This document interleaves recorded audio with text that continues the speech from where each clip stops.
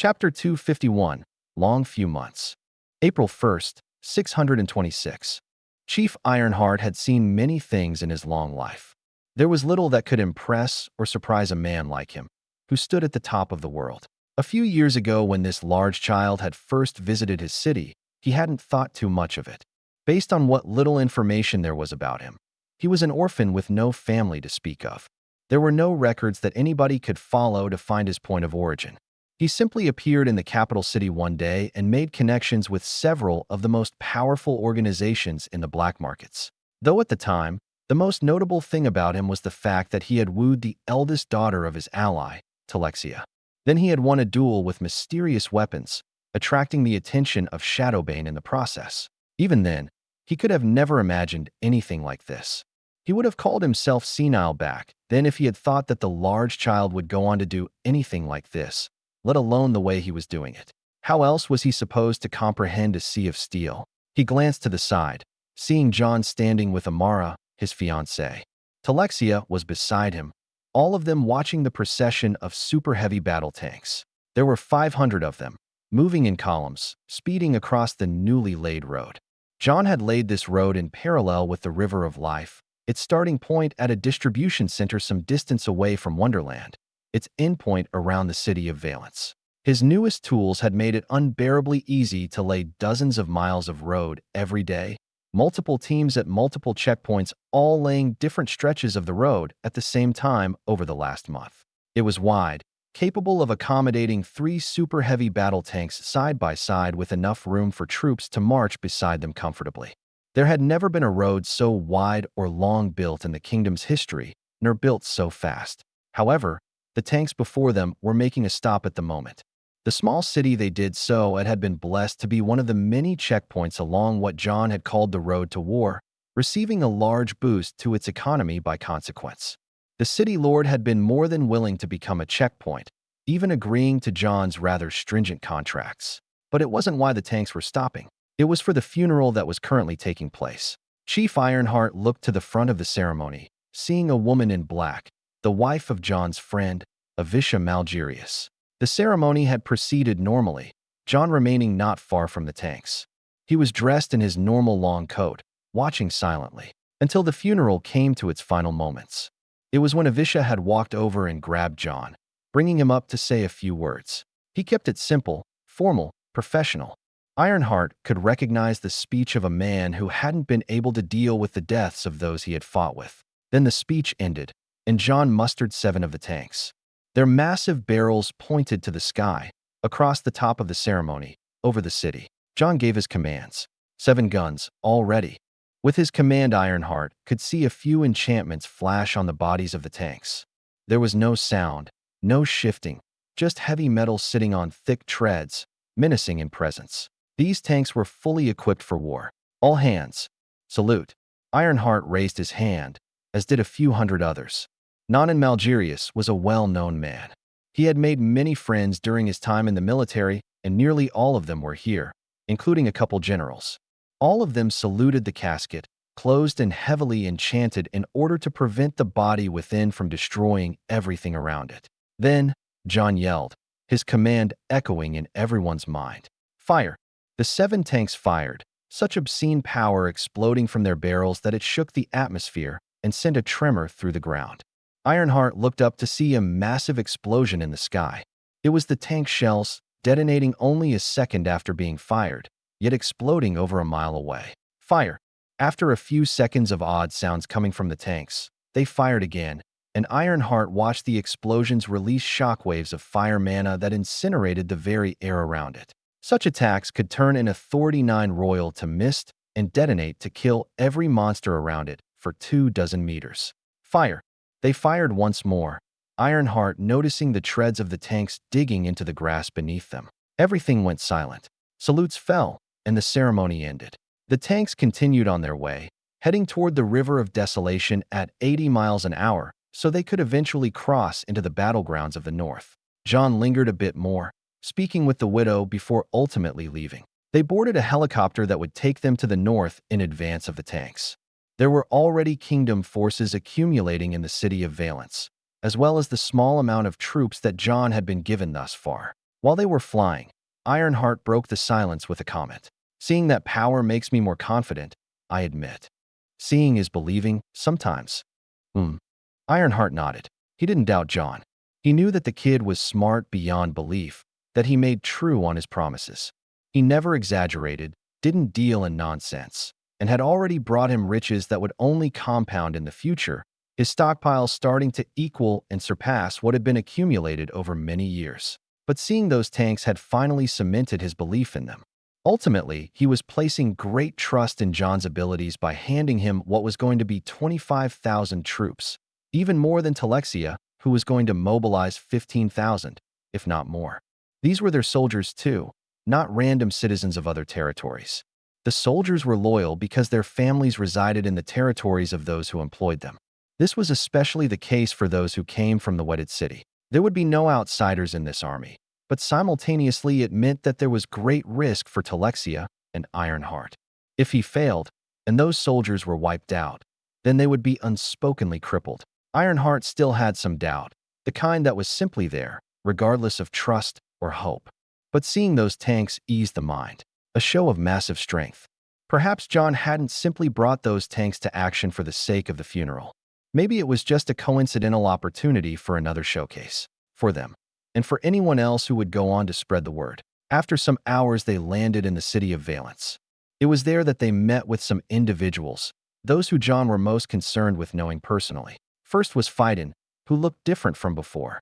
His hair was shimmering gold, more so than before, and he looked like he put on some serious muscle mass, making him slightly less lean than before.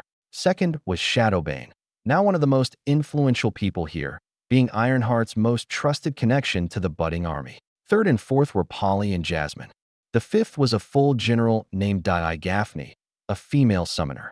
The sixth was a marshal named Elsie Rourke, a female knight. Jaya stood behind Fidan, being one of the contracts John bought from Guns alongside the others.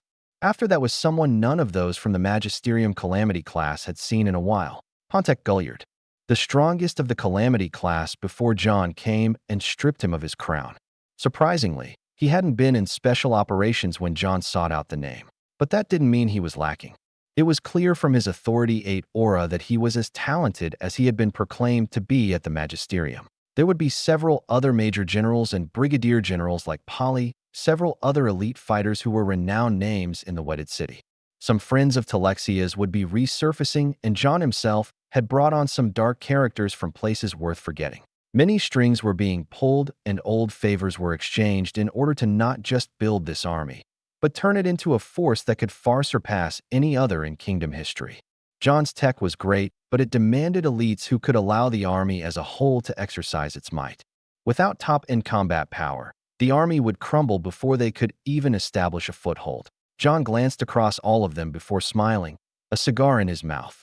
He let out a cloud of smoke with a long breath. Welcome to Iron Legion. Over the next week, I will be detailing everyone involved in the operation codenamed Euclid's Anvil on their roles and the plans regarding the establishment of the main operating base Glass Desert. There will be phases of advancement, there will be training, and this operation will take time. But time is not our ally. The Scourge waits for no man, and the more time passes, the further they will advance. My weapons are great tools that promise their destruction, but I will not step onto a battlefield with an army that lacks the training and knowledge to use them. I will not waste resources, human or otherwise, on stupidity. That is why, like the soldiers, the leaders above them will be thoroughly educated on how they need to operate. If, by the end of my training and by the time of the establishment of the Glass Desert, the leaders do not understand the fact that there will be no retreat, then they will be stripped of their rank and discharged into the oncoming hordes by the very people they failed. Frowns suddenly surfaced, especially on the full general's face. He carefully spoke. What do you mean, no retreat? I mean it as I say it. There will be no retreat. Generals will not be allowed to leave their posts. Brigadiers will not be allowed to leave their battalions or platoons. Marshals will be at the head of every major movement, acting as the tip of the spear. This means that the leaders will live and die with their troops and at their posts. Desertion will be met with death, especially by leaders. The full general met John's piercing golden eyes before looking down and nodding. He received no other arguments, continuing. You will all learn how I will conduct war. My weapons of destruction demand the mindset to use them. They demand trust. Trust in the forged steel of the tanks, in the support of the aircraft, in the integrity of the battle formations, and most importantly, in the strength of the leaders demanding their charge. The soldiers will not be the bravest of those on the battlefield.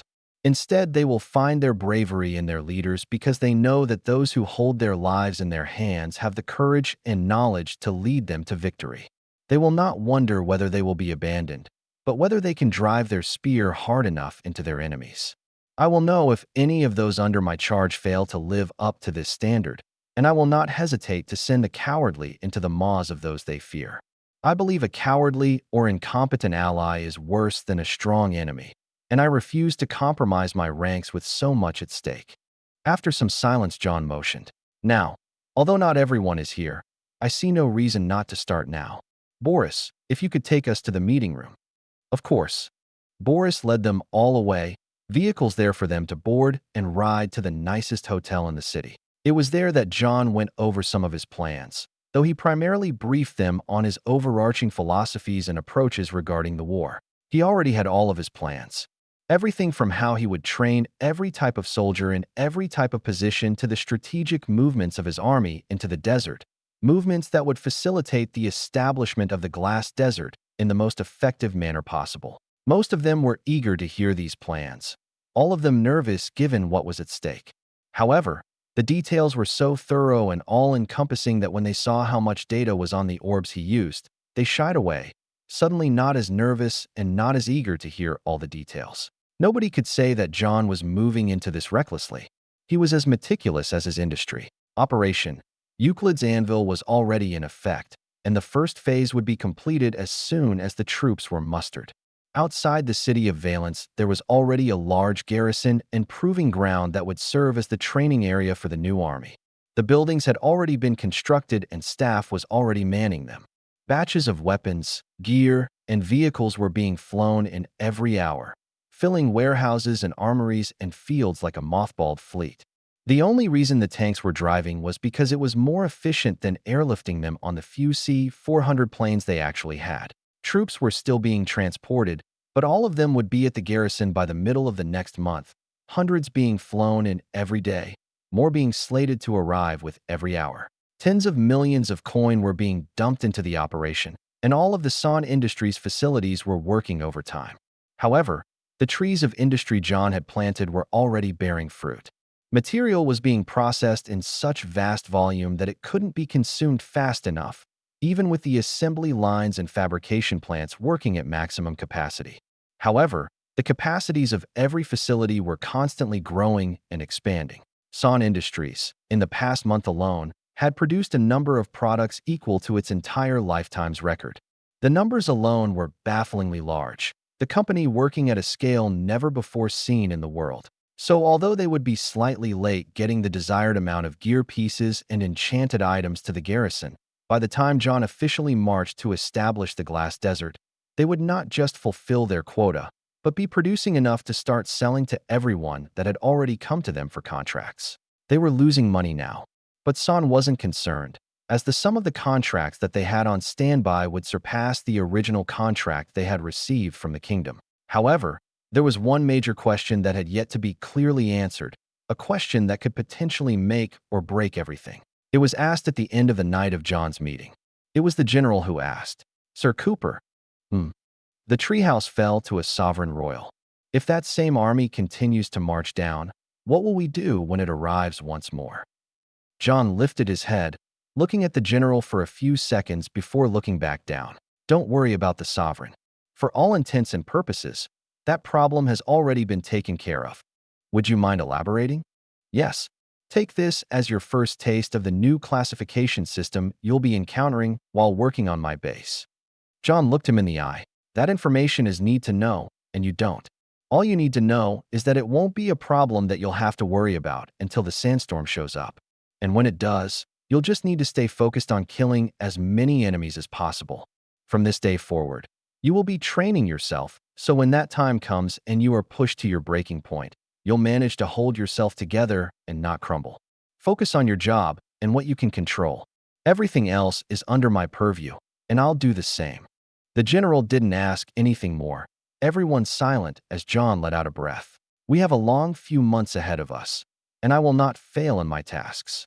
Chapter 252. Then who? April 16th. Replacement operation has succeeded without compromise. Gathering will proceed as normal. April 23rd. The Proving Ground Camp Phoenix has reached a population of 31,000 soldiers, primarily composed of those from the Wedded City. Brief glances at numbers estimate a distribution of 25% warlocks, 38% summoners, and 37% knights in combat roles. Summoners are given heavy emphasis in battlefield operations, much unlike standard kingdom doctrine. There are three main forms of combat formations. The primary dividing differences between the types of troop composition lies in the type of armor each batch of soldiers leaves their base with. Aside from special circumstances, all troops that leave base do so aboard some kind of armored vehicle transport, such as a tank, armored personnel carrier, or aircraft.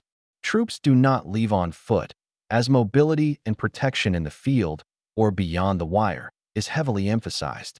Troops that operate in or around tanks and tank formations are known as heavy metal.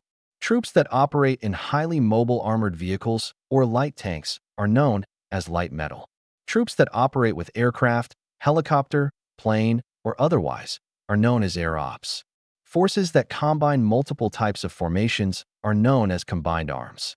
Due to the technical nature of the vehicles that form the backbone of all combat operations, summoners and their intelligence are exploited in order to manage the vehicles and heavy weapons. Within heavy metal, summoners control all operations within a tank. Given that the purpose of a tank is to protect the occupants inside, knights within a tank are used for nothing more than their strength and their ability to load heavy shells into tank breeches for firing. See General Anatomy of a Tank and its mechanisms.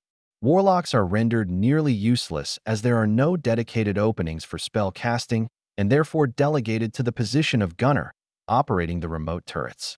However, both types of magi are present within every tank should it be rendered immobile, giving the occupants a fighting chance in the event they have to leave the protections of the armor. In light metal formations, warlocks and knights are present in far heavier distributions as their role in combat is more personal. Summoners are still present, however.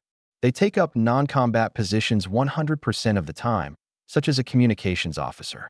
The risks of being on the battlefield are, by John Cooper's doctrine, not sufficient to prevent the allocation of summoners, the protections afforded by armor and troops deemed enough to protect them in tolerable situations.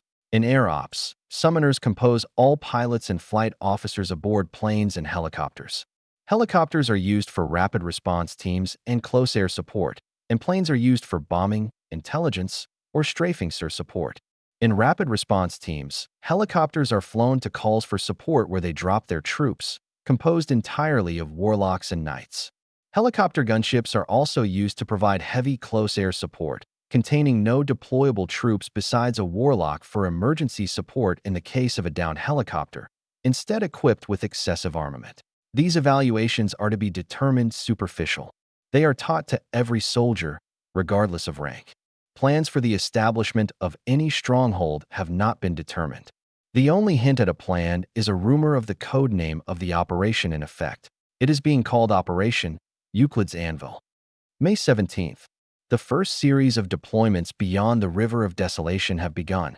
The teams sent out are small, all of them consisting of combined arms formations, including M300 super heavy battle tanks, light metal troops, and plentiful air ops. Rumors state that a dedicated bridge has been built across the river. When its construction started remains unknown. Attempts to collect additional or meaningful information from lower-level intelligence agents has proven impossible. It is clear that all intelligence regarding high-level strategic discussion is kept on tight lockdown. The practices from John Cooper's writings on classification systems are in effect, but given that he has full control over higher command, these systems have been thoroughly implemented, to a higher degree than they could have been elsewhere. Communications from official kingdom forces and high leadership have also proven fruitless. No leaders within the Iron Legion private military force have shown any desire to share critical or strategic information beyond what is obviously observable, nor have they deployed any troops in response to calls for cooperation, with training being the culprit excuse. Attempts to attain clearance to access higher intelligence according to the classification system has proven extremely difficult. All intelligence agents are discouraged from asking for higher clearances, forced to wait for an extended opportunity by their seniors. Such opportunities are only given if deemed necessary, making their occurrence at this point in time rare. This is further hampered by the reality that most intelligence agents have some form of prior or personal connection with their senior leaders, making outsiders ostracized. Intelligence regarding operations beyond the river is scarce at the moment. Time is needed. May 29th. Mass deployments beyond the river have begun. Camp Phoenix has reached full saturation and batches of trained troops are graduating every week. Thousands are either engaging in live fire training or are on a vehicle rolling to the river. The total number of persons within Iron Legion has reached approximately 46,000, over half of them now beyond the river. I have yet to be deployed beyond the river. Intelligence regarding those operations is still scarcely relayed back to personnel at my level. Time is needed. Live fire training has proven to be exorbitantly expensive for Son Industries. Thousands of shells are being fired from tanks and artillery daily. They fire training shells without explosive elements, but elemental crystals are still being used in vast numbers. Evaluations of the production scale of Son Industries should be investigated with greater depth, as the consumption is higher than should be possible with currently known figures, especially given that total war has yet to be reached. A rough calculation based on counts of armored vehicles and their weapons, as well as the gear handed out as standard issue, point toward consumption capacity being thousands of times greater than what is seen at Camp Phoenix alone. Given the doctrine that allows nearly limitless consumption of ammunition and ordnance, short of what each vehicle is capable of carrying or what each weapon is capable of sustaining, those figures grow further by magnitudes. Orders have been given for phased deployments of troops beyond the river. Camp Phoenix will continue to operate as a supply post beyond the city of Valence. It is clear that John Cooper intends to remain completely independent of the city. I will be on a transport to leave soon. Time is needed. June 6th. Intelligence was acquired from a drunken discussion with an armorer. Standard issue gear handed to every soldier is extravagant. Personal armor for knights and warlocks is issued based on authority, with the materials of the armor being enchanted to a standard 2 entire authorities higher than the authority of the person receiving it, with a minimum authority of 5. This changes at the higher authorities, but no information has been attained on the kind of armor that the chiefs, brigadiers, or marshals are wearing. Brigadiers and marshals have uniforms, but it is likely that they continue to wear their own personal armor underneath. Warlocks are not distributed soft armor like robes, but metal armor like knights. The two are generally similar in design, the knights given greater bulk that can distinguish them from a warlock. Both designs are full metal, with segmented portions that attach to each other by means yet unknown, allowing a thorough level of form-fitting function while still eliminating all weak points. Helmets are fully enclosed, with colored glass face shields that don't obstruct vision and allow light only one way. The armors are also, to quote official documents, environmentally sealed, which means they can filter air and prevent all foreign substances like poisons and liquids from entering the armor. It is rumored that these environmental enchantments were designed by John Cooper's fiancée, Amara Teleria, the only explanation as to why they would be so cheap as to be placed on every single piece of armor for every soldier, regardless of authority. The weapons handed to soldiers are similarly distributed at an authority higher than the receiving magus. Foci are basic but effective for warlocks, while each knight is able to pick their weapon from a broad variety that is offered. Custom orders are also taken within reason and at no cost. Each soldier is also equipped with an aerial. It is capable of basic functions every aerial is known to have. However, it is clear that extra security functions are embedded into every aerial, including binding to crests. No information could be obtained about how these aerials are accessed in the event of a soldier dying, primarily regarding cracking the crest lockout. It seems like the armorer knew nothing himself. I have gained his trust through sexual relations, but I will be leaving for the river soon. Time is needed. June 8th. A new technology was recently unveiled on the training grounds. The armorer spoke of it as they had received a massive amount of cargo shipments in recent days, though the crates were only just now allowed to be opened. The technology is called adaptive camouflage, and it is a visual distortion technology that can be equipped onto both personal armor and vehicles alike. It is not meant to make people or vehicles invisible, but allows them, to quote the armorer's reading of a technical document, distort their visual signature, form, color, and shading in order to enable troops, vehicles, and emplacements to blend into uniform or technical environments with greater efficacy. The armorer stated that every soldier and every vehicle would be equipped with an adaptive camouflage device, and that the design for this device was created by John Cooper utilizing new psycho enchantments. The personal device comes in the form of an undershirt, allowing it to be protected by worn armor, while the larger device for vehicles comes in the form of specially designed metal boxes. The armorer stated that every vehicle already has a place to insert and power these devices, meaning the vehicles were designed for the adaptive camouflage device to be present far in advance despite the technology not having yet been deployed, or perhaps even perfected, until just recently. The armorer didn't know if there would be any other devices of such nature being deployed in the future. I will be leaving Camp Phoenix tomorrow, so the armorer will no longer be a source of information. June 14th. I have arrived and settled into a new position at the main operating base called Glass Desert. Direct sources of information continue to be scarce, but the general situation remains observable. Construction of the Glass Desert is ongoing, but a perimeter has been secured. There are no solid walls being built, the perimeter of the base being a metal fence that can clearly be seen through, with towers dotting the fence line that sentries man for watch. The construction is open and flat in design, with the vast majority of the base's area being reserved for inactive vehicles and aircraft, such as for the airfield, hangar, and gantries and garages. There are facilities of all kinds on this base, and supply lines are being established. The train terminal is under construction, and rumors state that the line will reach the river soon, the base being connected to the line by the next month. Until then, essential supplies such as food are being transported by vehicle or aircraft. The source of food and other products is unknown, but according to inquiries with chefs and other supply managers, there is no scarcity, even perishables like fruits being imported in numbers. Shield obelisks have been erected already, the buildings located at several points across the base, but idly inactive. The conditions for their activation are unknown, but they are not of kingdom design, and there are approximately 200 of them, a number far higher than what should be necessary for any normal base, even a stronghold. Their effectiveness or sheer power is unknown. They give off no discernible magical signature, completely invisible to my sensors. There are also no visible enchantments. Based on the numbers, John Cooper's secrecy, and doctrinal paranoia, it may be safe to assume some obelisks are fakes. This is speculation and cannot be confirmed without active study or a much more powerful enchanter who can pierce the veil of the obelisks. Soldiers are sent out nearly every hour, whether for patrol or combat operations. Battles against the Scourge have already been carried out, small detachments of monsters numbering in the thousands being met in open battle.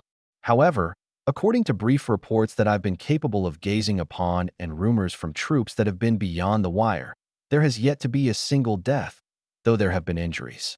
Although difficult to believe, the generals refuse to send out forces with anything less than overwhelming firepower, every force accompanied by heavy metal and excessive air support without exception. Depending on the strength of the Scourge forces and given the defensive attributes of the tanks and APCs, the lack of deaths thus far is not unbelievable.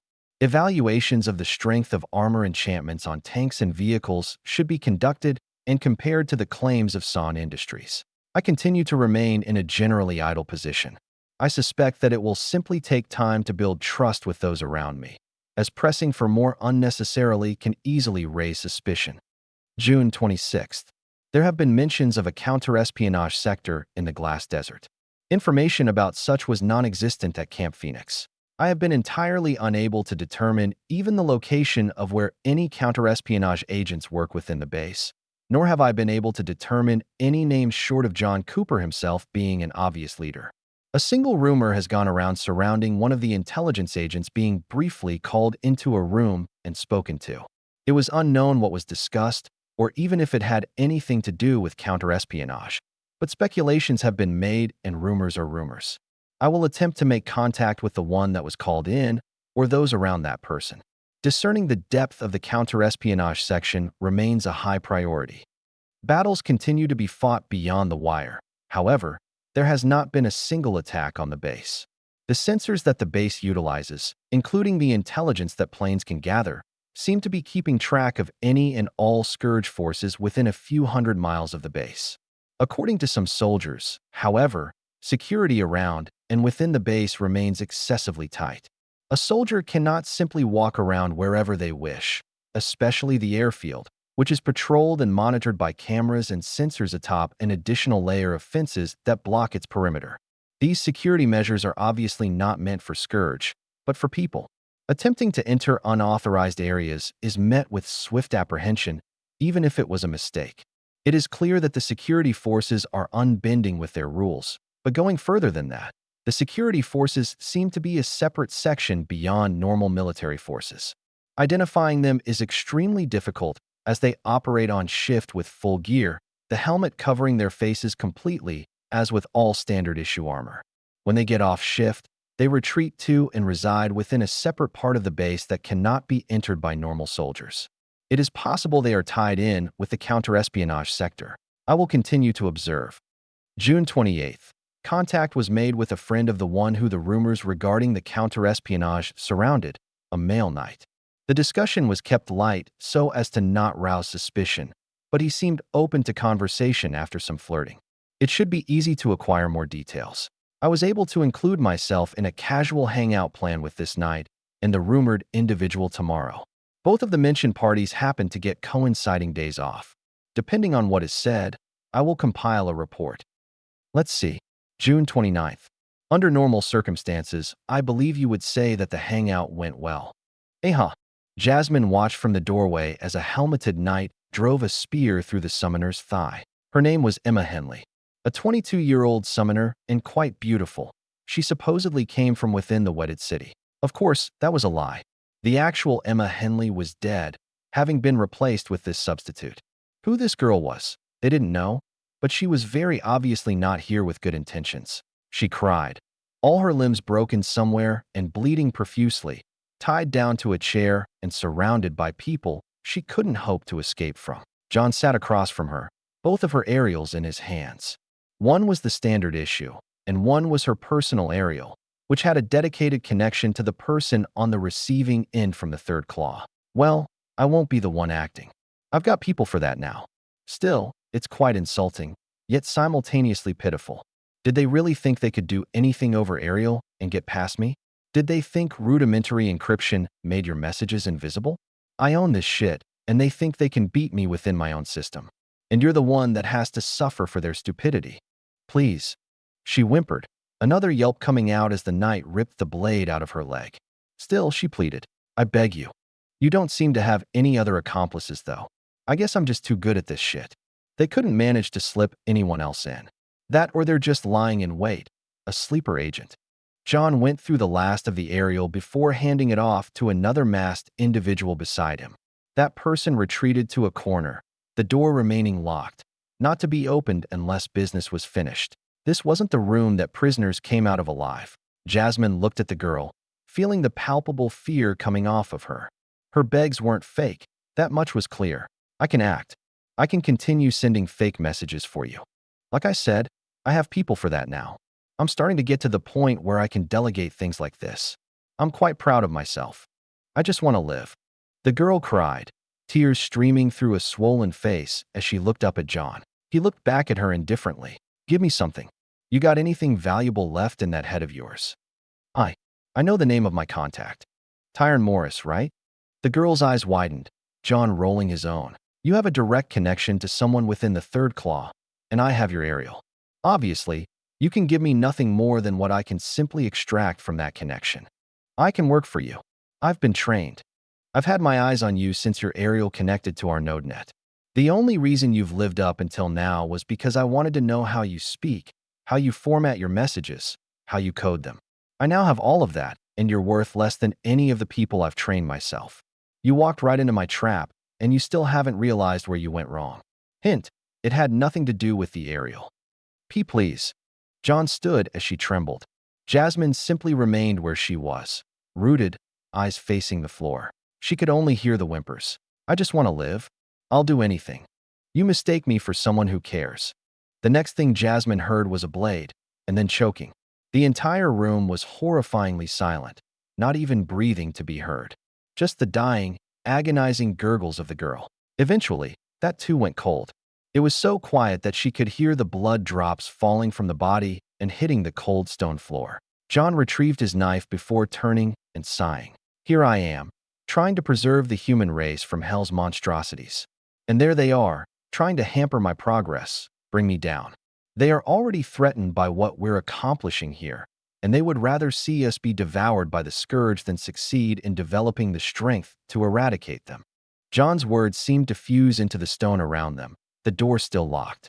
It wasn't often Jasmine was scared of allies, but in this moment, she wasn't sure whether she wanted to cry from fear or feel encouraged by John's words. Something about them made her both righteously angry and terrified. He turned to them, glancing between all of them. Jasmine could feel the surrounding guards respond to his gaze not with fear, but with ruthless determination. They prey on our downfall. That makes them an enemy no different from the scourge. They may still be humans, and they may still want humanity to survive, but make no mistake, it is not for the sake of humanity itself, but their own preservation at the expense of all else. Their stupidity, their corruption, is just as dangerous as the scourge itself is, and we do not grant our enemies mercy, no matter the form they come in. Evil is evil, and we dedicate ourselves to its eradication. Was she evil?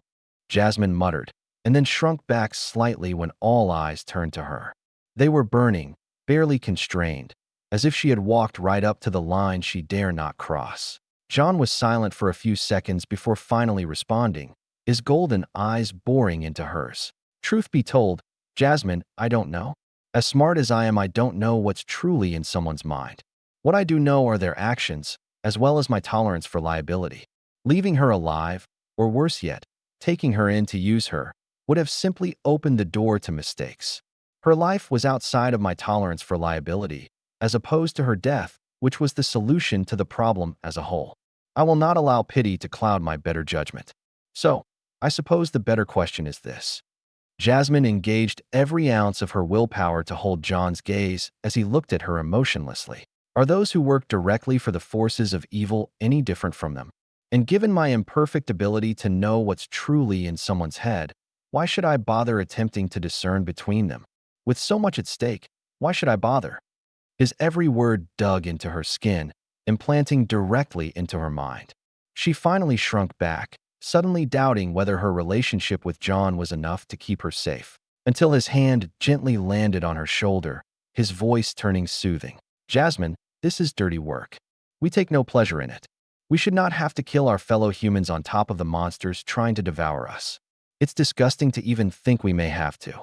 But it's necessary, because there are those who harbor so much greed and pride that they would rather sacrifice hundreds of thousands than lift a finger themselves and jeopardize their power and riches, just as they did at the treehouse.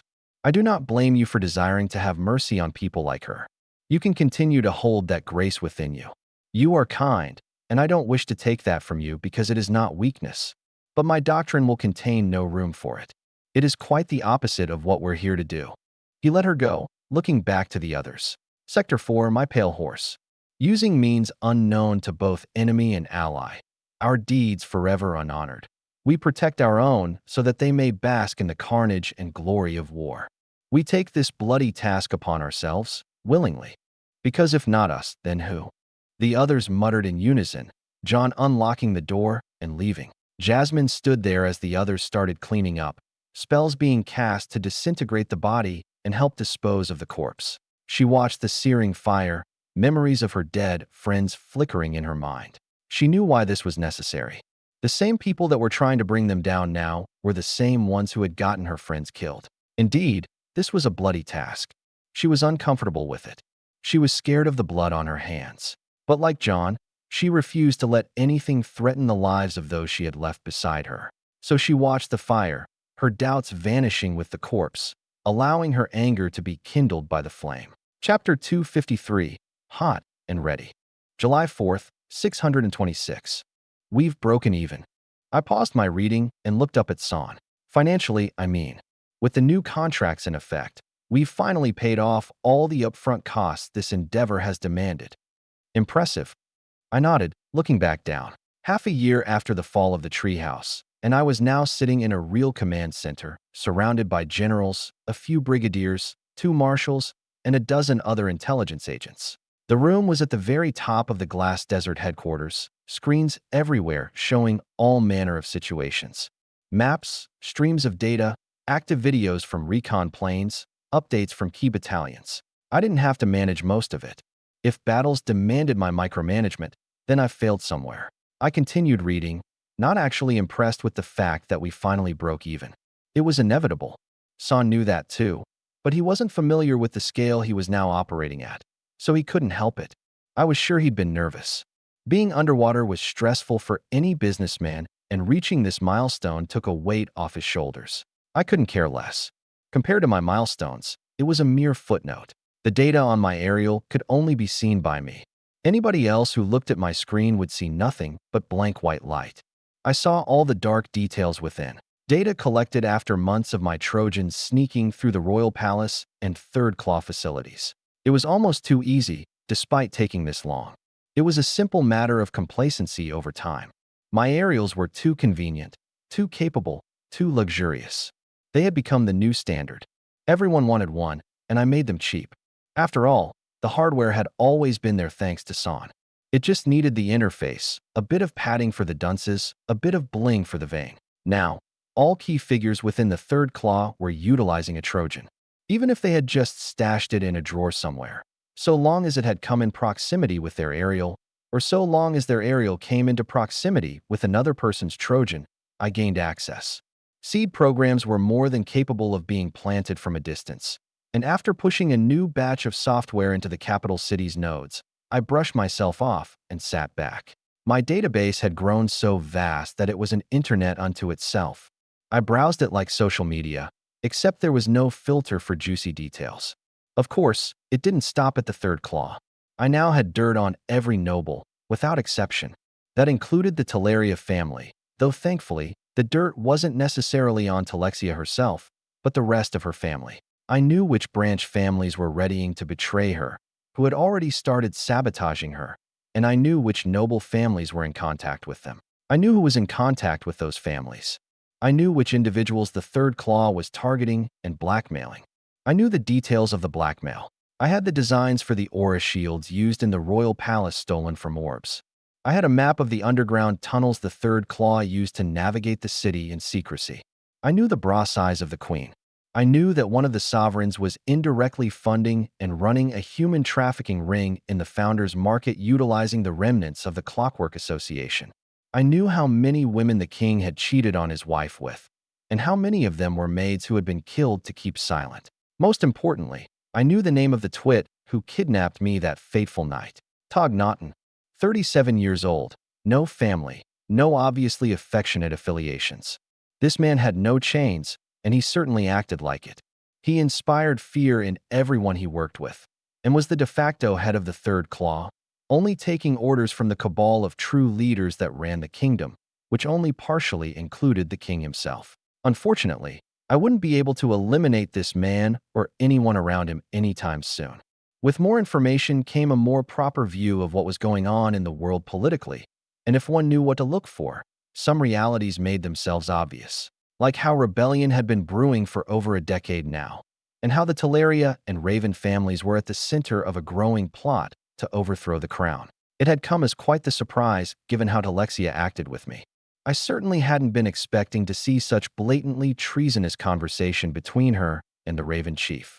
Part of me wanted to drop messages to both of them and tell them to be more careful. The other part of me knew that I had to use this, because I quickly realized that what I was doing now went far beyond simply attaining a long-desired victory over the Scourge. I was arming their militaries.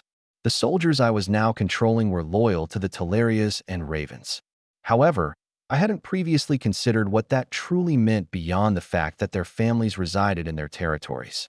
Given some time to observe, as well as some 20/20 hindsight, I realized that having loyal soldiers in a military that was supposed to be centralized around the crown wasn't so simple. It was no wonder Talexia had always wanted to be careful about Amara and I. She didn't want to spark feuds or grow tension between her and other high noble houses because it could compromise her future plans. It was only because I became as valuable as I did that the cost suddenly became worth it, not to mention that now I could fight for myself, and because of that I was pulling all the attention.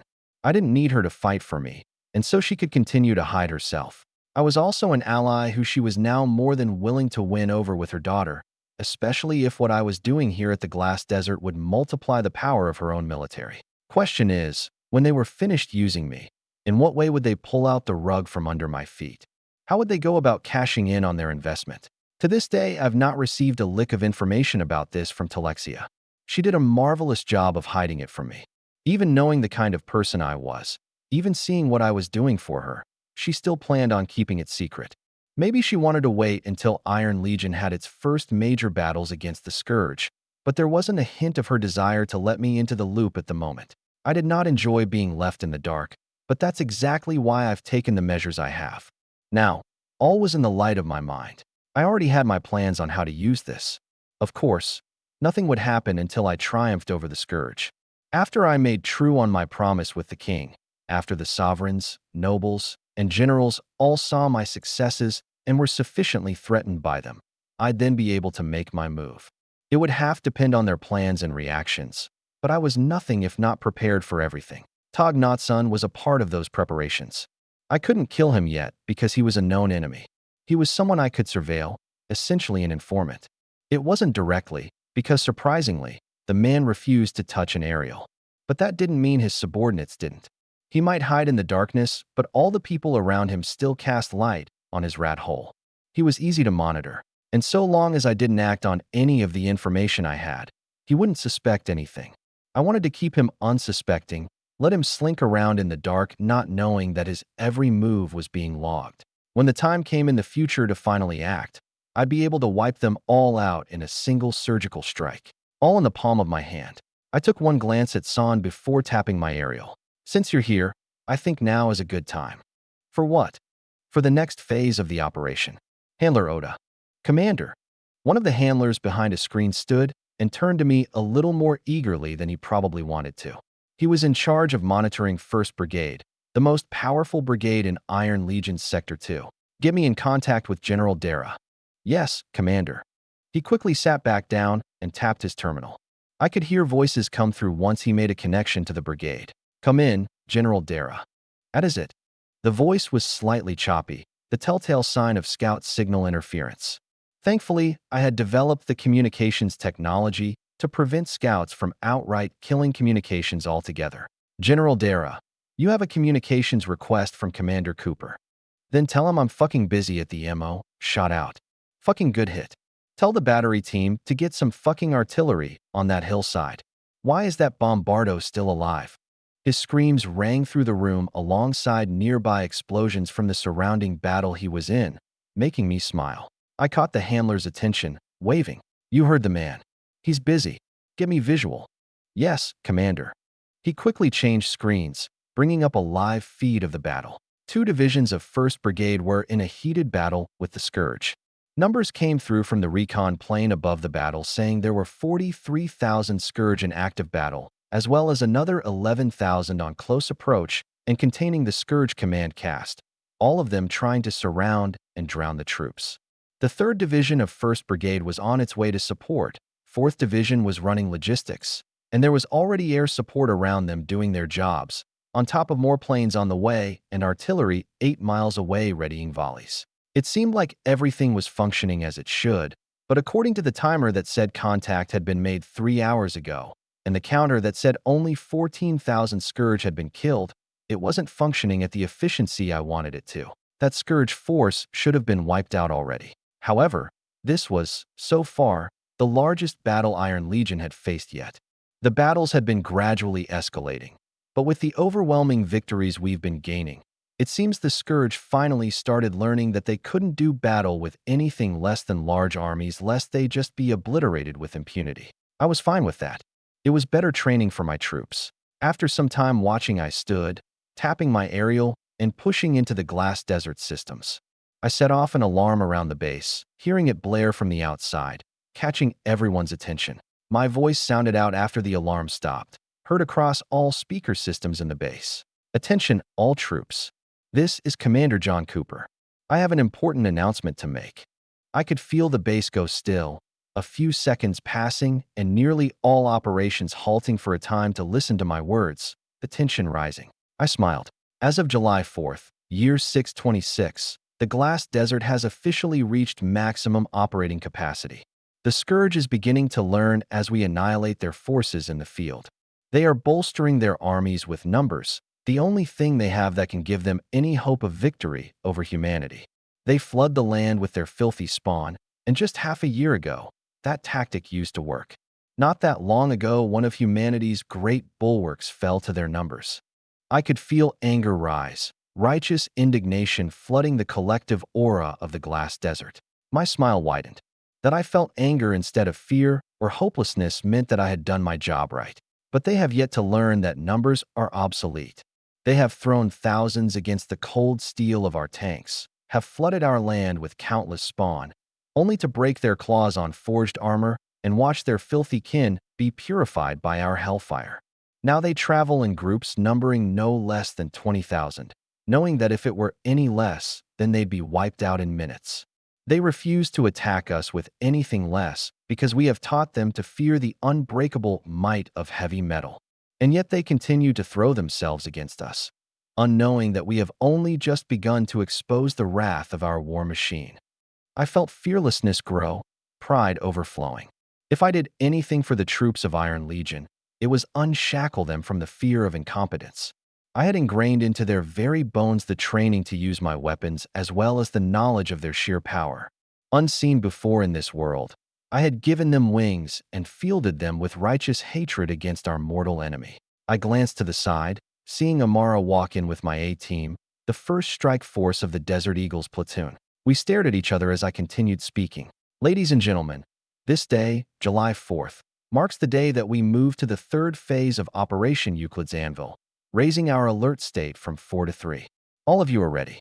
You have all been trained, have shown that you have the courage to wield weapons never before seen in this world. As the Scourge raises their resistance, so too will we muster the firepower to ensure their continued demise. As I speak, they rage against the premier of our war machine, our 1st Brigade. I've been managing logistics for so long that I was unaware of such a large battle. So in celebration of this step forward, I'll be deploying to the front line myself in order to assist our brothers and sisters in battle. To victory! To victory! I heard the resounding chant even from within the command center. Commander Cooper out. I cut the announcement, turning my body to Amara.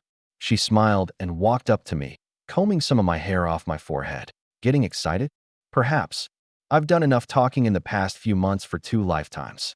Totenstall is getting restless. Then, how about a hot drop? Speaking my language. I stepped in, putting my arm around her waist and pulling her close, locking lips. I gave her a long, deep kiss, pulling glances from all in the command center. When I finally pulled away several seconds later, Amara was a bit flush. Her skin was still pale, so it was always rather obvious. I laughed. Ha. I'm hot and fucking ready, baby. Today is a good fucking day to distribute some freedom.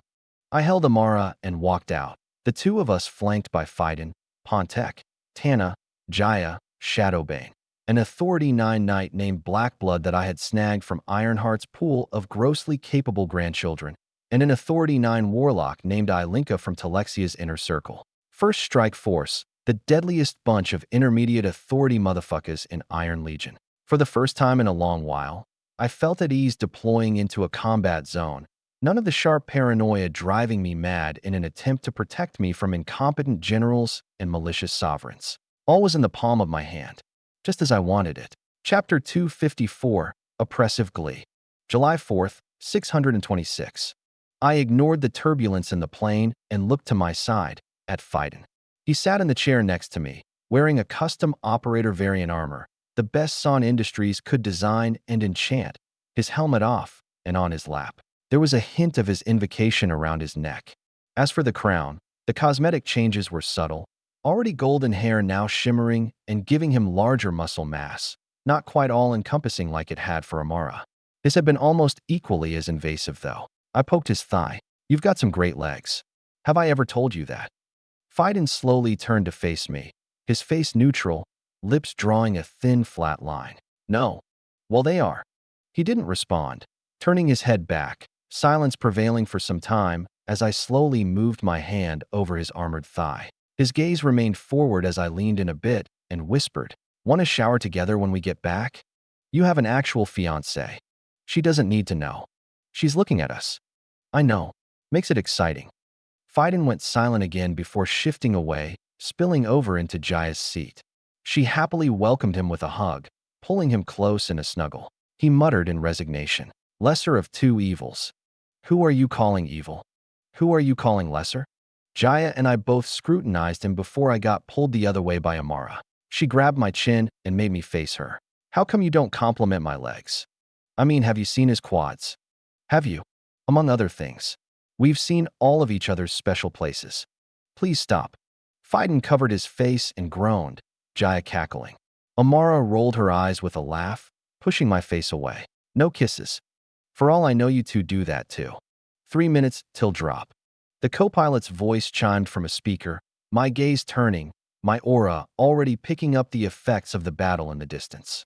I glanced around as a few people put on their helmets, Phaidon and Jaya included. Most people in First Strike Force wore new custom-made armor that we developed at Wonderland. There were a few exceptions, though. Shadowbane was one of them. She wore a suit made from the leather of a Lord Beast, enchanted to Authority 11, courtesy of the deep coffers of the Raven family. It clung tight to her body and was riddled with straps and weapons. She specialized in speed, but speed was a form of stealth in itself. After arming her with some of the adaptive camouflage I made, she became an unstoppable menace. Then there was Tana, sitting in a corner. I could see her normally, but as we had learned over time, nobody else had the same ease. If I had to guess, the reason I could see her fine was because I was from Earth, accustomed to a world without aura. I didn't know specifically what that afforded me, but the results were undeniable. As for the Scourge, we had yet to come across anything that could pick her out. She was only slightly exposed when delivering blows, when she made contact with other living things, but otherwise not even an Authority 10 King blood could pick her out. She had been quite excited to discover that, and now her efforts were wholly devoted to advancing as fast as possible. She was already Authority 8, having advanced a couple months ago. Although she used some custom armor, it wasn't equipped with adaptive camouflage, which would be redundant at best and harmful to her stealth at worst. Jaya was loaded with concoctions, all paid for by San Industries. We had also hired some alchemists and built a lab. It was definitely our least developed industry since I knew next to nothing about it. But it wasn't like it didn't have any applications, so I didn't mind throwing some money at them to keep Jaya stocked and use their free time to spit out interesting stuff. She was in custom armor, enjoying the protection and camo. Pontek Gulliard was also in our armor. He had proven himself to be versatile over the last few months of adapting himself to the level of the team. He was incredibly skilled, able to beat Phaidon in technique. The only thing he lacked was any particularly extreme ability, like Phaidon with his spatial warping, Shadowbane with her speed, or Tana with her stealth. Nonetheless, he was adaptable and, despite being Authority 8, was able to pick fights with Authority 9s confidently. He also had an incredible weapon, a pure gold sword dense with heavy enchantments that made it oddly ethereal, an heirloom given to him by his family. Seeing that, I made sure to tell my seed programs to seek out his family and dig up information. I wondered what they were hiding. Then there was Blackblood, older than Shadowbane, and also one of Ironheart's grandchildren. He was an Authority 9 knight, a large man only an inch shorter than me who looked tough as nails with unkempt scruff, buzzed hair, and dark brown eyes. His temper was a bit of an issue, and he wasn't buddies with everyone on the team, but he did his job, and he did it well. He could take on behemoths by himself, his weapon of choice being a flanged mace. He was incredibly strong, and he had an odd ability to turn all his strikes into concussive blows. I've seen 50-foot-tall monsters explode into showers of gore from one of his strikes. It was quite intriguing, and reminded me of a certain someone back at the Tavera family. The other new addition to the team was someone from Telexia's circle. Alinka Teleria was Amara's cousin and 8 years her senior. She was Authority 9 and specialized in healing. She was a combat healer at Stronghold Beta, a special operator under guns. Her contract had been pricey, but she was worth it. I've seen her in action, and she has a good head on her shoulders as well as the combat prowess to complement it. She has some light spatial spells under her belt, her air element being enlightened, as well as her unenlightened but developed fire and water affinities. She and Amara frequently spoke about magic since they had the same exact elemental paths, Ilinka teaching her about some healing magic, which Amara was still beginning to learn. They were also good friends, so that was a major plus. This team was incredibly powerful, diverse, adaptable, independent, yet collectively more than the sum of its parts. We had more to work on regarding teamwork, but that would come in time as I got more opportunities to step into battle. Plus, the team wasn't actually full yet. There were supposed to be 2 others coming from the church in the coming month, Anderson having personally asked me to bring them in. They were from the Corpella peerage and were apparently more than powerful enough to be a part of my team. I didn't doubt their power, but I wondered why he wanted them specifically to join my team. If they were powerful, they no doubt had experience. Perhaps he just wanted them to learn, to surveil. Whatever it was, I had no reason to turn them down. It wasn't every day that Anderson personally asked for something. Red light. I saw the large red light around the drop hatch turn on. We were around the drop zone. Everyone got up, helmets on, lining up and adjusting their gear. On everyone's backs were metal packs. I smiled when I saw them. We had only made a few of these and they were still being perfected, but even these prototype models were exceptional, though more importantly, reliably functional. I got excited, equipping my own, the harness clamping down over my chest and around my thighs after I strapped everything into place. After that, I brought out my own high-altitude oxygen mask and helmet, strapping them on and feeling the seal break, fresh air flowing from a small oxygen tank that I secured to the harness on my chest. I then walked to the front and slammed a large button, the back hatch of the plane lowering to reveal the planet 30,000 feet below us. The air depressurized a bit, fluttering my clothes. I took a longer glance down, seeing the active battle despite being so high up. In the distance, I could see the mountain range where the ruins of Stronghold Charlie were, as well as the gargantuan intestine snaking its way through.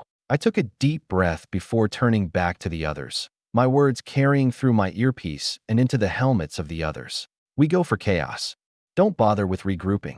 Test fire on the way down. Signal any malfunctions. And if we get a malfunction? Blackblood's voice came back. I shrugged. Say a quick prayer. What about the emergency chute? That's an option too. Whatever tickles your fancy. Fucking dick. The green light came on after that, my steps taking me to front and center. Amara stepped up to my side, nodding at me with her witch hat on and no mask. She could easily isolate the atmosphere around her, eliminate wind resistance, and keep the hat on her head. Even now I could see the field around her working. With a quick movement, I sidestepped and tackled her, the 2 of us flying out of the plane. John! Ha! I cackled as we plummeted, taking a few seconds before pushing myself away from her, activating my backpack.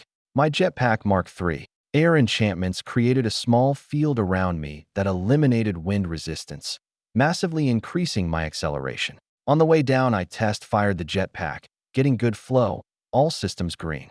I also didn't get any signals from others, so it looked like we would all survive this jump. The ground rapidly approached, my speedometer quickly hitting 160 miles an hour and continuing to rise. At some point, I killed the field, the wind slamming into me and bleeding my speed. Once I hit terminal velocity, I activated the decelerator, the jetpack activating and air braking with some more magic, specially designed by Amara. Then the ground came, the jetpack firing behind my head and helping me reorient feet down. Then I tucked my knees a bit, the jetpack firing downward, using air magic to stabilize so I didn't flip head over ass uncontrollably. I rapidly slowed, firing the jetpack and letting it lower me to the ground. It was a bit rough, but I didn't have to tumble when my boots finally planted. Amara landed not far from me, the others landing within 100 yards or so, nobody turning into a bloody pancake on the dirt. I nodded, sending my mask and helmet back to my inner dimension, sending the jetpack back to my pocket space. Then I looked up at the hordes in front of us, seeing their backs, 1st Brigade on the other side. A perfect insertion behind our enemies. Royals only a quarter mile away, hiding in the backlands. How convenient. I nodded to the others, all of them helmeted, weapons ready. An AT-4 appeared in my arms, a smile on my face. The desert around us was hot and dry, bearing down on my coat, but it was a welcome change from the normal snowy hellscapes I'd been dealing with for too long. More importantly, the land was mostly flat all around us. No hills to break line of sight, no mountains and forests to sneak around in. Nowhere to run, nowhere to hide. I picked a target, taking a step forward. The others took that as the signal to run towards the enemy. It was weapons-free, no rules of engagement. I laughed a bit. This is gonna be fun. Get another fucking shell on that bombardo. It's the last 1 inch. Shot out. General Dara, they're dropping. It was one scream after another, General Dara turning to one of the other summoners in the command tank. He ignored the autoloader screeching and yelled, "What? We got friendly tags dropping behind enemy lines." Fucking who? Unknown. They aren't spitting out names, so chances are it's a drop shock team. What do you mean, no names? Dara leaned down and pulled over the screen the agent was looking at, seeing a camera feed of the enemy lines. In the back were some friendly tags, definitely marked blue, but glitching, the call signs on the tags refusing to show. Like the system was broken. He scowled. That's not just a drop shock team. That's the fucking commander. It is. His call sign is the only one these systems refuse to spell out. Call off the artillery on that grid square. I don't know what that psycho is trying to do, but I don't need to be blamed for killing him. Yes, sir. The commander turned his eyes back to the viewport, suddenly squinting when there was a flash. In the distance, he saw a lance of bright light reach into the sky, touching heaven before collapsing back to the ground and detonating. It was like 100 thermobaric shells went off, a massive plume of blue fire erupting into the air. He could see the shockwave blast travel through the air, shaking the dust across the battlefield before it slammed into them. He covered his ears when the noise hit the tank's speakers, making them scream for a second before automatically dampening. Fuck. Bunch of fucking monsters on that team. Was that the witch? Yes. Now focus on the battle. Royal signatures on the right. Shot out. Another scream, another shell, another explosion. General Dara continued to battle, coordinating artillery, air support, and the broader formations of his troops, even as those in his command tank slung shells from the singular main gun as fast as they could. Timed shells were the favorite at the moment. Smaller targets were harder to hit, and driving shells into the ground was a waste oftentimes. But with high explosive timed shells, one could detonate the shells in the middle of large groups of enemies, making the most of the blast yield as a normal Warlock area spell would. The only issue was that every shell timer took adjustment and coordination between the sighter and the man on the firing lever. Thankfully, summoners were smart. Given practice, they could cue the code for a shell as the shell was being loaded, the code loading once it was locked in the breach, only firing after the green light was given. Dara saw the most recently fired shell out of his tank detonate about 240 meters ahead, obliterating the monsters in the blast radius amounting to around 50 of them. Compared to the thousands flooding toward them, it seemed like nothing, a small hole in the formation that was rapidly filled. But there were several hundred other tanks around Dara, all of them with 2 main guns instead of 1, firing as fast as they could, all with the help of air support and the turrets that riddled their chassis. Not to mention the 1,000 free warlocks and knights that killed anything that got too close and personal. The sheer amount of firepower going out was astronomical. General Dara had seen a lot in his life, had personally seen the spells of marshals and brigadiers wiping out thousands by themselves. But this was on another level. It took coordination, it took unfathomable resources and industry, but it could be wielded by weak summoners like them, and most importantly, kept them safe. No longer were large numbers of chiefs and brigadiers needed to eradicate armies like these. No longer did he have to read about double-digit mortality and attrition rates. He had yet to even see double-digit casualty numbers thus far. Shield blow detected. One of our tanks is hunkering. They're being swarmed. Get fire on them. Adjust sectors and give them some relief. Dara gave his commands, screens around him giving an overview of the battlefield. The M394 Super Heavy Command Tank was a mobile command center, John Cooper demanding that the commanders be in the field with their troops, even during combat. Dara was still learning to cope with the stress while also coordinating troops on the fly in such an environment, but he was learning. More importantly, he could begrudgingly admit that it provided a new perspective, a valuable perspective that changed the way he led his troops. He also realized why John Cooper had so vehemently ingrained the doctrine of a decentralized command structure. In chaos like this, micromanaging was impossible. Command fell apart upon contact with the enemy, and everyone wanted to do whatever they needed to kill the enemy and ensure their safety. His orders in such situations were ignored at best, but if everyone knew what the doctrine was, they would adapt accordingly themselves. At that point, Dara's job as a field general wasn't to simply give orders, but to give information. He had to prevent his troops from getting tunnel vision, had to guide the efforts of each tank captain in a broader sense, such as now. When one of his tanks blew their shields and started getting swarmed by monsters, he redirected firing sectors in order to drive back the hordes that had gotten too close and passed information to the surrounding tank captains so that they could command their turrets to fire upon the tank and wipe off the monsters upon it, all while making sure the other surrounding tank captains didn't overcompensate and redirect too much fire from other areas. Yes, friendly fire was in their protocols, and unfortunately, it had to be utilized often enough to be familiar with it. Yet, many tank captains and gunners had no qualms with turning their double-barrel high explosive turrets toward their friends. Some were even eager, as if it were funny. Thankfully, the armor was more than capable enough to take a constant barrage from the auxiliary turrets and come out with mere scorch marks. His dedicated aerial camera, afforded to him by a recon plane 40,000 feet above his head, adjusted to give him a direct live view of the tank. He watched as the two tanks to their flanks used their turrets to purge the monsters climbing atop it. Knights and warlocks in light armor or on their feet moved forward to slaughter the surrounding monsters. The victim tank, after the fire and smoke cleared, was relatively unmarred. It pulled back to allow its shields to recharge, another M300 moving forward to take its place, complemented by 5 M220 light battle tanks, 80-ton class. The battle line spanned over a mile, layers of other tanks, vehicles, and support troops to their backs. Sometimes they came to a stop, sometimes they merely inched up, but for every foot of ground they gained, the Scourge lost thousands. Dara's entire body was tense as he watched the screen. The Scourge would make pushes, high-authority combatants forcing their minions to charge, their terrible powers behind them.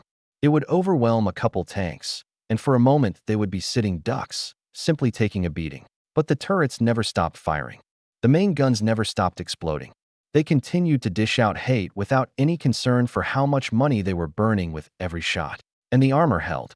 The brigadiers made sure the highest authority enemies couldn't simply flatten the tanks, and so long as that standard was held, the tanks could do their work no matter how many hundreds of monsters swarmed them. It just barely brought him relief to see the tanks back out after being piled on, fire from other light tanks purging the monsters, the tanks still functional, and the people inside still alive. Then he saw the chaos in the distance. He directed the camera over as he saw thousands of monsters turn around, facing away from the tanks at the behest of their controllers. He shifted the camera enough to see the monsters' backline. There he saw a few figures, massive power erupting from their bodies.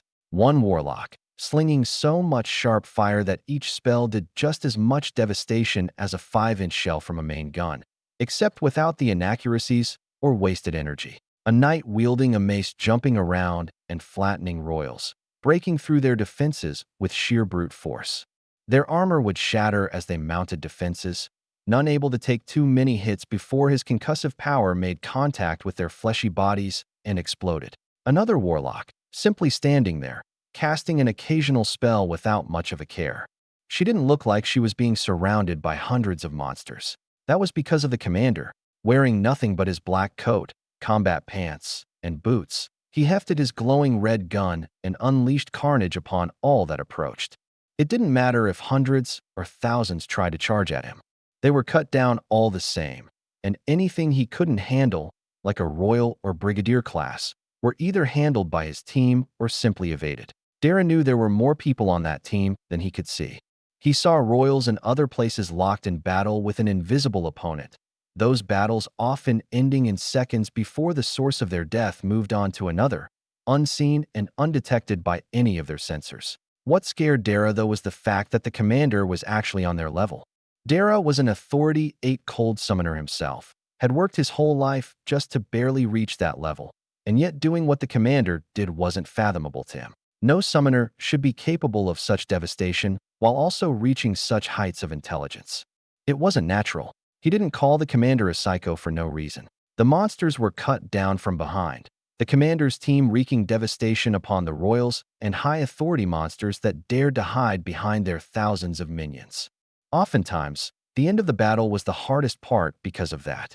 But with them here taking care of that problem, wielding the precision might of an entire division, the battle would end twice as quickly. Knowing that their pincer attack was already affecting the battle at large, Dara changed tactics and sent his directions to other captains. All forces encircle the enemy. Surround them. Drown them in fire as the commander slaughters their leaders from the back line. Tanks screamed as the orders were followed. Treads started shifting in the dirt, hundreds of tons of metal jolting forward as the main guns fired even faster, renewed energy in the knights who operated the breaches.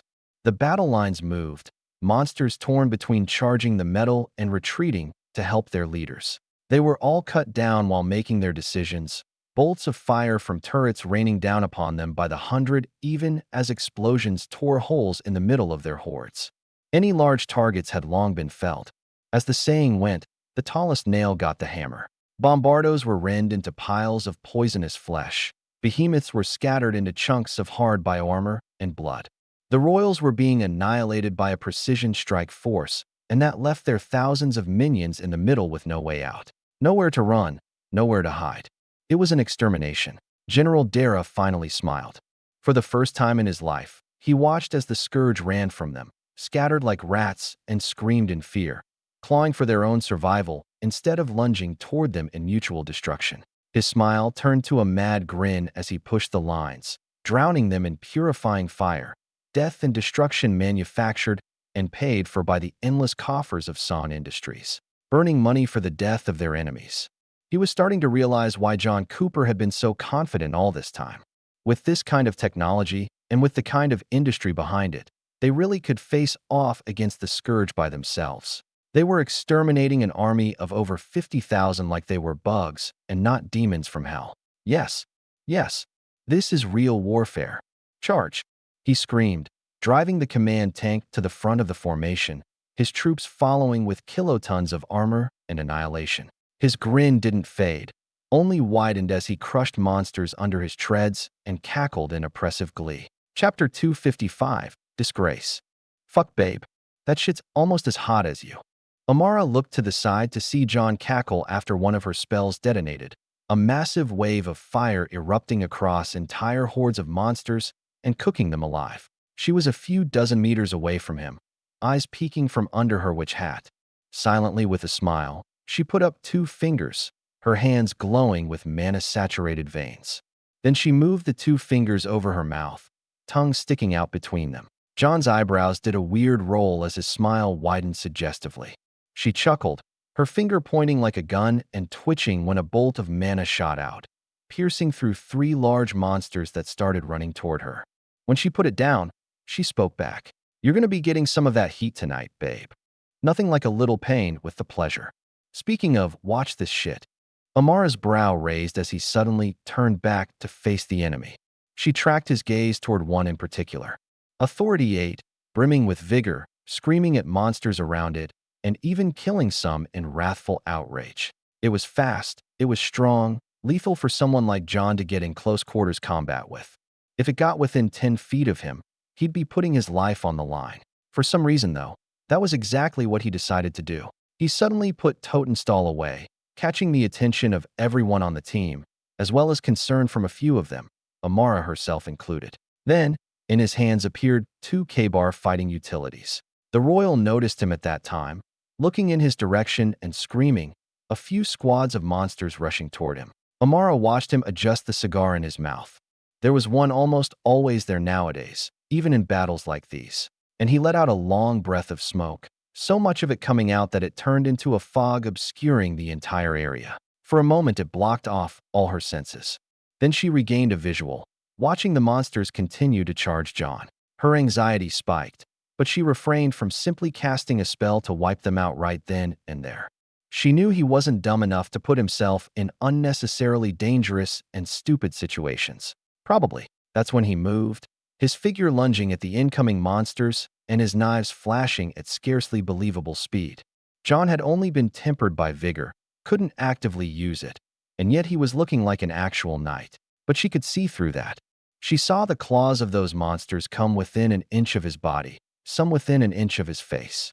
He weaved through their charge, his torso and arms slicing across the air and shifting the blades in his hands like they were an extension of his body, driving them through the vitals of those monsters. It was like there was no resistance. His knives cleaved through their hide and bone so cleanly that she thought he might secretly be capable of using vigor too. The edges of those blades shimmered in lethal, razor sharpness. Right? Any of his summons could be enhanced by his Psycha.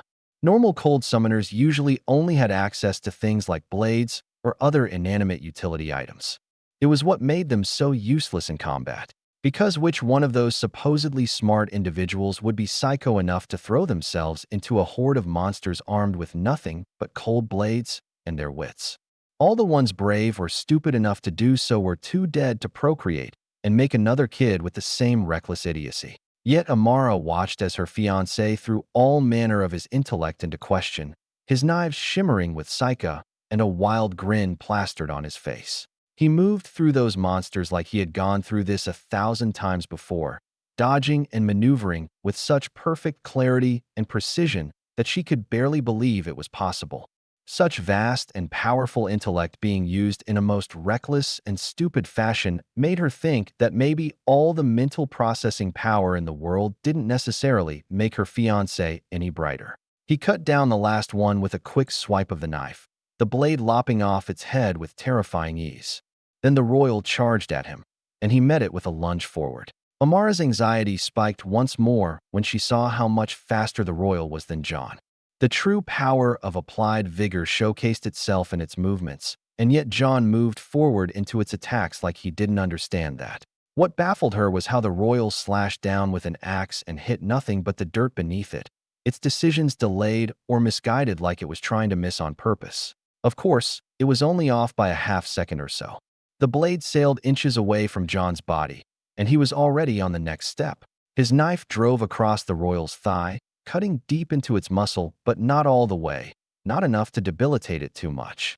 Then he rolled as it responded with a loaded strike that made its muscles bulge and strain. John snaked his other knife, using his momentum to drive it up into its ribcage, ripping it out right after, and moving once more, his first knife sliding across the royal's free wrist and slashing the tendons there. It screamed and flailed around, recovering its axe and swinging in a wide arc all around its body, hitting generally where John had to be. John was already jumping, though, moving with shocking agility for someone so large. He slashed as he did so, reaching out and lacerating the royal's face, one of its eyes going with it. A long bloody line was left as it roared in hatred, swinging its other arm even though it couldn't grasp with its hand. It missed entirely, John landing as the monster flailed with all its ridiculous strength. Yet John moved around it, two clones coming off him as he did so and disorienting it further. It swung, and John weaved, leaving deep slices here and there, always hitting something vital like a tendon or an organ. The royal's blood was gushing from wounds, and yet John was almost completely clean. Then John took a window after one of the royal's wide swings to stand straight and drive his knife into its eye socket, carving out the eye with one smooth motion. The royal swung back around, completely blind, screaming in ravenous hatred in an attempt to do anything about the summoner skirting around and slowly killing it. That's when John suddenly erupted with his strength, driving both his knives into the arm that swung the axe, piercing it before ripping down and tearing its arm off at the elbow. After that, he dodged its swung limp arm before using his knives to take off its leg at the knee. It dropped, using its arm to keep it from face-planting, John using the opportunity to slice into that arm and twist with his knives, tearing the arm to shreds and rendering it useless. The royal fell once more, no longer stable, but John gave it purchase by burying one of his knives into its neck, bringing it back up, before bringing his other knife around and driving it into the same place, both knives reorienting inside its neck before being ripped to the sides. The royal's head fell, John standing there with bloody knives, hands, and arms. Smoke puffed from his cigar, halfway burnt through, a blood splatter on his face. Amara stared at him, Pup having come out to fight as she had stopped paying attention to a battle already won. She bit her lip, John turning back to her with a sharp grin. She couldn't help the chill that went over her. It wasn't fear. Quite the opposite. She felt her libido surge, the sheer instinct of a female lord beast pumping through her system with every heartbeat.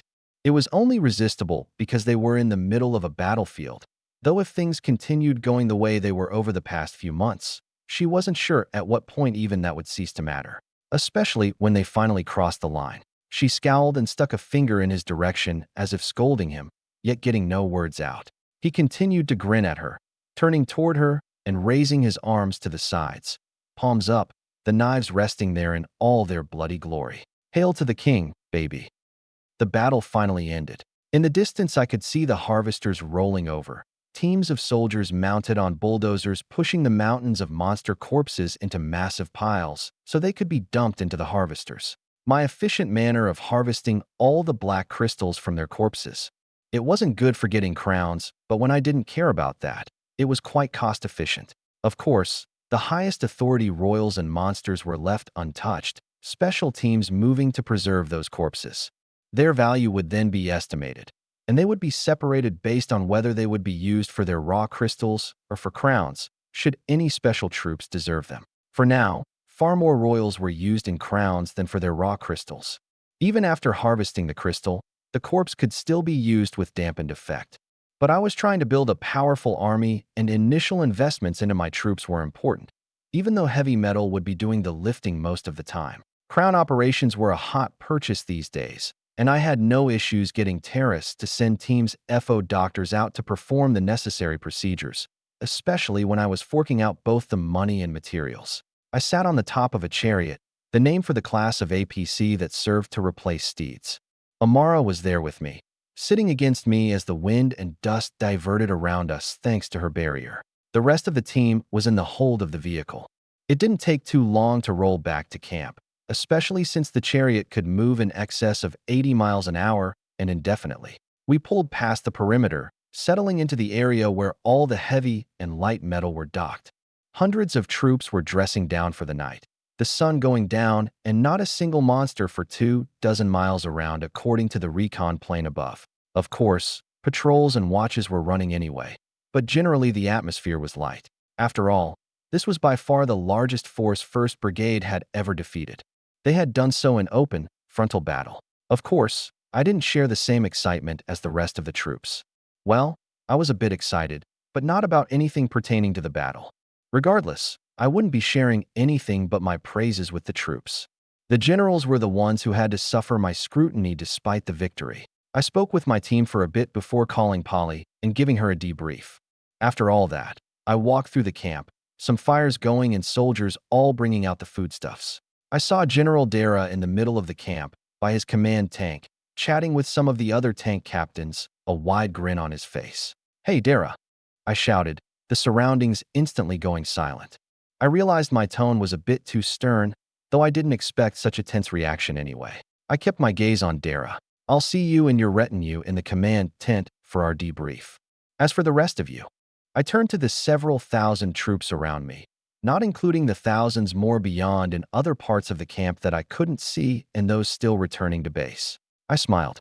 "An airdrop of alcohol is on its way. Don't go overboard, but if you do, just make sure I don't hear about it. To victory. To victory." The chant was resounding, everyone cheering as I walked off to the command tent. General Dara was prompt. Before long, him and his cohort were inside and waiting for me to speak. 2 other major generals and 5 colonels were around a table, Amara and I at the head of it. I saw some of my team in the back corner, Fightin, Jaya, Shadowbane, and Tana, hanging around for some reason. They liked to be around whenever I did a lot of talking. I disregarded them and turned my gaze to the others. Nobody was smiling, because I certainly wasn't. Gone was the victorious joy of just 5 minutes ago. It was a good thing the tent was soundproof. "General Dara, today you've defeated an army of 50,000 scourge monsters, the largest you've ever faced thus far. By all accounts, this is a major victory. Reports about this battle will be passed around the kingdom, likely landing in the hands of the king himself. Most, if not all, would be proud of this achievement. I leaned forward over the table, staring at Dara, who stood at the opposite side, suffering the full brunt of my scrutiny. Are you? For a moment, I was. Sir. Well, now you're just making me out to be a buzzkill. Unfortunately, I'm currently incapable of finding any fucks to give. My concerns, instead, lie with the horrendous execution of this battle. I tapped the table, the device within responding, and a projector spitting out a list of numbers. An expenditure list. Tell me what you see there, General Dara. A list that states we fired off around 70% of our local ammunition and ordnance stockpiles in this singular battle. Correct.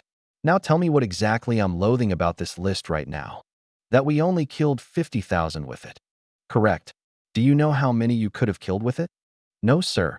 165,000.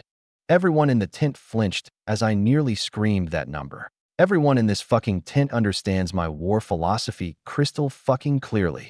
I'm here spending money instead of lives to eradicate the scourge from this land. I will never fault any of you or these soldiers for doing just that. But what I won't accept from my generals is a 30% kill efficiency.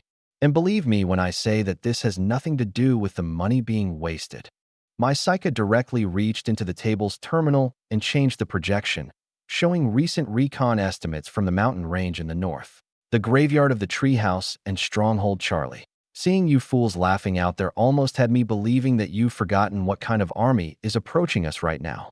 There are well over 1 million monsters marching their way down here, intent on drowning you in their numbers and eradicating everything that you'll fail to protect if you keep up this shit fucking performance. There will come a time when you'll be wishing you could come back to this moment, a time when armies of Scourge were only 50,000 strong, because sooner than you think, you're going to be facing off against double that size. Then those 200,000 strong armies are going to come knocking on your fucking door, and by that time you're going to be neck deep in shit and the corpses of all your soldiers if you don't clean up your fucking ACT. I felt my fist tremble against the table, checking myself when I felt Amara's aura protecting itself against anarchy, my anarchy. Dara sat there, looking down, barely holding himself together while maintaining some semblance of his pride as a full general. I took a few deep breaths, getting a handle back on my aura as I wiped away the projection above the table. There's a lot at stake here, General Dara, and don't think for a second that my reputation is in that lot. My weapons are a turning point for humanity as a whole, and this place, the Glass Desert, will be the ground upon which we prove their might to the rest of the world. However, if we fail, humanity will fall back into its old ways and inevitably fall against the Scourge. I took the risk of creating the Iron Legion because someone needed to show humanity what real victory against the Scourge looks like, the kind of victory that may one day result in the annihilation of our existential enemy. I know you got a taste of it today. I know you understand what needs to be done, but I don't think you're approaching all of this with the level of urgency you need to be. And I certainly can't have you celebrating a victory paid for with an amount of ammunition fit to kill 3 times the amount you did. My voice fell, my eyes boring into Dara once more. You didn't just kill 50,000 Scourge, Dara. You killed 50,000 and then saved another 100,000 monsters with your wasteful expenditure. Another 100,000 monsters could have been killed with that ordnance. Instead, all you did was crater the dirt. It may look mighty impressive from the sky, but I see nothing but an inefficient disgrace. I stood myself straight, no longer leaning on the table and turning my gaze away from Dara. All of you need to start thinking about what you're going to be facing in the future. Part of having intelligence is being able to see beyond what's in front of you, beyond the present moment in time. It's the very nature of strategy and tactics, and you don't face a human enemy, so it shouldn't be fucking difficult to utilize some, especially when it's already been developed for you. I don't care what you need to tell yourself. You can imagine the amount of people that are going to die if you fail, the amount of villages and cities raped and devoured, the very extinction of humanity. Whatever you need to do to get your head screwed on straight, do it, because I didn't build the most dangerous and terrifying weapons humanity has ever seen to have them wasted on a few tens of thousands of monsters. I intend to eradicate the million-strong army that's marching toward us and then push them back into their hellish lands, retaking what we've lost and killing what will likely be triple that amount in the process. But I can't do that if the people heading my troops are only operating at this level. I finally went silent. I think they understood my point, but sometimes people lost sight of the vision. It took reminders like these to set them back straight. After some time, I brought up a chair and sat down, tapping the terminal and bringing up some video and images from the battle. Now, let's go over exactly where we fucked up so horribly.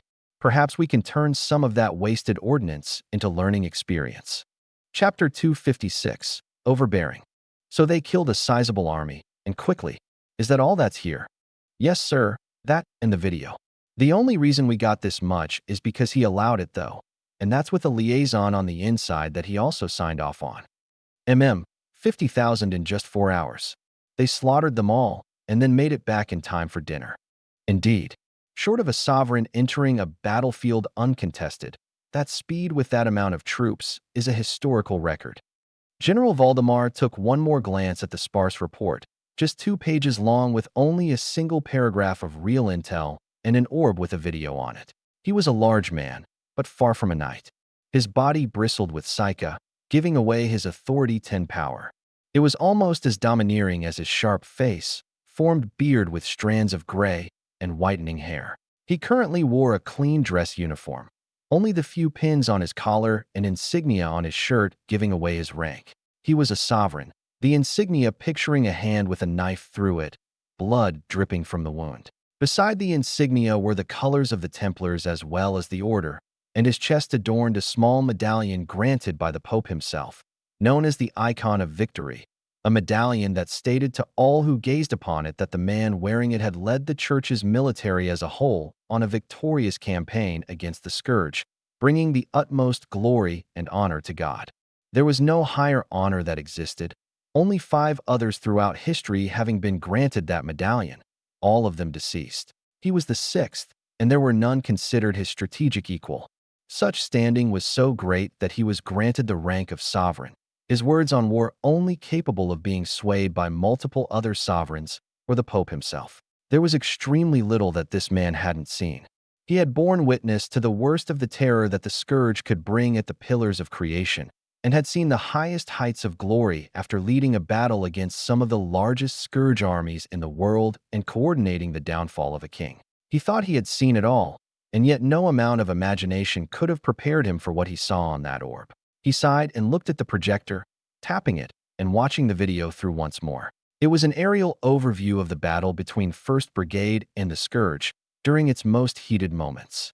It showed every reality of what was faced, from mistakes and the occasional close calls to the harrowing devastation those super heavy tanks wrought. There were even added visuals that detailed the effect of artillery and air support. Thousands of shells had arced from miles away, beyond visual range, to land amidst the hordes of monsters in front of the battle lines. Planes and helicopters swooped down and made strafing runs, delivering explosive payloads known as missiles and bombs, their turrets firing at unbelievable speeds for short bursts. Around the tanks, vehicles, helicopters, and even some clusters of troops, magic shields flared with life as poisonous and elemental spellfire collided with them. Sometimes the shields would fail, at least detonating the spell. Anything else that slipped through simply exploded on the metal armor of the tanks and left behind remnant discoloration, not even pockmarks on the armor. Obscene defensive power, unbelievable offensive power, all with mobility that could adjust battle lines in seconds and operated with the intelligence of summoners. General Valdemar remembered one of the papers he had read as he combed his beard with his fingers, written by John Cooper regarding the usage of his weapons on the battlefield. The reigning concept behind the battle in that video was asymmetrical mechanized warfare. It was a kind of battle where mechanized units utilized the quantity of armament and quality of armor to completely outclass the enemy in every fashion imaginable. A type of lopsided and unequal warfare of sheer domination. It was utterly oppressive. The Scourge may have swarmed a few tanks, but they escaped with mere scratches. There were other layers of armor and troops ready to support, eager to dump spellfire on their tanks to clear them of monsters. It was, in fact, a part of their doctrine according to some of the manuals Valdemar had read. He could barely believe any of it. He had gotten video footage of far smaller battles before from the Glass Desert. None of them looked like this. He thought he had seen everything this life had to offer. This video was such a revelation that it was almost painful. The number of troops, The number of souls that he could have saved with this technology. The number of monsters he could have eradicated. The number of villages and cities he could have protected. Perhaps, if the Pillars of Creation had access to that tech, they could have held their own against the Scourge instead of becoming the corrupted graveyard it was today. With a sigh, he shut down the video, clenching his fist a few times to calm down. His aide, a man called General Jory, asked after a bout of silence. "What do you think?" "It was wasteful." Valdemar gave his evaluation after some thought, Jory tilting his head. "Wasteful how?" "The expenditure against the amount of Scourge killed. They went overboard. They could have easily won the battle using half the amount of ordnance. At least, that is if the specifications in all of the designs and manuals we've been given are true." "Do you think John Cooper knows that?" "If he's as smart as he's supposed to be, then absolutely. And he probably isn't happy about it. It's not just wasted power. It's wasted money and materials. Each one of those bombs and shells takes an entire industry to build. It's clear that their use efficiency is still low, despite having achieved something great." "I see. I hadn't thought of that. It won't matter, though." Valdemar stood, walking over to a nearby stand that held a suit of armor.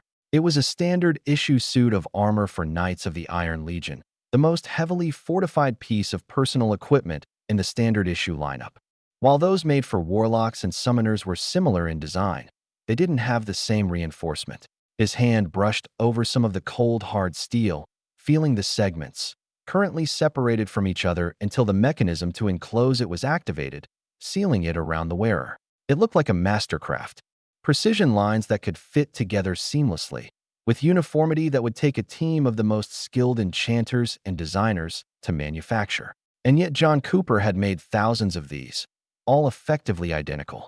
It was impossible for anyone else to do, let alone in just a few scant months while a myriad of other heavy vehicles and gadgets were flowing out en masse. Despite having access to all of the knowledge that John Cooper used to do this, Valdemar could hardly fathom actually pulling it off.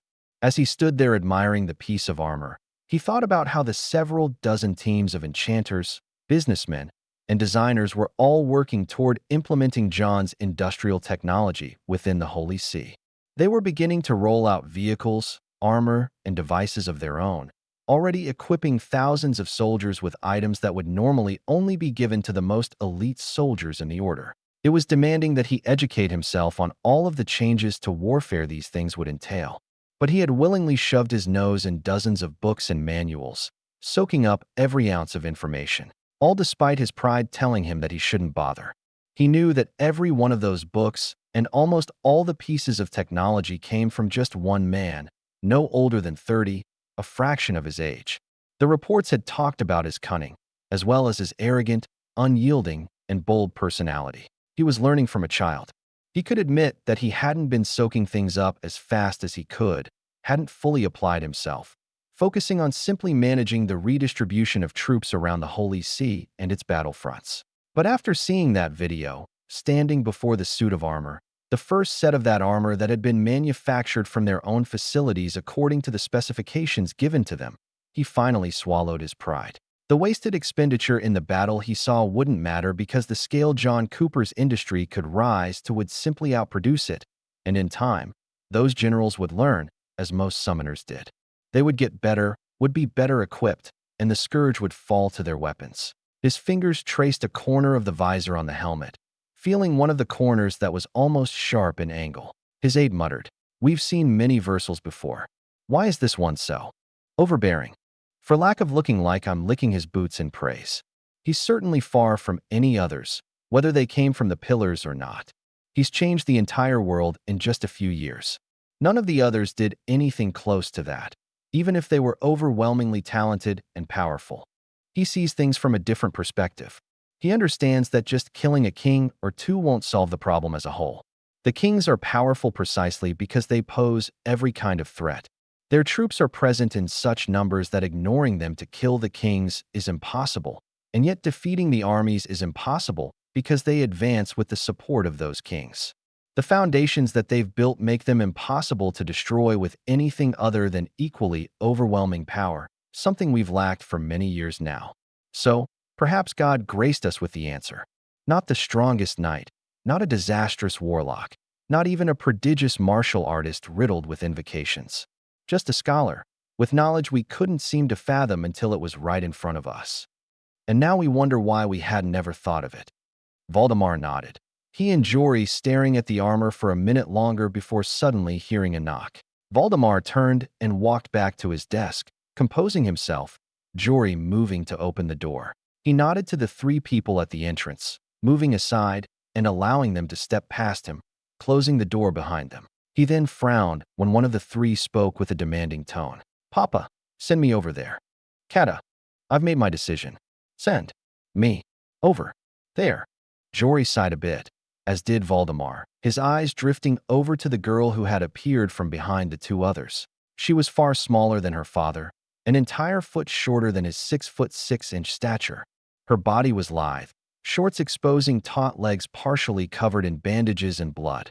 Her arms were the same, a few scars from both lacerations and burns over the skin uncovered by more dirted white bandages. Jory knew that her tight shirt hid even more damage, despite all the medical care she had received through the years. She was quite recognizable.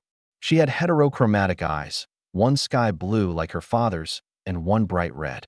Her hair was similarly divided between two colors, the primary of which was black, the secondary being large groupings of white resembling aged hair rather than naturally white hair. She hadn't been born with that white hair. It had come with the few dozen traumatic experiences she had put herself through over the years. However, her most notable trait wasn't anything cosmetic. Quite the opposite. She had no power to speak of. She wasn't a magus. The only cosmetic giveaway was the lack of a crest on her hand. What was there, in its place, was a series of partially faded scars carved there by her own hand, from her time as a 2-year-old. And yet, despite her having no power, Jory felt his hair stand on end when she walked by him, doing his best to hide his intimidation, a task getting more difficult by the year. She moved and planted her palms on her father's desk. The man behind it pinched the bridge of his nose as she reiterated, "Send me to Iron Legion. I want to fight there. That army isn't conventional, Kata. The troops don't even fight in the normal sense. They man turrets and operate machines. Good thing I won't be a grunt then. Uncle Andy said he'd talk to John Cooper, but you still need to say yes. And since you obviously intend to fight, where will you source your serums from? I have a stockpile that I'll bring, and I can have John Cooper make more." Valdemar frowned. "You mean, give him the recipes and technology to do so?" "My recipes and my tech, and I'm fine with it. I doubt he'll make me pay, but even if he does, I can cover it. And you think he has a healer that can tend to you every time you need it? Hallowlight won't be anywhere nearby. I don't even go to Aunt Hallow much anymore, and I know my limits. Why can't you just let me go there? It's not like I can't just come back if I want. Because you won't be able to just come back.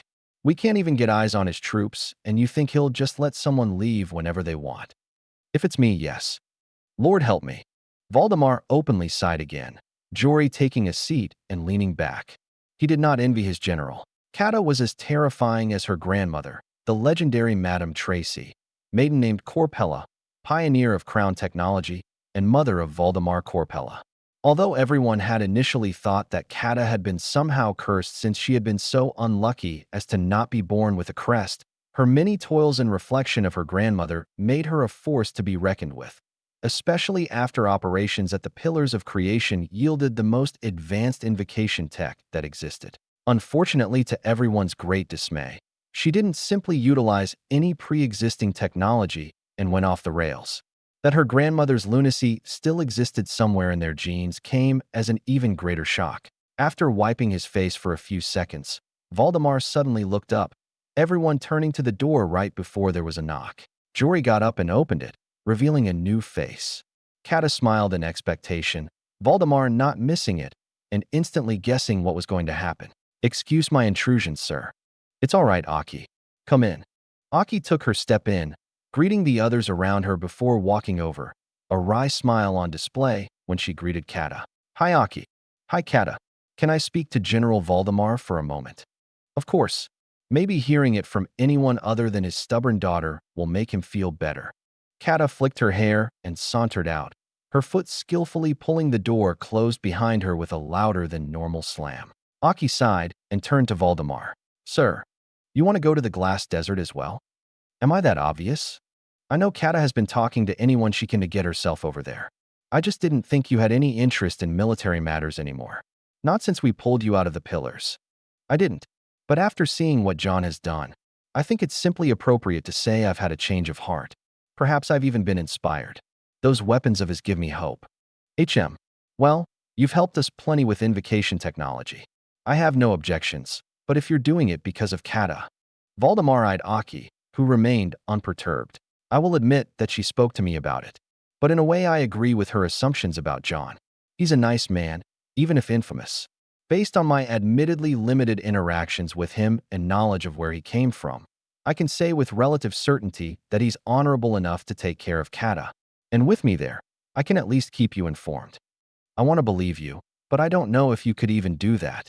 Nothing gets in or out of that base without him knowing about it. There's an information lockdown, and we're not entirely sure how he even manages it. We have a feeling that he's doing something with his aerials, but we can't confirm anything since we don't have anybody who can crack the aerial software, as he calls it, the one piece of technology that he has yet to share with us. Would you happen to know anything about that? Aki opened her mouth, but quickly held her tongue, 1,000 thoughts flickering through her mind and forming a quick decision. No, sir. I'm certainly no enchanter, as similar as some people like to say invocations are. I certainly couldn't hope to understand something as complex as that. He grunted, looking down at his desk. She spoke again. I don't think you have so much to worry about, sir. You may not be able to trust John personally, but I'm sure you can at least trust in his motivations. After losing so much at both the Magisterium and the Treehouse, and after taking it upon himself to build his own army, I'm sure he's not keen on taking great risks and earning the ire of the church. You think he didn't take a great risk by forming that army of his? Is it as great a risk as remaining under the command of the kingdom? Valdemar didn't respond, realizing that the argument was redundant. Eventually, he sighed and waved. Fine. Take Kata with you, but please watch over her. I will give you a special aerial of our own design that you can contact me with. I will want regular updates. Very well, sir. Don't forget that we'll also have these two with us. Aki turned around to face the other two individuals that had walked in with Kata. Both of them were dressed in long black trench coats, slim to their lean bodies. On their heads were conical straw hats, ones that seemed to cover half their faces. The parts of their faces that were visible were covered by a black mask. One of them simply wore the black attire with nothing more than a sheathed knife on the small of his back and a sheathed sword in his left hand, both of his hands covered by black gloves. The other had no visible weapons, but his hands were tucked in two pockets. On the right half of his body, over his shoulder, was a draped black cloth with lines of white ink brush writing that Valdemar didn't understand. A Vercel language. The two were known as Song and Quan. Not even Aki knew their full names, but could easily guess they were Korean. They were considered twins, but, once again, nobody knew if they really were. Their words were extremely sparse. The one known as Song, wearing the black sash, never spoke at all. Only Quan did, if necessary. From what Aki knew, they hadn't come from the pillars, nor the kingdom. Aki knew there had been a mysterious nation somewhere beyond the pillars, on the same continent in a distant place. But that place had to have been destroyed well before the pillars were. And if they were from there, she couldn't imagine how long they had been in this world. Or perhaps they were lying about their origins. All they knew was that they had come to the church after spending time in the employ of Vatsy. Why they left him, they didn't know. Details were scarce. What wasn't in doubt, however, was their power. Valdemar knew they were incredibly skilled, the two of them capable of felling a normal authority 11 royal. Their cumulative power was greater than the sum of its parts. Yes, I suppose they will be with you. All of you should watch over each other. Learn the way Iron Legion fights.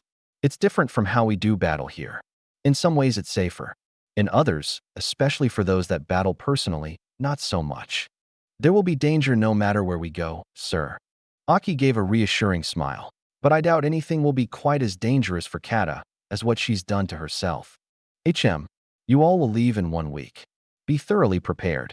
You may not return for a long time. Yes, sir. Aki nodded, as did Quan.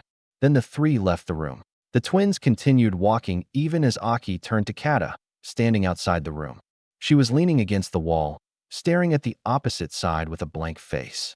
It was a few seconds before Kata finally turned to her with a wide smile. Thanks.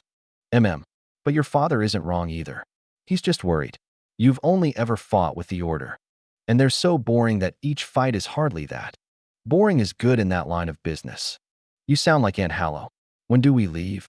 Aki let out a small breath and shrugged. A week. Should be enough time to process my stockpile. In the meantime, how about we go try out some of the new brews the Hiberia came out with? I haven't tried them yet. You just want to get drunk on their wine again. That's a bonus. Come on. Oh. Aki let out a soft cry, getting dragged by Kata. Chapter 257, Island Cluster. July 12th, 626. Nothing. But. Damn. Rat. Blackblood yelled in frustration as Phaidon zipped away.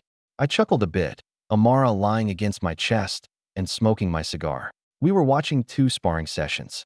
One was between Blackblood and Phaidon, while the other was between Pontek and Shadowbane. Blackblood was having a grand time trying to land hits on Phaidon, who rapidly warped space to flicker around Blackblood like he couldn't feel the strain at all. Phaidon's new crown, received some months ago, had been sourced from an Authority 10 King blood of Anarchy and supplemented with the cerebral fluid of an alley cat. I had gotten the King blood from Nanan's military spatial storage. He had apparently killed one during our retreat, and I had noticed the corpse inside after cracking it alongside the wedding band. I took it and sent Phaidon to the Holy See for the operation because they could also give him an invocation. The invocation he got gave him another large boost to his resilience on top of the crown. He was now the toughest son of a bitch on our team, with skin that couldn't be pierced by blades nor bones that could be broken even if he took a normal hit from Blackblood's mace. As for the alley cat's cerebral fluid, that gave him a boost to cognitive and reflexive speed, giving him a greater ability to operate at the insane speeds he usually did. It was similar to my own crown, just not as good since it was only supplemental. He was fast, he was tough, and after some training with Pontek over the last several days, the master of technique, he was getting smarter. Now someone like Blackblood had an extremely difficult time even hitting him. If Phaidon went all out, he could kill Blackblood. That didn't mean Blackblood was subpar. It just meant that he wasn't as extreme as Phaidon, who leaned into his most potent power wholly. Now, Phaidon's only downside was ironically his own lack of power. He was still Authority 8, and now that he had gone through such extreme changes, he was far from hitting Authority 9, let alone 10. Amara had a similar setback, and Tana would likely have one if and when we got her a crown. She had yet to decide on the matter. I looked over at the battle between Shadowbane and Pontek. Shadowbane was struggling a bit after having forced herself to slow down. Pontek didn't just have an amazing technique, but his battle genius was on a level above even hers. He was extremely good at pulling someone into his flow, and once that happened, he was good at keeping them from escaping. He was drowning Shadowbane in attacks and feints. Of course, she could compensate with speed, which she did occasionally to keep herself from being defeated, but as this was a spar, she was learning just how far away she was from a true battle genius. Technique by itself wasn't what made Pontek excel, however. He had developed his aura heavily during his time away, even though it had already been excellent at the Magisterium. He had yet to find his auric path back then, but it was clear that he had been talented, precisely why his family's hopes rode on his shoulders. Now, Pontek had found his path, and it seemed to lie in deceit. Not the kind of deceit that allowed me my illusions, nor the imperceptibility of Tana, but just plain deception. Shadowbane, in an attempt to read Pontek's next move, would anticipate and then be rudely taken advantage of when she realized she anticipated wrong. Pontek's aura was broadcast, almost painfully obvious to all observers, but the signals that everyone read from it were lies.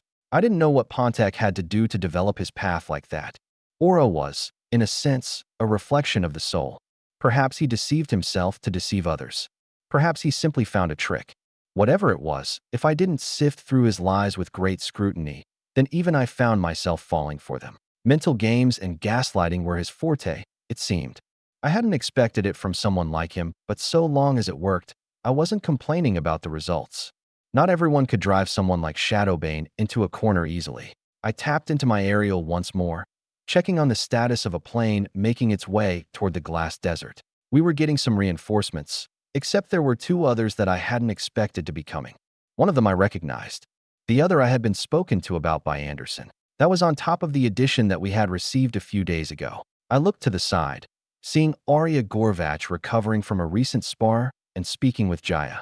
who I had once known as a small, emaciated girl at Authority 5 that I saved from a trafficking operation, had transformed drastically during her time at the Tavera family, turning into a little Authority 7 monster.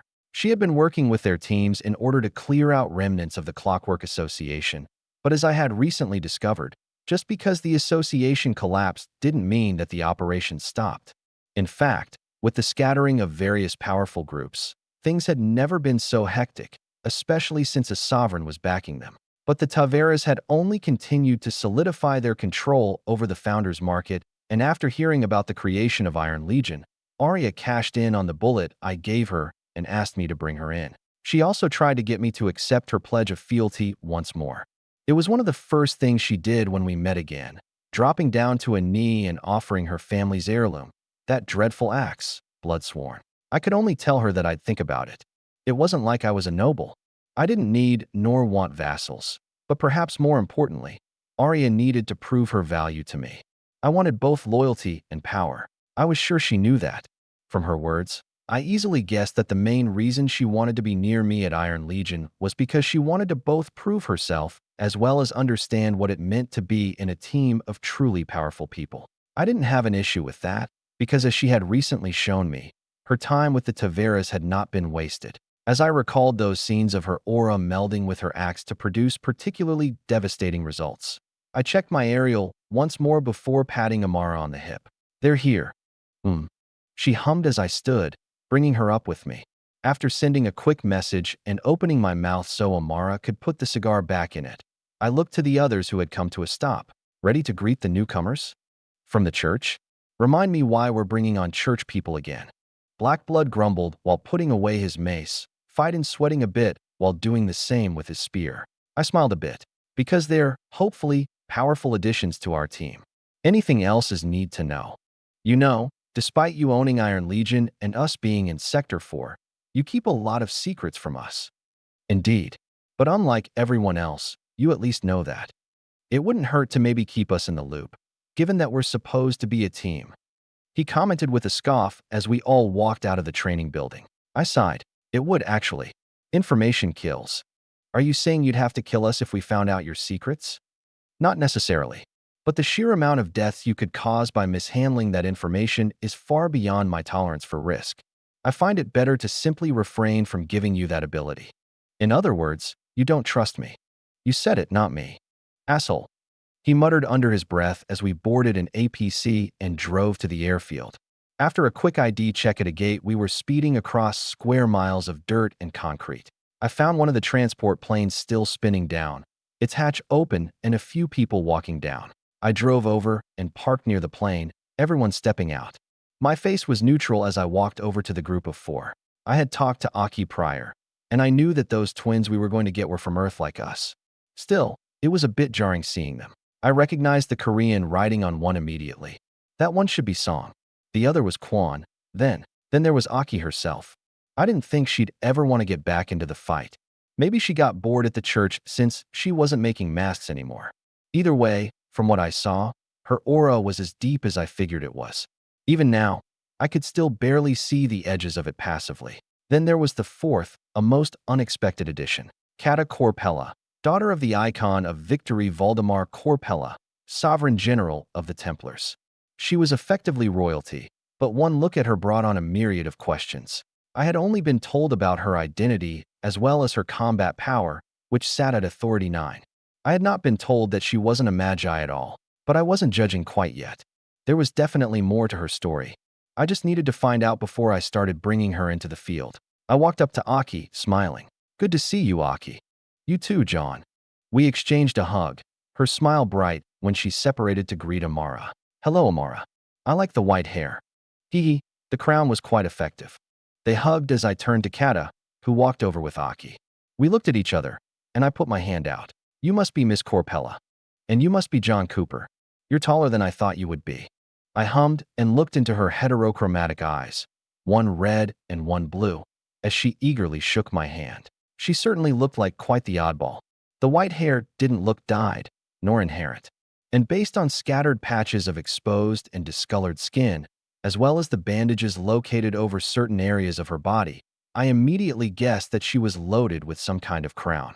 I also guessed that she utilized injectors frequently. For what? I didn't know, but I intended to find out.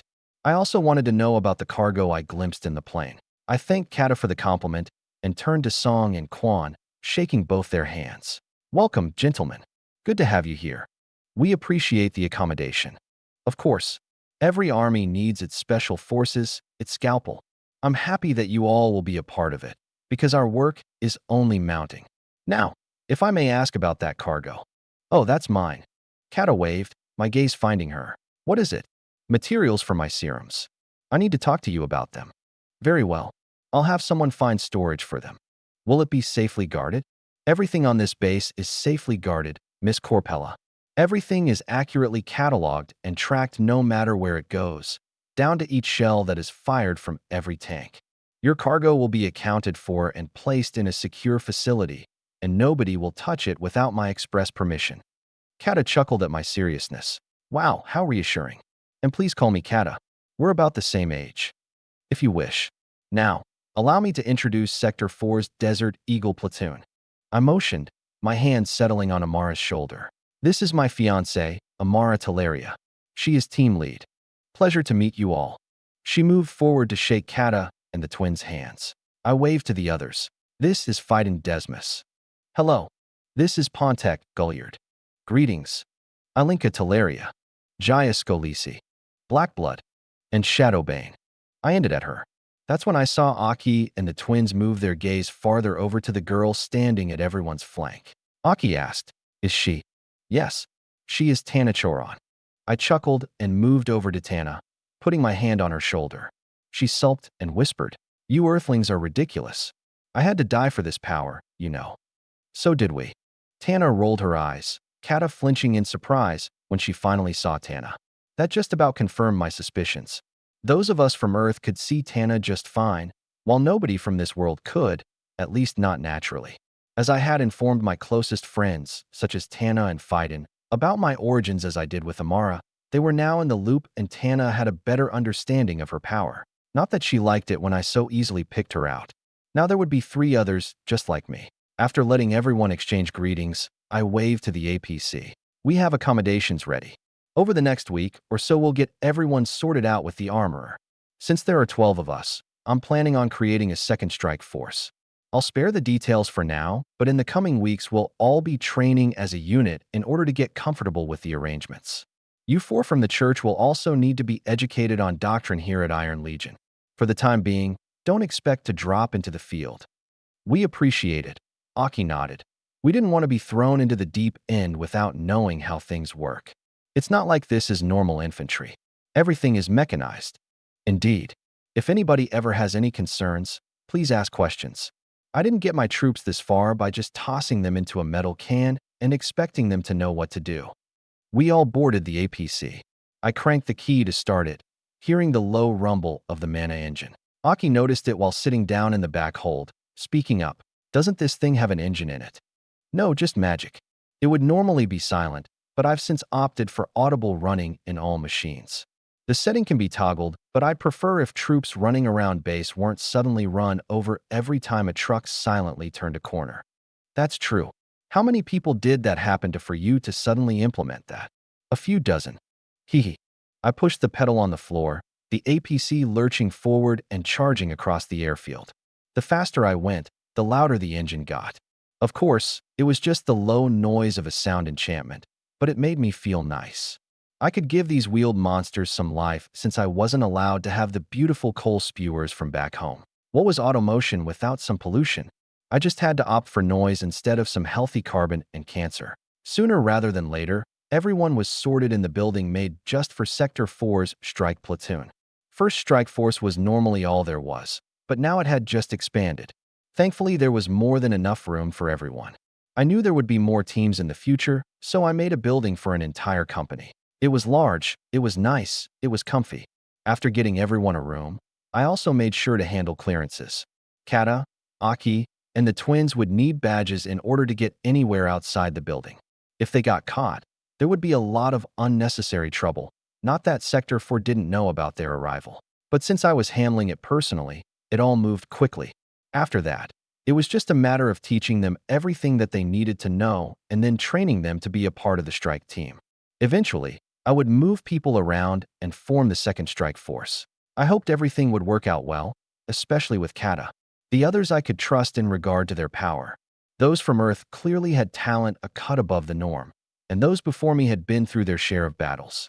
But Kata was the wild card, having power beyond crowns and a crest, but not based on invocations either. If Anderson told me that she had Authority 9 combat power, then I'd believe him, but she clearly sourced that power from somewhere other than what we knew. Serums, she called them. I doubt it was similar to Earth's definition. Regardless, I'd have my team, with or without Kata.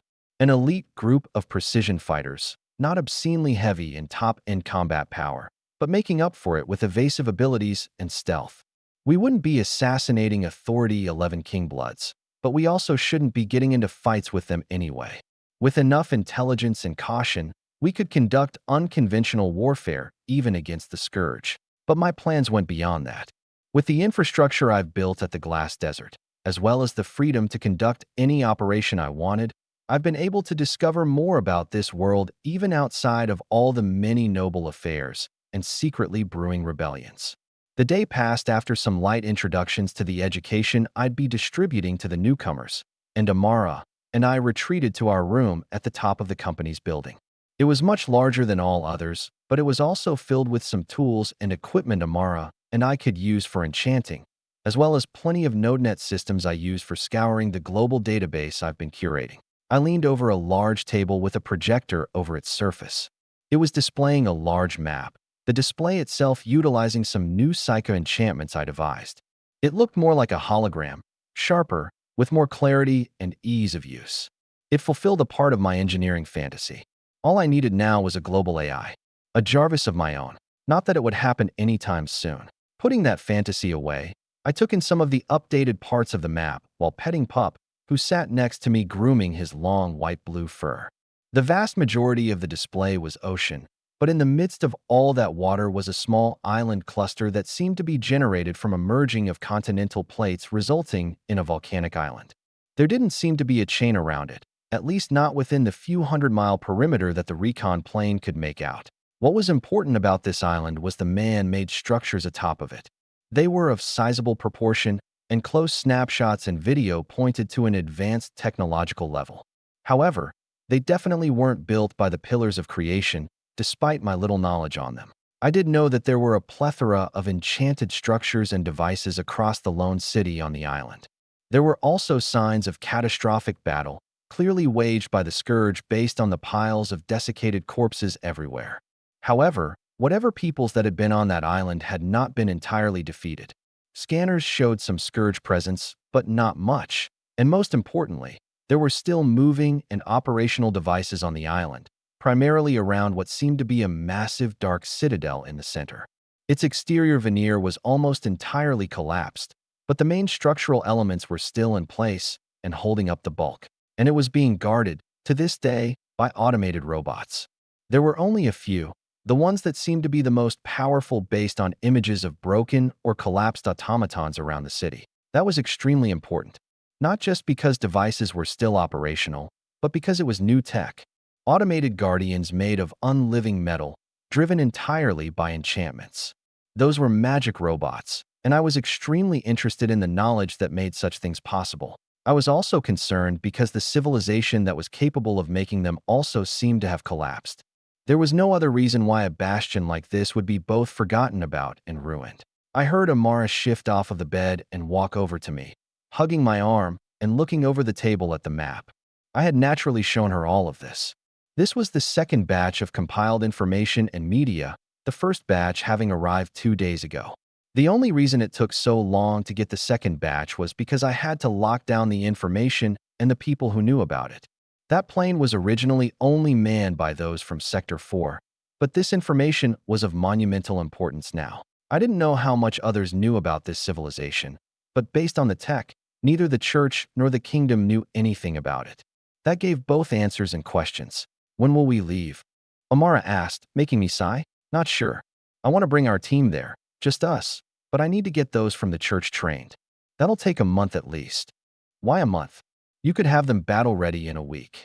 Well, I want both competence and trust. I need to get a proper information lock on them before we do anything with such incredible importance. This is a brand new civilization, with tech beyond even what we've developed. I certainly can't build robots yet, but they did, and I want that tech. We'll be unearthing a treasure trove, and I don't want even the church to have anything before I can understand all of it. Hmm. She hummed and continued staring at the map and clusters of images, scrolling through some that interested her. I didn't have to explain the importance to her that much, but this was new for both of us. Not to mention, the place could be extremely dangerous. I don't know how many years have gone by since it was last touched, but I'm betting on the fact that only the most powerful devices are still up and running based on white crystal disintegration rates. That means most doors are open, and the most important doors are both locked and guarded by powerful robots. I'll need to develop countermeasures, weapons, and get all of us trained for both cohesive combat and what's to come. Although I don't understand the tech, I'm willing to bet that my knowledge will afford me more advantages than even that civilization could think of, but I need time to act on that. And it'll take a month to do that. Maybe two. I'm going to have to build some things by myself. Regardless, nothing is happening anytime soon. That island has been sitting for only God knows how long. It can wait a little longer while I prepare to take control of it. Amara nodded. The two of us silent for a bit as Pup stopped grooming himself and looked up at us with beady eyes begging for attention, pushing his muzzle into our hands. She smiled and ruffled some of his fur before looking back at the map. What do you think we'll find? Hopefully weapons. I know we're fighting a war of extinction and all, but is that all you care about? Of course not. But weapons development is the catalyst to all other advanced technologies, the trunk of the tech tree. Find it, and you can find all the branches. Everything else can either be derived or is relatively inconsequential, I guess. Besides, I'm not actually thinking we'll find much. This isn't the heart of this civilization, just a remote island that they probably wanted to use as a transport hub to reach the mainland, us. Who knows what happened to kill that reality, or if it entirely failed. Regardless, what's there isn't going to answer all my questions. It'll probably be the pointer though. One that probably leads to the other continent. I shifted the map, showing a large obscure landmass far beyond the island covered in the fog of war. Absolutely no intelligence on it to speak of. That would change soon enough, but that didn't change the reality of what was there. Amara muttered. The continent that the Scourge controls. Yup, hell itself. Who knows if there are even ruins of that civilization still standing? And if there are, how dangerous must they be to have fended off the Scourge for this long? Not that it matters. You're going to go look anyway, and then take us there to go digging.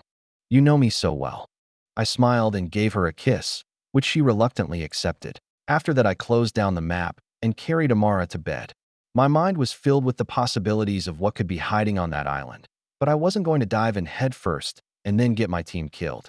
It was as dangerous as it was valuable, and I had every intention of acquiring the greatest net positive I could from that place. Chapter 258, Forsaken Embrace. July 14th, 626. I call them serums. Why that name specifically? Aki inspired me with the name, so I went with it. Anyway, you could say that they're a kind of temporary crown. Kata flourished a vial of green liquid, the end of it sporting a menacing needle. We had finally taken some time to go through her cargo and explain things. These serums, the basis of her combat power, were a precious resource to her, and if she wanted to be a part of the team, both of us needed to be on the same page. I could already guess what she would need from me, though. How do they work? Honestly, I'm not exactly sure of the science behind it. All I know is that they work. If you really did invent this, then you know more than that. I guess. She sighed and eyed the injector before swapping it for another in her spatial storage. Then she drove it into her thigh, the liquid diffusing into her muscles and bloodstream. Some seconds later, she smiled, looking rejuvenated. I just watched, my vision picking up the magical signature of the serum flowing through her body, empowering her with psyche and vigor. Custom mixtures for a variety of different purposes. It looked useful, but I wondered what the limits were. It wasn't like she could just inject the most powerful solutions and expect to attain sovereign power. Looking like she had energy, she explained, her words sharper. You could say that these serums are a kind of ingestible, temporary white crystal. Like how scourge monsters draw their power from them, I draw my power from what's in my body. But you couldn't expect just anybody to be able to do as I do. They're limited by aura, the only thing that would let someone without magic like you control it. Correct. So aura can universally control all forms of magicka. My question is, can you exercise the same level of specialties as, say, a warlock could with their mana? No, I can't. If I want to use mana, I'm limited to brutish elemental manipulation. I can't spellcast because that requires affinities. I also can't perform a mission like knights can, nor can I summon creatures and weapons like summoners can. All of their powers are still beyond me, but so long as I have equipment, I can still use the power in combat. She suddenly took out a greatsword, almost as long as she was tall. It was filled with enchantments, all of them coalescing at the hilt where her hand gripped the sword.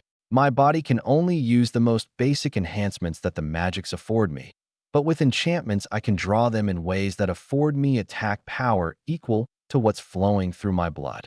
But then you're limited by your own skill. Aren't we all? I hummed. That wasn't entirely true. People definitely compensated with their powers, but she didn't have that option, and I was willing to bet that she honed herself to an incredible degree. Beyond that, if anybody wanted to get powerful, they all had to have skill. Otherwise, they would get taken advantage of and killed. She put the sword away, suddenly slipping her shirt up to show tight abs and the invocations across them. They were across her entire body. In fact, I will admit that after the invocation technology was brought to the church, I managed to raise my power significantly. I can use both of them in parallel, the invocations giving me power all the time, unlike the temporary power of the serums. Aki trained me for a long time, but the serums are a booster, as she calls them.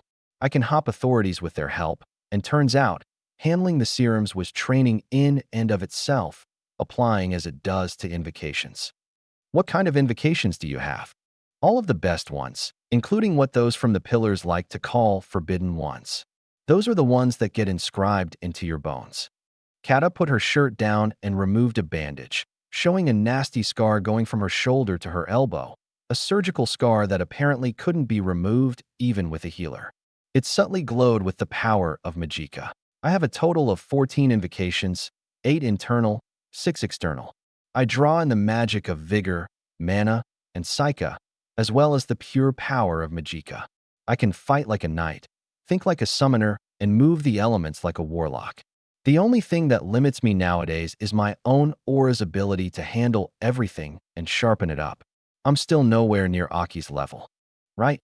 I pondered for a second, glancing at the cargo behind us as Kata wrapped the bandage back up. So, you need equipment and the facilities to manufacture more serums.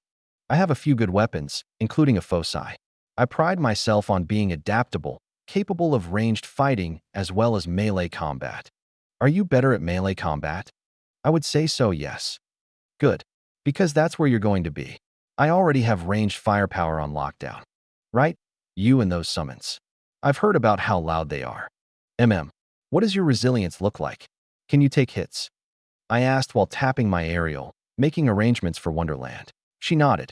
Yeah, with my invocations. I'm not as tough as some of those from the Order, though. I don't expect you to be. What about explosive power? Can you kill an authority 9 in one go? Probably not. Depends on the situation. And evasion. Can you hide? Yup. One of the forbidden invocations is for just that. Can you demonstrate for me? Sure.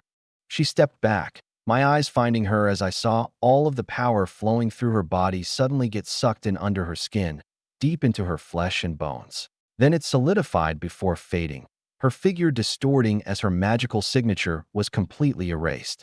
Some other power made the air around her sparkle like an optical refractor, and after a few seconds, her body vanished. I narrowed my eyes, walking around her, checking out the angles and noticing the slightest distortion when she decided to move.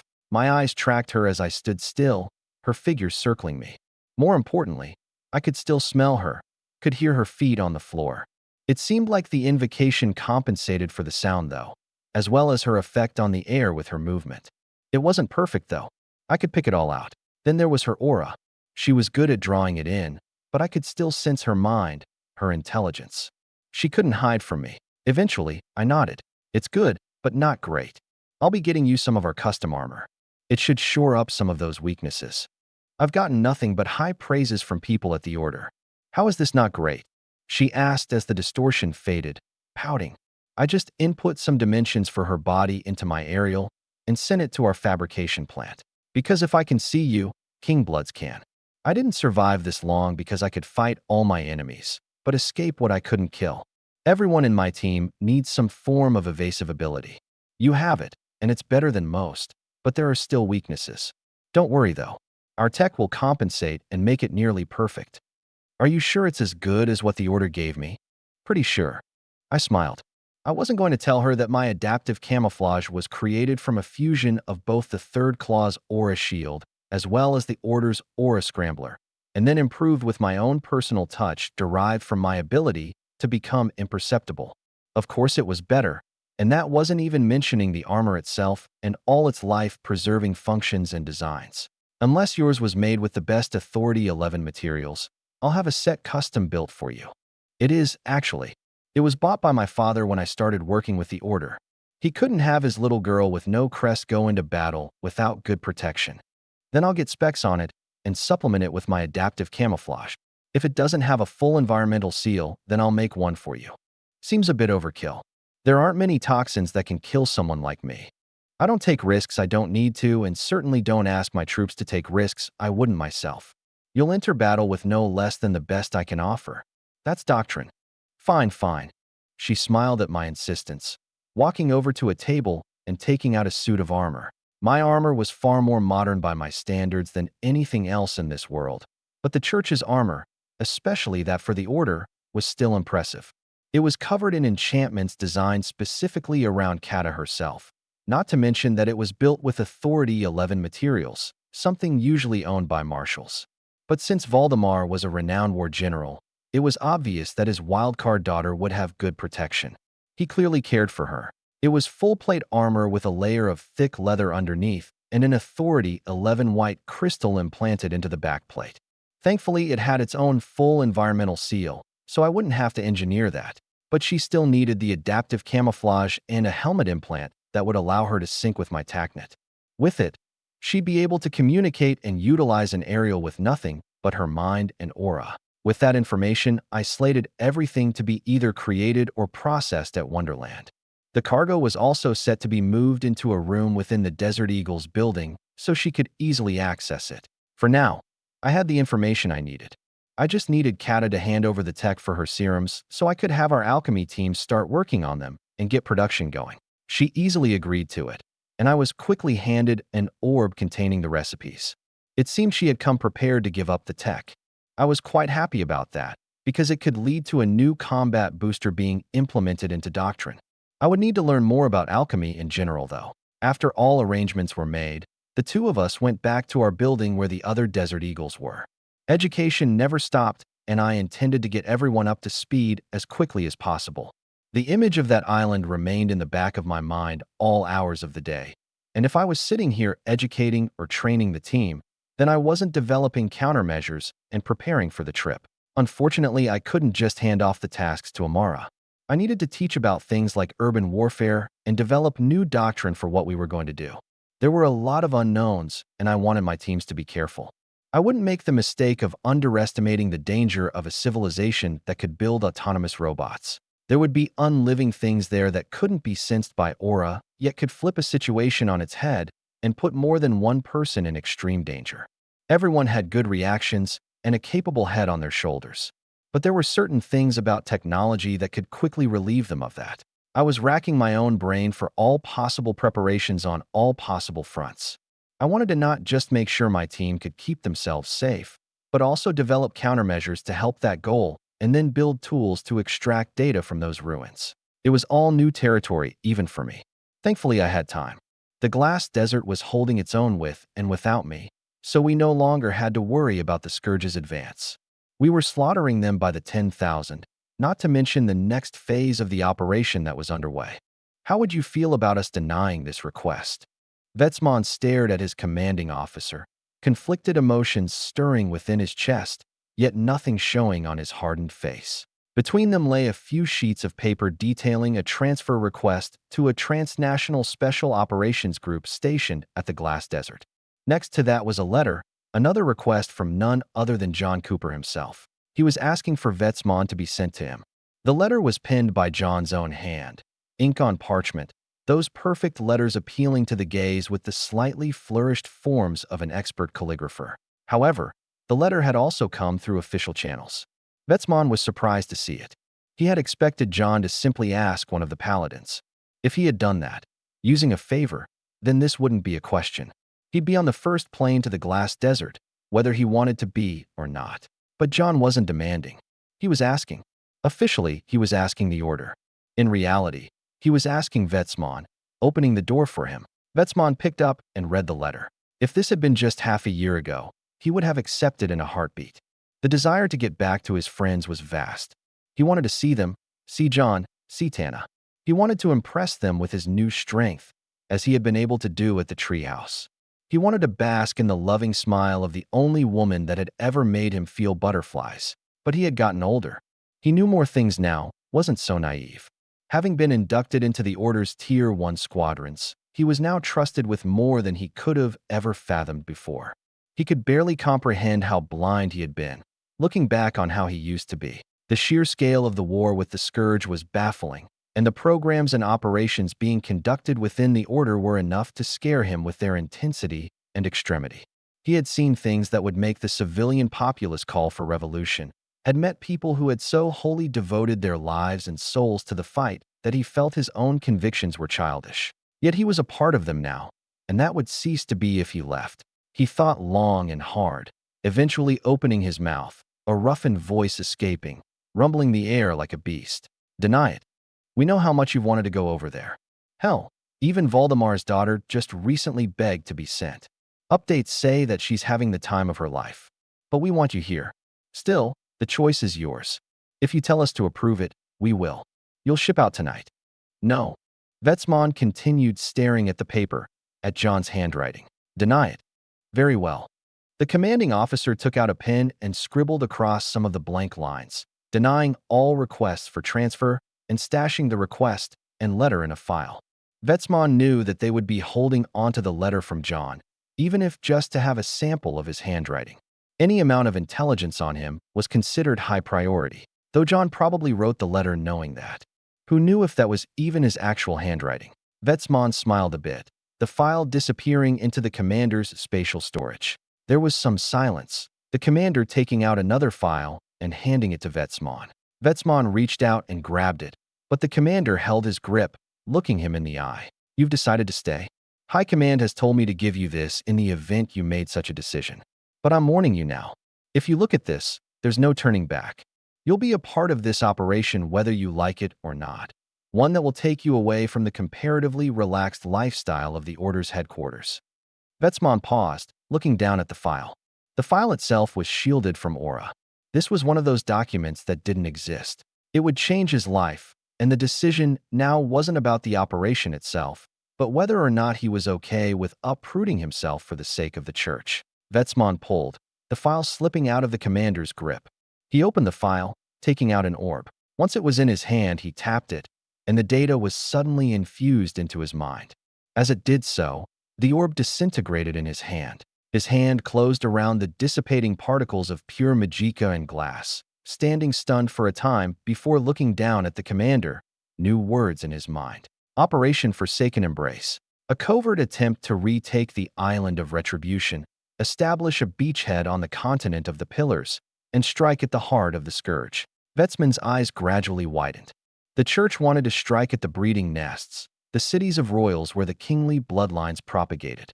Utilizing the new technology developed by John Cooper, as well as what was generated by the church's top minds fusing his tech with theirs, on top of that which was given by the refugees from the Pillars of Creation, they wanted to deliver devastating blows that would buy time for the development of both the Glass Desert and the church's forces as a whole. Vetsmon knew that the church was expanding its industry massively. He hardly understood John's technology, but if he could accomplish what he did at the Glass Desert in a short 6 months using that tech, then given years, all of them would be far more powerful. Issue was, the Scourge was multiplying their efforts. John's achievements in the past half-year did not go unnoticed by the Scourge, and if they were getting scared, then there was a good chance that there would be a massive influx of high combatants in the coming year. The church wanted to mitigate that, ensuring that the continent wasn't flooded with more than they could handle. Vetsman took a breath, comprehending everything that was forced into his brain. When he looked at the commander once more, the man shook his head. Don't say anything. As of now, you're no longer under my command. You're to report straight to Anderson, personally. He's waiting for you at the top. All right. Good luck, Vetsman. The two shook hands, Vetsman still a little dazed. From there, he walked out and headed to the top that the commander spoke of. It was simply the top of the headquarters building for the order, but that room was not a command center or anything of the sort. It was Anderson's office. The man insisted on having the best view in the base, despite seldomly being present within it. His superiority and pettiness came to the chagrin of many intelligence agents and generals, who always liked taking the top floor for their fancy command centers. Vetsman went up the stairs, few people looking at him as he ascended. Then, when he knocked on that single door, he heard the voice. It's open. He turned the handle and stepped through, finding the lavish study that Anderson had bought for himself. This was not his first time being in here. It was his second, and it was just as nerve-wracking as the first. He saw Anderson sitting behind his desk, watching a video of the most recent overwhelming victory at the Glass Desert. Vetsman had seen the video himself. He had thought that normal large-scale battles were chaotic before, thousands of people fighting against thousands of monsters, all kinds of magic being slung around with no rhyme or reason. That, though, was a different kind of chaos. It was supposed to be similar in principle, with battle lines and the push and pull of a normally fluctuating battlefield. But then one of the summoners showed him an enhanced view, one that highlighted all the avenues of attack that had been utilized, from air support to indirect artillery fire. Asymmetrical warfare, they called it. That's when he realized that he had no idea what he was talking about. Come sit. Anderson turned to him and smiled, that menacing grin full of white teeth making his spine tingle. This man was easily the most powerful singular man in the entire world. There was no other his equal, no other who could boast that he delivered the killing blow to a dreaded king. The Kingslayer, God's assassin, the Angel of Death. Vetsman knew of too many of his monikers. He attempted to keep himself composed as he sat in a large seat in front of the desk Anderson was behind. Didn't want to go see that sneaky girlfriend of yours? I'm sure that we'll see each other again, eventually. For now, I feel that I need to follow my higher calling. Higher calling? Boy, you've just signed yourself onto an express trip into hell. Vetsman remained silent. He knew that, but everything they did in the order demanded that they dive head first into hell. This would be no different, even though it was certainly on another level of treachery. But that was exactly why he wanted to go. John had his calling, as did the others. Vetsman knew he would be an invaluable ally to John if he were to go to the Glass Desert, an unbreakable bulwark John could trust. But he could accomplish the same thing elsewhere. He could be an ally, a vital foundation for his friend, just in another place. Perhaps, when the time came for John to expand his range of influence, to push his war efforts against the Scourge into new hellish lands, he could provide a trodden path. He knew that John was working extensively with the Church. He knew about the efforts to industrialize with his technology. John was working for the survival of all humanity, not just for himself. Vetsman would use his unique position to aid in that effort in a way that nobody else could. After a bout of silence, Anderson chuckled, smiling wider. Well, you're nothing if not a masochist, Vetsman the Undying. The knowledge now in your head means that you're now a part of the Order's Asymmetrical Warfare Division, a newly formed sector of people dedicated to fighting the Scourge in every way but head-on. You will go beyond merely assassinating royals and king bloods. You will now strike at the heart of the Scourge's efforts to wipe out humanity, a task only made possible using John Cooper's new technology and industry. Previously, reaching the continent of the Pillars was not impossible, but expensive, difficult, and time-consuming.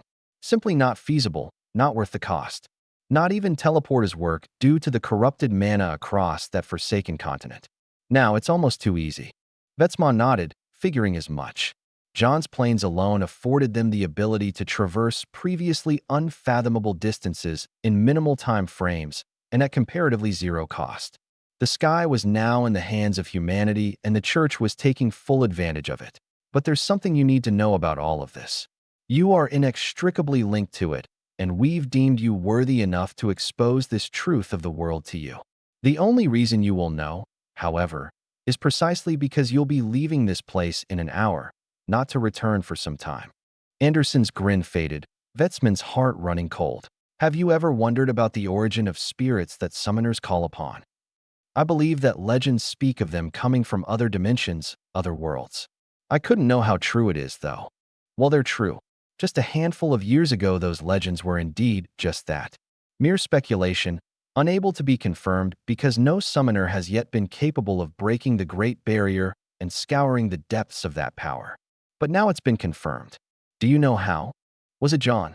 Vetsman guessed, refusing to believe that it had nothing to do with his friend. There was only one person, one circumstance, one fateful nexus that he was linked to.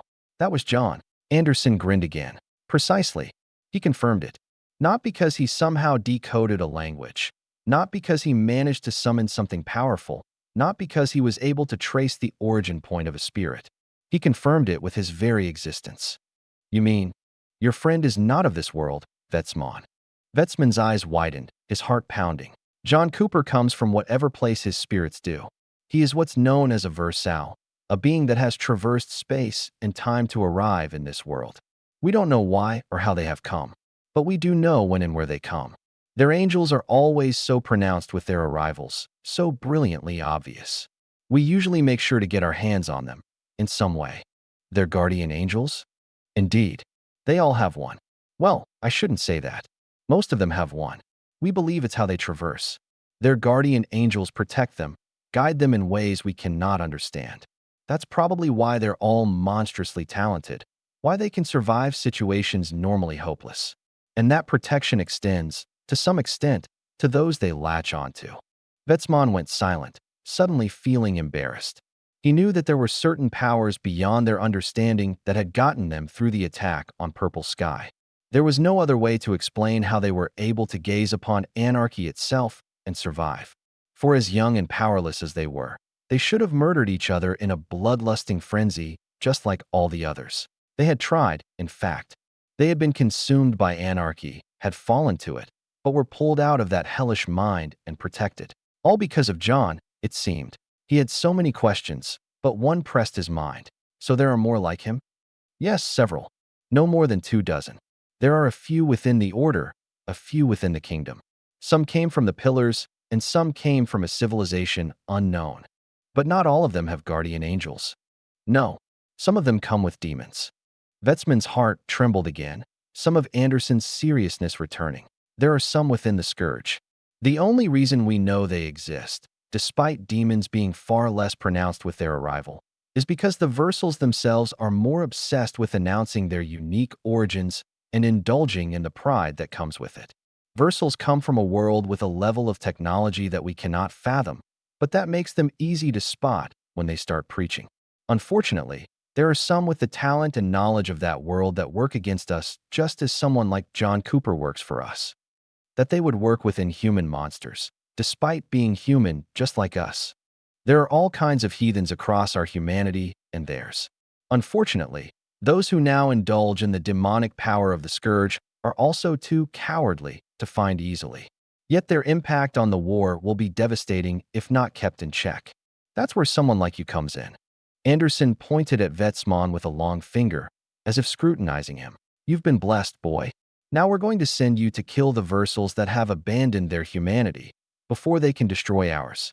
Prepare yourself, because it will only be slightly easier than attempting to kill John Cooper. Chapter 259, Ice. August 26, 626. Few people turned to glance at me when I walked into the command center of the Glass Desert, most focused on their tasks. The entire base was busy, and people knew by now that I didn't seek to interrupt with my presence. One man's eyes found me and nodded. Sir, General Gaffney, how are our FOBs? Perimeters have been established for both, but not without resistance. 1st, 2nd, and 4th Brigades are in battles every day. Not surprising.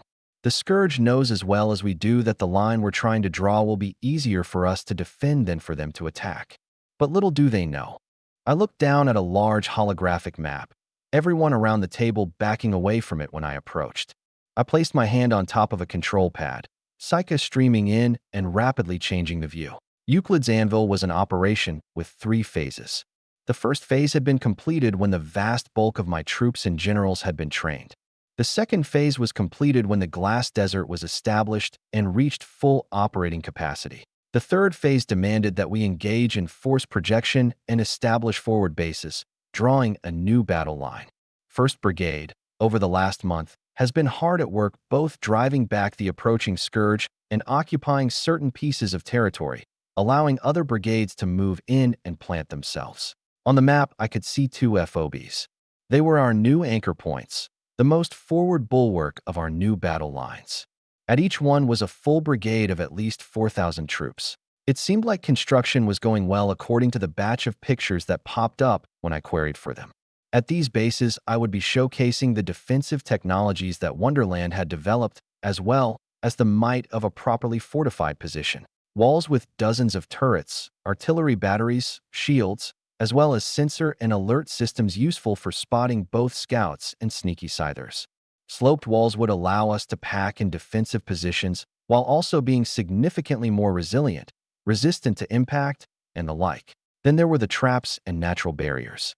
Massive dry and wet moats had been dug around those perimeters, making direct sieges significantly disadvantageous to the attackers. We had also developed advanced systems of landmine distribution, both with aerial systems and artillery batteries. Thousands of landmines could be dispersed for miles around a base, and while no single one was powerful, it would allow those bases to cut down on a huge chunk of enemy numbers before contact was even made. After all, in Scourge armies numbering over 50,000, most monsters weren't any stronger than Authority 4 or 5. Forces with an average of Authority 6 or 7 were rare and seldom appeared in concentrations greater than 10,000. Even then, an Authority 5 landmine could easily maim or outright kill an Authority 6 beast. Thousands of Authority 4 landmines could decimate half an army, and if said army didn't wish to deal with the landmines, then they'd be either entirely routed or would simply sit there and take the hits from aerial bombings and artillery. I was willing to bet that those filthy monsters weren't that smart. No matter what, it was a win for us. I smiled and checked some of the statuses for the FOBs. One was already laying minefields while the other was still digging its moat, currently engaged with a sizable enemy force numbering about 20,000. Nothing they wouldn't be able to easily handle. I nodded. Good work, General. Have you seen Polly? She left here not too long ago. Would you like me to summon her? No, that's all right. I waved, tabbing out of the screens I was viewing and setting the map back to how it was. Then I left the command center. I found Polly in Sector 4's section of the base.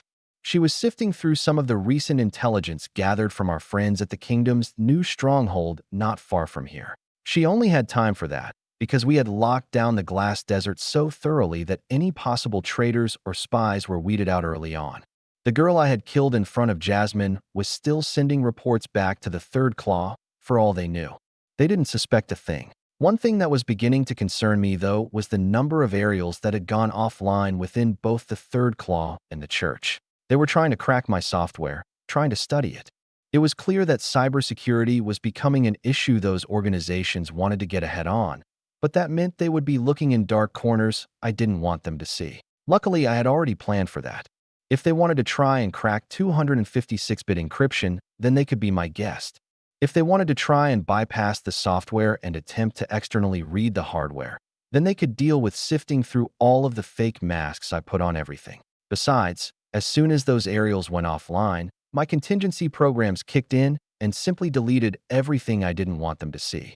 They'd be studying a bare-bones aerial with nothing more than the handshake protocols they used to connect to the NodeNet. It was too easy to keep them in the dark, at least for as long as I needed it to. By the time they made progress, I'd be 100 steps further. Polly looked up at me when I entered her office, nodding. Hello, John. Hey, how goes the kingdom? They're acting like a neglected girlfriend. They still let off calls for cooperation, but we're rejecting them since it's a waste of our time. We're handling almost all of the Scourge on the Western Front, and they're still sitting on their hands. What could they even be asking for help for? They just want intelligence. That, and if they run any missions anywhere close to us, they want soldiers and heavy metal to reinforce their battalions. Our generals are refusing since they can't interlock with our command system. We'd just be doing all the work. Indeed. I chuckled a bit. Our militaries were now completely unrecognizable from each other. Two totally different systems, with weapons that couldn't be compared and a support structure that, by itself, could outclass the combat power of the soldiers that they would send, all while sustaining little to no casualties compared to their double-digit mortality rates. Polly sighed. We're updating them with battle records and kill counts. That's all they deserve from us, and it seems to be keeping them in line. Knowing that we're killing so many has culled any whining, for now. Still, we may have to make a show of ourselves, placate the raving generals before they try and do something stupid. We could use something like that too.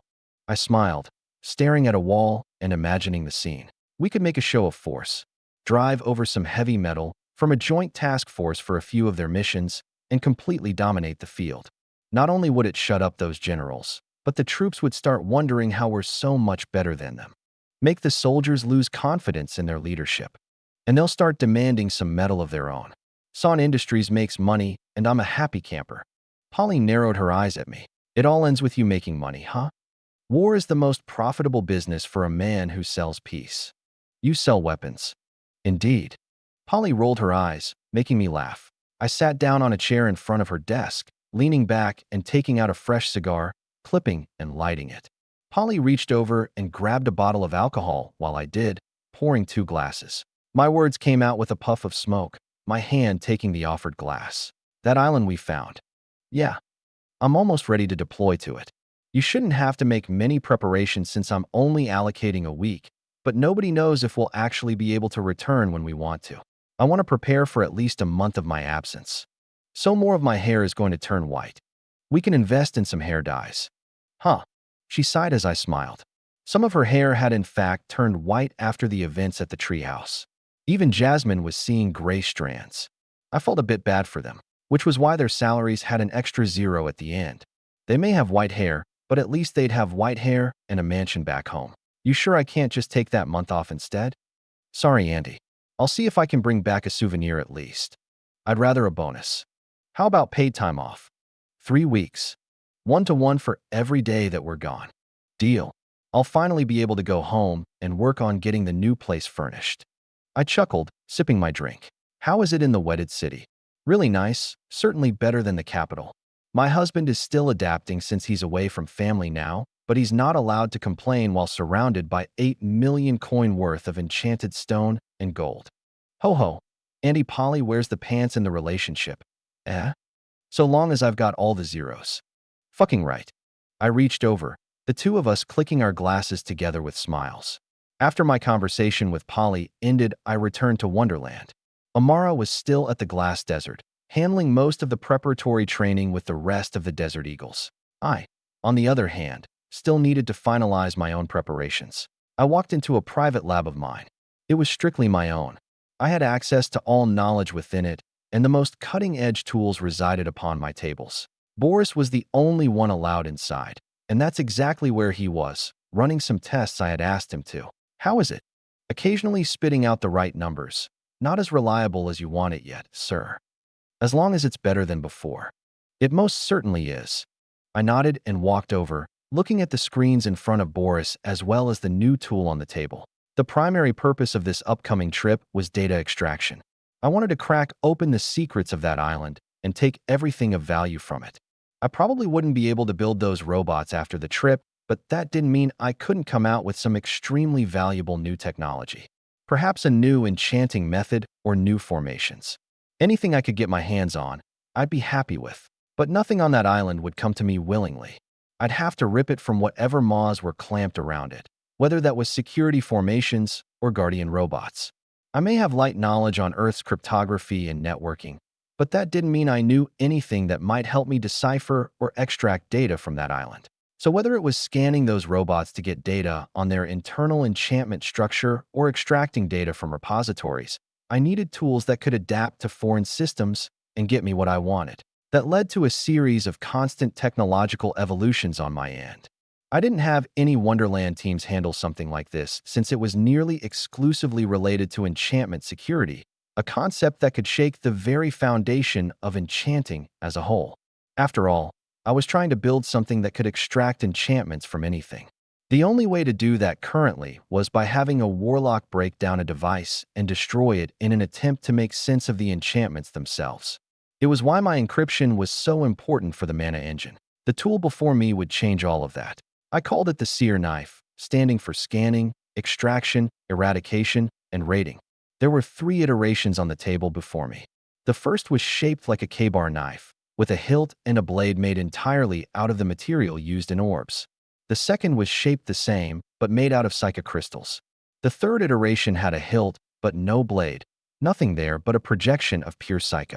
That third iteration was the important one. I needed this multi-tool to be able to sense all forms of magic, extract free data and enchantment formations based on its sensory abilities, eradicate any security or counter-intrusion, and raid systems with my seed programs. A big issue with this was the simple matter of interfacing. Orbs could be controlled by summoners directly, but devices needed special cradles to read the data on them. Then there was the fact that enchantments weren't meant to be scanned and analyzed conventionally. They could be installed easily, but attempting to read them after that was a destructive chore. I needed my Seer Knife to be able to surpass all conventional modes of interfacing and use the omniscient power of Psyche to simply see the structure of all enchantments it came across, regardless of the kind of power utilized. It also needed to be able to bypass, destroy, and protect itself against all forms of security. I was willing to bet that this new civilization utilized Psyche in their enchantments and systems, which meant that no matter how convoluted their systems were, the language of Psyche was still universal. I didn't have to know their language in order to protect my devices against it. I reached out and picked up the bladeless hilt before me, the tools around it beeping in alarm as their target disappeared. My Psyche pushed into it, Psyche spewing out of the hilt like a geyser, completely without form or order. This was the issue with it. It wasn't enough to just send Psyche into a device. The Seer Knife had to send its Psyche into whatever device I stabbed it into, and then pick up any and all interference, aka sensory data. It couldn't do that if the Psyche wasn't orderly, structured, and contained, and it had to do all of that without my input. The first 2 iterations of knives were an attempt to create that structure with material that Psyche could easily flow through. Like water, Psyche naturally flowed through both orbs and Psychic crystals. But if there was structure, then I couldn't pierce into any device I wanted and read its internals. If I came across something with a hard shell, a solid knife would be useless. I frowned, dumping more Psyche into the hilt and watching the geyser of magic intensify. Psychic crystals take on tangible properties after locking them with a frequency, but I don't want this blade to interact with material. We need to find the middle ground. Form without structure. I've tested the magnitude frequency with the expelled magic. Not that it means you shouldn't run your own tests. You always see things I don't. I cut my Psyche and pushed the hilt into the device on the table, activating everything once more and flooding the device with Psyche from a white crystal. It started spewing out like a geyser again, but this time, I added my own spin on it. I put my hand on it and started tampering with the Psyche, tuning it to the magnitude frequency. The magnitude frequency was used when creating elemental, vigor, or Psyche crystals from white crystals. It allowed 2 crystals to tune into and destroy each other. Add a bit of the 3 energies to it, and you could create whatever crystal you wanted after some stabilization. I wanted a tuned frequency that would give the spewing Psyche some form, but without the tangibility that would make it interact with matter. A double-edged desire, but one that would give me all advantages if I could rectify it. I started moving through the frequencies, the geyser spinning about erratically as it flailed along with the changes. Like water being vibrated with sound, the Psyche flowed along with my tuning, allowing easy manipulation. The issue was that the flow had no end, though perhaps I didn't need it to. If I want it to be a sensor, let's make it a sensor. Psyche flowed from my hand, forming a complex series of encoding formations that bound and sent the Psyche forth according to its frequency. For a moment, Psyche started exploding out omnidirectionally, but then I finished the formation, tuning it actively as it worked alongside my frequency modulation. The Psyche started pulsing, then narrowing, its properties shifting. It started behaving like light waves, beams of Psyche shooting from the hilt. Give me the brick. Yes. Boris scrambled, running across the room before grabbing a large metal brick. It was packed full of enchantments with no purpose, a testing brick we used for things just like this. He placed it in my outstretched hand, and I placed it in front of the beams of Psycha. At first, the Psycha passed right through the brick, but as I started adjusting the formations in front of the hilt, that changed. They started refracting off the enchantments, scatting throughout the brick after bouncing off all the various formations within it. But then I tuned it, the Psycha reflecting instead of refracting, returning to the hilt. I grabbed another device and placed it within proximity, and finally, with a bit of adjusting, got a return. I smiled. That's right. Why didn't I just make it a kind of LiDAR system? I can grab enchantments with this, even intercept signals. It's not restricted to just reflecting. I'll have to differentiate between empty and loaded enchantments, as well as the kind of signals, but that can all be figured out with codified Psycha. I can make it both scan and talk to whatever device I'm raiding. I muttered, continuing to adjust the formations in front of the hilt and watching how the Psycha reacted to the enchantments differently. The only downside to this was how obvious the knife would be when intruding on something. Its magic signature was about as bright as a star to anything I was trying to scan. I was beaming pure information into the brick, into its enchantments, disrupting its magical flow. But that was something I could work on. At least with this, I had a proper foundation alongside everything else Boris had developed. All right, Boris. We're pulling an all-nighter. Yes, sir. I got a slight sigh from him. This was far from the only all-nighter he's pulled with me here, but I wouldn't get any complaints through the night. The man worked hard because he knew how special his position was, like that we crunched formations and experimented for the next several hours. The knife changed form a bit more, both Boris and I adding and removing all manner of transmitter and receiver systems, as well as implementing the copious amount of programming necessary to support data transmission. Using LiDAR to scan, encoding those pulses of Psycha with data to be pushed into enchantment systems, using receivers on the hilt to get return data. With normal electronics, something like this would be impossible, at least on such a simple device. But I could codify Psycha however I wanted, each pulse carrying out all three of its purposes. Now all I had to do was standardize the device and load it with all my software, something I had spent the bulk of all this time working on. I'd have my very own IC, utilizing a cipher engine I had devised running on English, the standard kingdom language, and the complex magical language of Psycha. With all that, even if I ran into an unknown software system, I wouldn't be the one in danger of getting cracked and hacked. I smiled as everything came together. Those ruins were mine. Chapter 260, Island. September 5th, 626. So what do you think about them? My eyes remained on the spar beneath us. Amara pondered beside me, her gaze on the figures of Phaidon and Tana slugging it out with Quan and Song. The rest of the Desert Eagles were resting on the sidelines. Kata was coming down from a vigor high, Shadowbane was stretching, which was catching Pontek's eye, Blackblood was reveling in frustration, and Aki was talking with Arya, Ilinka, and Jaya. Amara took a deep breath, giving me her evaluation. They're good. All of them. Ilinka's skills have improved rather significantly as her cohesion with the team increased, as has Arya's and Jaya's. Kata has proven herself to be just as powerful as advertised, and though she relies on her serums, her invocations and crowns are no joke by themselves. She can operate at our level even without serums. Aki's aura is rather obscene, as unassuming as she is, and she's taken to training everyone. In battle, she's also menacing. I've never seen someone overwhelm an authority 9 king blood like she has. I nodded, recalling the video footage Amara had made sure to capture of all their battles over the past month. Aki was a kind of brawler, defaulting to using her fists more than anything else. According to video footage, the reason she was so capable in a brawl was because of both her aura and her invocations. Invocations could grant a variety of generalized abilities, like the ability to manipulate vigor, psyche, or mana. Different invocations could control the energies in more specific ways than others, but no matter what, controlling them at all demanded the user's aura. Aki had powerful invocations. I didn't have the details, but if her battles were anything to go by, they weren't any lesser than Kata's.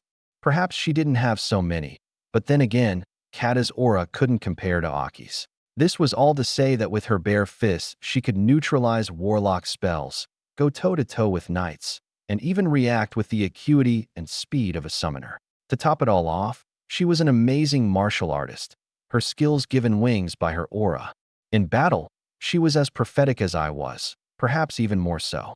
Then again, the fact that she could match my neural acuity without being a specialized summoner was asinine. She was an all-rounder, and a powerful one at that. Fast, smart, strong, adaptive. The earthling talent was clear as day within her, and she gave us a glimpse of the kind of warriors people were at the Pillars of Creation. Now she was helping those around her train their aura as well. She would be invaluable to my Desert Eagles. Amara continued. Blackblood is abrasive, but I've yet to see him ever deviate from the team. He's professional. As for Quan and Song, they're extremely powerful even by themselves, but they know how to work around others just as well and with each other like they have one mind. They're easily the most powerful between all of us, me and you included. Good to know. Shadowbane is just as fast as ever. Phaidon has adapted to his crown and knows how to take advantage of it with his spatial warping. Tana has taken to her role as an assassin well, and I heard that Jaya is working with Kata in alchemy. They're helping each other and Jaya is improving significantly as a result. I don't think I have complaints about any of them. But are the outsiders trustworthy? I glanced at her, a frown surfacing on her face. I don't know. That's something only you can answer. I believe in your judgment more than that. I know, but I'm not the one who's hellbent on locking down information. I can't judge those from Earth like you because they have no inherent allegiances to the kingdoms of this world, and that means only Kata, Jaya, and Pontek are normal outsiders. Everyone else is from either our class, the Telarias, or the Ravens. I'm not as concerned with locking down information as I am making sure that when shit hits the fan, they're going to have our backs. I get that, but... She sighed, staring at everyone around the spar. I don't think we're going to know until the moment comes. Well, then answer this. Is everyone proactive in making sure the best outcome to every conflict is achieved? Do they take it upon themselves to ensure collective survival? I watched her as she thought, her eyes twitching between everyone's figure once or twice. Within the mission objective and circumstance, I would say so, yes. Perhaps only Quan and Song don't, but that's because they're so powerful. If they engaged with their full power, the rest of us would have nothing to do. I nodded. They're an ace as much as they're an unknown. I won't assume to know their motives, but I'm willing to bet on their alignment with us. You mean we can trust them with our backs? Such powerful people. I don't trust anyone with my back, except those who have already had it before. But that doesn't mean I expect them to betray us either. I've spoken to those twins, and they came here for the same reasons Aki did. They knew I was from Earth due to my inventions. I've given all three of them hope. I believe they'll do everything I expect an ally to do. Even Vatsy would, despite my distaste for his complacency. But honestly, I'm worried about something. What? I narrowed my eyes and looked out the window, glancing at Quan, Song, and Aki. My suspicions arose. I think the church knows that we're from another world. What? How could they? I don't know. I have absolutely no clue short of another Earthling telling them. Perhaps they have an Earthling in their highest ranks. I couldn't know. But I'm willing to bet that Aki and the twins were sent here not just because they requested it, but because the church, or at least the order, knows that we're all from another world. Call it a hunch. Your hunches are usually correct. Maybe. But then that begs the question of why they're allowing all of us to gather. If they know about our origins, then they know about our talent as well as the kind of danger we would pose to them should we be allowed to fulfill our potential. I don't want to believe it's just out of the goodness of their heart that they would allow such powerful people to come here. Maybe they aren't concerned. Well, that's even scarier. I chuckled, Amara's face falling. Good point. Well, maybe one day I'll ask the Pope. For now, though, if you've given them top marks, we can proceed. If we're not debating trust, then yes, they all pass with flying colors. Good. I plan to deploy in a couple days then. You finished your device? I nodded. Yup. I got the finishing touches put on it yesterday. Boris is manufacturing a few more, which I'll be giving to you, Tana, and Phaidon. Not the others? She smiled at me, making me shrug. My form of distrust. For now, I'll be the only one who uses it, but I won't keep such a safety device exclusive. I think you three having it will cover all our bases in case something happens to me. You know we won't let anything happen to you. These ruins may not care. I prepare for the worst. Go ahead and bring them all to the briefing room. She nodded, the two of us splitting off. I arrived in the briefing room and prepared everything. Once the door opened again, I saw Amara walk in with the rest of the Desert Eagles. They grabbed themselves seats as I sat behind a desk. Welcome, everyone. Something happened, boss? I gave Shadowbane a smile. Yes, but first I need to preface this by saying that the information I'm about to share with you all is going to be classified with the highest secrecy. There are few people in the world who know about this. I glanced at Kata, who smiled a bit after noticing my gaze. I then turned to a screen, showing the updated map of the island. A few heads tilted. This is an island cluster about 2,000 miles off the western coast. Sector 4 has been running scans and reconnaissance for over a month, and thus, we can safely assume that this main island is home to the outpost of a previously unknown civilization. Pictures and videos started appearing on the screen, everyone leaning forward. They showed all of the ruins of the city, as well as the signs of battle, scourge corpses, and dilapidated robots. Upon seeing all the pictures, I noticed a change with the twins. Both of them got anxious, uncharacteristically. I'd never seen them lose their cool. They were as stoic as they came. But these images stirred something. I had to admit, I already had my suspicions. In 3 days, we'll be deploying to this island for recon and data extraction. I want the knowledge held within that city. I want to know what kind of civilization that was, what happened to them, and get a general overview on this civilization's combat capability. It's clear that they have technology well beyond our own. It may not be in sheer power, but there's no doubt that minds who can create magic robots like those are capable of complexities beyond anything the kingdom or church has had to deal with. I glanced at Song and Quan, continuing. I've developed some weapons and countermeasures against what we might encounter. I intend to infiltrate into the deepest parts of the citadel at the center of the city, where the most valuable knowledge will likely be held.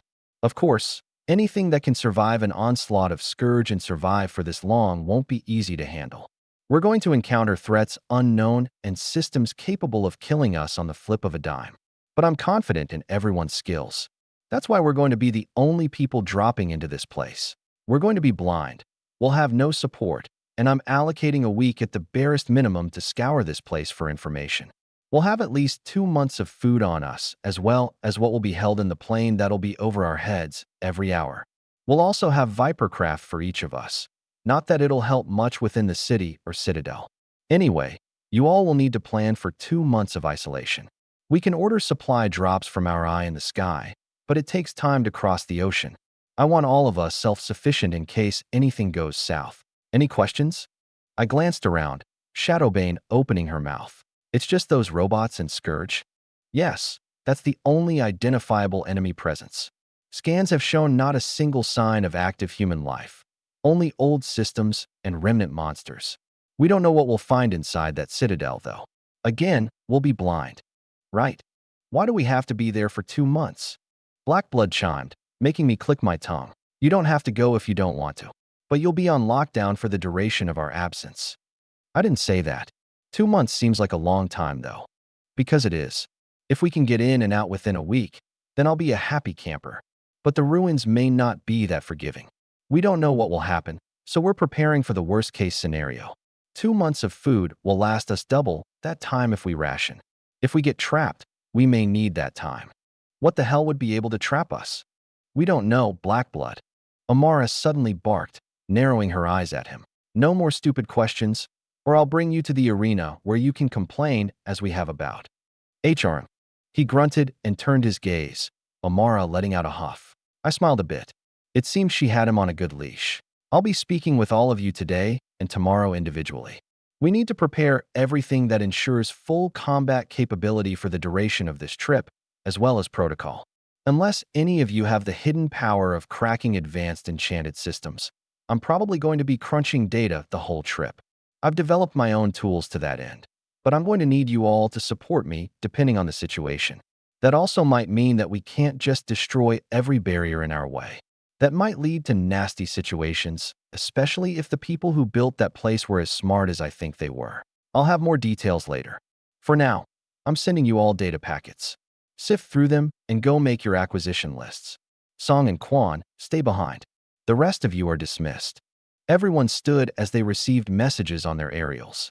They tapped them while leaving the room, looking through the pictures, videos, and collected data on the island.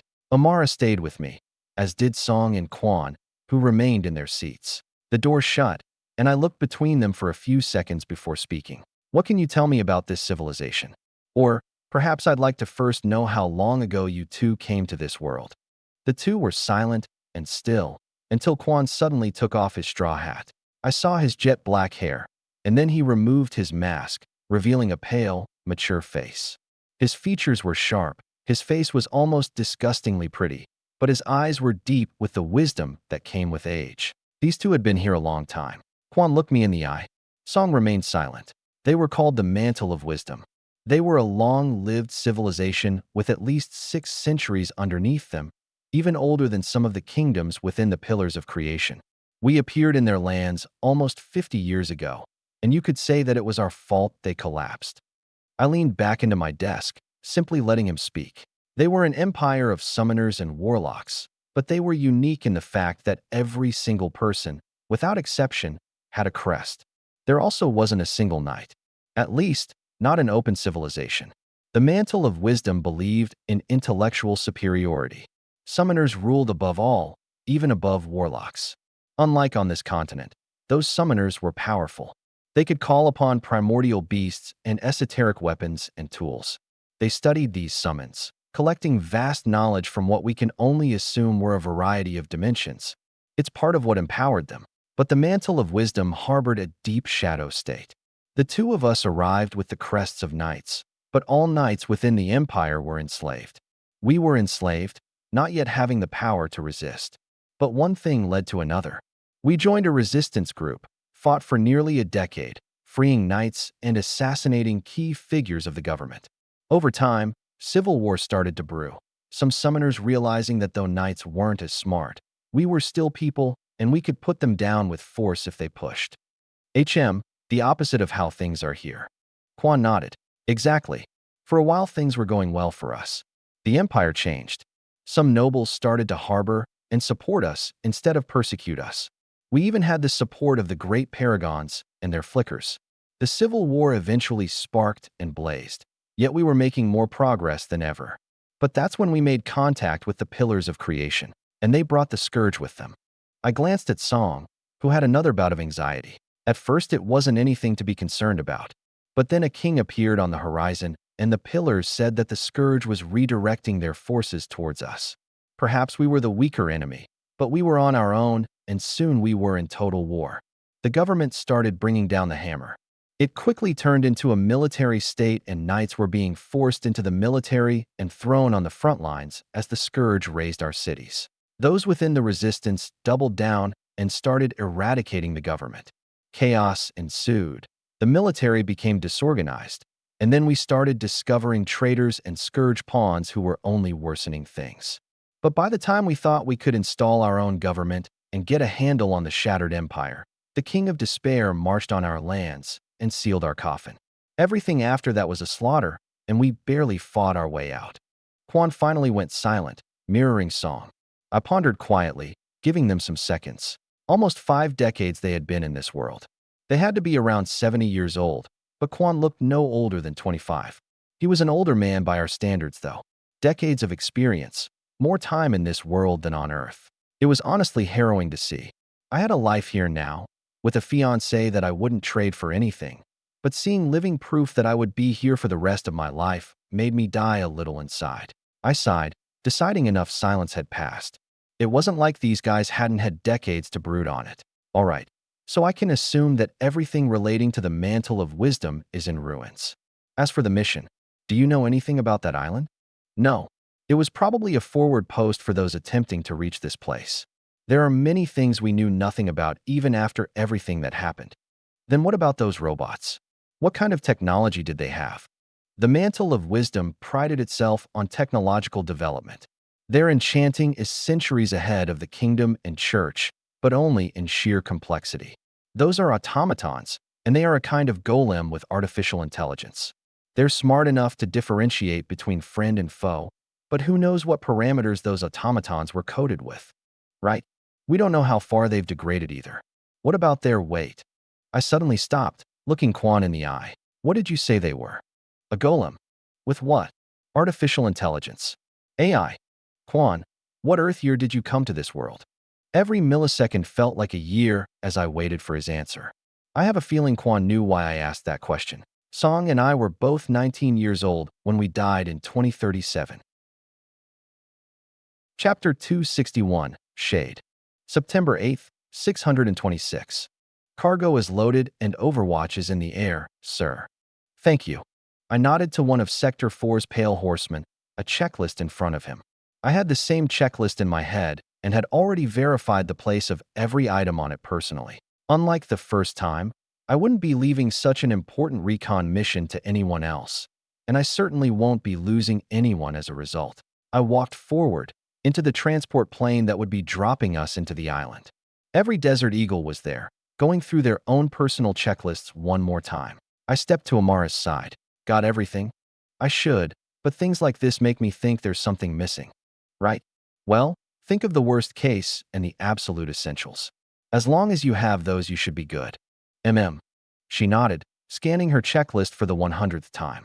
Like her, I had a feeling that we'd be on that island for longer than a week. 10 till we fly. Everyone make last checks and find your seat.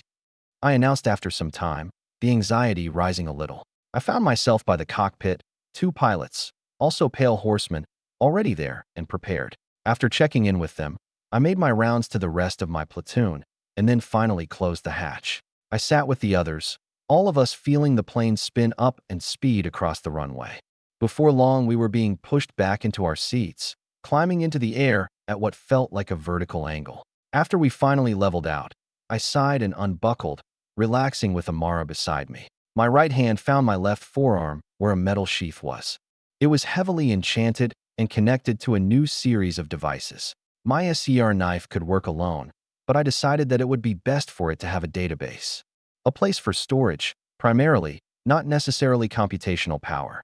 Thus, along with the knife under the coat sleeve over my forearm, there was now a small, flat device between my shoulder blades weaved into a special undershirt I wore. Amara, Fiden, and Tana had the same undershirts, as well as their own seer knives, just as I had promised. Nobody else knew about their knives.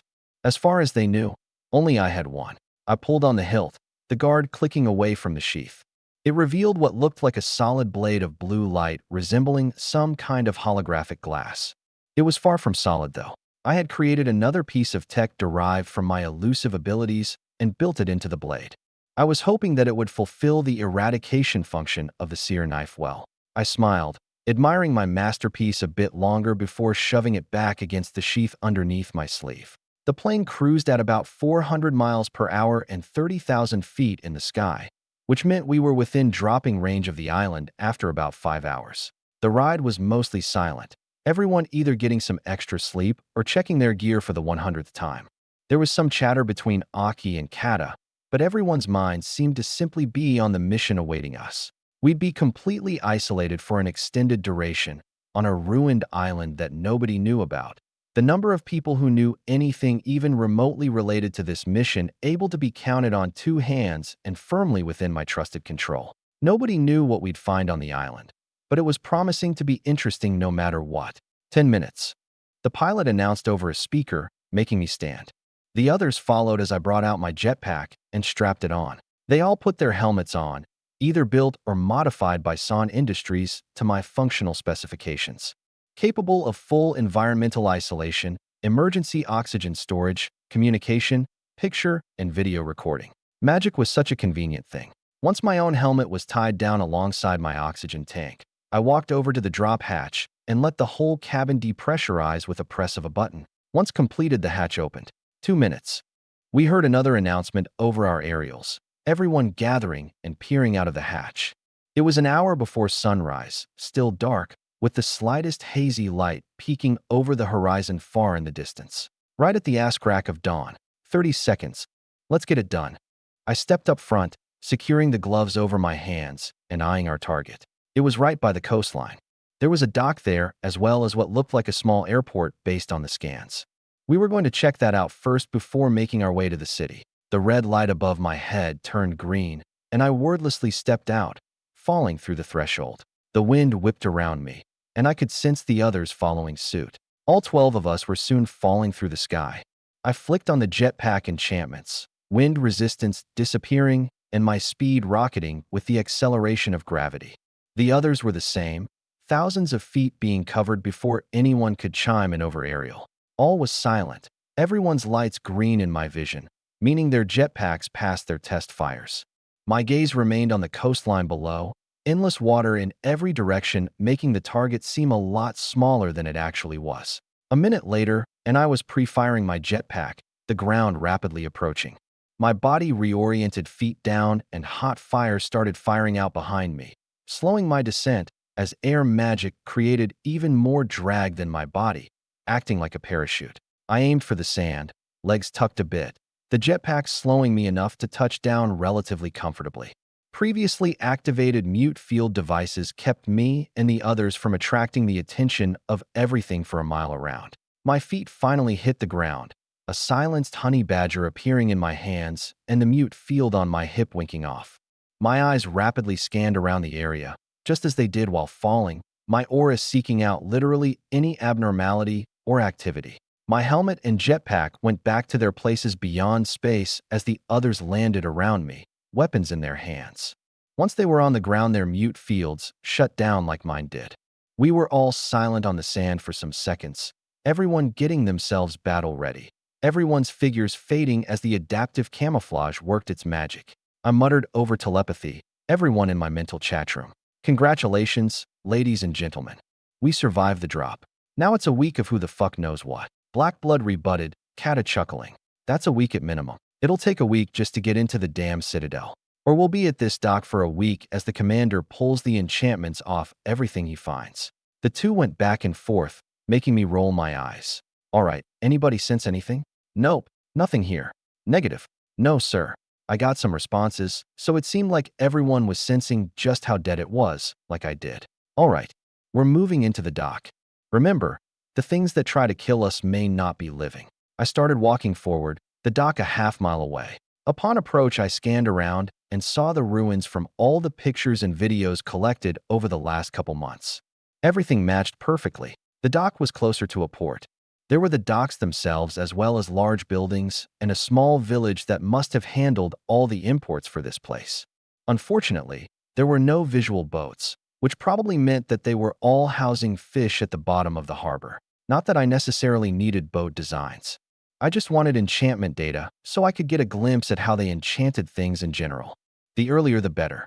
The first place we approached was a large stone warehouse generally close to our landing point. I assumed it was going to be filled with items, whether foods, materials, or devices, so it was one of the first places I planned to check out based on pictures. I heard something tapping on the floor inside when we got to the door. Amara picked up on the same thing, Fiden moving up to the door and checking out the locks. Movement inside. Doors locked too. Enchanted metal. Tana and Shadowbane. Find another entry. I'll work on this. I gave the commands, kneeling in front of the door and taking out my seer knife as Tana and Shadowbane silently moved around the warehouse. I pointed the blade at the door lock, a rectangular device attached to a metal deadbolt. As soon as I touched the knife to the device, all its enchantments lit up, shockingly complex for a lock. The knife collected data, which I accessed with my mind via the database on my back. There were hundreds of formations and circuits, but most of them were dead, and the ones still lit up seemed to be auxiliary formations for something other than the lock.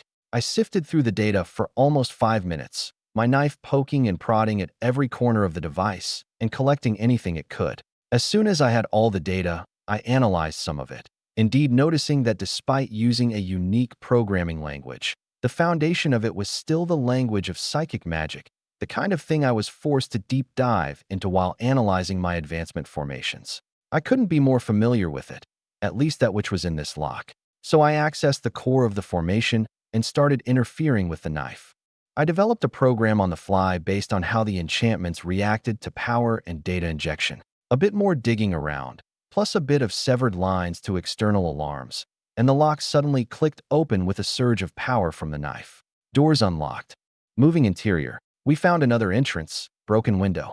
Also entering, I pulled open the door, standing to the side and letting Fiden move in first.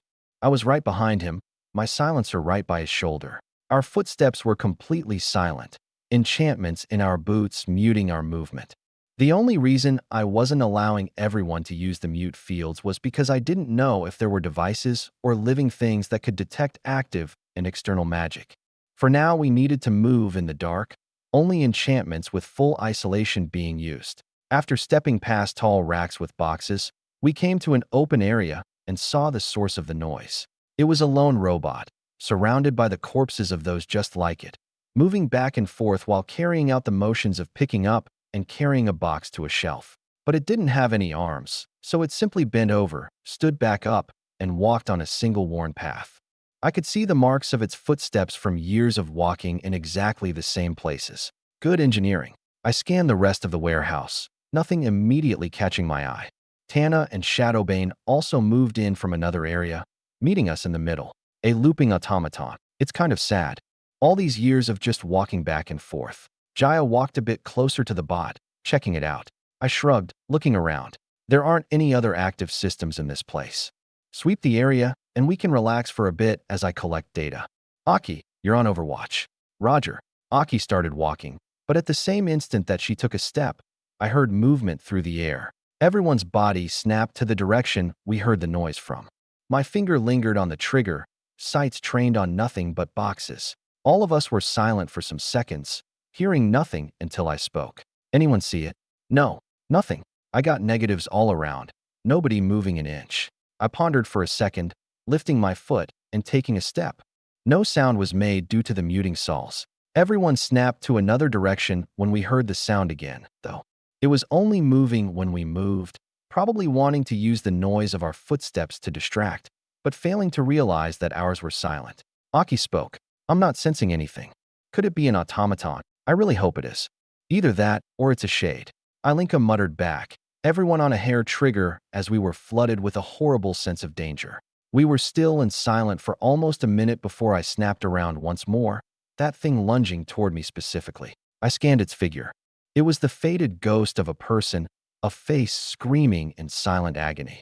I could feel its despair, its desperation, flood my own aura uncontrollably. It couldn't even think for itself, and yet it moved with a sole goal: to drag my soul down to hell with it. I put a bullet through its head, overloaded with Psycha. The bullet tore through its figure and gouged out a massive chunk of it. Half its head disappeared, but it still moved toward me.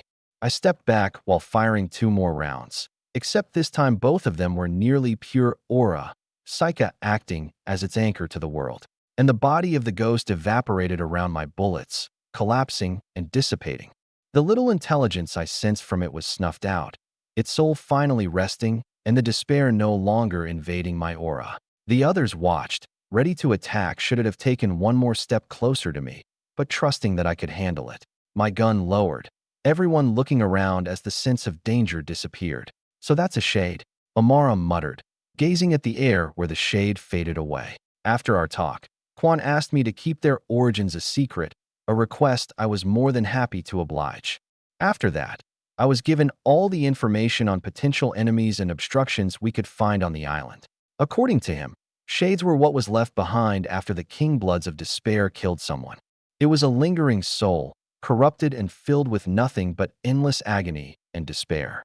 Psycho weapons were the most effective against them, as was aura, if someone was capable of wielding it that way. I had informed every one of them beforehand, simply refusing to divulge where I got the information. Now though, we had seen what shades were firsthand. It was a bit creepier than I expected. BRR. Jaya suddenly shivered, paranoid eyes flickering around the warehouse. I sighed. Well, we know one thing. This city is potentially filled with tens of thousands of shades, and our adaptive camo doesn't seem to work on them. We also can't sense them with conventional means, not unless it starts flooding our auras with despair. Aki added, making me nod. So how are we supposed to hide from something that completely negates our stealth measures? I shrugged at Amara's question. Not sure. That will take experimentation. Perhaps the adaptive camo is working against us. We may have to rely on personal means to hide. It's only knowledge you guys will acquire through trial and error outside. Not you. Nope. I've got a robot to work on. I walked over to the robot, watching it continue on its path. I'll crack this thing open and get to work. The rest of you can set up watch and investigate the docks, see if there's anything interesting. I grabbed the hilt of my knife while Amara took control of the squads, delegating tasks and leaving the warehouse.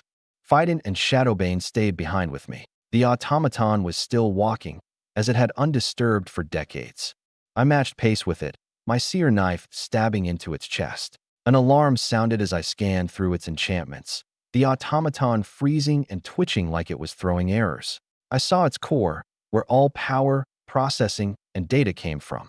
Although it looked like a very centralized system, the enchantments strewn throughout its limbs completely escaped my comprehension. They were written in the ethereal language of mana, go figure, but it was still obviously of a far higher level and complexity than anything I'd ever seen from the kingdom. What little I did contextually recognize pointed to it being earth and fire mana enchantments. I'd have to have Amara look at it. What really interested me, though, was what I found within the core. Around the core was nothing but the unknown complexity of the mantle's programming language, but within it was nearly exclusively the language of Psycha, and I could barely understand the most superficial parts of it. The most core systems were so deep with esoteric complexity that I got a headache just trying to memorize it. This was material beyond my level, that much was certain, and it was found within a common labor automaton. I sighed, probing around the core with my knife, cutting off the robot's movement before sitting down to study. Kata may not be right about me sitting here for a week, but I wouldn't leave without getting all I could out of this robot and using it to build a foundation. Chapter 262, Long Haul. September 10th, 626. I glanced around, seeing everyone packing up their tents and supplies. I had been within the warehouse for 2 full days simply studying the robot and any other small devices the others thought I might find interesting. It was only now, as dawn spread its dim light on the island, that I decided I had gotten enough out of it. I squat next to the robot and a pile of scraps, unsheathing the seer knife and stabbing the robot's torso. Moments later, its limbs started shifting and twisting on their hinges, fingers fluttering according to the commands coming from my mind. Once I took the knife out, the blade of light dripping with both mana and codified Psycha, the robot fell limp. I smiled. It had taken some time, but I had developed interface and compatibility software that could be used to let my code interact with Mantle Tech. I hadn't slept until I managed to figure out how to make it possible and build it, and only then did I get a crisp 8 hours before waking up and deciding it was time to continue. The robot, gutted for everything it was worth, lay dead on the warehouse floor with its chest cracked open and core removed. Jaya almost cried when I first ripped open its housing, but I had gotten extremely valuable data out of that core. Not exclusively in the way of programming either. That core contained principles of Psycha of such an advanced level that it was beyond the cutting edge within my advancement formations. That meant I could actually learn from it, peer beyond what was right in front of me. More than that, those formations interacted and integrated with Mantle programming. I could deduce what they meant through that. It reminded me of Maxwell, who refused to let me learn anything beyond his formations. It wasn't a bad system. On the contrary, he just didn't want me to make the wrong progress by filling my head with divergent information. Those principles within the core wouldn't necessarily help with my advancement, even if some of it could. But if I tried to take those principles and apply them haphazardly, then it would instead confuse me and ruin my progress. If I were stupid, that was.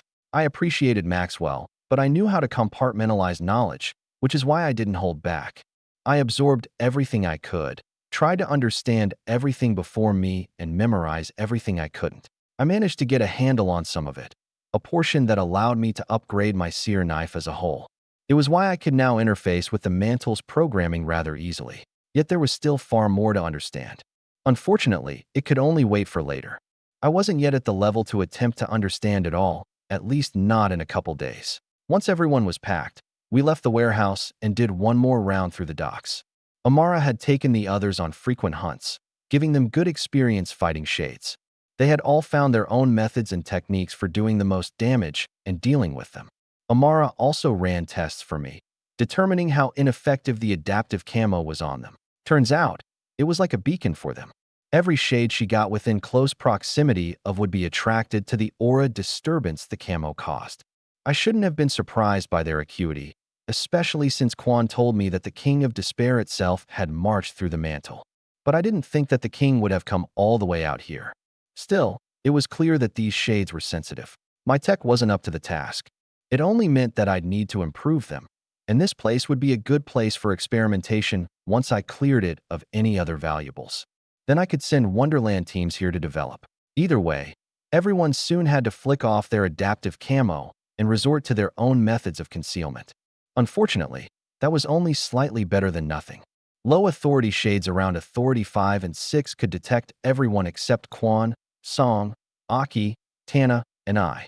The others had no such luck, and the only reason I did was because I was able to use my Psyche to bolster my illusions. Even then, I couldn't hide from anything at or above my authority, and anything lesser would be alerted if I wasn't extremely careful. Quan and Song were clear since they had dealt with this before and had adapted accordingly. Aki was also clear since her aura was obscenely powerful. As for Tana, she had yet to be spotted even after killing a shade amidst groups, so she was perfect.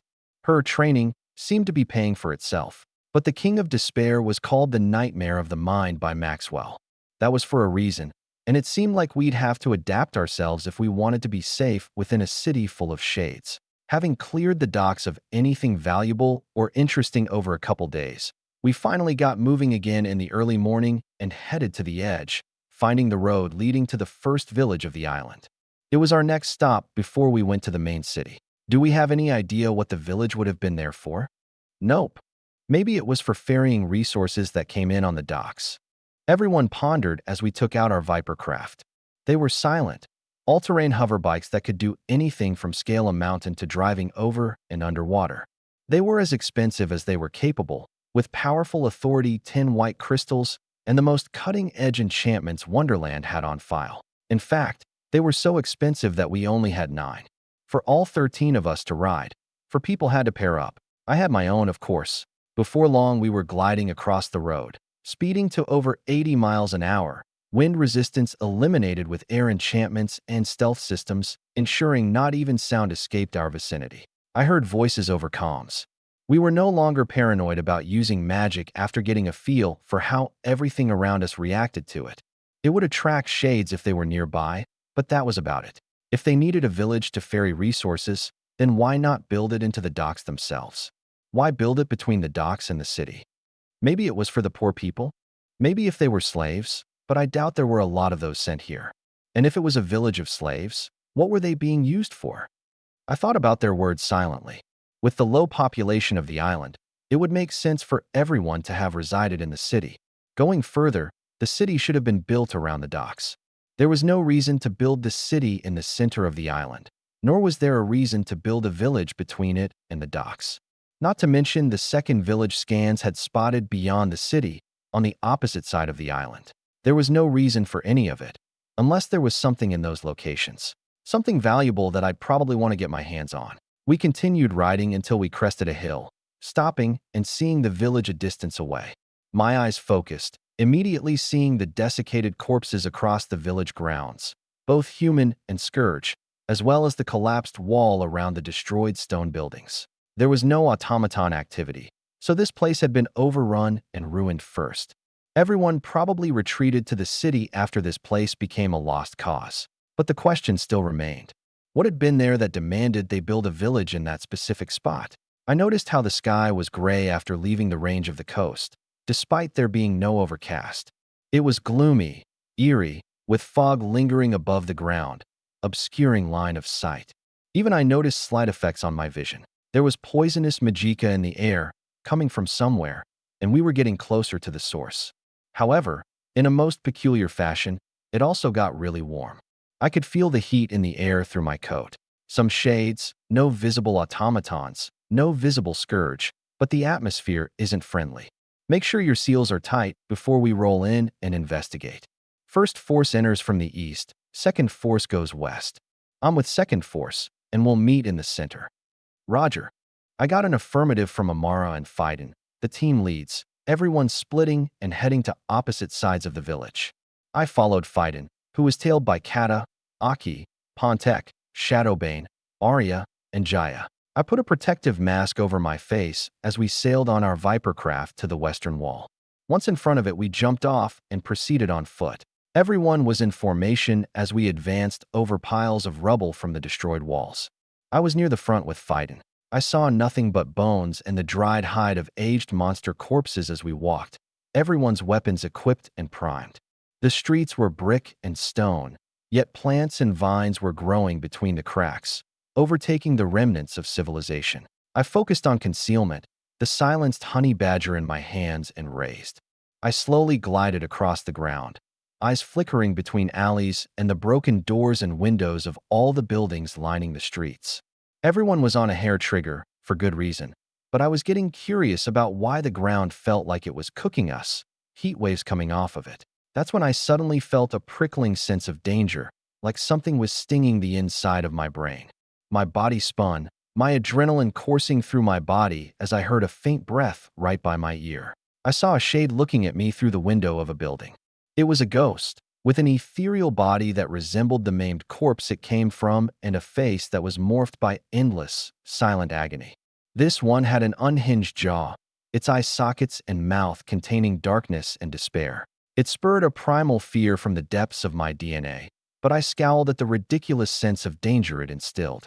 It was no more than Authority 6, and yet it made me think that a king blood had a blade to my neck. So I quickly fired, putting a bullet through its head. The shot was completely silent, courtesy of a new mute device on my left forearm with silencing enchantments from Amara, designed for this very purpose. The only sound I heard was from the impact of the bullet on the wall behind the shade. The shade was killed instantly, its entire visage collapsing into fog that dissipated into the atmosphere. It felt like I could smell more of the poisonous mana saturate the area, so it came from dead shades. Good to know, though it made me wonder how many had died thus far. It had to be tens of thousands at least. I took in a few heavy breaths as the sense of danger alleviated. I noticed sweat beading on my back before a mutter from Aki came over comms. Contact left. I spun around again, hearing the steps and a few faint gasps of attention from nearby shades. The buildings were full of them, some dressed in armor and still holding their weapons, all of them with abyssal pits in their eye sockets. Contact all sides. Fire at will. I muttered back while pulling the trigger, sending some rounds to the ghost of a large woman in armor, the stinging sense of danger returning with even greater paranoia. She started screaming after 8 of my bullets put holes through her body, yet didn't kill her. I adjusted my Psycha and continued firing, still silent, only killing her after my mag went dry. The shades didn't start swarming, but they did start adjusting their positions to surround us. I noticed the fog start moving in, becoming denser as the others started killing a few shades nearby, light being absorbed and the brightness of the atmosphere around us reducing. It started getting dark, our fields of view closing in as the collective aura of all the shades bore down. I remembered what Amara, Quan, and Song all said about his phenomenon. They didn't know why it happened, but the encroaching darkness of despair was a double-edged sword. If you let it smother you, you wouldn't be able to see anything around you, and fighting shades became that much harder as they tried to overwhelm you with feelings of desperation and fear. But if you rebuffed their influence and pushed back, you'd become a beacon for every other shade in the area. Amara said that their screams and cries wouldn't attract too many shades, as if they couldn't hear each other. The shades also liked to stalk their prey, drive them into a corner instead of simply flinging themselves forward like mindless monsters. It was only when there were dozens or hundreds that they would relentlessly attack. The shades were smart. It was uncharacteristic of something created by the Scourge and exceptionally dangerous. I spun around after sensing another shade, but the one I saw dipped behind a building before I could fire. Just a second later, I turned once again and the same thing happened, the shades avoiding my ranged fire like they understood my weapons, or they were just fucking with me. I could feel their dreadful desire to infect my soul through the darkness around me. They wanted to chip away at me since they knew they couldn't face me head-on. I didn't know how many shades were in this village, but if the docks were anything to go by, it wasn't a small number. And if the shades were taking several bullets from me, albeit not overloaded with power, then they had to be at least Authority 6 or 7. I kept my aura close, my golden eyes able to pierce the veil just slightly regardless of how much the shades were putting on pressure with their despairing aura. Still, I started hearing screams and echoes of agony. Frowning as the others started clustering together, their fields of view diminished and their anxiety skyrocketing. Keep moving. Let them linger all they want. We'll link with the others and then fight back. I gave the command, the group continuing to stride toward the village center with renewed purpose. The shades nearby were following, the screams turning into cries as they hurtled through ruined buildings and rubble, just barely beyond our sight and range of attack. They knew what we could see and what we couldn't. This was psychological warfare. We pushed on, my gun going off occasionally when a shade lunged toward me. I seemed to be their biggest target, likely because I was a summoner. Either they wanted the source of my psyche, or their ghosts held lingering resentment toward the summoners that got them killed. Regardless, I seemed to be the most attractive enemy. Thankfully, we were approaching what looked like the center of the village before long. It was a massive clearing, surrounding a huge hole of darkness. I was able to reach out toward the others, eradicating the darkness of the shades between us. I became a small beacon, but it was worth it to get us grouped together. Amara glanced at me, her aura nudging mine to re-establish our familiar telepathic connection. I could feel her paranoia, just as strong as mine. She looked terrified, but we both knew it was a trick of the mind. She was forcing down her fear, like the others were. We gathered, my gun snapping to another target. Psyche threatened to spill from my overloading empowerment, but if I didn't take the seldom chances to kill those shades, they'd continue pressing down on my mind. I spoke over comms. Just clear them as they come. We don't need to get swarmed. If we don't do something about that darkness, I'm gonna go fucking insane. Blackblood shouted, his entire body sweating as fear permeated him. He was stamping it down, operating regardless, but he wasn't the only one taking a mental hit from these shades. So in response, I let my aura bloom. I reached into the minds of everyone around me, deployed my mind palace, and watched as a massive wall manifested around us. My eyes opened within that metal command center, and I felt the burden of all the despair attacking my team shift to me. It almost made me black out, but when my fortress started unleashing attacks toward the shades beyond the walls on sheer instinct, I was able to ground myself. I felt blood seep down my nose, everyone pausing for a moment in surprise before suddenly surging forward with renewed strength. In the command center, I marked every shade despite the darkness becoming so oppressive that I could barely see beyond the walls of the fortress. They were all highlighted with my psyche, anything within the range of my aura being tagged, tracked, and locked in our vicinity. Using the tricks I learned from Unholy Light, I could use illusions to mentally confine them to our area, keeping them from running away. I ignored the tickling under my nose and looked around, seeing most of the team diving toward the enemies. They were dispatched with impunity, just a few strokes of the blade or a single correctly adjusted spell spelling doom for the shades. They weren't that powerful. That much had already been confirmed by Quan and Song, who said that they were generally weak for their authority. The issue was their influence on the mind. Their weakness didn't matter if their enemies were debilitated and brought down to their level. Eventually, I took a knee and sat there, my breathing heavy as I rationalized the burden of despair coming from every single shade around us. With each one that died, the fog around us thickened, but the burden on me also lessened. I heard the cries in my mind. At first, they were the horrific screams of agony that each shade let out as they were morphed into these ghostly abominations many years ago. Over time, though, they shifted and took on the voices of my family and friends, their words begging for mercy as they were hacked at by the blades of my platoon. I blocked them out, ignored them, trying anything I could to stop their influence from stabbing at the different parts of my brain with distilled fear and terror. After killing a few hundred, the shades finally started growing scarce. The rest were probably somewhere through the rest of the village, and so there were soon only a couple dozen around us, stalking. Without numbers, they grew cowardly. I locked those shades in an illusion and designated them as targets for the rest of my platoon. They were soon killed, and we were left alone. Everyone around me was breathing heavy after the last shade died. We gathered, Amara walking up to me. "Are you okay?" "I'm fine." "You're right."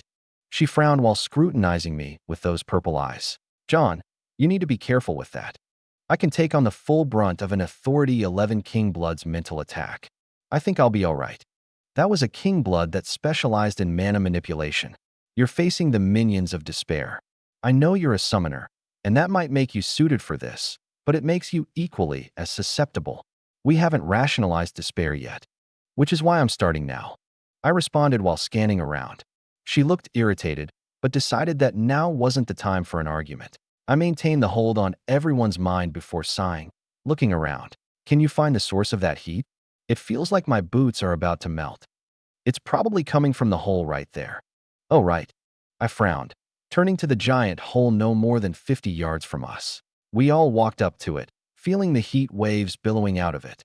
The poison I felt in the atmosphere seemed to bind to the heat, obscuring vision and aura alike. But with a bit of psyche, I was able to pierce through it and get a glimpse at what was inside the hole. My eyes widened, as did the eyes of every warlock in the platoon. Holy shit. That can't be right? Never in my life. They leaned over the edge of the hole, my eyes scanning around and determining the hole to have a currently indeterminable depth, but a diameter of over 300 yards. And the walls of it were completely lined with pure fire mana crystals. My fingers itched, calculating the value of the crystals just within my vision. It would be worth at least half of Son Industries as a whole, and this was just the surface of whatever had created this hole. My smile widened, a laugh escaping me. We're fucking rich. The crystals on the edges are around Authority 4, but I can see it getting denser the deeper it goes. I'm not sure what on this world could release so much sheer fire mana, but this is a natural formation the likes no legend I know of could compare. Hey, I found something else. Arya suddenly shouted, all of us turning toward her. Underneath the blade of her axe, which rested on the ground, there was a crack that revealed a floor underneath what we were standing on. She scraped up more, showing a metal surface with formations engraved atop it. My brows raised. Amara. On it, she created a dense lance of air mana, launching it toward the crack that Arya had made and prying up a massive portion of the ground around us. For dozens of yards around, there was more of that metal floor with inactive formations across all of it. Some sections were so dense with inscriptions that I had to focus my eyes to pick them out, but it had all been covered by carbon and soot, forming a solid black layer. If these formations are all around that hole, there has to be at least 1,000 square yards of it. I couldn't imagine the astronomical cost. Perhaps this hole isn't as natural as we thought. Amara turned toward me, her eyes gleaming with excitement. I smiled back. We had found something big, and this was just in a village. A question quickly surfaced, though. Why hadn't we seen this on the scanners? I suddenly deployed a beam antenna, connecting to it before sending traffic. Eagle 1 to Silverbird, come in. Silverbird reads, Eagle 1. I have a cake for you. The cake is a lie. It lies inside the pit burning at 4,000 degrees Kelvin. Send traffic, Eagle 1. I smiled at the countersign before suddenly frowning as more shades started approaching. I need your eyes on the center of landmark Beta. Roger. Stand by. I turned back, marking the incoming shades and letting the others engage, feeling the pricking sense of danger in my brain. We have eyes, Eagle 1. Tell me what you see in the center of the landmark. With and without cameras. There was a pause before I got a response. With a camera, we see some slight distortion and regularly distributed buildings. No deviations from historical photos, even through mana and psycho-lensing. And without a camera? Same thing, Eagle 1. No outstanding features from up here. If you'd like us to descend for a closer look, we can. Negative, Silverbird. Stay up there. I'm sending footage and data. Stand by for transmission. I prepared the data, uploading it into the antenna before beaming it to Silverbird. They confirmed reception after a minute or so, and we cut communications. After that, I stowed the antenna, and Shade stopped heading toward us. Jaya, get the seismic scanner up. Roger. Let's see where this hole leads to.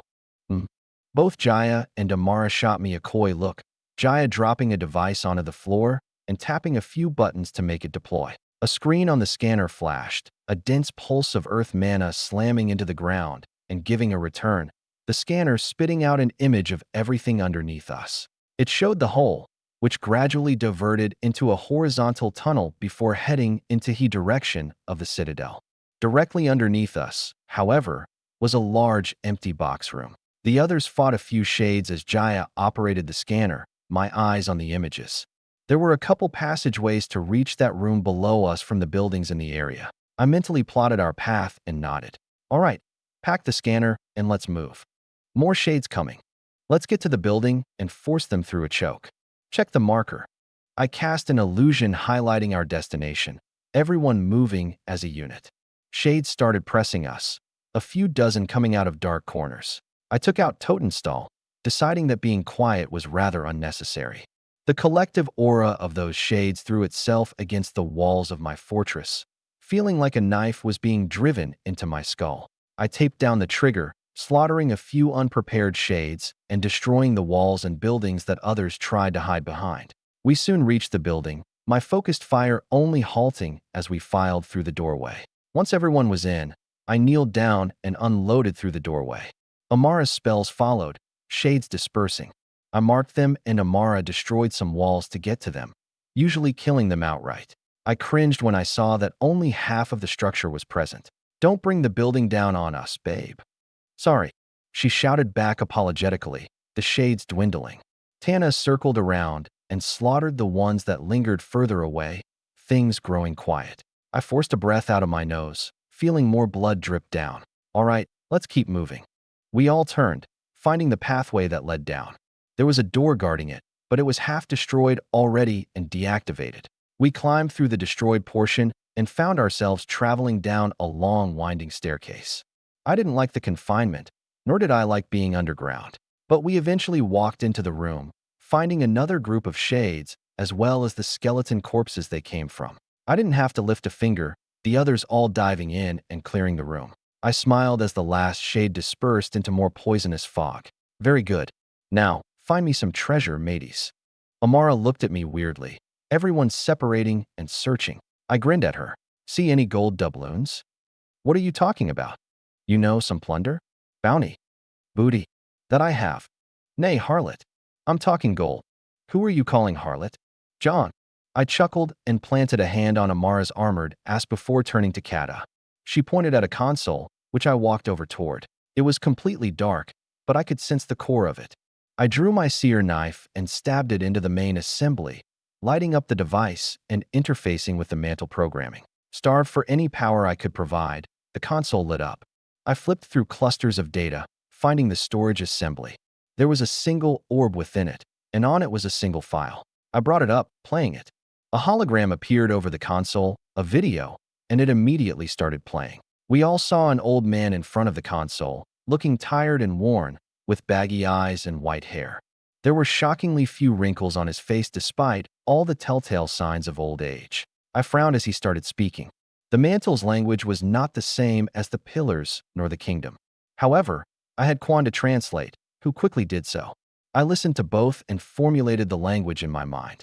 "My name is Dr. Erit Tonvelm. The Scourge is attacking the port in force, and I'm leaving this report here for any that may come across it later. The fire stabilizer is being extracted and moved to the Citadel. All data is being extracted with the stabilizer or wiped. This site is officially abandoned. No more controlled venting will occur. Inform all relevant personnel and evacuate as quickly as possible. Do not inform the residents or guards. All information pertaining to the consolidation must be kept on lockdown and gravebound secrecy protocols must be followed. We can't let the Scourge get their hands on our plans." The video cut out there, Quan turning to me. I sighed, processing what was said quickly and making my guesses. A fire stabilizer was moved to the Citadel. This place was used for venting, likely heat venting, and the Scourge can get their hands on information even after death. That's some shit, huh? "So are we going to the Citadel?" Amara asked, earning a nod. "We will later. I'm willing to bet this wasn't the only stabilizer. Whatever they were operating, it demanded a vent dug into the island itself. The heat that was vented carried so much fire mana that it left behind an insanely large deposit of fire mana crystals.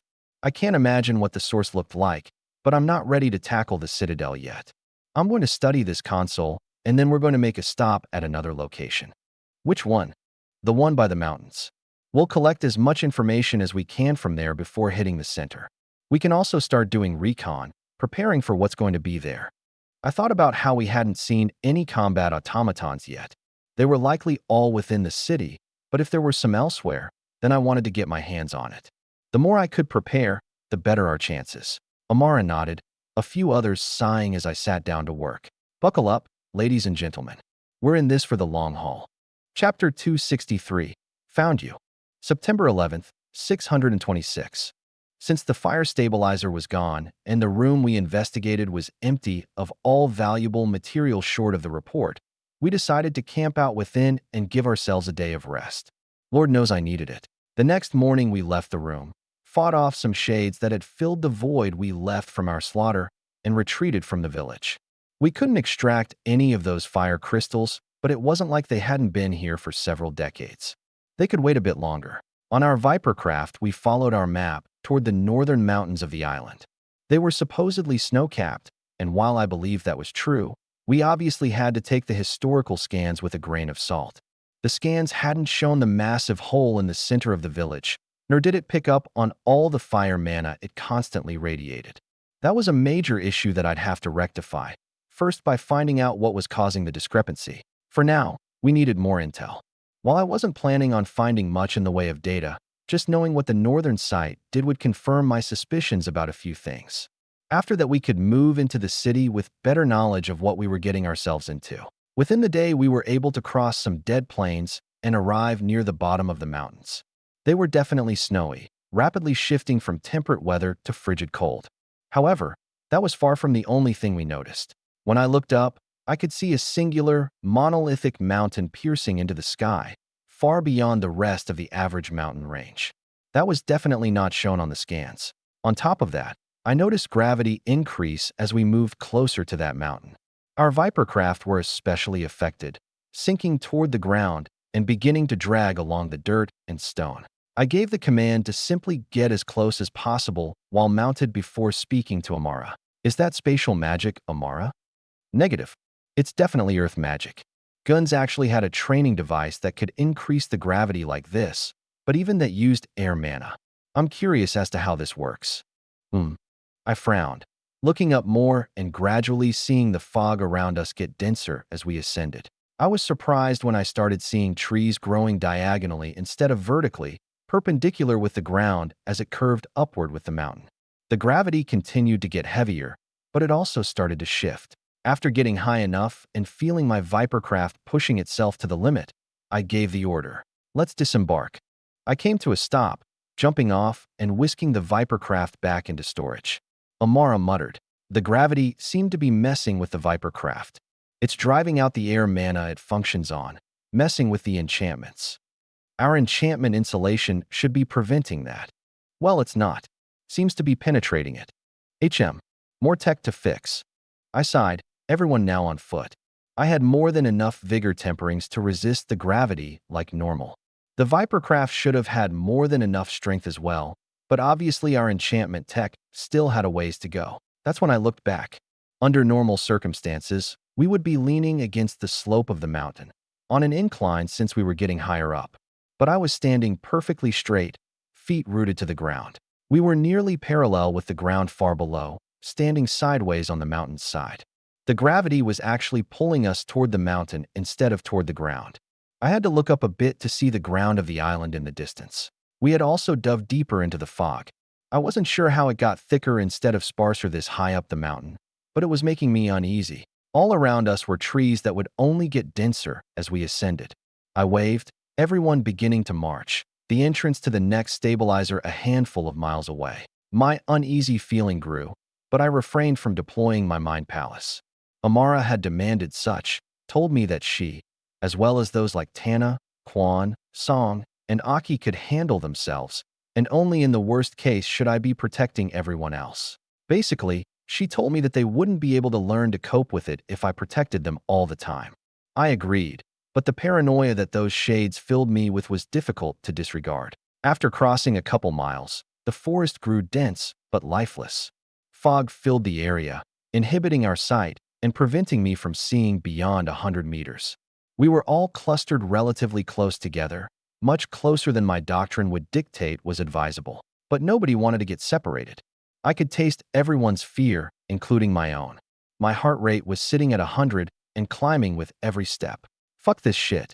Blackblood cursed, shaking his head and spinning around, as if begging for an enemy to fight. There was absolutely nothing around us, and yet it felt like death itself was watching us. We weren't alone. All of us could feel it, but it was completely silent. We could hear nothing aside from the faint disturbance in the wind we caused when we moved. Somebody help me. We all snapped around when we heard the blood-curdling scream. Better judgment barely prevented me from dumping a volley of lead on whatever made that sound. We were all frozen, ready for battle, waiting for anything to happen. And it was when we just barely started to calm down that we heard another scream. Eha! I spun around, while feeling the spine-tingling sensation of something about to slice open my throat. My eyes found nothing there, my right hand keeping my gun trained while my left felt my neck. It felt like blood was dripping, yet my fingers found nothing but my armor. My instincts were screaming at me to get out of the forest, that I shouldn't be here. It felt like there were eyes behind every tree, felt like there were thousands of monsters trained on us, just waiting to slaughter us. John. What? I spun again, turning to Amara. She spun around to me, the two of us looking at each other. On her face spelled confusion. John. You screamed. I didn't. Let's just keep moving. We started walking, and then jogging as we started hearing sounds coming from beyond our vision.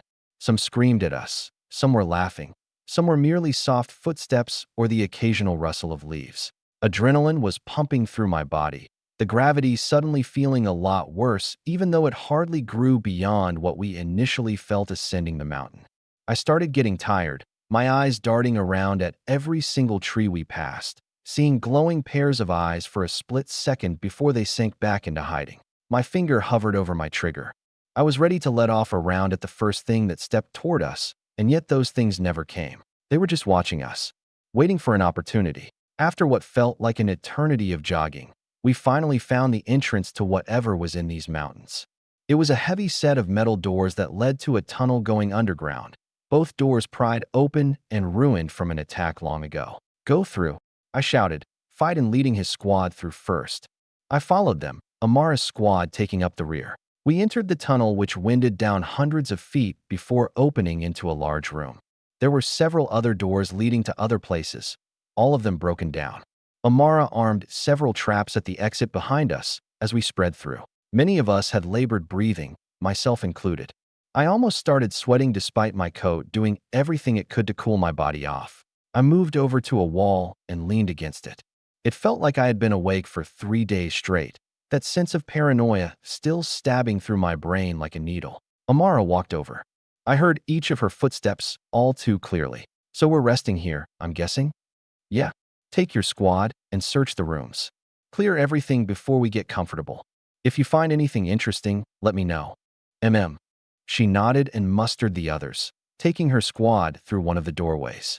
I pulled myself off the wall and moved with Fiden's squad. Several of the rooms seemed to be labs, with metal walls and tables covered in destroyed devices, while others were living and sustainment areas. There were human and scourge corpses in most places. We quickly found shades among them, taking them out as soon as we saw them since all of us were on a hair trigger. We cleared room after room, but after following what looked like an important series of signs and heavy but destroyed doors, we found ourselves inside a large observation room. The subject that we found beyond a large glass wall in that room was a huge cavity in the earth, inside of which was a singular massive earth mana crystal. The cavity was connected to another tunnel, which traveled, like the one at the village, in the direction of the city. I looked to the side when Amara's squad came into the room. The avenue they chose also connected to this room. Everyone had their eyes glued to the crystal, though my eyes still flickered back to the entrances. This place was dark, and though not as bad as the forest outside, it wasn't safe either. I disregarded the console, turning to the others. We need to completely secure this place. Amara, Tana, Aki, and Kata, you're with me. The rest of you, stay in this observation room and set up camp. It's big enough and we're all tired. Thank God. Shadowbane sighed and sat down on a nearby chair behind a broken metal table. The others came with me as I left to map out and secure the rest of the facility. We went through every single room there was, a full map of the place in my head before long, and every shade we came across killed. Amara also placed motion and magic sensors in every single room. Like the Vipercraft, the enchantments were dampened and suppressed, but they worked just enough to give us bare minimum data. If anything disturbed it noticeably, our aerials would get notified. Unfortunately, everything else was suppressed as well. Weapons, gear, even our spatial rings. Thankfully, those were more than powerful enough to continue operation, but other things were moving mana with diminished effect. After getting back to the observation room, we settled with the others. There was a full alarm field filling the room, tracking everything that went in and out. Overly cautious under normal circumstances, but we were well past the point of scrutinizing excess paranoia. I got my tent set up for Amara and I, food already being prepared. I tried to take a seat near one of the consoles and start working on it, but I kept looking over my shoulder at the entrances. I was still being watched. I shook my head. I did everything to disregard it. Even after deploying my mind palace and locking myself within, I felt only minimally safer. From my internal command center, I looked beyond the walls, seeing dense fog and darkness. It was enveloping me, going so far as to breach the walls and seep through the fortress itself. The darkness was encroaching on my mind. I frowned and tried to drive it out with my psyche, with anything that could affect it, but it was like pointing a box fan at a dust storm. I searched my mind palace and found the darkness and fog everywhere. In every room, from the command center itself to the fabrication plant to the data center. It didn't feel like it was doing anything, just lingering, simply letting me know that I wasn't safe. Food was finished, and we all ate before Amara set up watch, letting others retire. I sat near the console, telling myself to start working and distract myself, as well as figure out a way to get the shit out of my mind palace. John. What? My head snapped around when I heard the voice. I could still feel the stinging in my brain, my sense of danger dialed to 11, yet my body already figuring out how to cope with it. Amara looked at me worriedly. She sat down in another chair beside me. You don't look so good. I'm handling it. I didn't say you weren't, but I'm thinking you should get some sleep. The others knocked out as soon as they climbed into their tents. This stuff is taking its toll, and I know you're paying the highest one. I didn't respond, still checking the entrances for whatever was still watching me. It was waiting for me to lower my guard. It knew when I would be most vulnerable. John, you can't even look at me. Amara pulled my chin, my head jerking back as my gaze was taken away from the doorway. I stood and raised my rifle, checking the doorways in case anything moved in with that split-second gap. I didn't see anything, but who knew if it had snuck in? Don't do that, Amara. John, something's going on. Yeah, we've crossed the threshold of fucking hell.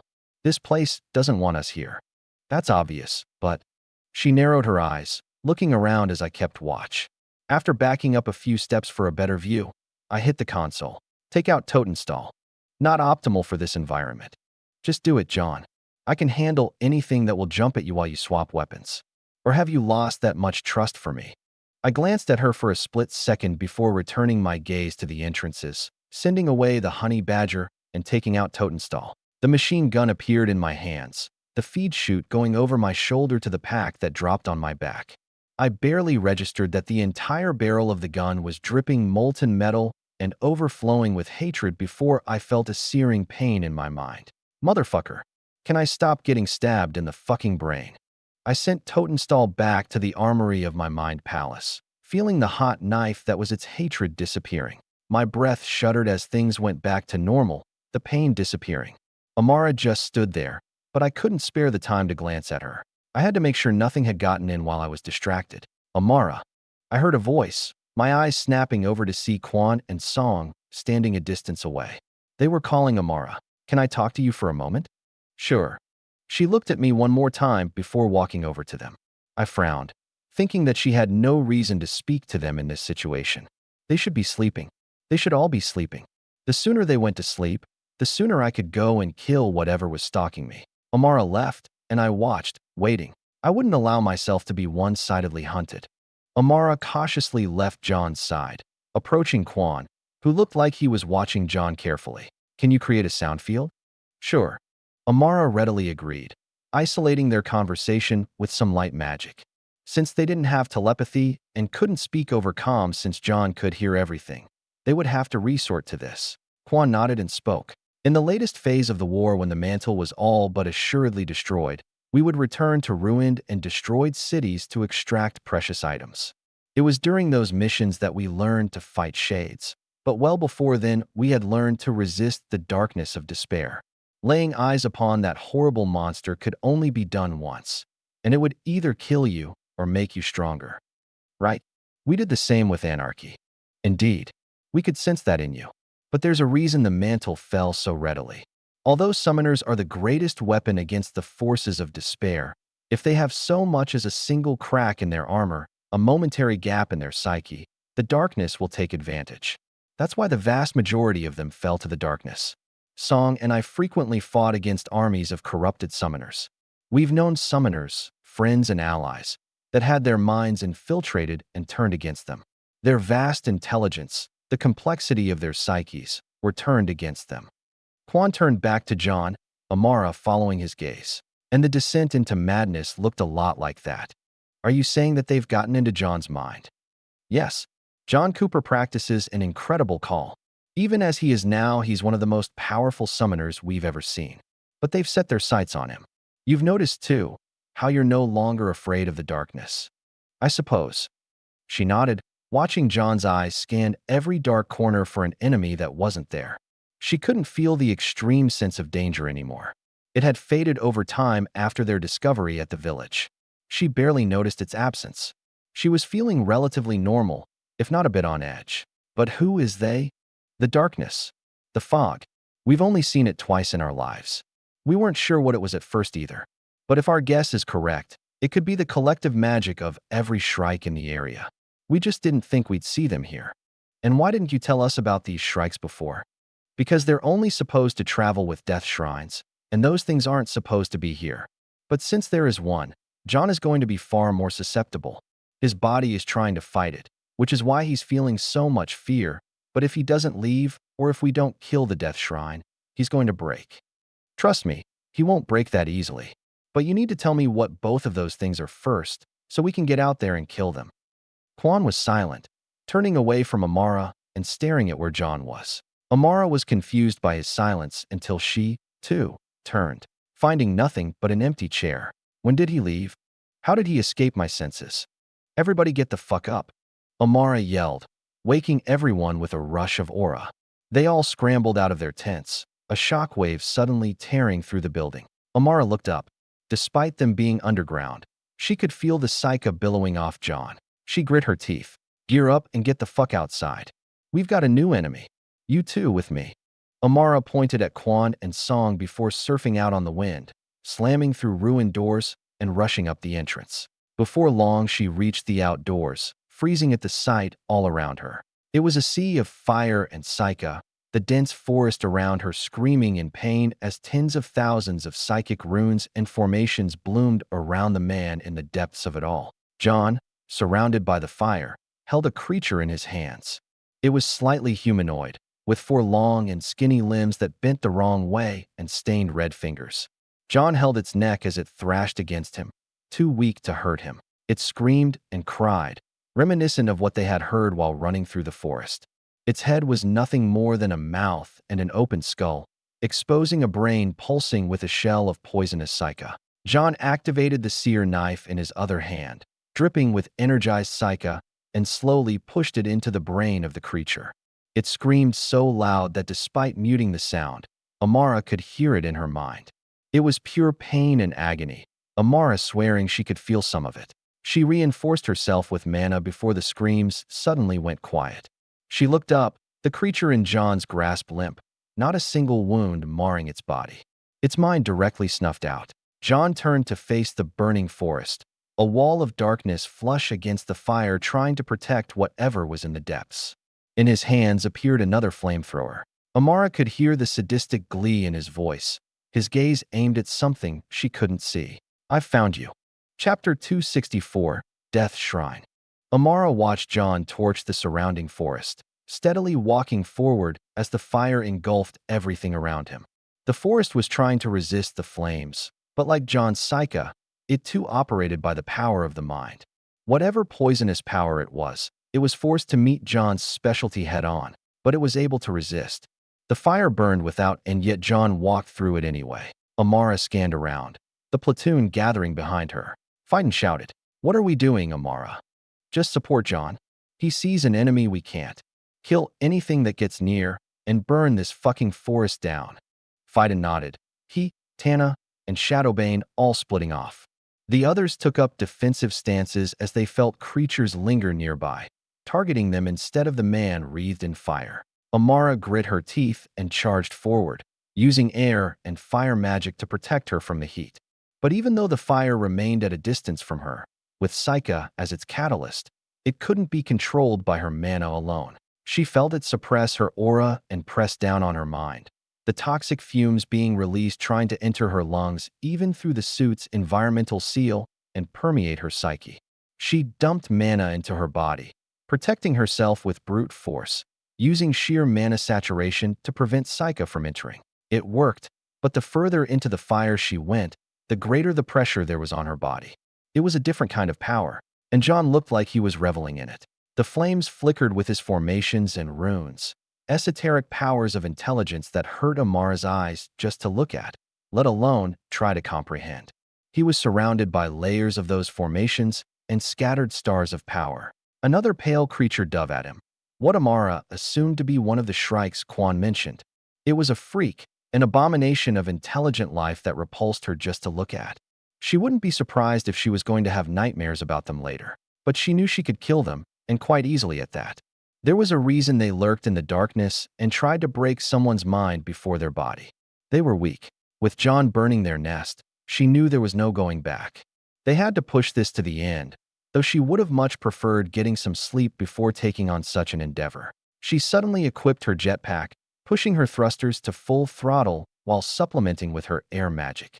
She was launched into the air, rising high above the trees and hovering. She could see the vast forest around them, spreading for miles in all directions. She could also see two towering pillars of Psyche and mental magic shooting into the sky. It stung her brain to look at, but it told her all she needed to know. One was John's. The other, that thing he was hunting. From her vantage point, however, she could see its true form clearly. It was a metallic tree of darkness and dripping blood, with branches of massive thorns, upon each of which was a human body. They looked alive, their faces contorted with agonizing screams and horror. Those massive thorns impaled them through the chest or stomach, suffocating them, torturing them. There were more skeletons than otherwise, but those corpses with flesh still on them. Amara could sense faint life. She shuddered. Even after decades, those souls were still being tortured. That pillar of poisonous energy was feeding off their pain and terror. Even if it wasn't for sustenance, Amara could sense in those terrible powers of intelligence the malicious glee it received from consuming their cries. It loved what it was doing. It took pleasure from torture. It was sadism made manifest, the sheer depth of its depravity causing Amara to gag, as simply bearing witness to that sinful monument infused images of its horrific actions into her mind. She moved mana to cast her spell, but was interrupted when she buckled over on reflex. She ripped her helmet off and vomited, trying to disregard the rising smoke around her that burned her lungs when she breathed in. She coughed, glancing down at John as the horror of what she was witnessing made her body cold. He still advanced toward it, flamethrower in hand. Tana, Phaidon, Shadowbane, and Aki defended him, cutting down all shrikes that dove toward him. They were being forced out of hiding, that tree, that death shrine, commanding them to fight. Amara quickly regained her bearings and put her helmet back on, tearing her eyes away from that thing and focusing on her spell. Her body flashed under her armor, biological conduits of mana pumping through her flesh and preparing the spell, using both her comprehension and instinct. She felt the fire and air mana push through her blood before being infused into the sky above her, forming vast arrays of spell formations that pulsed with power. She didn't want to put herself on the edge of exhaustion, but she had gotten too used to dumping all her power into singular spells. It was like her mana pool couldn't keep up with her spell casting, despite it being so massive. She shook her head, completing the spell after nearly 30 seconds of uninterrupted casting. 18 arrays flashed around her as her jetpack started running low on power. They angled themselves, pointing to the forest between John and the Death Shrine. Then they fired, a channel of air being carved out of the atmosphere and compressed fire being propelled through it with such force that it created a shock wave powerful enough to uproot the trees around the impact zone. The beams of fire swept across the ground, torching everything in their path, igniting everything nearby, killing every shrike lurking in the area. The spell ended with one last explosion, clearing the area just before the shrine. She was only disappointed that there wasn't enough mana to level it as well, though based on how it didn't sway at all with the shockwave, she guessed even her spells wouldn't be enough. The jetpack lowered her down, Jaya there with a canister in one hand and a recovery pill in another, for her. Good job, babe. Thanks. Where's John? Marching. He isn't responding to us. Amara looked up. John was walking through the new sea of fire she had created, looking around a bit more before suddenly jogging. The others kept up, and Amara quickly lost sight of them. She took a step forward despite her body screaming at her. "Let's follow." She and the rest of the platoon ran forward, smoke, ash, flames, and unbearable heat filling the atmosphere. Every single one of them said a silent thanks for the full environmental seal of their armor, else they would be breathing in the byproducts of the most poisonous forest fire in the world. Even then, their armors were in overdrive, trying to keep them cool. The flames, while not hot, were dampening the enchantments and preventing them from working at full capacity, the crystals within them actively consuming their power to keep them running. If they weren't quick, those crystals would run dry, and they'd take on the full brunt of the hell they were in. Unable to see 5 feet in front of her, Amara simply charged forward through the flames with everyone else, eventually reaching the clearing she had created. It was still surrounded by fire, but she could at least see the shrine. Everyone looked up at it. It had to be several 100 feet tall, branches extending out into the sky. On every huge thorn a corpse. Shrikes surrounded the tree, screaming at them, mixing their demonic voices with the cries of those still alive on the tree and the billowing fire around them. If this wasn't hell, Amara wasn't sure what it would look like. Yet John stood before the tree, looking up at it. She couldn't see his face, but his aura wasn't holding anything back. She could sense how crazed he was, could sense the poison in his mind. That shrine was infecting him, the darkness encroaching on his psyche and turning him mad. But what it didn't do was turn his allegiance. Instead, it looked like it simply broke down the barriers that John had put up, pulling forth the ugliest part of him. For now, at least, he was just as much of a nightmare as it was. Amara watched him take out his seer knife with one hand, the blade no longer a crystalline blue, but a dark purple. It released a fog from the blade that seemed to corrode the invisible ether of another dimension, diffused with anarchy and the tricks of unholy light. She heard him scream, "Come out, you writhing parasite, so I can show you what real fear is." Amara saw the shrine respond to his challenge. The base of the tree, almost as wide as the tree was tall, melted open to reveal what was inside. Amara gagged again, feeling her stomach churn with just a glance. It was a massive brain, a complex of pure neural tissue soaked in viscous goop. Gazing upon it, despite the environmental seal of her armor, infused the putrid stench it released into her very mind. She, and nearly every other person around her, fell to a knee and started vomiting or heaving inside their helmets. Quan, Song, Aki, and John were the only exceptions, and Kata, who instead vomited while standing and staring. Amara watched as the thorns on the branches started retracting, corpses and skeletons falling from the sky all around them, even hitting Pontek and Arya. As they did so, a being started forming at the center of the brain. Skinny like the Shrikes, wreathed in metal armor with razor spikes all over it, and an umbilical cord attached to the bottom of its spine. It stepped out, double John's height, and smiled with an unholy visage of twisted flesh. Amara could hear it breathe, to speak, but then John slapped the air with his hand, all the psyche and mental formations around him smacking the entity across the head. It staggered, John taking out another seer knife, this one much longer than the first. It was clearly weaponized. Amara heard John's voice in her mind. Despite the protections she had raised, "I'm going to reduce you to a portable shitter. If I can, I'll try to keep your consciousness intact." The entity merely shrieked in response, swinging its spiked arm at John so fast that Amara could barely register the attack. John just stood there, ripping off his helmet to reveal a wide grin and bloody eyes. And Quan dove in, barely managing to repel the strike with his blade. The ground cratered around his feet, the entity recoiling. John stepped around Quan, twirling his knives leisurely. Then, an attack came from behind the entity, Song flickering for a second with 2 large knives, leaving 2 massive lacerations in the metal shell. Amara finally regained herself, the Shrikes all around the shrine scattering and rushing towards them, the only enemies they could attempt to handle. There were nearly 200 of them, and yet more flooded in from the unburned forest beyond. She raised 2 fingers as one lunged toward her, slicing across its body and blowing it into 2 with a line of compressed air. "I think I figured it out. What you would hate the most. The one thing that you can't stand more than virtue." John's words echoed through the power all around them. Amara noticed that he didn't merely utilize the pure psyche from his body, but also the poison around them. He breathed everything in from the atmosphere, laughing as smoke and searing air puffed from his lungs. Like he didn't care if he were to die. The entity tried attacking him again, but its arm went straight through his body, his figure puffing away into fog. He reappeared inside the shrine, amidst that writhing lake of neural tissue.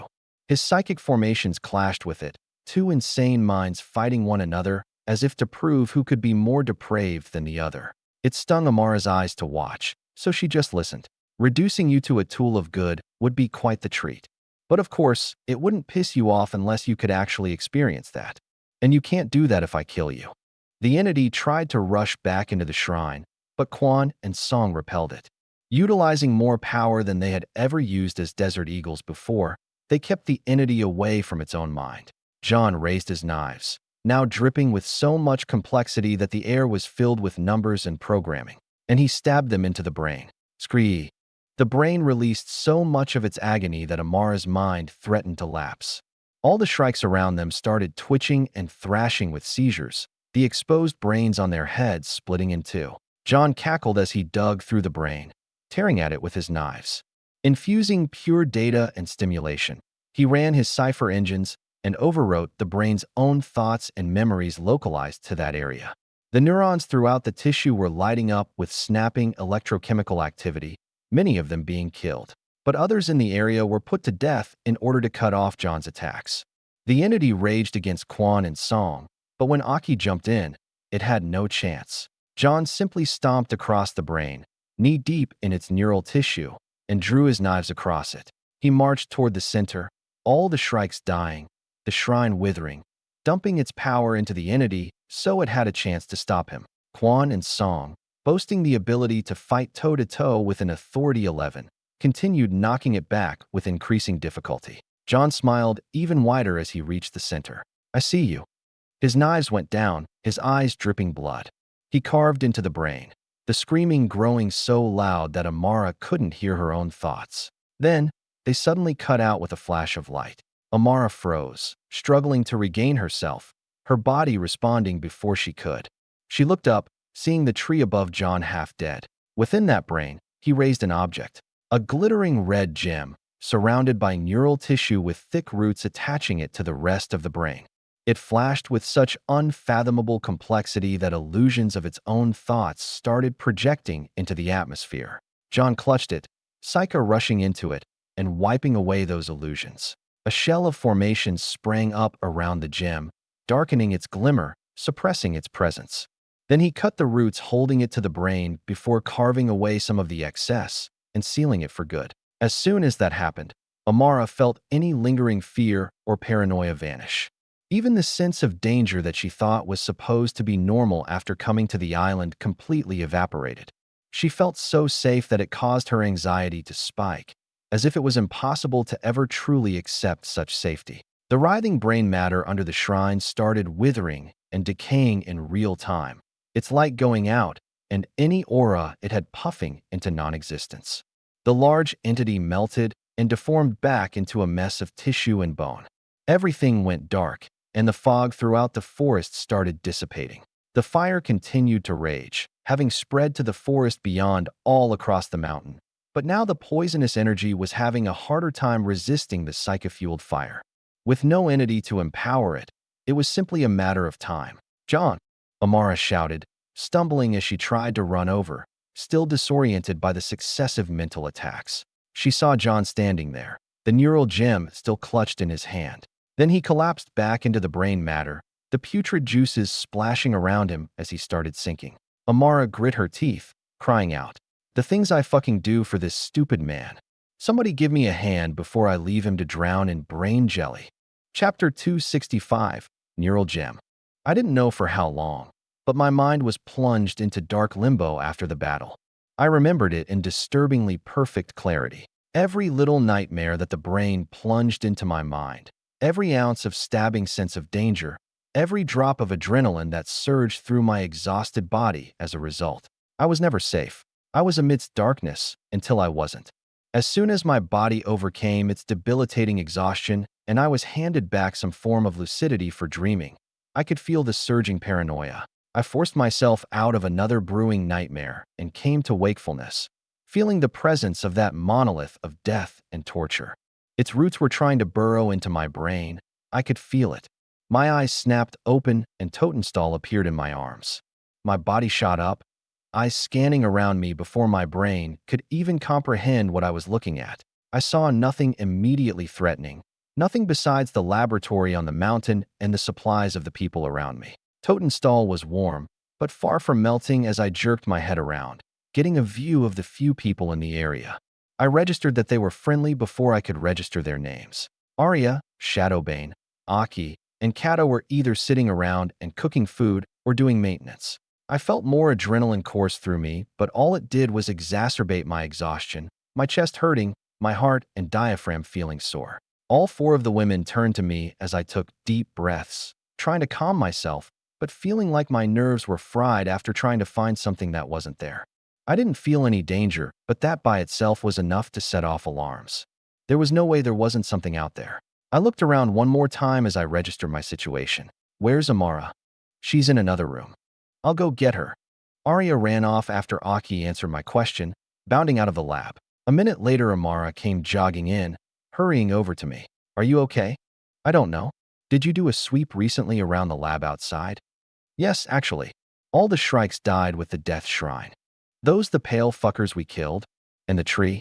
Yes, both dead. There aren't any more enemies nearby. I know you're on edge since the sense of danger isn't there. Yeah, more tricks of the mind, I get it. I said that, but half of me was demanding that I go do a sweep myself. It certainly didn't feel like there weren't any enemies. In fact, it felt like the whole lab was still infested with them. I could still see that faint poisonous fog, less intrusive than before, but still there. We needed to find a way to purge it. When I tried to stand, though, my body screamed at me. Everything hurt, nearly without exception. My head started pounding as my adrenaline faded. My arms ached like I had pulled them. My legs and core felt like I had put them through Hell Week. Everything was strained, even my back. I don't know if what I did during that fight was enough to hurt me like this, but I definitely wasn't moving for a bit. Totenstall remained, though, getting a bit warmer. I saw worry on Amara's face. You all right? Yeah, body just hurts. I'll be fine tomorrow. We already planned to camp for longer. You woke up fast, though. A bad dream compelled me. I said that while patting my pockets, frowning. Where's that neural gem? I held on to it. Didn't want it affecting you while you recovered, if it even could. It's been cold since you ripped it out of the brain. She brought out the bright red gem from her coat, filled with a magical neural network of untold complexity. I took it and instantly felt the sentience within. It was no longer so self-aware, certainly not containing the intelligence that the brain under the shrine had displayed, but I could feel it try to usurp my psyche and eat the flesh of my hand. It wanted biomass, wanted to regrow itself, and it was filled with the sadistic conviction to do so. If left unmanaged, it would grow relentlessly into the horrific monstrosity that it had been. If I bent it to my will, it would grow into an invaluable tool. I grinned a bit before stashing it, the seal I had placed on it still inhibiting it. With a bit more juice, the intrusion I felt from it disappeared. Thanks. Do you need anything? Just food and rest, please. And if you could stay nearby. Of course. I set myself back down on the bed I had been placed on. Amara's was next to mine, and she sat on it, so she could be next to me. With her there, I felt slightly better about not being able to find whatever enemy was lurking in the darkness. After a bit more time, the food was ready. Arya came and gave Amara and I some bowls, and I also asked Shadowbane for some salt and water. She brought both as Amara took the bowls from Arya. Around that time, the rest of the platoon walked in, finished with whatever they had been doing in the other rooms. Blackblood scoffed when he looked at me. My brow raised as I put out a hand, Aki having brought some containers for my water so I didn't have to dump salt into a canteen. Look at you, all comfortable and surrounded by women. Is our poor commander so terribly wounded? Don't be jealous. My back hurts from carrying you all in that fight against the Death Shrine. Hee. Aki chuckled, and Blackblood rolled his eyes. I just dumped salt into my water and started drinking while forking down food. I was desperate for fuel. Everyone sat down for dinner, and after that was said and done, night watch was set up and we retired for the evening. I had a hard time falling asleep with the paranoia, but my body's exhaustion helped that along. With the dawn of the next day, I was still debilitatingly sore, but I forced myself to move anyway. I started investigating the lab, first tapping the console with my sear knife and pulling the data off it. Unlike the other lab, this one had more data on it, left behind since the prior occupants had obviously left this place fighting. There were records, testing data, and some schematics for what was actually another stabilizer. It was an Earth stabilizer, and it was connected to the city at the center of the island, just like the fire stabilizer. Based on that, I could assume that there was a water and air stabilizer as well. The real question was, though, what the hell were they stabilizing that it took an island-scale magical construct to do so? We would find our answer in the city whenever we finally got there. According to what scarce intact data I could find, the stabilizer worked by drawing Earth mana away from whatever was in the center. It was nicknamed the Source Core, but its name was all I could get out of what was here. The thing about these stabilizers was that they were drawing so much mana away from the Source Core that it had very real and very consequential effects on the surroundings. The fire stabilizer resulted in a tunnel lined with pure fire mana crystals, and this Earth stabilizer was a gravitationally massive orb that overpowered the gravity of the planet, pulling us toward the mountain instead of down to the crust. I would need to prepare 1,000 or so soldiers to come here and secure the island, so another Wonderland establishment could be constructed here.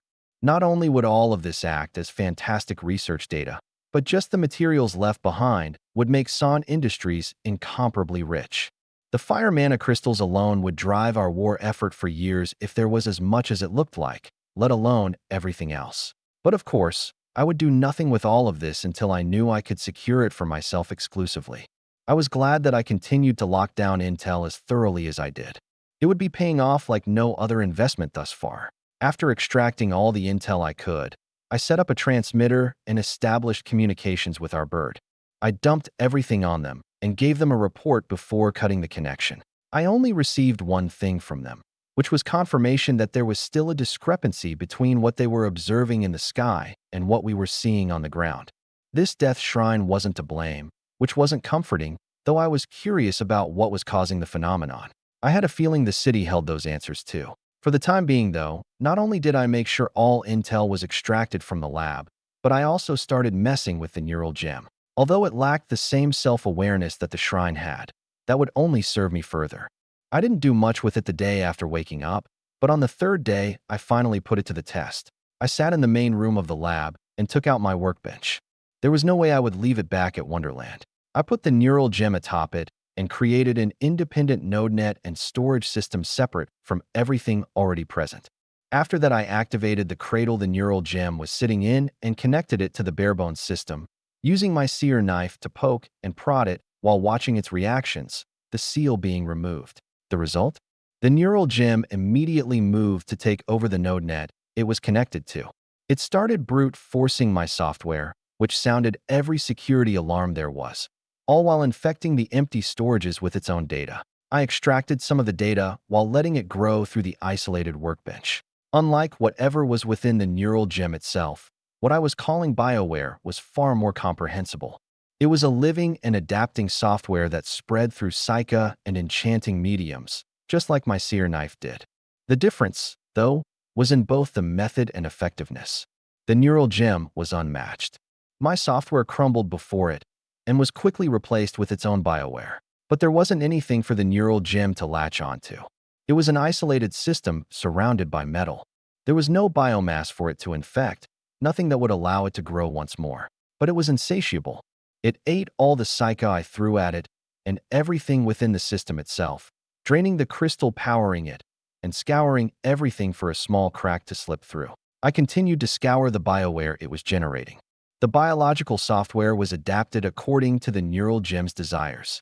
Once it realized that there was no crack to escape to, it started trying to find something that would let it observe. When it couldn't find that, it started taking over the node within the workbench and created software on the fly to use it. Then it started trying to send out signals, which went nowhere.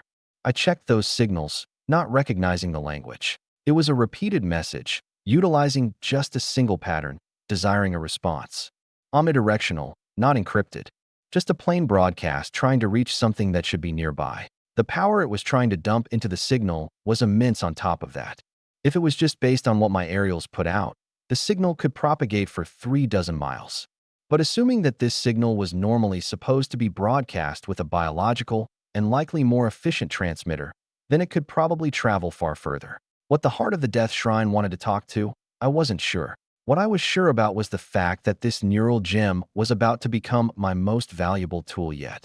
I didn't even need to get it purified by the church. If I could manage to usurp its bioware and put the gem on a leash, I would have a living computer.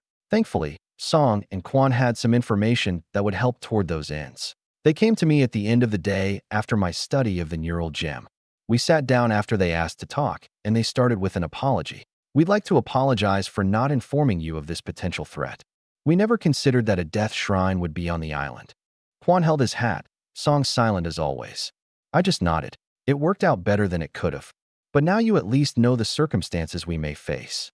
I don't expect a report on every enemy you've ever encountered, but I hope I can rely on timely intel in the future. We will give what we can. So the Death Shrine. What the hell is it? Quan sighed. It descends from both despair and the brood. A death shrine is a manifestation of hell itself. Its shrikes capture victims and then stick them on the spikes of that tree. Then, the brain that grows within its confines tortures their souls while sustaining their bodies for as long as they can survive. Thankfully, the shrikes we encountered were weak. They were malnourished, smaller, older. The shrine has been here for a long time, barely managing to survive the decades without anything to feed on. If we had encountered one that had grown on a prior battlefield, your soul would have been eradicated. No offense. None taken. But why do you say it descends from the brood? It's simply a matter of its biological construct. The king of the brood is a nest of constant mutation. The brood gives hideous form to all of the horrors that the other kings empower.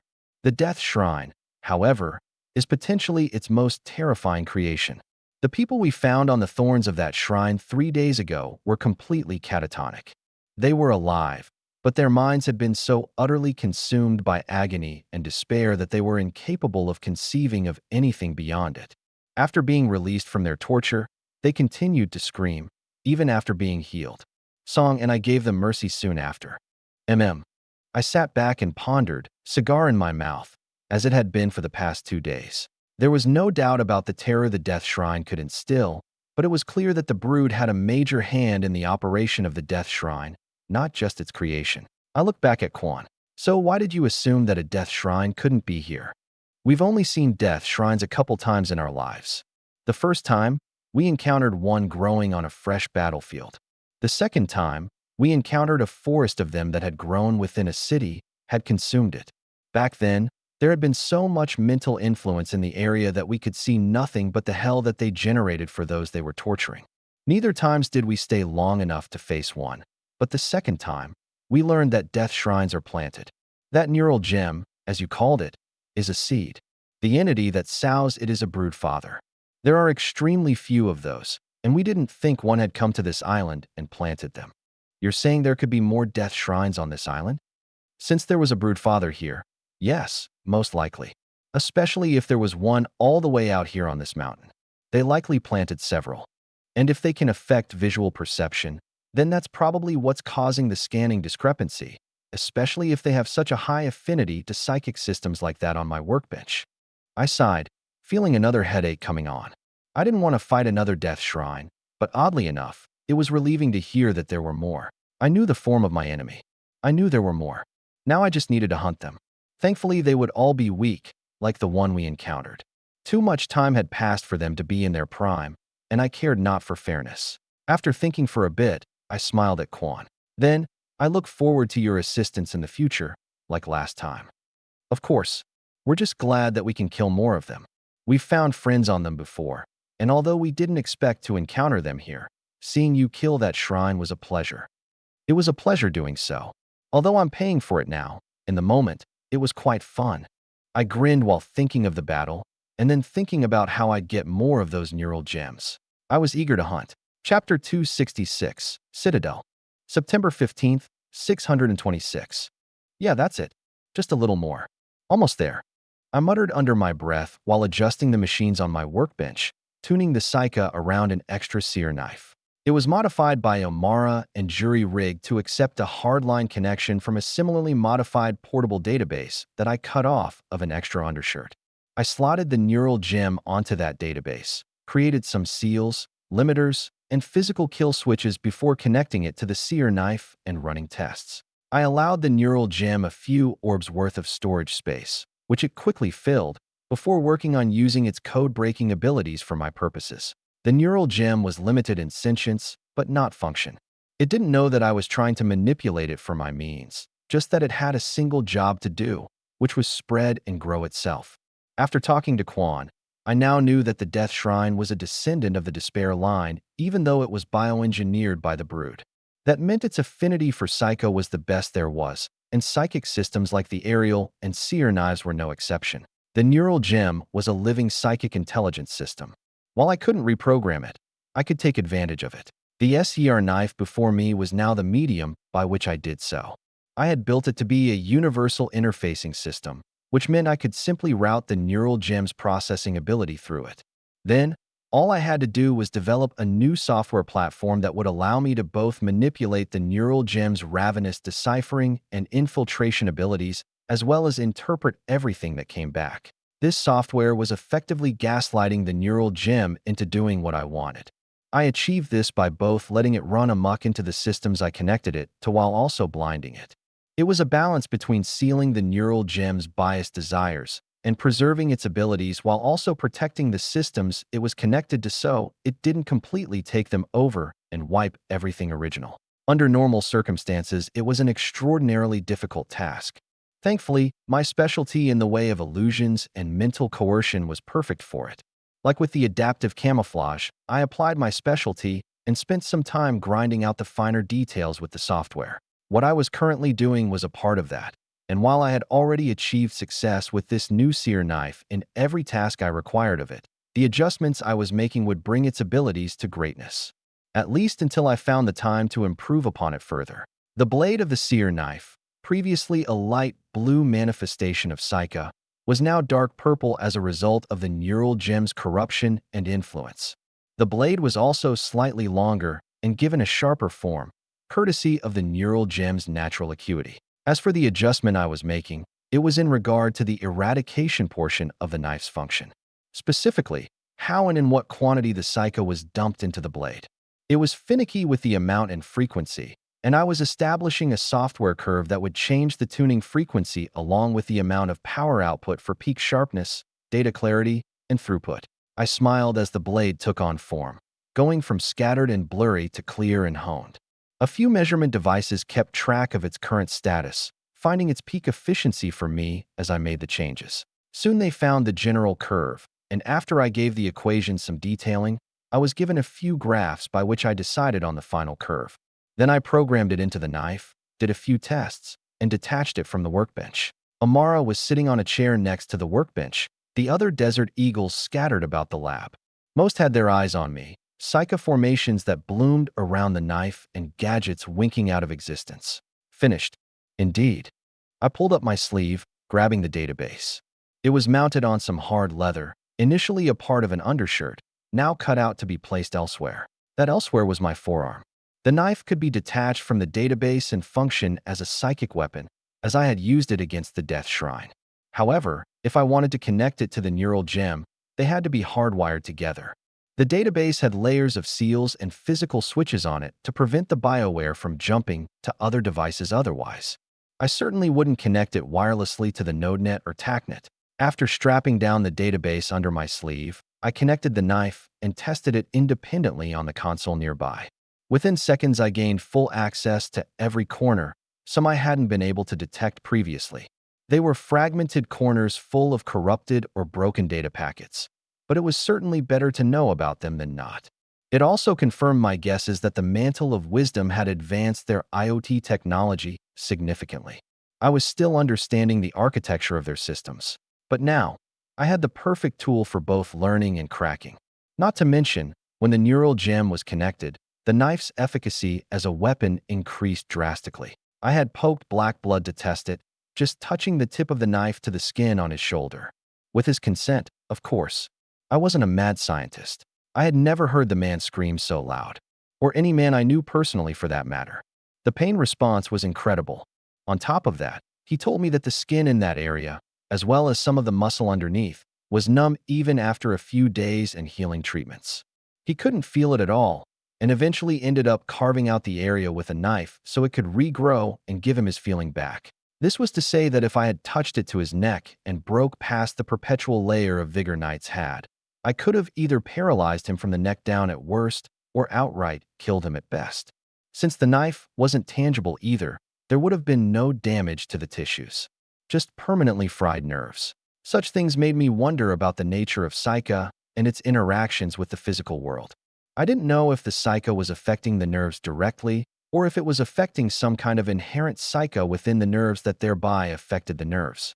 Perhaps mana, vigor, and Isekai were inherent to certain things, present within everything, even if just in small amounts. Perhaps, under that paradigm, after breaking past the protections passively created by the body of a magus, they were just the same as ordinary people, the magic within them able to be affected. I noticed when pressing the knife against Blackblood's shoulder that the Isekai within the tip of the knife was scattered and disrupted by Blackblood's vigor. It resisted the change, even though they were two different magics. I've seen similar phenomena with the super heavy tanks. The mana within the enchantments so dense that spells would detonate inches away from the armor, affected by what was being radiated, a byproduct of an imperfect enchanting system and no magical insulation. Nevertheless, all of these things were clarifying my view on magic as a whole, as well as Isekai's place in the world. Unfortunately, I was pioneering much of this stuff, so I had to continue learning before I could make more complex systems. But with this improved seer knife, I was on my way to achieving such vast complexity that I'd soon be making systems whose capability of violence would scale with that complexity. Already I had a knife that was turning out to be the perfect tool for assassination, able to kill without any damage to normal tissues. I was already planning on arming Sector 4's Pale Horsemen with weapons that would allow them to start carrying out covert operations for the sake of information control. Sometimes that demanded certain people die, but I had to be extremely careful about such things in this world. One wrong move, and I'd have a marshal coming to kill me personally. This tool was half the answer to that dilemma. After the seer knife was finished and in its place, I gave the command to pack and move out. I was sick of the sight of the dark lab and the corpses within, and I wanted to get off the mountain. The only thing that made me want to stay was the massive earth crystal core just through the window of the lab, floating there in a gravitational lock. As we had discovered, the walls of the tunnel that surrounded the crystal core were also lined with pure earth crystals, like the fire crystals back at the village. Another massively rich find that was already cementing Son Industries' future status as the richest and most powerful company in this world. If the other stabilizers also sported such vast veins of crystals, there would be no contest. After everything was packed, we left the lab and descended the mountain.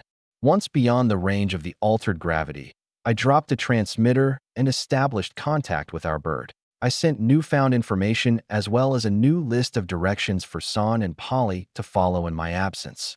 I wanted troops and a few teams of researchers and enchanters to be ready for relocation to this island as soon as I returned, so I had him begin preparing for that inevitability. As for Polly, she was also briefed on the level of secrecy I was demanding in regard to this island. There would be over 1,000 people being moved, and although it would be difficult to hide that amount of relocation from prying eyes, I at least demanded that the location itself remain secret. That meant we had to lock down the land below and around the flight routes and ensure that there were no lingering scouts from other parties that could watch a plane fly out to the ocean.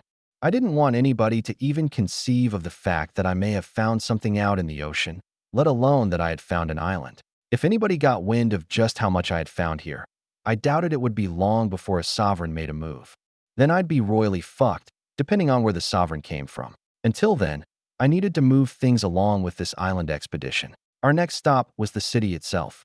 Based on scans, I knew where one of the other stabilizers was, and that was another village on the opposite end of the island from where the first village was, in the east. That meant the last stabilizer was somewhere in the south. But since visiting either of those places was now unnecessary, I decided that it was time to get to the meat of this trip. We boarded our Viper craft, which were no longer inhibited by the mountain, and rode our way to the city. We arrived by the end of the day, stopping a few miles from it on a nearby hill. From there I was able to get a good view of the massive walls around the place. I could already tell how different it was from the scans. Some of the walls were raised, which the scans didn't show, and there were entire fields of corpses, skeletons, blood-thorn, and lingering shades. That was just on the outside of the walls. I couldn't see much within the city itself. I sighed, and we moved to circle around the city. Eventually, we found an area with fewer shades we could traverse without getting into a desperate battle. Still, as we made our approach, I could feel the prickling sense of danger start to pierce through my brain. Not only was the poisonous fog getting disgustingly thick, but I was pretty sure there was at least one death shrine within the city. The mental affliction pissed me off, but my mood was boosted by the thought of my improved knife. Song and Quan were also there to ensure that I could kill any death shrine I came across without much difficulty, so long as I didn't try to burn down another forest single-handedly. My vision was limited to just 300 meters around when we arrived at an intact portion of the wall. With our jetpacks, we were able to boost ourselves up and scale it despite it being around 50 meters tall. After crossing 10 meters, we jumped down, officially within the city. My gun was drawn as we took up a defensive formation, clustered relatively close. Most of our enchanted systems were dark to attract less attention, but we still had to kill some shades that happened to be nearby. I focused on observation as the others fought off the enemies, trying to ignore the paranoia that screamed at me every time a shade tried to slip by the others and kill me. The city was devastated. There were literal piles of skeletons and intact corpses. There were both scourge and human, as well as plenty of corrupted. We also saw the remains of automatons, the first sign of combat automatons we've come across. Nearly every building was brought down to its first story or outright leveled. There were plants overgrowing the brick paths, most of them dangerous in some way. There was no wildlife to speak of, not even a bug. It was deathly quiet. Curiously, there was no sign of the red biomat that we often saw on the front lines of the kingdom's battle against the scourge.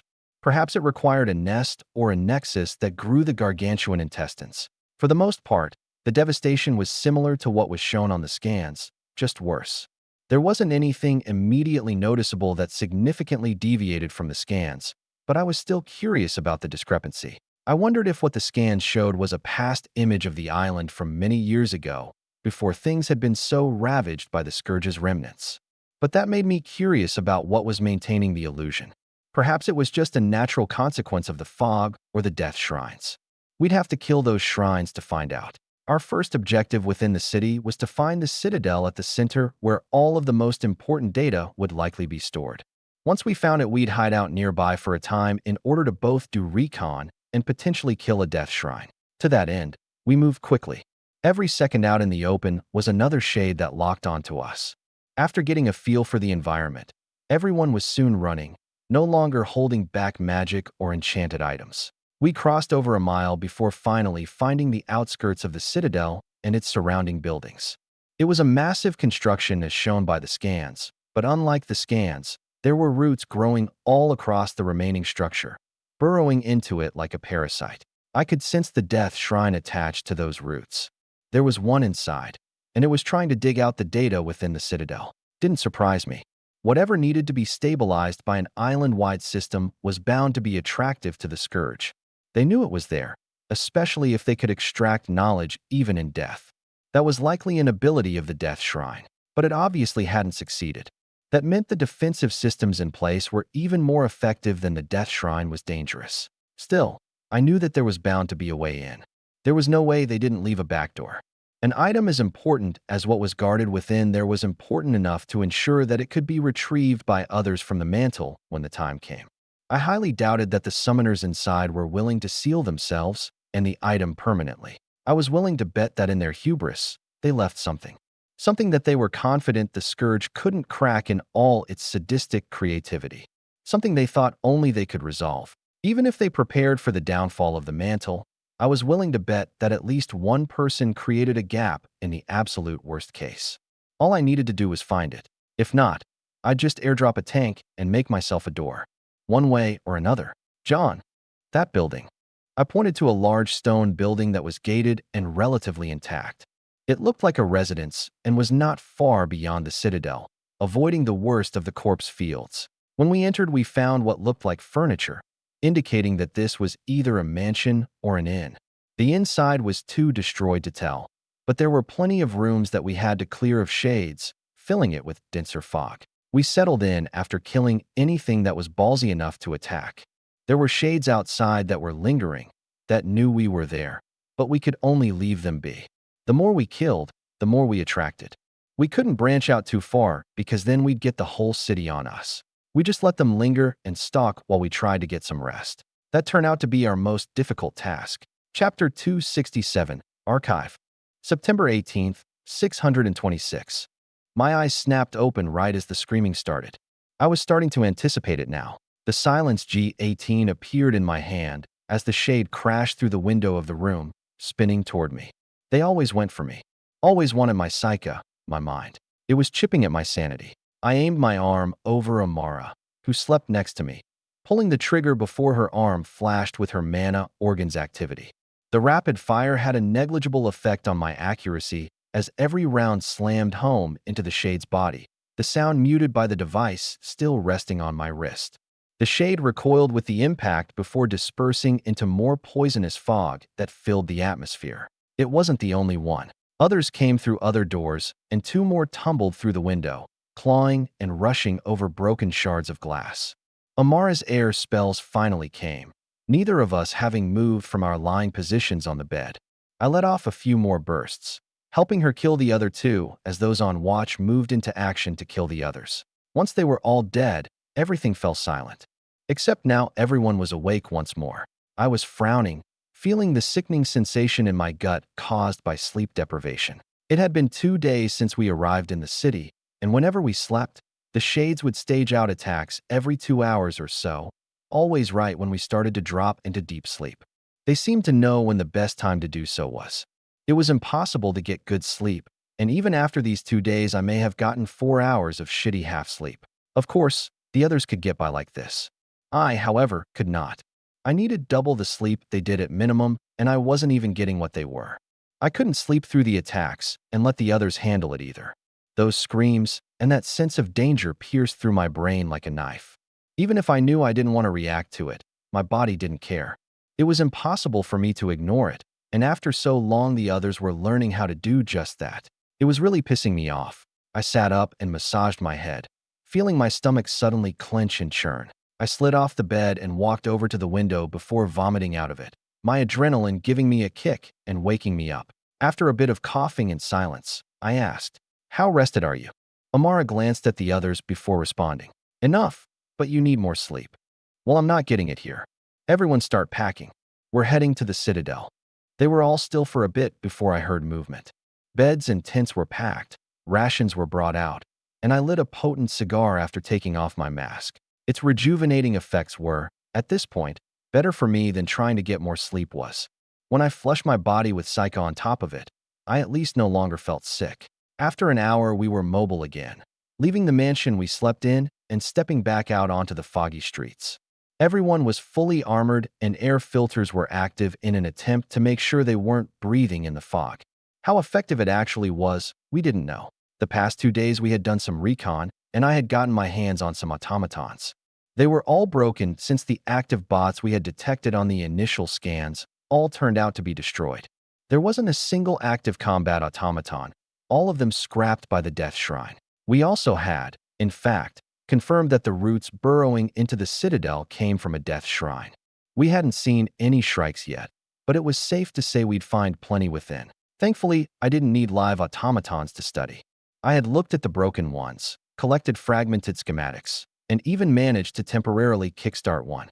However, all of their cores were destroyed, making that area of study a lost cause. This didn't mean that I was fruitlessly scanning inert robot limbs, however. Since I knew we'd be facing a powerful Death Shrine, I had prepared plenty of psychic formations. Things like seals and formations that would allow me to pick out and isolate another neural gem with more ease than crawling through a square mile of gushy brain pools. More importantly, though, I was working on something that would protect my mind from the Death Shrine, shades, and something to purge the poisonous fog. If I kept going like this, I would pro-baby break sooner rather than later, and I wasn't interested in another psychotic episode like the one that made me burn that forest down. I was still recovering from that one, and another would likely put me on a bed for a week. I had made some progress, but not enough to use it yet. Amara was getting better at enchanting, but demanding that she enchant the complex formations I was creating onto makeshift devices, and without the best tools was still too difficult for her.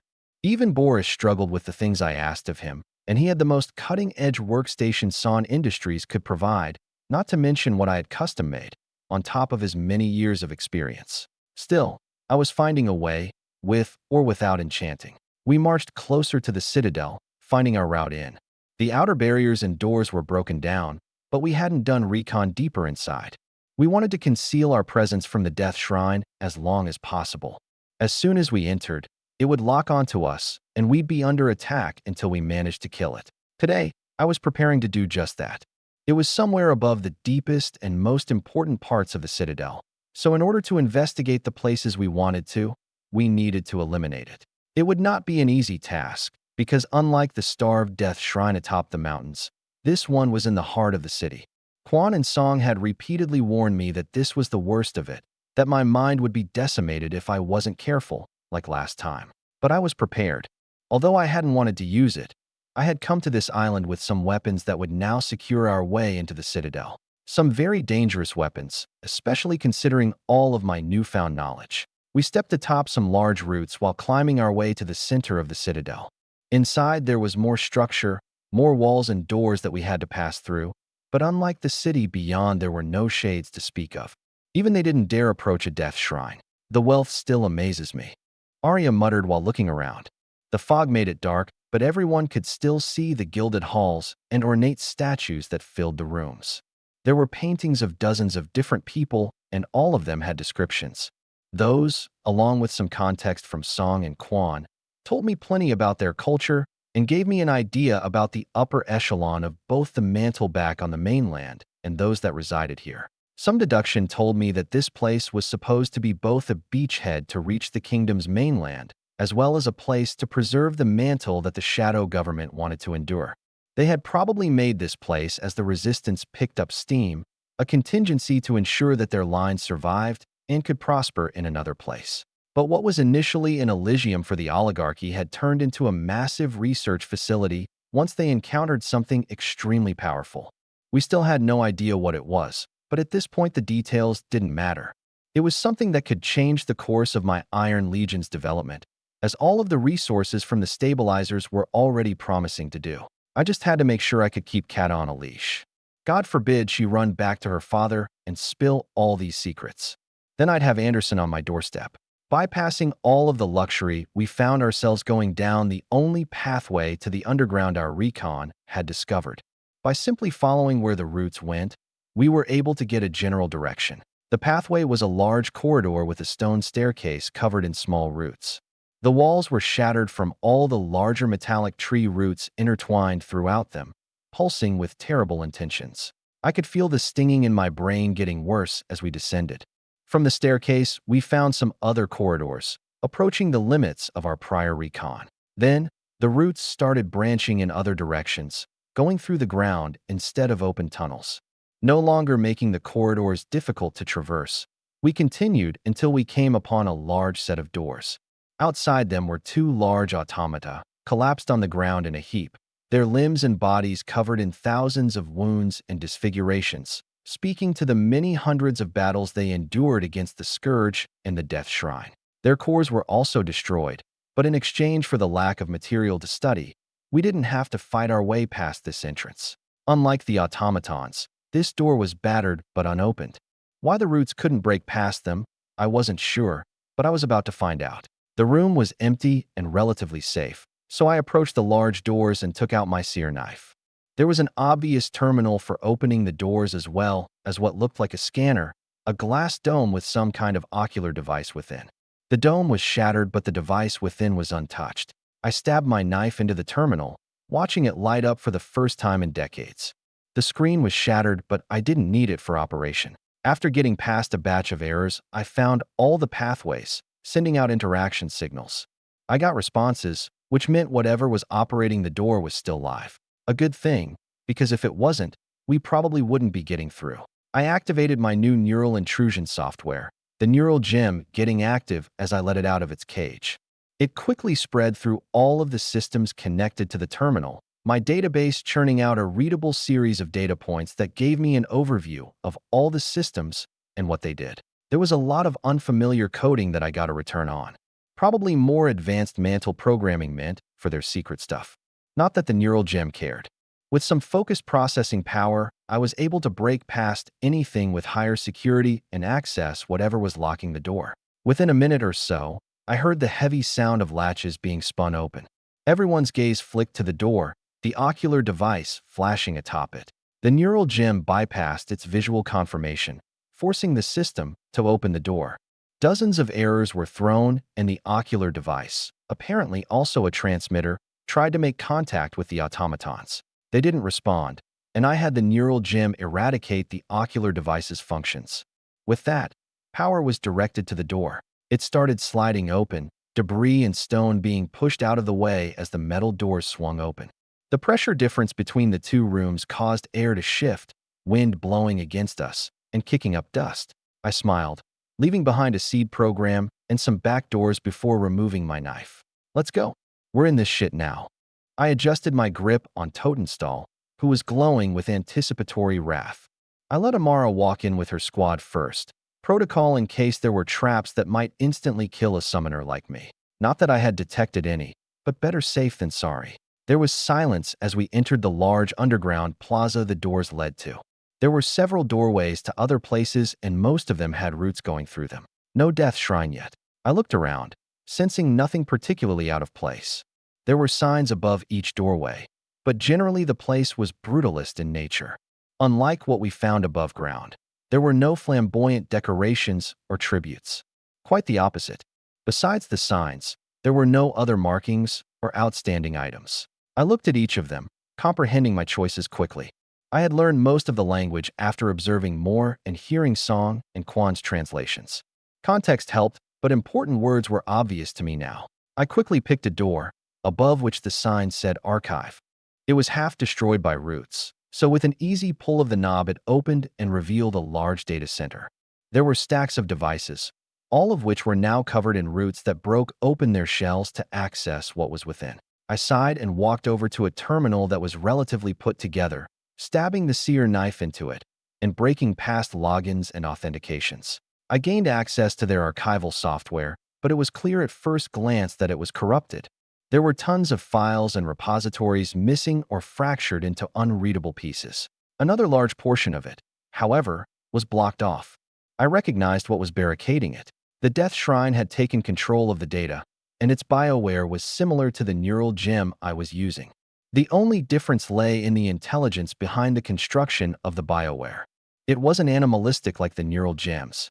It was organized, structured, filled with intent. Before touching it, I took out the knife and turned to the others. Amara. She turned to me as I walked over to her. The Death Shrine is holding some data, likely the important stuff. I can't get it without alerting it, so let's explore more before I do. Got it. She nodded, everyone leaving the archive. We went through the other doorways. One led to a cafeteria, while another led to some living quarters. There were some other auxiliary facilities for general maintenance, and even a workshop for some building automatons. If I was correct in my assumption, though, nothing that we found was truly that secret. We hadn't found anything regarding our ultimate goal, so it was likely deeper inside where we'd find our Death Shrine. And if there was another level, that was likely where we'd find the juicy stuff and not some surface-level toys. Nevertheless, from what we saw, this level was for building not just automatons, but specialized ones relating in some way to the thing we were looking for. They were different from the broken ones we had come across. The only detail I took note of was the fact that these automatons were designed to contain 2 cores instead of 1, and the second core had formations that my enchantment training told me was for manipulating vigor, not mana. Very peculiar. After collecting all the data, we went to the last door on our list. It was marked Heart, and the door was intact, though battered like the doors leading to this area. Apparently, the Death Shrine had attempted to enter this way and failed, but that meant these doors were the ones we were looking for. I just wondered what the Heart was supposed to be. Perhaps it was the very thing that needed to be stabilized. I went to crack the entrance, but as soon as I stabbed the knife into the terminal, I was greeted with a brick wall of hostile bioware from the Death Shrine. It had infiltrated this system, which wasn't a good sign for multiple reasons. I sighed and turned to Amara. We're in a pickle. What kind? The door is controlled by the Death Shrine. I can only open it after I break through its bioware, but that means it'll attack us until I do. Unfortunately, the defenses are thick. We can defend you. But didn't you want the stuff from the archive too? Yup. I'm thinking we can ditch that data though. The important stuff isn't here. Alright, so we fight. Yeah. I nodded, looking back at the terminal, my seer knife injecting some power. The Death Shrine became agitated. I could see its bioware sparkle with some activity. I sighed, looking at Amara. Once we start, we won't be stopping until we kill that Death Shrine. We're going to have to fight our way toward it, wherever it is through this door. We're ready. But since you're the one to kill that thing, make sure you're worried about yourself. We can handle our fight. I didn't respond, glancing at the others. They all seemed ready enough. They might not be perfectly rested, but they all had experience with the military and the kind of lifestyle fighting the Scourge demanded. They were conditioned. They were skilled. Most importantly, against this enemy, we were all in this shit together. I took another puff on my cigar before facing the terminal, my knife flaring with energy, its cipher engine ramping up. No holding back. With those words, I went full force, Psycha pouring into the knife as I sent the neural gem on a rampage. The wall of bioware was eradicated with sheer stimulation, the space it occupied rapidly being usurped by my own systems, establishing a foothold. But the other layers of defenses inherent to the Death Shrine were thick, and the response was quick. The entire plaza suddenly shook with a horrifying scream, all the roots in the area glowing with malevolence. For a moment, I could feel the danger approaching. We could sense the hundreds of shrikes coming toward us. The Death Shrine was letting us know how many enemies were coming. It knew we were here, and with nothing else to do, it was not just eager to come kill us, but overjoyed that it had new prey to torture. I felt its sadistic intentions for as long as I cared to pay attention. Then, I focused wholly on the door. The bioware flashed with renewed vigor, given bountiful energy to resist my intrusion. It shifted with intelligence, fighting back against my foothold and seeking to retake it. Compared to the animalistic nature of my neural gem, the Death Shrine's bioware was complex and fortified. Unfortunately for it, I wielded the advanced principles of cybersecurity. Nothing that it could come up with could compare to the sheer depth of technicality that modern Earth had developed for its computers. The mathematical scale, the computational techniques that wielded the most extreme principles of both numbers and physics, rooted in the limits of the laws of the universe. I may not know the half of it myself, but even knowing those vague ideas, my system would so far outclass the Death Shrines that despite having a fraction of the psychic power at my disposal, I would beat it. The most obvious proof of that came in the first few seconds. As the hordes of shrikes came sprinting through outer corridors and tunnels, I watched as the Death Shrine's bioware thrashed against the security and encryptions of the foundation I carved out for myself. In this cyberspace, it couldn't fight with the oppressive power of Psycha. That would only give it faster computing power, and so long as it didn't know the math, no amount of that could do anything to my own. So it slammed against my wall of complexity futilely. Not a bit of space was taken from me. On the contrary, I started carving away at the bioware as the cipher engine launched attacks with my Psycha, codified with impossibilities that the bioware couldn't make sense of. The more space I took, the more systems I gained access to. Once I had enough, I'd be able to open the door. But the Death Shrine resisted with so much energy that my little seer knife actually approached max throughput. It was perfectly sustainable, but my shock came from the fact that I had never before seen that kind of activity from any of my systems before. Thankfully, the software I developed for it could scale. They would handle themselves until I either got what I needed and pulled out, or when they took over every byte of space in this system. Unfortunately, this time would be paid for by the others. I heard the screams as shrikes started crashing through doorways, clawing their way forward with blistering insanity. Yet I focused solely on my task, letting my desert eagles do theirs. Chapter 268, The Hard Part. September 18th, 626. Strap in, because this is the easy part. Arya inwardly sighed at Amara's statement, bloodsworn flourishing in her hands. How dreamy fighting at Iron Legion had seemed. She had begged the Tavera Patriarch to let her go fight with John when he was still in the kingdom's military as things started devolving at the treehouse. She had been stuck, of course, but when John made Iron Legion, she had taken every chance she got. She finally got to start repaying him for that time he saved her those years ago. She finally got to start proving herself, proving her value. Now she was a part of Iron Legion's Sector 4, the most secretive and elite section in the most powerful small-scale military force in the world. And she was rueful. She had never been so miserable. The screams coming from the darkness terrified her. Those wide eyes that reflected the faint light coming from Amara's magic sent shivers up her spine. She hadn't even been able to fight when John burned that forest down. Few of them had.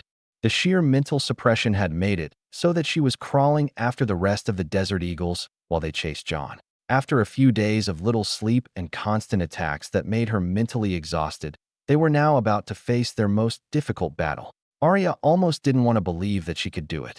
But when she saw John trudging forward despite being even more exhausted than them, despite having done so much studying, despite needing much more sleep than them as a summoner, and being the target of the Shade's mental attacks, she shut her mouth and made sure she was doing her job. She couldn't possibly complain while he took on the worst of it. At the end of this, he was still the one who had to kill the Death Shrine. Sleep deprivation had made him vomit, and yet he was out here anyway, pushing them forward. She wondered if he was really feeling that pain. He didn't look like it. He looked as strong as he always did. He did everything as masterfully as always. The arrays of psyche that bloomed around him made her brain hurt, and yet he was engaging in that battle of pure information with the Death Shrine anyway. It didn't look like he was utterly exhausted and worn, but she knew he was, and something about that spurred her on. Her axe started glowing as the shrikes charged. The plaza was large, and they were in a hemispherical formation around John, Shadowbane remaining next to him, and Tana somewhere she couldn't see. Their goal was to protect him. If they failed in this, there was no way they could handle the Death Shrine itself. Not to mention that these were the shrikes coming from behind. There were probably far more through the door leading to the heart. They'd have to slaughter their way to the Death Shrine, fight its horrible incarnation of pure sadism and malice, and allow John to kill that brain. Not that they hadn't faced worse odds before. Amara had been ruthless with her training in the months preceding this expedition. Arya had been pushed to the limit, so much so that she thought that she was severely underperforming back then. But she hadn't been kicked from the team. She knew why, and she leaned into that strength. 36 shrikes charged forward, their distorted limbs causing Arya's very body to react with fear and revulsion. They were a twisted form of the human image, and for some reason, Arya's instincts demanded that she kill them as fast as possible. If they remained, she'd be paranoid like she had been for the past week. She grit her teeth, 2 shrikes diving toward her. These were much stronger than the others she had seen from the last Death Shrine. They weren't starved or aged. Her axe made contact with them anyway, her body straining to wield its bulk with the kind of strength she had seen from Blackblood and the agility she saw from Shadowbane. Not that it mattered much. When her blade made contact with their bodies, her aura erupted with concussive force, causing their skin to rupture, their bones to splinter, and a loud sound reminiscent of John's gunfire to sound. It was muted by a new device attached to the axe's shaft, but the effects didn't care about that. One shrike after the other exploded before vaporizing, their chunks of flesh popping and releasing steam. Their disgusting blood coated her axe blade, which drank of the offering and glowed with dark red greed. It wanted more, but she stifled its calls to her mind and remained within the formation. The others all killed their enemies with their own methods, all of them impressing her in some way. She always found Amara's magic particularly devastating. It was the perfect blend of intensity and lethality, enough to irrefutably kill the enemy without wasted energy, but never looking like she was straining. More shrikes streamed in a dozen at a time, some of them bigger and stronger, others more agile. They climbed on the walls and roof, the warlocks sniping them from afar as the knights handled the ones that tried to rip them limb from limb. Over time, though, Arya started to feel the mental burden. She was breathing heavily despite barely having worked. Those shrikes attacked not just with their unnaturally strong claws, but with fear and suppression. She started using vigor to bolster her mind, but it only helped a bit. Over time, as she was hit with waves of paranoia, her adrenaline started spiking and tiring her out. They were using her own reactions and instincts against her. Yet this was the easy part. They fought off wave after wave. The shrikes clamored at them in groupings that were large enough to make them confident in an attack. If there weren't enough, then they would lurk in the darkness. They used that fog to their advantage, hiding within it. Arya strained to see them sometimes, even when they were only 20 feet from her. Sometimes they felt like they had circled around her, even when that was impossible. Sometimes she would see one lunging at her, and it felt like it was tricking her, that it was actually coming from behind. It tried to convince her that what she was seeing was wrong. Suppressing the desire to spin around and break the formation took most of her willpower. The blood-sworn and its greed for more of their corrupted blood helped her ground herself. She had plenty of experience resisting desires. The blood-sworn had tested her time and time again. It seemed like their battle lasted forever, though. Every minute felt like an hour, and hundreds of shrikes swarmed the plaza in an attempt to either kill or capture them. But then John suddenly shouted. His voice made her gleeful. "I've got it." Lights suddenly flicked on with his call, illuminating the entire room with bright white. The shrikes recoiled, and Amara mustered them. "Second force, hold the line. First force, to the door." Arya stepped in where she needed to, the pressure mounting as Amara and the others turned. They ran to the door, John opening it only when they were ready. As soon as he did so, dozens of shrikes tried to lunge through, hundreds more in the tunnel the door led to. John simply stood there as First Force slaughtered them all. There was no fire magic, as John said that it would eat all the breathable air in the atmosphere. But the air magic Amara and Ilinka wielded was more than enough to eradicate them, not to mention the knights and their strength. First Force pressed through the tunnel, cutting a path through as Second Force backed up. "I can close the door." "Get through," John commanded, and they followed. Everyone killed the last of the lunging shrikes and filed through. Some tried to attack, but John let off bursts of gunfire with Totenstall, cutting them down with what looked like no effort. Once they got through, the door closed behind them, locking them in the tunnel. There were more lights still illuminating the area, but the fog and shrikes left skittering shadows flashing across the area. The tunnel was wide enough for First Force to hold the front by themselves. John took up a position behind most of them, Shadowbane still by his side. She had the best reactions, even beyond fighting, so she had been trusted with being his last line of defense if anything slipped through. They marched behind First Force, stepping over corpses still spilling blood. It coated their boots and made Arya scrunch her face with disgust as she stepped on lanky limbs and flesh. The corridor to reach the next area was longer than it had any right to be and descended hundreds of feet, but thankfully it was narrow enough to easily slaughter the shrikes as they came. It was a simple spearhead, about as easy as frontal combat could get, but the shrikes started taking more hits. From Authority 6 they rose in strength until they started seeing Authority 8s. Arya was forced to fight above her level, not that she was unfamiliar with such combat.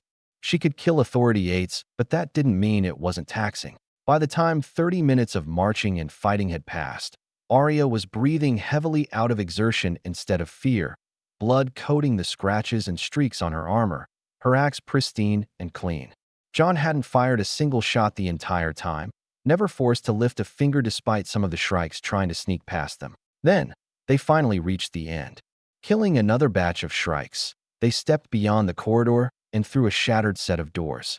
What was revealed to them was a massive complex of destroyed devices and esoteric metal structures. It was a cavern of such size that Arya had never fathomed was possible. The ceiling was at least 500 feet above her head, and there were more staircases that descended 100 feet below to reach the ground floor. In the center of this monstrous cavern was a metal orb that pulsed with radiant power. Around it were 6 massive devices. On the top and bottom of it were what looked like fasteners that locked the orb in space. Then around its 4 cardinal directions were crystal constructions that suppressed the orb with oppressive enchantments. Around it all was a barrier of such strength that Arya wagered even a sovereign couldn't conjure. It phased between glowing with the elements and contracting with vigor, its power so dense that they almost couldn't see through it to observe the devices. Finally, there was the Death Shrine. The monstrous metal tree was wrapped around the barrier like a parasitic leech, roots attempting to burrow into it, yet having failed miserably, the barrier still radiant with power. There were automatons strewn throughout the cavern as well, and unfortunately, none of them were inactive. Arya cleaved through a few shrikes before gritting her teeth, realizing that this battle may be more difficult than she thought it could be. For a moment, she wondered if they should turn back and whittle down the shrikes, coming back when they were more rested and prepared. But then the automatons moved, and the entity that guarded the death shrine, that tall being of metal and spikes, stepped forward. "Let's light this fucking candle."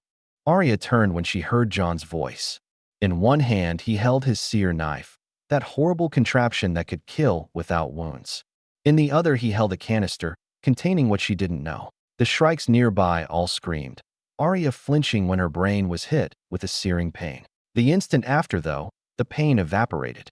She was confused until she opened her eyes, finding herself in another place. She looked around, seeing the others inside of a command center. It was John's mind palace, and beyond the walls she could see the death shrine and shrikes all attacking the metal walls. All of the otherworldly armament started unleashing unholy firepower upon the enemy. And Arya's vision returned to the real world, no longer bearing the mental afflictions of the shrine. She felt refreshed, her eyes squinting when she saw John suddenly release a few thousand psychic arrays into the room. They filled the atmosphere, glowing red when the death shrine started retaliating, the poisonous fog condensing. Despite there being several dozen shrikes screaming and explosions as the warlocks threw out their spells and concoctions, Arya heard John's voice above them all. "I'm starting to figure you out. And if it means some good fucking sleep, I'll wrap this up quickly. Eradicate them." Arya heard Kata scream as she injected 2 serums into her legs. The mana and vigor was so potent that she could feel it from afar, her combat power skyrocketing as she threw herself against a charging automaton, corrupted by the death shrine. Everyone else started bringing their cards to bear. Jaya threw canisters of mysterious substances at clusters of enemies, some of them being ignited with green fire, others screaming in agony as their flesh melted. Arya could almost feel her nose sting, reminiscent of their battles together when she hadn't been on filtered air. She loved her armor. John also threw out the canister in his hand. It sailed straight into the middle of the battle, quickly followed by a few more. Before they exploded, she heard his voice in her mind. "You all better make sure you're sealed up. This shit will kill you too." Arya quickly checked all her seals as the canisters released their contents, wondering why John sounded as he did during the battle against the first death shrine. Unlike Jaya's, his canisters released a gas that quickly spread through the room. She couldn't make out the color due to the shrine's fog, but when the shrikes ran through it, they started screaming in agony. Quan and Song shot forward to go against the metal entity before it could turn its attention to John. Unfortunately, the automatons weren't affected by the gases, and Arya was forced to fight one herself. She charged it and swung her axe, but the blade was merely buried in its metal arm. The automaton stood 10 feet tall and was covered in broken metal armor, some places exposing interior enchantments that glowed red. Her instincts screamed at her when it retaliated. It moved with uncanny speed that she didn't think should be possible. She bent back right before its huge metal fist slammed into the side of her head. She yanked her axe out and jumped back, glancing at the others. Kata was pummeling one automaton while Arya was tearing apart another. Even they were having a hard time, though, Kata gritting her teeth with dilated eyes as she punched the automaton with her gauntlets. She was elbowed in retaliation, flying several feet away before finding a foothold and shooting right back into the fight. Arya did the same, deciding that she simply had to suck it up and at least distract her enemy. She screamed in strain, delivering the most powerful blows she could muster one after the other, suppressing the automaton. While they did that, John leisurely walked forward. He dodged any attacks that came his way as if he knew they were coming minutes in advance. He wasn't as fast as they were, but he was agile despite his bulk. The metal entity tried to get to him, but he was able to evade it with the help of Song and Quan's combined effort. They looked like they were straining to hold back the entity, but they were delivering wounds, and the battle had only lasted for a minute. Like last time, John marched to the base of the shrine. Dozens of branches spread from its trunk all the way up to the ceiling, and on most of the huge thorns were impaled corpses that still cried in guttural agony and nightmares. At the base was the brain, covered by layers of metal roots. Unlike the last time, the brain was almost entirely covered and protected by these roots. Even then, it was massive, covering half of the ground floor by itself. John pulled out a fire mana crystal the size of his fist and chucked it at the base. After he kneeled down and turned away, the crystal exploded, releasing a shockwave that sent splinters of the tree across the cavernous laboratory. It revealed the brain itself, the entity shrieking in panic. Quan and Song redoubled their efforts, their combined attacks and chemistry suppressing the entity thoroughly. Their combat looked effortless, but she quickly heard Quan's voice over comms. "You better make this quick, John. Protecting you is making this significantly more difficult than it otherwise would be." It's been 124 seconds. As if that were an appropriate answer, John started walking back toward the shrine. Its roots started to regrow, but before they could close the gap, John jumped through, causing them to pause. He stepped onto the outer area of the brain, Psyche flaring around his body with such density that it drove the fog away. His SDR knife shone like a beacon in the dark cavern, its light unobstructed by the fog, even seen through solid obstacles. When he stabbed the brain, it released another horrific scream, wholly inhuman and filled with insane hatred. Every automaton and enemy turned to attack John, giving their opponents an opening. They were rebuffed, and John brought out another item. The entire time, the formations flashing around his body were growing, reaching such heights of complexity that even Aki felt her eyes sting looking at them. Just gazing upon them imparted a level of information they couldn't handle. Arya could hear his smile through his words. "Yeah, I think I'm figuring it out. It's a shame you couldn't learn from your friend. Otherwise, you would have known that shoving your endless fucking sadism into my brain wouldn't be good for your health." Arya heard his scream as his seer knife suddenly flashed, dumping out so much Psyche into the brain that half of it started to glow with pure stimulation, so intense it started to shrivel. John laughed and cackled as he carved through the brain. From above, Arya could hear the bodies on those thorns start to cry out with even greater intensity and pain. "You think you can threaten me with them? Watch me murder them all." The American doesn't negotiate with terrorists, and he certainly doesn't negotiate with their hostages. Arya heard his laughs heighten while bringing out a huge crystal. It was partially encased in metal and radiated so much Psyche that the automaton in front of her started teetering like a drunkard. John activated something, making the crystal flash, and then tossed it into the air. Then, Arya's eyes went white. She shielded her gaze for a few seconds, no attacks coming at her. After some time, she lowered her hand and looked around. The cavern was gone, everything having turned white. She could see the automatons, see the entity, but they were covered in an infinite amount of shifting arrays. And they were frozen, twitching, like their bodies were malfunctioning. She looked down at her own armor, seeing a field of formations protecting her from the arrays. The arrays constantly tried to poke into her armor, but the formations protecting her constantly responded with bits of information that sent the arrays away. Feeling her eyes burn, Arya looked up at the death shrine. Within, she could see John amidst the brain. The brain no longer looked like the pool of mush it was before, though. All Arya saw was a sea of red lines, all of them interconnected, all of them filled with torturous purpose. And in the center of the brain was another large neural gem, at least double the size of the one John currently possessed. John smiled and launched himself through the air with his boots. His attack, whatever the hell it was, constantly seeped into the brain and tried to attack it. The death shrine was wholly consumed with the task of resisting, and resisting it was. It rebuffed the infinite amount of arrays in the atmosphere and surrounding its body, rapidly gaining ground against them, the fog spilling forth to retake what it had lost. But by that time, John was diving into the brain. He went head first into a several-foot-deep mass of that neural tissue, clawing his way down to the neural gem at the bottom, his seer knife carving out everything in his path. He was in there for over a minute, the brain screams and the cries of the bodies above no longer reaching them. Everything was quiet, the arrays around them beginning to fade. The white receded, Arya regaining her normal vision. She could see the dark cavern, could see the true form of the shrine, its brain, the entity, and the automatons. But they remained still, John emerging. He flew back out of the pool, gliding out from underneath the roots, and settling on the ground atop a pile of Shrike corpses. In his hand was now a huge glowing red gem. It was beautiful, like a pearl filled with the endless shrieks of a million souls in hell. But Arya's gaze was soon pulled by John's face. He wore a large smile, but when his eyes, visible even behind his mask, washed over her, she felt so much fear that her legs gave out. She saw him inside her mind, the gem in hand, his other hand raising to reach out and grab her psyche. She could feel his fingers try to sift through her memories, her body giving out as if he were grasping her very soul. John. Then she heard Amara's scream, her eyes glancing away from John to see the tall woman charging forward. Clenched in her fist was another Psychic crystal. John tried to evade her obvious blow, but he was suddenly held back by Quan and Song.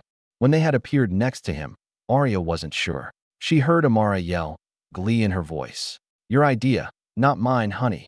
With a grin, Amara's fist slammed into his face, the crystal exploding in her grasp and sending a shockwave of Psyche through John's head.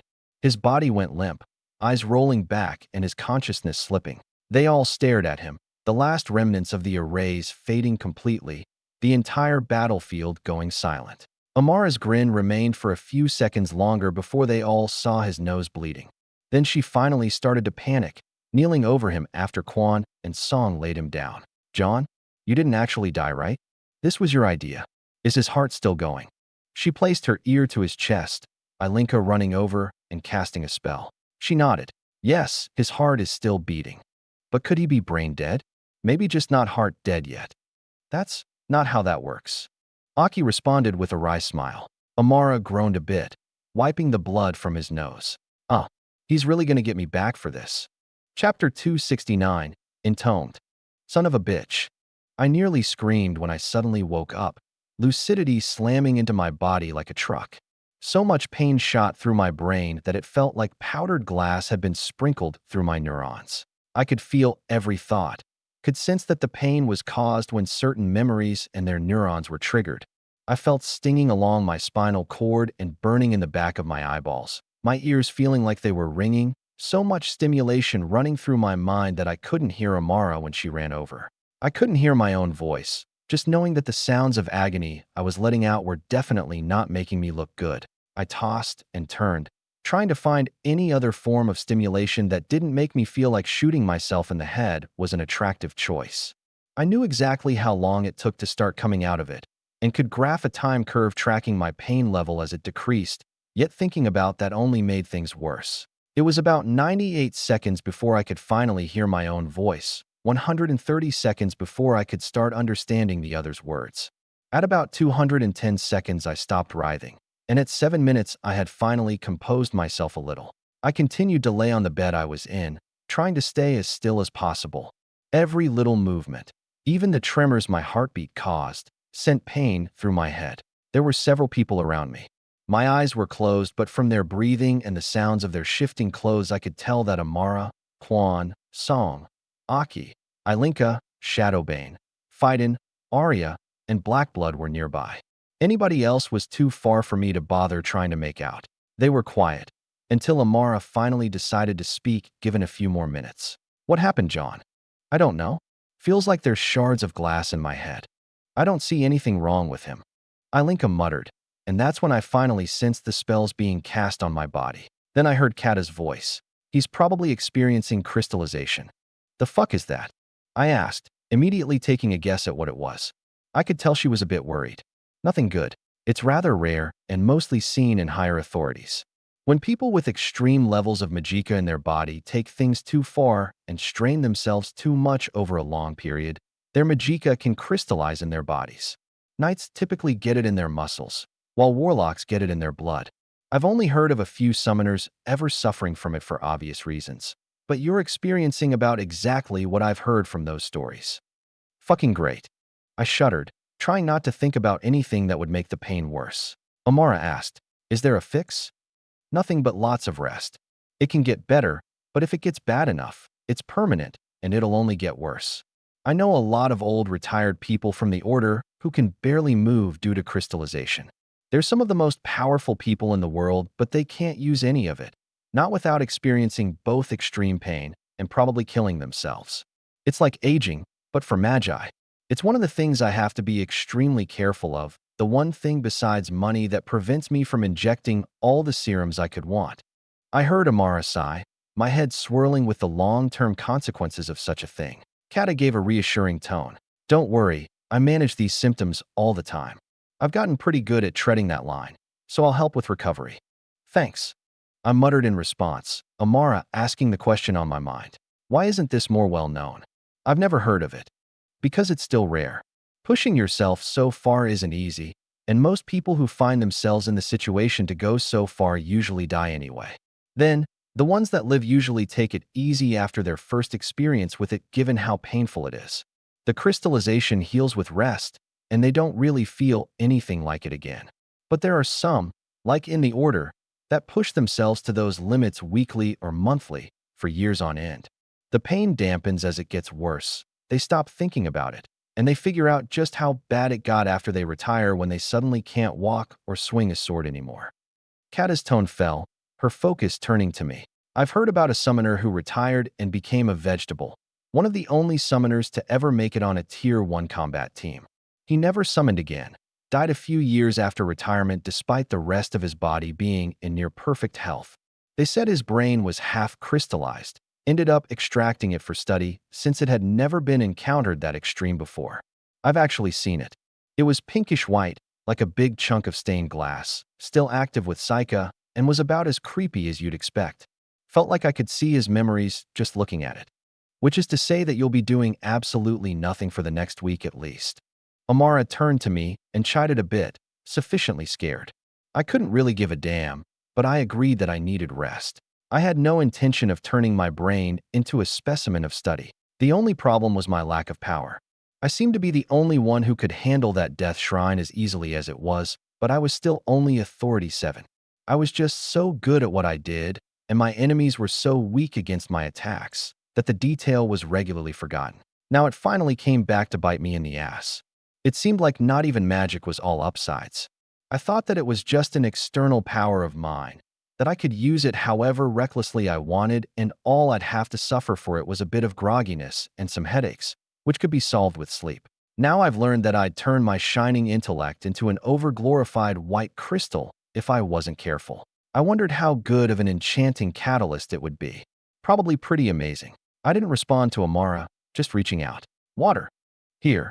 She handed me a canteen, my body feeling so weak that my arm shook as I brought it to my mouth.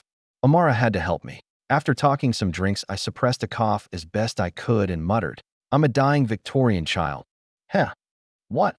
Aki laughed, and Amara let out a confused sound. I could sense Quan and Song's amusement too. I was glad I had people to understand me a little now. Nothing. How long was I out? 2 days. All that sleep, and I still woke up like this. It'll be at least a few more days before you're back to normal, Kata chimed. The first time isn't actually that bad condition-wise. You've just never felt it before. It's all the other times after that you have to be careful with, when you stop feeling so much pain and start thinking you can do it more frequently. John, maybe we should fly out. No. I immediately rejected Amara's suggestion. Not until I find and take control of every piece of data this place contains. I need to know everything before we return. She just sighed. Yes, dear. Thank you. At least I'm not feeling like someone's constantly about to stab me in the throat. Oh yeah, sorry about that. Blackblood suddenly chuckled, making me roll my eyes. Fuck off. Your fault for acting like a psycho and reaching into my brain. Besides that, I'm thinking you're doing this to get attention from the ladies. How do I really know you're feeling all that pain? You don't, but I can give you an idea. Again, the SER knife appeared in my hand, glowing maliciously. That made Blackblood cringe, turning away. Yeesh, commanders of Buzzkill. Fuck off, Blackblood, Amara waved. Go make yourself useful and prep dinner. Maybe you'll avoid watch tonight.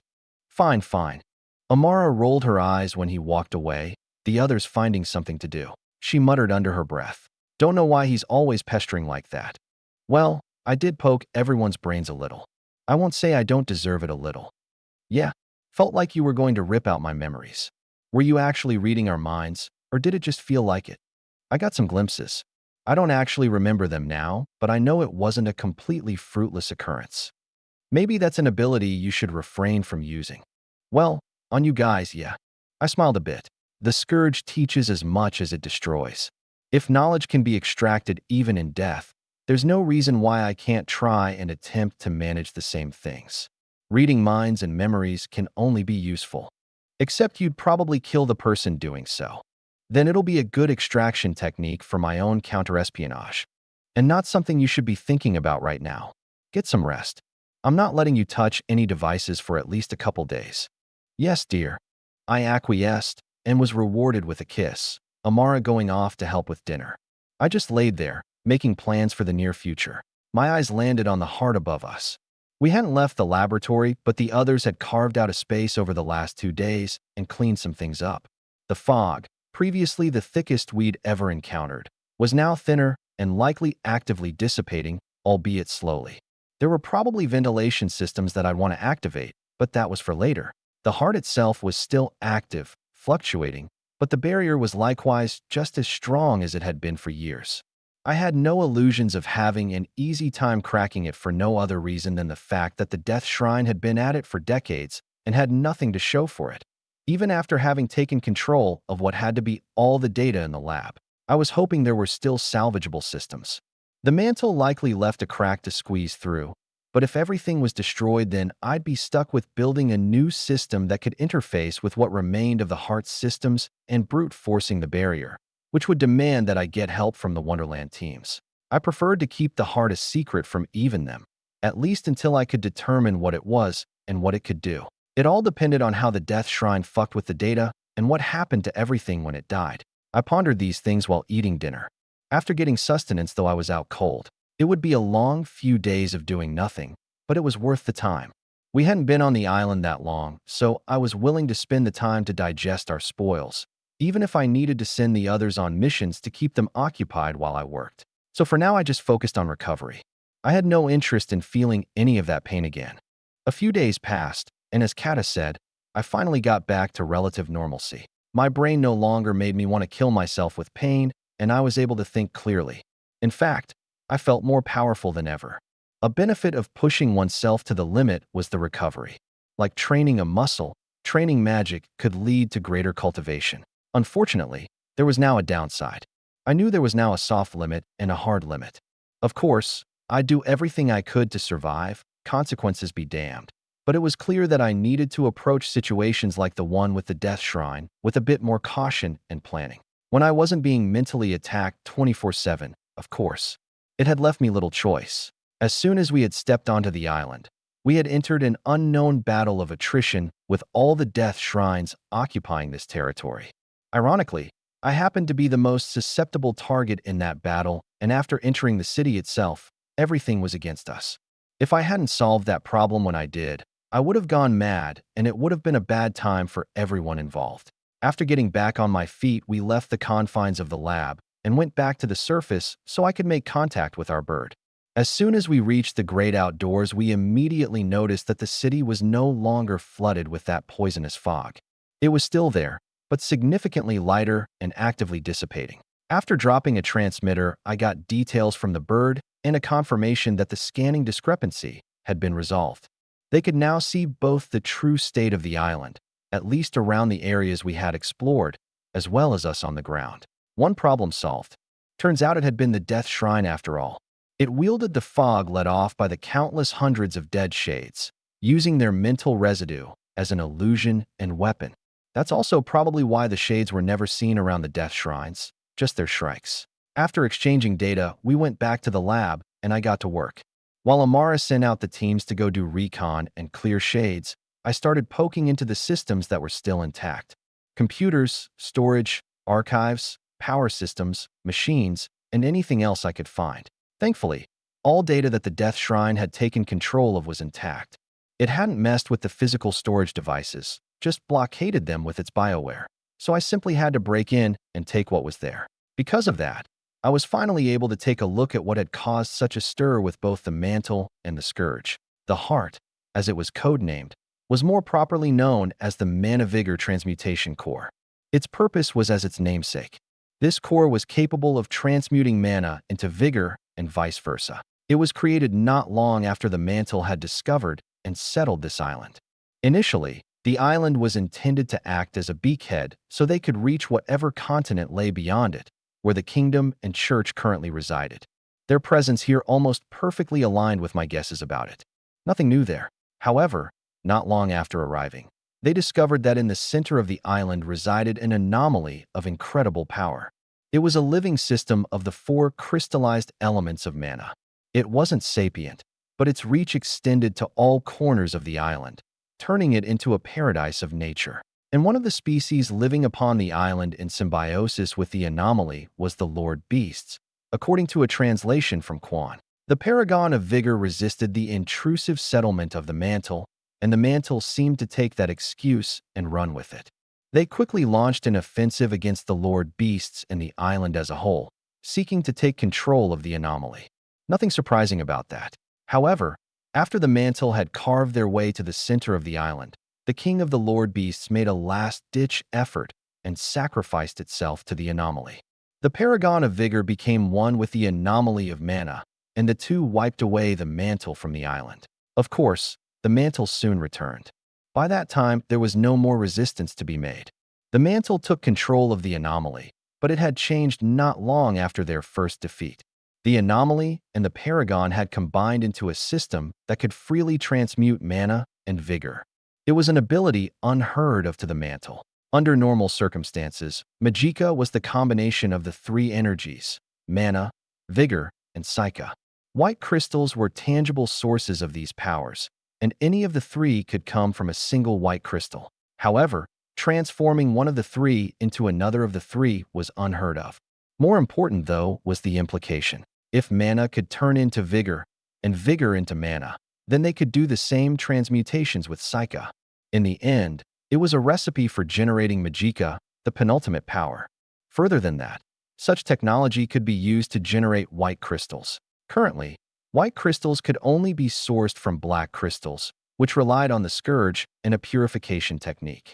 The church currently held a monopoly on the perfect technique, the kingdom possessing an imperfect version. But if this technology was developed, it would lead to a method for directly generating white crystals, completely bypassing the need for both purification and the presence of the scourge. The heart, the anomaly of mana and vigor, was real proof that it was possible. My hands nearly shook when I discovered that fact. This information would change everything.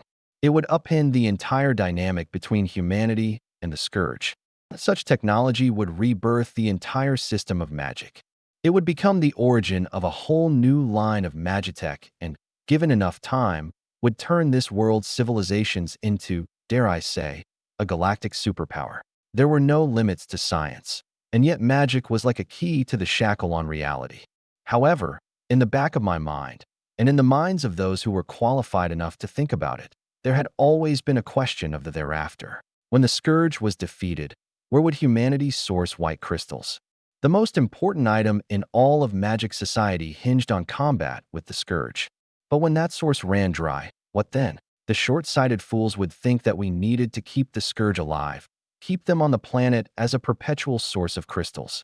People like me would have originally said that it was only a matter of time before the technology was gradually developed anyway. Unfortunately, I wasn't betting on the majority of the elite population to think like me. I would bet that, in their greed, they would attempt to manufacture a status quo with the scourge. White crystals would never cease to be generated, and in their hubris, they believed that they could defend their territories forever. The entire population of humanity would become the fuel by which they perpetuated their magitech. Every single crystal, as it was until I created the Iron Legion, would be paid for with the blood of entire generations. That was likely the answer in their heads.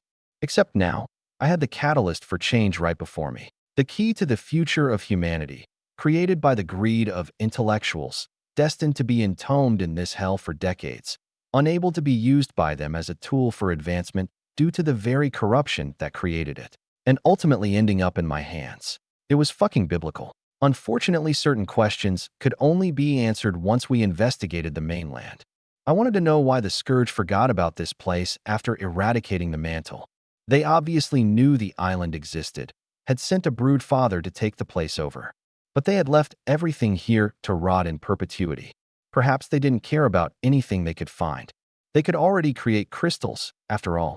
They wouldn't care about a downgrade, especially if the mantle had actually managed to hide intelligence about its true nature from them. With nothing interesting being here in the Scourge's eyes, they likely decided to simply not care, not even about the soldiers they sent to take the place over. They cared for nothing more than eradicating humanity. So as long as that job was done, they wouldn't even care about the kin they had sent to carry it out. Why bother wasting the resources to bring them back? It had been up to this death shrine, the last remnant of Scourge intelligence, the only thing that managed to discern that there was something here. But it never managed to break down the barrier around the heart. It had failed. The mantle had failed. I would succeed where they hadn't.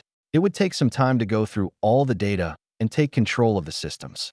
Only then could I begin to attempt to crack the barrier. I couldn't know how long that would take, but I wouldn't leave here without doing so. This was too important to risk. Chapter 270, Cow.png. October 2nd, 626. What a pain in the fucking ass.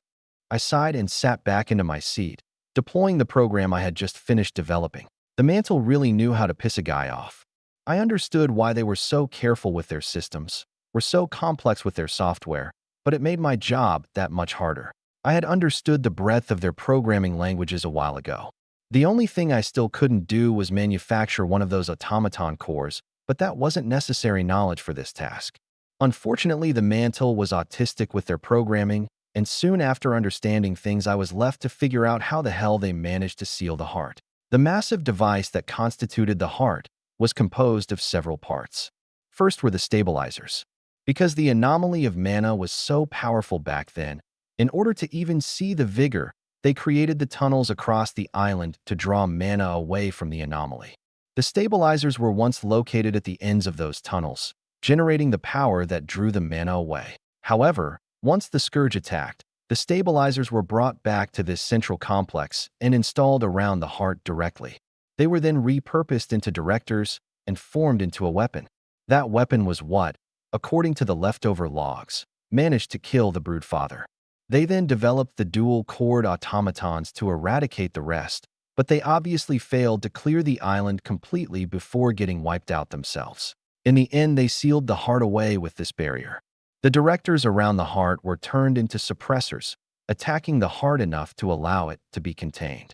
Then the remaining power of the heart was injected into the system and used to perpetuate its own chains. The only power that could overcome the barrier, therefore, was something far greater than the power of the heart itself. That would demand a sovereign, at least. So I was left to find another way. I had to find that crack in the armor, the door left behind by the dead. After a handful of days, I was pretty sure I found it. The answer, the key, lay in the barrier itself. Since the heart was powering it, the barrier was composed of mana and vigor, but intertwined and given purpose by Psyche. From the logs, there were vague mentions of the barrier needing to be coded. Initially, I had thought that they were just coding some kind of enchanted projector for the barrier, but there were no devices capable of projecting anything around the heart. There were only the suppressors, the heart, and the devices locking the whole complex in space. There was nothing to create the barrier, not unless the device creating the barrier wasn't even tangible. Things like white crystals gave off resonant frequencies and fields. It was the key to making elemental crystals at Wonderland, and Psyche was absolutely capable of interfering with these fields and frequencies. After all, in the construction of elemental crystals, the summoner was required to highlight the resonant field itself so the warlock and knight could stabilize and adjust. Without the summoner, it was extremely difficult, if not impossible, for a knight and warlock to find the field and frequency. In fact, with higher authority crystals, there was not a single instance of a knight and warlock being able to create an elemental crystal without a summoner. If that was the case, then perhaps the summoner did more than just highlight the field for them. Perhaps they gave that field form, turning something abstract into something tangible, capable of being interacted with. I hadn't thought much of that before, thinking it was just a consequence of increasing power scales and the complexity therein. But now, before this barrier, I got ideas. I likened the effect of a summoner's intervention to a wave function collapse. With some testing, I was able to confirm that there was Psyche within the barrier. Some more testing said that the Psyche was capable of being interfered with. By injecting codified Psyche into the barrier, I could create disturbances. The only issue was that those disturbances were wiped away almost instantaneously. That was my crack. Days of testing further, and I was able to curate a program to find out which kinds of interferences messed with the barrier the most. From there, I was able to pinpoint certain frequencies and certain batches of code that didn't just disturb the barrier, but outright eliminated it. Those eliminations were incredibly small and only lasted tiny fractions of a second, but the crack got wider. The barrier was being held together by a perpetually error-checking psychic array, but those openings I created were only possible because I had found what seemed to be the key to this array. Now I just had to unlock the millions of constantly resetting locks all around the array. If I didn't do it fast enough, the barrier would just reform. If I could brute force with enough computational power, it would only be a matter of time before the barrier collapsed. This was where the Death Shrine had failed. I wasn't sure if it had found the key, and even if it did, I wasn't sure it was smart enough to realize it was the key and know what it had to do to break the barrier. I didn't really blame it though, because after loading my seer knife with the code and stabbing the barrier, I got painfully insignificant results. The barrier so far outclassed my knife that the two couldn't be compared. It was the difference between a phone and a supercomputing complex. But that didn't mean it was hopeless. After all, even supercomputers could be infected with viruses. I just had to use its power against itself. That was the premise behind my last program. Like in my battle against the Death Shrine to open the door to the heart, I just needed to be able to hold the territory that I took. If the locks couldn't reset, then I could just give it time, and it would unlock everything eventually with a self-perpetuating program.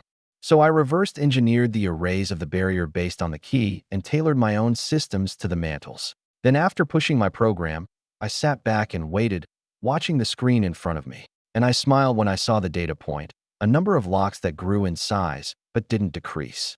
The number jumped to just 222 and then stopped, remaining there for an entire 2 minutes. I chuckled, confirming just how much of a genius I was, before closing the program and letting the barrier reset.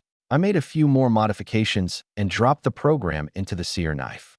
Then, with a jump out of my chair, I skipped over to the barrier itself.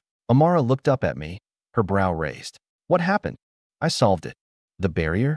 I didn't respond, simply drawing the dark purple blade of the knife and smiling at her. Then, I stabbed the barrier. It started crumbling around my knife. Like an infection, the program spread and the barrier started disintegrating, pure psychic arrays flashing with impossible density across the barrier. Amara's eyes widened as, after just 10 seconds, a quarter of the barrier was reduced to inert atmospheric magic. Another 30, and the entire barrier evaporated, revealing the heart in all its magitechnical glory. Everyone else was within the lab there to witness it, rising from their beds or nests to walk over to where I stood. That's when a device deployed from the heart, a terminal with a single screen that flashed with flickering light, clearly aged. The software booted, and I saw the seal of the Mantle of Wisdom. After being shown a page of options, I started tapping through it. Within, I discovered a massive archive of the data they had collected on the heart and the new automatons they derived from its transmutation. I couldn't suppress my grin. The data was completely untouched, not infected like everything else touched by the Death Shrine. There were also controls to operate the devices around the heart, as well as a monitor for tracking its status. A quick glance at that told me that the heart was massively underpowered. A graph showed me that it had been draining power steadily over the last several decades, its regeneration diminishing as it aged accordingly. That made me frown. I tapped some more of the controls and the suppressors, those massive crystalline constructions around the heart's 4 cardinal directions, detached. Then the heart lowered, coming within reach. The 2 pylons that locked the heart in space were deactivated, and the heart itself, a pulsing metal orb about 10 feet in diameter, lowered into a cradle. Another tap of the button, and that orb was opened. Inside was revealed the anomaly, so much mana and vigor spilling out that it was visually tangible as a liquid. It was only a foot around, a white crystal in the shape of an actual heart, the heart of the Lord Beast King. Despite being crystal, it actively beat with life. It constantly pumped in a loop that transformed mana into vigor and vigor back into mana. Within the metal orb was a whole plethora of sensors and containers. That this heart alone could unleash such absurd elemental power to line the stabilizer tunnels across the island with pure elemental crystals was a thought I had a hard time wrapping my head around. However, it was clear now that after so many years of suppression and draining, the heart had been massively weakened, a fading fire of what it once was. It would recover some of its power since I had taken it out of the suppressors, but it would never be what it once was. Perhaps that was a good thing, though. It made observing the transmutation process even easier than the mantle had it back then. Still, I was a bit annoyed at the mantle's lack of foresight and general stupidity. Amazing. Amara, including everyone else hounding around me, were in awe watching the heart. Unlike me, They could actively sense the mana and vigor in incredible detail, so they were probably watching a never-before-seen spectacle of the greatest magical feat thus far in human history. After giving them a minute, I tapped the screen and shut the orb. Amara sulked. I wanted to watch it more. Can I hold it too? I don't intend to let you hold such a powerful item so close to your body. We won't do anything with it until we can get the Wonderland teams here to do tests. Until then, it stays in its container. That way it also won't radiate like a beacon for every shade on the island. I turned to them. With this, our mission here can be considered complete. I have teams ready for deployment, which I will call today. Once they get here, we'll be heading back to the mainland. They smiled, relieved that we'd finally be getting to go back home. I smiled with them. I was ready to get out of this hell. What an ungrateful bastard. Vatsy cursed before throwing a batch of papers on top of another pile on his desk. Another letter, another report, another signature, and countless promises and favors. The work was endless, and yet he was doing it for, currently, little to no reward. A steaming pile of dog shit, huh? Nothing but a shack, huh? The sight of the other papers he had to go through made his bristling anger worsen. You insult me, send your pretty fiancée to change my mind, and then have your assistant reject every meeting and communication request. It's not like I've saved you from 24 laws and regulations that would have stifled your trade with every noble in the kingdom. It's not like I've saved you millions of coin by preventing new tax laws from being implemented. It's not like I managed to quell a brewing boycott. It's not like I've kept my mouth shut about that damn Trojan of yours. I mean, could you be any more obvious? He kicked the desk, his butler moving over and catching a fallen item. Perhaps you should retire for the night, sir. There's no need to invest so much effort in one night. I understand that. Vatsy huffed and calmed himself, sitting in his chair and refusing to touch another paper. He didn't know what John was doing. Nobody did except those closest to him. He had just expected to get some recognition for what he had done, perhaps an apology at the barest minimum for the insults hurled his way. He could admit that he would have never imagined what John had built Son Industries into. He took Amara's advice seriously, but becoming an industrial behemoth overnight was out of his expectations. Even the Wedded City, a place that Vatsy knew was in close connection to John, had exploded economically, fighting to become a major exporter of all manner of goods. Vatsy had a feeling that they were tied to Son Industries' vast industrial capability directly, both feeding into it and off of it. Of course, the details were kept so well hidden that even with his connections, he had little to no information about it short of what was public within noble circles. So he wouldn't allow such an opportunity to go to waste. He knew what John thought about him, but he also knew that Amara had taken on the role of being John's mediator. If she promised him something, then chances were that, by proxy, John would deliver. He just had to show them the results of the many dozens of meetings, lunches, dinners, parties, and favors he had exchanged, trying to keep the entire noble world from turning on Son Industries like a virus. Or, at least he would, but none of them were ever available. Vatsy had gone to that assistant Boris several times over the last 2 months, and yet he got nothing for it. It was driving him up the wall. He had hemorrhaged millions of coin for his efforts, and so far he was still underwater. The auction house remained the only thing keeping him afloat, the one foundation that allowed him to negotiate with nobles at an equal standing. He sighed, feeling the frustration build again. I will go to that assistant once more 2 weeks from now. Perhaps that psycho is doing something. What could possibly demand his undivided attention for so long? Who knows? But I will have my payout, one way or another. What the hell is this?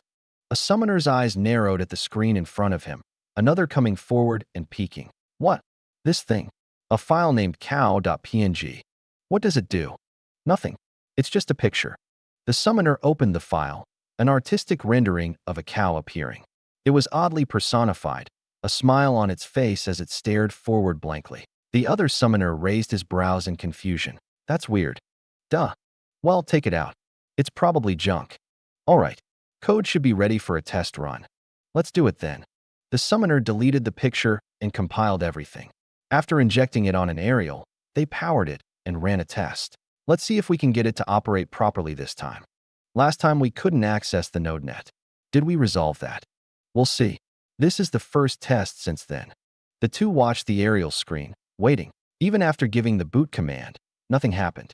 It remained black for over a minute before throwing out thousands of red error lines. They were baffled. What happened? Hell if I know. We've never gotten this before. Shut it down and bring over the change list. The aerial went off, and the two summoners brought back up their programs. As they looked through the small list of changes they had made since last test, the first summoner got curious, staring at the name of that picture. After restoring some files and bringing the aerial to its last bootable arrangement, the summoners did another test. However, it still refused to boot, throwing out even more red errors than last time. They did several other changes and edits, spending nearly 4 hours trying to get the aerial to run, anything to get another screen besides a black box of red lines. After pulling his hair out, the summoner made an edit. Hang on. What? Let's try this. We've tried 200 other things. What are you doing now? I'm putting this picture back. The other summoner scoffed. Whatever. Let's just see. The summoner restored the cow.png, quickly doing another boot test. The screen lit up, booting to the normal OS. Their eyes bulged. What the fuck? Are you sure it was that cow? Pretty sure. They took out the picture, running another boot, and getting the same screen full of errors. When they put it back once more, everything resolved immediately. They ran a dozen more tests, but without exception, if the cow wasn't there, absolutely nothing would work. The two looked at each other and cursed. How the fuck did he design this? I guess I'll put it in the notes. The summoner sighed and brought up a document detailing a list of files and their purposes in the code. At the top, in big bold letters reserved for the most critical components of the code, he slotted in the cow.png. Next to it was the comment. OS does not run without cow.png. Its purpose is unknown. Its ties to other sections of the code are unknown and cannot be found with normal tests. Until everything can be rebuilt from the ground up, under no circumstances should it be removed. That time an American was reincarnated into another world. Chapter 271, Glacier Enemies. Over the course of several days, teams and soldiers from both San Industries and Iron Legion were brought to the island. After sifting through the mantle's data more, I discovered their name for the landmass, the Island of Continuance. Amara had spent the preceding days taking the others to clear out shades from all across the upper city. When the soldiers arrived with plenty of armament, including an outfit of tanks and aircraft, a base was established next to the citadel, and any shades that dared approach were eradicated with impunity. That didn't stop most of the newcomers from having nightmares the first night, but they had already been briefed on the circumstances. Everyone who was brought to continuance was here for the next decade at minimum. I didn't intend to let any of them, except for the highest authority soldiers, go back to the mainland, which was why after complexes were constructed and when the city was declared relatively safe, the families of all those stationed here would be moved. That was especially so for those who had come from Wonderland, who were already familiar with the stringent demands. The island was now one of my greatest secrets, something that was mine and mine alone. Neither the church nor the kingdom knew anything about it, and I intended to keep it that way. Most importantly, not even my desert eagles knew anything about the heart. I hadn't let them peer at the data. I hadn't even spoken about it to Amara, who tactfully refrained from asking questions. They didn't know about the true nature of the heart, what it did, or its history. All they knew was what they saw. While that was a significant leak in itself, it also wasn't enough for them to make the wild guess about what it truly was. It was a powerful source of mana and vigor that underwent some mysterious process. That was it. I doubted even Quan and Song understood what they had seen. As for Kata, my greatest concern regarding my information lock, she understood even less, no doubt. Even if she told her father about the island, he likely wouldn't take it as a big enough deal to demand investigation. Of course, nobody could ever predict what Anderson might do should he learn about this. He was a wild card as much as a person could be, but I doubted that Kata would spill the beans. While I'd have to let her go back and visit her father eventually, she seemed rebellious enough to keep some things for herself, including this experience. I'd already had my talks with her. Unfortunately, she was protected enough to force me into a wait-and-see approach. Of course, if she wanted any part in Sector 4 in the future, she needed to have my trust. Leaking things would forfeit that, and she knew it. With construction underway and with the city on lockdown, I finally pulled us out of the island. We flew back to the mainland, and everyone got some much-needed R&R. There were no missions for a week, not that I was idle for any of it. To Amara's dismay, I was hard at work as soon as we returned. Polly and San both had plenty of things to brief me on, and a pompous Englishman was demanding my presence. I sent Amara to handle him while I got updates on everything else. San Industries was at an all-time economic and industrial high. San was pulling in so much money that he couldn't spend it all if he tried. Billions of coin were moving through his company, and his operations had scaled so high that his greatest issue right now was finding people to hire. All those readily available across the kingdom were already working for him, including a significant percentage of the world's summoner population. Thankfully, the company had become so rich and famous that there were constantly renowned craftsmen, enchanters, thinkers, and inventors crawling to him for a job. Jobs were getting filled as fast as they were opening. But I had prepared for this eventuality as well, and San followed directions well. He had already started grabbing the talented and entrepreneurial and throwing them into the world with companies of their own. San Industries couldn't make everything, not because it was incapable, but because people wouldn't stand for it. If everything ever made had the San Industries stamp on it, then the company would start becoming a kingdom unto itself.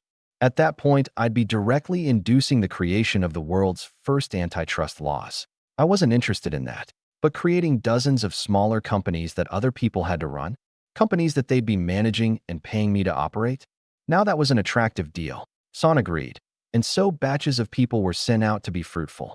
Most of them were little companies that built little things with the help of San Industries' tech and knowledge. We gave them things like the Mana engine, and they created tools to do anything from carpentry to construction. This was also how we started bringing magic to the ordinary population. With my trains in farming technology, cities would begin to explode in density and population. With that came the opportunity for different forms of work. With the majority of the population no longer needing to farm or labor, they could do modern jobs, thinking jobs. Of course, that was a decades-long process, but I was already preparing for it. Generating dozens of children companies was the first step in this diabolical plan of mine. My plan to bring information to the populace, and by consequence, make San Industries so unfathomably famous that even the most backwater village would know our names. Thankfully, an opportunity to push that agenda presented itself as soon as I returned. Polly's primary report was regarding our nagging neighbors on the front lines. Stronghold Echo was demanding that we make a show of ourselves and aid them. We could no longer put them off, so as soon as I was back, I let Polly send off the message and set the date. The pieces were quickly moved. We were going to send but a single combined arms regiment of 1,800 soldiers. They would reside within Stronghold Echo for a month, where they would participate in joint operations alongside Kingdom soldiers. Those in charge of Stronghold Echo had no idea that they didn't want this. They would sorely regret demanding our presence, and I would be laughing my ass off while watching the consequences. The best part was that I'd be attending this joint operation. I had been sitting in the lap of my own luxury for so long that I'd forgotten what it was like to lay in the dirt of a kingdom stronghold. I wanted to go back and take a peek at what it was like once again. I wanted to see things as their soldiers did. I wanted to remind myself, but primarily my soldiers, what it meant to be among the premier military force of this world. The joint operation came at the end of the month. Until then, I was taking care of anything that demanded my attention. Thankfully, there wasn't much because I had done a good job of decentralizing. I had trustworthy people who were good at their jobs, Polly especially. She took care of the base perfectly while I was gone, and so she'd be using her vacation time while we were conducting the joint operation. When the day finally came some weeks after we settled continuance, I was on a tank rolling to Stronghold Echo. Ugh, why did I have to get saddled with this? Major General Larissa rubbed her temples in stress, looking through the paperwork she had been sent several days prior. The list of accommodations Iron Legion was requesting, from hangar space and priority air traffic to living space and garage reservations. Despite there being over 100,000 troops at Stronghold Echo already, Iron Legion, with just 1,800 troops, would be taking a whopping 5% of the base's area and 25% of their hangars for accommodation. The general refused to believe their vehicles would take that much space, but the Iron Legion was unbending with their request. Just getting them to accept the offer for joint operation had taken this long. It had gotten to a point where Iron Legion simply refused to engage in correspondence for a time. Now, they were actually agreeing. And yet Larissa felt that the whole thing was just a plain bad idea. She had seen footage of Iron Legion battles, the few they had released, had seen the numbers they occasionally reported. Many of the generals around her were disbelieving, saying that it had to be fake, that they were putting out inflated numbers. Nobody had properly seen John Cooper's tanks in battle yet. Nobody had seen the new models of vehicles, planes, and helicopters in action. Despite John Cooper having said that his armament was still open for purchase, not only were extremely few generals considering purchase, but John Cooper also set a huge wait time for delivery. There hadn't been a single tank sold to the kingdom, not a single gunship as he called them, not a single high-capacity bomber.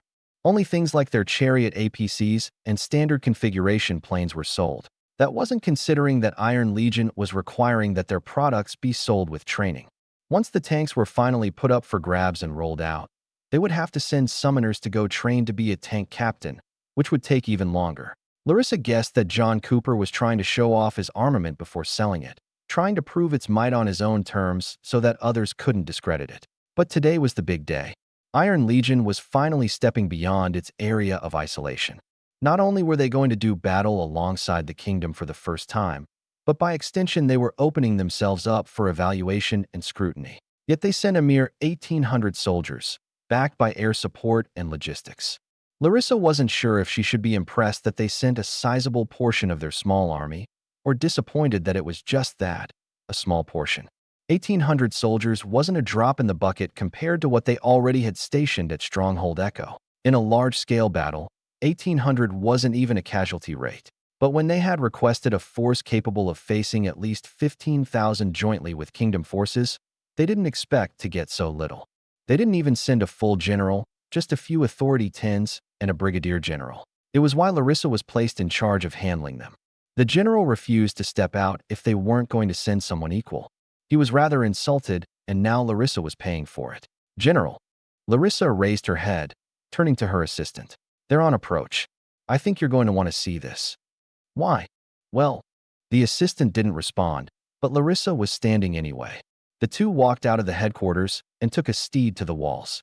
There were thousands gathering on the ramparts, all looking into the distance, and more were gathering every minute. Larissa and her assistant disembarked and pushed their way up. Once they got a visual, they stared.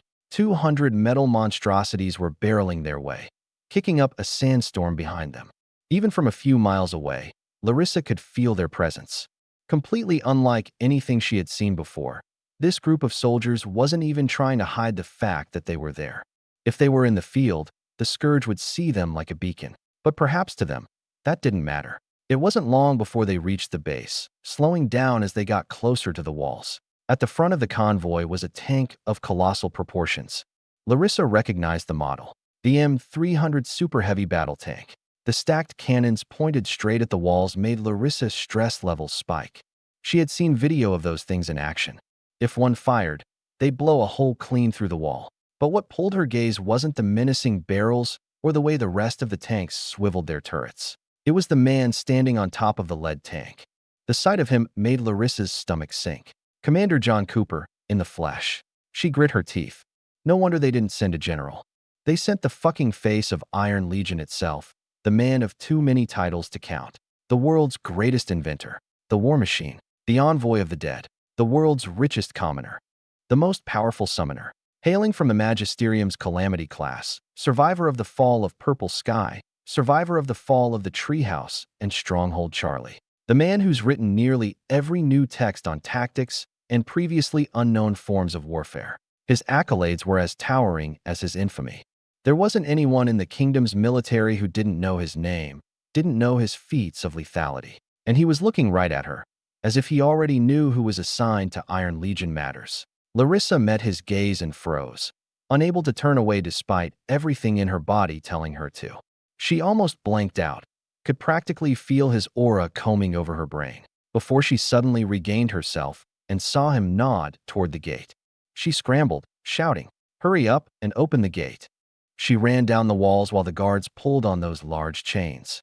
The super heavy tank slowly rolled through, barely clearing the height and width by a couple feet. John Cooper jumped down from the very top of the tank until he was right next to the bottom main cannon, staring at her as she stood there in front. She had never felt so tiny. For some reason, even idle, looking at the tank instilled a feeling of dread. She had learned to face brigadiers and marshals with a perfect poker face, feeling no fear before them lest she be mistaken as inept. She had led troops for over 2 decades, facing all manner of scourge assaults on her prior station. But in front of this thing, she felt wholly insignificant. In front of the man who built them, she felt inferiority on a level she didn't know was possible. Brigadier General Larissa. "Yes, sir. If we could be shown to our accommodations." "Of course," she answered absent-mindedly, her assistant thankfully quick on her feet and running to bring the steed around. The two led the tanks to their staging grounds, John Cooper simply sitting on the armored surface and smoking a cigar. That's when Larissa noticed the woman next to him wearing an oversized hat sharing the cigar with him. She guessed it was Amara Teleria, the witch, famous for being John Cooper's fiancée. Not much else was known about her, but she was rumored to be even more powerful than her fiancé, a genius, gorgeous woman of mysterious spells and obscene firepower. When everyone started comparing warlocks and knights to a cold summoner was a mystery. The tanks, both super heavy and light, rolled onto a field previously cleared for them, filing themselves in and shutting down. Soldiers climbed out of them, primarily summoners with some warlocks and knights sprinkled in. Behind those tanks were a few dozen chariots and combat vehicles, including supply trucks for logistics. There were also aircraft in the sky and helicopters kicking up sand as they moved to land in the airfield. She had never seen most of the models before, unique variants that Iron Legion kept to themselves, most likely. She felt another headache coming on. Despite being only 1,800 strong, they brought more armor than the entire stronghold. A quick count showed Larissa 20 super heavy tanks and 150 light tanks, as well as 100 chariots. That wasn't counting the aircraft. She'd have a lot to report to the general, and he'd have to step out himself now. That was going to be another headache. She wasn't sure how John Cooper was going to act. She had heard many things about him. She wasn't sure which rumors to believe, and he was walking right toward her. She straightened up as he and his fiancée stopped in front of her alongside an agent. He smiled and put out his hand, her neck turning upward so she could see his face. Even his fiancée was tall. "I appreciate the welcome, General." "Of course, sir. We tried to prepare as much room as possible, but forgive us if it wasn't enough. I don't think anyone expected so much. Nobody ever expected the Spanish Inquisition." "Sorry." Larissa's brows raised, noticing Amara rolling her eyes with a small smile. John Cooper sighed. "Never mind. We'll make it work and take what we need to. I assume the general and marshal will want to speak with me, so we can head there now."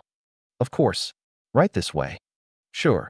He nodded, but didn't step to walk with her. Larissa took a few steps before stopping, looking at him weirdly. "Sir, you've got a raid coming, Larissa." "A raid? We have sensors several miles out that would trip alarms." "I'm sure you do." John lifted his wrist to his mouth. "Commander to all stations. Don't unpack yet, boys. We've got incoming." Larissa noticed everyone around the tanks freeze before suddenly climbing back into the tanks. Those that had shut down rapidly spun back up, and unlike before, enchantments suddenly went active across their armor, flashing with such dense mana that it made Larissa's skin tingle. The super heavy tanks moved first, starting to roll toward the exit, all others following. That's when Larissa's ear twitched. One alarm suddenly sounded across the base, and then all the others chimed seconds after. They blared the sound that indicated there was an incoming scourge force. It was nothing new. They faced attacks regularly, holding them back at the walls as was standard protocol. After all, they were a stronghold. Sending out tens of thousands of troops to do head-on battle was too costly for manpower and resources when it was unnecessary. It was better to simply fight on their own turf, especially now that they had their own shields to handle indirect fire from bombardos. But the tanks were rolling out to do battle outside the walls. Larissa couldn't help but panic. "Commander, we can handle sieges. There's no need for you to deploy."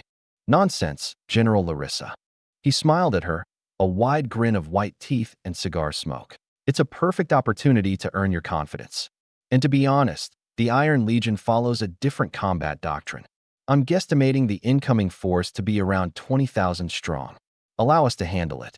Maybe you'll get to report a non-existent mortality rate." "Sir." Someone shouted after he finished talking. Larissa glancing up at a tank that was somehow slightly bigger than a super heavy tank, with only one cannon instead of two. Out of a hatch poked the head of the Brigadier General Larissa was supposed to handle. Yes. What's the policy for this fight, sir? Glass the motherfuckers. Larissa's brows raised at the term, the Brigadier General smiling and saluting. Yes, sir. Don't wait for me, General. You know what to do. The General nodded and sunk back into the tank, leading the charge as the tanks stormed through the gates.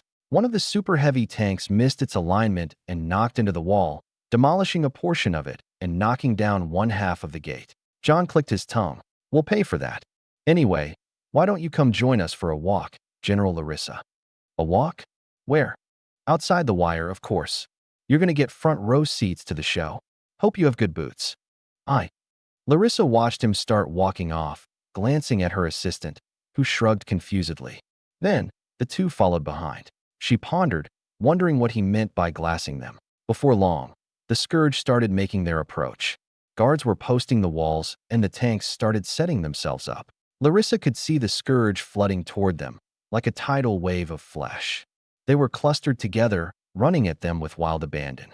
Bombardos also appeared in the distance, coming over a sand dune and orienting themselves. But then, one of the tanks suddenly fired. The shockwave made Larissa's ears ring despite being a distance away. Yet she kept her eyes on the air and watched the projectile from the cannon sail across the atmosphere. It made impact with the abdomen of the Bombardo several miles in the distance and exploded, turning the Bombardo into an eruption of flesh and fire. It was utterly decimated, just like that. No fanfare, no charging knights, no deaths. Just a single projectile from that tank and dozens of lives were spared. It was so easy she almost didn't want to believe it. The other tanks started reorienting their cannons to face the incoming horde. It was clear now that the enemy was well within their range. The Scourge would have to charge through hellfire to even reach the stronghold. Larissa suddenly wasn't sure there would be any work for them to do, all because of a mere couple hundred tanks. And soon enough, she learned what John Cooper meant, what it meant to glass your enemies. That time an American was reincarnated into another world. Chapter 272, Mechanized Warfare. November 2nd, 626. Larissa's eyes flashed as the tanks before her went to full activation. Shields flared around them, and the enchantments glowed with such strength that she felt her very blood tingle with mana saturation. She, John Cooper, and Amara Talarius stood behind the command tank. From its hatch poked the head of the general, whose eyes were wide and dilated, a terse grin on his face. The Scourge was charging, clustered and wholly unaware of what was before them. He screamed, his psyche carrying his voice. Fire! Larissa flinched as the tanks erupted with cataclysmic power. Fire bloomed from their cannons as projectiles were pushed out at uncountable speeds, the shockwaves from just the propelling explosions causing her to lose control of the air in her lungs. She had seen the videos of these things in action, but being before these towering metal behemoths, as a tiny woman of nothing but weak flesh, was an experience of such visceral intensity she couldn't have previously fathomed possible. She had seen warlocks and knights perform feats of godlike power, walking around like portable natural disasters.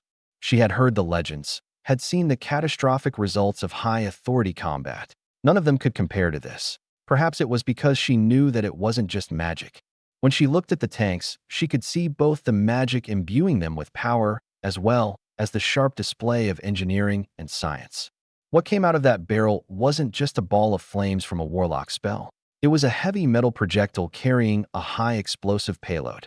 It flew through the air without guidance, and therefore it also demanded precision in the manufacture of the barrel itself. These tanks were sending the world's most powerful arrows through the sky at speeds she could only comprehend with a number, with accuracy demanding that the hundreds of people involved in its design and construction were each far smarter than a warlock throwing mana towards his enemies on a whim. So many moving parts, so many variables, so much money, all culminating in not just the war machine she stood behind, but the other couple hundred beside it. She watched as the projectiles exploded in the distance, bursting in the air and sending dense waves of superheated explosions to all the monsters around it.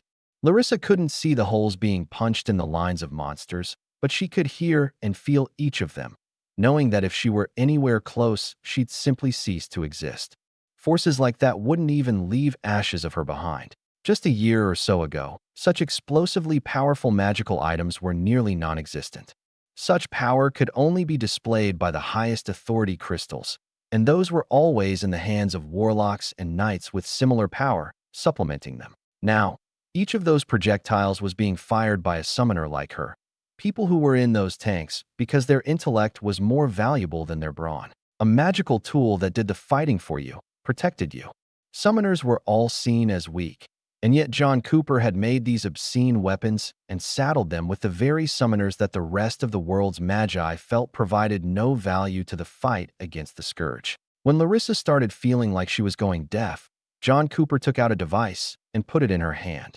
Once activated, she felt a field bloom around her, dampening the sound. She could still hear every explosion, but it no longer made her ears feel like bursting. The general in the command tank screamed, pointing forward, the tanks starting to roll.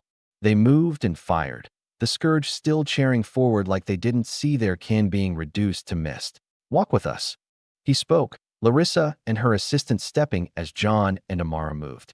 They walked with the tanks, which were rolling at around triple their speed. They pulled ahead, the scourge getting within range of the turrets. The turrets fired with tangible eagerness, bolts of flame sparking off the barrels at a rapid pace.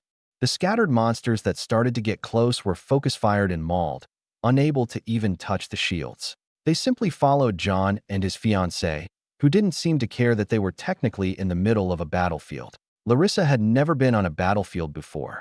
She certainly would have never guessed that these would be the circumstances of her first time. For several minutes, the tanks rolled forward, sometimes stopping to dump more fire into the incoming hordes. The chariots around the place were normally hanging behind, but as some scourge slipped past the wall of fire and piled on the tanks, they released their troops to cut down the aggressors. Sometimes, the turrets form other tanks would fire on their friendly armor in order to kill off the swarming scourge as if they were dusting off bugs. For a time, the only thing Larissa could see was fire. The detonating shells from the tank cannons started going off sooner, closer, as the scourge closed the distance. Amara put up a barrier to protect against the heat, knowing that it was more than hot enough, even at a distance, to scorch skin. Then, after walking a bit more, Larissa's foot crunched on something underneath. She looked down, lifting her boot to see fragments of opaque rocks. They were brownish-black, covered with sandy particles. She looked forward, seeing craters of murky glass, already cooled and reflecting the sunlight. They weren't large, but they were frequent, each explosion of the tank shells creating one. Bits of flesh were charred to the craters coming from corpses tougher than most, some other craters crushed and ground by the treads of tanks. Larissa struggled to imagine how much concentrated, instantaneous power was released with each explosion. She looked up as she heard something from behind. Above her head was a gunship, armed with 6 quad-barrel turrets that rained fiery hell upon the remaining hordes. Pods on their small wings occasionally launched long tubes that flew into the distance, targeting the royals lingering in the backlands. The bombardos had been eradicated first thing, so none of those remained. At some point, the tanks stopped firing and let the chariots take lead.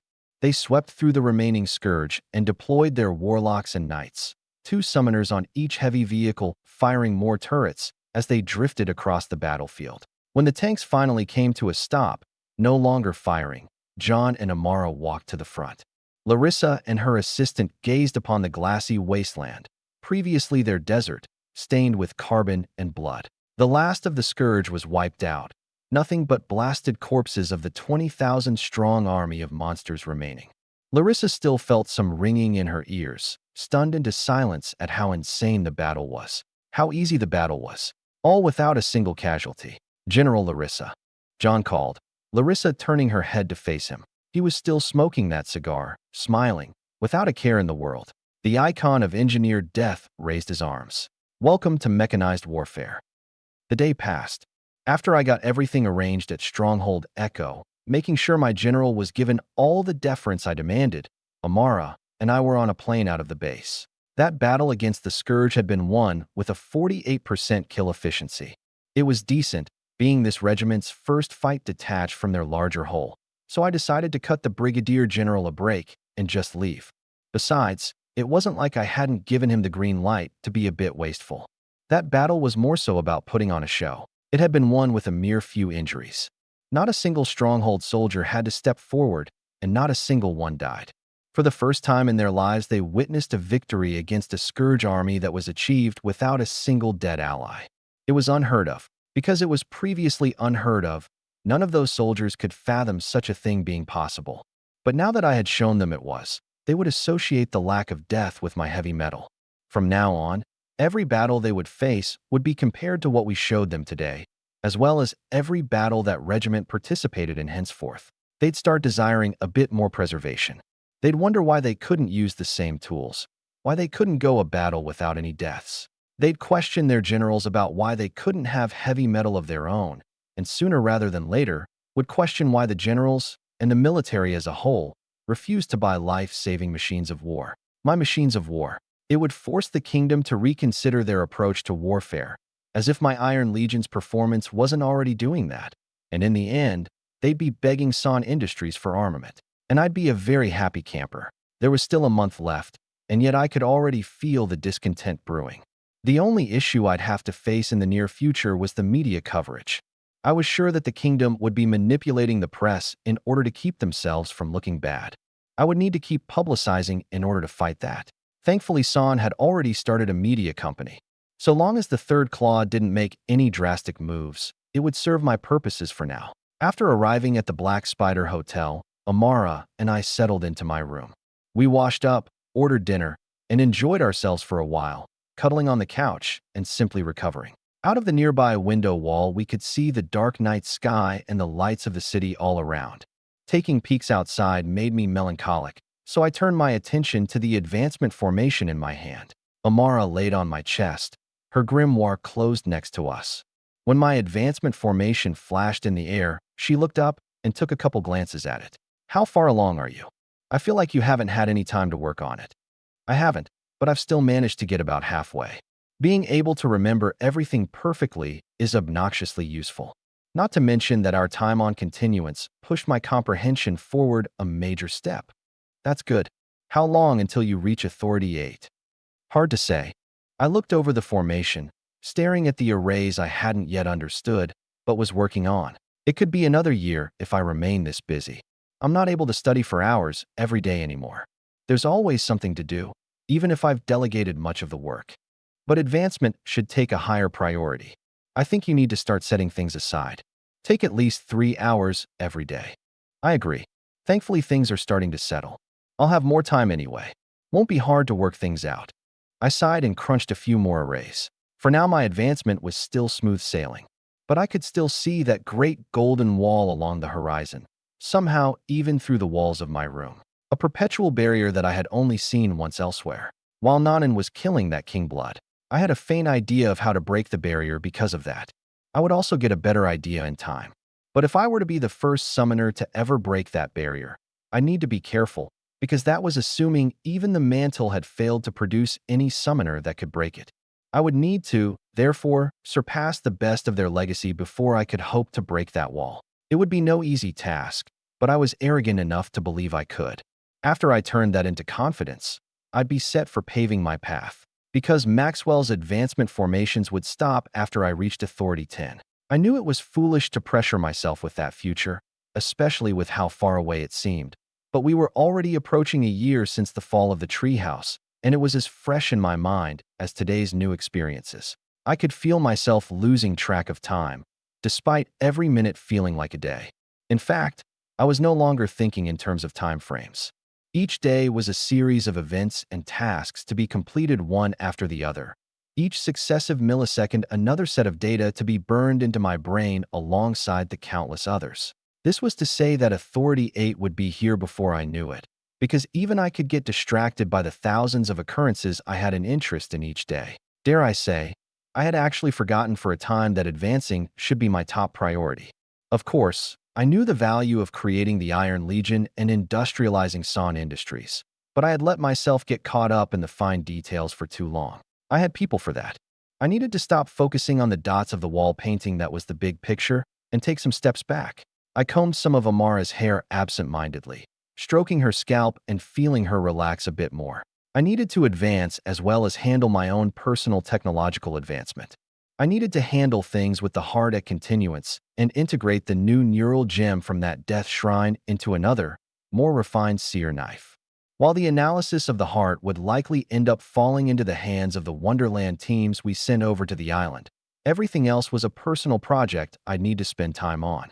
Thankfully, my Psyche could extend my lucid and active hours well beyond a full day. I didn't have any combat on the horizon, so chances were I'd be able to allocate my energy elsewhere. If I really focused my efforts, Authority 8 would be here sooner. I was looking forward to it. Authority 7 had already handed me modern weaponry, advancing the era of available spirits by decades. If it kept up, Authority 8 should be reaching beyond even the most cutting edge of what I knew on Earth. That was also considering Quan and Song were from my future on Earth. The Scourge didn't leave much room for variation in terms of weapons. A bullet was a bullet, and empowerment equalized my summons, so there was often little need to reach beyond my core loadouts. Totenstall remained my most powerful weapon and would likely continue to. His volume of fire would be unparalleled until I managed to get my hands on a minigun, if that day ever came. But in the modern era, warfare changed. Technology got good enough to provide soldiers with more than just a gun, some camo, and a ceramic plate over their chest. While I didn't need things like night vision, there were creative pieces of personal gear that would, in fact, help me if the tech was growing where I expected it to. It would be auxiliary, but in this magical world without modern conveniences, I would take anything I could get. That also reminded me, I needed to work on the ability to pass off summons to others. I'd like to see my fiancée in some combat gear someday. My eyes glanced at Amara, who was starting to drool on my chest, and I turned back to my advancement formation, filling the air with psychic arrays. That time an American was reincarnated into another world. Chapter 273, Heart in 2. I just realized. What? Today marks the end of my first year since being deployed out here. Vetsmon tightened down the harness around his body, making sure his jetpack was snug. Other raiders were already lining up. There was turbulence despite the plane having shields. Vetsmon able to sense the spell fire detonating around them. It was a new species the Scourge was rolling out, and unfortunately, they had to be the first to encounter them. 30 to drop. There was a yell, Vetsman's eyes turning as the hatch of the plane dropped. He stood, walking to the front of the line and peering over the edge. He could see the battlefield. Thousands of Templars were forcing back the Scourge, the land a sea of blood and fire in his vision. This singular battle had been ongoing for days now. Vetsmon himself was exhausted, having repeatedly fought the most powerful royals on the island. But today it would all end. Their mission this time was simply a drop into the heart of the Scourge's final resistance, the last nexus. The year-long war for this landmass would be won with this decisive blow. Vetsmon suddenly saw the green light, looking back at those with him. The Order's best. All of them raiders from Tier 1 teams and quite used to being thrown into the most dangerous situations known to man. After being equipped with weapons and gear of vastly improved utility, courtesy of John Cooper, their effectiveness as a strike force was unmatched by any other throughout the Order's history. Despite only approaching Authority 9, Vetsmon still found himself on this team. He was surrounded by those almost exclusively stronger than him, including marshals and brigadiers. His enemies would be just as strong. One of the marshals stepped up next to him, looking down and nodding. The end of the first phase. Let's get this shit over with so we can go back home. His voice crackled over comms, the sign of mana interference, before stepping off and plummeting through the sky. Vetsmon followed, everyone behind him throwing themselves through the hatch. His arms and legs were tucked as he felt the wind against his armor. Nearby anti-air spell fire from Scourge exploded around them, impacting against his armor with waves of fire and earthen shrapnel. He could see the back line of the Scourge, dense with royals and towering behemoths. There were bombardos slinging shells of poisonous miasma into the ranks of marching Templars, tanks, and armored vehicles. Planes were dropping bombs by the hundred and scorching the earth with fire while demolishing battle lines every time the Scourge tried to shore them up. The flag of the Holy See was waved across the Templar front. Some were scorched, others torn, but none had fallen. Despite the battle being worthy of the next generation's history books, mortality rates were at an all-time low. Vetsmon knew that the Order had prepared for far worse. Not even they could have predicted how effective John Cooper's inventions would be. This war would be studied for years to come, already considered a turning point in the existential fight against the Scourge. Vetsman's jetpack flared with fiery thrust, slowing his descent, but not too much. He found one of the 50-meter-tall behemoths stomping around within the walls of the Nexus nest, redirecting himself and cutting his jetpack at the perfect moment. He plummeted straight through the behemoth, its thick chitin armor unable to handle the impact. His armor locked up with the contact, and when he hit the floor, he felt his legs nearly buckle, a few of his muscles and tendons straining. Far better than the last time he pulled this stunt. His vigor was already circulating with every heartbeat, a bit of adrenaline kicking him awake as he brought out his sword and shield amidst a pile of flesh. The behemoth was still alive despite having a Vetsman-sized hole through its spine, but being mission-killed, the man simply stepped out. He'd let it suffer. The rest of his team made their impacts, some doing just as he did and taking out behemoths and royals with their mass. The enemies around them barely knew what was going on, thinking it's some new human weapon. The adaptive camouflage was working. As each of the raiders rose from the dust of their hot drop, they looked around and suddenly moved. Vetsman found a target for himself, as did all the others. Amidst the towering spires and nests of unholy abominations and scourge spawn, he saw the blaring beacons of venomous power, sitting around Authority 10. There were dozens of them, and the Templars were still breaking through the walls of the Nexus. They were all alone in the heart of the enemy, just as the mission called for. A monster jumped at Vetsman, his hand shooting out and grabbing its head before crushing it with his fingers. He dropped the corpse, seeing a field of hellspawn. They were all weak, mere breeders, slaves, and their offspring. Vetsman raised his sword, slashing in a wide arc before him. A wave of vigor was released, glistening white, and it washed over every helpless spawn and slave. Powerless before his might, they were slaughtered and evaporated with just a single attack. But there were more. There always were. Seeing one of the breeding nests, Vetsman bounded over and landed atop the writhing mound of flesh. He took out a charge and planted it before jumping off. After a handful of seconds, the charge suddenly drove itself into the mound with an explosion, digging deep into the nest's heart before detonating with enough power to send the entire nest airborne as nothing but chunks and droplets of vaporizing blood. He marched through the breeding fields, quickly getting surrounded by royals of all authorities. Most were more powerful than him, all the weaker ones doing battle with the Templars. He handled them as he always did. With overwhelming strength and resilience, he slaughtered every royal that dared step into his path. In the distance, Vetsman could hear the battles of the other squads. All of them, like him, were spreading out and finding their own targets. They were there for nothing more than absolute destruction and carnage. As the premier of the church's military, the most powerful soldiers in the world, it was their job to slaughter the most dangerous of the Scourge so the Templars could march forth with impunity in numbers. That included the 2 sovereign royals on the island. One had been killed just a month ago in a precision strike. The other had escaped and was hiding within the tower at the center of the Nexus. Vetsman's gaze turned after he cut through another royal, seeing a king blood charge toward him. It was from the Anarchy bloodline, wielding multiple weapons with no sense of self-preservation, standing at 4 meters tall. The incoming royals backed off quickly, not willing to get in the way of that monster. Vetsman found it convenient. There'd be no interruptions. It was Authority 10. Just a year ago, Vetsman couldn't imagine himself fighting against an Authority 10 king blood. He was still only Authority 8, on the verge of advancing, having yet to receive a single crown or invocation. Those would come after this battle, after he advanced to Authority 9. The crown he would receive then would be among the best. Until then, he would remain far weaker than the enemy charging toward him. But in front of such powerful foes, it wasn't his job to kill.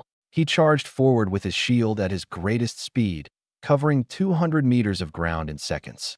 The king blood charged with just as much ferocity, and the two collided head-on. Vetsman felt his entire body jolt, the impact of muscle, metal, and vigor creating a shockwave that would have rang Vetsman's ears if not for his helmet. Yet despite being outclassed in power, he wasn't outclassed in mass. His armor, several times heavier than himself, and his shield, almost as heavy as his entire set of armor, gave him the advantage against a foe anybody else at his level would only despair to see. The king blood crumpled against his bulwark and was launched away. It flew through the air with a gut-churning roar. Vetsmon glanced at an indicator in his vision, fuzzy due to the amount of corrupted magicka in the air, but still legible. A spell formed behind the king blood as it was about to hit the ground. A fraction of a second later, razor-sharp spikes drove from the earth and skewered the king blood like it didn't descend from anarchy. Its arms were nearly torn from its body, its torso a mass of thorns and blades. Blood poured down the spikes, the king blood's two heads frozen in shock. Then the spikes exploded, the fragments reducing the king blood's body to gore. Killed with a single well-placed spell. Vetsmon glanced over and saw one of his brigadiers standing in combat, two other king bloods attacking him. No words exchanged, Vetsmon turned and ran off toward another power signature. He found more enemies of his power level, behemoths, royals, and king bloods alike. Many times, he'd encounter enemies far more powerful than himself, yet there would always be support. He'd never have to fight them alone for too long. Thanks to the magic of technology and aura, everyone was aware of every enemy within the Nexus. All Vetsmon had to do was send out a signal, and the nearest raider would spare him a spell or blade after some time. He just had to stall any enemy he couldn't outright kill, but it wasn't without cost. He bounded across the unholy grounds of hell and dropped charges and bombs where he needed to while fighting his enemies. He killed almost every scourge spawn he came across, wiping them out by the 100,000. It enraged every monster around him, and that was exactly what he wanted. He would inflict as much physical and psychological pain as possible, and he would do it joyfully. This went on for many minutes. He and the others from the Order had leveled a quarter of the Nexus with their battles by the time the Templars started swarming in through the outermost walls and torching everything to the ground. Everything was going as expected, and that's when Vetsmon encountered it. It wasn't the Sovereign overseeing the Nexus. It was an Authority 11 King Blood. Vetsmon could see its light before he saw its figure. He felt his aura pulled into it, but the devices his armor was geared with created a sharp barrier between them. Then he saw the beautiful silver armor crest a mound of corpses, the being within it turning its head to him. He stood his ground, his heart pounding in anxiety as the light poured over the area. He heard the alarms of the aura devices on his armor start to overload and fry as the king blood of unholy light lifted its sword. The blade was stabbed down into the corpses below it, liquid radiance washing over them, transforming them. Screams of the damned echoed straight into Vetsmon's mind. The mound of flesh rose, the king blood stepping off as a gargantuan monster of organs, bones, and twisted muscle crawled to its feet. Vetsmon tried to contact someone, but he only got errors as the device failed. The light locked down every kind of magic in the area. He was cut off. He trusted that someone would get to him in time, but until then, he was on his own. He grit his teeth as the king blood simply watched him. Then the flesh monster moved, lunging toward him with uncharacteristic agility. It brought down a fist of screaming mouths and teeth, Vetsmon's mind being bombarded with the agonizing voices of those he loved. In response, he simply raised his shield, flesh splattering across the metal. He was still brought down to a knee, a swing of the sword releasing enough vigor to blow the arm away and give him respite. He stood back up before charging at the Chimera, deflecting another attack with his shield before slashing and stabbing with his sword. Enough vigor poured off of him to wipe out several Authority 9 royals, and yet it only left mortal wounds on the monster. He cut off its arms, which writhed with despairing cries. It continued slamming into him, bone spurs leaving dents in his shield and armor, the sheer weight and strength, fueled by the corrupted biological magic of unholy light, causing his limbs to shake. He held himself together even as muscles pulled and bones trembled. He felt blood in his mouth from the waves of impact having shaken his organs. The pain only woke him up, more adrenaline surging through his body. He used the weight of his shield to slam the Chimera back, sending it to the floor before hacking away at it with his sword and emissions of vigor. His arms nearly tore with the strain of swinging his long sword, which had enough weight to surpass warhammers and maces. There was little technique behind it. Vetsmon knew that he couldn't compare to masters of the blade. He also knew that he didn't need to. He had strength, and with it he surpassed the need for excessive thought behind his actions, especially against monsters like this. The chimera's light started to dim after Vetsmon had reduced it to pieced-apart limbs and chunks. Then, when he delivered a killing blow to its central mass, the light vanished. That's when he turned to the King Blood, which merely watched the entire fight.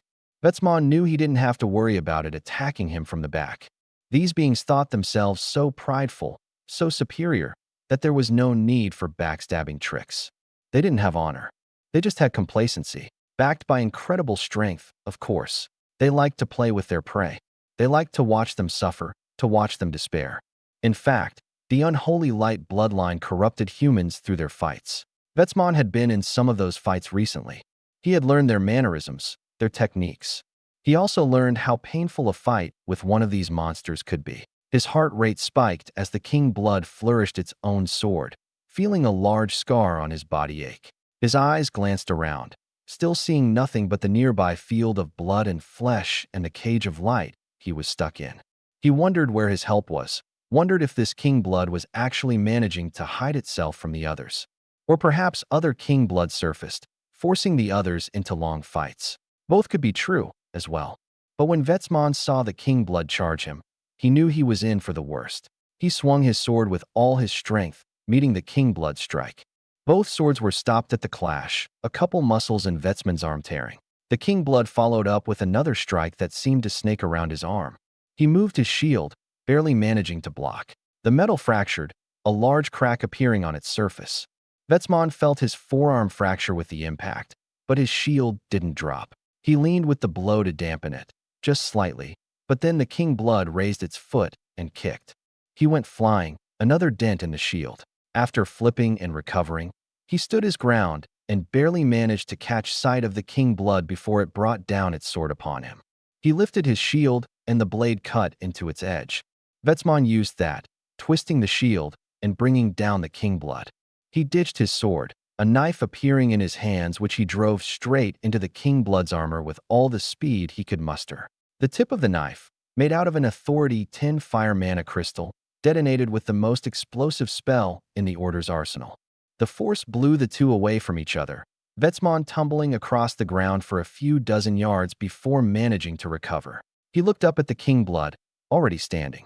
It looked down at its armor, blown apart to reveal smooth white flesh, now bloodied and torn apart. It looked like nothing more than a superficial wound. Vetsmon knew the damage was more extensive than that, despite the look. He could feel it himself. He glanced down as his cracked armor suddenly fell off his body. He could feel some of his ribs scream, now in pieces. His head was dizzy as blood poured down his nose, and his hand was mangled, 3 fingers missing. Several bone fractures in several limbs. His organs felt liquefied, and he could barely see straight. His shield was on the floor somewhere, as was his sword, and now he had no life-saving knife. But he saw blood stream from the helmet of the King Blood, and he smiled despite the pain. He stood straight, taking out a plain metal knife long enough to be called a sword by any ordinary man. The King Blood charged toward him, far faster than before. All Vetsmon could feel after that was the hot sensation of a sword pushing through his chest. He felt his heartbeat cease as his heart was sliced in two. He looked up at the King Blood, his knife buried in its stomach where he had wounded it before. It drove its sword deeper, the power of unholy light attempting to infiltrate his body. He just smiled behind his helmet, the rest of his vigor infused into every cell of his body. The pain of the King Blood's attempted corruption made him feel like fainting. His grip on the knife slipped, light surrounding his body and filling his vision, pouring into his wound. Vetsmon wasn't sure how much longer he was in that state until his body was suddenly thrown to the side. The light dissipated around him, the King Blood retreating as another raider entered the fray. Vetsmon focused his blurry vision and saw one of the marshals. It was one of the women, a lady triple Vetsmon's age, someone who had been swinging her spear on the battlefield longer than he had been alive. The King Blood retaliated to her attacks, but she was as oppressive as Vetsmon knew her to be. Her attacks demanded the King Blood's full force, which was many times greater than what was used against Vetsmon. The shockwaves of magic and vigor were enough to rend the ground, cracks shaking the earth with the release of pressure. Vetsmon backed himself away, a new hole in his chest after he ripped out the sword, causing even more damage than before. He felt the incredible sensation of being unable to breathe, unable to speak. Only the occasional faint agonizing groan escaped his mouth while he pulled himself to his feet. Despite being able to see his heart, though, no blood was spilled. Even his nose and mouth were no longer seeing blood. He simply stood there, holding the ruined pieces of his body together as the marshal continued her onslaught. Their battle was monumentally flashy thanks to the king blood. Its magic filled the skies with miasma, and it took everything the marshal had to resist. She drained its energy wound after wound, magic spilling with its blood, and its movements growing sluggish after many minutes. Her armor was scorched and rent, just as Vetsman's was. It didn't just have magic, but masterful swordsmanship. Their pride was shown through their battles. But Vetsman could see the king blood begin to panic as it started dying. It went into a frenzy after the marshal suddenly took an arm. She deflected most attacks, but its reckless fear and insane desire to kill that which wounded it was difficult to resist. She was pushed on the back foot, the rolls flipping. Spellfire bombarded her from all sides, and yet she couldn't worry about it with the king blood constantly cutting at her with its blade. Vetsman watched her take on several wounds, her leg nearly coming off after it caught her by surprise. But she never lost her cool, never faltered, continued looking for an opening. The wound Vetsman left tore open further, spilling more blood. She waited, and with a decisive blow, thrust her spear into that wound and slashed. The king blood was bisected as an unfathomable amount of vigor was released. It took on the form of a scythe, slicing across the king blood's waist in Vetsman's vision as if the spear wasn't doing the cutting. That was coalescence, the pinnacle of knightly combat. After finishing off that monster with a beheading, the marshal stood still, breathing heavily with strained lungs. Only after some time did she turn and walk over to Vetsman, evaluating him with her gaze as if she didn't care that she could see the two pieces of his heart and lungs. Vetsman could see the depth of her wounds, her breathing hoarse and her gait unsteady. After taking a second, she waved. Vetsman followed her as she walked over to a nearby pile of rubble from a building and sat down. He did the same, the two sitting there as the surrounding battle finished. "Fuck, I'm beat." Vetsman just nodded, still unable to speak. Every moment was agonizing, but if all his training was for anything thus far, it was this. He just honed his aura, making sure he didn't fall apart. The marshal popped some pills into her mouth and stuffed her wounds, cringing as the poisonous light was purged from her body. She spit out a mouthful of blood, coughing a few times. "Fucking hurts. Those bastards always know how to make you suffer. God forbid a battle with one is relatively smooth." Vetsman frowned a bit, wondering why she was complaining about pain in front of him. It felt like she was trying to egg him on. After many more minutes of the two sitting there and recovering, they heard the death throes of the sovereign. The Templars then marched in, swarming the city by the 10,000 and eradicating everything they came across. Every last scourge spawn, every last nest, every last royal and monster was slaughtered mercilessly. Every Templar, every armored vehicle, and every inch of ground was stained with blood, the stench unbearable to any who hadn't been living in it for the past several months. A figure started walking toward them, Vetsman raising his head and seeing Anderson. The man was smiling, as always, and didn't have a speck of dirt on his clothes. He wasn't even wearing his armor. "Oh my, would flashing me your heart be as bad as flashing me your tits? Dirty little heathen." Vetsman stayed silent, trying to say even a single word and failing. Anderson just laughed, smacking his shoulder and sending another wave of pain through his body. "Don't look so pained, Vetsman. For this, not only did I get your crown and invocation approved, but I also got you leave. You're gonna see that sneaky girlfriend of yours over at Iron Legion. Perhaps you want to consider giving her a baby. You know, in case the crown sterilizes you. I know they say that they've solved that issue with the invocations, but hell, I'm still skeptical. Not that some soldiers haven't done their due diligence testing that theory." He chucked to himself while walking away, a healer rushing over to Vetsman with bulging eyes. Vetsman just smiled. He had fought long and hard. Now he'd get to see them again. It had been too long. He wondered how strong John was now. There was no way he hadn't advanced after all this time. That time an American was reincarnated into another world. Chapter 274, Authority 8. November 4th, 627. It's about damn time. I smiled at Maxwell after he opened the door with his friendly greeting. His study was still as impressively rich as always. "Hey, old man. You're calling me old?" You're the one who's taking forever to advance, moving like pond water. Your friends are leaving you behind. So maybe you should stop playing general and study more. Playing general? I'm running a continental private military force that's single-handedly forcing back an entire scourge front, as well as the industrial company responsible for supplying my forces and the kingdoms with catastrophic weapons.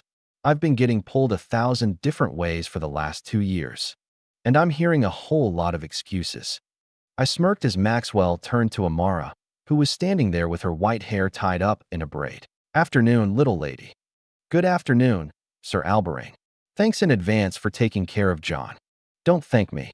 You're the one who's gonna marry him, you poor soul. It's not too bad. If I ever get annoyed, I just go spend all his money. And so you've cracked the secret to a harmonious marriage. Come in and sit. John, you go plant your ass. Amara beamed with a chuckle while I moved to the tempering chair. The advancement orb appeared in my hand, as did the large crystal. Today, I would take the step to Authority 8. It had taken almost 2 years and would have come faster if I hadn't been so unbelievably busy. Even then, the fact that it took only 2 years was a testament to my talent. Others could easily take double or triple that time while dedicated to advancement, and for some, their talent would only barely help them reach my level after a couple decades. I suddenly thought of Rayla. Previously the most powerful person I knew of after arriving in this world, her talent barely allowed her to slip into Authority 8. Even then, her combat power was lacking for a talented Authority 8. She certainly couldn't even begin to compare to someone like Amara. I was pretty sure she wasn't enlightened, and therefore didn't have the vast foundation someone like Amara was gifted with. That wasn't to mention my knowledge and the spells Amara developed with it. And now, I would be reaching her level on paper.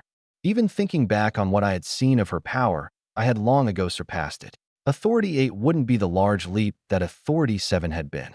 I wouldn't be creating a new spark, but I would multiply the size of my reservoir of Psyche and get the opportunity to restructure some of my mind palace. The most important part was the massive amount of Psyche I'd be bringing in. It was the first preparatory step toward what I'd have to do during my advancement to Authority 10. Maxwell walked around me, slotting in the white crystals around the chair. Are you ready? Let me see the formation. I silently raised my hand, the formation blooming with perfect recreation. I had already made it thousands of times before this, cultivating all of them without flaw. Maxwell took a long look at it before nodding. Good. I assume you're already prepared for the advancement itself and what you'll be doing with your mind palace, so I'll start the condensation now. I nodded, the crystals around me activating and dumping their magicka into the area around my body. I felt the familiar pressure on my soul. It was comfortable for a while, like being wrapped in a warm, heavy blanket. It surpassed that soon after. It wasn't painful, just a little stifling.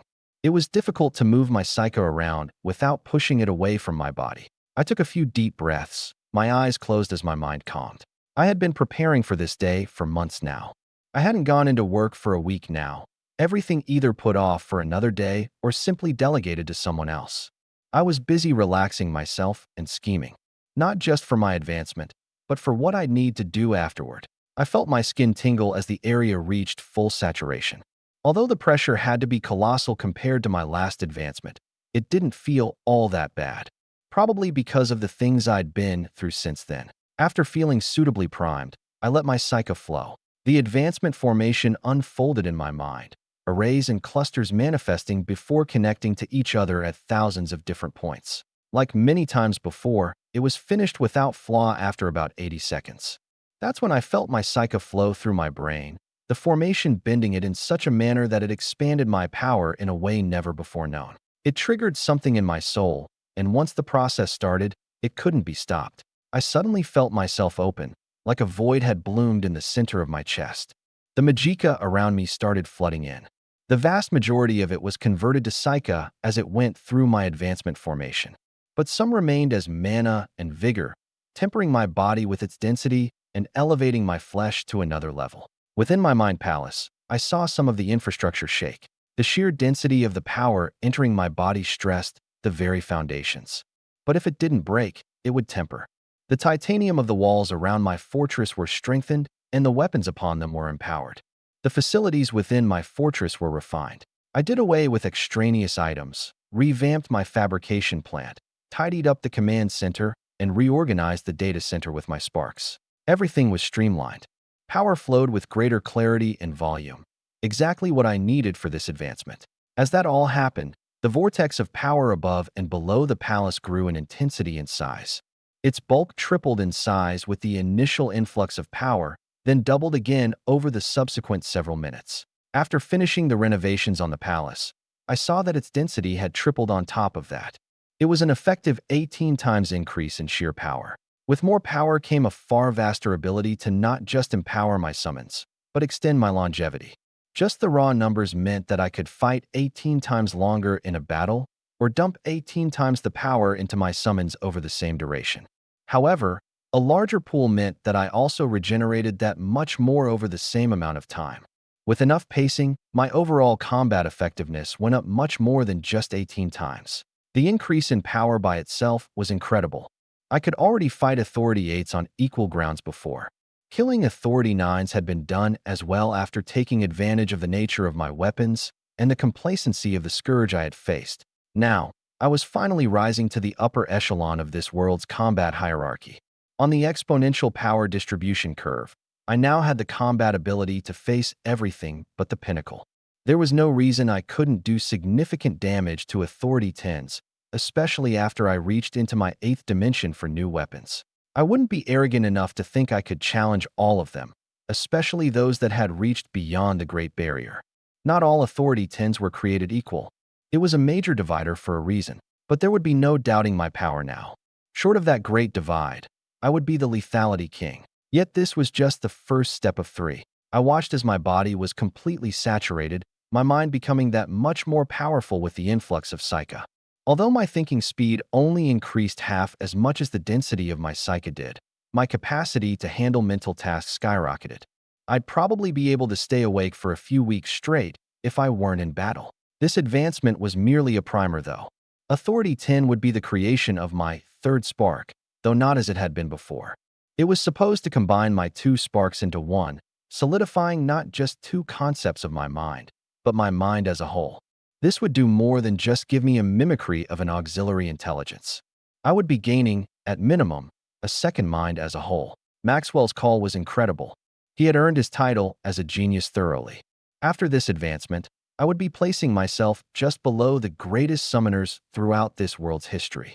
Then I'd surpass them before even reaching Authority 10, let alone beyond that. But the things I'd gain beyond the sheer power would set me above them by magnitudes. This advancement was priming me for Authority 10.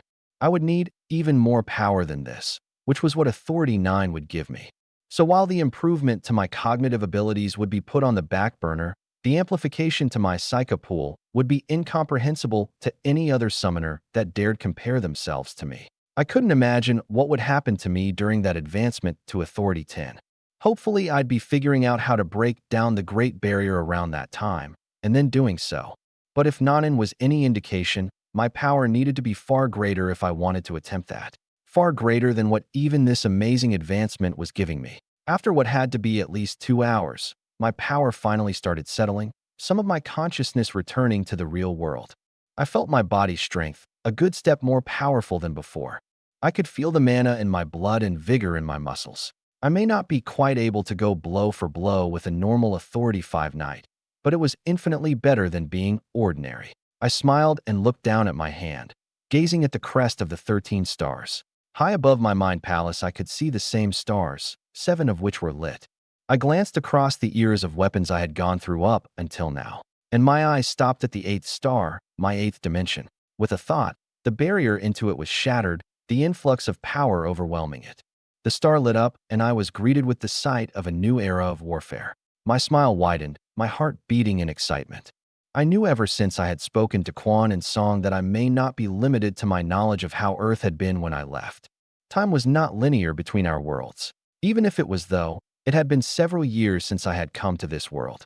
Technology was already growing at an exponential rate, and weapons technology was at the forefront. It wouldn't have been surprising to see this kind of tech even under the paradigm of my prior ignorance. But the sheer refinement of what I was seeing meant that I had jumped another era, as I had every authority before. Heh, hee hee. I started laughing, failing to stifle my joy. Amara tilted her head at me, Maxwell frowning. What's got you laughing like a psycho, boy? I've told you that the world I came from has technology you can't fathom. Now, what if I told you that I've just gained access to some of the technology that I couldn't previously fathom? Well, I refuse to believe that your technology is that much more complex than our magic, so I think that's just an inability on your part. On some level, you're right. Pound for pound, I think their complexities would punch the same. It's just in this world, there are singular people who handle that complexity by themselves.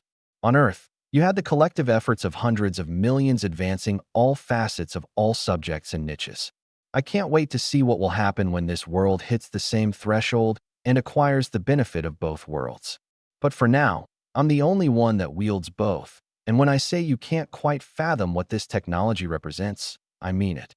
I stood out of my seat, calling upon several summons from my eighth dimension. The first was a full-body suit. It was open when it manifested behind me, my foot stepping into the foot assembly. It closed around my boot as I stepped back, letting myself lean into its mechanical embrace. My other foot was encapsulated and my legs were clamped down on by a metal skeleton. I could feel hundreds of different parts shift as the suit adjusted to my proportions. When the torso closed around me and my arms were locked into their positions, I sensed the rest of the armor deploy. There were a couple dozen plates that adjusted around my limbs, different polymers and alloys that gave complete protection while being durable enough to take on more than just a blow or two before demanding replacement. At first, I felt the suit move of its own accord, completing its adjustments and deployments. The armor was thick, heavy, and bulky, all of it hiding exceedingly complex skeletons of conduits, servos, suites of sensors, and redundancies. I looked down at my hand, which was now covered by a textured glove. Above the knuckles of my fingers were metal appendages that bent with my form. Above my palms were either metal or rubbery textured surfaces that allowed me to use the fine motor dexterity of my fingers while also providing protection and utility. The suit felt like its own entity. I could barely bend my fingers, not just because the suit was restricting me while booting, but because it was bearing its own weight for me. That weight was the reason modern personal armor wasn't built like a tank. This suit was the solution to that problem. I finally felt the power kick in with an audible click. After a second or two, my limbs fell, my muscles finally able to move and manipulate the machine like my own body. I balled my hand into a fist, no longer feeling resistance, before summoning a helmet that went with this suit. It was a full head cover, similar to the helmets I had made for my Iron Legion. There was a visor across the front and a thick, but precisely machined metal cover everywhere else. I lifted it and slid it over my head. A polymer around the neck sealed to a base on the suit, providing full environmental isolation. Then, the HUD kicked on. The visor in front of my eyes lit up with a logo resembling the 13 stars of my crest. I saw it boot with hundreds of lines of logging code before flickering with activity. Like a video game, I saw a weapon indicator, a biometric indicator, a small map, a compass, and some identifier tags that hovered over Maxwell and Amara. Not yet configured, but showing me their distance and whatever biometrics it could pick up from them, such as heart rate, skin temp, and possible intentions based on their body language. As that happened, I noticed the spirit of the suit and helmet start to infuse memories into my mind. I could see the training manuals, dated for the year 2049, which meant the tech was some years older than that, and the manual was likely being viewed some years after the manual was dated, probably in the 2050s. The name of the suit was in the title. The Armored Personnel Powered Exosuit, Model AP-77, Assault Configuration. The assault configuration was dressed for frontal combat. Moderately armored compared to its heavier counterparts, but retaining enough mobility to almost entirely eliminate the burden of weight and make a man feel superhuman. It was the flagship of the second generation of exosuit programs and the first mass-produced model for the American military. The same exoskeleton in this suit could be dressed down in other configurations, but looking in my eighth dimension, I couldn't see any other options. Not that I was complaining. I'd likely be able to find them later. The suit had heavy plates of some kind of alloy. The soldiers wearing it only needed to know that it was metal and could take plenty of blows from plenty of bullets. With the armor itself and all its burden being taken on by the exosuit instead of the body, it was possible to implement armor previously unwearable. Between all the gaps was a polymer seal for full body protection. Around that were a few layers of soft armor topped with some standard camouflage fabric that either covered or accented the armor plates. Topping all that was another layer of pockets and utility. A holster for a sidearm, a chest rig for holding magazines, pouches for grenades and tools, knife sheaths, and more. It was definitely bulky. For me, who was used to everything being stored in spatial rings and wearing nothing but my slim coat, it would be a lot to adjust to. Not that I wouldn't happily make the jump. Once the exosuit was fully booted, I moved my limbs around. According to some of the logs I saw flash across my eyes, the system tried to run a diagnostic and configuration in order to adapt the suit's behavior to my own, but was halted. I could only assume that the spirit of this exosuit had something to do with it. These summons were not perfect recreations of the forms they took on. They were the ideal recreation, quite literally the spirit of the technology. There was a good chance this exosuit would be much better than its identical counterparts on Earth. For instance, there was no discrepancy in my own actions and those of the suit. It followed my will perfectly and was adjusted to every one of my joints like it had been custom fitted to my body. With a mere thought empowered by Psycha, I was able to manipulate the HUD and change the identifier tags for Amara and Maxwell to friendly. On a whim, I flicked the visor between its different modes, going through its night vision, thermal, and fusion visuals. All of them had augmented reality displays over them, giving improved utility. After playing around with some of the other functions, I finally brought out a new weapon. It was called the Caseless Munitions Rifle Model 21, or CMR-21. It operated by locking a bullet in front of an ignition chamber where a newly developed explosive liquid was injected in precise amounts. The result was a caseless weapon capable of firing at variable and customizable speeds ranging anywhere from semi-automatic fire to fully automatic fire at over 1,200 RPM. The liquid solution was stored in 2 canisters in the shoulder of the weapon and mixed during injection, while the bullets were stored in conventionally shaped magazines capable of holding several times more than cased bullet magazines. The only limitations for the weapon, short of access to the specialized munition resources, were heat and chamber durability. However, it was just the first example of the new technology one would have access to. From extreme-range sniper rifles to smart munitions, explosives, and brand new ways to conduct warfare, the gear presented to me in this 8th dimension was beyond even what I would have guessed before advancing. Each authority was jumping eras, and with exponential growth, this jump was significant. The exosuit would multiply my strength and, depending on how it responded to empowerment, could give me capabilities comparable to knights around the same authority. By itself, the exosuit was worth the entire advancement. Everything else was within expectations, simply a matter of applying smart technology to the finer facets of weaponry. When I left Earth, such technology was not just being theorized, but actively developed and produced. It may not have been getting mass-produced for entire militaries due to financial unwillingness, but technology solved that issue in time. This era of technology was only between 2 and 3 decades beyond the time that I had left. Every advancement before had jumped about that much time.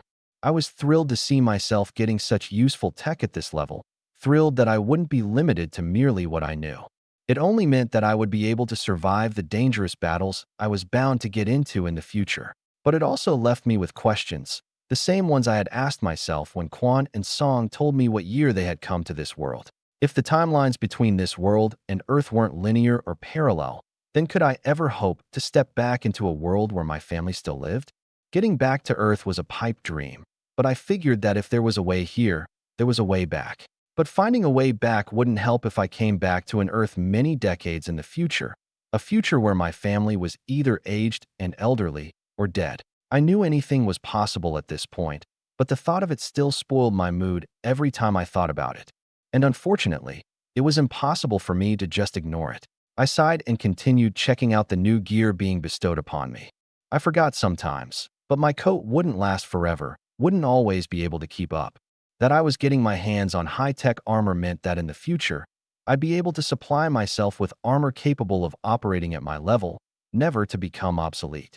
Granted, I'd probably want to buy myself something nice anyway and give myself some more insurance, but the minimum was always nice to have. Not everything could be prepared for, but I'd always have my summons. I looked at Amara through my visor, smiling. I heard that Vetsmon flew in a week or so ago. Call everyone up. I'm itching for a good spar. That time an American was reincarnated into another world. Chapter 275, Training Data. November 4th, 627. Since when has Vetsman been back? He's been in the Holy See for 8 or 9 days. He's just been busy, so I haven't poked around. But I need someone to test this on, and I'm sure Tana wants to see him. May as well make something out of it. Amara looked at me like she was more shocked by my words than the metal weapon clamped over my body. I knew exactly when Vetsman flew in, my seed programs keeping tabs on him and those around him. He was one of the first people to leave what the Order called the Island of Retribution, apparently because he had been mortally wounded, half killed from the descriptions of his wounds. He got treatment from Halolite, but soon after recovery, he was sent back out. To where, I couldn't track. All I heard was that he was going to get operated on, receiving both a crown and an invocation. It had been some months since then, so he already had both and should have acclimated to them. It was only recently, though, that I finally got word of his return to the Holy See for proper leave. It was good that the Order was treating him well. If not, I would have already taken him for myself, lest they waste his talent. Amara sent some messages as I fiddled with some of the communication software within the exosuit. The suit could send data via radio, microwave, and laser. Interestingly enough, it was also capable of tapping into the aerial network. That was definitely the spirit at play. I bound it to my profile before downloading all the data I wanted. Then I sent my own messages to those I knew could get Vetsman an expedited pass to my estate. Indeed, I was now the owner of an estate within the wedded city. I had decided to buy out some places and people near the edge of the territory and get myself situated within the prosperous and self-sufficient city-state. Of course, Maxwell couldn't be bothered to fly out, so I still had to come to the capital for this advancement. Nevertheless, it was my new home base. I also wasn't the only one officially living there. After contacting all relevant parties and arranging quick plans to meet at the estate, I sent the exosuit back to my 8th dimension and turned to Maxwell. How about you leave your hidey hole and come visit the property with us? No thanks. What? Too busy rereading the books you yourself wrote for the 100th time. No, I'm just not interested in seeing someone from the Order. I also like peace and quiet, so I'm inclined to avoid a bunch of hormonal young adults returning from war. Just take the next advancement formation and leave before Luna gets word and stops by. He placed a large orb on the table, which I grabbed and infused my psyker into. Unlike last time, it didn't sting when I tried to intake the huge chunks of information. A few glances told me that the formation was actually smaller than the last, but it was no less complex. I couldn't recognize the arrays within most of the clusters, new forms and symbols completely eluding me. Still, I had an idea of what it was going to do. I needed more psyche, but from now on, it wouldn't be a simple matter of stuffing my soul with more. I would be multiplying my reserve, but I would also need to make it far denser.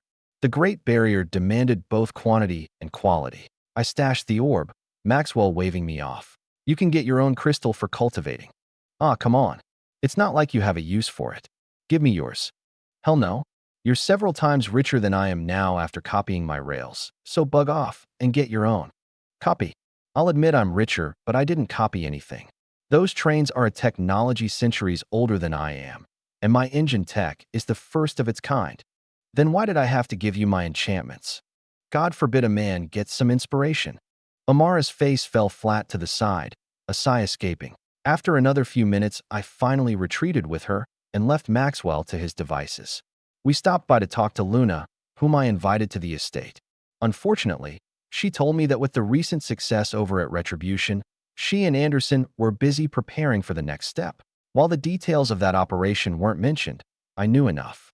They were trying to get themselves back onto the mainland of the Pillars of Creation, a massive step in the fight against the Scourge and only possible with my technology. Of course, the Order had other plans beyond a land invasion. I wanted to find out, but the Order was getting better at keeping things beyond my purview. People were learning about the potential of the aerials and not just starting to conceive of potential threats to information security, but acting on it. We sat down with Luna and talked for some time before deciding to leave. Not long after, we were on a private plane to the wedded city. The plane landed in my backyard. Literally, I had a runway behind my estate as well as some hangars for multiple private planes and helicopters. After stepping off, my head butler was there waiting with a car. I smiled at him as Amara and I walked over. Erhun, good to see you. You as well, sir and lady. He bowed a bit, dressed in an unassuming suit. Erhun had come straight from Sector 4. Being one of my pale horsemen, the leader of a team at that, he knew all the ins and outs of subterfuge and security. If anything, he was quite overzealous. He was 55 years old, but looked no older than 30. He was an authority 10 knight, at the end of his talent, but still extremely skilled with the blade, and, most importantly, extremely loyal. He was put in charge of overseeing security for the construction of my estate. After it was finished, he proposed that he take over both maintenance and security for the grounds, eager to become my head butler. Why an authority 10 knight would want to become a butler, I didn't know, especially when I knew how much he loathed human complacency in the fight against the scourge. He was supposedly as extreme as I was, according to Polly, being rather outspoken and vigorous with his application of my counter-espionage policy while at Iron Legion. But his views aligned with mine, and he was eager to follow and serve, so I decided to give him the chance. Since then, I haven't had a single issue with any of the affairs around my estate. Every time I came home, it was clean, warm, and my needs were always ready to be catered to. With as much as I had been home recently, I was glad to have the little things taken care of. We stepped into the car and started driving, the ride smooth and fast thanks to recent developments in suspension technology. I asked while looking out the window, viewing the lavish and well-maintained grounds. Are the others here? Most of them are, sir. Phaidon landed with Pontek, Aki, Kata, and Jaya an hour ago. Shadowbane and Blackblood have been resting here with Tana and Arya since not long after you sent the call. Good. Keep an eye out for a church plane. Vetsmon should be arriving soon. Understood. We pulled up to the mansion, stepping out into a courtyard built into the mansion itself. Erhun followed, another butler taking the car to the underground garage. The mansion wasn't a castle. I wasn't interested in walking a mile to the dining room or living room, so it was relatively compact despite what my money could buy. The main building had 10 rooms surrounding a large living space and outdoor social area.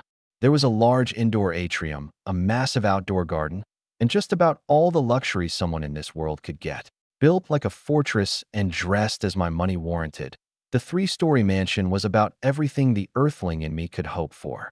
I had my own workshop, Amara had a study, and there was plenty of space for both a family and for others to stay with us. That wasn't mentioning the building not far from the main one, a residence for the maids, butlers, cooks, and other workers that lived here. They were living nicely as well, at least half of them from Sector 4 like Erhun, acting as additional security forces besides those that were obvious. Of course, it wasn't like I was paranoid living in the wedded city. That's why I didn't force the families of those who worked here to also live on site like those in Wonderland. After entering through the back door, we went to the living area where we found everyone. It was a bit after noon, and I saw Phaidon floating on his back in the heated pool with Pontek, the women sitting around either on a lounge chair or with their legs in the water. Maids were bringing them snacks and drinks, which just about all of them seemed perfectly accustomed to. Well, you guys look like you're having fun. Oh, hey. Congrats. Tana enthusiastically waved as Amara walked over to her. She had also advanced to Authority 8 in the last year, ahead of me, like everyone else. She's also the one who moved into my estate. While on paper she still held residence at her father's estate, she much preferred to be in mine, and I had no issue with it. I actually built her a nice 2-story home next to the main building. You know, for when she and Vetsmon started making super babies. Apparently her home wasn't very warm despite being welcoming, and the reason was rather obvious after I did some quick digging. Putting it simply, her father was a conniving, lecherous asshole.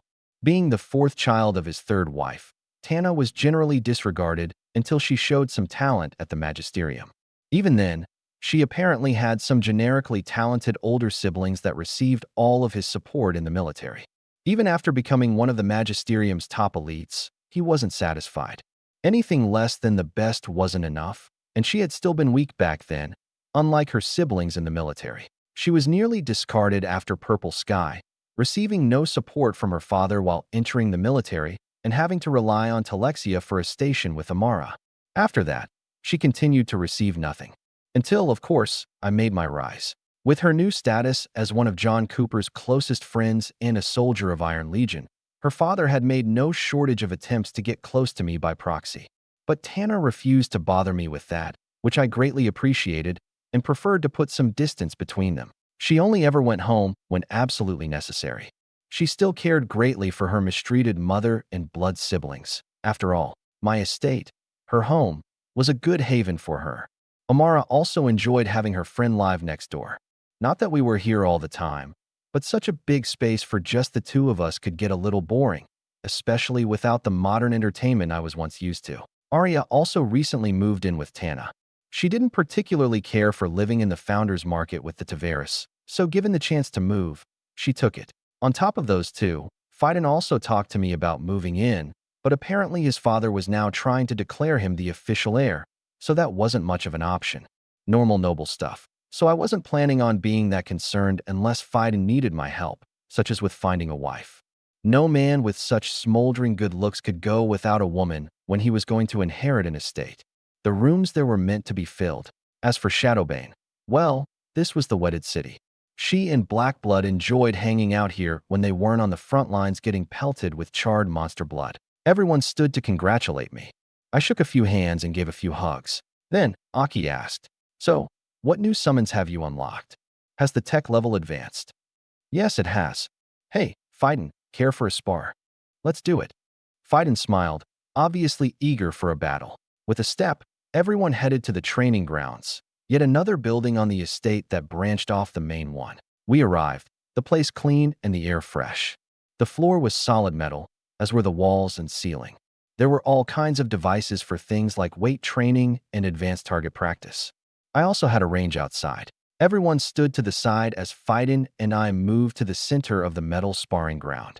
Once there, I took off my coat and put it in my spatial storage. What kind of combat? Melee. Hands and weapons. I won't use guns. With or without armor? I smiled at his question, calling my summon. Aki's eyes bulged when John lifted his foot. A metal suit appeared around him, his foot getting locked into an assembly of servos and armor. After his other foot was in place, it looked as if the armor swallowed him. Metal skeletons locked around his torso and limbs like chains, plates of armor sliding over and clamping down in precisely machined places. Camouflage covered him, fabric rigs holding grenades and ammunition carriers covering his chest. A large knife sheath manifested on his shoulder, looking more like a short sword with its length. Then his face disappeared into his helmet, the visor crawling with some kind of optical technology. It only took a couple of seconds for everything to fall into place, and by the time it finished, John was standing at just about 7 feet tall. The bulk of the armor made him look like a metal monster, a tank in the form of a person. Fiden looked up at him, frowning. Since when does a fucking Authority 8 summoner look like that? He sighed and put on his own armor, his previous question answered.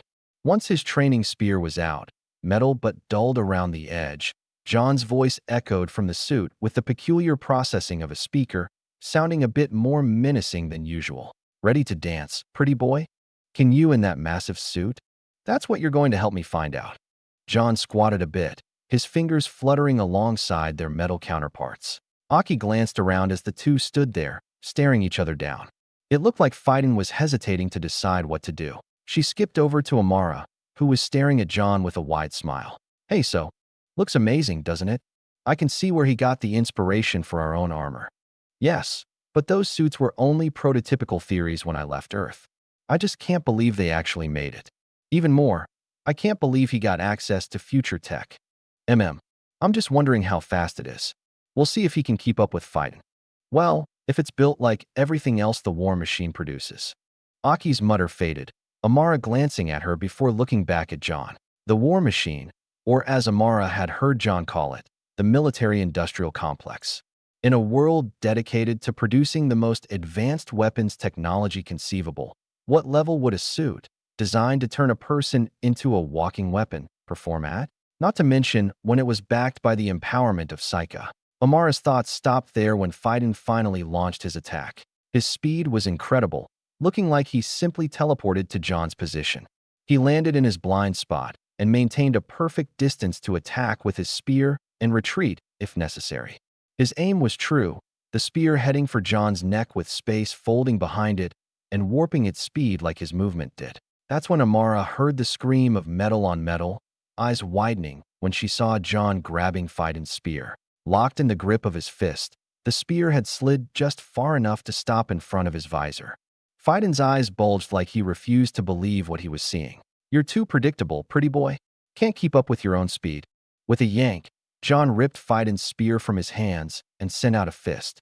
Amara could barely follow its speed, the metal arm slamming so hard into Fiden's chest that there was a shockwave produced by the collision of the empowered fist and Fiden's vigor. The exosuit won, sending Fiden flying across the training ground. He flipped in midair, using his legs to plant against the wall to absorb his momentum. When he landed on the floor, though, he suddenly ducked. His spear came flying like a bullet, nearly going through his helmet and planting itself into the wall next to his head. John rose from his throwing stance, laughing like a madman. Then he suddenly pumped his arm, a long blade being ejected out of his forearm. Fiden saw that and nearly slumped in premature defeat. "Come on, pretty boy. Let me see your war face." "Aya!" John charged Fiden, the mechanical boots of the exosuit screeching across the metal ground and his bounds closing the distance in just a few steps. Fiden scurried around, refusing to get anywhere close to that blade. He took out a proper spear soon after creating some distance, his face dead serious as if John were really trying to kill him. The two entered another brief standoff before Fiden suddenly zipped across space. John launched his elbow out in turn, Fiden's body making contact with it, as if he intentionally ran into it. Fiden's body went flying again, but he recovered quickly and flew right back in. He circled around John, using space to his advantage. But from the onlooker's perspective, it seemed like he wasn't even trying to evade John's blows. John inside his exosuit wasn't necessarily lightning fast. While he was significantly faster than he was before, it was his uncanny ability to anticipate that completely denied Fiden's attempts to land a blow. Amara's eyes dilated as she watched. She could feel the sheer density of John's aura in the area. His predictive abilities had always been near clairvoyant, but that was just recently exaggerated by his boost in mental cognition. John had seen Fiden in battle many times. He knew his behaviors, his patterns, his quirks. While Amara couldn't begin to imagine just how John used that to his advantage, she could see the results clear as day. It was like John was reading Fiden's mind, like he had lived this day several times before, already knowing what moves Fiden would make before he even thought of them. And he hadn't even used his illusory abilities yet, let alone his new guns.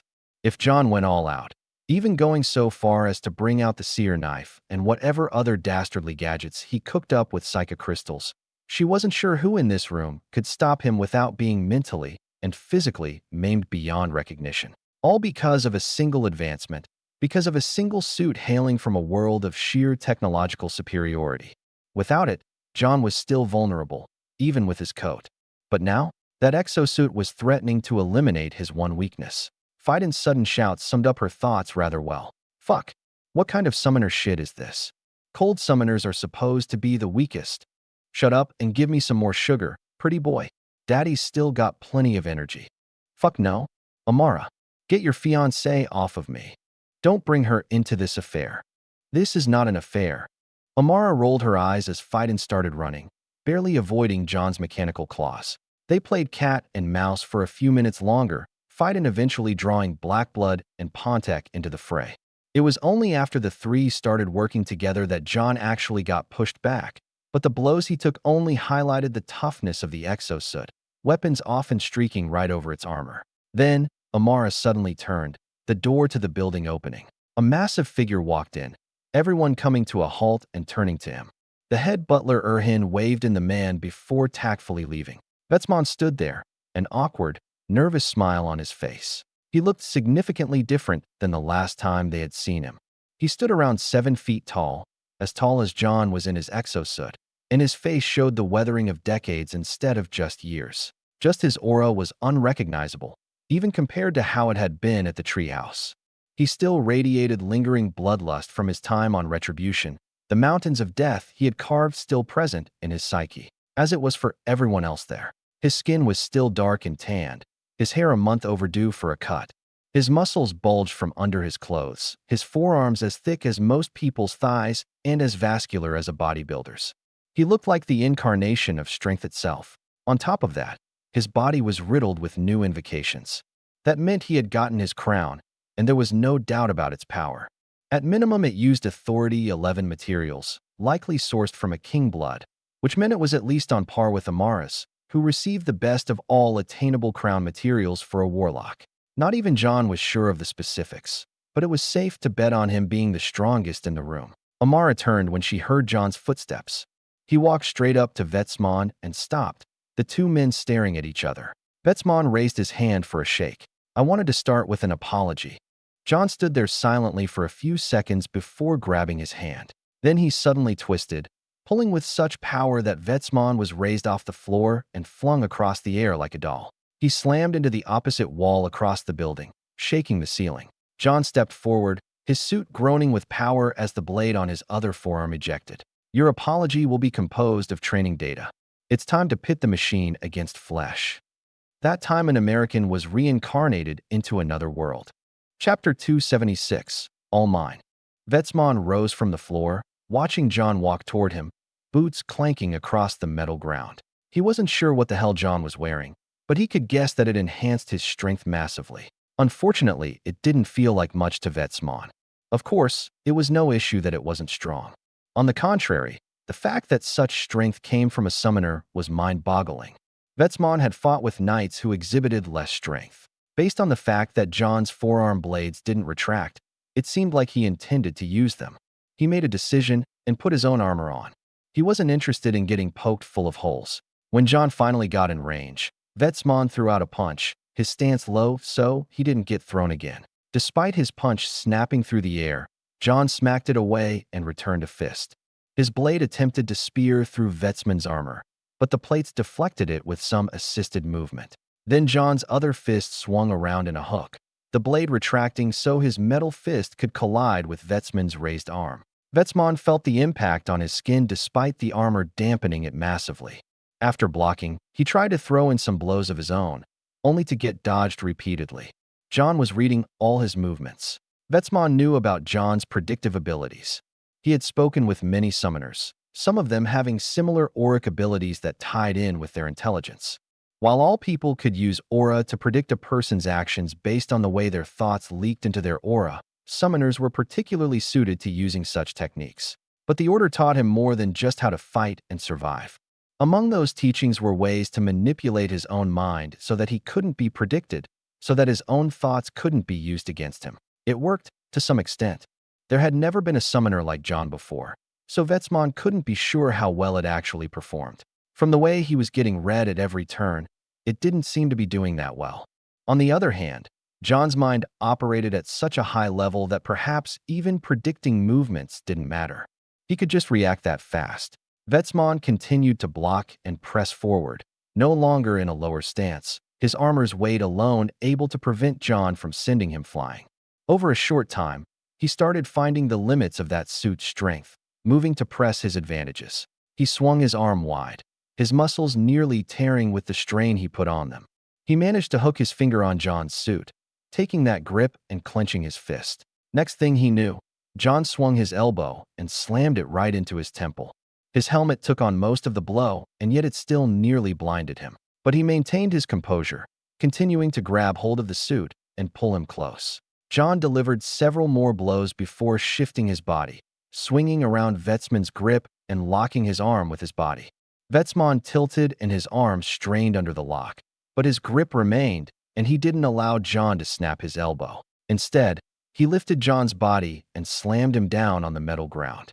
John didn't let go until he repeated the slam for the 5th time, releasing the lock and kicking off his body. Part of John's suit tore away, Vetsman's fingers still closed around some cloth and metal plating. Once John got away, Vetsman turned to him and charged. He threw out a punch, and this time, John didn't avoid it. He blocked, Vetsman battering his armor with all his strength. John had to shift with the blows, dents appearing in the suit and the machinery behind it groaning with stress. Vetsman recoiled when John snuck in his own heavy blows, but short of being stabbed through the heart, nothing could faze him. For a time, they went blow for blow. Vetsman started hearing cracks in John's suit as his blows got more extreme. Although marks and small dents appeared on Vetsman's own armor, it was constructed so robustly that they were hardly blemishes. Even after being repaired, The rest of its scars far outshone what John was doing to it now. Vetsmon had trained and killed himself in the pursuit of becoming unbeatable. He was meant to be undying. His stamina never ended. Minute after minute passed. For nearly an hour, Vetsmon beat John's suit into scrap. Sometimes he would grab him and tear away plates of armor, exposing a metal skeleton and making him wonder what kind of technology could build such a thing. Other times, he would be forced to defend. When John launched a flurry of unceasing attacks, chained together with perfect timing and completely shutting down all of Vetsmon's actions, his predictive skills and sheer strength were showcased. They only got stronger and faster as John used the suit more. Vetsmon could tell that he was still learning, and yet the incredible violence backing John's actions forced him to understand that John was far from limited to expertise as a ranged fighter. He suddenly remembered that he hadn't asked when John last advanced. He could sense power far greater than any other summoner at Authority 8 he'd known. John was comparable to Authority 10 summoners, some of the greatest summoners in the Order. The sheer amount of Psyche he wielded, too, was amazing. Even through the armor, Vetsmon could feel his blows, backed by Psyche and bursting with mechanical force.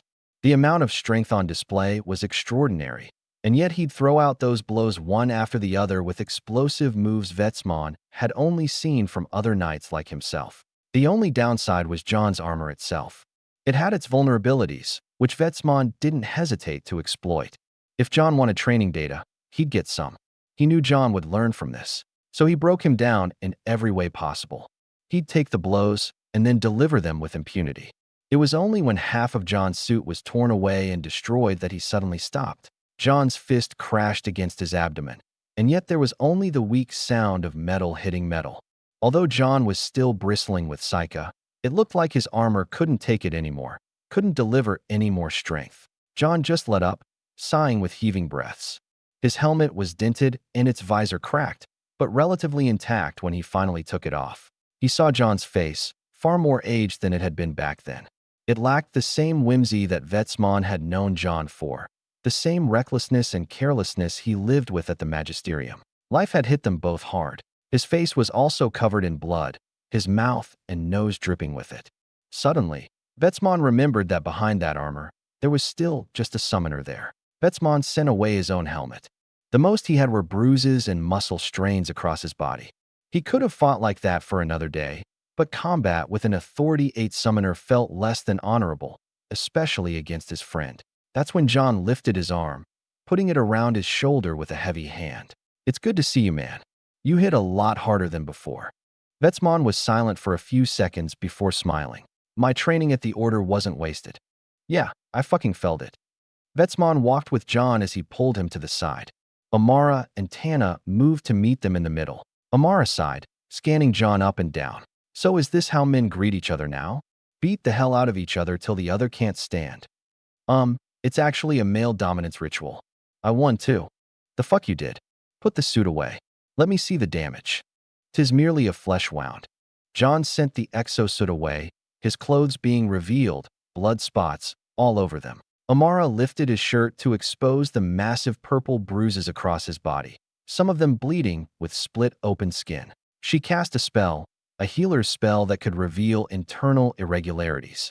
From it, she saw 4 broken ribs and plenty of blunt force trauma to organs. "Christ, John, you picked a great day to get hurt. Ilinka, can you help me heal him up?" "Sure. Let's go to the house." "Tana, why don't you give Vetsmon a tour of the place?" Amara turned and smiled at them as fighting came and helped John walk. Vetsmon smiled sheepishly. He didn't think he had beaten John so hard. He didn't react to most of his blows, so Vetsmon assumed the suit was putting in more work than that. The last time he hurt John, he had been severely punished and sent to the Order's camp, and that was for a broken collarbone, not half as bad as this. John groaned while everyone walked out of the training room, entering the main building. "I need a drink after that shit." "Vetsmon, go ahead and check out the house by the main building. Get your stuff moved in. Tana can bring you to the bar once you're done looking around." "All right." Vetsmon glanced to the side at Tana, who had linked arms with Arya. When she let go, though, she suddenly vanished from his senses.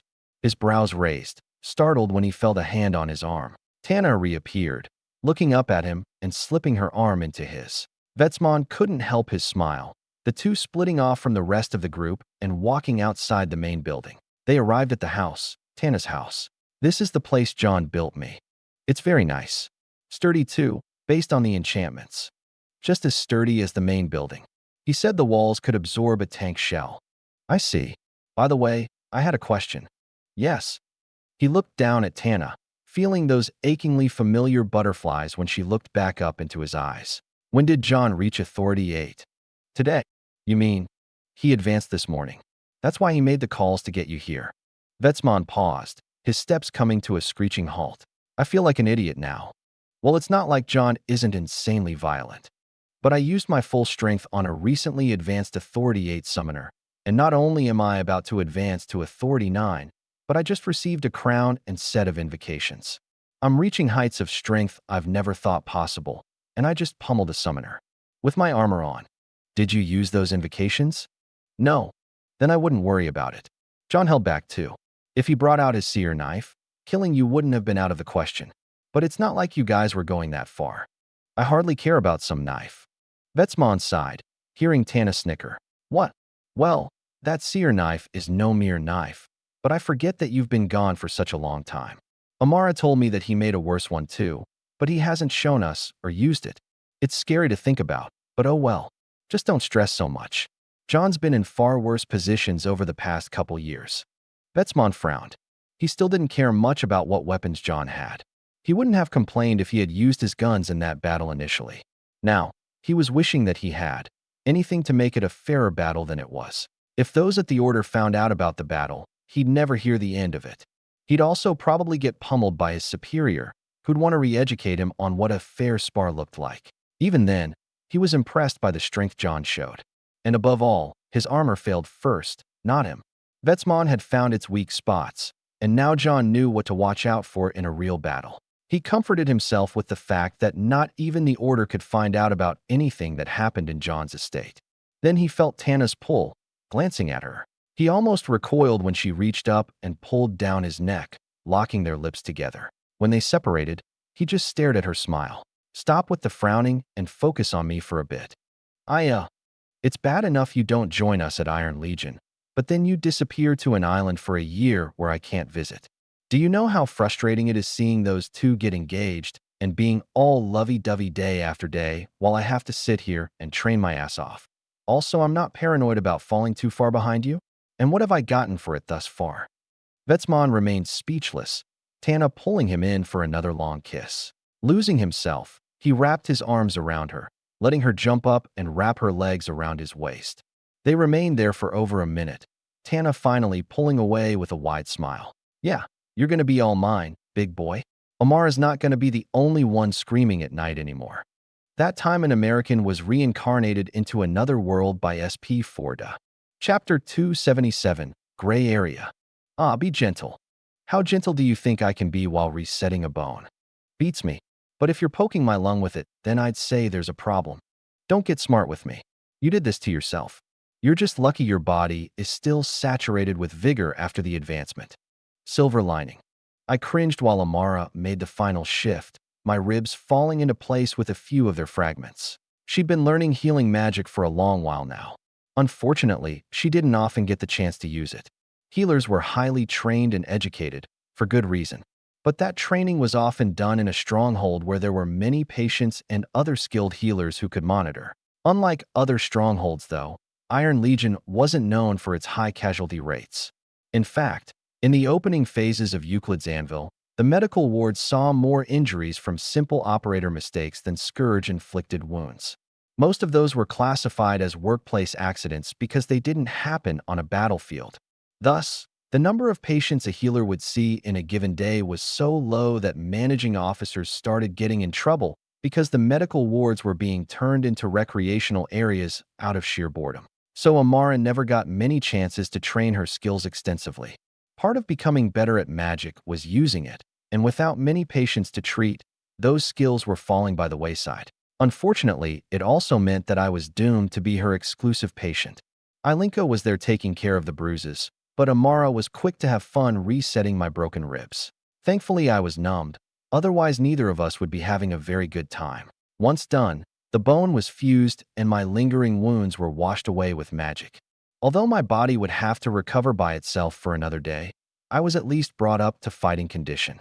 I took another sip out of my glass of wine, smacking my lips with a smile. To my side, Ilinka burned away the used medical supplies and bloodied rags. My DNA couldn't risk being thrown in a trash can, after all.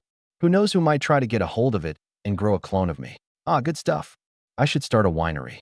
You've got enough to do as it is. Indeed. Like getting married. Amara froze, Ilinka glancing between us before finding a reason to leave. We were silent for a bit as I lay back on the reclined chair, Amara packing away the rest of the medical supplies. I asked, is the fact that we haven't set a date a concern for you? Not necessarily. Engagements can last many years, if not a decade or two. In noble circles, if a betrothed couple isn't married before they get sent to the military, they're usually engaged. They wouldn't marry until they both return stronger. So no, I'm not particularly impatient to get married. Well, where I come from, a marriage would usually happen within a year or two of getting engaged, 3 at the longest. Any more than that, and people start to ask questions. I just wanted to make sure you were comfortable, because unfortunately, I wasn't planning on holding the ceremony anytime soon. Can I ask why? Amara stood there, gazing at me with mild concern. I waved her over, grabbing her hand when she was close and pulling her in so she could lie in the chair with me. Hey, you're not completely healed yet. I'm also a big boy. Be quiet and give me some skin.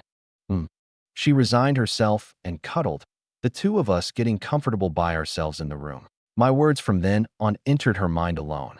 The kingdom is on loose sand. It's been a long time coming, but I've been seeing things recently, and I've got a distinct feeling that the next few years are going to be rough for us politically. Seeing what? Rebellion? No. Worse. I brought up my aerial and projected some images of people. Well, not people anymore. They were human with new features. The distinct cosmetic changes came in the form of bright colored eyes and horns on the head, usually coming from the forehead, sometimes coming from the back. The few pictures I showed were of these humanoids in wide society, pictures that my pale horseman had acquired personally. Some were seen walking through the capital, others were from large towns and other cities.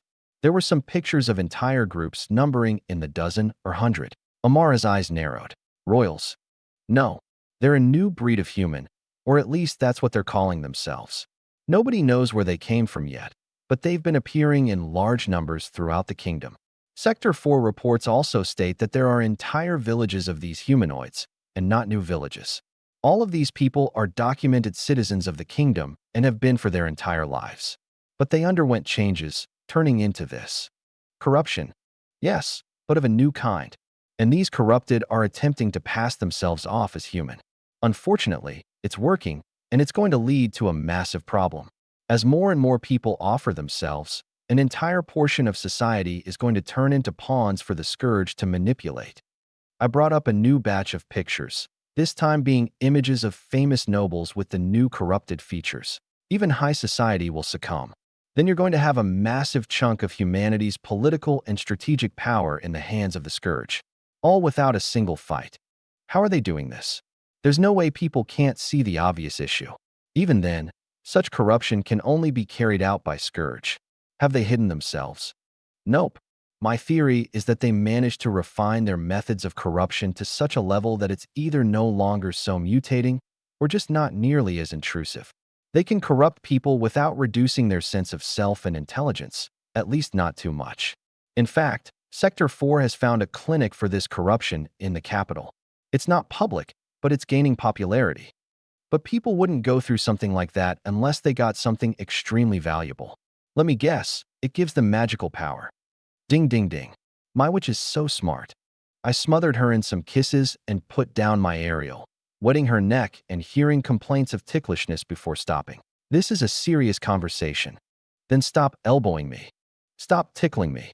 Anyway, I pulled up some other reports and metrics on my aerial, Amara grunting. I'm willing to bet that these corrupted will manage to infect kingdom society. But that doesn't happen unless noble society allows it, which means they are, by extension, corrupted themselves. This eventually leads to the scourge controlling the kingdom and manipulating its resources, both human and material. Naturally, military installations like Iron Legion will have no place in such a society, and I would never bend to such corruption. This leaves us at a personal crossroads, which is, if we get married and I do something stupid, your family could be implicated. But if you want your family to have an out, a way to dissociate from me, or us, then I think it would be wise to either refrain for now, or get married in secret. Okay, but when you say do something stupid, you mean? I mean treasonous. Something that the kingdom will use to reduce my power.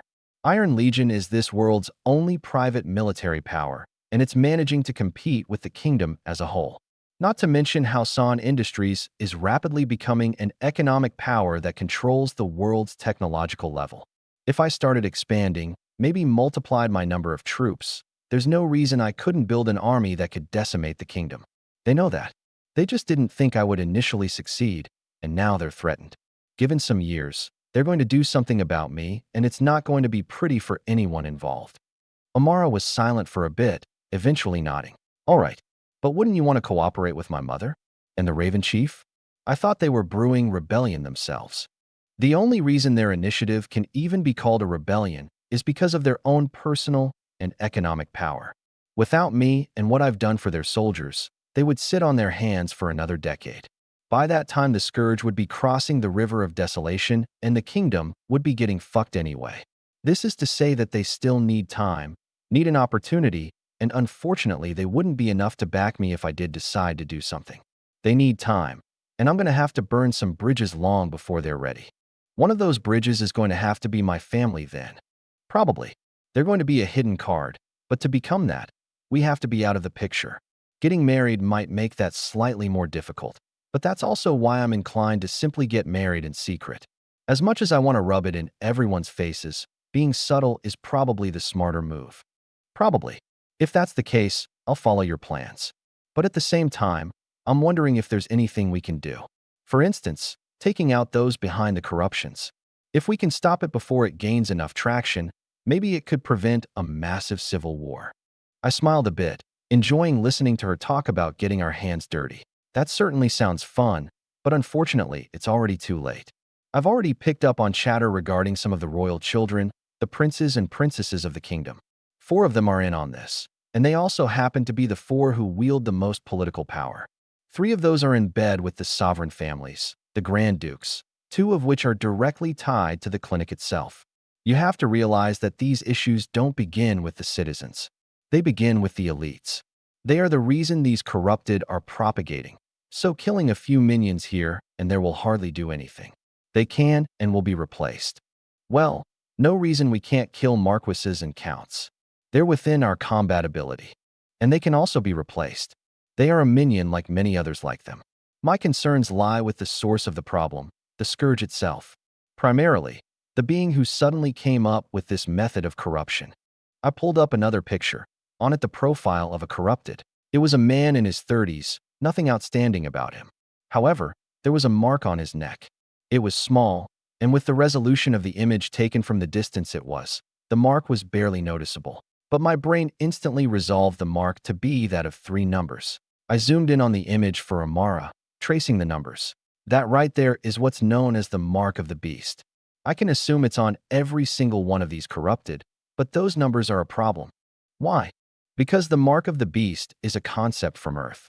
I've never heard of it here, not in the church's public scriptures anyway, but those numbers are unmistakable. That means that there is a person from Earth who has worked with the Scourge to develop this corruption method. Not only that, they gave them a rather obvious name. I pulled up a long document of text, highlighting one word. They're calling these new corrupted Nephilim, beings of earthen Christian legend. I'm absolutely certain that there's an earthling working with the Scourge, applying their knowledge to the Scourge's genetic mutation techniques. You're telling me that someone with your freakish talent is helping the Scourge? Nobody ever said that we Earthlings couldn't be evil. I'm also not going to bother guessing what powers are responsible for bringing us to this world. But I have my guesses about who would know about all this. I brought up some more reports, these coming from my pale horsemen in church territory. There have been raids conducted by the Order on clinics, such as the one in the capital. To them, it's obvious that these Nephilim are corrupted, but it's clear to me that even they are having a hard time simply wiping them out. Their remnant humanity is introducing this world's first gray area, and the church isn't sure how to handle it without being accused openly of mass murder. So the Nephilim are spreading even in their territories, just at a reduced rate as they battle it out with propaganda. But they're doing something about it, at least. And you think they know about the evil Earthlings? I think they do. And now we've got a person here to confirm my theory. Vetsmon. Yes, but I'm going to let him have his fun first. Interrupting them now would be awkward. Well, I'm sure both of them are pinned up. Tana has complained to me no small amount of times. I chuckled a bit, forcing down the urge to tap into the estate's enchantments. There was nothing that went on here without my knowledge, and I had seen Tana's bedroom soundproofing activate a while ago. I messaged Urhan and told him to send a chef to their place. They'd be hungry once they were done. After that, I grabbed and squeezed Amara's thigh, my nose in her neck, and feeling the goosebumps on her skin. So, when should we get married? I'm quite eager. Well, it's not like I know your schedule. Babe, you give me a day and I'll move heaven and earth to make it happen. If you want it on New Year's in the Holy See, I'll call the Pope and tell him to fuck off with his fireworks so we can have a peaceful night. If you want it in the royal palace, then I'll talk to the king myself and get us the throne room. I thought you wanted to be subtle. Au contraire. My wife's preferences far supersede political tactics. Give me when and where, whatever you want. The world is yours. I planted more kisses on her neck, these ones softer. I felt her melt into me as I slid my hand across her clothes, her breathing quickening. I really want to marry you. You should hurry and decide. Just let me think about it a bit later. Don't take too long. Wouldn't want me to get any more reckless than I have been lately. Why don't you just hurry up and grow the balls? Careful, woman. Those are fighting words. I sealed her mouth, swapping tongue before suddenly pulling away. I stood from the chair with her in my arms, then slung her over my shoulder before walking out of the room. Let's go cool off. What? Where are you? I walked through a couple hallways before ending up outside, everyone around either the bar or the poolside. Amara started flailing. Don't you dare. Watch the splash zone. John Cooper, I swear, dash. She was interrupted when I vaulted over the pool, her hands spreading and creating a large water spell. My hand appeared right in front of the formation, my seer knife manifesting in my grip and activating with a quick command. The long purple blade ejected and stabbed straight through the formation. With a slice, it collapsed on itself, the water below us no longer shifting until we plunged into its heated depths. I naturally didn't have a cold pool. Not like I was interested in taking a cold plunge either. We surfaced, Amara heaving for breath, her hair covering her face. You son of a dash. Love you too, babe. Night came and Vetsmon and Tana were still hiding away in their house. I didn't mind, but Arya was too nervous to enter, so she took a room in the main building like the others. After eating dinner and retiring, I tumbled under the sheets with Amara for a bit. Enough to make up for the cockblock earlier in the day plus a little extra, so Vetsmon and Tana couldn't outdo us too much. In the end, I wound up in my workshop, a doorway to which was in the bedroom. I stared at the table in front of me, seeing my new generation of seer knife.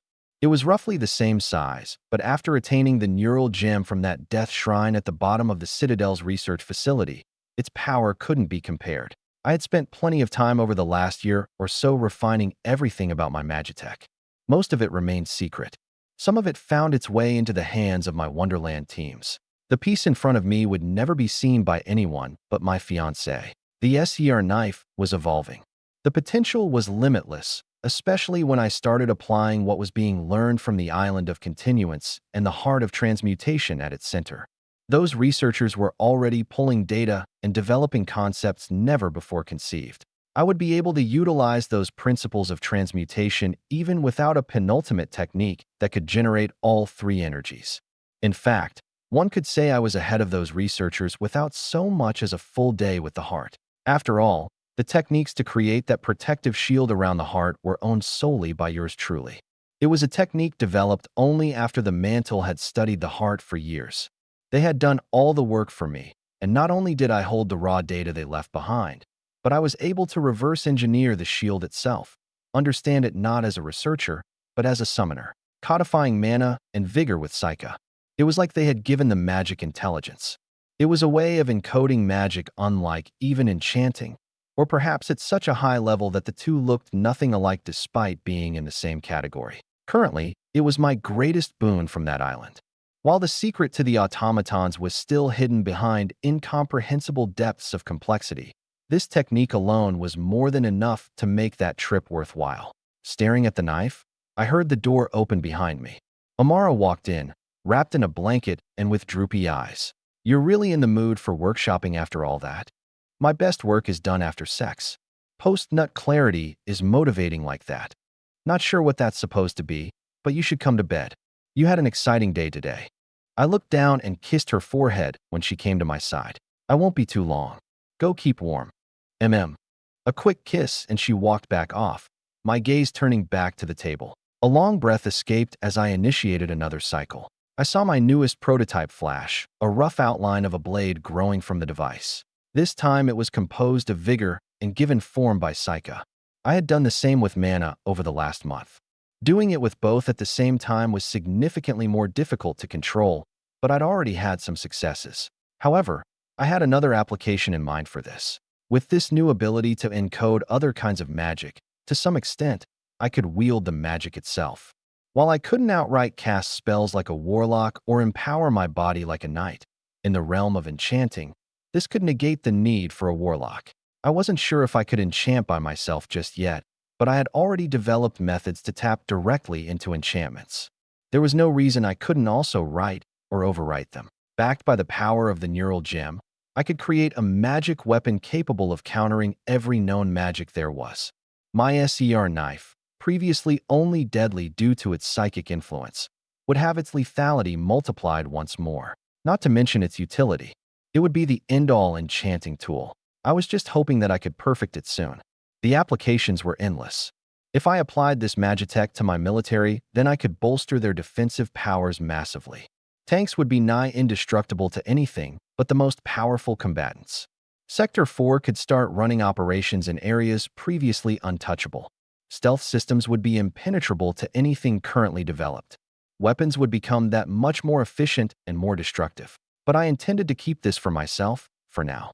I couldn't give up all my cards, especially not to a military that may not remain in my hands forever. With a sigh, I turned off the device, everything powering down as data was uploaded, backed up, and then wiped from all local logs. I left the workshop and closed the door, climbing into bed and wrapping myself around Amara, sapping at her warmth. I wasn't sure how eventful the coming days would be, but I knew now that my fight was taking on new forms. I had a feeling my hands would only get dirtier. Unfortunately for my enemies, the gray area they were introducing only got me excited. That time an American was reincarnated into another world. Chapter 278 Cheers to the End of the World. November 8th, 627. Vetsman walked down a hallway, finding himself in the training facility. He heard an explosion soon after opening the door, his eyes catching Fiden snap out of position and appear elsewhere. Unfortunately for him, there was still the sound of John's bullet hitting the metal of Fiden's armor. Vetsman glanced at John, seeing him holding a new weapon. It looked bulkier than his other weapons, yet more streamlined at the same time, like the technology had been perfected. He remembered that John was not of this world. The existence of Versals was a tightly guarded secret, but one that could wield the technology of their original world through their summons was unheard of. It answered as many questions about summoners as it created. John looked at him, setting down the weapon. He could see complex devices around its body, technology that he was only barely beginning to fathom due to how aerials were evolving. Vetsman spoke first. "Amara said you wanted to see me?" "Yeah. I've got some questions to ask." "What about?" Vetsman moved to the side, watching Fiden take off his helmet, his face sweaty. John sat down on a bench, motioning for him to sit as well. After Vetsman sat across from him, he took out a cigar and started smoking. A few puffs later he asked, "How much has the church told you about the fact that I'm from another world?" Vetsman's heart pounded, nearly floored by the question if not for the fact that he knew how smart John was. "How did you find out?" The order gave it away through their actions, but ultimately it remained speculation. "I appreciate the confirmation, though I'm not happy that one of my greatest secrets was being handled without my knowledge." Vetsman glanced at Fiden, noticing no surprise on his face. He obviously knew about this. He decided to set aside his surprise and run with it. "Well, I assume you've told the others." Fiden, Amara, and Tana know.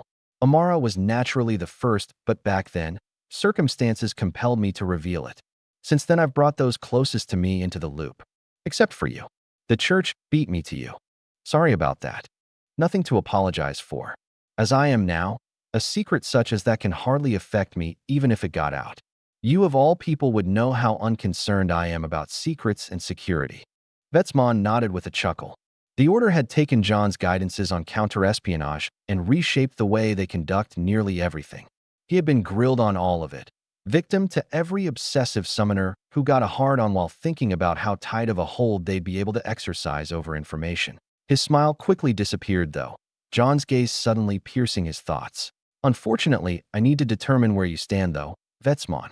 You could say I'm questioning where your allegiances lie, but that's not quite a good way to put it. What do you mean? John took a large breath of smoke, releasing it all in a smooth stream. You and Phaidon are my best friends, my brothers. Nothing that happened at the end of our time at the Magisterium has changed how I feel about you. I trust you too and Tana as much as I do Amara. But you and I, Vetsman, are a part of two different worlds. You've been trained and adopted by the Order, the Church's strongest and most covert force. They've instilled in you blind obedience, because you trust that they will lead you in the right direction.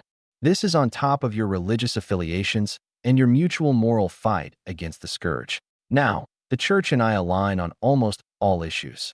There's a reason I gave them technology that's now enabling their push toward the pillars of creation. Technology you're using to hunt down others like me, aliens who fight for the Scourge instead of humanity.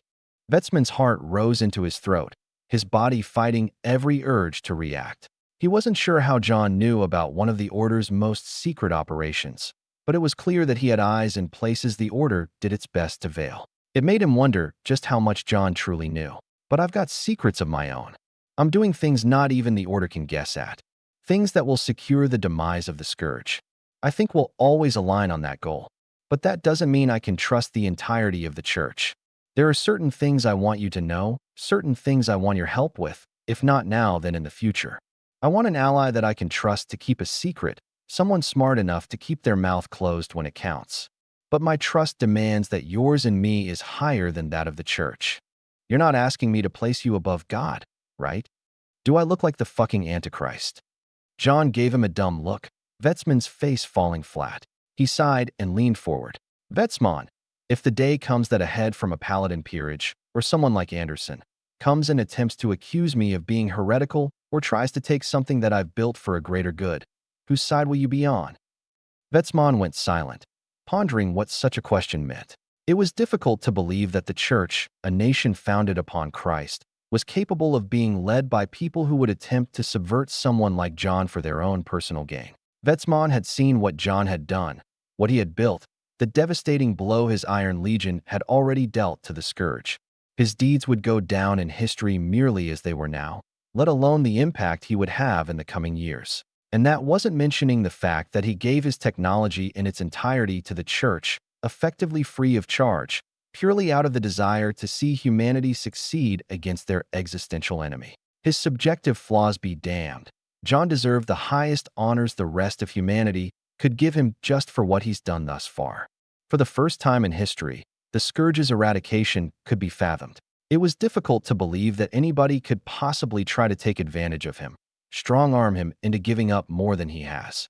Vetsman expected the kingdom to do so, but not the Church. And yet, he was incapable of denying that it was possible. The raging rationalization in the back of his psyche kicked his ignorance aside and pushed doubt to the forefront.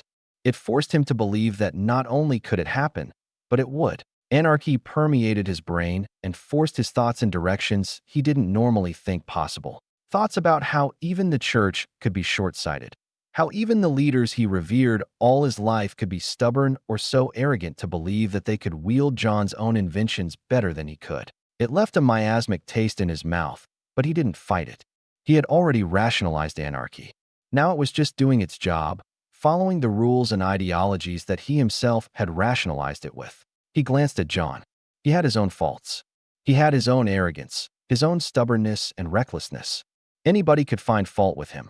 He had his own vices and biases and prejudices, some of which probably didn't align with Vetsman's own. Vetsmon had already heard a few stories from Tana over the last few days. Stories about what they were forced to do during their retreat from the treehouse. Stories about what John had done.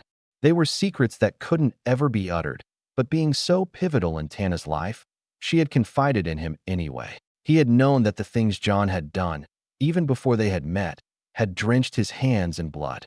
He was far from perfect, far from innocent, but they were friends. And if there were any two things Vetsmon could believe in, it was that John would always have his back, and he was hellbent on eradicating the scourge from this world, despite it not being his own world.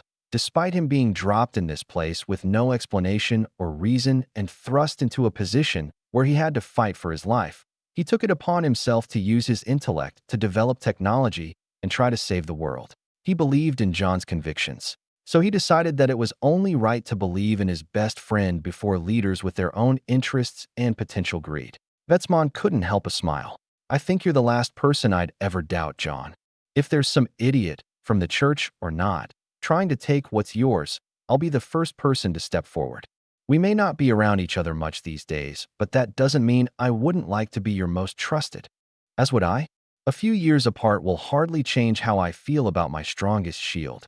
I know someday we'll be fighting together again, but until then both of us will only grow. You've been doing so under the order, and I've been doing so on a little island called Continuance. John pulled out a hilt, inert until it suddenly produced a blade from distilled sika and vigor. The blade looked like solid light, glowing purple with the mixture of powers that gave it form. Vetsmon felt his brain tingle, his skin crawling when he felt the subtle malice within that knife. He remembered Tana's words, suddenly understanding what she meant by no mere knife. Allow me to let you in on a couple secrets, so you can let me in on some of yours. I sighed and kicked back into my chair, the setting sun glimmering off the pool before me. The others were hanging around in swimsuits, either sipping drinks within the refreshing embrace of the water or around the bar, where one of the butlers served alcohol. I glanced at the side where one of my new summons was sitting on a small table. It was an old tech radio, capable of playing any song I wanted, even ones I didn't know existed. Unfortunately, it could only play for me, for none of those around me besides Aki knew English. But I played it anyway. They didn't need to know the language to enjoy the song. That was the beauty of music. Plus, the only other alternative was to listen to theirs, which took orbs we didn't have and taste I hadn't developed. Funny enough, the radio came from my seventh dimension. It had been hidden so deep that I came across it by sheer luck, while projecting on a whim. Good thing I did, because it gave me new life. My exosuit also developed the ability to play music on its systems. It felt like a void in my soul had been filled when I heard it play. Now I was all smiles, excited about every new song that came on as if I'd forgotten about them. I watched everyone chat away, smiles on everyone's faces, and the joy in the atmosphere driving away what seemed like perpetual gloom in our collective aura. There was always something to worry about. Soon we'd be back in the midst of battles none of us wanted to fight. It was easy to get lost in these highs of life. Unfortunately, I was never good at ignoring what was ahead, even while trying to preserve my good mood. After my little talk with Vetsmon, I quickly painted a picture of the situation with the church. As I figured, they knew about us otherworlders, which they called Versals, and knew about both the good and bad ones. What I hadn't guessed was that their explanation for the transmigration was that angels brought us here to fight for humanity, while demons brought others to fight for the scourge. Vetsmon's upcoming missions involved killing the evil Versals in the pillars of creation. As for the church's attitude toward us Versals, well, Vetsmon wouldn't know anything about that. They knew Vetsmon was deeply affiliated with me. They may not suspect just how much he trusted me, but they had no reason to take the chance. Vetsmon would do as he was told with or without information, and they kept him in the dark. But that in itself told me plenty. The church was wary. If not people like Anderson and the Pope, then everyone else lacking absolute power was worried about us. They wouldn't hinder us. They'd even support us. But they knew that we were all protected by guardian angels and had amazing talent. If we were angered, then it would risk our turning against them. They preferred to take a mild approach, not getting too close to us, but also keeping us close enough to both protect and monitor. But even that was only because the scourge was compelling them to. They desperately needed the firepower. So despite all their power, and despite us being foreigners from another world, they set aside their reservations and welcomed us. But how far they would let us go, how much of their power they'd let us take, was still up in the air. There was no winning against political caution. I could give them all the technology in the world, and they'd still hold me at arm's reach. My question was, if I not only pulled away from them, but tried to take a slice of this world's pie with me, how would they respond? I was pretty sure they'd do everything short of killing me. I trusted the Pope, and I trusted Anderson, but I didn't trust any of the other Paladin peerages, nor did I trust the Order's leaders and the Templar military generals. Those who didn't know me personally, only knowing me through my infamy, could only be wary of me. With Vetsmon coming to my estate, the Order was likely re-evaluating his potential relationship with me. Were we merely school friends or blood brothers? They weren't sure, but I was willing to bet that Vetsmon would be kept on that hellish continent for the foreseeable future. He wouldn't return to his peerage to take it over. They wouldn't let him, because of me. An assumption, of course, but I was willing to assume the most pessimistic outcome. Now I just had to figure out what to do from now on. Discontent was brewing throughout the kingdom. Nephilim were growing in number by the day, and the longer they went without being dealt with, the harder it would get to do just that. Over time, people would begin to accept some of them. They were previously friends and family, after all. Unfortunately, there was no reversing corruption. I knew what would have to be done, but knowing the kingdom's elite was driving this, and therefore in the hands of the Scourge, I'd be slapping faces and forging enemies should I do anything in the open, which left me just one avenue: covert warfare. Espionage, sabotage, spying, and assassinations. The Nephilim couldn't be dealt with yet, but if their protectors were eliminated, they could be too. I knew it was impossible to get rid of the true source at the moment, but as Amara said, it was better than doing nothing. However, after some time to ponder, my thoughts on how to conduct myself, as well as Sector 4, started to shift. I couldn't solve the source of the problem. I wouldn't be able to in the near future, and that meant the Nephilim and Scourge would get what they wanted. They would take control of the kingdom, and people like me, who didn't bend to their new societal norms, would be driven out or eliminated. But not everyone thought as they did. Even when they took control, chances were they wouldn't be the majority. Quite the opposite. So instead of trying to stop the inevitable, I figured I'd need to go the opposite route. I needed to sow so much discord and rage in the wide populace that the kingdom was driven into two. Although I would lose the battle in the end, I was one of the few people who could see the entire war. I knew what I had to do.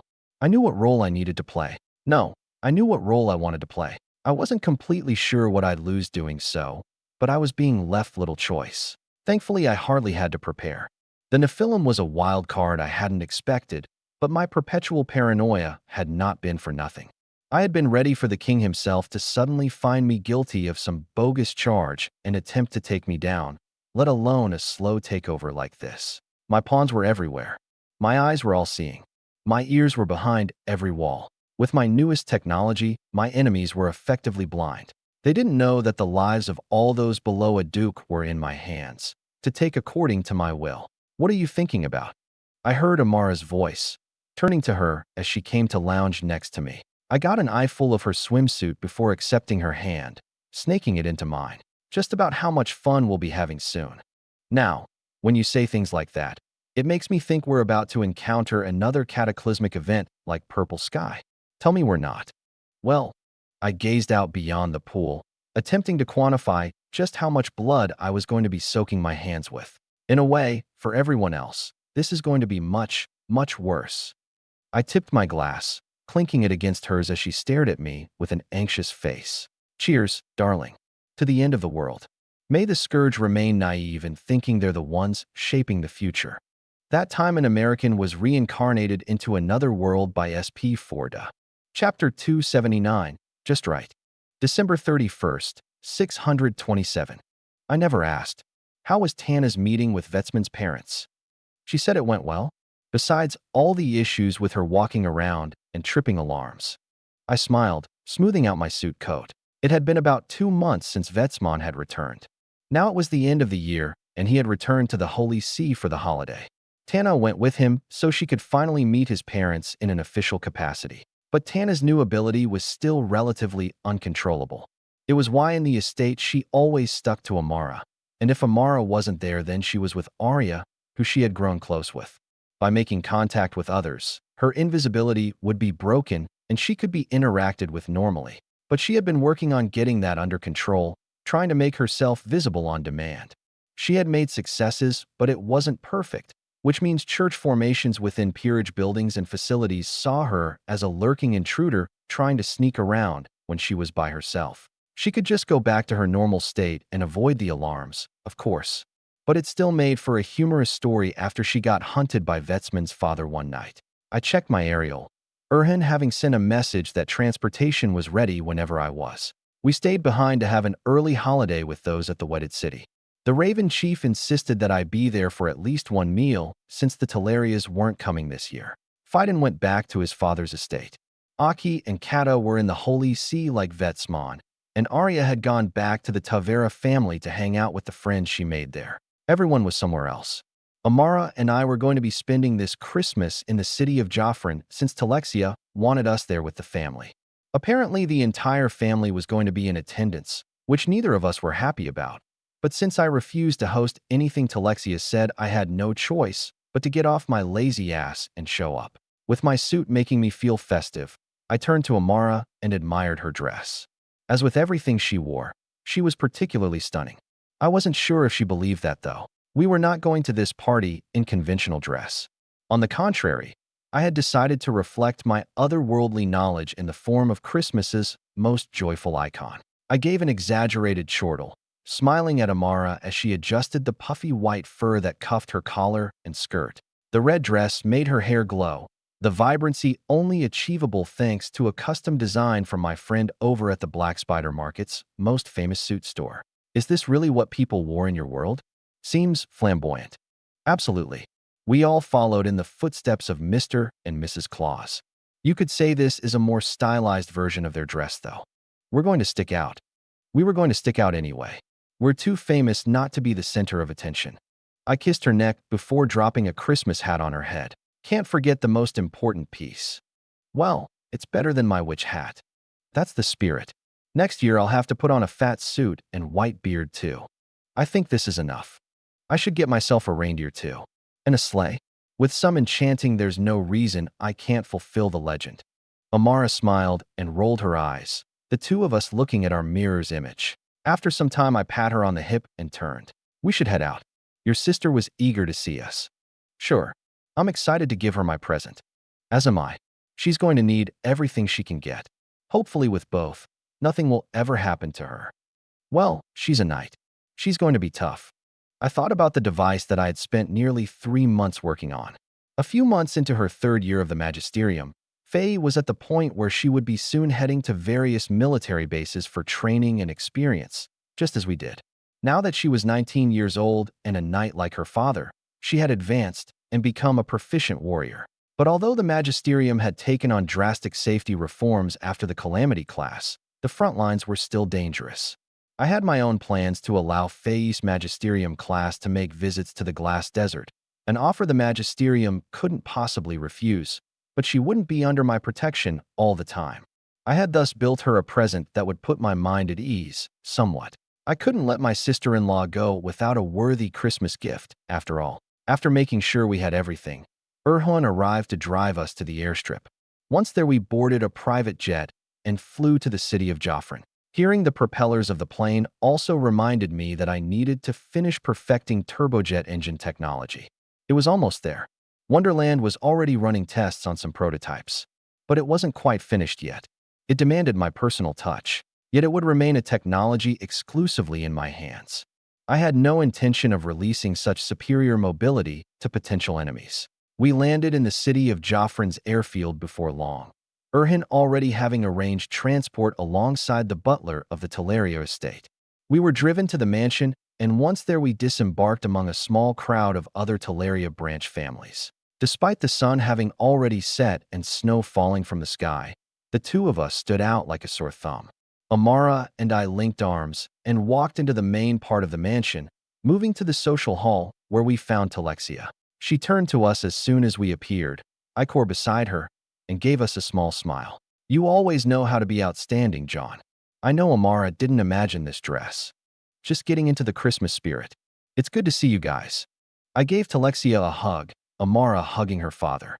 At the same time, I felt a few dozen eyes land on us, including some corrupted gazes. Hey Talexia, Do you remember what I said about the Nephilim? Yes. Unfortunately, there's little I could have done to stop what already happened. I turned my eyes as we separated from our hug, finding a few Nephilim mingling among their family members. They were young adults, perhaps around my age, and were sitting around Authority 4. The urge to take out a pistol was difficult to resist. I ask that you send them away from here. Use it as a chance to reinforce the fact that Nephilim are not welcome in your family. I know you'd want me to refrain from doing so myself. Very well. Talexia sighed and agreed, waving Ikor over as they walked over to the corrupted. I had thoroughly informed her on the nature of these Nephilim and the fact that they were not to be trusted. As it was beginning to become publicly known due to recent outcry, Nephilim were prone to criminal and impulsive acts. As it was known to me and my vast internet of intelligence, Nephilim were simply a dialed-down corrupted. They were evil at their core, seeking the destruction of humanity in their own subtle way, starting with every nefarious deed they could commit against those lesser than them. I knew that some of the Teleria family branches had already been corrupted. Noble circles as a whole were already succumbing. But I had assumed that they were smart enough not to show themselves in this place. Turns out their audacity was greater than I realized. I glanced at Amara, seeing her stare at them with disgust, mana moving through her body subconsciously. I smiled at her and linked her arm with mine. Come, dear. Let's not sour our mood. There will be plenty of time later for retribution. I know. She sighed and we walked away, off to find her sister. We wandered the estate with no particular rush, finding Ilinka before we found Faye. We joined her for a quick drink, and that's when I met her boyfriend. I had seen his name before. He was the son of a marquis in the southwestern portion of the kingdom, Marquis Tolka. The Tolka family was an exporter of coastal goods with a fleet of merchant and fisher ships. I had considered giving them a contract for hosting my theoretical navy since they knew the most about aquatic fauna in this world. Unfortunately, though, I simply had no need for it at the moment. Aircraft were simply far more convenient and effective. On top of that, there was a reason the church hadn't produced a navy for attacking the island of Retribution. Unlike the beasts and animals of the land, those of the seas had remained untouched by the forces of man. As with every ocean species, there were two paragon species of the waters that had an inestimable population and therefore power. If they couldn't be communicated with, and didn't like boats, then sailing the oceans was a fool's errand. Since the church decided against it, I wouldn't bother. After speaking with them for a time, Amara and I continued our search, eventually finding Faye on one of the upper floors with her friends. I saw a few faces that didn't belong to the Teleria family, friends from her magisterium class. They were all girls, and their eyes landed on me after Faye turned her gaze when I entered. I smiled, Faye jumping from her seat. Hi, John. Ho, ho, ho. Merry Christmas, Faye. What's with the voice? Why? I'm just in the Christmas spirit. Now I can't give you a candy cane, but I can give you a present. Oh, what is it? Private. If you want it now, we can head to your parents' training room and bring it out. Otherwise, we'll do it later. Faye glanced to her friends before smiling at me. Now please. Sorry guys, I'll be back in a bit. They smiled at her as she came to my side. We then walked off through the party, finding our way to the training hall. Once there, Amara cast some isolation spells before dropping one of my newest inventions. It was called a Faraday shield and was the magical variant of what could be seen on Earth by the same name. It created a large field around us that programmed all of the ambient magic, turning it into its own isolating cage. Nothing that I could yet devise was capable of piercing through the shield without detection. It wasn't great for stealth as it could be detected with directional sensors, but it was still incapable of being tampered with by anything internal or external without detection. Although that didn't include all possible forms of auric techniques, something I was still working on perfecting. For now, I could only draw from my adaptive camouflage in that department. Amara and Faye stood around me. I motioned to Amara. Go ahead and show her yours. Amara nodded and brought out 3 knives. Faye reached out for them, but Amara refrained from passing them off. These are something similar to what my friend got me. They were previously a device the Raven family was quite adept at making. John's tech has since far surpassed its abilities. These knives are a last resort, additional lives if used wisely. When all other options are run through, stabbing one of these knives into an enemy will completely obliterate it. Most of the technology used in this knife is classified. For your own safety, it's not something I'll describe to you, but all you need to know is its function. Amara handed the 3 knives off, Faye looking a bit nervous taking them. They were relatively short knives, considering how large some knights like theirs. They looked entirely composed of metal with no defining features and no detectable magical signatures whatsoever. They were invisible to senses and easily hidden. Amara smiled. My own knife of similar function was used by my best friend to save our lives during the fall of Purple Sky. But despite it killing our enemy, she still almost paid for her actions with her life. She would have died if not for John and a timely benefactor. So use them only when absolutely necessary. Each knife can only be used once, and there aren't any special things you need to do for them to activate. No matter the enemy, whether you stab carapace, bone, or flesh, it will know when to active and it will kill any enemy up to Authority 10. You can wound an Authority 11, but if you're in such a position, you'd probably be killed before you even got within speaking distance. Right? Faye sent the knives into her storage, Amara stepping forward and giving her a hug. Surprisingly, Faye was as tall as her sister, standing at around 6 feet, and likely to get even taller. Knights had a funny way of doing that. I can't always be there to protect you, but I trust your judgment. We've got the same blood, so keep yourself safe. I don't give a damn how selfish you have to be. My sister is more important than any other student or soldier. Thanks. I will. Faye tightened their hug before separating. Then she turned to me, my smile wide. You two are so cute. Just bring out the present. Aunt. I leaned away when Amara pinched me, waving my hand and bringing out the good stuff. A bracer appeared, metal and intricately designed to look more like jewelry than a functional piece of material. Faye took it, slipping it over her forearm before suddenly frowning. I smiled. Sorry, blood sample. This thing will know exactly who you are and can only be used by you. Never lose it, and preferably, never take it off. You should have this with you at all times, regardless of what you're doing or where you are. Okay, but what is it? It's your armor. She tilted her head, and then her eyes widened. She was hearing the prompts and control methods from the bracer. I waited for her to absorb everything before she activated the armband. The armor suddenly appeared over her body, her dress disappearing into the bracer. The armor was designed similarly to standard issue knight armor for Iron Legion. But of course, it was specially customized with cutting-edge technology, including the stuff that not even Wonderland had its hands on. She looked down at herself, head covered by a helmet with a visor. Like your sister, I won't elaborate on the technology. Only God and I know how many people would kill to get their hands on my tech. Giving this to you is dangerous in itself, but I've made my assurances. Even if someone tried to take it, or take you, you can rest assured that they wouldn't get very far. Anyway, that bear armor is capable of maintaining integrity against attacks up to Authority 9 and breaking against Authority 10 blows. It has a projectable shield that can survive Authority 8 attacks at the cost of energy, has full body strength and speed augmentation, full environmental isolation, adaptive camouflage, water dispensing systems, waste collection and disposal systems, internal cleaning, emergency medicinal support, and more. This armor is experimental, but it works enough to be fielded and reliable in its most important functions. Did you say waste collection?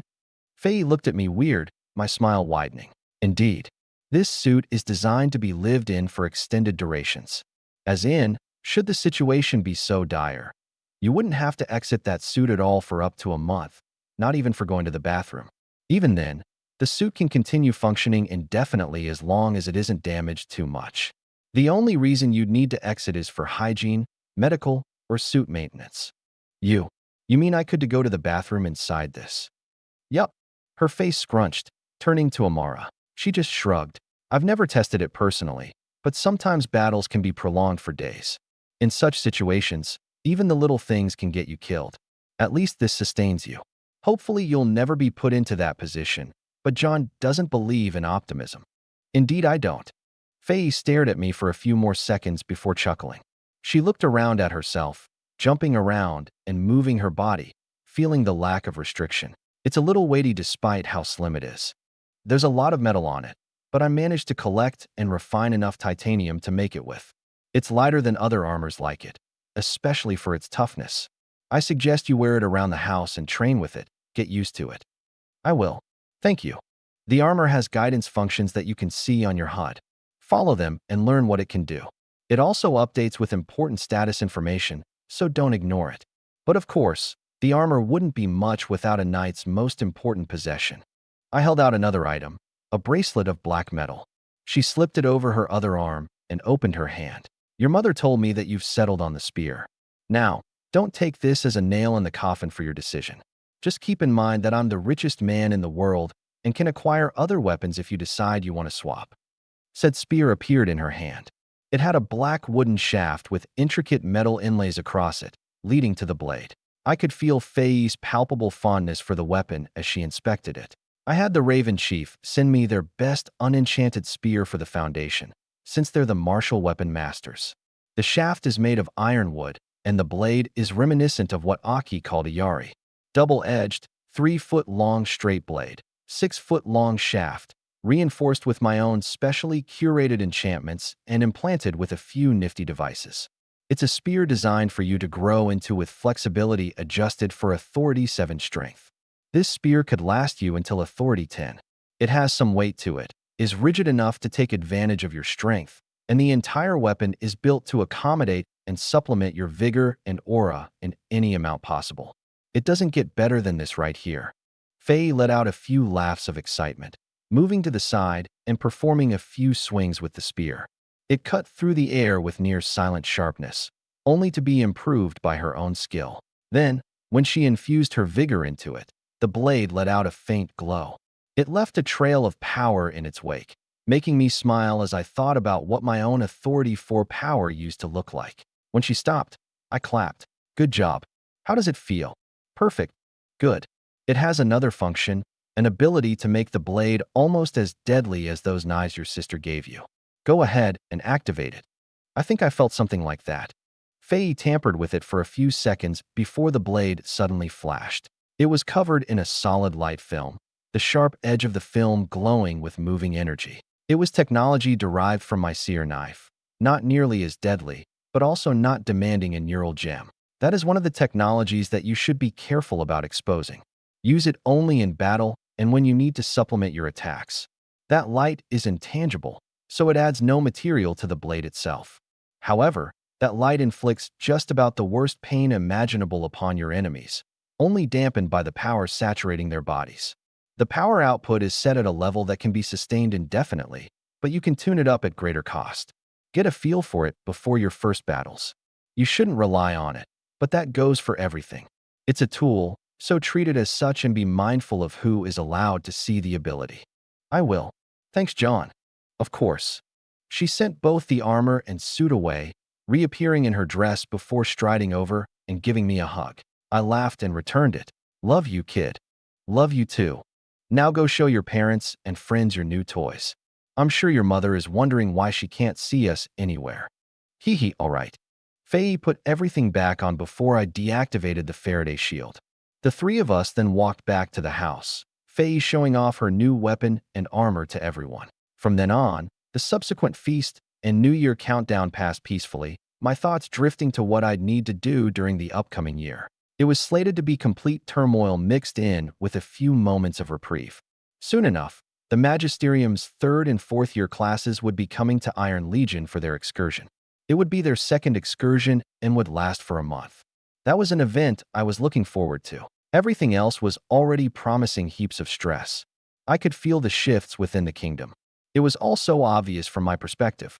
I had so much information at my disposal, so much transparency, and combined with my cognition, I had already formulated the recipe for disaster. The funny part was how fast the big players were scrambling to move. My presence threw a wrench in everyone's plans, simultaneously moving plans forward and pushing them back. Iron Legion was promising victory, and the smart players were trying to keep that from happening. The smarter ones knew that I was making moves of my own, but nobody except for those I could count on one hand had any idea as to just how thoroughly I understood the chessboard. Despite that, not even Amara had any idea about what I was going to do. My only disadvantage was manpower. Iron Legion was a military of around 50,000 soldiers.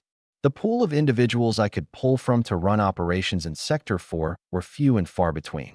They had to be competent, smart, and loyal, but to a degree others would find extreme. I couldn't hand my darkest and dirtiest missions to just anyone, especially in the coming years. But I couldn't expand either. I'd have to pull from the kingdom's reserves, and there was not a single noble or general willing to sell contracts to me. Not to mention the amount of spies that would end up being planted. It would be a shit show attempting to weed through them all, and my issue with quality manpower would never end up being resolved. Thankfully, that's what my tech was for. I didn't need more manpower with technology and magic. The weapons and gear I was soon to arm my Pale Horsemen with would make missions a piece of cake for just a two-man team. Assassinations would be effortless. They would be undetectable. They would be efficient. I would shatter the kingdom's facade, and I would gladly reap the consequences. I could already see how all of this would go down, and I was eager to see the fires burn. I just had to be careful. I couldn't allow anybody to catch up to me. I had to maintain my advantages proportionally. My enemies were only going to get more powerful, and at some point the gloves would fall. Powerful people didn't like being fucked with. They didn't like having their wants denied. When a sovereign came to claim resources and influence, the knee was either bent or those standing would die. I had created a new economy, a new type of influence, a new world altogether, and it was not just growing, but replacing the old. Sooner rather than later, those in power would realize that what they had was no longer valued like it once was. When that happened, they'd come for the one who took what they never had. Unfortunately for them, their enemy was a big fan of scorched earth policies. Unfortunately for their enemy, he had thrown himself into a weight class leagues above his ability to confront, and the only way he could survive was by staying one step ahead. My battles were changing in nature. The danger to my life was no longer so direct. The part one didn't enjoy was ironically the one thing that was making me so much money. Mistakes would cost more than just my life. I sighed and looked at Amara, fireworks and pretty spell fire exploding in the air above us. She noticed my gaze and returned it, the two of us simply staring at each other as snow fell around us. At some point I just sighed, gave her a kiss, and went back to overlooking the city and fireworks. She laid her head on my shoulder, and for a time, everything was just right. That time an American was reincarnated into another world by SP Forda. Chapter 280. Have fun. Count Nyram, I can assure you we've armed this building with our finest security personnel and enchanted systems. Not even an insect will fly near the building without us knowing about it. Tell that to the 3 dead nobles in the neighboring territories. They're hunting us, and nothing has been done to stop it. You don't even know who is doing it. The Count nearly screamed, completely covered in his best ornate armor and waving his sword around. Agent Ulvi just sighed, his people standing at their stations silently. The recent killings had sent waves of alarm through the entire region. The previous 3 nobles were those who had become Nephilim, rapidly gaining power as they had been promised. Unfortunately, they were killed soon after. That by itself wasn't necessarily an issue. It was the fact that there was no evidence left behind that could identify the killer. Not even magical residue that might point to the type of magus that did the killing. The last noble that was killed, another Count, was found in the basement of his estate an entire 5 days after he had been killed. The corpse, which was studied, had not a single wound upon it. Agent Ulvi had been tasked with protecting this Count and was supplied a small army to do the job. His superiors wanted to use the Count as bait, but simultaneously wanted to test the limits of the killer's capabilities. They wanted to know something, anything, about who they were facing. Even though Ulvi knew his superiors had an idea about who it was. The perimeter around the estate was patrolled at all hours of the day and night by dozens of soldiers. All of them were equipped with the best magical sensors, and many of the soldiers had developed auras for a more personal touch. There was a newly built wall, barriers, and even more magic sensors surrounding the main building itself. Ulvi himself was Authority 10, but the Count didn't know that. Very few people did, as his aura allowed him to hide his level from all but the best.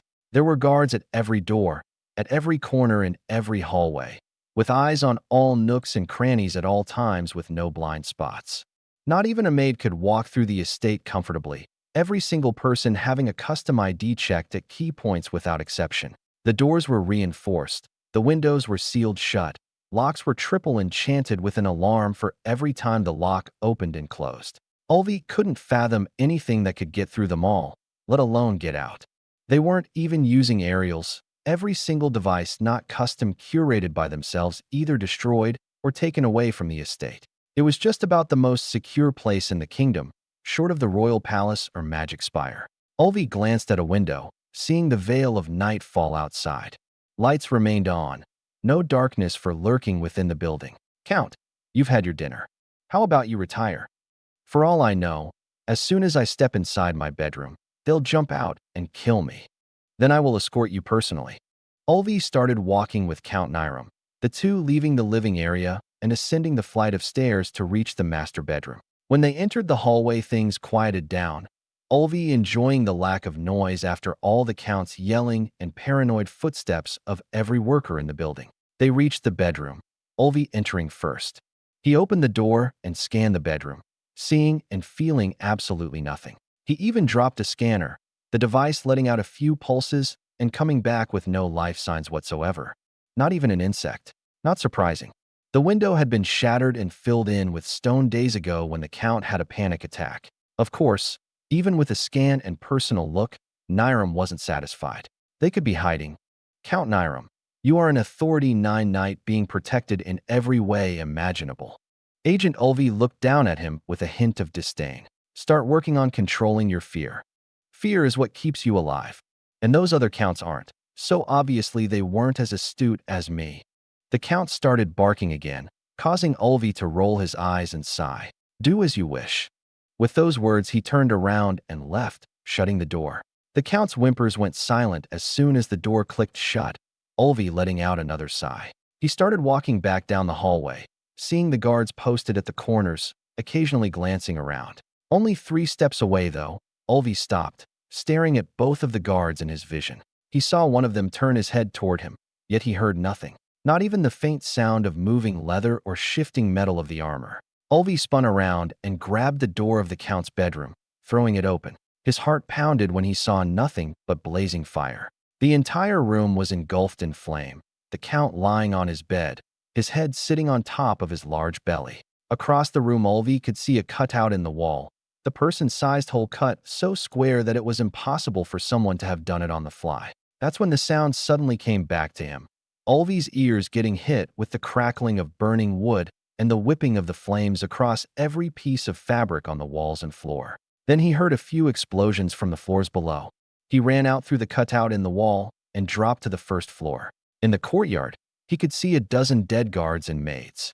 None of the maids were alive, not even the ones that had yet to be turned into Nephilim. They had killed them all, without exception. Moving inside, Ulvi saw more dead guards and agents. He couldn't find any that were alive, not even the most powerful of them. Most of them didn't even have their weapons drawn, their necks slashed or decapitated at their posts. And everything was on fire, glass blown out in explosions and structural beams blasted to bits. He stood there mute, unable to even react. In the time it took to walk to the Count's room, they had devastated the building. In the time it took for him to walk away 3 steps, the Count was beheaded and placed in his bed, the killer escaping without a sound. And not a single alarm had gone off. Ulvi watched everything burn, nothing being picked up by his senses except the guards that were returning to the mansion from their patrols, having seen the fire. He couldn't even begin to guess at how he'd try and find the killers. In the time he had stood there, they had likely escaped and hid. He raised his hand, scratching his head where the horns came out of his temple. So much rage bubbled up inside of him that he wasn't sure how to vent. He looked at the corpse of a nearby human maid. It was a clean cut across the back of the neck at the base of the skull, severing the spine from the brain. It was a painless, instant death. The sight of it only amplified his anger. They knew he'd kill the human maids if they had left them alive. They had killed them out of mercy. They even left behind different wounds, the Nephilim maids having been decapitated. It's like they were taunting him. They were telling him that they could easily read his mind. They were calling him simple. The guards from the patrol rolled up in vehicles, jumping out and running to him. What happened? There were shouts, but Ulvi couldn't hear any of it. He turned to the guards, his hands trembling, and they watched in horror as he jumped toward them, silently tearing them in half with his bare hands. March 1st, 628. Count Niram, terminated. Yes, they did a good job. Polly muttered from the side, leaning back in her chair as Jasmine brought her a short stack of folders, fast and undetected, just as was taught, and as my technology permits. But we're feeding them more details. Even the simplest fact that they have experience with the application of mute fields will demand that more extensive measures are taken to conceal our presence. You're paranoid. No, just careful. If I were acting on my paranoia, I would have had them initiate an information lockdown on the entire territory and then kill everyone within 10 miles of the estate, including the Authority 10. But not everything can be ideal. I understand that. Polly rolled her eyes at me, Jasmine smiling and changing the subject. Well, we've crossed off your list, so now we get to rest and watch. 8 dead noble Nephilim and hundreds of their guards and personnel will be more than enough to stir up chaos. Question is, will we draw too much attention with the Magisterium's visit this month? Probably. I answered simply, Jasmine's face falling. Then how are we supposed to conduct our village operations? If you openly discriminate, people will start drawing connections. Then we'll have the third claw on our ass. You misunderstand. I'm not trying to avoid the third claw's attention. How does that make sense? If they find out what we're doing, and they're the scourge-controlled organization you say they are, then we're fucked. We'll be put into contention with the crown. Indeed, we will be. And yet it will have nothing to do with Iron Legion, just like the third claw will have nothing to do with the crown. Jasmine looked at me like I was dumb, making me chuckle. It's okay not to understand, young Padawan. Politics can be confusing and stupid like that sometimes. I thought you hated politics. I do. That's why I don't play the game. But others do, and we can take advantage of that. Just keep following the program, and everything will work out as I intend. As for the Magisterium, I'll be here to handle the affairs myself. Polly shot me some bombastic side-eye. I don't see you handling all the parent noble correspondence. While some people are better at some things than others. Polly grunted and massaged her temple. Yes, you just pissed them off, and unfortunately you pay me enough to care about what our image looks like. I swear, if you just put on a few airs, you'd be ruling the world. Or, hear me out, you put on those airs for me, and I'll add 50% to your salary.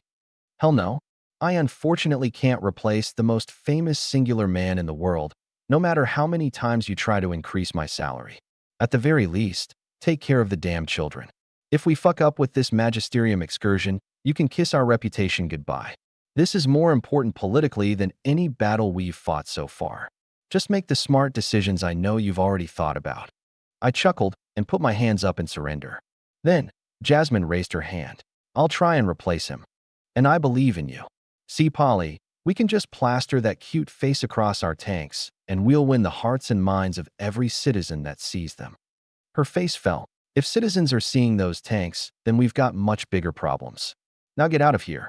The students are landing in Camp Phoenix soon. All right. I waved and left the office, a plane already waiting for me. Once on it, I was leaving the glass desert and heading to Camp Phoenix. Hey, do you know anything about what this trip is going to be like? Yeah, he must have told you some things about what it's like to be on his base. Wait, have you ever visited it before? Faye gave a wry smile as her classmates surrounded her. Being the effective sister-in-law of John Cooper, she had rapidly skyrocketed in popularity as he did. It had been years since he had made his rise, though, and she had adapted to the unceasing attention, as if being the daughter of a duchess wasn't enough. Sometimes it felt like her noble lineage meant nothing anymore, a mere footnote dwarfed by her relationship with John. She shook her head, her Real friends trying to keep people a distance away so they couldn't crowd. No, I've never visited. And John hasn't really talked to me about what the base is like. This is as new to me as it is to everyone else. Really? Seems a little hard to believe. Well, military secrets are supposed to be kept that way. Faye inwardly sighed. It was only in recent days that she had finally realized just how little she knew about what John did. He was extremely busy as it was, so even after he started Iron Legion, becoming more than just a regular soldier, he hardly ever visited outside of the year's biggest events. Not to mention that, at least from her conversations with her mother, John had pioneered new protocols on the art of secrecy and counterespionage. Having applied those principles excessively with Iron Legion, there was extremely little about Iron Legion that anybody knew, let alone herself. Another reason why their class visit to its base would be so important. Faye knew full well why the entire Magisterium administration was in uproar when John had told them that he was opening Iron Legion's doors. It was an opportunity to get a glimpse of what was going on over there, an opportunity to learn and be taught about how the new premier force of the kingdom operated, an opportunity not even the highest class soldiers of the kingdom's military could receive. Faye partially believed it was because of her. She also knew that John had his own plans beyond her. She glanced out the window. The plane they were all in was the C-400 military cargo plane, a colossal plane capable of holding the entirety of the Magisterium's third and fourth year classes, their luggage, as well as some extraneous cargo, while still being comfortably spacious. They had been in the air for a while now, every student glued to a window for the first hour of the flight before mingling about the cabin for the next 3 hours. Some students never left the window, enraptured by the sights only a bird could enjoy. They'd be landing soon, the plane in its descent phase. At some point, all the students were ordered back to their seats by a few of the Iron Legion soldiers on board. They were helmeted and therefore carried an air of undeniable authority, no noble child, no matter how high, willing to make them give their order a second time. As they made their descent, Faye gazed out the window by her head and watched the lightly snowed desert get closer. Still in early springtime, the snow had yet to retreat this far north. Nonetheless, it still looked relatively barren around the area. Not that anybody cared about the details. Most of the students in the plane had yet to ever even board a plane before. Being their first time in the sky, they were all completely enamored. They soon touched down, the rumbling of rapid deceleration shaking the plane before coming to a still. They lingered in silence for a bit before the soldiers gave the order. All the students unbuckled, and then the massive hatch of the plane dropped. They all stood and lined up as the soldiers gave their orders. Then, when the hatch dropped far enough, they saw who was waiting for them. Faye barely held back her smile, the corners of her mouth creeping up, seeing John standing there with a grin and a cigar. Amara was by his side, dressed in her conventional warlock wear an iconic witch hat, her eyes emanating a slight glow from just under the brim. Accompanying them were a few other armored soldiers, only one of them without a helmet. The puppet master, the supervisor for every excursion, took the lead behind the escorting soldiers, stepping out and moving up to greet John. The two shook hands, John's smile growing. "Puppet master, it's been a hot minute, and yet you seem to have aged a few decades. Keep doing crazy shit like changing the world, and you'll age me out all too fast. Hee hee, being aged out is only a problem if you come out the other end poor. Come to your work at Iron Legion, and I'll triple your current salary. What do you say?" The students all gawked, Faye's face falling flat and synchronous with her sister. Since when was it okay to try and poach the kingdom's finest instructor? The puppet master's lengthy and silent deliberation didn't help either. "You're going to make trouble for me, more than you have already. On the contrary, I'm actually helping you. Tell that dumbass boss of yours that he better start paying you better. Then after you get a raise, you can come to me for an even better deal. You're the only man I know who'd offer something like that. Can't say I don't take care of my people.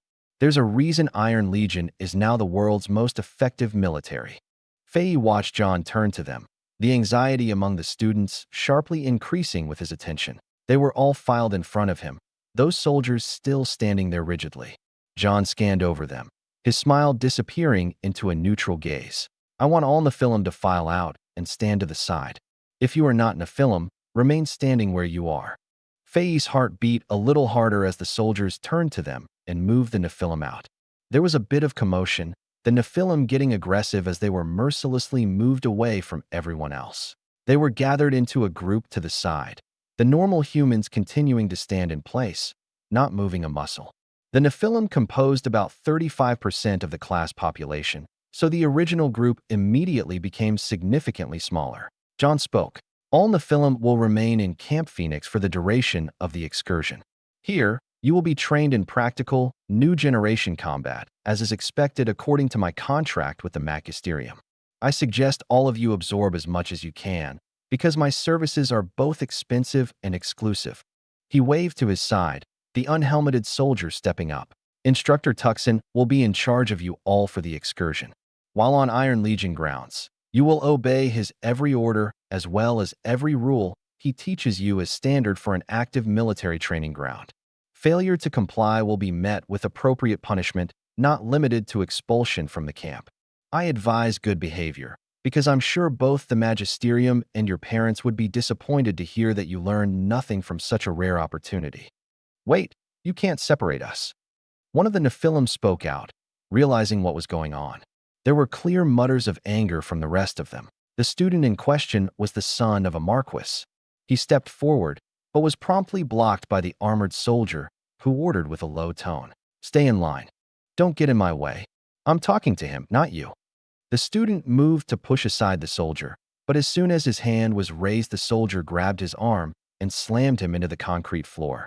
The horns coming out of the back of his head and curling forward took the blow for his skull, but not without cracking. The other soldiers in the area moved to surround the Nephilim, though they didn't brandish their weapons. There was no need to against students so much weaker than them. Instructor Tuxin stepped forward in John's stead. If Commander Cooper didn't make it clear, disobedience will not be tolerated. There will be exactly zero room for negotiation when you are given orders. In this place, your noble title is worthless, and your authority is only worth a warrant for babysitting. Stay in line, or be ejected from your excursion. Captain Borak, move these Nephilim to the barracks to await further processing. The soldiers started escorting the Nephilim, Faye feeling like they were being treated closer to prisoners than students. Once they boarded large armored vehicles and drove off, Instructor Tuxin turned to John and saluted. Interestingly, his salute wasn't the standard kingdom salute. It was different, a knife hand taken to the brow. The Nephilim will be handled according to your orders, sir. I appreciate it, Instructor. The Puppet Master's spare staff will accompany you. Just don't pop a blood vessel. No promises there, sir. John returned the salute, and the instructor turned to leave.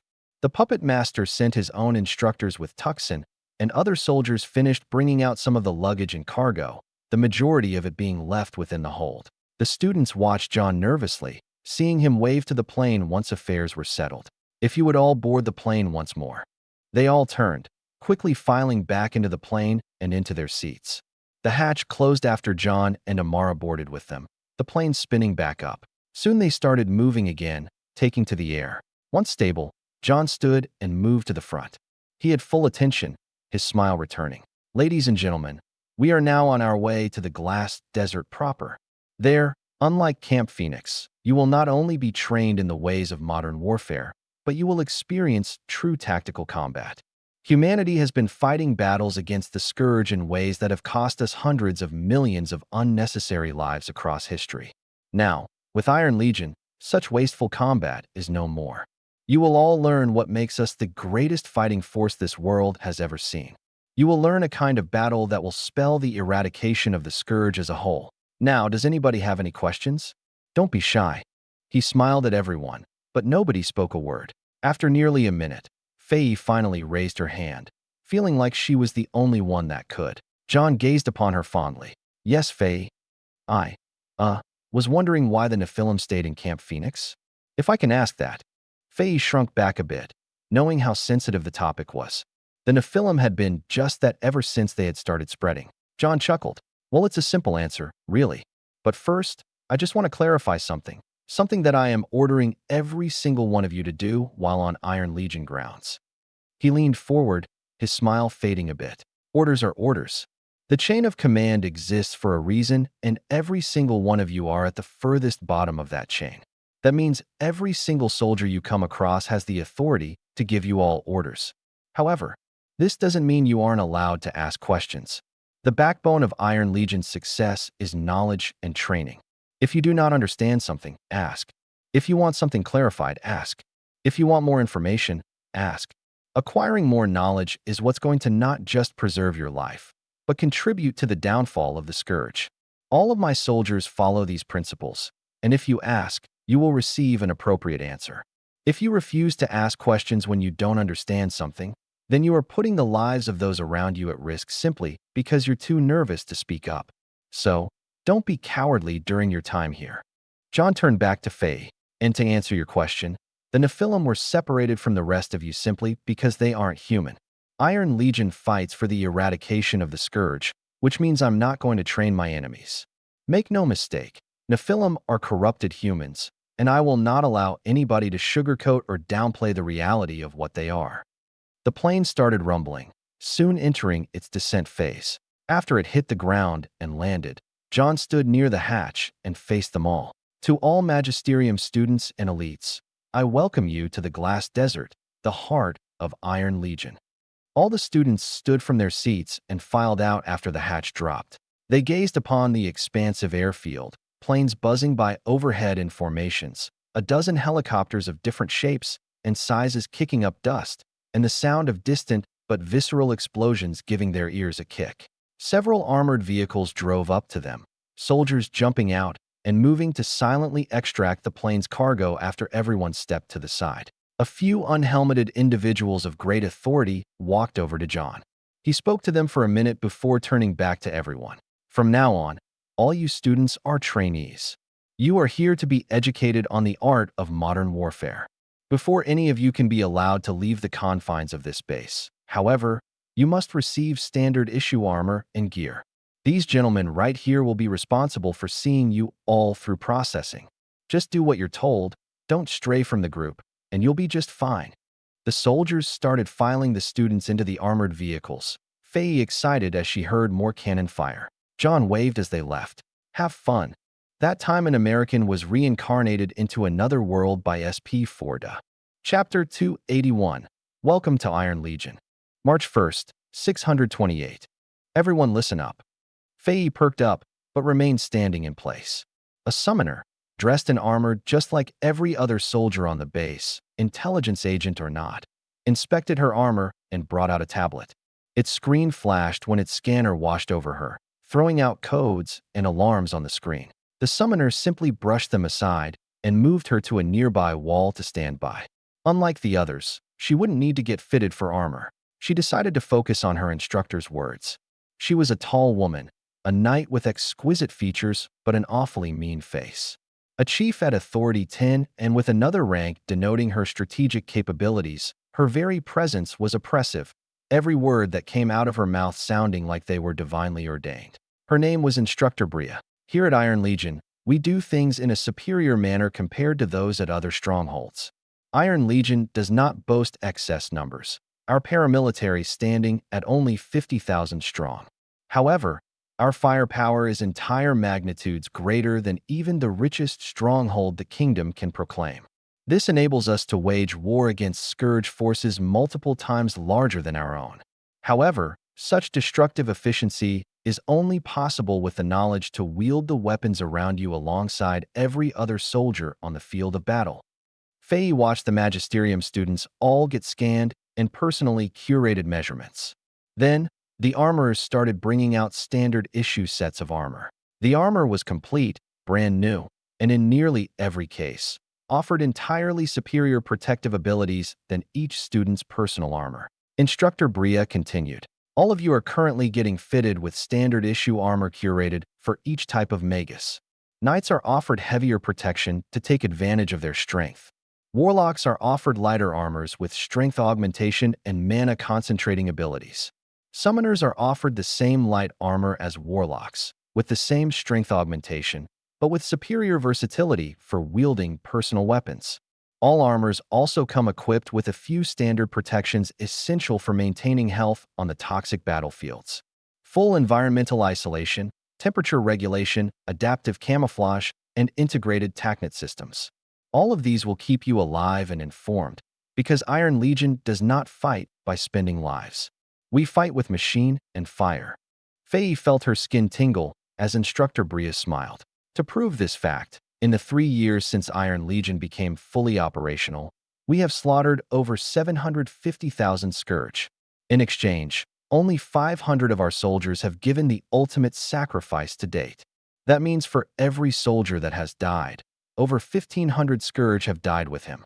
So when we say that Iron Legion is the greatest fighting force this world has ever seen, we fucking mean it.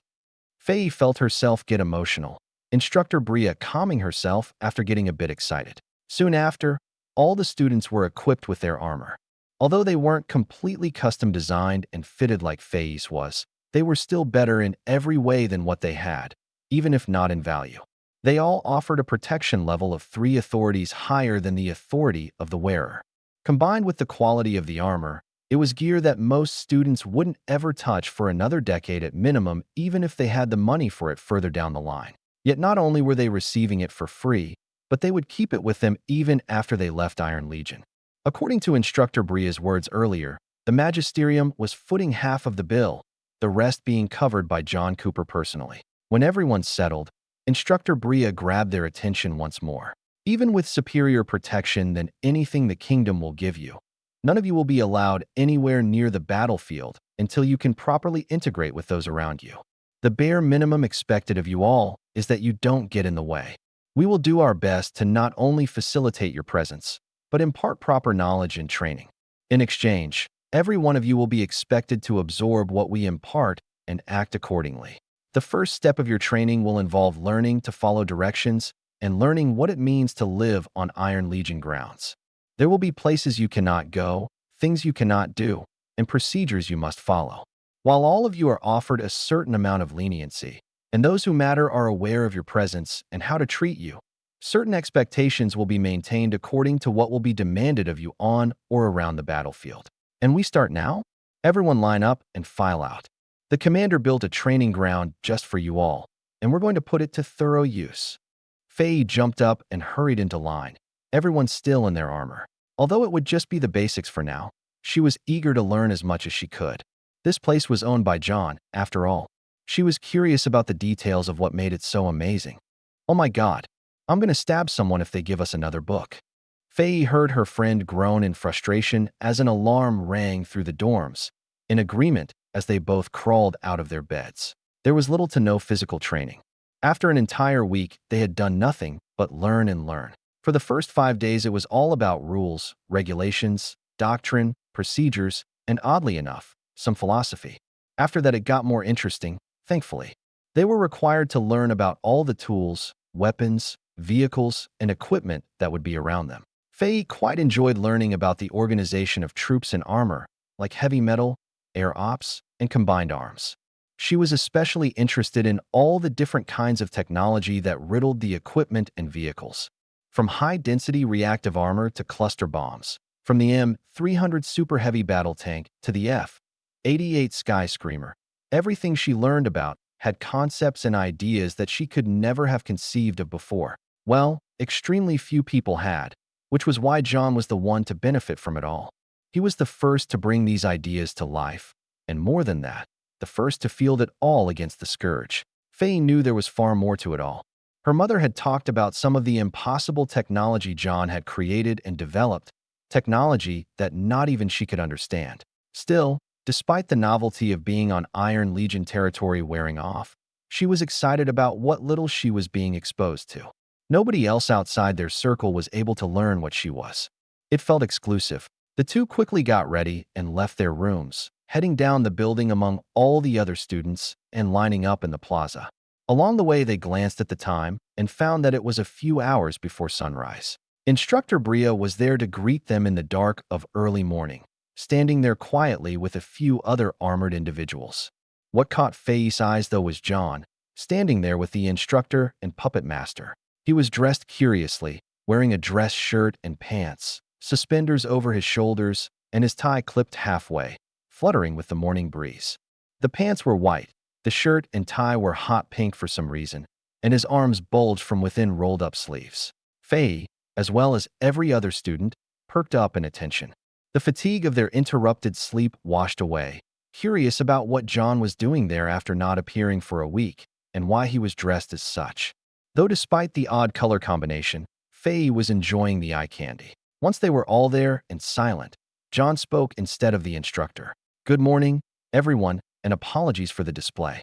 I recently finished a nice date with the missus before acquiring an opportune piece of information. Instructor Bria has informed me of the adequate level of information retention you all have displayed. This is to say that you've learned enough to move on to some more practical learning exercises. During your time here, none of you will ever be put into the position to personally fight the Scourge. But I intend to show you why, and through your experience you will understand the kind of war we wage against our enemies. A short time from now, there is going to be a moderate engagement with the Scourge on the front lines, and you all are going to be there. It's short notice, and I've been warned by the commanding general that bringing students to the battle might place them in an unnecessary amount of danger. But since I'm personally going to be there, I'm betting your safety on my life. Now, our forces move in 2 hours, so we have little time to waste. Instructor Bria, if you may." The instructor stepped forward, John stepping back with the puppet master, who looked like he was suddenly expressing his own concern over the sudden change of plans. John just laughed as the instructor yelled, "You heard the man. All of you need to grab your personal gear, equip your armor, and return to the plaza. You have 10 minutes, so get moving. Faye started running with the rest of the students, she and her friend scrambling back to their room to grab their gear. Faye already made it a habit to always have her gear on her, the bracer and bracelet containing her armor and spear always on her arms. Because of that, she could instantly dress in her armor, saving her the time to gather everything else. She was the first person to return to the plaza, the only one out there with John, the instructor, and the puppet master. John turned to her as some vehicles parked themselves nearby for transport. He smiled at her, having fun. She nodded quickly, feeling the excitement for the upcoming battle. They'd finally get to see everything they'd been learning about in action. John laughed. I'm glad. This next part is going to be exhilarating. Faye smiled brightly behind her helmet, other students gathering around her. They were subsequently filed onto the transports, being sped through the base and toward the airfield where helicopters were waiting. They jumped on a fleet of those before taking off and flying across the desert. After around an hour of flying, they made their approach to the front lines. Faye could see the lights around the base they were going to, as well as the explosions from artillery behind the walls. The base looked active, and Faye felt her heart beating faster, realizing that they really were entering a battlefield now. They landed soon, other helicopters armed to the teeth taking off around them.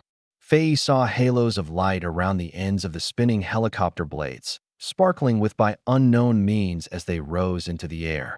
Once they touched down, they were rushed into armored transports and driven to the edge of the base, where they went beyond the wire, artillery behind them releasing constant volleys. That's when Faye saw her HUD flash, her communicator being roped into a new TACnet along with every other student. She heard John's enthusiastic voice. Greetings, ladies and gentlemen. Looks like contact was made sooner than we expected, so we're going to catch up.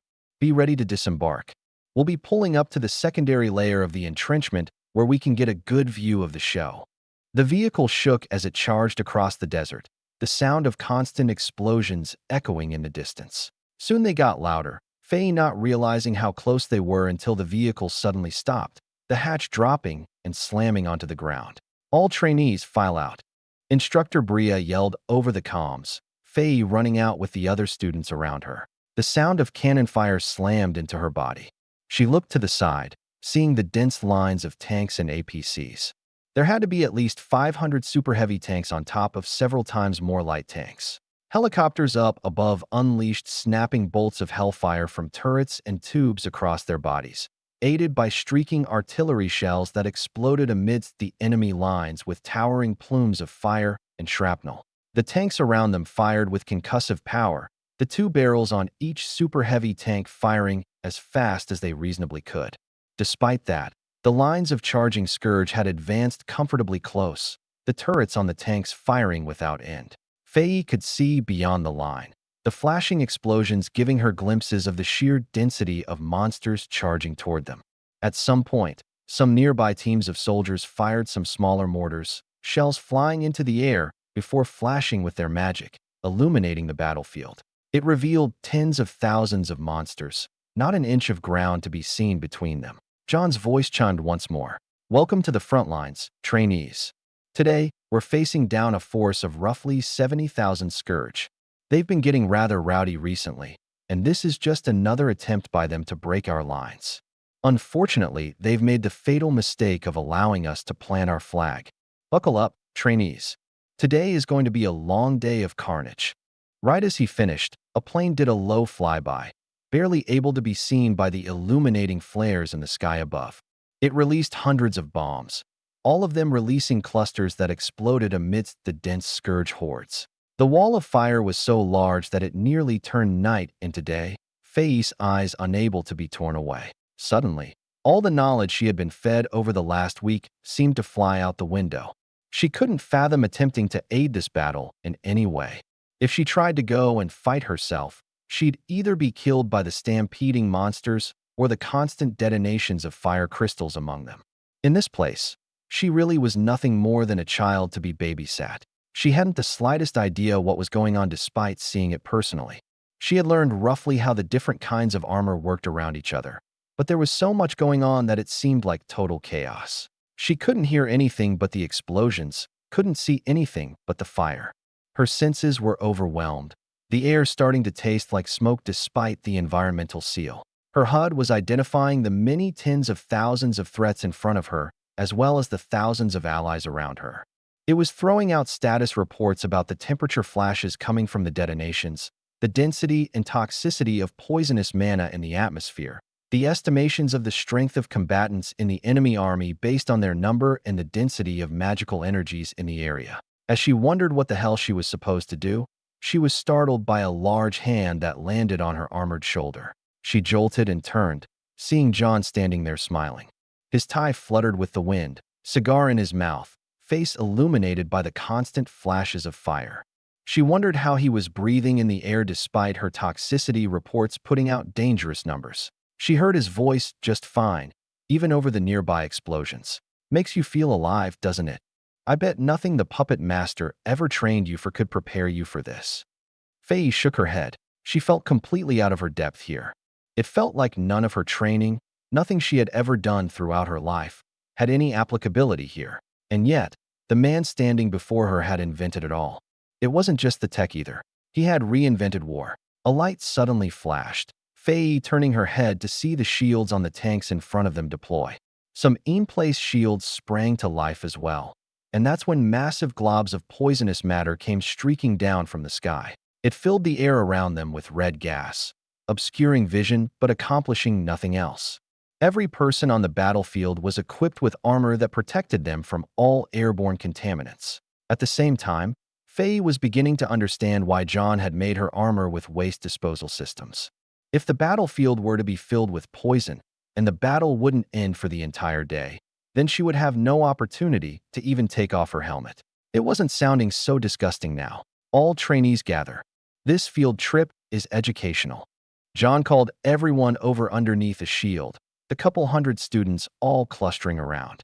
That's when Faye noticed something appear behind him. It was a large suit of armor. After John stepped into it, the armor closed around him, mechanical parts moving to clamp over his body and protect it with interlocked metal plates. There were all sorts of components around his body, none of which Faye knew the purpose of, but it looked menacing and it made him almost an entire foot taller. He towered over everyone nearby, a weapon appearing in his grip. All right, what you're seeing now looks like nothing but chaos. But I can assure you, every single tank, every single APC, and every single person is in their spots for a very good reason. All of these tanks are working together in a manner that ensures no group of Scourge can march past our kill zone without taking bulk casualties that break apart their clusters. But once they start getting closer, other weapons must be engaged. Fire must be focused on individuals, and that's what you have turrets for. Only if the Scourge manages to break past every line of fire do soldiers start engaging personally. John started marching across the back line, the students all following and watching around them. After getting over the shock of what was going on, they started observing and seeing past a field full of fire. They saw the layers, including what happened behind the cannons. They saw lanes of lights every so often that armored cars charged down, carrying supplies and troops. Faye remembered learning about those. One had to be careful moving around those lanes, especially when it was dark and you couldn't see a barreling hunk of metal very well. There are plenty of moving parts, more than just the tanks on the front. You have the artillery coming from 5 miles away. You have the helicopters providing sustained explosive fire in areas of high resistance. You have planes overhead providing both eyes in the sky as well as the occasional bombing run for taking out stubborn groups of enemies. You also have logistical support, everything from medical to ordnance delivery. And all of it hinges on communication. In any war, communication is almost always the most important factor determining victory or defeat. In normal kingdom battles, communication isn't as important because they aren't the ones with giant machines of war to coordinate. Technology begets new ways of conducting battles, and that's why Iron Legion has the most sophisticated communication infrastructure known to this world.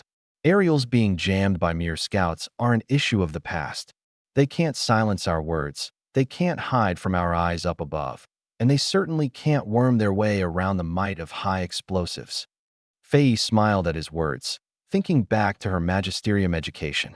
She had been taught plenty about the Scourge as a whole, and she knew that having your communication cut by a scout was a bad situation to be in.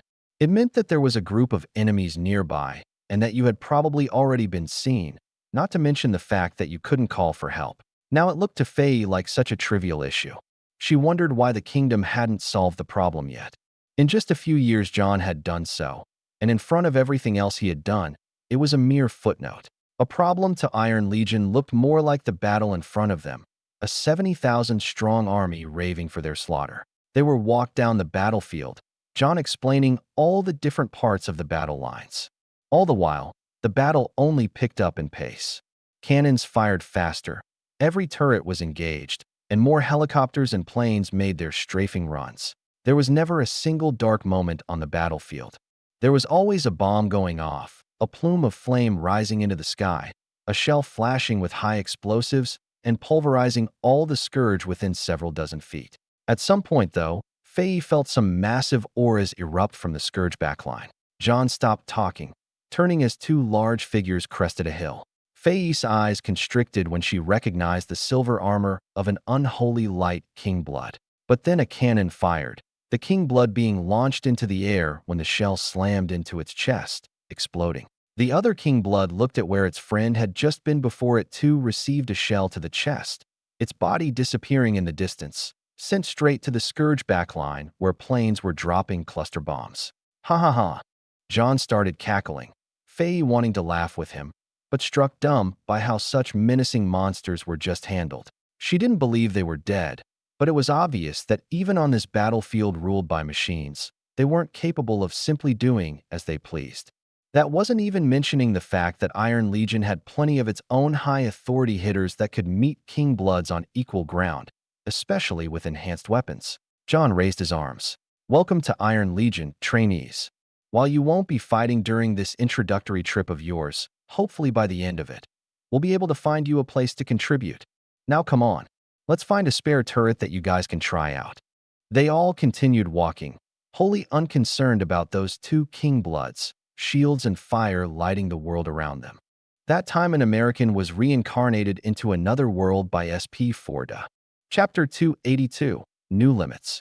The battle raged for the full day, despite it having already started when Faye arrived with the Magisterium students. It continued until sunset, and the only reason it ended that early was because the Scourge retreated. Faye didn't think she'd ever witness such a sight. It was unheard of for the Scourge to run, and this army had tucked their tails and fled with over 10,000 of their own. The entire time, Iron Legion didn't budge an inch. The tanks were planted right where they had been since they started. After the main part of the battle was finished, John took them all and headed back to the forward base they had been close to. It was a fortress unto itself, but in the excitement of their arrival, Faye hadn't been able to appreciate its sight. She couldn't now either. She was so exhausted that she could do nothing more than trudge back to the helicopters that brought them here, falling asleep on the flight back. It was funny to her. She only felt this tired when the puppet master gave them an especially grueling day in the training grounds, exhausting every last ounce of her vigor and then some. Today, she hadn't done anything more than watch and learn, yet the mental toll was incredible. She wasn't the only one, of course. Instructor Bria had to scream at them to wake them when the helicopters landed. Faye wasn't sure how the troops did it. Sure, they weren't marching on a field and facing the Scourge head-on, but they were immense. She had seen tanks get swarmed, just to be set ablaze by nearby friendly turrets. She had seen Royals charging en masse, evading tank fire just to be intercepted by heavily armored troops from Iron Legion. The Royals had been outclassed, killed amidst thousands of their lessers.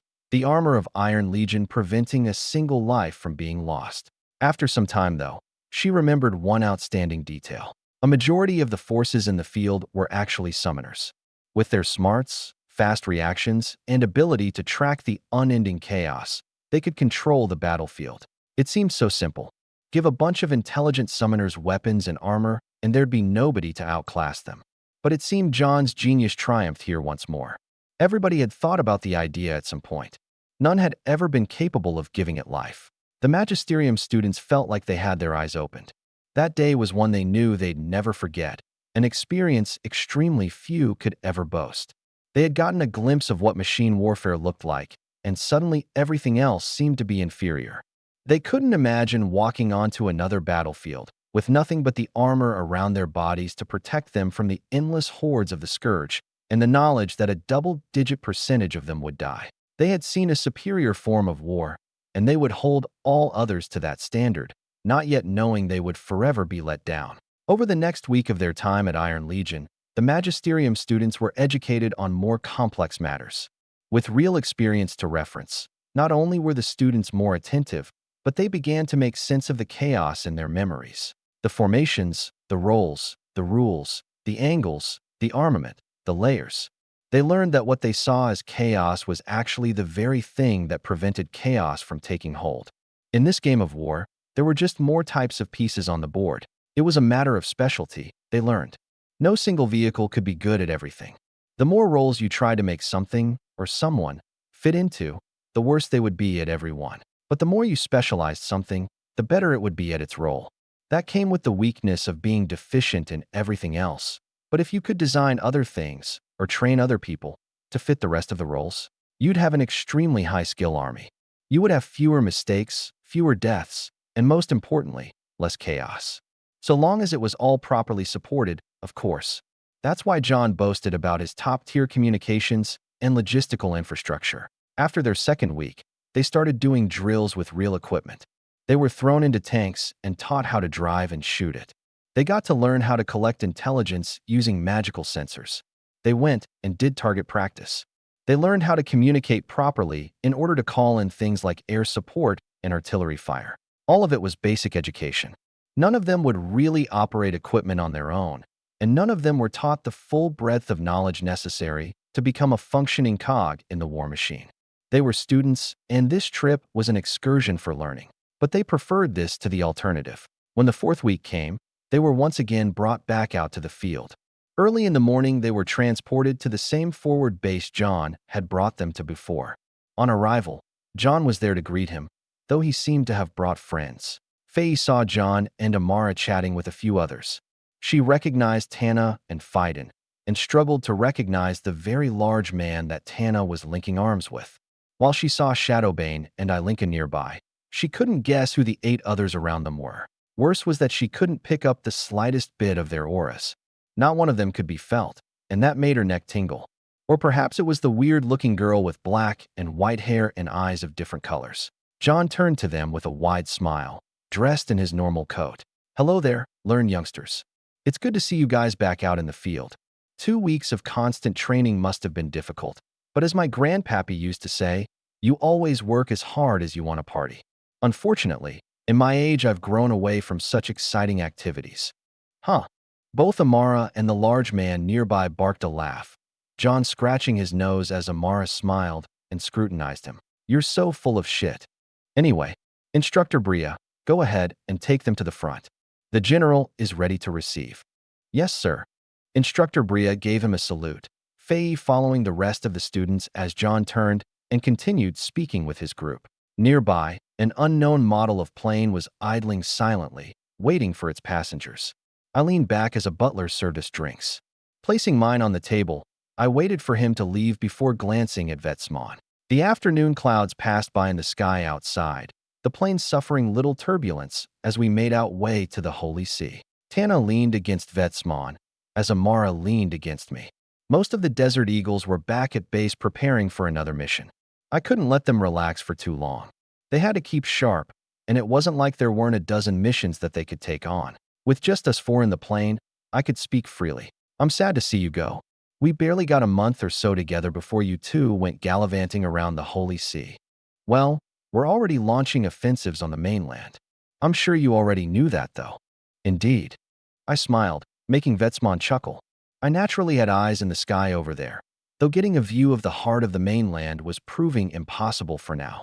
The order can't go without its meatiest punching bag. Not when we're hunting monsters like you, no. Got any advice for trying to hunt a Versal? Well, if the criteria for moving a Versal here are high talent, skill, and excellence, then your first step toward killing them is acknowledging that all Versals are smarter than the people of this world.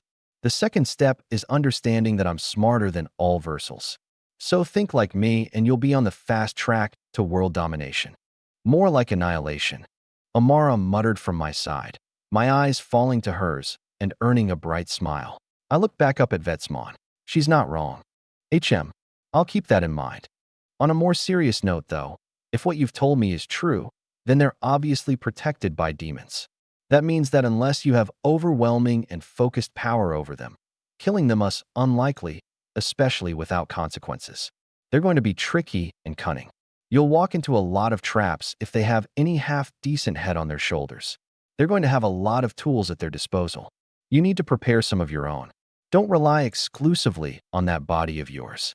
There are plenty of ways to kill you despite it, and we Versals can easily conceive of them.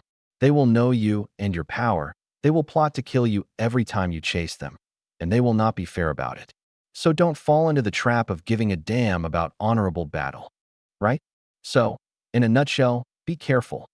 In a nutshell. I shrugged, sipping my drink for a short second. Just remember that if a battle is fair, it wasn't properly planned. If it was properly planned, it'll hardly be fair.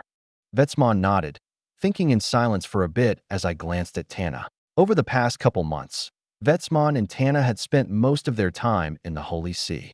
Not just spending time with Vetsmon's parents. The two also went down to the Order so that Tana could see what it was all about, courtesy of Anderson. Tana had been thinking about joining Vetsmon in his fight on the Scourge's mainland, and Anderson had tried to poach her from me. I didn't mind, of course. Tana was her own woman, and I wasn't opposed to her fighting with Vetsmon. It would have been great experience for her, and with the resources of the church, I wouldn't have been worried about her safety beyond the expected. She would have gotten stronger through her battles, and the two would be able to spend more time together, as Amara and I did. But in the end, Tana decided to remain with Iron Legion. We had our own upcoming war to fight here, and she wanted to be a part of it. It would be just as important as what Vetsmon was going to do in Scourge territory. Now it was time to separate. Vetsmon's vacation was over, and we had our own work to start doing. With the Magisterium's excursion ending, the time for chaos was approaching. By the way, Vemson suddenly asked, catching my attention. He had a big smile. When is the wedding? I chuckled and looked down at Amara, who shifted a bit closer to me. End of this year. That's when we're thinking. Are you going to announce it? No. Those who matter will be informed, and we have no intention of making it a public affair. Though I will be speaking with the Pope, I think we've decided that we want to get married in the church. Really? Vetsmon looked at me surprised, making me snicker. What's with the shock? I happen to be Catholic. I'm also a believer, though my family practices seldom. Not many nobles do. Vetsmon scratched the back of his neck with a smile. No, you're right. I guess I just forgot. Those around me are all so fervent that I see others and forget that they, too, can be devout. Don't worry, I get it. I always imagined getting married in the church. My entire family did. But after coming to this world, the idea got pushed aside. Recently, though, we've been talking about it. And since my fiancé wants to get married in the heart of the Holy See, I will make it happen. Right? Now, don't take this question as a challenge to your beliefs.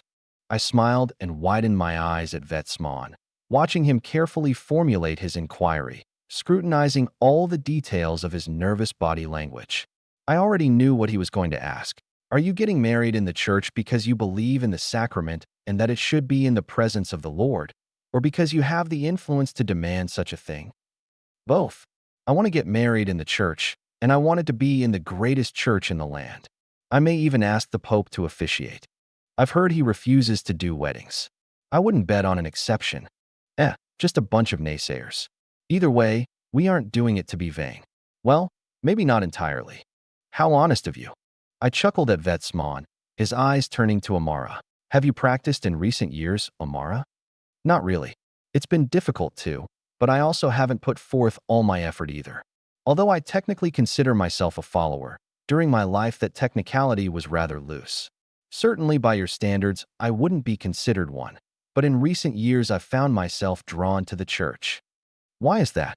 Well, she hesitated for a moment, her heart rate increasing as she made her decision to speak simply. The Scourge isn't easy to fight.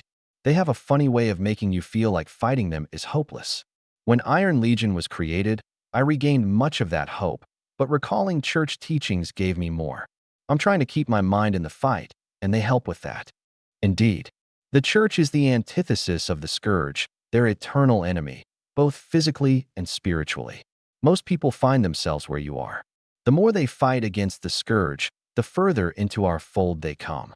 Some people can handle themselves better than others, but even in the order, I don't know a single person who isn't as strong spiritually as they are with their magic. The two traits usually follow each other. And if they don't? I asked quickly, Vetsmon turning to me. He pondered for a moment. Well, then they usually collapse. They can't handle the stress and pressure. I've heard of some who have decommissioned themselves, others who were forcefully retired when they became unstable. I've even heard of some who have turned traitor, their minds corrupted. Some people forget, but this war is as spiritual as it is physical. By both mediums can it be lost. Unless your firepower is overwhelming enough. Can't corrupt anything spiritual if the minds behind it are painted on a wall. I chuckled and sipped my drink, Vetsmon silent, staring at me. He turned away just as I was about to look back at him. Well, Amara, if you ever need texts or guidance, you know how to contact me. Of course, though I've been reading enough books lately, I'm still studying all the spatial spells and enchantments that my family has. Amara sighed, recalling the many sleepless nights she's been having recently in her study. We continued to chat until we landed in the Holy See. There, Tana and Vetsmon said goodbye before Vetsmon boarded a helicopter waiting for him. He left, and soon after we were back in the air. Our destination was Wonderland. I needed to check the latest prototype developed there. Right this way, sir. One of the researchers led me to a large room. In there was an observation chamber, outside which was a large wind tunnel. Mounted to a steel foundation was the latest aircraft engine prototype. Both Amara and Tana stared at it for a time as the researcher spoke to me. We've managed to conduct plenty of tests after acquiring the elemental crystal stock from Continuance. Before, using white crystals presented difficulties due to the low power output. The numbers you gave us were simply unattainable without white crystals of far greater power than we could get our hands on. Thankfully, elemental crystals don't have this problem. With enough of them, theoretically, any amount of power output is possible. Continuance also provided an abundance of high-authority elemental crystals. Thus, the next problem to solve was the best way to take advantage of this theoretically infinite power in the way of the magic used and the engine that guided that magic. This, so far, is the most powerful and most stable result. He waved to the engine on the stand. Funnily enough, the engine was blown open, looking like half of it had been destroyed in an explosion. Didn't look like a stable prototype to me, but I just stayed quiet. Our design was based on the thermal rocket propulsion specifications you gave us. We used a set of fire crystals and air crystals. The fire crystals provide the energy and heat, and the air crystals provide the mass. The energy from the fire crystals is directly imparted to the mass from the air crystal and expelled to give thrust. The efficiency is extremely high, as is the thrust. During our recent test, we achieved simulated speeds in excess of 20,000 miles per hour. Amara's eyes bulged, my head slowly nodding. But the researcher dipped his head slightly, flipping through the documents on his aerial. But we underestimated the pressure within the engine. Achieving those speeds caused catastrophic failure, but not necessarily due to lack of material reinforcement. Theoretically, an Authority 8 reinforcement enchantment should have handled the pressures just fine, but due to the imperfect fabrication of the chambers and guidance nozzles, the stresses on certain regions of the structure exceeded the tolerance of the enchantment. And so we've hit our wall. Yes, sir. The researcher nodded, the destroyed engine in front of us suddenly making sense. I had long predicted that magic would hit a ceiling in how much it could compensate. The people of this world had yet to conceive of the extremity of forces involved with these kinds of systems. For them, it was always just a matter of enchanting the material with higher authority magic. Now, they were finally running into a precision issue. On Earth, even the tiniest imperfections, whether it was in the fabrication of a sheet of aluminum or in the atomic structure of a metal that had suffered microfractures, would lead to massively degraded tolerances that would lead to the same result before me. Magic was amazing. It had just achieved high hypersonic speeds with a fabrication method equating in relative precision to a blacksmith's forgery. But now, physics was demanding its place at the table. To achieve anything greater, these researchers would have to start giving a damn about its rules. That meant precision of a magnitude I hadn't yet introduced to them due to the demand for infrastructure and technology beyond what was feasible in years past. Even now, with bottomless dollars and materials, Building up the tech and skill required to pull this off would be extremely difficult. On Earth, technological advancement was all organic. It was one step after another with all the nitty-gritty details thoroughly documented. Inventions begot the science to make them, which generated more inventions, all of them acting as the foundation for one another. But on this planet, I was the foundation, and what I provided certainly wasn't complete. There were all kinds of holes that had been patched and ignored by magic for the sake of immediate results. Entire bodies of study were outright missing from the equation. Now, we were hitting a new ceiling incapable of being broken without the foundation we had once ignored. And unfortunately, filling all the holes in our knowledge, educating the wide scientific community, and then training the artisans on new ways to manufacture would all take time we didn't have. I stared at the broken engine in the wind tunnel for a short while before sighing. "Write this down," I muttered, the researcher hurriedly creating a new document. "I'm imposing new limits. I want an engine capable of 2,000 miles per hour with the least powerful reinforcements and highest fuel efficiency possible. I'll go over your records and documentation later to provide milestone numbers as well as aircraft specifications in line with potential engine designs. From now on, it's application over theory. You've achieved the goals of this project, so you can consider it put on hold." "Sir, if I may." The researcher hesitantly spoke, everything I said quickly written down word for word. "I believe we can do much more here. If we adjust the design, we can compensate for the precision issue. There's far more potential to be unearthed, especially when we consider various methods of heat transfer between the fire crystal and the generated working fluid. I understand there's far more potential. Believe me when I say that nobody understands how much potential there is here more than me. However, the law of diminishing returns is coming into play. It's no longer worth it to continue compensating. We need to solve the precision issue before proceeding further, and so, the new Mach 3 project I'll be starting will both serve as a tempering ground for that solution, as well as generate practical products that can be fielded against the scourge. If you want this project to be funded in the future, you'll need to hit the milestones I'm going to set in place." "Understood, sir." He seemed dejected, but it's not like he didn't understand my logic. There was limited manpower available, so unfortunately, I had to focus Wonderland's direction. The number of projects undergoing simultaneous development was pushing the limit as it was. There simply weren't enough researchers at a suitable standard, and that standard was steadily increasing. It was all about time. I needed both innovation and results. Sometimes I had to tip the scales more toward results instead of innovation for the sake of time. After all, the scourge couldn't be killed fast enough, and they wouldn't slow their own mutation. I had already seen the anti-air troops the scourge was rolling out against the Templars on the island of Retribution. When they started fielding them on our side of the continent, I intended to be one step ahead. They had prepared countermeasures for subsonic flight. I would show them supersonics, cementing our air superiority. By the time they had anything better, I'd already be 2 steps further. I pat the researcher on the shoulder, turning away and walking out with Amara and Tana. "Keep up the good work, and don't let yourself forget why we're doing all this. All the theory in the world is useless if we're too dead to build anything with it." "Of course, sir." That time an American was reincarnated into another world. By S.P. Forda. Chapter 283. More to come. April 3rd, 628. I stood in the airfield of Camp Phoenix, staring at a small group of Nephilim. The dark of night prevailed in this part of the airfield. They were being guarded by 2 soldiers. Of the original population of Nephilim that stepped onto this camp, there were half a tenth left.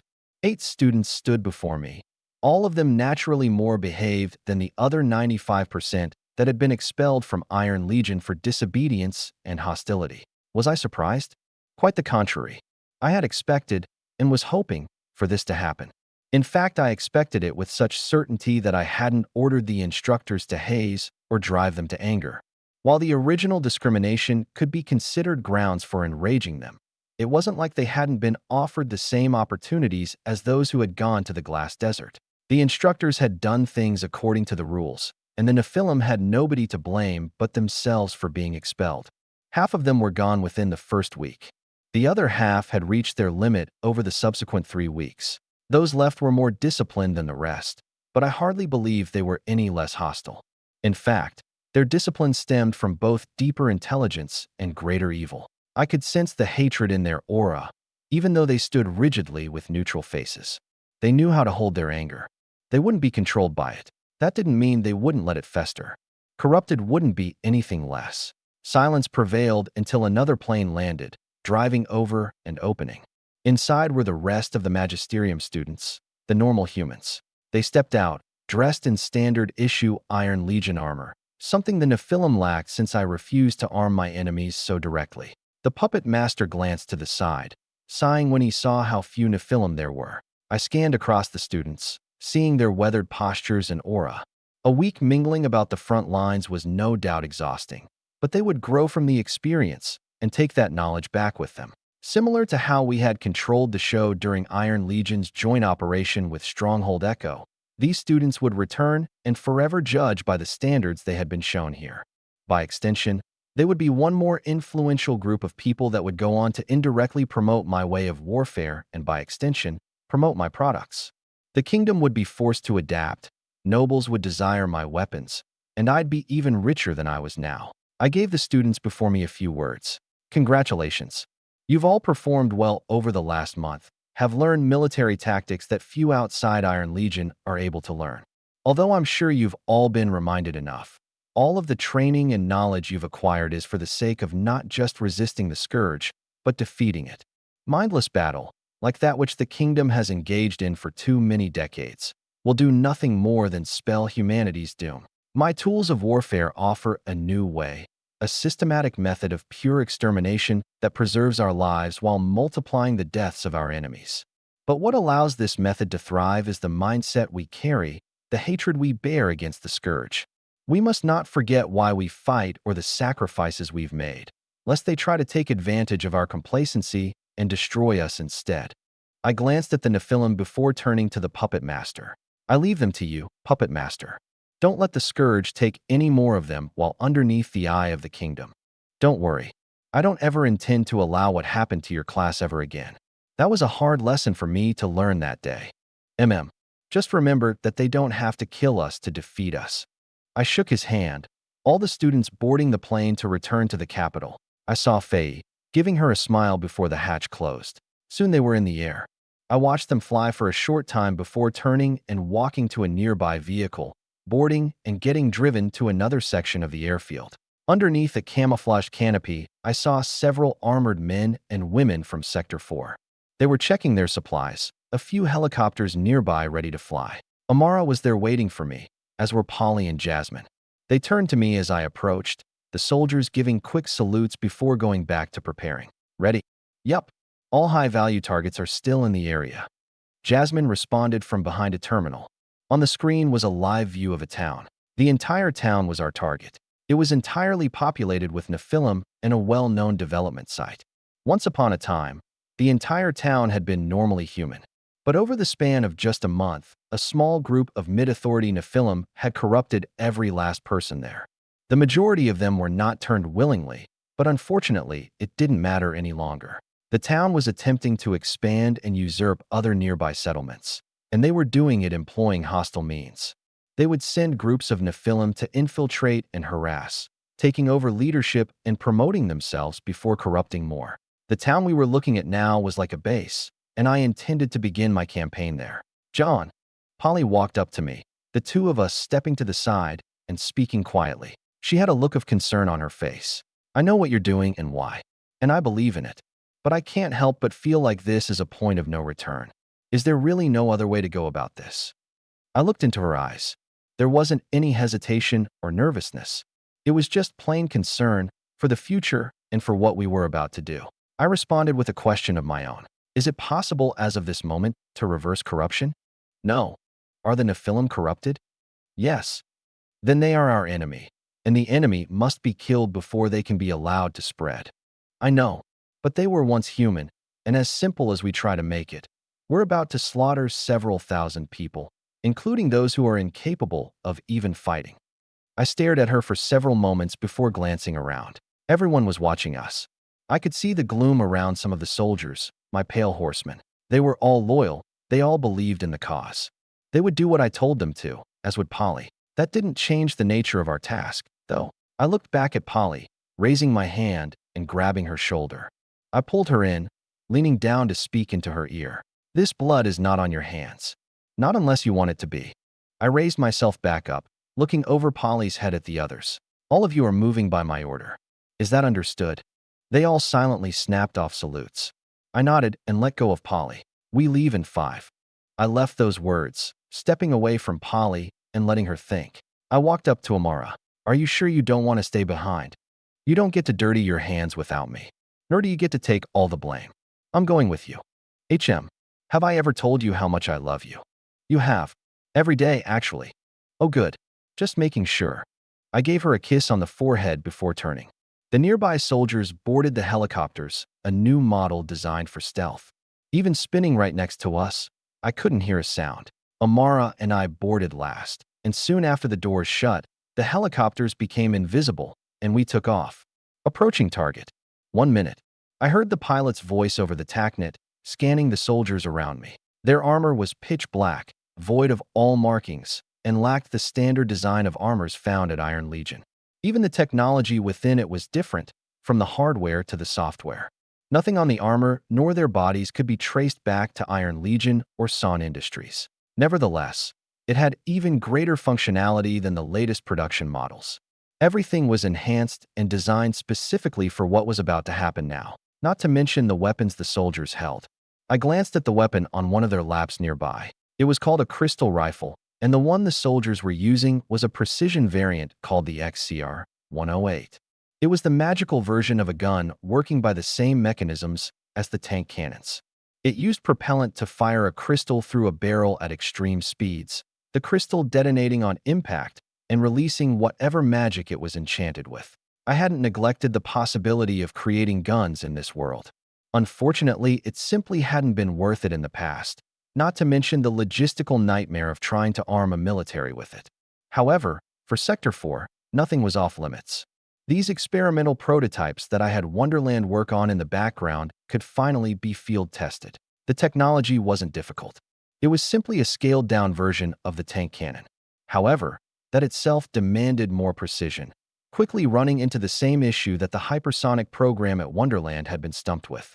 These prototypes were the best of the many products built and were accordingly expensive, not to mention the manufacture of cartridges and bullets. A production line for actual smokeless powder had also been set up to be used for propellant, but it was small and inefficient. This mission would be using up a significant portion of the stockpiled gunpowder and bullets, but I was hardly concerned.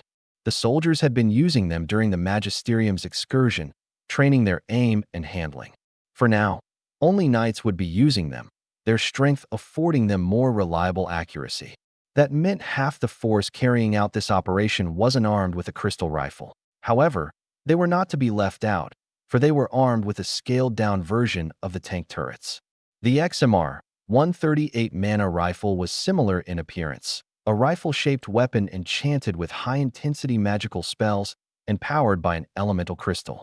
Each elemental crystal acted like a magazine, capable of explosively powering a matching elemental enchantment several times before depleting and demanding replacement. The difficult part about making these wasn't construction or even logistics, but the spellwork itself. New spells had to be developed that could properly take advantage of the elemental crystals while being suitable for taking on the role of a firearm, at least according to my expectations of it. On top of that, since testing them would be carried out in a covert manner, they needed to be adjusted for missions like these. This demanded precision not in fabrication, but in the enchantment. Amara had been working hard over the last couple months working on this project alongside her studies of spatial spells. Now making her way to becoming a professional enchanter, she could participate in suitable Wonderland projects where she offered magical expertise backed by my exclusive knowledge. With swappable enchantment modules, these mana rifles could change their spells with even more ease than changing a caliber. The crystal rifles could do the same with different bullets as well. Both of them were versatile, the crystal rifles slightly more so than the mana rifles. They were both extremely similar, but represented two different logistical demands and scaling potential. Today, we'd be getting a better glimpse at which one was better. I stood and pulled open the helicopter hatch, looking down at the town below us. With a population of 7,100 Nephilim, it wasn't exactly small, not to mention that it had previously been a farming export, so there were houses and tilled plots of land in the distance. I looked up into the distance, seeing the other helicopters stationing themselves at their predetermined points.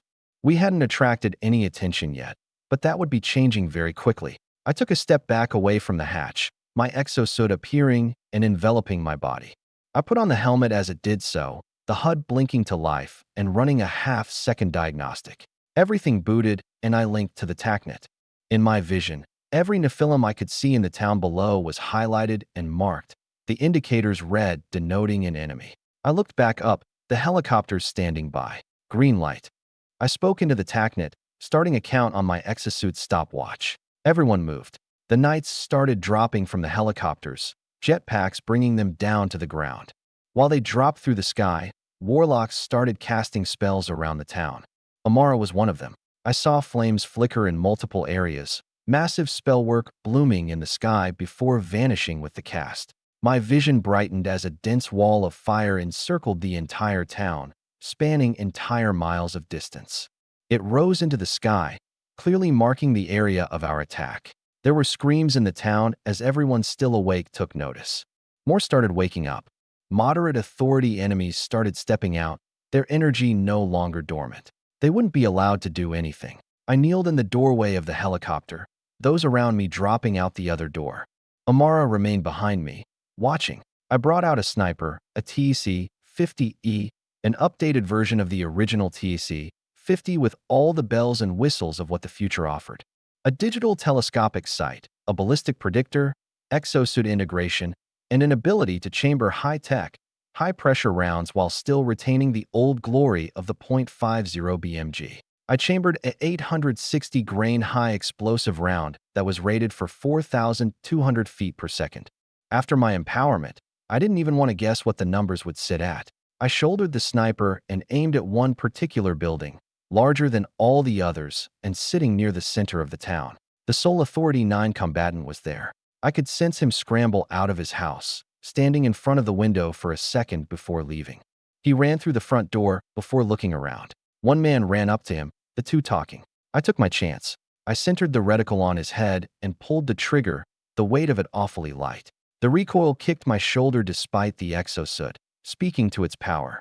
I didn't even have the time to wonder what it would feel like without the exosuit before the bullet sliced through the Authority 9's head. The high explosive kicked and released a sizable explosion, reducing the rest of his body to gore. I remained there for a second longer before sending the sniper away, bringing out Totenstall and stepping out of the helicopter. Amara followed, the two of us dropping a few thousand feet. Our jetpacks flared, and we were gentled to the ground. We dropped on one side of the town, just outside of it. The massive wall of fire continued to blaze. All who tried to run through it reduced to a crisp. However, there was one portion of the perimeter that was open, one portion that wasn't on fire. With the wall so tall, everyone in the town could see it. An obvious funnel, an obvious trap, but it still worked. The other teams landed within the town, within the fire, and started hunting.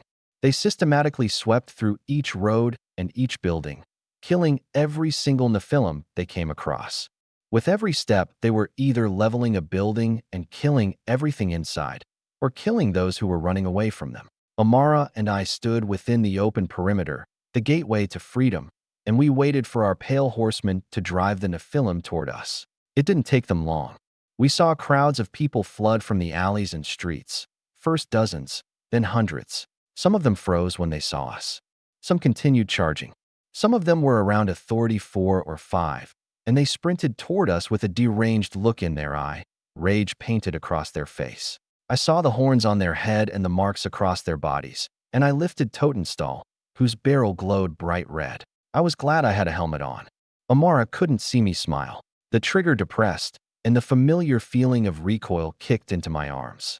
With the exosuit, the weapon was lighter than every, my psyche lightly pouring into every round. I drew a line of lead across those that ran toward us. Nobody, not even those of intermediate authority, took any more than a few bullets to kill.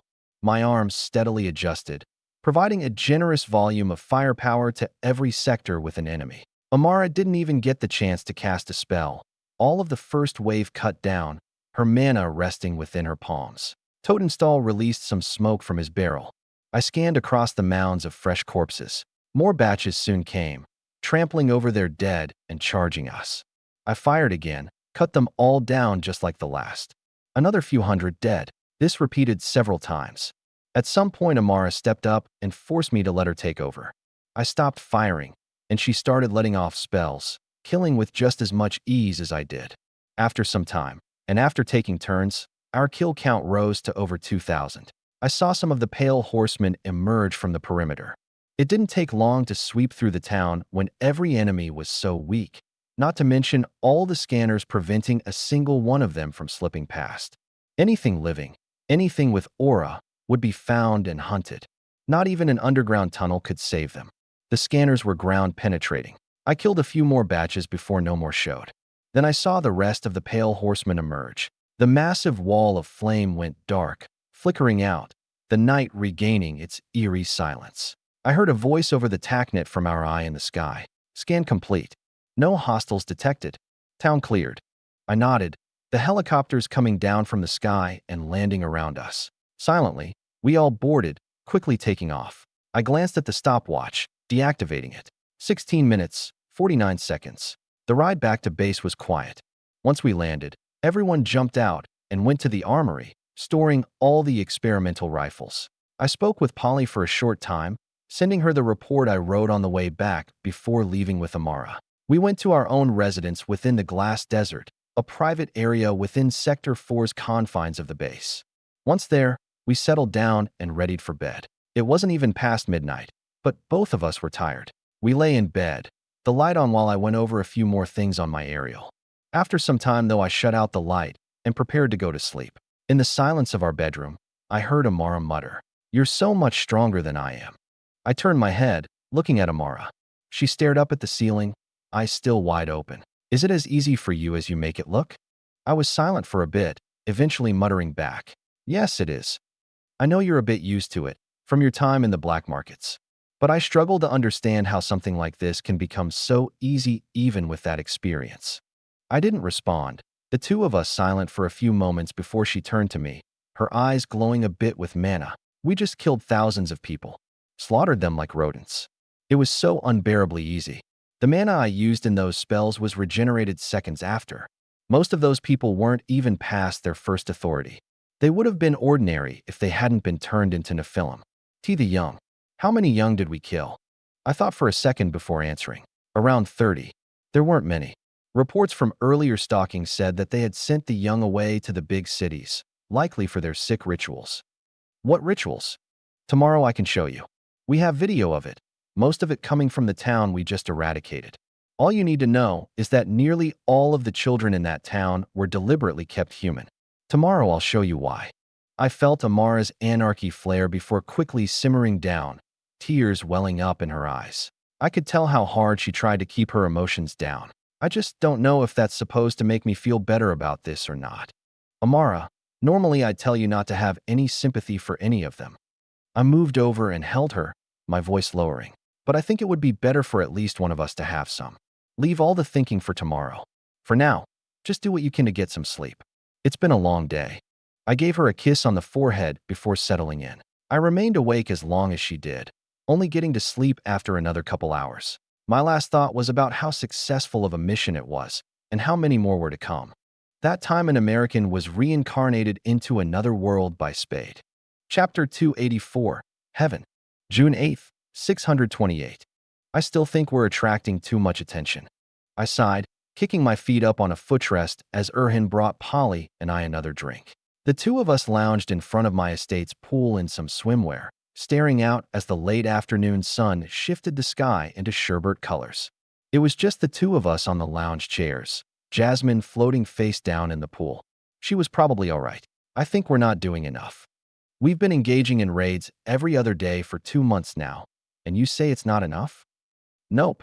What's our kill count?"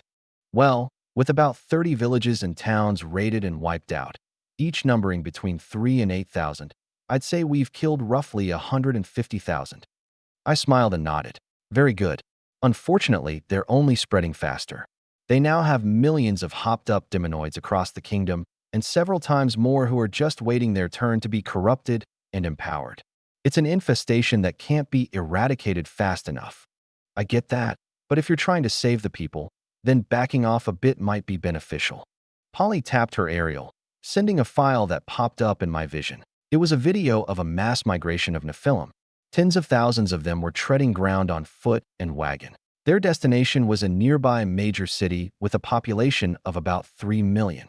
Your goal of striking fear has certainly been achieved. Now you've got entire villages and towns turning desolate as their inhabitants migrate to the populated cities. You're hastening the invasion indirectly. Sounds about right. I took another sip of my drink, releasing a breath of ethanol and smacking my lips. I sent away the video feed, sighing. Sounds like we're going to have cities full of Nephilim soon. Since they're certainly not going there to be productive members of society, those millions of people will be coerced and brainwashed into both accepting them and becoming them. Being demonic scum is a full-time job. Polly glanced at me silently, pausing. Is this your goal? My goal is the eradication of the scourge and all who may ally with them, even if you have to hasten their takeover. This isn't a covert war to stop them.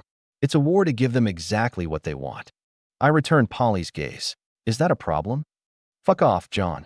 I've been dealing with your spontaneous bullshit since you stepped off that rail at Stronghold Charlie. I certainly can't be surprised by you anymore, but I expect you to drop the arrogance for me too. You're not the only one who can handle rough topics and unconventional solutions, and don't forget who runs Sector 4 in your absence. I smiled as she finished her words, chuckling. You're so drunk. We've only had a few drinks. You're not a lightweight, are you? Oh, careful with your words, boy, or mommy might have to teach you what real drinking looks like.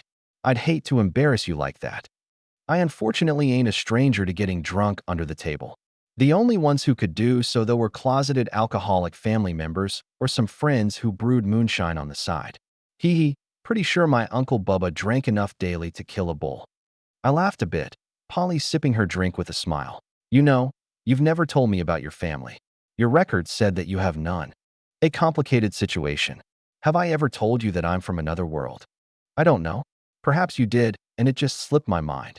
I smiled, giving Polly the general gist that I had given the others. After my brief explanation, she nodded and gazed off into the horizon. Indeed, I definitely can't be surprised by you anymore.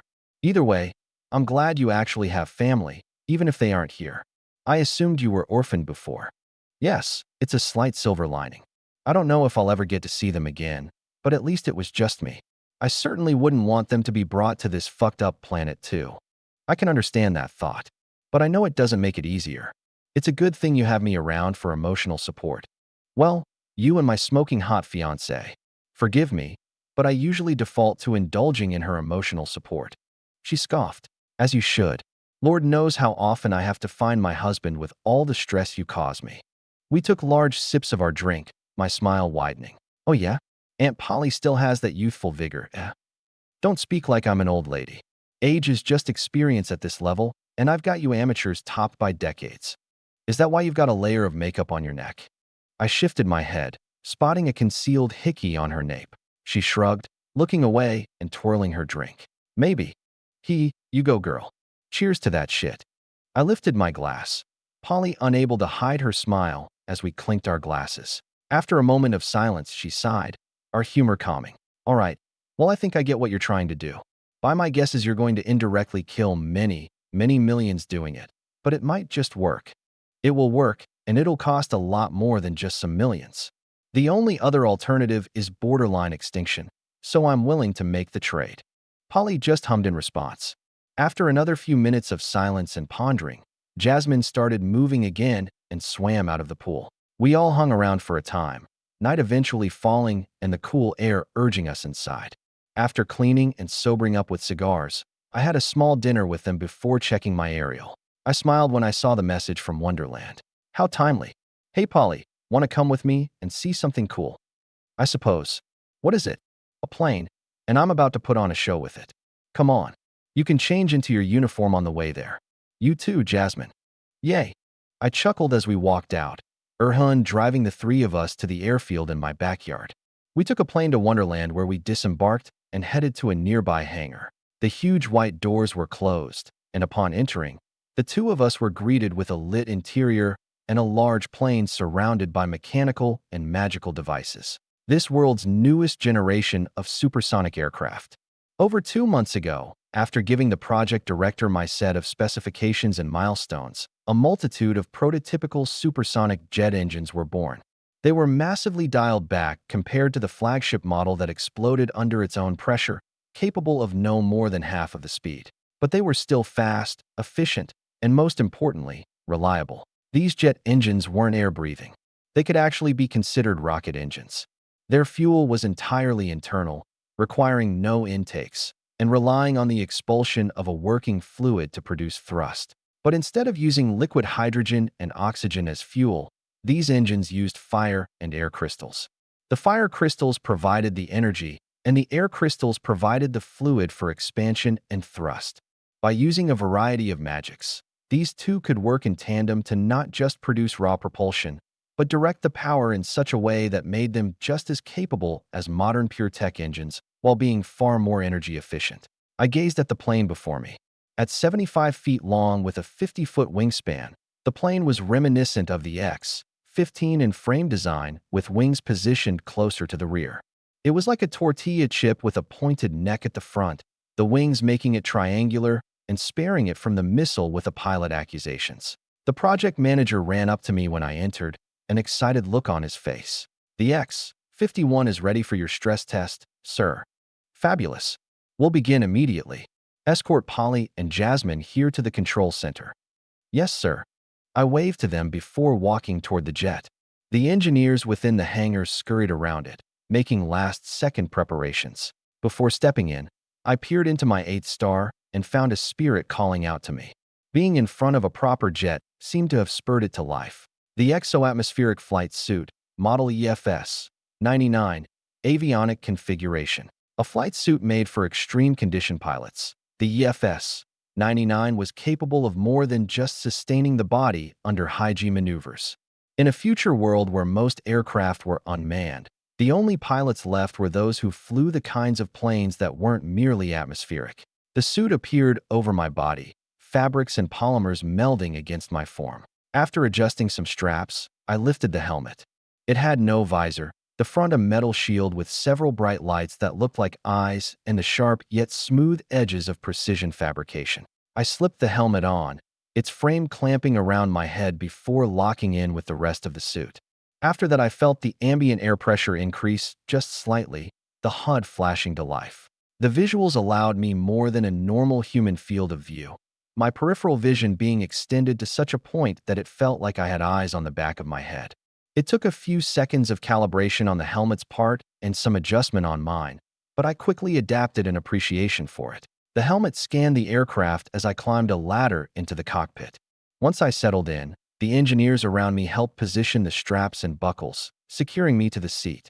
At the same time, the hangar doors started sliding open, revealing the dark runway. I linked my helmet systems with my aerial, tying it in with the control center's NodeNet. Then it was linked with the plane itself, the suite hosting a variety of avionics that didn't exist a year ago. Remembering the manual that had been developed for this plane and written a mere week ago, I started flicking all the switches on the panel in front of me, starting up the plane as the engineers closed the canopy and cleared the area. With power and wheels active, I drove it out of the hangar and onto the runway, following the path of lights that suddenly blinked to life on the ground. I was quickly in position for launch, hearing the project manager's voice in my ear. Polly watched the project manager, his name Faruga, speak with John as they kick-started the plane. She felt like Faruga was being more timid than normal, probably because she was here in uniform. Although Wonderland wasn't a part of Iron Legion, Sector 4 became its security force after Iron Legion was established. Polly, being the head of Sector 4, naturally knew about many of the operations here as well as most of the agents responsible for maintaining secrecy and security. As a consequence of their job, these enchanters and researchers feared them, as they should. Polly, being at the top of it all, was one of the most feared individuals among those who knew of her, perhaps only second to John.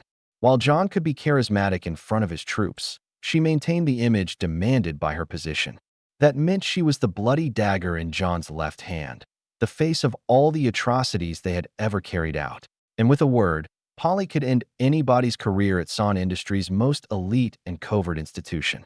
Wonderland had become like a heaven for those at the Magic Spire, and none who came ever wanted to leave. She just hoped that her pressure wouldn't affect Faruga's ability to conduct this test, not that he was the pilot.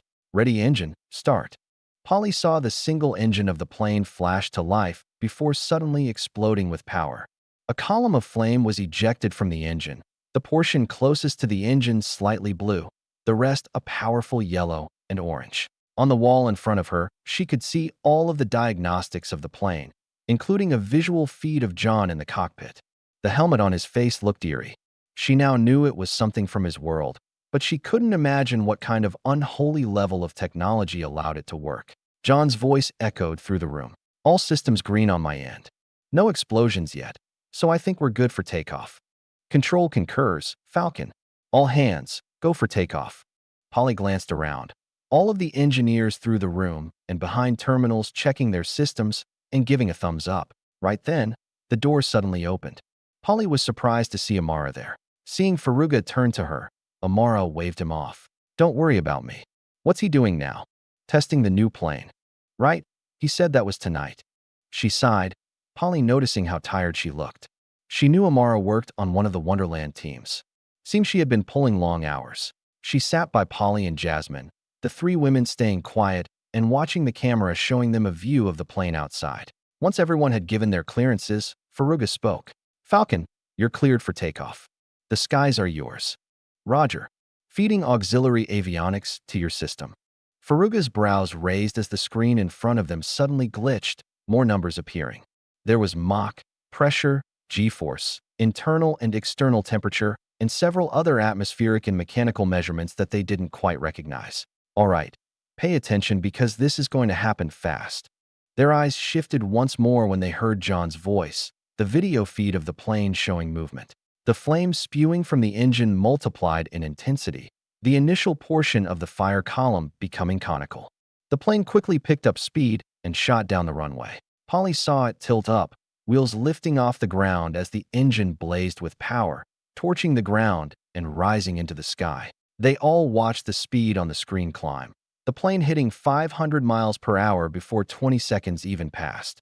The G-forces John endured rose steadily, his nose pointed almost straight up. They watched the numbers climb at a rate scarcely believable. Polly kept in mind the speed of Iron Legion production planes, which sat around 400 miles per hour. She saw this plane reach triple that speed in seconds, Faruga barely reacting, reaching supersonic speeds. A timer appeared, clocking how long since launch John had been climbing. Once it hit 60 seconds, Polly glanced at the altitude, seeing 80,000 feet being blown past. The camera feed zoomed in, the visual adjusted for night vision and showing the blazing signature of the engine.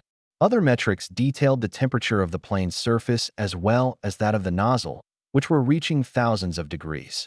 There were a dozen other metrics from air drag to a graph for aerodynamic heating rise with Mach number, none of which Polly recognized the meaning of, but needing no more than eyes to see all of them sharply climbing. 2 minutes came, and John flew past 150,000 feet faster than he did the first 100,000. He was only getting faster. 200,000 feet was bypassed like a footnote, and Polly still saw John's speed fly past 2,000 miles an hour just as casually. She felt like she couldn't properly react to what she was seeing. At minute 3, 250,000 feet was reached, as was 3,000 miles per hour. Some seconds later, Faruga muttered with a chill in his breath, approaching hypersonic speeds.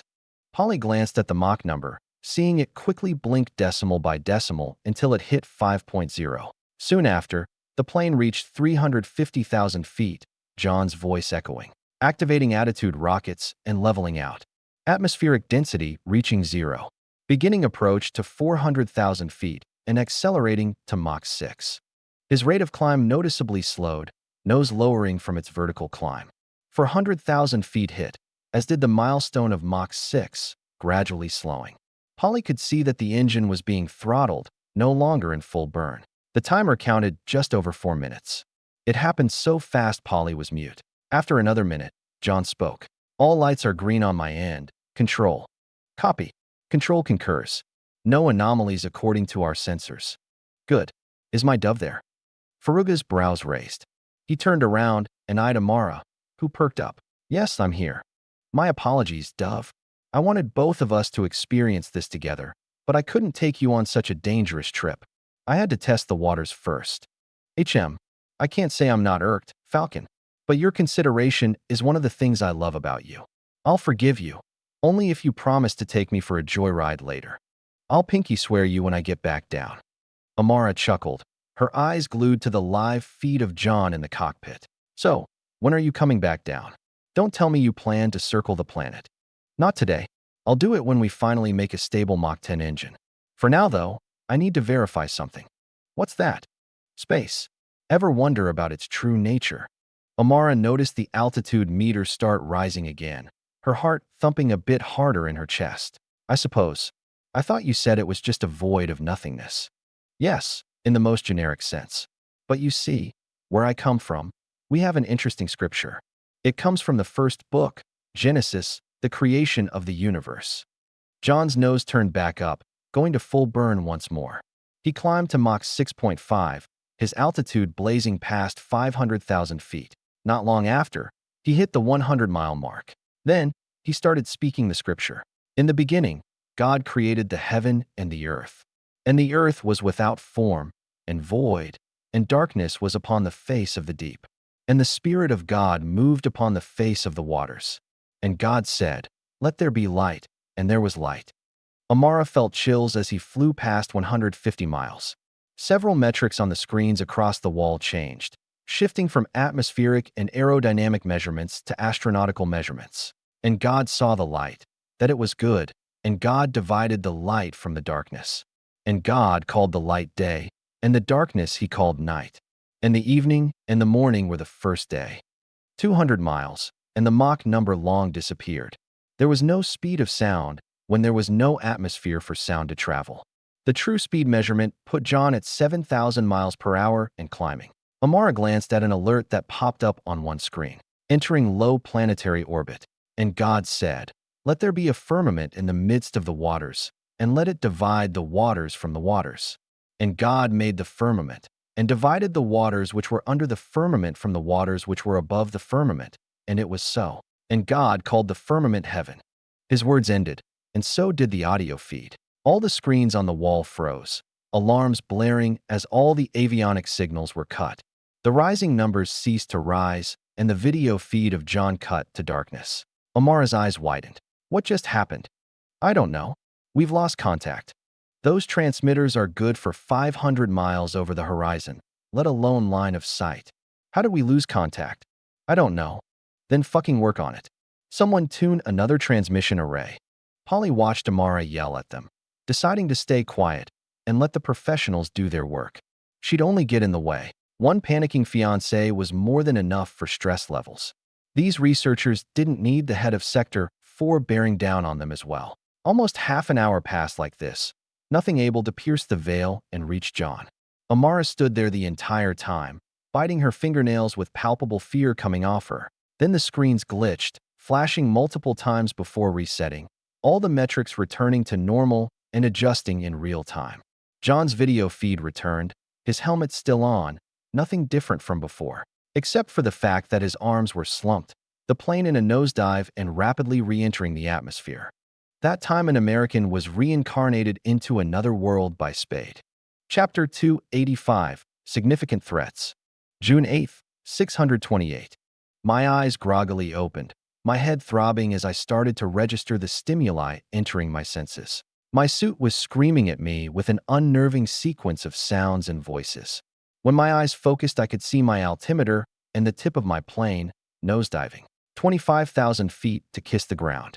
My eyes snapped fully open, adrenaline shooting through me as I yanked on my control stick. It was to no avail. The entire plane completely dead. Not even its power systems were active, the enchantments lifeless. I was sitting in an ejection seat, so I wasn't completely concerned for my life. Still, I didn't intend to just drop this bird. Come on, sweetheart, give me some juice. I flicked the power a few times, getting nothing out of it, before taking out my sear knife and driving it into the console. I poured power into it, jump-starting the enchantments forcefully and finding the white crystal in charge of power nearly dead. There was a spare, also dead, that I activated alongside the main. The two were regenerating slowly, but this plane was designed to use less power than was regenerated for the sake of indefinite flight, so it would be enough. The systems rebooted, flashing to life and allowing me to rip out my knife. Then I cycled the engine and kick-started the elemental crystals while communication systems came back online. I heard control chattering frantically, noticing my reconnection. "John." I heard Amara's voice, but didn't yet respond. I had bigger issues. The engine flashed, fire escaping the nozzle and giving me thrust. I pushed it to max speed before pulling up. My helmet's augmented vision gave me a view of the intimately close landscape approaching. It had taken 15,000 feet to get the engine burning. The G-forces pressing down on my body rapidly increased as I made the sharp turn upward. Pressure and drag caused clouds to appear around the body of the plane, my eyes tracking my G-force counter and seeing it rise past 10. It got more difficult to breathe, but with my temperings, I was more than strong enough to resist it with my bare body. My suit also compressed with the intensity, squeezing my legs and abdomen, assisting my muscles in keeping blood in the brain. My nose gradually turned upward, my altitude only refusing to fall further at 1,400 feet and 13 GS. I started regaining altitude, the GS falling sharply as I leveled out and settled.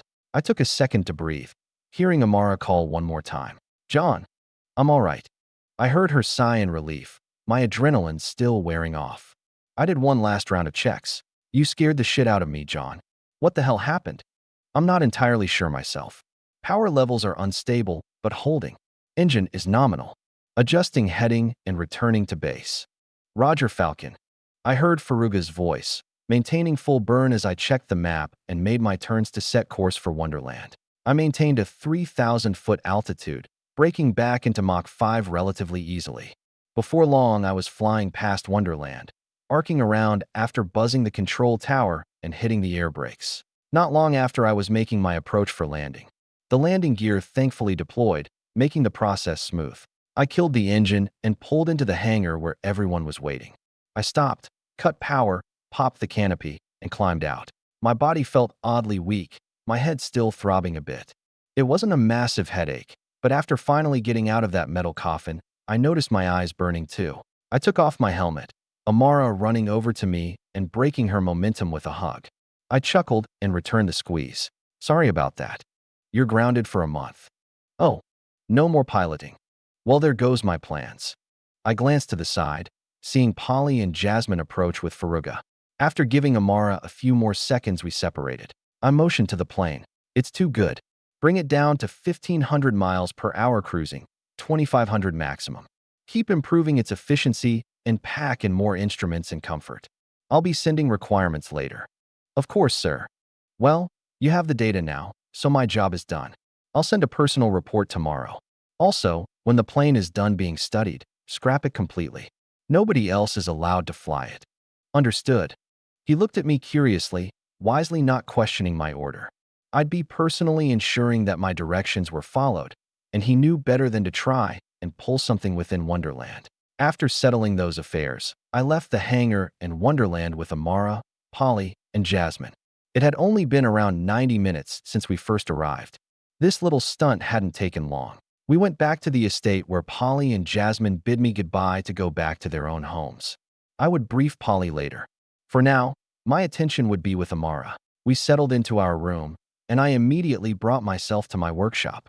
I hadn't taken off my suit nor sent my helmet away, and after arriving, I started offloading the data collected from the flight by the suit.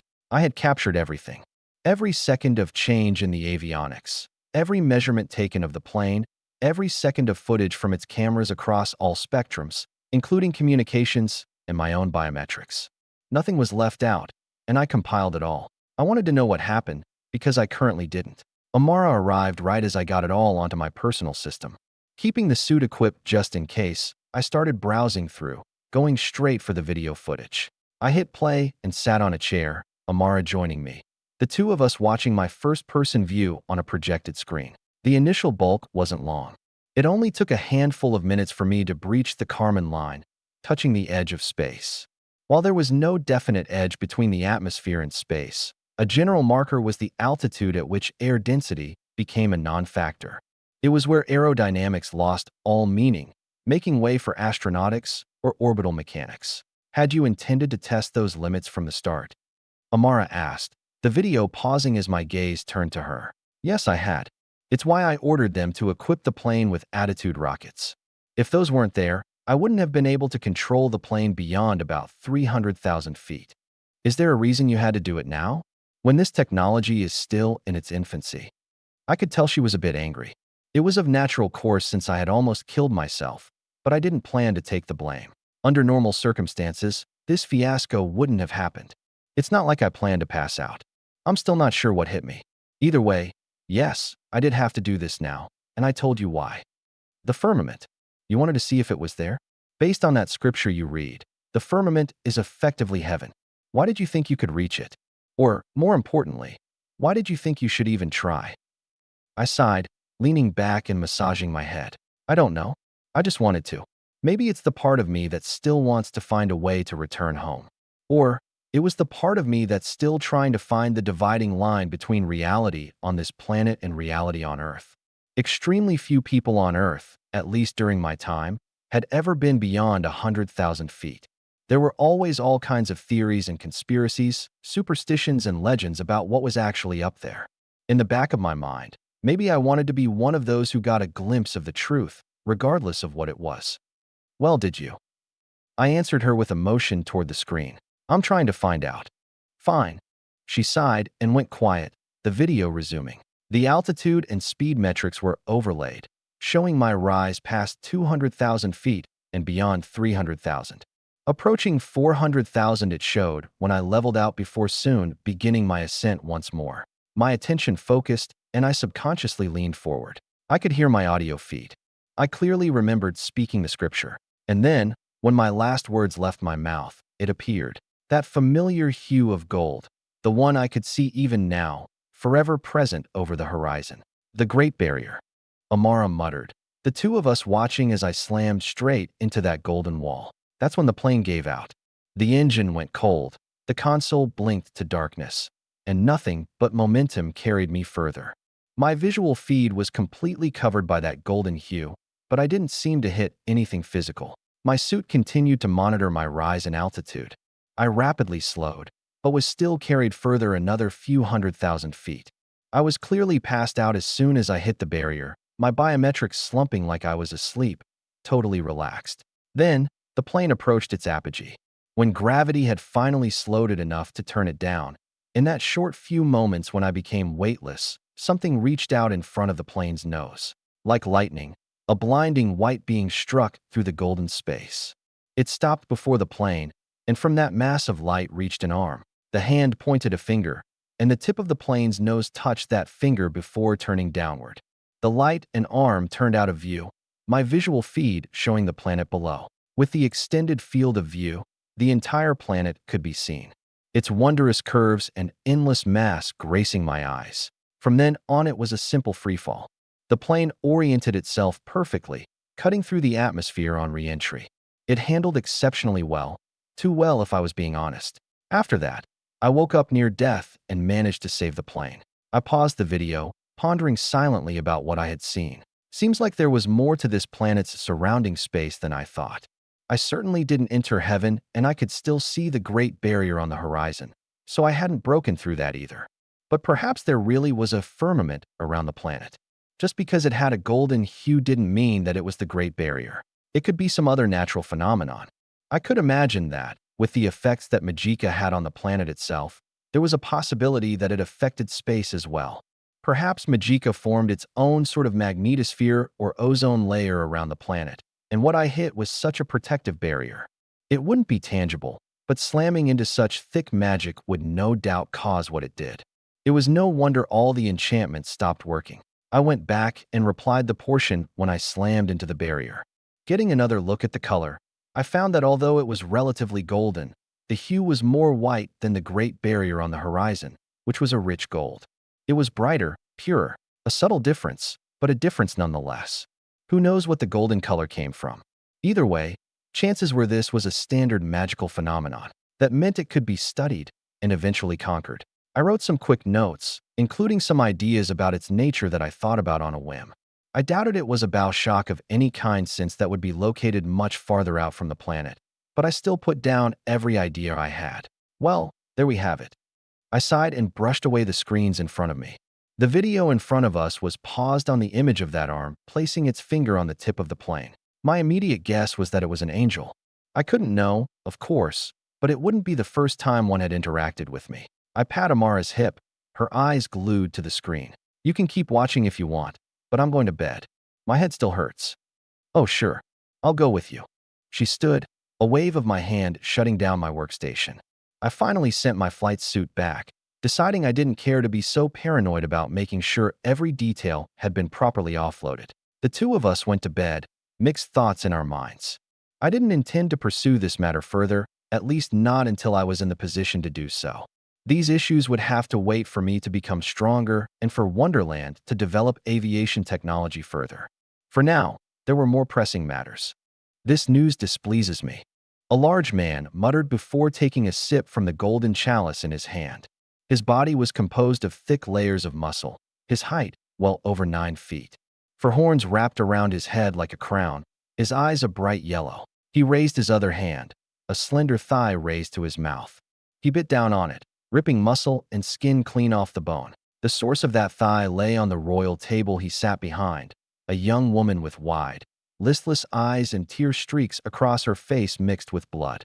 Her blood filled the large tray she was lying on, neither of her legs remaining. Tog Notsun noticed a hitch in her breath as the large man polished off the meat from her femur, cracking the bone and licking out the marrow. Once it was dry, he threw it to the side with a contented smile on his face. He took another sip from the chalice, a single drop escaping down the corner of his mouth, bright red blood shimmering with dense vigor. Such a potent infusion could only come from a knight who had been tortured and driven to the deepest pit of despair and trauma, causing their body to dump all of its adrenaline into its system. Backed by every ounce of latent vigor, the blood was made into a potion far more nourishing than any other. Tog's mouth watered at the sight of it. He had drunk of that elixir before. There was no greater delicacy, not to mention its ability to increase power and prolong one's lifespan. How many troops have we given you thus far? Well over 5,000, sir. And you failed to kill even a single one of those soldiers. I believe every target under your protection has died as well. Yes. And you've yet to collect any damning evidence? The large man eyed Tog, who nodded. I'm beginning to believe you aren't fit for your position. You've been running the Third Claw for 4 decades, and this is what has become of it. I know who it is. Is that so? John Cooper. The large man sighed, downing the last of his blood before placing the chalice on the table with a slam. Taking that as the cue, a butler moved over to the young woman, who started whimpering as he retrieved a jagged blade. Tog remained standing where he was as cries and screams of agony echoed through the dark dining hall. Soon, the butler carried an upper arm to the large man, exchanging golden plates. The young woman's whimpers soon ceased, Tog noticing her mind going dark. She had finally died. The large man took a bite and pointed at Tog with the arm. This is the dozenth time you've mentioned him. I believe we told you that we have other plans for him. They won't be enough. His Iron Legion is too powerful, and he's only pressing harder. He will ruin our plans if we don't deal with him. Fine. Let's say all of these attacks have been conducted by him and not the church. All they've done is hasten our invasion. Nephilim are saturating the cities and multiplying. We will soon have an entire 10% of the kingdom's population corrupted into Nephilim, and from then on the population will only explode. If he's truly the one behind all of our trouble, then his apparent stupidity is only helping. There's no reason to stop him, not even to save those low nobles. There is. I can tell you why. I've seen through him. Then you better keep it concise, or you're going to replace that woman right there for my next meal. Tog felt like his brain tingled, glancing at the dead woman soaking in her own blood. He looked back at the large man before finally spitting out his words. My guess is that he wants to accelerate our growth. He's striking fear into our Nephilim villages and towns, forcing them to migrate to the cities so they can begin corrupting more, as you've said. The issue is that it's happening too fast. The faster the better. I expected you of all people to be smart enough to see such simple logic. It's a matter of normalization, sir. Tog refuted, continuing before he could be rebutted. The humans are growing restless. It takes time for them to accept the Nephilim, to be desensitized to them. If they grow too fast, if they're corrupted too fast, then they'll start resisting instead. Hardly an issue. Why should we possibly give a damn about resistance? Because it'll prevent us from corrupting the latter half of the human population. They'll start panicking and then start fighting, especially the Magi. Having fought the Scourge for so long, they'll see the Nephilim as a disease instead of a higher level of evolution. We won't be able to mask the rapid increase in hostility. It'll be easy for the humans to justify fighting against us. And once again, I hardly see an issue. That's what war is for. By the time the humans start to resist, we'll have more than enough numbers and strength to wipe them out. Will we? Tog grit his teeth. Images of Iron Legion's battles during their joint missions with Stronghold echo replaying in his mind. He had seen the sheer devastation they could muster. Assuming that was a mere fraction of Iron Legion's power, assuming that John Cooper was hiding far more than he allowed them to show during those missions, he really wouldn't bet on them being strong enough. Sir, it's a race between our corruption and the Nephilim's acceptance. If we end up causing a civil war, we may not be able to escape eradication. We haven't spread enough to do as we please, and it will remain that way for some time. What John Cooper wants is precisely that civil war, because then he'll have the support of a large portion of humanity. If he gets that, we may not be able to usurp the kingdom. The kingdom has already fallen into our hands, civil war or not. And I maintain that a war is only beneficial. I fail to see how they could possibly resist us. Even with John Cooper's new technology, including the stuff we have no idea about, he had an entire research facility near the Wedded City. It isn't possible that he hasn't built weapons even greater than what we've seen or even heard about. Yes, Tog, even with those plentiful toys, he will fall like all others. Not to mention that this is all conjecture on your part.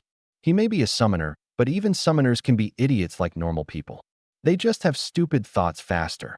And while John Cooper is no doubt above the average considering his inventions, I heavily doubt that he's willing to indirectly cause the death of many millions, not to mention start a civil war and kill millions more. And to what? Keep us from controlling the kingdom? You think his allegiances lie so deeply? Quite the contrary. He hates the nobility, and I don't believe he could plan so far ahead. He doesn't have the power to control the future. I don't. Tog opened his mouth but couldn't refute. Not because he agreed, but because he so fundamentally disagreed that he couldn't formulate the words to rebut. It was a misunderstanding about who John was. After they had kidnapped John and given him their warning, Tog had never seen him again.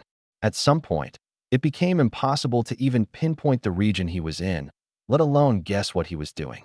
He disappeared, never giving them even the slightest chance of getting their hands on him again. Even a sovereign was useless.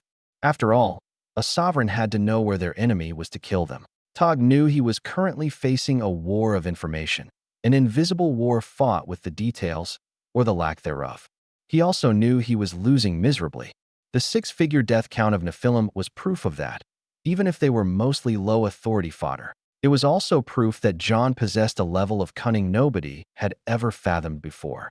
Nobody would guess that the reckless musclehead disguised as a summoner could be so subtle and conniving. Tog was on the verge of believing that everything John had done before Iron Legion, every one of his stunts, all of his mannerisms, every little action in and out of the Magisterium, and every smile he ever displayed in front of those who glanced toward Son Industries, was all an act for precisely this purpose, to deceive them into believing he was a small player, an act to make them think that despite his ability to invent, he had no ability to politic or scheme. John was the most powerful summoner to ever walk the planet. Nobody in known history could wield Psyche as well as him. He was a genius the likes of which would only be seen once in a millennium. He was the kind of person nobody doubted would break the Great Barrier and become a sovereign. Even his aura had developed a unique technique of illusions and mental manipulation based on his sparse battle records from Stronghold Charlie and the Treehouse. And yet, despite everything about him, his enemies were still doubting his ability. Tog stared at the large man across the table, a sovereign knight, known as Pharaoh Runias, one of the pillars of the kingdom and the true leader of the Scourge's corruptive force behind human lines. He wasn't stupid. He wasn't supposed to be. Despite being a muscle-headed knight, he was diligent in his work and had remained undetected for decades. His influence spread far and wide, and he was the only person Tog not unanswered to. Now, all Tog could see was a fool. The complete and utter pride in his strength and that of his plans would normally be acceptable. Encouraged, even. They had all worked before. Now it blinded him to the truth before him. It was so unobvious as to make itself glaring. A genius in plain sight, so unnaturally intelligent that they could convince others they shouldn't be treated as one. Tog wanted to doubt that John should truly be treated with such a high threat level, and yet that thought only fueled the idea that they needed to do precisely that. Tog changed his tone, wiping away any hints of desperation or obsession. Sir, I'm simply advising a little caution. Iron Legion is one of our more significant threats, and I'd like to place more resistance on them to stop their plans. We do that, and the kingdom is ours without contest. So, you want more troops than we've already given you? No, sir. I want a brood father. Pharaoh's eyes widened, his chalice lowering to the table. For memory extraction? Yes. Those troops can't be captured, only killed. I want a death shrine so I can take their memories from their corpses. Give me that, and I'll give you the evidence you want and guarantee that Iron Legion won't be able to mess with our plans. They will be a non-factor, something you'll no longer have to bother with. Pharaoh stared at Tog silently, sitting there for several seconds before eventually waving. Very well. I'll send word back. They will have to come from the crossing, though, so give it some time. Thank you, sir. No need. After all, if you fail, you'll be the one pinned to the shrine. Staking your life on this will certainly help my plans along. Why, yes, sir. Tog went quiet, bowing and leaving the room with a faint tremble. He knew what he had to do. He knew he could do it. So long as he could prove that John Cooper was a threat, his mission could be considered a success. From then on, it would be out of his hands, his words moving the big players who could do something about the chess pieces. Not that it made the stakes any less agonizing to think about. He had to succeed, or suffer unfathomable pain and terror for the rest of his life. Chapter 286, Corpses. That time an American was reincarnated into another world by SP Forda. August 17th, 628. Sorry, babe. Gonna have to leave you behind for this one. I smiled at Amara, the few agents around me prepping the last of their gear. She sighed with a frown. I don't like you taking this risk alone. I can be subtle too. With my equipment, I know you can. But we've got protocol, and these guys know how to follow it. Would I really be that much of a liability? Are you really looking for that answer? My brow raised at her, and she turned her head with a huff. So you're saying you hate me? Huh. Don't you start putting words in my mouth, Missy. We'll be back before nightfall, and then I'll take care of you as much as you want. You can wait for me at the estate if you're that eager. No, I'm going to be watching. Enjoy the show then. I leaned down and gave her a kiss, slipping in some tongue before wrapping mine around hers. She stiffened a bit, and I pulled out, smiling as her pale face flushed. Bad. Love you too. Now get on out of here. Daddy's got a vault to raid. I sent her off with a pinch on the ass, checking my gear one last time before rounding everyone up. I was the fifth man in this team, and today, we were collecting intelligence. I found the suit I wanted. The Armored Personnel-Powered Exosuit, Model AP-88, Infiltrator configuration. The Infiltrator suit was designed with stealth and mobility in mind. Still moderately armored, the Infiltrator had special pieces of technology designed to almost completely eliminate one's physical signature, only limited to optical obscuration. I stepped into the suit, its sleek form wrapping around my body. The technology in this suit was even greater than that of the Assault Exosuit. The structure, its spines, and all of its little components were smaller and streamlined. It could take the beating the Assault suit could, but its bulk was less. After the suit configured itself to my body, I lifted the helmet. Its face was similar to that of the flight suit, a visorless shell with multiple optical lenses around the front, dark and lifeless, drinking in all that entered them. I slipped it on, feeling it clasp around my head and link with my suit. The HUD booted, going through its diagnostic, my eyes flickering with light. I saw the sight around me, another expanded field of view, including a separate screen showing directly behind me. I had eyes on the back of my head, no blind spots, besides directly above my head. I glanced at the other 4 agents around me, their bodies covered in our latest generation of armor. None of them were using crystal or mana rifles since they would easily trip alarms, so all weapons were cold. After everything was in place, we boarded a plane and set off to our target, the territory of Duke Ballistra. Amara sat down in a chair beside Polly and Jasmine. They were in front of a wall of screens showing video feeds from everyone in the outgoing squad. She glanced at John's feed, seeing him tampering with a gun she didn't recognize. It was silenced and had some interesting tech on it, though she couldn't guess what it did. They were silent in the plane, only stepping up when the time for drop came. The green light was lit, the hatch was opened, and they stepped out. They fell through the atmosphere for a time, their jetpacks burning when they were close to ground and killing their momentum. Their feet hit the ground, Amara glancing at an aerial feed to the side. The Duke's mansion was 2 miles from them. Located in what some would consider the middle of nowhere, Duke Ballistra was a major exporter of livestock goods. They owned vast ranches and farmland, being one of the richest nobles in the entire kingdom and a vital part of the economy. However, in recent months, John had started to see some patterns. The kingdom's dark forces were beginning to develop their own aerial technology derived from his own. For the sake of making absolutely sure that John couldn't spy on them, they started to manufacture and distribute their own aerials to their own people. They also deployed their own nodes, creating a secret communication network across the kingdom exclusive to them. It wasn't something John could easily monitor, not nearly as easily as the open book that had been the normal node net. After mapping out certain areas based on traffic and comparing it over time, John noticed that some places had gone dark. These places were either owned by the Third Claw or were migrated to their node net. That meant secrets, and John didn't like being in the dark. Not that this mission was exclusively for breaking into this node net. John said he found something interesting, and this was the first lead. After hitting the ground, the squad started moving. John's suit went invisible in the vision of the other agents, all of them flying across the grassland under their feet and rapidly making an approach to one of the buildings attached to the mansion.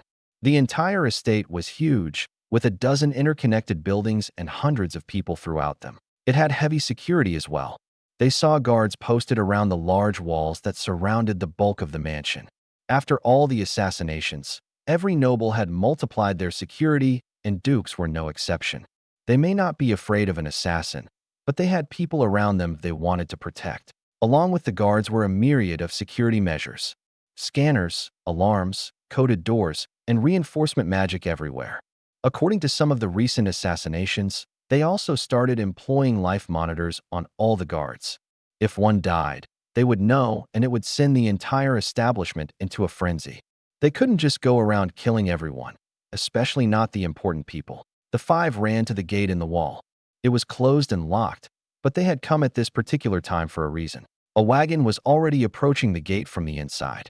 Once close, the gate opened and let the wagon through. The squad simply walked in despite there being a dozen different scanners that washed over them, courtesy of John's new programmed magic series of devices. He has used a similar device when handing off Faye's new armor and spear, and from then on it had been frequently used by Pale Horsemen in their assassinations. Completely and utterly undetectable by all current means of scanning, proved once more by this mission. After walking through the gate, they ran across the grounds before finding a particular building close to the main building. Once there, John stabbed his seer knife into the door's lock, half a second passing before he pushed it open. They moved interior, still completely silent, not a single word being uttered along the way. Amara had to admit that they moved fast and efficiently. She had been joking with John earlier, but seeing them in action, she knew she really would have been a liability. Not that she was bummed. She was perfectly fine letting the professionals do their work. The building they entered was the security post, where all the operations of guarding the complex originated. The security measures on this particular building were intense, but before John's BioWare, they all crumbled. They moved through the security post and found the control room where the Authority 10 Nephilim, the head guard, was stationed behind a console. John stopped outside the glass windows that peered into that room. The Authority 10 was just sitting there completely relaxed, watching the wagon at the gate leave. Nothing else was happening. It was just another routine day. John looked down at the console. Right against the wall, it was within reach despite them being unable to walk into the room undetected. John stabbed his knife through the wall, reaching the enchantments on the other side. Amara saw another screen pop up in front of her, dense pages and logs of data streaming across it. Within seconds, the entire security system was under John's control. The life monitors were frozen and set into a loop. Now it wouldn't alert anyone when someone was killed. Their trust in their tech would blind them. Then they got the codes to every door and deactivated the alarm functions of every scanner, ensuring smooth entry into most levels of the complex. They downloaded all data available, including maps and blueprints. On those maps was a secret underground complex, their target. John pulled his knife out, a wireless access point left behind. John could wirelessly control everything from his personal systems now, also completely undetected, another courtesy of his program magic. Even if they detected the stray signals, not only would nobody be alerted, but they wouldn't know where they came from. The mantle of wisdom's principal technology was still far beyond anything the kingdom could muster. They rapidly left the security post, their first job completed after a mere 10 minutes. From there they went to the main building, simply jogging past every guard, maid, and noble offspring they came across. John stared at the Nephilim family while moving past them longer than he looked at the guards or maids. The sight of those horns and markings were probably pissing him off. Amara checked their biometrics on another screen.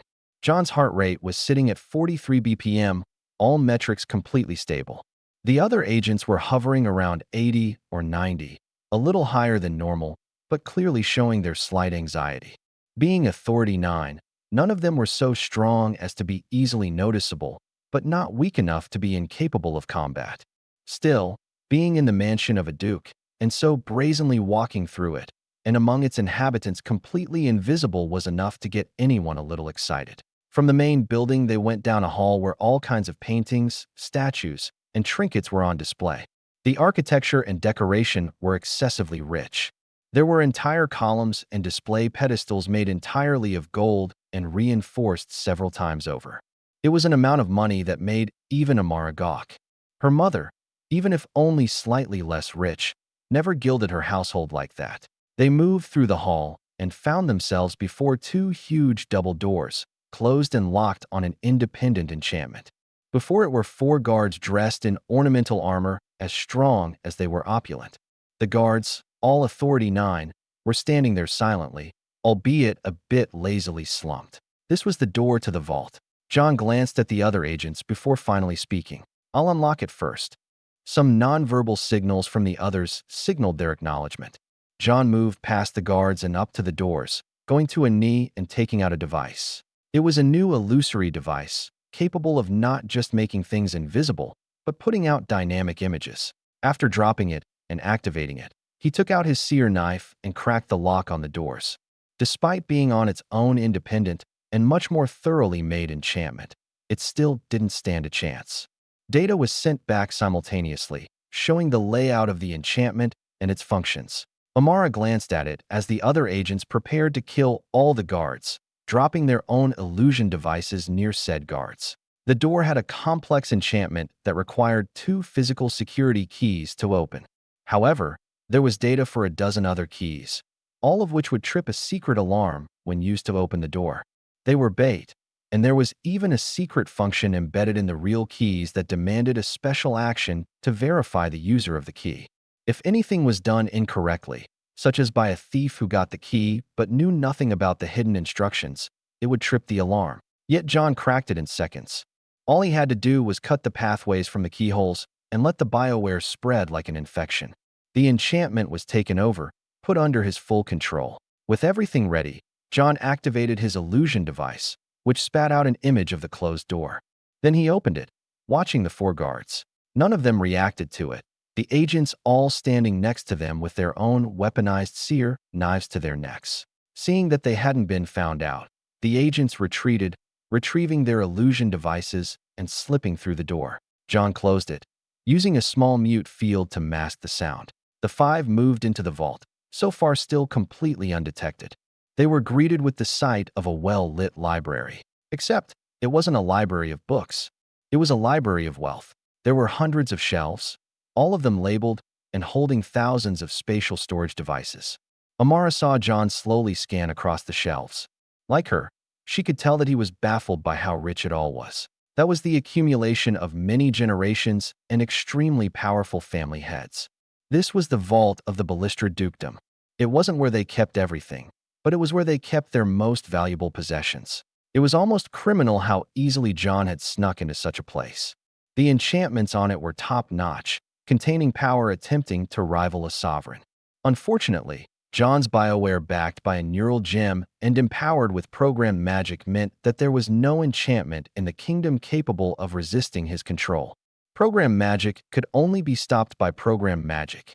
It was only unfortunate that, out of fear the neural gem might grow out of control, John had taken his careful time integrating programmed magic into its systems, only recently developing his seer knife to such an extent. It was also the only reason he was conducting this mission now, and why he had to be on it personally. After giving themselves almost a minute of inspiration, the squad put their heads back down and moved through the vault. This vault wasn't actually their target. It was only the doorway to it. John moved to a podium where a catalog was resting. After stabbing his seer knife into it, Amara saw another batch of data come through. It was a list of everything in the vault.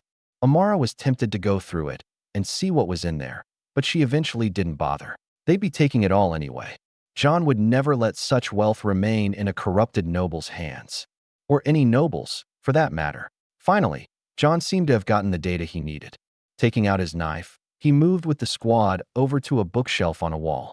John stabbed the knife into the wood of the shelf, some enchantments flashing to life before suddenly activating. The bookshelf clicked, and John pulled it open. Behind it was a secret doorway with yet another top-end lock. It was dismantled, and soon the squad entered a dimly lit room. On the floor was surprisingly a teleportation pad. "I got it." One of the agents spoke, stepping forward before anyone else could.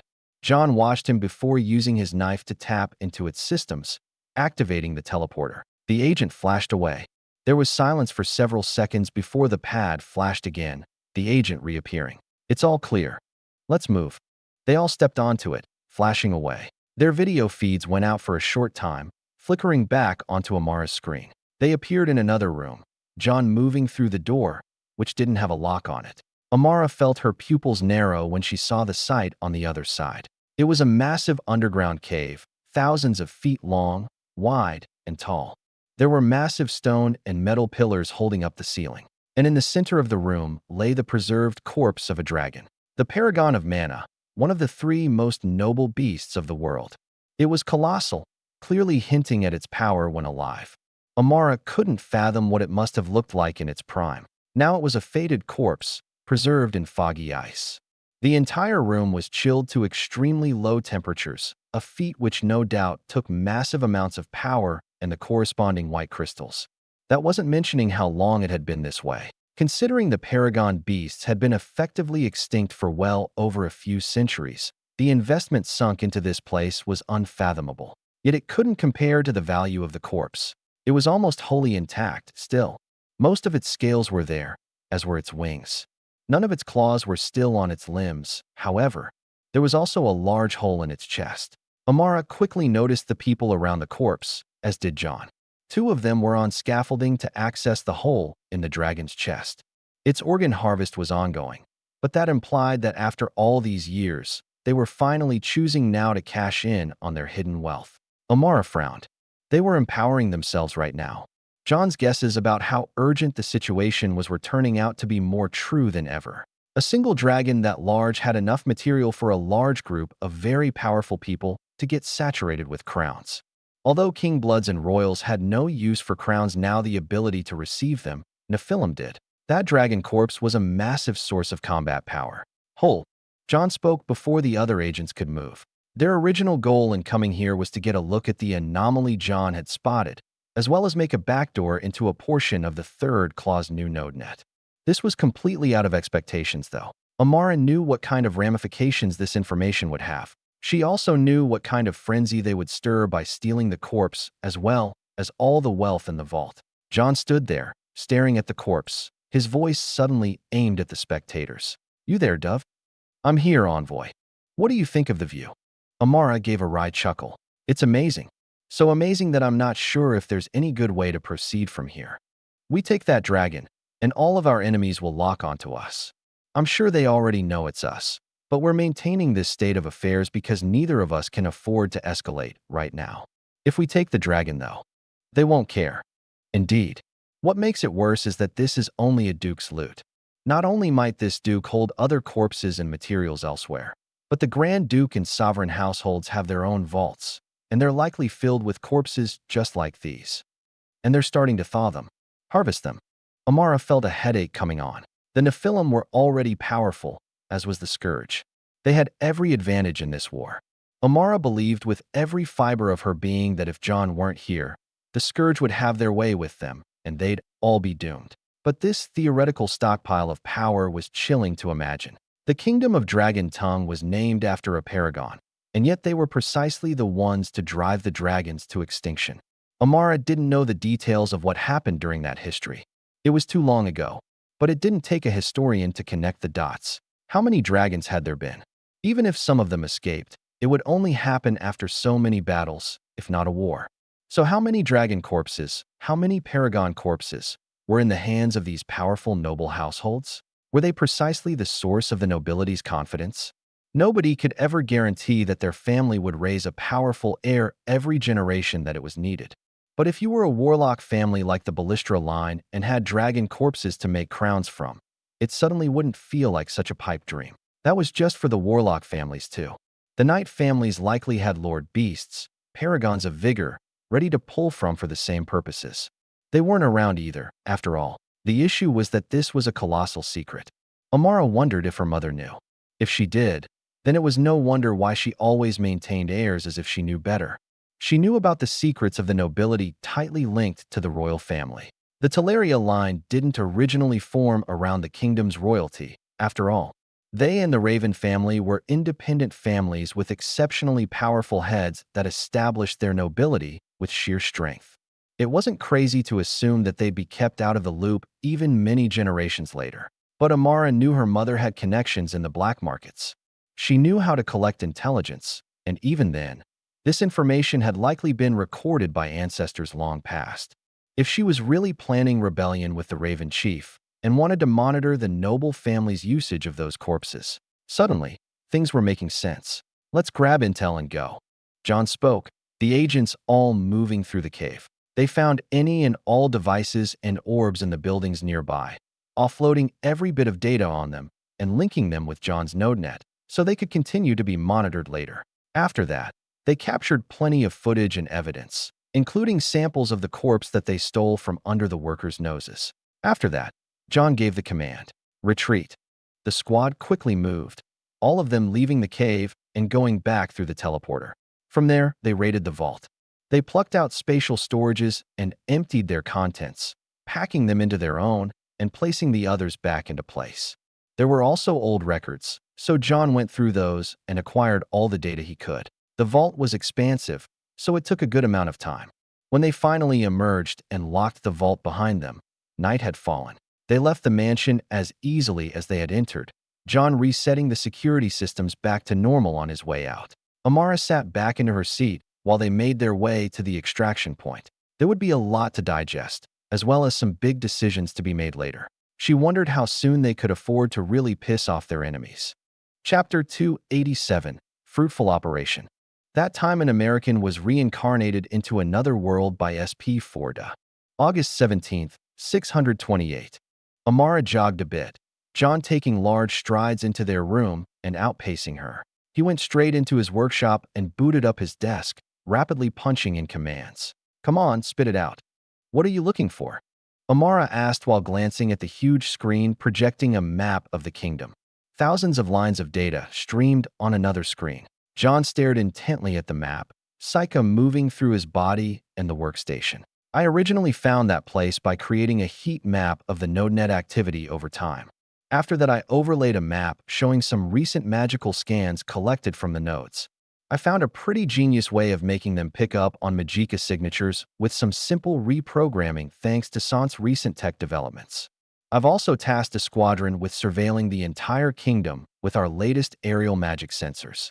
After piling all those maps on top of each other, this is what I got. John brought up the map, various intensities of colors across it. When he zoomed on Duke Ballistra's territory, Amara clearly saw the splotch of high mana density on it. The vault. After centuries of that dragon resting there, the mana has permeated the ground, saturating it enough to be picked up on sensors. So if you look at other areas, John zoomed out with her words, showing other noble territories, especially those warlock families. Amara saw high densities of mana over almost all of them. More dragons. Yes, except I didn't guess that the dragons were the cause of that saturation. Now that we know, though, we can scan across the entire kingdom and pick out their vaults. We can do the same with any potential lord beasts as well. Vigor shows up the same exact way. John changed the heat map and leaned back, the hotspots landing right over the night families. With this data, it looked all too obvious. John motioned to the screen. Just based on this map, there are at least 600 sites that hold dragons, 50 of which are at or above the saturation level of the one we found. The lord beasts are fewer in number, but similar in saturation. Not to mention that those are just sites. They could hold multiple dragons and lord beasts at those sites, so there are likely thousands of each in storage. And all of them are being harvested. That's an unimaginable amount of potential power enhancement. That it is. John sighed and went quiet, Amara glancing at him out of the side of her eye. So, what are we going to do about it? Well, nothing until we can figure out the means to steal massive corpses from underground vaults. Corpses that can't or won't fit into a spatial storage, that have to be whisked away from right under the noses of very powerful people and their centuries of accumulated wealth and security. Well, don't take this as a promise, but I might be able to help with that. Amara couldn't help her smile, John turning to stare at her. What did you do? Same thing I've been doing for the past many months. I've finally gone through all of the spatial spells my family possesses. I'm thinking that their applications are perfect for what we're facing at the moment, provided that they're combined with your own magic. John remained quiet for a time, slowly grinning, a menacing thing. Amara started beaming, sensing the palpable anticipation in his eyes. His arms started snaking around her waist. My fiancé, my lovely partner in crime. Yes, my dear. I'd like to hear more about these spatial spells. Care to join me in bed so we can talk about them? Well, I'd say my study is a better place if we're looking to talk about them. We can certainly talk there too. John scooped her up, kicking through the door and striding to Amara's study. She squirmed around in his arms. Wait, I don't want to get the parchment wet. Not sure what you mean. We're just talking. Your fingers say otherwise. Huh. Come on now, start talking. I want to hear all about these spells of yours. Amara jerked before her breathing hitched, her legs clamping down and making John laugh. The study door closed the two of them in, muting all sound in and out. A week passed. Amara continued to mess with her spell work so it would suit our purposes. In our room, I changed into a nicer set of clothes before topping it all off with my coat. I sighed before walking into Amara's study. In the center of the room were two massive metal platforms with enchantments sprawled across them and parchment laid out at certain points with directions and information. Amara was kneeling near one portion, putting together a complex part of the enchantment. I walked behind her, bending over and glancing at the enchantment. I'm heading out. All right. Once I finish this, I'll run the test. Be careful. I gave her a kiss on the top of her head and walked out. Erhan escorted me to the helicopter, which I took all the way to the capital. There, I landed on top of the Black Spider Hotel. I was here on business. Surprisingly, there was someone other than the key master there waiting for me. The masked man bowed when I approached, Erhan following by my side. They await you in the meeting room, sir. Lead the way. I smiled, the masked man turning and leading us into the building. We took the elevator to a special floor, the door opening straight into the meeting room itself. The room was lavish, though not excessively so. There were two couches facing each other with a chair at the head and a small table between them, pastries and tea already waiting atop it. The key master was standing in front of the chair, and Lady Luna was sitting on one of the couches, the two smiling when I entered. Luna stood on my arrival, and the key master spoke. John, it's good to see you. Likewise, key master. Lady Luna. I moved over, giving Luna a hug before shaking the key master's hand. Then we sat down, Erhan remaining with the masked man in the elevator and leaving. The door closed, the three of us left by ourselves. I looked around the room for a second, feeling something off. Luna spoke from across the table, helping herself to a pastry, not her first one. I'm a bit surprised, John. You called us here so urgently. Did you discover something? I did. If you don't mind us getting straight into business. Of course not. We're all ears. Thank you. I took out 2 terminals, handing one to each of them. They took it curiously, the screen lighting up. Roughly 2 weeks ago, I started mapping out some data that I collected from the NodeNet and aerial scans of the kingdom's major territories. First, I discovered that the Third Claw has migrated their communications to their own custom NodeNet. Second, I discovered major hotspots of mana and vigor saturation within certain noble territories. I launched a mission to infiltrate the mansion of Duke Ballistra. I'm sure you two are familiar with him. Certainly. The key master automatically nodded, not surprising me. Even Luna affirmed. Yes, he's quite the rich man. Owns the majority of the most profitable farmlands in the entire kingdom. He's an entire portion of the economy by himself. Without him, a large percentage of humanity would starve to death. He definitely is rich, and I got to see firsthand. I got into his vault, and what I discovered is precisely what I'm here to discuss. Into his vault. Luna's brows raised. That's quite the feat a man like that would only have the greatest security measures throughout his mansion.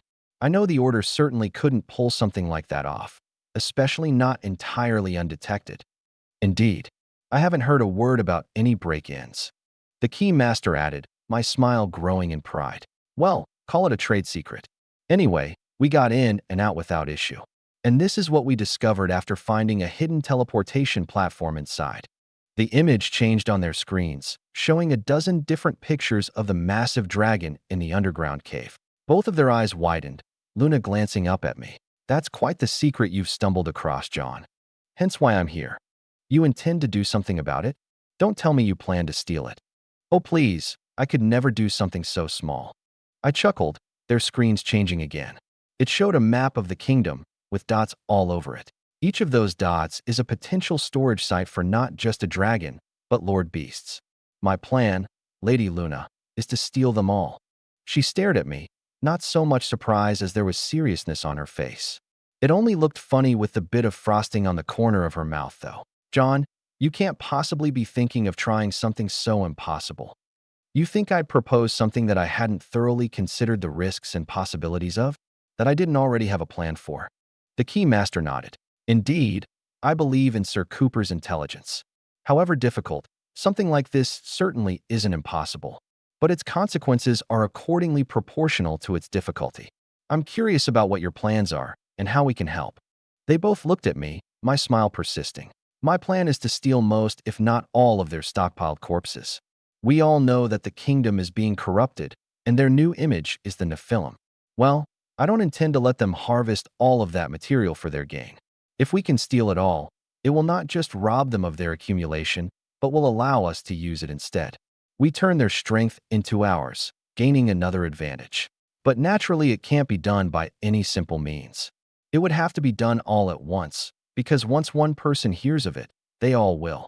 We also have to steal those corpses in such a way that we can get past whatever layers of security they have. That unfortunately means teleportation. Then, we have to plant these teleportation arrays underneath every single corpse we plan to steal. That means a lot of enchanting, and it has to be done right under their nose, completely undetected. It's starting to sound pretty impossible, John. Luna commented when my words finished. Gone was her cheery disposition. I was dragging her into a heist the likes this world has never seen, and being a proxy of the church, they likely had their own plans that couldn't be deviated from. If this went wrong, it would do just that. They couldn't activate assets for nothing. I motioned with my hand. I have someone who can make it possible. As we speak, my fiancée is developing the spatial formations for this large-scale teleportation. She develops the spells, and if those pictures are any evidence, I already possess the means to get in and out of anywhere without detection. At the very least, these vaults are no different from open doors, provided a bit of subtlety. Luna paused, glancing at the key master who simply sat there, prim and proper. I leaned forward. I may be biased, but my fiancée is an excellent warlock. She'll get me the finalized spell formations, and I'll provide the means and the men to carry out the rigging. We'll go to each vault one by one and set up the formations. Then, all at once, we'll simply teleport them away. They lose, we gain. Luna sat there for a few seconds before nodding. Very well. Let's assume you make it possible. What do you need our help for? The retreat. Those teleportation formations won't be able to go far. The expenditure is too much, and no matter how rich I am, packing that many crystals into a formation in the heart of an enemy vault and remaining undetected for extended durations is unlikely. That means these corpses are going to be teleported not far from the vaults themselves, perhaps a matter of a few miles.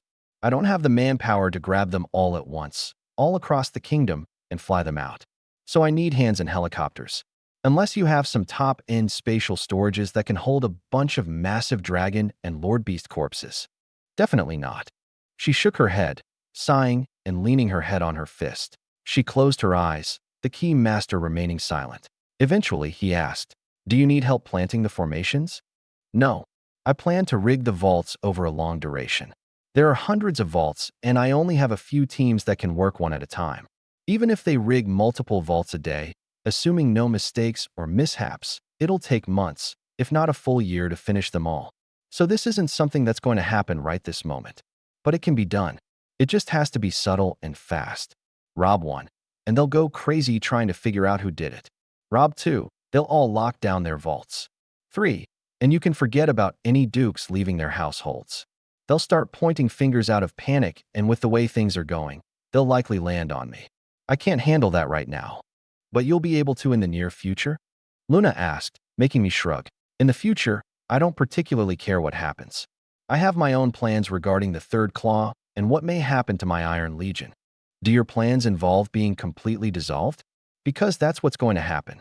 If the third claw turns its attention to you, you're going to end up dealing with the powers behind them. And if you didn't guess, that's a sovereign. Not to mention the political backlash. You'll have the king framing you for high crimes and coming for your head personally. At that point, your only option, short of starting a war, is to flee. They certainly aren't going to go after the church publicly, and the church isn't going to back you publicly." "I know," I answered simply, which seemed to make her a bit angry. "John, I'm telling you these things out of concern and care for both you and Amara.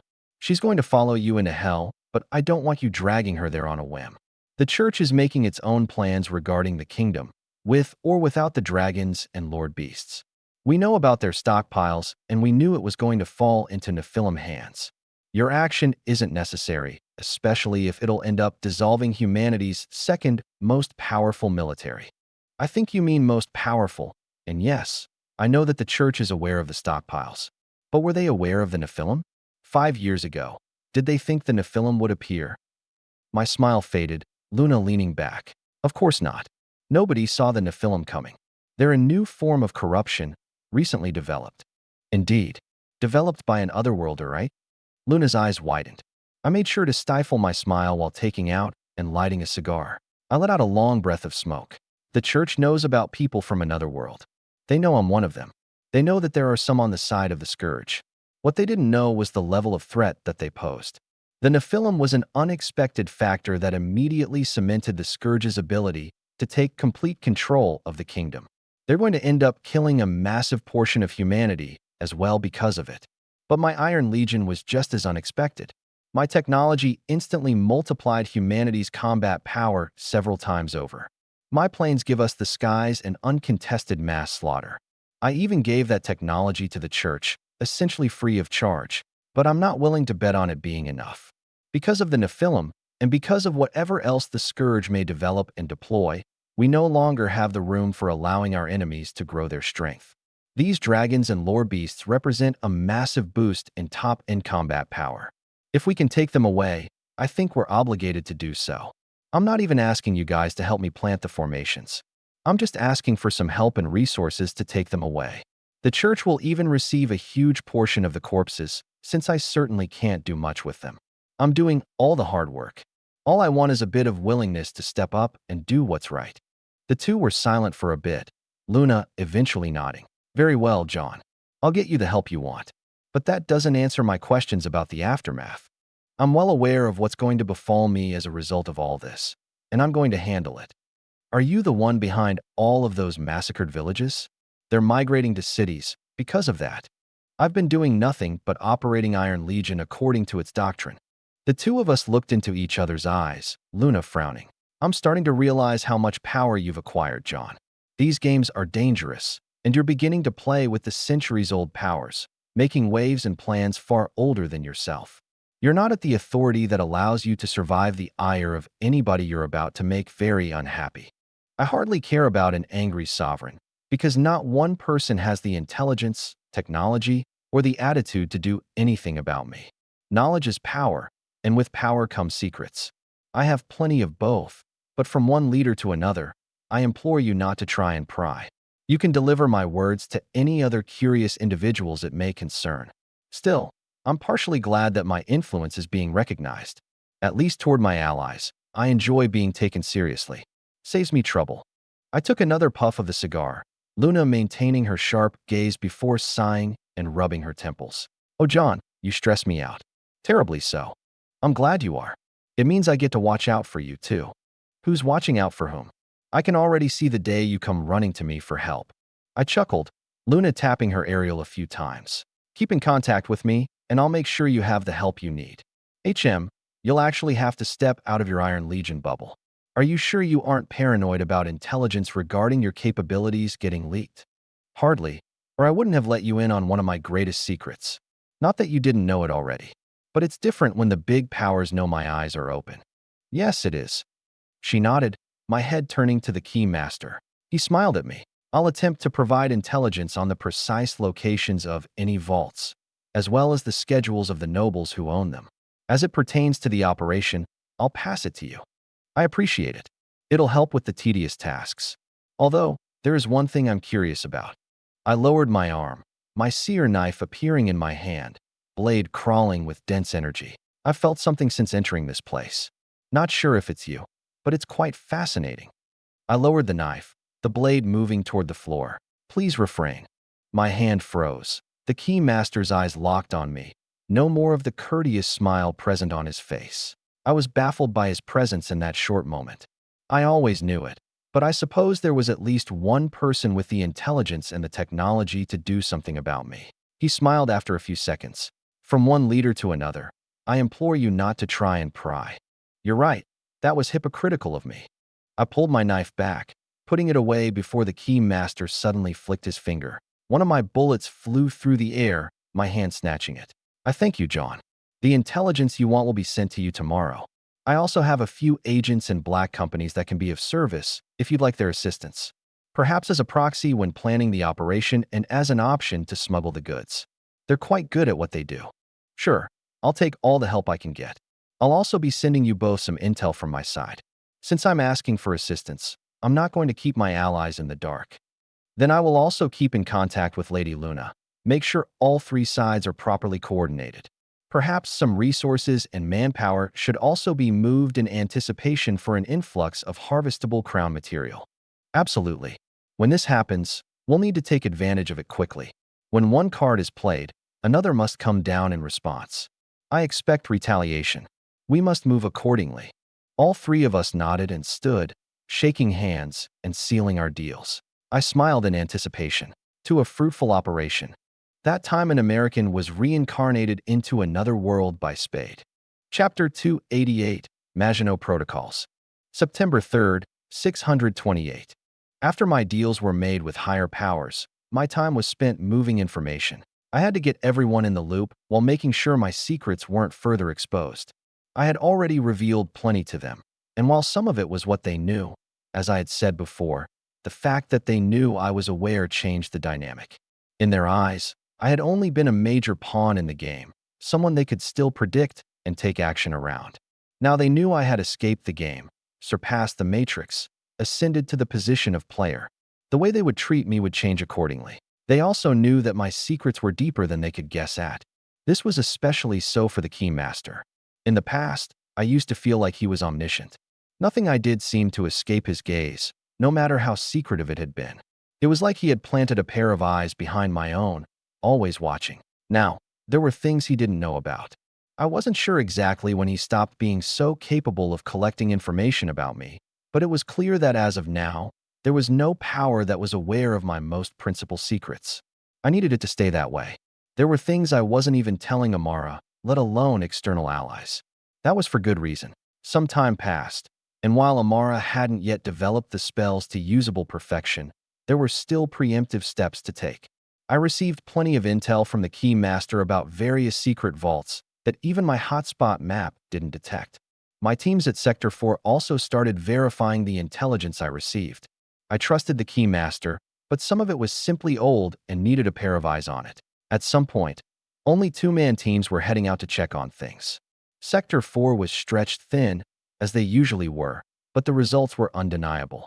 That wasn't mentioning the missions being put out to exterminate more Nephilim. Hundreds were being killed every day, thousands more in the larger operations against towns. Our work continued to drive more Nephilim across the entire kingdom out of their holes and into the cities where they would have a far more noticeable and violent impact upon humanity. Many would incorrectly assume that I was aiding their cause. I simply sat back and watched my enemies make their stupid mistakes. Unfortunately, I was soon to fight a three-pronged war. The heist and extermination could continue without my micromanaging, but there was one thing I didn't plan to leave out of my hands. My eyes opened, my hands gently clenching and feeling Amara's smooth skin underneath. A pool of drool tickled my chest, my eyes glancing down at my fiancée's open mouth. I chuckled before hugging her and rolling, shifting her to her side of the bed before slipping out. She was out cold, having spent all night working on her spells again. I had told her about my deals with the Key Master and Lady Luna. The success of this operation thus fell on her shoulders, which was stressing her out. Not that she wanted it any other way. I had a feeling she didn't appreciate being given nothing to do as I took care of everything else, so I let her do what she did best. Besides, this was a good opportunity for her growth. When this was all over, she'd be significantly more adept at spatial magic. I wanted to see how powerful she could become with them. Unfortunately, the problems I was faced with only seemed to be mounting. I suddenly looked off in the distance, through the wall of our room and off into the ether beyond. I could see the Great Barrier, still on the horizon, only slightly closer than it had been years ago. It was not what my attention lay upon. I crawled out of bed, my spatial storage unwrapping my normal garb over my body. Having dressed in a few seconds, I lifted my aerial and started sending out messages to make arrangements. Amara stirred, looking at me with groggy eyes. What's wrong? Nothing yet. The scourge is moving on the glass desert. Oh, great. She sighed, slumping back down and burying her face into my pillow. Her words came into my mind. Is it finally happening? Probably. We've known for a while that this day was coming soon. Just be careful, please. Always. I walked over and gave her a kiss on the head before exiting the master bedroom of my estate. Her hin was there, my transportation ready. I was soon boarding my plane, in the air a minute after and my destination fast approaching within some hours. We landed in the base, Erhin dressed in his armor instead of uniform as we stepped out. The base was more active than usual. Not surprising. I arrived at the headquarters, meeting one of my highest generals. General Gaffney, how's the situation? Progressively worsening, sir, as it has been for the past few months. Might I ask what brings you by? He looked at me with some worry. I had been rather hands-off recently, and Iron Legion was running like a well-oiled machine. There had been no outstanding problems, and after some vetting, we had even brought on some more soldiers from the Wedded City and the Teleria family, totaling 2,000. It wasn't much, but their territories were constantly churning out new soldiers that would increase our numbers. So long as our negligible mortality rate was maintained, we would only accumulate strength. Unfortunately, that's not what my presence usually entailed. When I showed up, it was because something was about to happen.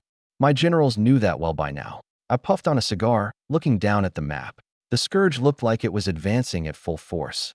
There were reconnaissance planes in the air at all times monitoring their numbers, and there were 300,000 within 200 miles of our forward bases. The intestine was also reaching the front lines.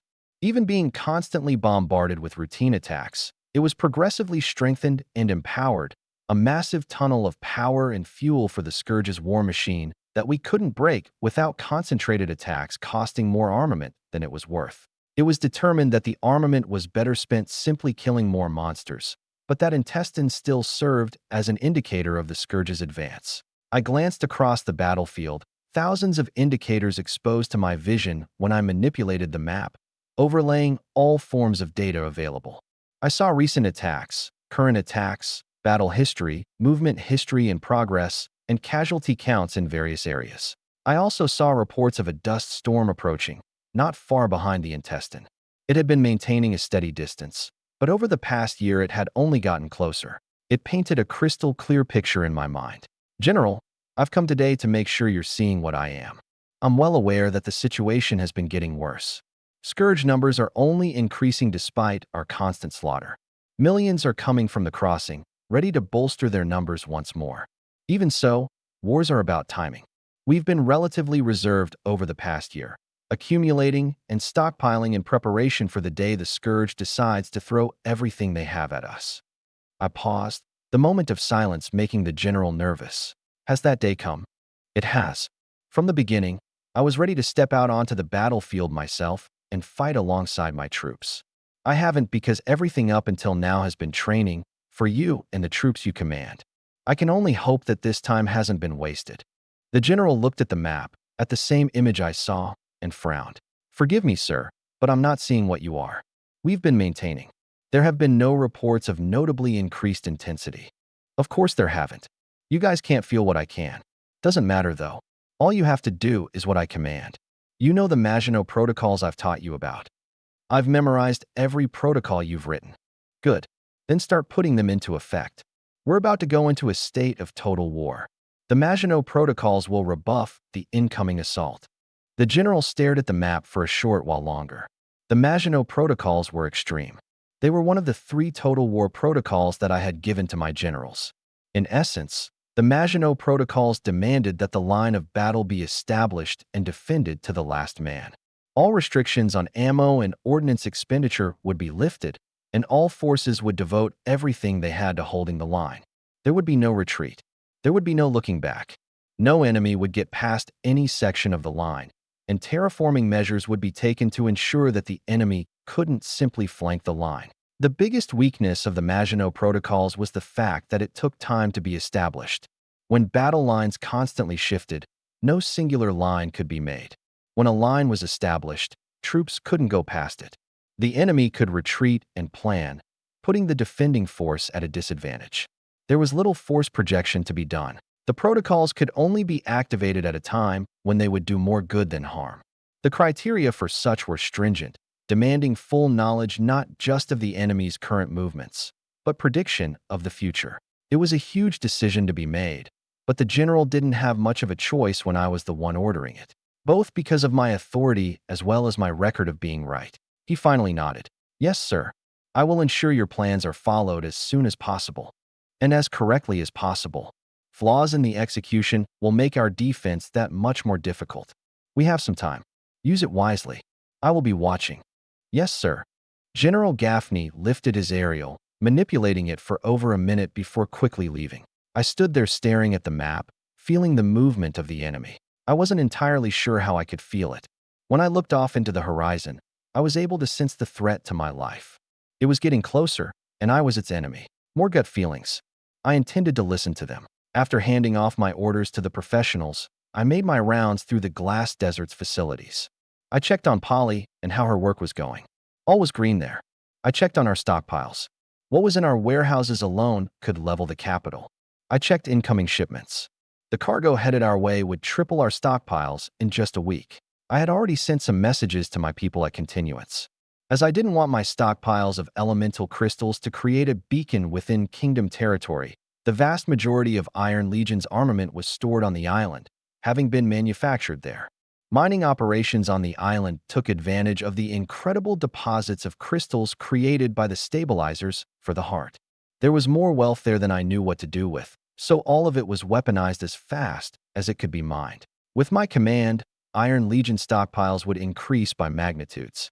There would be a virtually endless amount of ordnance and fuel heading our way in just a couple weeks. It was far more than was needed to rebuff the incoming Scourge assault, even at abysmal kill efficiencies. I ordered it all to be moved anyway. My plans hardly ended at a simple rebuff. For a time, I simply watched and took account of all my forces. I painted a picture in my mind, my mental fortress grabbing all the data and creating a war map. With it, I could see all. The Scourge couldn't possibly match me, and I was no master of strategy. I simply knew everything I had to. Their battle lines were an open book.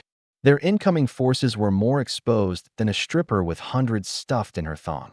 I had an eye full of everything, and I was quite impolite with it. After mere hours, I already saw shifts in our battle lines. The general established a line, and troops that were beyond it started pulling back. The line was roughly 250 miles long, one end at the coast, the other near the battle lines of Stronghold Echo. In preparation for such a time, the forward bases were already spread across the line, only needing interconnection. Warlocks would terraform the land in the coming days, and engineers would construct fortifications within the earth itself. The line would become a bulwark that no monster could get past, and with an established line, other defensive measures could be in place. Minefields and traps could be laid with incredible density, which meant the deployment of new technologies. Squadrons of bombers could fly across the new no man's land and drop tens of thousands of air-deployable mines, enough to decimate entire armies before they marched within 30 miles of the line. Tanks would become emplacements. Artillery could be spread out and permanently stationed to be used with maximum efficiency, and transport lines could be strewn across the front to maximize the flow of resources. In my mind, it would be simplicity itself to defend the line. My generals were still operating with maximum efficiency in mind. They had gotten rather good at maximizing resources, but soon I'd be letting them loose. Soon, they would be more worried about how fast they could get their weapon systems to fire. It would feel like they couldn't put down enough ordnance with the endless swarms of demons spawn charging at their walls. And with it all, I'd get more footage and records to use in my propaganda war. My covert war extended beyond the darkness of extermination. I shifted gears mentally. I had been accumulating my own strength and technology for months now. I had been working in the dark, doing things nobody else on this planet could fathom in order to support this very war. It was about time to start cashing in on it. I glanced at Erhun, who had remained standing by my side for hours in silence, awaiting my next order. Prepare a plane to the front lines. I turned back to the map, seeing the scourge stirring. They had been moving like a sleepwalker all this time, refusing to devote themselves to the war against my Iron Legion completely. They had been holding back, waiting, watching. I could tell that the time for watching had passed. They were ready to play their cards, and I was ready to respond in kind. I stood turned away and walked out of the headquarters, Erhan following. It's about time I stepped out and led my soldiers. That time an American was reincarnated into another world. Chapter 289, Missiles Inbound. September 13th, 628. Amara trudged through soft sand and dirt, Erhan leading the way in front of her in his armor. They slowed to a stop before a line of glowing flares. A few armored trucks went cruising past her, following the lane before trailing off to their destination, their cargo literal truckloads of earth crystals. They crossed the lane, looking around as soldiers ran every which way, their voices echoing past each other despite the option to simply use their communicators. Amara was impressed with the progress. It hadn't been 2 weeks, and John's Maginot protocols were coming along quickly. Although the Scourge was only intensifying their attacks, the combined arms brigades were holding them back a safe distance.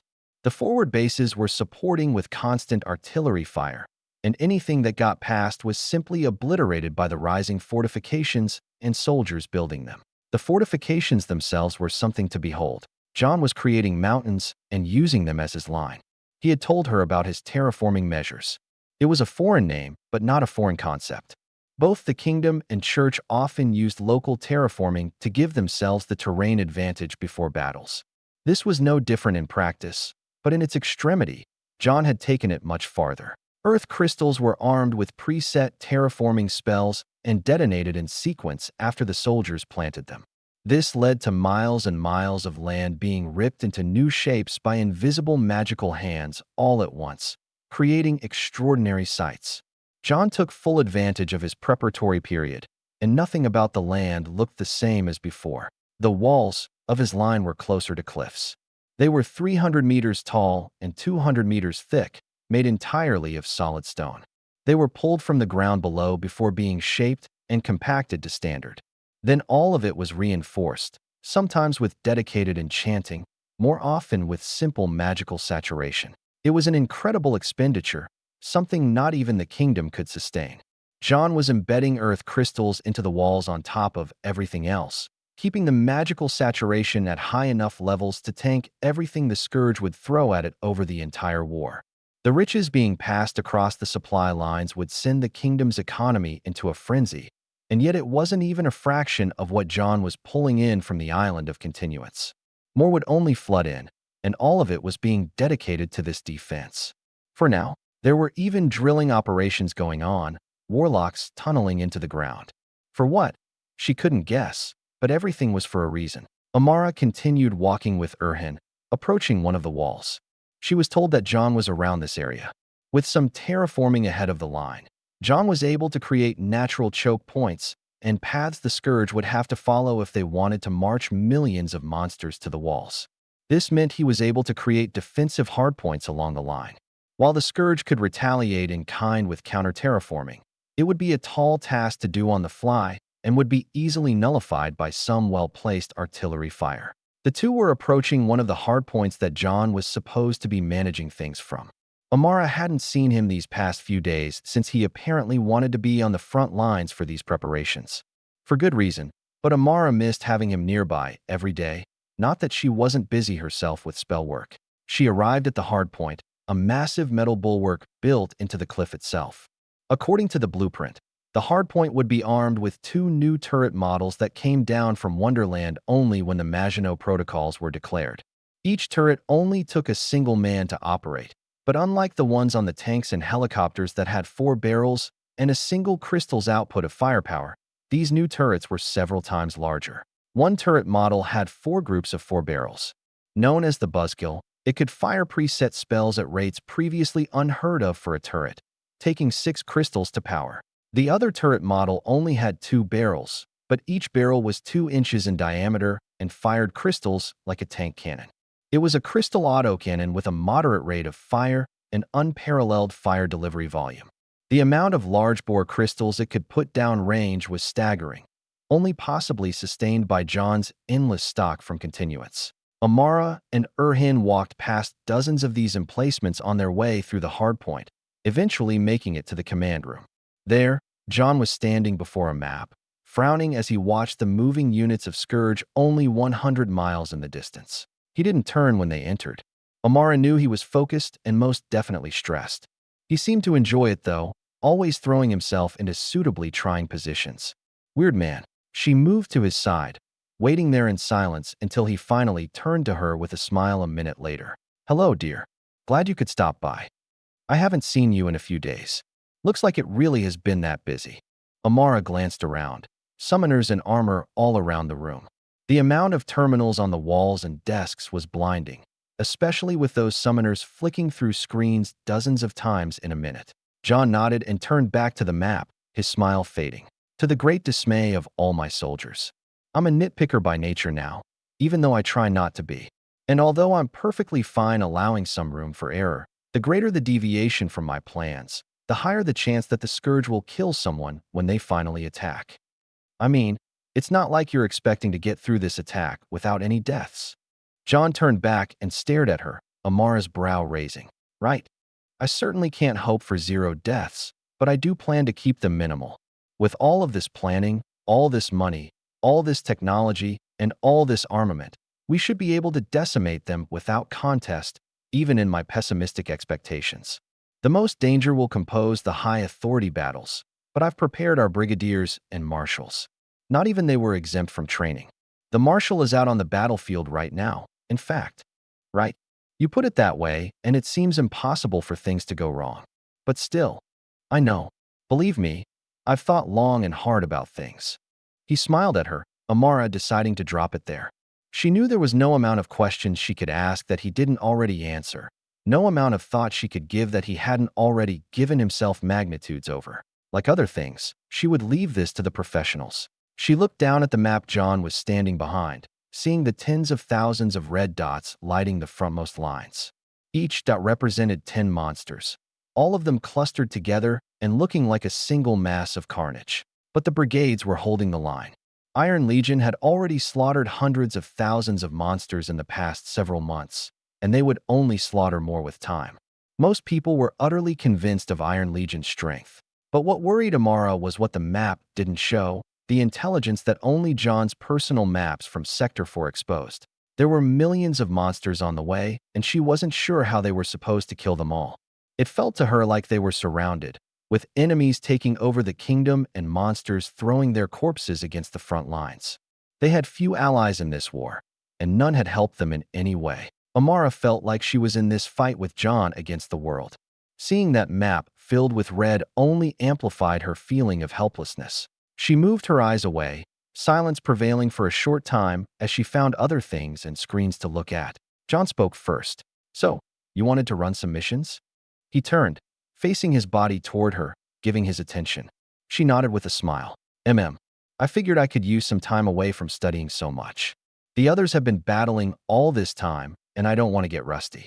Plus, it'll help when my advancement comes around. I'm not actually that far off from Authority 10.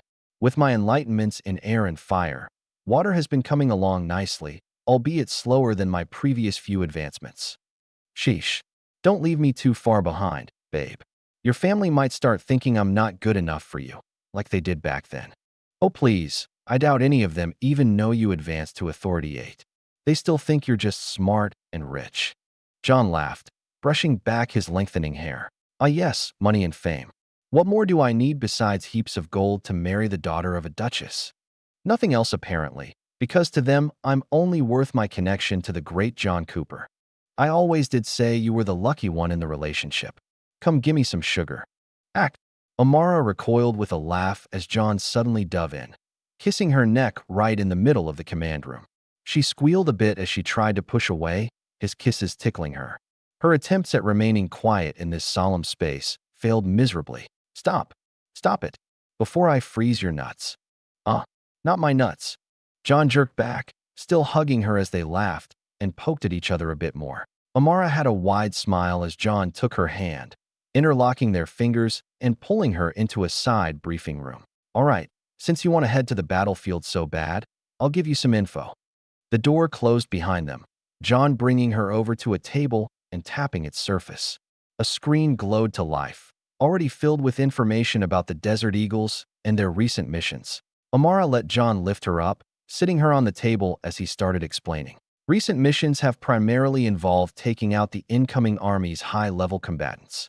Some larger strikes have been carried out, but it's simply not efficient to send them on extermination missions. If you join them, your next mission will be tonight. Your target will be an Authority 10 King Blood of Anarchy, one that's leading a small army of monsters and other royals and attempting to subvert our construction efforts near the coastline, our furthest edge of the Maginot Line. Amara watched the map flicker through images. They naturally had a plane over those areas, and she was able to see how the Scourge was trying to keep an avenue for attack open in weaker areas. Iron Legion forces weren't so concentrated all the way out toward the coast, but it was an important area nonetheless. They couldn't allow the Scourge to flank them. It shouldn't be an issue to kill the King Blood, especially if you're going to be there, but still be careful. The Scourge has been rolling out new weapons and tech, arming their high authority combatants. They're being trickier, and Fightin has already been injured a few times. Don't let them catch you off guard. Play things safe, keep your distance. Of course, I'm certainly not like you, who goes charging into enemies like a death shrine. Amara smiled and pat John's cheek, earning a kiss in return. She returned it with some vigor. They hadn't seen each other in a few days, after all. He pulled away and looked straight into her eyes. You'll have to leave in a couple hours. Erhan will prepare the helicopter for you. So, what I'm hearing is, we have a couple hours in a shielded room by ourselves. Amara lifted her legs, hooking her heels around John and pulling him in. John's brows raised. You know, I didn't think you'd want to do anything right before a battle. But if you want to be a little bold, I don't mind indulging. We don't have to be that intense with it. I just wanted a bit of time with you since we haven't seen each other for a bit. She shrank back a bit, face red as John grinned. You're so cute. I love you so much. Ack, not the neck. We shall have our fun together, enough to make up for the past few days. I'll freeze your nuts. Hey, I need those. The two wrestled for a bit longer, using their time wisely while they had it. The helicopter slowly touched down on top of the hardpoint, Amara stepping out. She faced Erhan, who spoke from within his armor. I'll return for now, my lady. Please inform me if you ever need transport, and I'll have it arranged. I shouldn't for a while, but thank you. Keep an eye on John for me. Make sure he doesn't keel over from stress. Rest assured, he had people to do that in his stead now. Amara smirked a bit, Erhin boarding the helicopter and taking off. She turned around, seeing Tana and Arya there waiting for her. She walked toward them with a wide smile. She and Tana shared a hug. They hadn't seen each other in over a month. Amara missed her best friend. They chatted for a time before heading down the hard point, entering the large staging room where the rest of the Desert Eagles were hanging out. They would be leaving for their mission soon, all of them ready to step off at a moment's notice. Amara saw all the familiar faces. From Ilinka to Kata, all of them seemed a bit more weathered than before. After some greetings, Blackblood let off a question. "No, John. I figured he wouldn't want to miss this mission if his fiancée was participating. John's busy enough as it is. I certainly wouldn't expect him to waste hours playing around here. I guess taking down King Bloods is just playing around then." "Well, after what he pulled off at Continuance, yes, it is." Blackblood went quiet with a smirk, Amara not taking it to heart. He was a natural antagonist, but she knew that he understood, like everyone else, that John's place wasn't, or shouldn't be, on the battlefield. He was still a summoner, and he was finally doing normal summoner work. Not that he had before, but at least now he wasn't risking his life in the most dangerous places of the war. Amara turned to Aki as she suddenly walked over to her. The two exchanged a quick hug and greeting. Aki lifted up the terminal with the briefing on it. "I've been leading first squad in your absence, but of course the position is still yours. Since you're back, that's all right. I've been out of it for a while, so I prefer not to change things up, especially not right before a mission." Amara rejected the offer. She was sure that the transition would be seamless, but until she shook the rust off, she wouldn't want to disrupt the flow they had been working with for a while. "All right then." Aki nodded, withholding the terminal.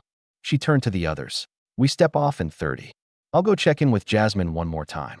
The rest of you stay prepared. Helicopters are about to spin up." Everyone double-checked their gear, Amara doing the same for her own. After that, she went back to chatting with the others, catching up on recent happenings. None of it was out of her expectations since battlefield life was battlefield life, but the story still pulled plenty of laughs out of her. She was in a mighty good mood, after all. Soon Aki came back, and not long after, they were heading to the helipad. 2 helicopters, one for each squad, were waiting and already spun up. Amara joined second squad for the mission with Phaidon, evening out the power distribution. After that, they were in the air, Amara's which had condensing mana around her in preparation for battle. As they flew, Amara saw the ongoing battle between Iron Legion forces and Scourge monsters only a few dozen miles beyond the hardpoint. The contingent they were about to attack was moving to reinforce that very battle, and they had to stop it from happening. Success would mean that their forces wouldn't have to fall back any more than they had, holding the line where they were and buying more time for construction of the line. After some time, they made their approach to the target site. Amara saw the small army, monsters numbering around 8,000. Within that marching formation was the King Blood, surrounded by 24 other royals around Authority 8 and 9. Their mission: kill the high authority combatants and clean up the fodder. To anybody else, it looked like a tall task for 13 people to kill almost 1,000 times their number. Unfortunately for the Scourge, Iron Legion didn't like playing fair. Amara heard Aki's voice echo over the TACnet. "Target confirmed. Missiles inbound. 30 seconds. Amara smiled. Their helicopters continuing to hover over the armies completely unnoticed. Not long after, Amara heard an alert signaling imminent impact. Right after, she saw a massive explosion detonate right in the middle of the army. The shockwave rocked the helicopters, the residue from the explosion reaching up and touching them even high in the sky. For more came afterward, detonating all around the formation and obliterating every last monster with the power of runaway mana. They waited, the massive plume of fire and smoke dispersing and exposing the royals and King Blood, still mostly intact. The fodder all around them had been reduced to corpses almost entirely, with less than 1,000 still alive. Their targets were not unscathed. Amara saw the King Blood injured and bleeding. Some of the weaker royals had been outright killed, while others were maimed enough to be mission killed and a non-factor in the upcoming fight. She, like all the other Deagles, smiled and stood, prepared to drop. They heard Aki's voice, the hatches of the helicopters opening. Amara ran her jetpack's diagnostic, as did the others. Everything came back green. The command then came. Drop. They all stepped out, plummeting through the air and straight into the middle of the smoking carnage below. Amara's body surged with mana and anticipation, a laugh escaping her lips as adrenaline pumped through her veins. Remembering what she had done to all those Nephilim and the shadow it cast on her psyche, she intended to find every ounce of glee she could within this slaughter. That time an American was reincarnated into another world. Chapter 290, Pawns. September 13th, 628. After her feet hit the ground, Amara remained rooted. She watched the other desert eagles around her move with practiced direction. They had all done this dance hundreds of times, and this was just another mission on the books. Quan and Song shot through the groups of royals and killed them with casual ease. Their blades moved through their angled paths with skill honed over decades, their muscles long ago sculpted by their combat styles. Their blades cut through Authority 8 and 9 royals with little resistance, their enemies still stunned or recovering from the impact of the missiles. Pontek was nearby, bounding across the ground with wide strides and bringing his greatsword down on anything that moved.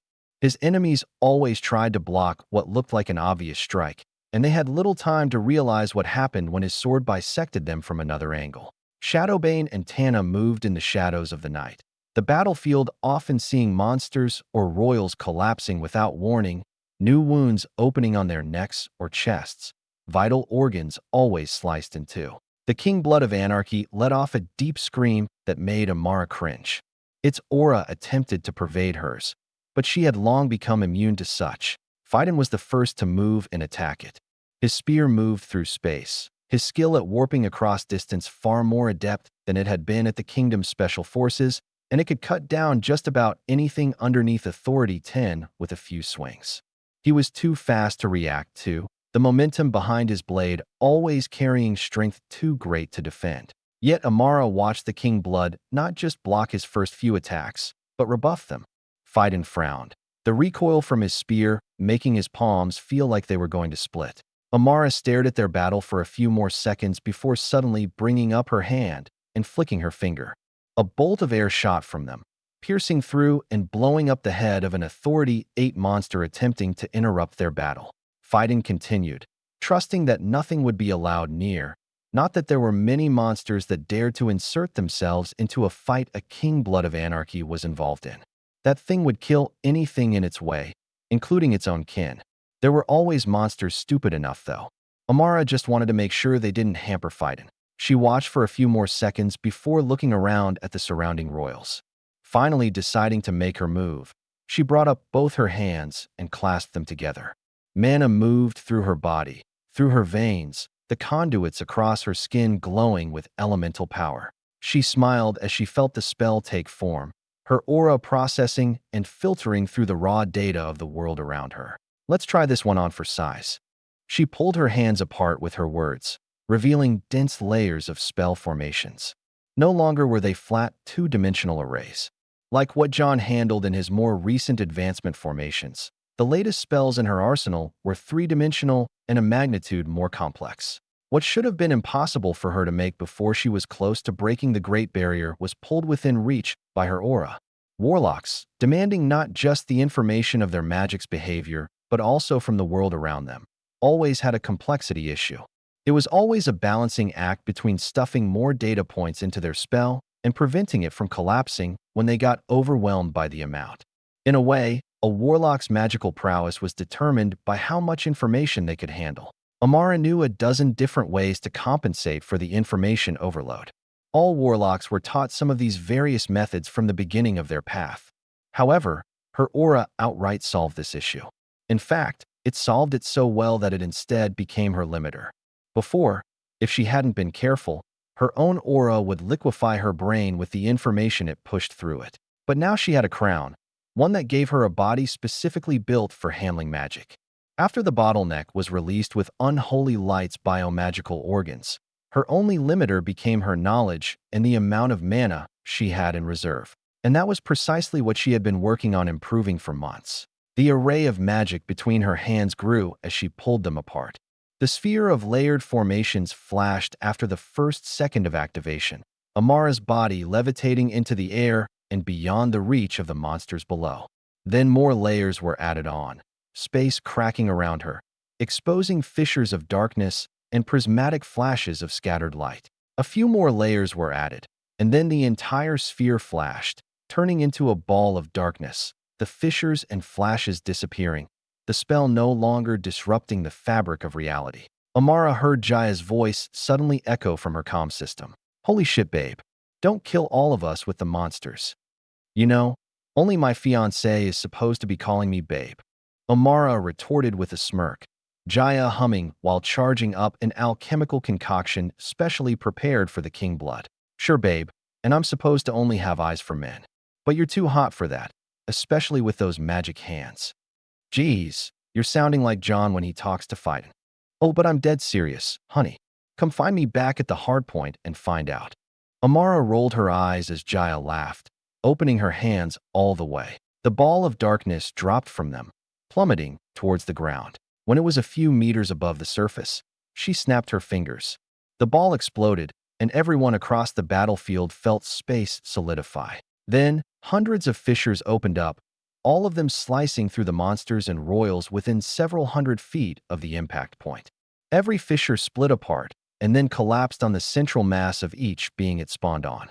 None opened near anything human. It only took a split second, space loosening up once completed. That's when everyone felt like they could move normally again. And all the monsters exploded with blood and gore in reaction, Amara lowering herself to the ground. Jaya whistled before launching her attack at the king blood. Fightin backed away, a small canister flying toward the king blood. It sliced the canister with a blade, shattering it and making it explode with its contents. Its body was coated in a tarry substance, which Jaya ignited with a flick of her fingers, mimicking Amara. The tar ignited, the king blood screaming and resisting with palpable aura and vigor.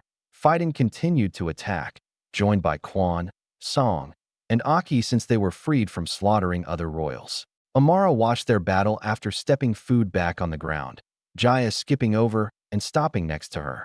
Amara felt a hand wrap around her arm, about to pull away before realizing it was Tana, not Jaya. Tana shot Jaya some side-eye before Amara asked the question on her mind, seeing the sticky flames burn through the king blood's defenses. What the hell was in that concoction? Just some liquid fire crystal mixed with some adhesive substances. It was roughly Authority 9, so even the king blood has to burn all of its power just to resist it. That combined with our attacks and the initial missile strike should be enough to bring it down rather easily. Amara nodded with some impression. Jaya didn't have anything nearly as powerful before Iron Legion, but now she could use elemental crystals in her alchemy, multiplying her power output. God knew John had an island's worth of elemental crystals to burn, so Jaya was always given an unlimited supply of alchemical materials. When used like this, it tempted Amara to get into alchemy. Unfortunately, she had her hands full with normal spell work, let alone some of the enchanting work she did for John on the side. She couldn't afford to dabble in a completely new field at the moment, no matter how powerful or useful it looked. Now for my question. Amara glanced at Jaya, who pointed at where Amara's spell had detonated. What the hell was that? And how many more of those could you cast? I can't really tell you either of those things. All right, well maybe not the first question, but the second. There's no way you could cast more than a couple of those. Amara just stared at Jaya, whose brows raised. 5 of those. 10. Amara remained silent, a slight smile tugging at her lips. Jaya cringed. You're a monster. Not yet, I'm not. Amara smirked and looked back at the king blood. She watched it release its final death throes, attempting to take somebody with it, and failing miserably. Fightin was too fast, and Aki, Song, and Quan had all survived the downfall of their respective kingdoms, carrying the combat experience from those times. There was no way any of them could fall for last stand tricks, not even against a king blood. A totally unfair fight, Amara thought, but that's the way it should be. As John had once said, if the battle was fair, you had failed before it even started. The king blood died, the flames continuing to burn for a few minutes longer. When they finally ran out of fuel, the king blood skin was either charred or melted. Amara sighed. So much for crown material. Most of it can still be harvested. Their corpses are as difficult to ruin as they are hard to kill. Jaya shrugged. A few moments of silence between them before explosions suddenly echoed in their ears. They both looked up, seeing the helicopters lowering themselves with turrets releasing repeating spell fire at the few remaining monsters nearby. All of them were killed off before long, the battlefield eerily silent. Amara felt like she could smell the blood and fire in the air despite the witch hat filtering it all for her. The helicopters landed, Aki looking around at everyone before nodding. Mission complete. Let's get back so we can grab some chow. I glanced at the screen in my vision and my vision only, nodding when I heard Aki's declaration of mission completion. All went well. My fiancée had an especially impressive performance. I was proud of her progress. Unfortunately, I might be calling her back from the battlefield earlier than I intended to. My eyes went back to the person in front of me, two pale horsemen standing on either side of the couch she sat on. She tried not to look nervous, but I was sure that everything she had seen had her spooked. I could see it clear as day in her aura, despite her commendable poker face. I smiled, extending my hand and letting Erhin take the decree from it. Seems to me like the king is being impatient, fourth princess. Mind telling me the reason for that? It's hardly impatient, Sir Cooper. Your deadline approaches, and the king is simply informing you of the promise you made back then. Iron Legion would not exist without his grace. The least you can do is fulfill your end of the deal. And I intended to. But 500,000 white crystals takes time to accumulate. You've killed at least as much. Are you saying that Iron Legion has failed to do so? With its allegedly monumental battle record. I chuckled in response, letting the fourth princess sit there in silence for a bit while I puffed on my cigar. She wasn't wrong. We had in fact killed well over 1,000,000 scourge since Iron Legion's foundation. But not every crystal was recovered, and it took time to process that which was. I had a stockpile in a secret warehouse where I was piling up the black crystals, but so far there were only about 400,000. The rest had gone to the church for purification, returning to us to be used in manufacturing. I had expected more time to be allowed to accumulate, more time to build wealth so I could reinvest in Son Industries and Iron Legion. We were fighting a war, after all. I couldn't possibly send all of our wealth to the king for quick repayment, but now he was forcing my hand. It seemed like the third claw wanted some leverage, an excuse to knock me down a peg and start a takeover of Iron Legion. I had no doubt that they were a part of this. I would be a fool to believe anything otherwise. I scanned the fourth princess. 37 years old, 5 feet 6 inches, 132 pounds, heart rate sitting around 105 BPM, blood pressure a bit high, not unexpected considering she was in the heart of the glass desert. Authority 9, a warlock with the water, fire, and earth elements, none of which were enlightened. Hasn't seen the Great Barrier, undeveloped aura considering her authority, and more than likely at the end of her talent. She wasn't yet corrupted into a Nephilim, but her husband was. Based on what I could smell and see from her, she had recently done the dirty, around 4 hours ago based on the report from Sector 4 I received when she arrived. I could smell blood, so whoever she had done it with wasn't very gentle. It wasn't her husband either, because he was sitting in one of the eastern strongholds. Normally I'd feel sorry for the guy, but he was a Nephilim, so he probably liked that shit. Fucking heathens. She had a draconic crown around Authority 10 in power. It made her eyes red, a standard indicator of a fire dragon crown, and her body coursed with mana of a density higher than she would be able to handle otherwise. Based on the natural saturation of her body and how well the mana moved, it seemed the draconic crowns were of a lesser efficacy compared to the unholy light crown that Amara received. Probably because the unholy light bloodline was bred and mutated to be a living mana weapon. Felvia Alphen, the fourth daughter of the king, was known to be one of the king's lesser emissaries.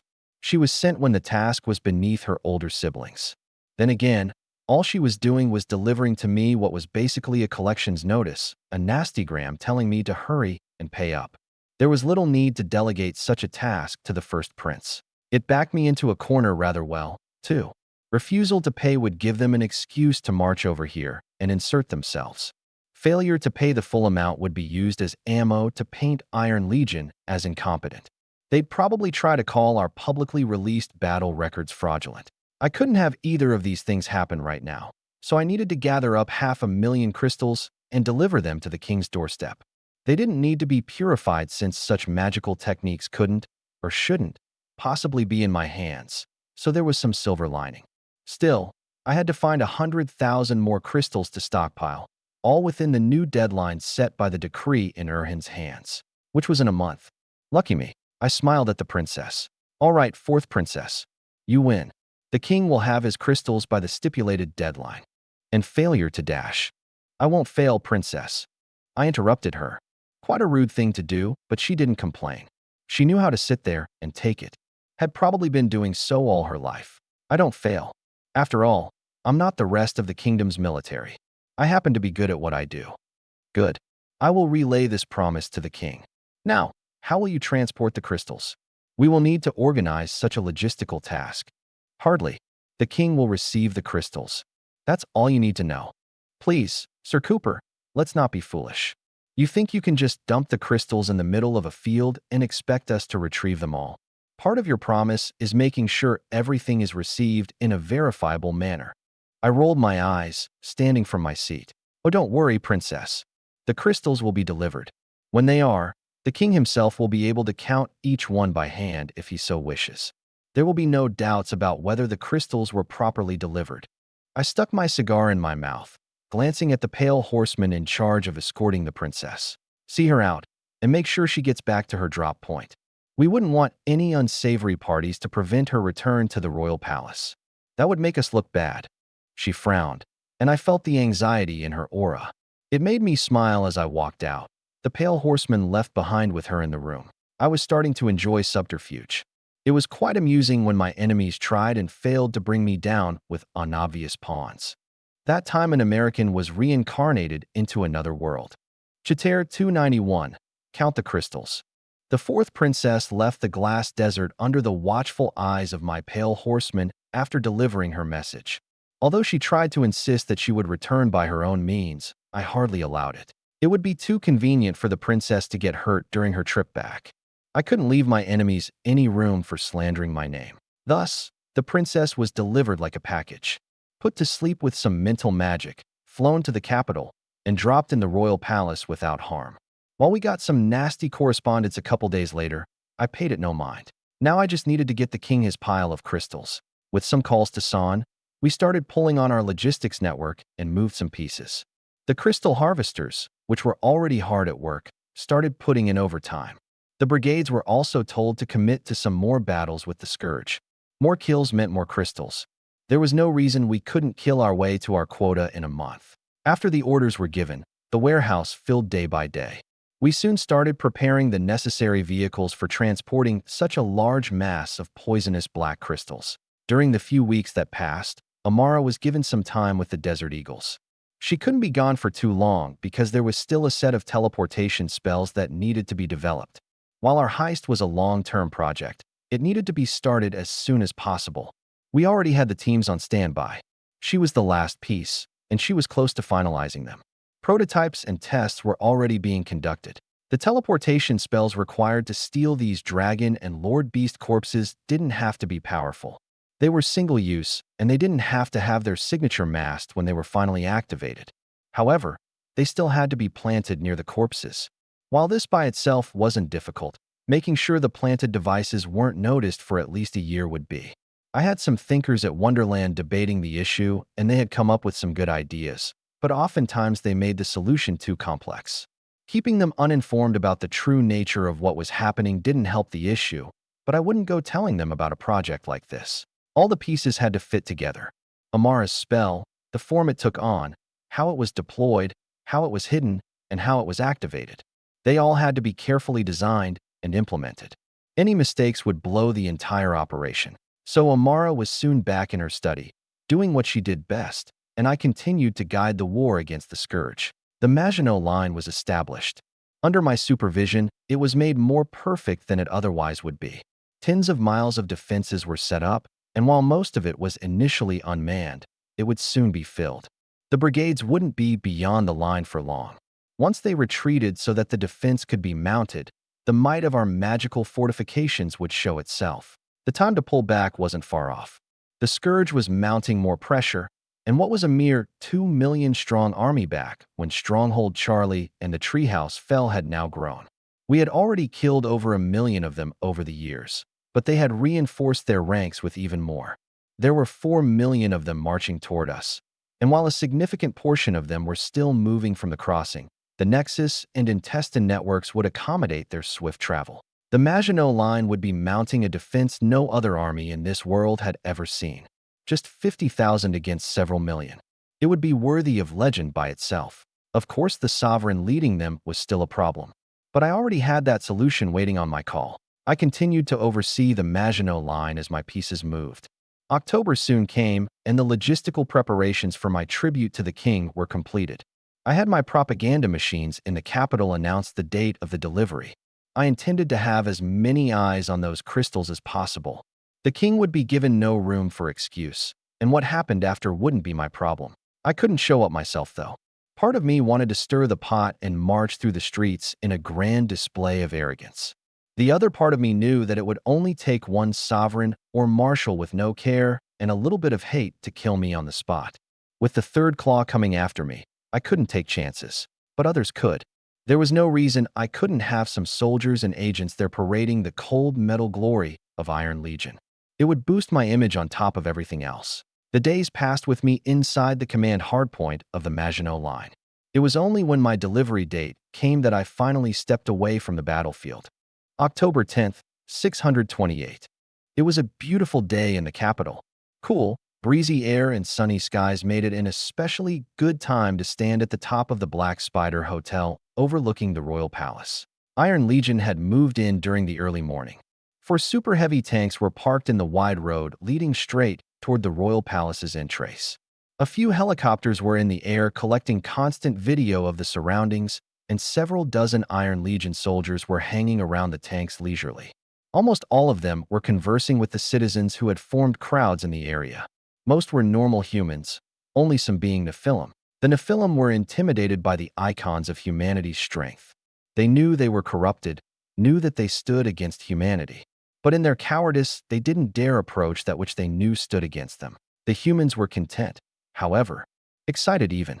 Every child who came across the site begged their parents to go see the massive metal behemoths. Every adult, ordinary or magi, took the time to go take a peek at the soldiers protecting them on the front lines.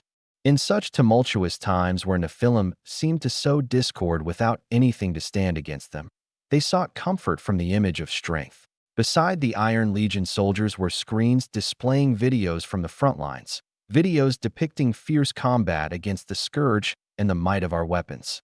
Thousands were gathered around, every screen raised high into the air, thousands more trying to squeeze in from other roads and alleys. The Capitol Guard were naturally gathered, all of them stationed at various areas around the gathering. They simply kept an eye on everything. It seemed like the Third Claw didn't intend to cause trouble.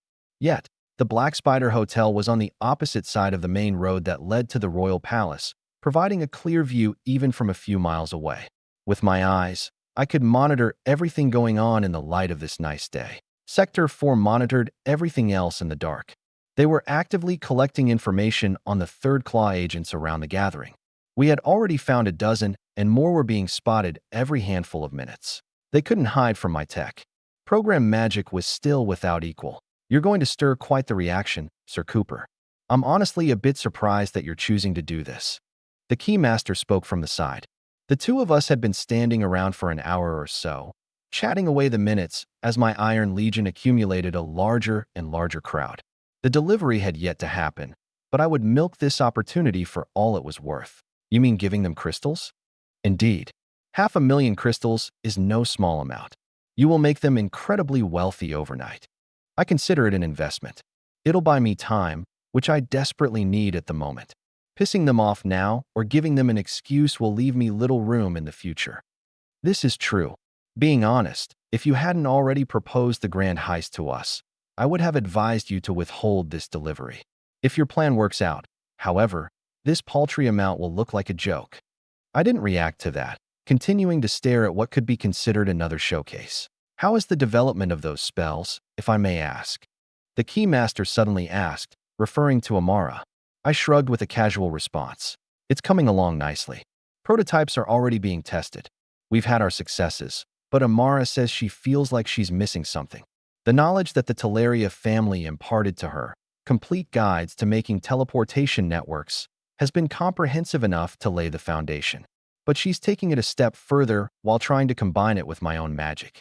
Let's just say there's been a certain ceiling that she has yet to break through. Her undertaking is an incredible one. I believe that success or not, the results will be enough to make the endeavor worth it. I agree, but neither of us make promises we can't keep. I've asked for some help. Hopefully it'll be enough to get her past that ceiling and make rather than break our heist. I see. This help of yours must be incredible. I didn't respond. I had a feeling the key master already knew that I had asked for help. I think he already knew who was coming to help Amara despite me still being in the dark. Some more time passed, everything continuing as normal until I saw a large incoming helicopter in the distance. It was one of the cargo models, and below it, hanging from a metal cable, was a large metal container. It drew eyes as it entered the airspace above the capital, slowing until it was over the royal palace. Then it lowered itself, the container touching the ground right in the middle of the central plaza. The helicopter flew away once the cable detached itself, leaving the container by itself. It was a cubical container roughly 20 feet long, wide, and tall. It had no defining features, not even any indications of handles, terminals, or latches. The walls were flat steel, nothing more. Seeing as enough attention was on it, I sent a signal from my aerial.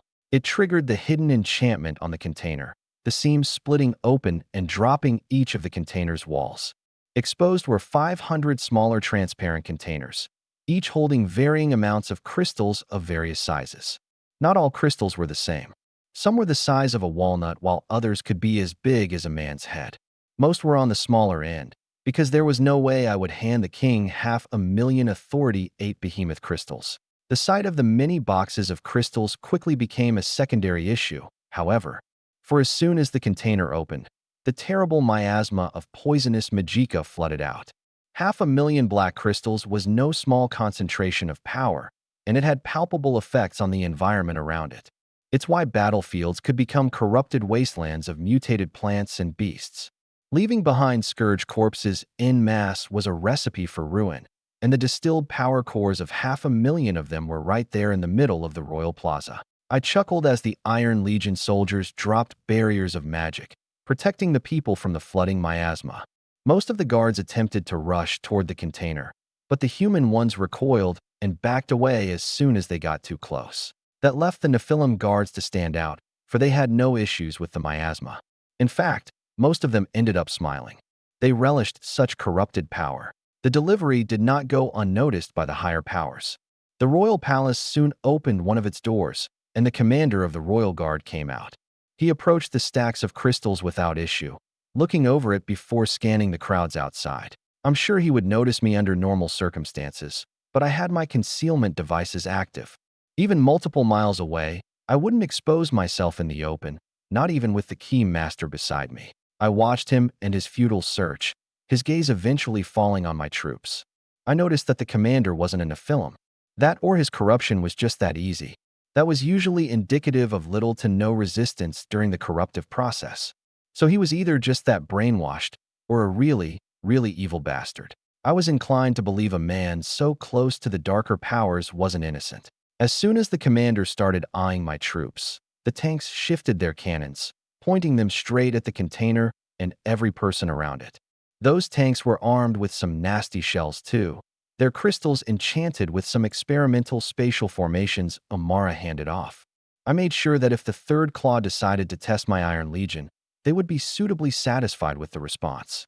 I don't send my troops anywhere without being suitably prepared for the threats therein. The commander remained where he was, most of the Iron Legion soldiers moving to board their tanks or APCs. The delivery had been completed. My Iron Legion had made its mark once more, spreading the good word of scourge death counts and slaughter. I could see reporters everywhere, capturing every image and happening in and out of the Royal Plaza. This would be in the papers tomorrow. All the businesses under Son Industries would make sure of it.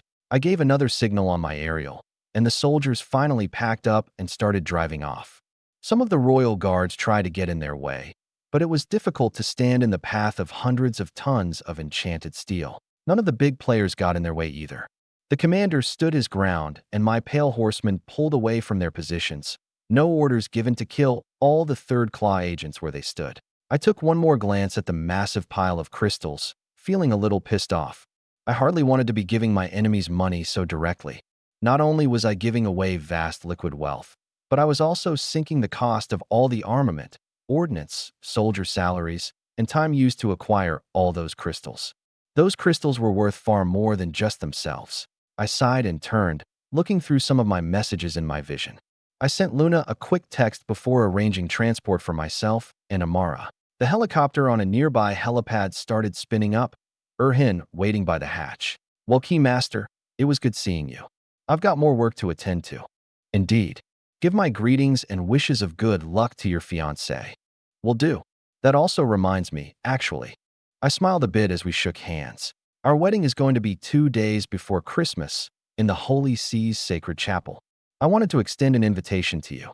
You've been an important part of my life ever since I arrived, and even if you can't attend personally, I wanted to at least have you there in spirit. His brows raised a bit before his smile got a bit wider. I handed him a physical invitation after our handshake separated, his eyes scanning it for several seconds. I waited in silence for his response, which took some time to acquire. I would be honored to, John. Perhaps not for the entire event, but I will be there for the ceremony. That sounds perfect to me. You have my thanks, Keymaster. And you mine. How can I miss the wedding of the man seeking humanity's survival? Just tell me when, and I'll be there. Of course. We shook hands once more, my steps soon taking me to board my helicopter. I took off, Amara waiting for me on the other side. Ah, I see now. Tog Natsun stood nearby, watching the large man in front of him stare out of a window of the royal palace. His eyes tracked something in the sky. Pharaoh Runnias usually wasn't so eccentric, so Tog assumed it was simply something he couldn't see. Seeing that it was in the direction of the Black Spider Hotel, and how it had happened only after the Iron Legion soldiers started leaving, he had the wild guess that it was John Cooper. Pharaoh gazed at a point in the sky, a point quickly creating distance between them. Still, he tracked it like distance was a mere suggestion. He saw the helicopter, its exterior faded, magic tampering with his sight, even with aura. He could hardly focus on it. Layers of complex illusory and coded magic preventing all manner of detection, and then preventing all manner of stealth magical observation. But aura was not magical. It superseded magic, a thing so powerful and mysterious that nobody, not even the sovereigns, really knew what it was. And it pierced through the veil of all magical complexities, giving him a crystal clear view of the soul within that helicopter. John Cooper. He has balls, being here. Tog perked up, restraining the eagerness in his voice. Can you kill him? Yes. Will you? No. It would be too high a price. I'm not the only power in this city. Tog clenched his fists, a wave of anger washing through him before fading. He surely couldn't hope for such an easy solution to their problems. Pharaoh leaned his head on his fist, swirling the glass of blood in his other hand. His eyes continued to track the helicopter, and he noticed John turn his head in response, looking right back at him. Pharaoh smiled. From behind the Great Barrier, he could see how far away John was. He's taking his first steps. It won't be long before he breaks it. Breaks what? Tog asked, Pharaoh sighing like words were too much effort. The Great Barrier. He may just be the first summoner in history to break through it. We need to kill him before that. Perhaps. But if we let him, then he will pave the way for all of our own summoners. We will finally be able to raise a new bloodline into the untouched horizon. If we let him, do we think we'll be able to kill him after the fact? Will we ever get the chance? Of course we will. That's hardly an issue to think about. We always get what we want, and John Cooper cannot fathom the powers behind us, cannot fathom the extent of our reach in this world. Even if we must scry for him, he will be in our hands sooner or later. Tog went silent, Pharaoh eventually turning his eyes away, the helicopter no longer in direct line of sight. Not that it was necessary, but he hardly cared to stare for so long. He waved away Tog. Go on and count the crystals. If they have left even one out, we will have him by the balls. Yes, sir. Tog bowed and left, forcing down his concerns and focusing on the task before him. He would have his chance. It would not be long before his own pieces arrived. That time an American was reincarnated into another world. Chapter 292. Master Zirian. October 10th, 628. I turned my gaze away from the royal palace, feeling the chills through my body subside. I wasn't sure who it was that looked through me. I had a few guesses, but the Great Barrier did me no favors. It completely obstructed my auric view of them. I could sense their power, sense their mental outreach, but I couldn't see anything more than that. They could reach out to me with their aura. I could not do the same. It was an unfair difference in power.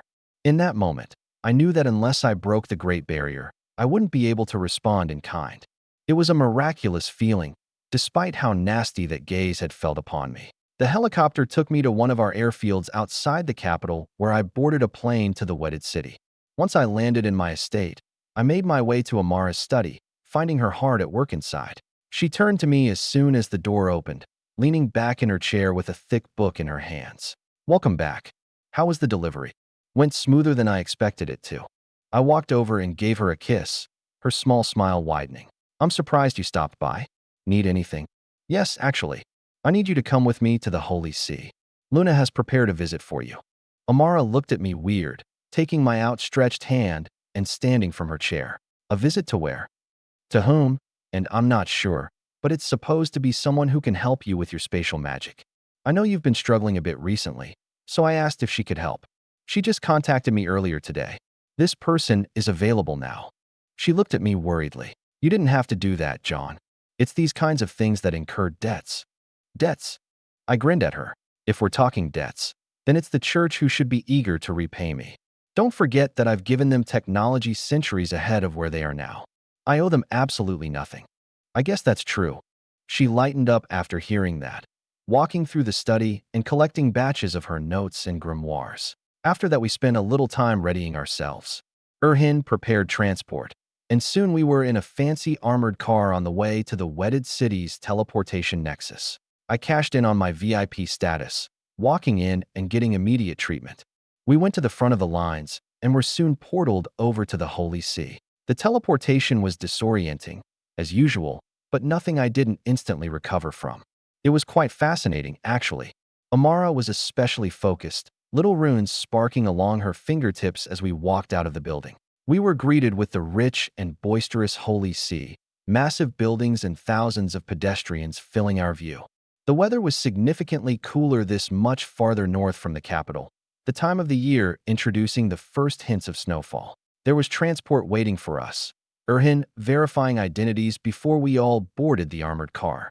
We were taken to the outskirts of the city, to an unmarked building built no less sturdy than the peerage high-rises. We entered, finding ourselves in a sparsely furnished reception room. Luna was sitting there, two armored individuals to her sides. Their armor used my technology, but it had the obvious customizations of the order. For a moment, I wondered where Anderson was, but quickly remembered that he was likely engaging in the infiltration of the pillars of creation. Amara and I greeted Luna with smiles. "It's good to see you, Amara. It seems your endeavors have caused you much grief. The elusive secrets of space will do that to you." The two hugged, my greeting coming afterward. Luna looked as particularly radiant as she always did. I knew she was busy, but it still seemed that life in the black spider market was cozy. At this point, I knew that she was just waiting for the day that she finally got to step out. "Well, let's not waste time. I know both of you are busy people." She said that while leading us to a nearby room, Erhin staying behind. It was in there that we found ourselves in front of another teleportation platform. This was one obviously owned by the covert forces of the church, used for going to places the rest of the public couldn't know about. How well hidden. I felt absolutely nothing before walking through that doorway.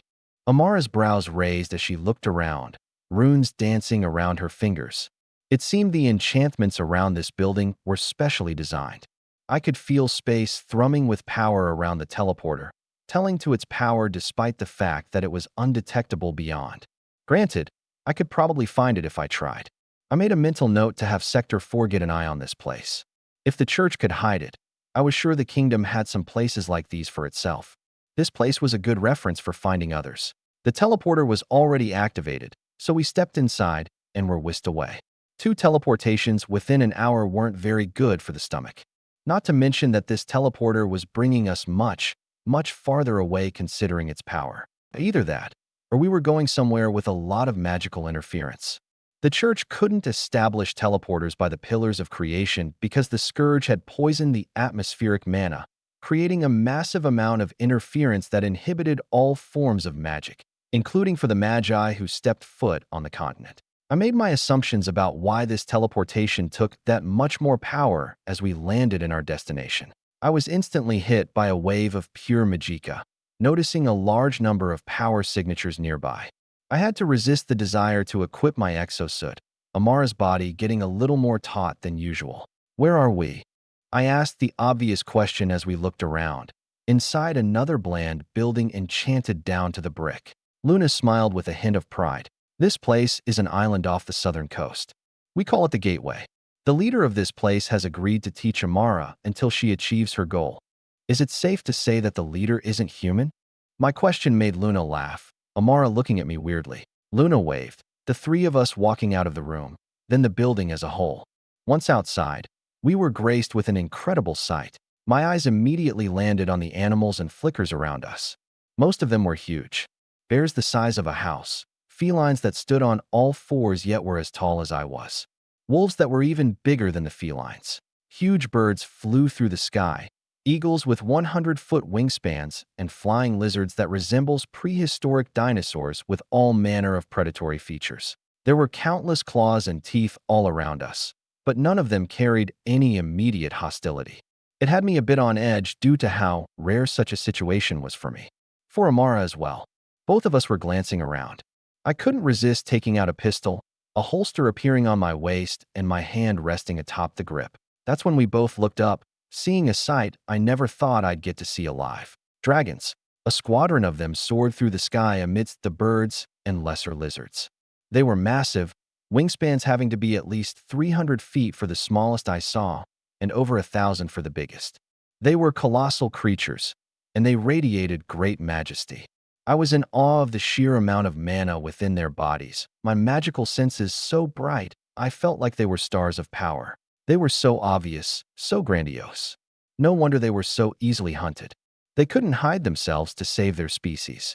I wondered if my sensors could tune into their signature. This island was the gateway. It obviously led to another place, perhaps the true haven for flickers and magical beasts. Luna laughed at us. Come, you two. The gateway is a sort of haven for these animals and flickers, away from the claws of the kingdom. The paragon species continue to replenish their numbers in places like this, recovering from the extinction attacks by the kingdom many years ago. It takes them centuries to recover? I asked while scrutinizing the details of those dragons in the sky. They looked about the same as the dragon corpses I had seen, perhaps a bit smaller, not as bulky. Living in this paradise seems to have gentled them somewhat. Luna nodded, guiding us down a stone path. We were within a human city, populated not just by beasts and flickers, but by many thousands of people. This seemed to be a major hub for the church, connected only by teleporter. Perhaps it was worth it for the materials they harvested from here. The paragons are slow to breed. It accelerated when they were genocide, but a mere couple centuries couldn't possibly make up for thousands of years of unrestricted procreation. The dragons used to be the kings of the sky, used to hold dominion over legendary places like the Skylands. Now they're forced to share a measly island with hundreds of other lesser species, not to mention the other paragons. Do they have conflicts with the other paragons? Not many, but as their numbers grow, so do their desires. They've been restless in recent years, though not entirely thanks to each other. I nodded, Luna leading us through the city on foot. We eventually used some magic to speed up the travel, shuttling between huge buildings intertwined with nature. Eventually, we found ourselves before a massive palace of magical stone. I could sense dragons within, many hundreds of them. This wasn't the only palace either. There was one other some miles away, occupied by the Lord Beasts. We entered the palace, dragons flying all about the interior. Many of the juvenile ones were playing, magical bolts zipping about the atmosphere, while what looked like the parental figures sat atop pillars and watched, sighing in tiredness. Many eyes found us, though. I had to keep reminding myself that the paragons were intelligent, capable of communication. I had come across an alley cat before, and it had been capable of controlling flickers and planning with me. These were not just some beasts driven by instinct. But we weren't the only humans. One woman walked up to us, flanked by two other girls, both of whom were blindfolded. The woman smiled at us, then at Luna. We are pleased to host you again, Lady Luna. These are the guests of His Majesty Zirian. Indeed, Magister Jessica. Luna answered as I observed the two girls beside the Magister. I was curious as to why they were blindfolded, but as soon as I felt a small bit of their aura, I suddenly understood. They were training aura, projecting themselves like I had done a few times before. They navigated the world without their senses. Based on how they followed the Magister, they were likely rather adept at it. Noticing me staring at them, Jessica turned to me. Do they interest you so, Sir Cooper? A bit. They're training aura, right? Among other things. These are acolytes who will return to the church when they have finished their training here, communing with the heavens through prayer and removing their senses from the world. Through this, they achieve what we call spiritual enlightenment, similar to an element for a warlock. Indeed, these two have been enlightened and are going through the final rites before returning to the mainland. As soon as they choose a flicker for themselves, they will leave. I stared at them a little longer, noticing a bit of irregularity with them. I could see the cloth over the eyes of one becoming slightly damp, her breathing becoming shaky. I looked at Jessica. Are you spiritually enlightened? No, I am not. I only help them hone their aura techniques. I looked away from her, back to the girl in front of me. Her aura was becoming less stable, shaky like her breathing, and becoming increasingly emotional. I could smell the fear. One thing I quickly noticed, though, an anomaly I didn't expect to see outside the pillars of creation, was the fact that the two were completely ordinary, not an ounce of magicka on them. Yet they had honed their aura to such a degree. It gave me some ideas.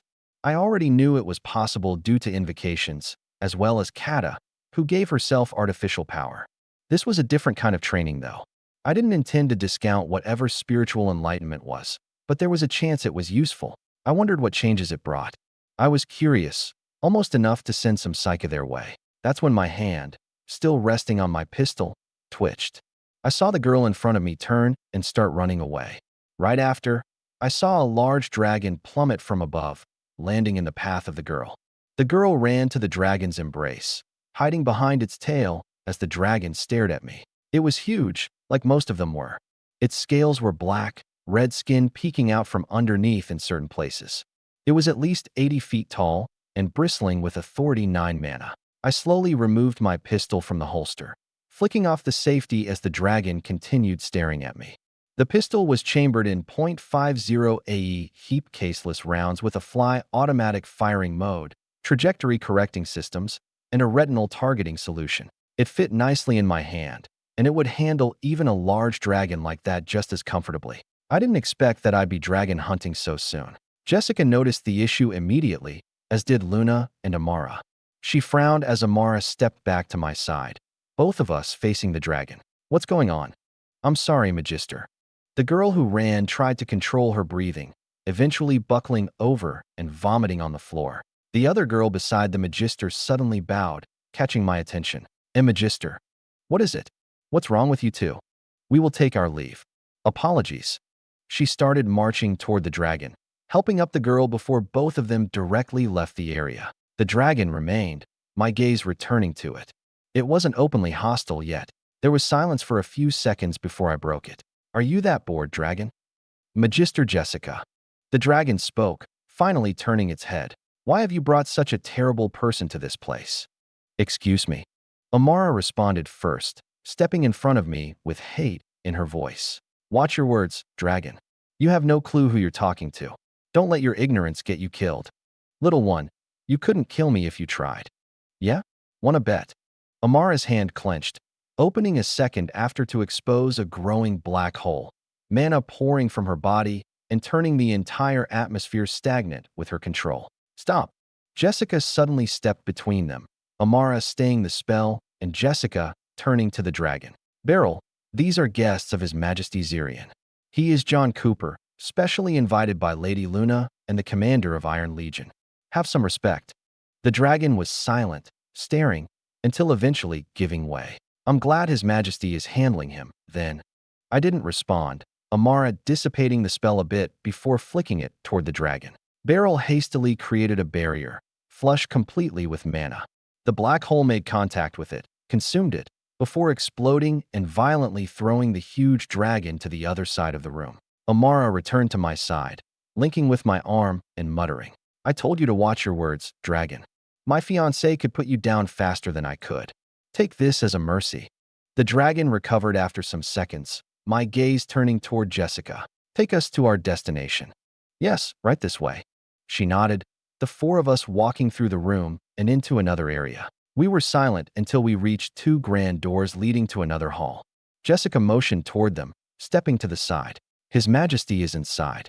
Please enter. Let's see this new teacher of yours. I stepped forward with Amara, the doors automatically opening before we could push them. What we walked into wasn't a reception hall, but a massive study. It was filled with arcane artifacts that twisted the air and made my senses tingle with danger. My eyes immediately fell on the dragon in the center, sitting atop a large stone pad, 200 feet tall even as he lay down. The room was built proportional to his bulk, the ceilings at least 2,000 feet high and completely glass, with massive magical openings to allow the dragon to fly in and out comfortably. He looked at us with massive white eyes, his body composed of purple scales that crackled with lightning when he shifted. I noticed around the room there were huge metal pylons and metal structures along the walls, most likely grounding rods for whatever lightning inadvertently discharged off the dragon's body, preventing it from killing anyone. He was at least Authority 11, not quite a sovereign. I wasn't sure if the dragons even had any more of those, though I was inclined to believe they did. There was no way they were here, though. The dragon, His Majesty Zirian, smiled at us, baring teeth bigger than I was. He spoke after the grand doors closed behind us, with a voice as deep as the thunder I'd hear during a lightning storm. Apologies for the incident, young ones. Please forgive their ignorance. They have been too sheltered during their lives. Sometimes, not even age can fix the shortcomings of one's environment. It's no big deal. I know I'm not the most pleasing soul to look at. I responded with a casual smile, Zirian humming with a rumble before looking at Luna. You've brought me a talented one, Lady Luna. I will admit that I had little hope. She's one of the most impressive warlocks I've ever seen. With little guidance, she's reached heights that will soon surpass mine. I'm sure in your hands, she'll break records. We shall see. Since you have delivered them to me, you may leave whenever you wish. I will ensure proper accommodation. Sure thing. Have fun, you two. Luna gave us goodbyes before exiting the room. Our attention returned to Zirian, who remained on the massive stone bed. He looked at Amara. Amara Teleria. Authority 9, enlightened with your air and fire elements. How fitting. You've been brought here so that I may impart some of my knowledge, particularly in the ways of space. I understand that you are endeavoring in the topics of teleportation. I am, Your Majesty. Some of its secrets still elude me. Well, what would space be if not secretive? But fear not. Should you accept, I will take you on as my student for as long as it takes to achieve your goal. This is my deal with Lady Luna. What did she give you for this? Amara quickly asked, mirroring my slight skepticism. I doubted that this rich dragon would teach for nothing. Zirian chuckled though, his laughter shaking the atmosphere. The deal is your success, Amara. She has informed me of why you're doing this and the plans your fiancé has for the future. Recovering the corpses of our massacred kin has been the dream of every dragon for centuries, the most blemishing stain on our pride and our species. Your success promises to rectify this, and that was all I needed to hear. You will have my undivided assistance in your task, and I will teach you everything you need to know to succeed by yourself. While I could give you a spell and enchantment right this moment, I prefer to invest in a talent that can take my knowledge and continue to grow and fight the demons of this world. I will not spare the effort, and I certainly won't allow your potential to stagnate. But only if you're open to taking me as your master. Amara's brows raised. She turned to me, as if looking for an answer. I smirked. What are you looking so cute for? Well, I'm just worried about the time commitment. This won't be a short project. Don't be an idiot, honey. The corpses ain't going anywhere. Fine. Amara smiled and turned back to Zirian, bowing. I greet Master Zirian. Splendid. I've taken few human students over the years. This should be quite entertaining. I'll arrange residence within the palace and have a space built for your studies. For now, if you two wish, you can head to the commons and have a gander with the beasts and flickers there. I'm sure your own companion has been eager to play with more kindred. Yes, Pup has been quite jumpy. Amara chuckled, going back to linking her arm with mine. Zirian nodded and raised his head back up high. Very well. Come find me tomorrow. John Cooper, you are welcome to stay as you wish. The teleporter is open to you, but I ask for discretion. This place is secret, and whether you know how to find it or not, we would prefer to keep our existence hidden. I happen to be very good at keeping secrets." Amara chuckled at that. I was willing to bet that Zirian knew little about Iron Legion in general, even from the information Luna gave him. After a bit more discussion, the two of us took our leave. We decided to hang around the city, and I didn't mind staying in this place for a few days. It was quite the sight, and I wanted to collect as much intel as possible. When night came, I'd know where this place was located on the map. After that, I could work on trying to find out why this place was called the Gateway. That time an American was reincarnated into another world. Chapter 293, Solemn Moment. Magister Jessica marched through a few hallways, coming upon an area for residency within the palace. She found one of the rooms, knocking on it before hearing the small voice behind it. "Come in." She opened the door, finding the pair of girls who had been with her earlier. She hadn't seen them after they ran away in a most unsightly manner, not only disgracing John Cooper, but also causing conflict between his fiancée and a dragon. They were still blindfolded, the two of them sitting on the bed with books in their hands. They stood when they saw her, bowing slightly. Jessica glanced at the one who vomited, her name Cassie. "I want an explanation for what happened today. From both of you, but let's start with Cassie." Cassie's head drooped, her hands closing her book. She was silent for several seconds before muttering. "It was John Cooper. Did he do something I didn't see? Do you know him somehow?" An impossibility, Jessica knew, but she had never witnessed her students do something like that, so she just couldn't know. Cassie shook her head. "No, I don't know him. And he didn't do anything. Not exactly." She paused for a bit. The other one, Amelia, taking the chance to speak up. "Magister, after being spiritually enlightened, we're able to see certain things about the souls we gaze upon. When we look at people, we can see and understand a few things about them. We can get a deep glimpse at the kind of person they are. We can see the stains upon them, the virtues within them, and to some extent, what things they did to earn them." Jessica listened. She wasn't enlightened herself, so while she had heard similar things before, she would never know what it was like to personally see those things. Still, these students of hers were incredible. The church trained them to be pure in spirit. Not sinless, not blameless, but pure in their thoughts, actions, and words. Part of that was placing them among people just like themselves. Before each other, there were no secrets. They saw everything. Every little nasty vice, sin, and wrongdoing. It made her morbidly curious about what they saw. "So, what did you see within John Cooper?" Both of them paused, Amelia speaking first. "Well, most souls are usually pretty white. We've seen soldiers from the church before, Templars, even some raiders from the order. Their souls are blindingly white, despite the stains on them. Okay, John Cooper though. He's a fucking monster." Cassie suddenly cursed, her eyes burning through the blindfold over them. "Do you know what he's done? He's murdered thousands of people, and he enjoyed nearly all of it. He doesn't just lack regret or guilt. He remembers every single one of his murders in perfect detail, and he enjoyed committing every single one." Jessica recoiled, unable to get a word in before Cassie continued. "He looked at us like we were nothing but walking bags of flesh and blood. I actually saw myself, another stain on his soul that showed how he was going to kill me, as if he had already done it. I saw my brains on the floor. I saw your dead corpse, Amelia's, and that of every single dragon, adult and child. The man had already killed all of us in his mind, and he felt absolutely nothing but glee at how much fucking material he would have to use for crowns. He's killed the old and young, massacred entire towns by the thousand, has tortured dozens in such clarity that I could feel the blades stripping tendons from my bones. I can hear the screams. He remembers all those screams." Cassie nearly screamed herself, Jessica watching her with barely contained horror. Not so much at what she was describing, but Cassie's visceral fear while doing so. Amelia looked only slightly better, her eyes flashing with her own memories of it all. She stood up while Cassie trembled on her bed, walking over and bringing Jessica to a corner of the room. Amelia took another glance at Cassie before taking a deep breath. "The thing about our vision of souls is that what we can see, and how clearly we can see it, depends on the memory of the person we're looking at. John Cooper has a perfect memory, so we could see every little stain not just in perfect detail, but as if we were living it. Looking at his soul didn't just expose the memories, but tried to impart them. How tainted a soul is also partially relies on the feelings of the person. People who, say, killed in self-defense and regret having to do so won't be stained by the memory. Murderers who revel in killing are usually far darker, but despite having tainted souls, they still don't have that many stains.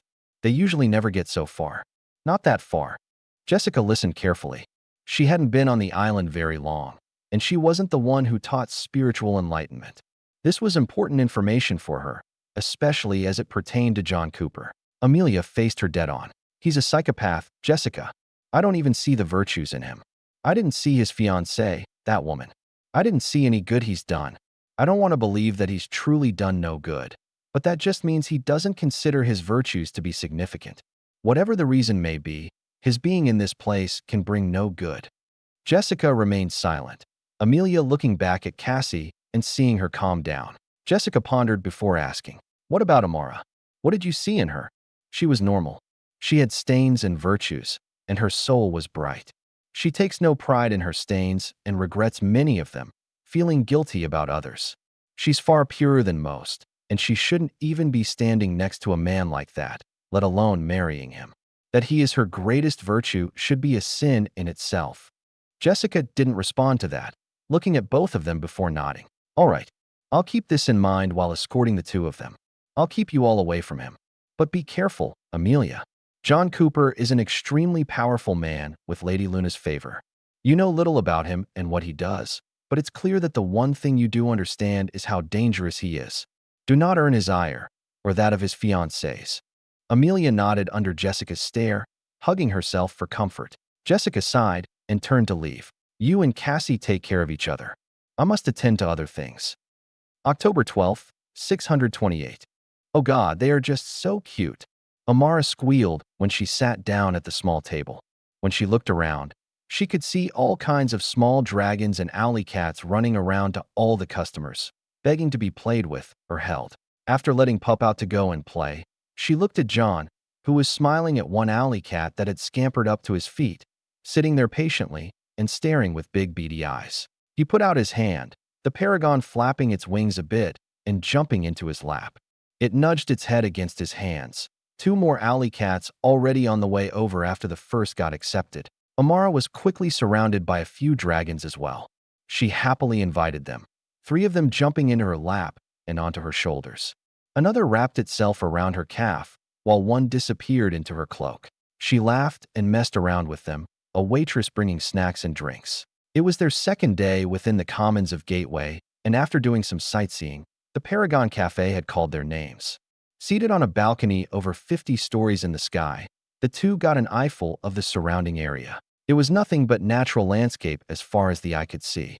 There was some forest, some grassland, a few flower fields, and a massive river that led to a desert. The atmosphere was dense with a harmonious mix of the three magical energies and underlined with an impressive concentration of pure magicka. Amara couldn't get enough of the sights, constantly gazing at everything around her.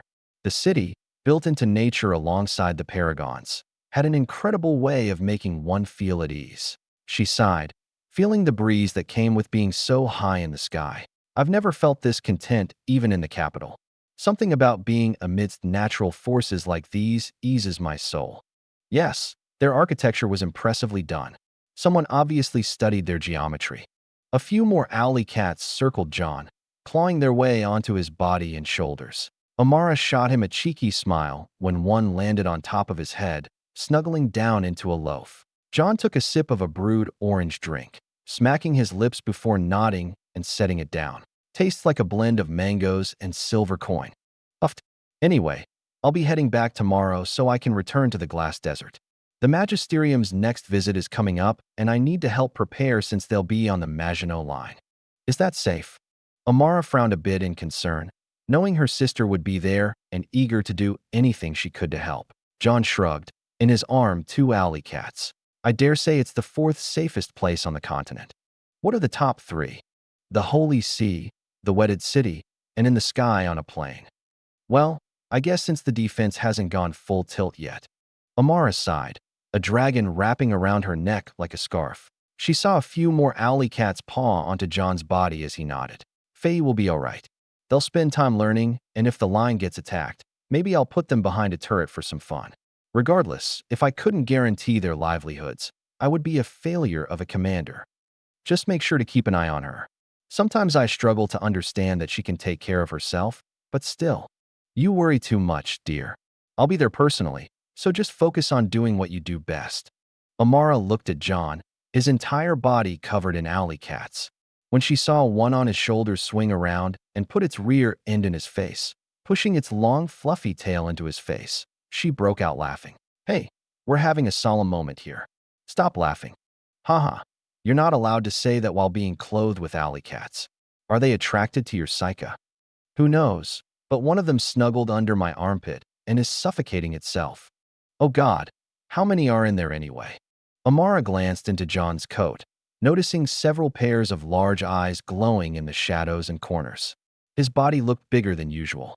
She was pretty sure there were some in his sleeves. She started laughing again as one popped its face out next to his hand. Then she suddenly squealed when a dragon puffed some frozen air into her neck to get her attention, her hand giving it a quick smack before going back to petting. A short distance away, Pup was getting tackled by a dozen dragons, pawing and kicking as customers laughed at the sight around him. Several hours later, Amara walked through a grand hallway, her footsteps on the marble floor the only thing to be heard. She couldn't help but think about how the hallway was only made for humans. Zirian obviously couldn't use it. Now that her personal classroom had been completed, Zirian had finally invited her for their first lesson. She found the double doors to his study and pushed one open, entering the room where the colossal dragon rested on his stone slab. Zirian looked at her, a dozen items nearby moving away from him and being set down on some tables with magic. Amara could feel the horribly dense mana in the air that made the room feel more stuffy than otherwise. Amara, it is good to have you here for our introductory lesson. I thank you again for having me, Master Zirian. Please, enter your new study. You must inform me of your criticisms of it. Amara was ushered to a side room, the small door nearly lost amidst countless esoteric tools and structures. She entered and found a huge circular room almost as big as her study back home. It was almost completely empty besides a few tables and bookshelves lining the walls and some devices in the center of the floor. The mana within was even more dense than the dragon's study, concentrated into the relatively small area. The roof was almost completely gone, allowing the dragon to look inside with his large head. Amara looked up at him, pretty sure he didn't have to get up from his slab to simply peer inside. Master Zirian, is the mana supposed to be so dense? Indeed, my student. It will deepen the level of information you will receive from the world around you, allowing a more seamless understanding of what transpires when you activate your spells. It's all about precision. I see. If I may make a request. Of course. Amara smiled. If we could get rid of the density and make it ambient, I feel that would be best. You see, my aura specializes in collecting information. I have no need for the assistance of dense mana. Oh. Zirian's head moved a bit closer, some enchantments in the room activating and sucking all the mana from the atmosphere. Its weight lightened significantly, returning to ambient levels and allowing Amara to feel freer. May I see this in action? If you could transcribe the level of information collection with mana in regards to, let's say, the air currents around us. Of course. Amara's smile widened, and suddenly, mana started pouring from her body, filling the room once more. Zirian watched as hundreds, thousands, and tens of thousands of runic formations appeared in the air. They were so dense and small that they began to form waves and flows. Zirian quickly realized that he was seeing the air currents themselves, the runes describing the attributes of every unit of atmosphere, and then flowing along with the thousands of others. The entire study was filled to the walls with complexities of information and observation, filled only further by Amara's aura. After millions of runes had outlined every air current and eddy in the room, Amara finally stopped and took a long breath. She looked around and nodded. A rather good exercise. Indeed, my student. Your aura is incredible. We dragons acquire details about the world so effortlessly that many never practice doing more. Only the most senior dragons like myself could compete with you. And yet, this level is effortless for you. Well, so long as one disregards the mental load. Amara smiled wryly, remembering the amount of blood she shed from her eyes and nose. She hadn't had many more situations like that since getting her crown, which was also the only reason she could perform this impressive feat. Zirian chuckled, looking back at her. Indeed. But that pain is a blessing. It instantly solves the biggest problem all high-level warlocks are faced with, above all as it pertains to spatial magic. Most spells simply force the world to bend. In one way, spatial spells do just that. In another way, you must bend the spell to the world so that you can achieve what you desire. It's not enough to simply make a portal. One must establish a start and an end, as well as the tunnel connecting both ends. You must be extremely clear with your parameters. Failure to do so can kill your spell at best and kill yourself at worst. Today, we will get to the root of your struggle with spatial magic, and from there, we will resolve each parameter one by one. I will impart as much conceptual knowledge as I can and help you with your spell work. At the end, I will even impart some of my own magic. Anything that can assist you with your operation, I will do. Thank you, Master Zirian. Amara beamed with a bit of thrill. Getting trained by such a powerful dragon was incredible by itself. But to receive his personal magic? Amara wouldn't be surprised if her combat power and utility doubled after this. She wasted no more time, eagerly diving deep into her troubles and spells. She wasn't sure how long it would take to resolve her issues, but she would pull every ounce of information out of Zirian during that time. Chapter 294, Difference in Height. November 1st, 628. I've heard that there are millions of monsters heading toward the Glass Desert. They say a defense is being mounted.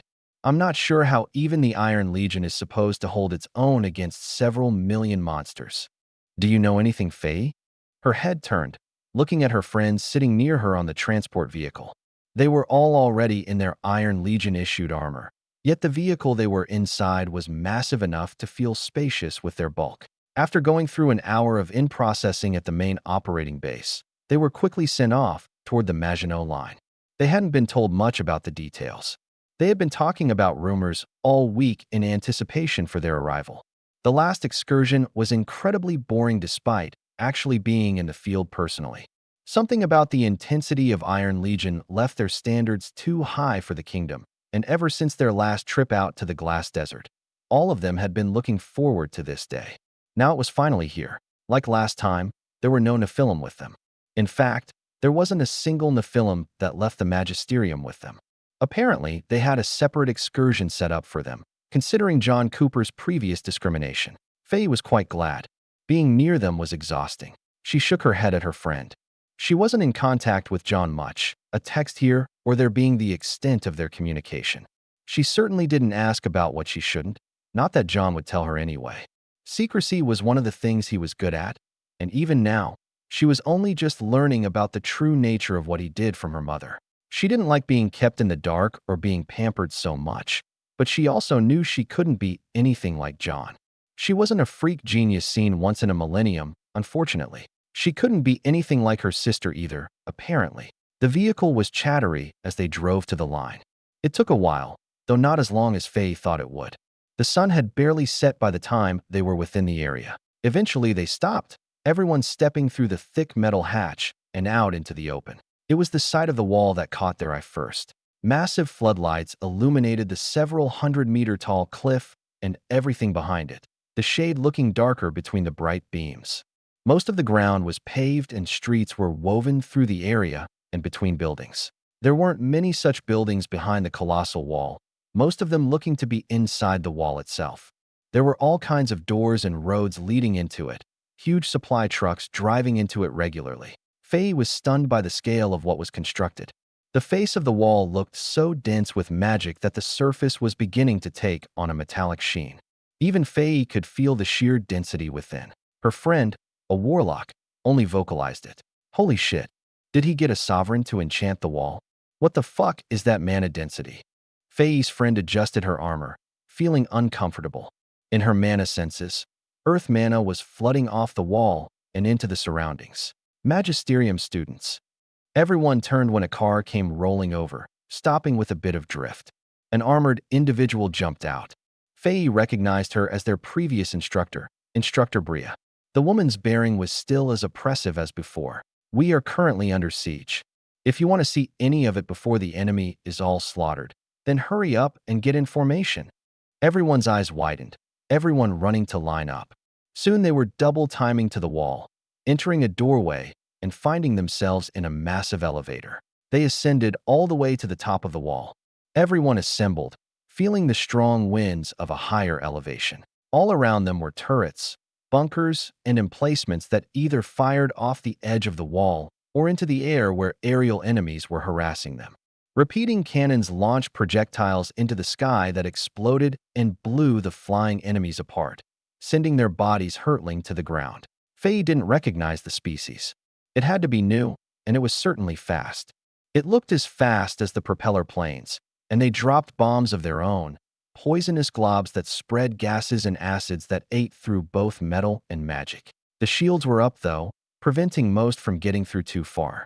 Not only that, but the earth mana within every structure was so dense that even those potent acids would sit there ineffective, unable to eat through such magical integrity.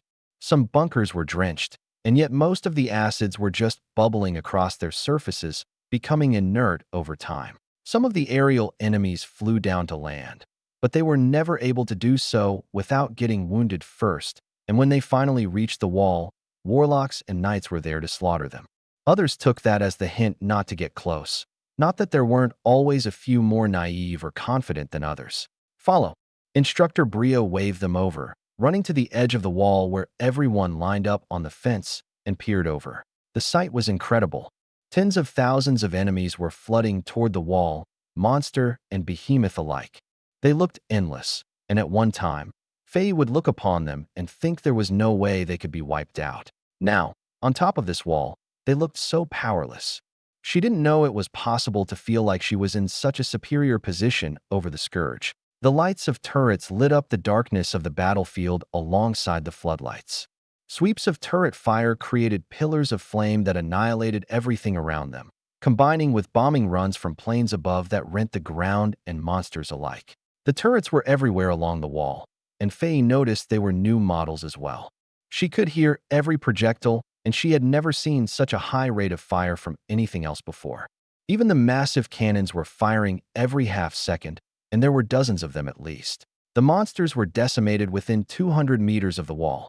Even flooding as they were, a tide of tough flesh and natural armor that struck fear into every kingdom stronghold. They weren't able to get close enough to so much as smell the ranks of troops waiting at the bottom of the wall. Everyone watched the entire battle. Tens of thousands were cut down to a tenth of that, and then the soldiers at the foot of the wall rolled out in armored vehicles to clean up the rest with supporting fire. At the same time, the crystal harvesters left through huge metal doors, entering the battlefield and getting ready to process all the monster corpses, stripping them of all they were worth. It looked easy. Not a single soldier had even come close to risking their lives, and they had decimated an entire army. It was systematic, mechanical, and scarily efficient. All it cost was money in the form of armament. Instructor Bria turned to all of them, her mouth opening to speak before she suddenly snapped to attention. "Greetings, Commander." Faye turned her head before suddenly jumping back, seeing John standing right over her shoulder, having peered over the wall just like her. She wasn't sure how he was able to remain completely undetected, but she also wasn't surprised, considering the stories she had heard about him. There were all kinds of legends flowing through the grapevine about John Cooper, the strongest summoner in history. She knew more than most, but it still wasn't much. He looked at her and wrapped an arm around her neck, pulling her in and knocking the top of her helmet. "What's up, kid? Haven't seen you in a bit. Authority for already, huh?" Faye smiled with a bit of flush, glad she was wearing something to cover her face. She nodded, not fighting his embrace. I'm not as fast as you were. My skill certainly isn't up to par." "Oh please, you're farther ahead than I was, and skill comes with experience. You're doing amazing, and all of us are proud of your progress. Just be careful. I don't tolerate insults toward my sister, no matter who they come from." He shook her helmet a bit, earning a chuckle before letting her go. Faye suddenly turned. "I have a request." "Oh yeah, I wanted to spar you." Faye saw John's brows raise, his smile widening. "Feeling itchy? Sorry. Your sister gets that way too. All right, we'll head down to the training room tomorrow morning. In fact, Instructor Bria will bring everyone down. We'll do a comprehensive test." "Yes, Commander." Instructor Bria gave her acknowledgement, John nodding and looking down the wall. The battle is over. You all will get situated in the barracks and briefed on the next 30 days here. Yes, Commander. Instructor Bria remained, everyone staring at John while he looked between each student. He spoke after some silence. You all will be learning more while you're here, but it won't be so much theory like last time. We're going to place you in real roles, giving you real jobs that will demand real responsibility. Some of you will be on the turrets, some of you will be in logistics, others will be shadowing an intel agent. You'll swap roles about halfway through, getting places in other positions to get plenty of exposure to different facets of operation. You'll be expected to perform as you've been instructed, and it'll be stressful at first, but it will prepare you for the future. It'll give you a glimpse of what it means to be an adult, to take care of yourself and those around you. Some of you will be entering the military next year. Some will become a fourth year. Others will come to Iron Legion. Regardless of where you go, I'm going to impart experience that will carry into any position you end up in. Don't be the high-ranking newbie who doesn't even know how to get out of bed on time. Don't be the musclehead who only knows how to fight. Don't be the agent who cowers behind their desk job. I've seen too many on both sides of the spectrum be slaughtered. Chiefs, marshals, generals, and the common soldier all alike. And unlike them, I'm still here because I had both brains and brawn. I've fought for my life directly and survived, but more importantly, I had the wisdom to keep myself and my teams out of situations that would get us killed. He went silent again, everyone feeling the weight of his words. Most knew about the legendary exploits of John Cooper. Most had seen some of the battle records, their noble parents all studying this massive new figure in charge of the most powerful mechanized military in the world. They took his words as gospel. Nobody dared to doubt the world's most powerful summoner, someone who had won the Magisterium's tournament even before going on to become a legend, defeating even every other renowned name of talent and prestige that had been thrown before him one after the other. His name was still on the leaderboard, his image in the Hall of Champions with more than one record underneath, videos of his battles still circulating and even more popular than years past. There wasn't a single student who hadn't seen it, even years later. And more importantly than all that, they knew they were in for some cool shit. None of them would miss this chance. John looked at Instructor Bria. They're all yours. She saluted before turning to everyone, yelling them off the top of the wall and into the depths of the line. Rise and shine. You wanted to spar? Well, the commander is already waiting. Get the fuck up. Full gear. Faye jumped out of bed when the yells shook the walls. A quick glance at the clock told her that she had gotten 6 hours of sleep. She felt completely rested, and the excitement of anticipation was enough to get her moving. Everyone rushed to equip their gear before rushing out into an indoor plaza.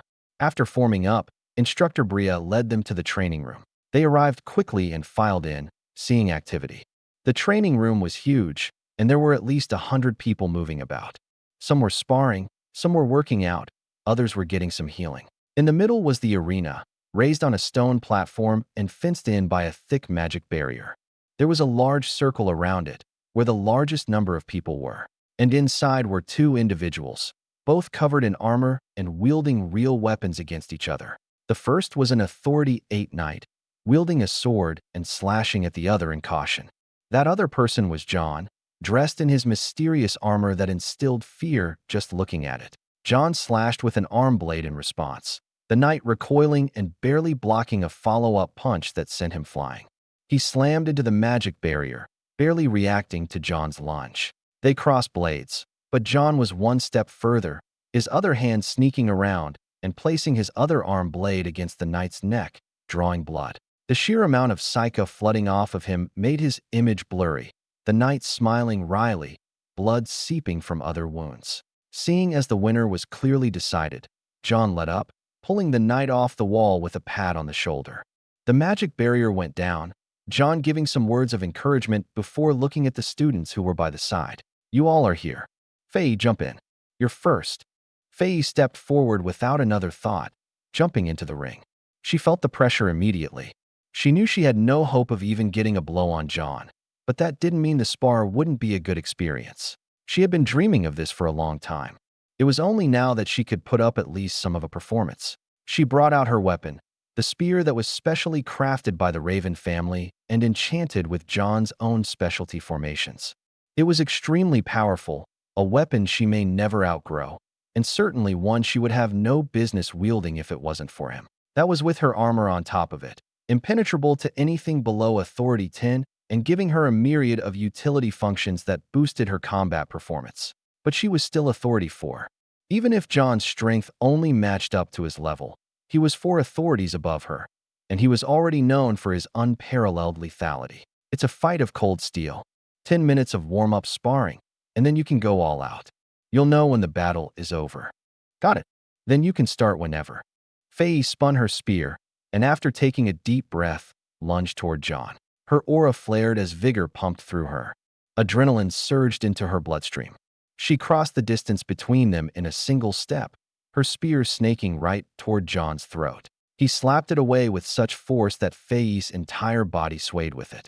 She spun and used the momentum to create distance, John still standing there. That faceless visor felt like it was staring through her soul. She recovered and got close once more, but instead of a committed attack, she kept some distance and used the reach of her spear.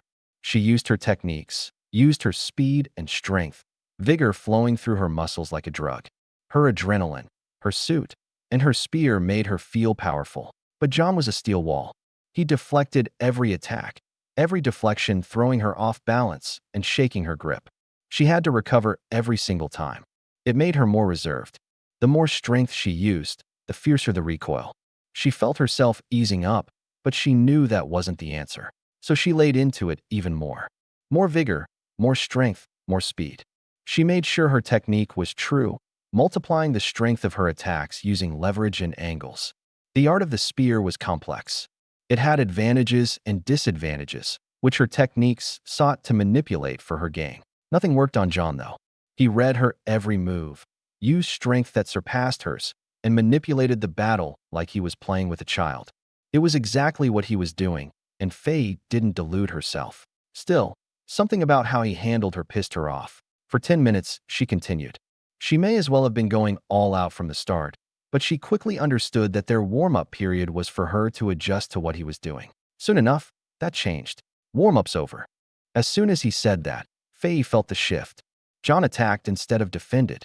He smacked her spear away before punching her in the chest, lifting her off her feet and sending her flying like the knight that had been up before her. She hit the floor and tumbled, recovering and seeing John walking toward her. She raised her spear and retaliated, but she got the same oppressiveness in response. She used all her strength to defend, the sheer power behind all of his blows making her hands sting even underneath her gloves. Sometimes he moved in close, blows raining down on her body in sequence so fast that she couldn't even block. No matter how she positioned, no matter how much strength or speed she used, the blows came. She didn't think it was possible for a summoner to move so fast, with so much strength. That suit of his made it that much worse too. The blows of metal fists on metal armor jarred her body. The armor didn't buckle. It wasn't even stressed. It was built to take Authority 9 blows and hold. Unfortunately, that didn't mean Faye would be free from the pain of the residual impact, and she realized with great distress that John was punching at the limits of the armor's tolerances for dampening. A summoner wielding the strength of an Authority 9 knight was horrifying to think about. He was huge in that 7-foot-tall armor, heavy, strong, but fast and agile. It wasn't fair to think that someone could have it all like that, but she also knew that the powerful knights, the ones with true skill, would have just that. At that point, the only weakness one would have was aura, and unlike everyone else here, Faye knew that John had truly come face to face with the King of Anarchy, just like Amara. Both of them had survived, and their auras were elevated to such a terrifying level that Faye knew she'd never be able to catch up in her lifetime. Still, if she could reach the level her mother did, she'd do anything. Fighting against such an oppressive opponent was a step in that direction. At some point, Faye found herself heaving for breath, her body burning with the strain on her muscles, and her suit doing its best to keep her cool. Her vigor was being used up despite only minutes passing, despite John going easy on her. She continued defending, pushing out a bit more of her strength and creating distance. John let her, the two staring at each other before Faye pushed vigor through her spear, the last of it. She let out a strained breath one more time before diving in for her last strike. Her spear went forward, faster than it ever had, cutting through the air with practiced precision. Her entire body was behind it, and although nothing to John, it was capable of facing those beyond Faye's level. Yet she saw John grab it, yanking it even faster than she was already going and pulling her toward him. Her grip didn't loosen in time, the two closing the distance and John wrapping her in a bear hug. She grunted with the collision of their armors, resisting for a split second before giving up, her spear disappearing into her bracer. John laughed, his helmet retracting as he looked down at her. Faye removed hers as well, looking back up at him and feeling the difference in height. She blamed her flushed face on the exertion. "Look at you. That's some impressive shit, Faye. I'm so proud." "Act." Faye grunted again when John squeezed, her vigor running dry and weakness flooding her body. He chuckled, rubbing her head.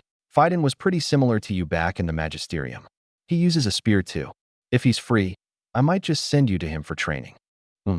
Faye looked up at him, staring into his golden eyes for a long moment. Thoughts about John and Amara's upcoming marriage flooded her mind. She only knew about it this early because her mother had started preparing to make new dresses, and her proportions had changed due to training and growth. Her measurements were taken just last week.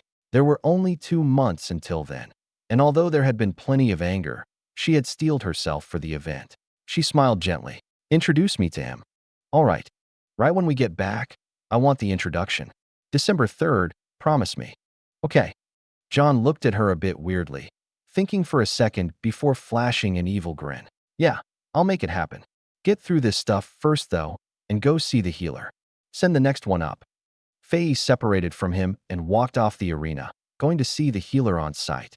As she got her minor wounds treated by some newbie healers desperate for patience, she watched the subsequent fights, none of which lasted long after the warm-up. John was even more ruthless with them. Nobody was able to stand against him, whether they were a 4th year or not. There were even a couple Authority 5 students, but they were thrashed all the same. The knights couldn't even match his strength, and the warlock's spells couldn't so much as warm his armor. He could eat every attack like they weren't even real. Faye smiled, thinking about the day she would meet Phaidon. She'd have her retribution, one way or another. Chapter 295, The Weaver. November 3rd, 628. Success. I took another mental look at the message Amara sent. After spending a couple weeks at the gateway with the dragon Zirian, her progress had been rapid. She had already been close to completing her objective, simply needing that final push. For an effectively self-taught warlock, what she had done alone was extraordinary. With the help of a dragon? I never expected it to take long. I received some blueprints for the enchantments, vastly improved from anything she had ever devised before. I wouldn't know how good they were until she sent a report on the specs, but if she was claiming success, then they had to at least meet the standard. She wasn't finished yet. She had already told me that she was going to make a few more spatial spells and then pry everything else she possibly could from Zirian. It would be at least another week until she returned, and then I'd have what I needed to begin the first phase of our heist. The intel I had received from the Key Master had already been verified, and we had several hundred vaults sitting around and waiting for us to intrude. We just needed the enchantments, and we could move. Though, her spells were promising much more than just a way to move dragon corpses. I nodded and turned my attention back to the person in front of me. Marquis Verx was an Authority 10 warlock who presided over territory in the southeastern regions of the kingdom below the wedded city. He had fertile farmland and, like another noble I knew, was a major exporter of coastal goods like seafood and unique resources. He was also human, which instantly improved my evaluation of him and was the only reason he was still alive. Erhun had delivered me a message just a day ago from the man. In short, he was begging for my help, with what happened to be unique enough to move me and my resources. I looked over his report. Currently, his territory was experiencing an outbreak of viral disease. What made it unique was the fact that this disease was charged with the arcane, able to infect both magi and common folk alike. Apparently, he had an Authority 9 knight in his retinue who was bedridden with the disease. That meant it was incredibly potent and a threat to far more than just his territory. Little was known about the disease other than its symptoms. The infected saw their bodies weaken before being sapped of all magical energy within 2 days. After that, their bodies took on discoloration of the skin, both veins and skin becoming blackish purple. Once most of the body had been covered in discoloration, a process that only took 4 days, the patient started regaining strength.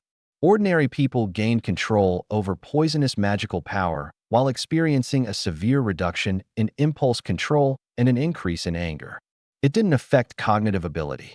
Some were able to resist, but there were first-hand descriptions about the depth of irritability and rage that the subject felt after enough time. Patient 0 had taken on symptoms 11 days ago and had since been restrained and imprisoned for study, having lost most sense of self. Most others were in the beginning phases, not yet succumbing to the rage, but not far off either. Thankfully, the disease had been restricted to a large town, but chances were it would spread beyond soon. A large portion of the town had been infected, and there didn't seem to be any sign of slowing despite measures being taken to limit the spread. Marquis Verks had already employed several high-profile healers, but most of them had come back with nothing. Others simply refused to work on it after seeing that an Authority 9 knight had come down with the disease. It meant that nobody was safe. Now, he had come to Iron Legion for help. More specifically, he came to me. I was currently the world's expert on biological and chemical warfare, given my protocols for CBRN hazard control written for the kingdom. This Marquis had gone through several channels to find information about my protocols and then had sent the letter to Urhun, which was now in my hands. He was desperate, not because he necessarily cared for his people, but because it was threatening to wipe out life in his territories. Thousands had been infected and 100 times more were at risk. This was a never-before-seen disease, and he needed help. I stared at the man for a bit before speaking. I'm going to allocate 300 of my troops to you, Marquis. They will be in your territory within 24 hours, ready to quarantine Ground Zero. You can consider that entire town lost. We can't let anybody escape it. Only 300? Is that not too little? I sighed, holding back an eye roll. You should be so thankful I'm sending that much, given what I have on my plate right now. It would be less than half that if I weren't thinking about how it's going to spread to other towns and cities. Those 300 will be enough. We're going to focus on containment and study. Once we find out what kind of disease it is, we can find out how to destroy it. For this, I will be allocating a significant amount of resources. After all, I had a vested interest in this. It was possible that this was a scourge-spread disease, another plot of the dark forces within the kingdom. The Verks territory was probably a testing ground, but more than that, what was being used was a biological weapon. I hadn't devoted much at Wonderland to studying biological weapons, but now was as good of a time as any to start. I could put my eye on it and decipher exactly what the disease was and how it worked. From there, I could learn how to control it. It would become another ace in my back pocket, a weapon of mass destruction depending on how potent it proved to be, and the beginning of a long line of similar products. The timing of this was unfortunate, but it could be significantly worse. If I moved fast, I'd be able to solve things before we're really kicked off at the line. If you have any issues with manpower, allocate more of your own. You're hiring me to help with the disease. Well, creating a cure is more important than anything else. Quarantine measures will be taken, of course, but I don't have so many people to send. Every one of my men are valuable, not to mention the teams I will devote to study. For this mission, I expect you to compensate me for all costs incurred. You'll receive an itemized bill every week to this end. Beyond that, my labor costs will be equivalent to 5 times my costs incurred. That'll be my financial recompense. I'll give you a report on my requirements for operation tonight. But basically, I expect no interference, and you shouldn't expect details beyond need to know regarding the results of our study. We will quarantine, we will research, and we will either cure or contain the disease until it is eradicated from your territory.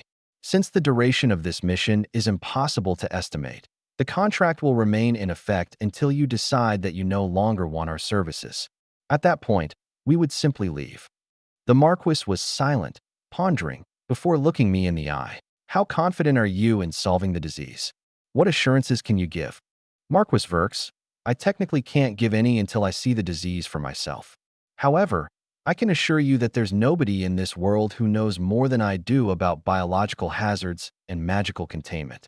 More than that, if this turns out to be something from the Scourge, you can bet that I'm going to do everything I can to fight it. Who is more devoted than me to the fight against the Scourge? Besides perhaps the Church. Marquis Verks slowly nodded, smiling a bit. I put out my hand, and he shook it. I look forward to your arrival, John Cooper. You have my full support. And don't you let your little heart be troubled, Marquis. One way or another, your territory will remain protected and prosperous. You've got Iron Legion helping you now, and we happen to be very good at what we do. You've come far in such a short time. Do not let your paranoia sabotage the achievements you've made, my pupil. Zirian gazed down at Amara, the walls and tables of her study plastered with parchments and esoteric devices. She was frowning at a massive formation on the floor, looking between the grimoire in her hands and the arrays she was trying to complete. It's not enough. Ambition finds no satisfaction in anything short of godhood. Your great barrier has already moved from the horizon. It is close enough to reach, proof of your progress and talent. You are young, Amara Teleria. At this point, rushing yourself will only be detrimental. You've not had even a week to digest your advances. My fiancé is pioneering a brand new path, and yet continues to bring revolution to this world while making himself the biggest threat to the Scourge's existence. I say it's not enough because I have yet to even attempt to match him in contribution, despite trotting down well-paved paths and receiving the help of a wizened dragon. Zirian sighed with a rumble, watching Amara wave a hand and inscribe more formations into the array. You work hard. Do not deny the acknowledgement of your efforts at the least. I simply seek results. How much effort it takes means little. She finished the last array with those words, mana pouring from her body and infusing into its complexes. She glanced to the side, at a device with a small container that rolled along a track loop. A moving object riddled with its own reception arrays. Zirian turned his gaze the same way. Non-stationary teleportation using miniature and portable enchantments. Its range is exceptionally short, less than a handful of miles. What might it be used for that you're so obsessed with getting it right? It could not even fit a normal human. Perhaps an adolescent. It's not meant for people. It's meant for ordnance and armament transfer. Weapons. Yes, I'm trying to eliminate the need for local supply lines. It would allow, let's say, a detachment of tanks to operate indefinitely even while surrounded by the enemy. They would never need to fear running out of shells or crystals. And that's after their rate of fire is multiplied by another derived enchantment, spatial autoloaders. Amara suddenly paused, narrowing her eyes at Zirian. This is classified information, by the way. Don't tell anyone. If it is secret, why tell me in the first place? I forgot that it was. Amara felt a bit of embarrassment before focusing back on her objective. She tossed a large fire crystal over a foot in diameter onto the ground in front of her, graded Authority 9. Then, she quickly activated the enchantment. The crystal flashed, the mana coalescing around it before collapsing the space around it with a snap of atmosphere. The next moment, the moving container lit up with life. Amara ran over, stopping its movement and opening the container. There sat the crystal, exactly within parameters. She had already outlined exactly where it should sit, and it wasn't so much as a fraction of an inch off. She smiled widely, clenching her fist. I did it. Congratulations. It only took 6 hours of adjustment. Quite efficient. 6 hours. Amara found a chair and slumped in it, rubbing her face as exhaustion set in. It had only taken 6 hours, but that was after weeks of unceasing study and testing. Zirian had provided her with an unlimited amount of materials and tools, including some of his personal ones. It had made the process infinitely easier alongside his guidance. Studying how things like pocket rings and spatial storage worked was but the first step she had taken. Then came cracking the secrets of teleportation as a whole. She had already studied that topic for months after having received her family's special grimoires from her mother, so she was familiar with most of it. But devising her own unique enchantments that fit John's purposes had been an incredible undertaking. He had often told her how he wished that he could use the absurd convenience of spatial tunneling and teleportation for his weapons. He had so many grand ideas, a painful amount of which involved weapon concepts Amara found exceptionally cruel and massively destructive. Not that she opposed. Above all, though, the elimination of supply lines was perhaps his biggest wish. Logistics was the bane of every military, and Iron Legion was so effective only because John had developed his own so thoroughly. Spatial magic could eliminate logistical bottlenecks, though. Whether it was teleporting supplies from the rear to the forward bases and the line, teleporting ordnance from supply trucks to vehicles, or teleporting shells straight into the breech of a tank for rapid fire. All of it was capable of overhauling how Iron Legion worked and multiplying its efficiency. Now, Amara had just created the answer. She tilted her head backward, looking Zirian in the eyes. On behalf of both myself and my fiancé, I thank you, Master Zirian. You've helped us more than you know. Oh, I know perfectly well how I've helped you. But don't relax just yet.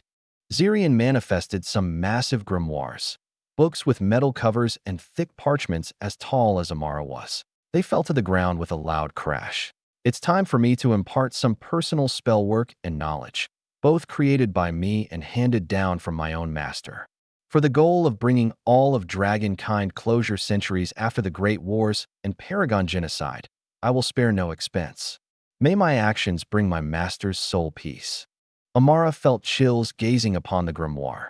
There was more than just magical arrays within it. She could feel life from it, intelligence. That's when the book suddenly shifted, rising from its position to stand vertically. She watched its metal cover morph into darkness and mysticism, a slanted pair of eyes gazing from the deep space within. There was power behind them, and after glancing between Amara and Zirian, they suddenly narrowed. And the book warped, space folding around it and making it zoom off through the doors of the study. Zirian growled, "Get back here, you delinquent stack of paper, before I bind you to the forbidden darkness of the outhouses."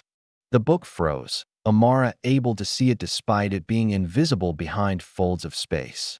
Her awareness had already increased to such a level, far higher than it was before coming to the gateway. Zirian motioned to Amara with his eyes. "You will expose to her the knowledge of dimensions, including spells of the 12th grade.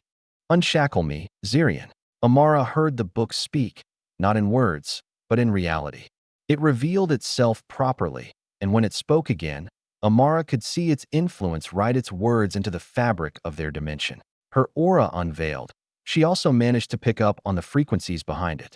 She has not so much as touched the conceptual. Do not waste my time with a useless task such as teaching her. She is capable, more talented than I. She may not understand, but do not pretend that it will not bring the conceptual to her. Dissent no further and cooperate. Through these teachings, she seeks solace for my master's auric soul. So you say, are you prepared to pay the price in her place? As prepared as I was when I stepped before the armies of 10 million. Hurry up and prepare your tapestry. She will slumber until you are ready. Very well. The grimoire stilled, its power retracting. Amara no longer sensed its life or deep presence, but knew it was preparing. Zirian turned to her. Your days will be long, once he is prepared. Retire, and spend the next few days in respite. What you will absorb will take its toll, just as anarchy has on your soul. Amara's brows raised, Zirian's smile surfacing. Behold, my pupil. You are before the weaver and his tapestry of abstraction. Chapter 296, Wasted on You. Mama. The little girl called out, looking up at her mother as they stood in the long food line. Her eyes fell on her mother's wrist, purple splotches peeking from under her sleeve. The little girl took a few deep breaths, shifting uncomfortably underneath her wool cloak. The incoming winter had demanded heavier clothes, but the girl was feeling its weight more than usual. Regaining her breath, she called out again, louder. Mama. What? What is it, dear? The mother finally looked back, her own breath laborious. Her face was worn despite her young age, more discoloration showing near her neck. The girl looked down, pulling up her sleeve and exposing some black spots around her elbow. Her face mirrored her nervousness, her eyes keeping away from her mother's. This morning, I dash.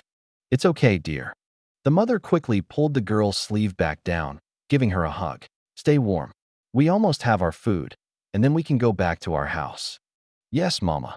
The girl just nodded, the two waiting in line a bit longer before suddenly turning their heads. A short distance away was a commotion. They recognized the sight of the town guards, a once welcome sight, now feared with the outbreak of disease. Now there were dozens of them marching through the streets, weapons drawn and citizens running. The little girl hugged her mother. Mama, it's going to be okay. The mother continued hugging her child, seeing a group of guards marching toward them. The mother's breathing quickened, adrenaline shooting through her body and yet only making her weaker. She was still in the early stages of disease, still on the upturn of weakness, but not weak enough to be bedridden like her husband. Still, Moments like these hit her the hardest, her legs and arms becoming soft despite her demands to move. Those nearby started to cluster in fright, the guards shouting, "Start moving. Everyone who is infected, get to the other side of the town, right now." But we're still getting our food." One of the men stepped out and called back, earning a backhand that sent him to the floor. The soldier that hit him pointed his sword at the others. "This is an order, not a request. Marquis Verks has passed down the decree to prepare for quarantine and isolation. All infected are considered a lost cause and must be corralled where they can't infect the healthy. So start moving or defy orders and give us a reason to simply move your corpse instead."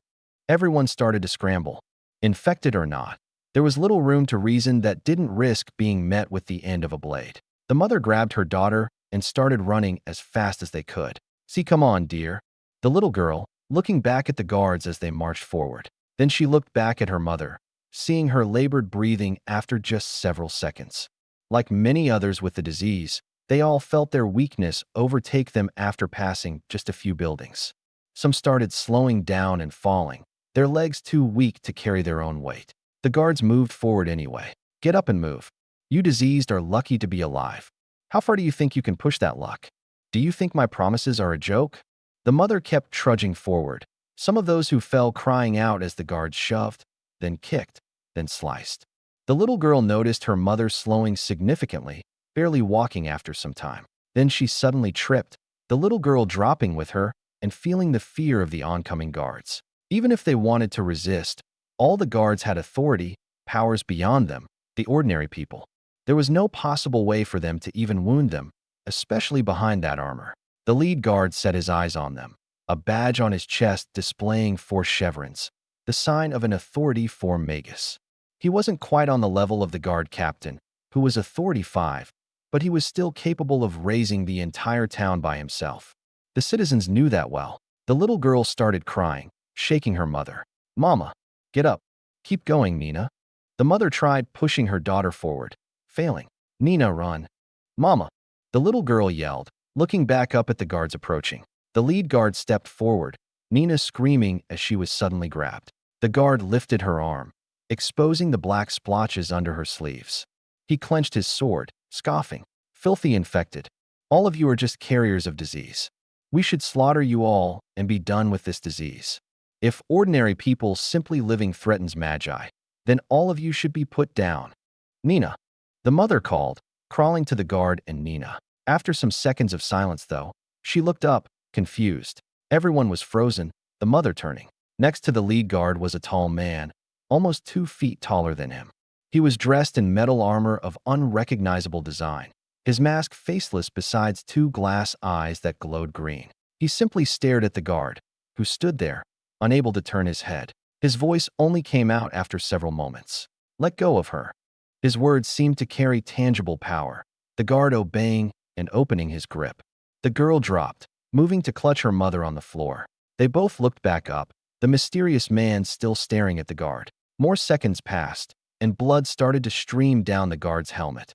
It started as a trickle, before becoming a steady stream that dyed his armor red. Then, only when the guard's chest plate was covered and smelling of iron, he suddenly collapsed to the floor, unmoving. The mother stared, eyes filled with horror as she tried to pull her daughter away from the huge, armored man. He looked back at her, green glass eyes making her freeze with fear. His words came from the mask, their inhuman sound carving the experience into everyone's mind. "Do not be afraid, towngoers. We are Iron Legion, and we're here to help. There is little I can do to prepare you beyond how your aura already has." Zirian's voice vibrated the study, Amara standing before the massive metal grimoire. After recovering for a handful of days, she had finally returned after Zirian announced the Weaver's readiness. The featureless metal cover of the huge book was no more. Instead, what lay upon its cover was an impossible complexity that barred all senses and comprehension. It was the ultimate cover a book could have, protecting its contents from eyes that didn't deserve. Amara turned her eyes to Zirian, the massive dragon looking a bit more serious than usual. "What you are about to see, my pupil, is what's known as the conceptual. It is what you would naturally acquire access to upon breaking the Great Barrier. There is another world that all behind the barrier are wholly unaware of. This is but a glimpse at that world, and unfortunately, your gaze upon the information contained within the Weaver will not come without burden. It will show you what lies beyond the limits of your spatial magic. It will make you understand what you see, the little that you do. Just like anarchy. Just like anarchy. Zirian responded in acknowledgement, Amara staring at the grimoire. Who made this? My master, may his soul find rest. He imbued his knowledge of the conceptual into the Weaver, composing a tapestry of the threads of reality. One of the most powerful dragons to ever roam the firmament, one of the true ancient paragons, he held dominion over the threads between dimensions. The Weaver is just one of the many grimoires he created, yet he is among the most powerful, and one of the few that weren't destroyed in the Great Wars. I have an incredible amount of questions, and I know my fiancé would have dozens of times more. Amara sighed, making Zirian chuckle in amusement. My knowledge of that time is vast. I could spend ages speaking to you about the history I know, but we have not the time. Awake, Weaver! Zirian shouted, his roars shaking the study and spurring the Weaver to wakefulness. The grimoire trembled. Zirian, I am prepared, as am I. We will begin now. There is no need to delay. Zirian's head retracted from the roof of the study.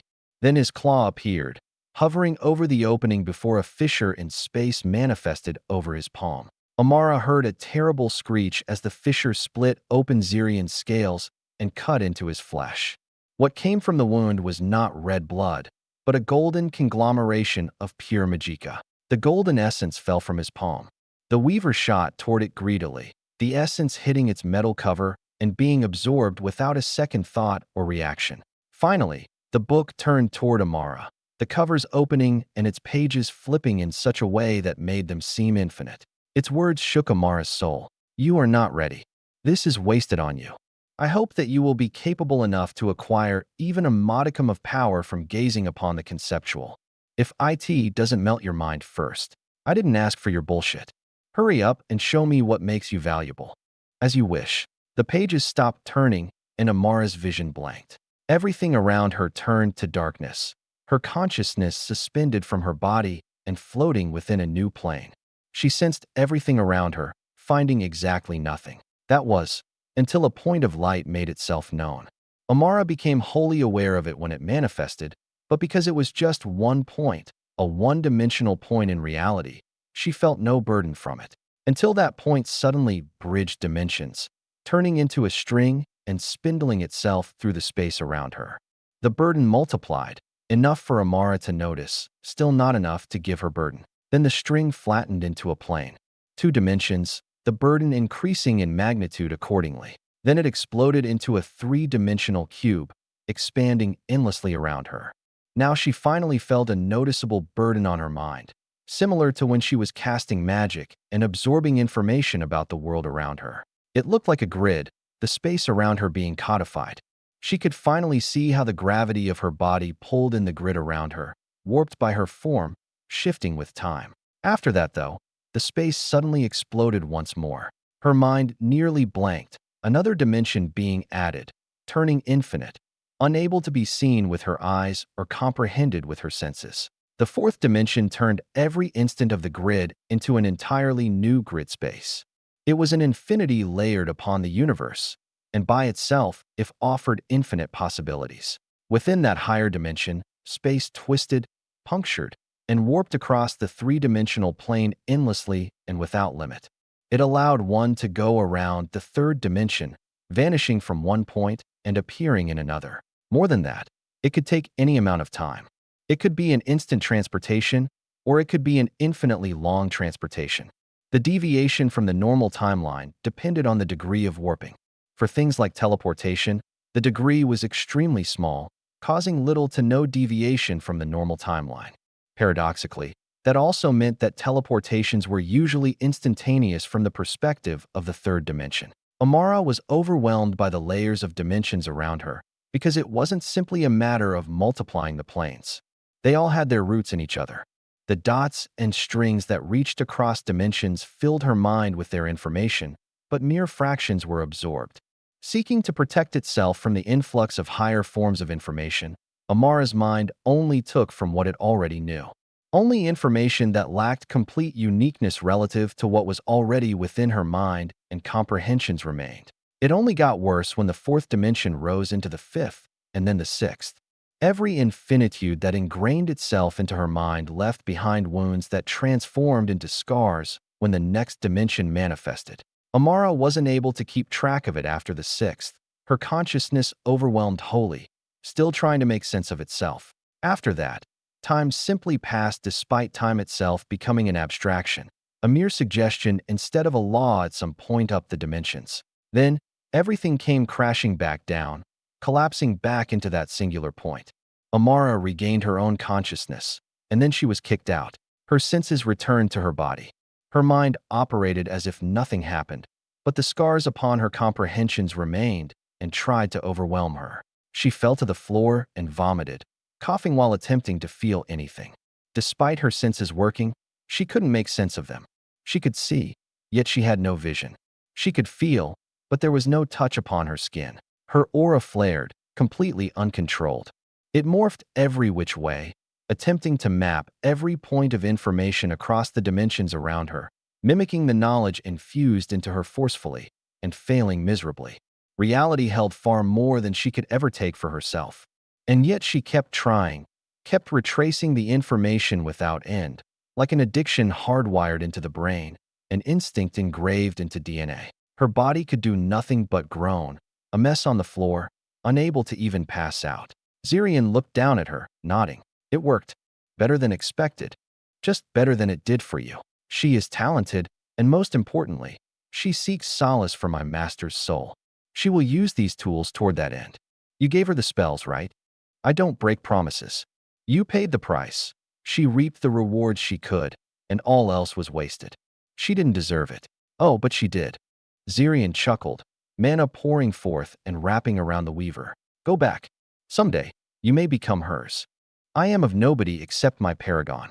Just as with you. The weaver went silent, disappearing from the room. Zirian watched Amara continue to tremble on the floor, remaining silent, but ever observant. Chapter 297, Quiet Retribution.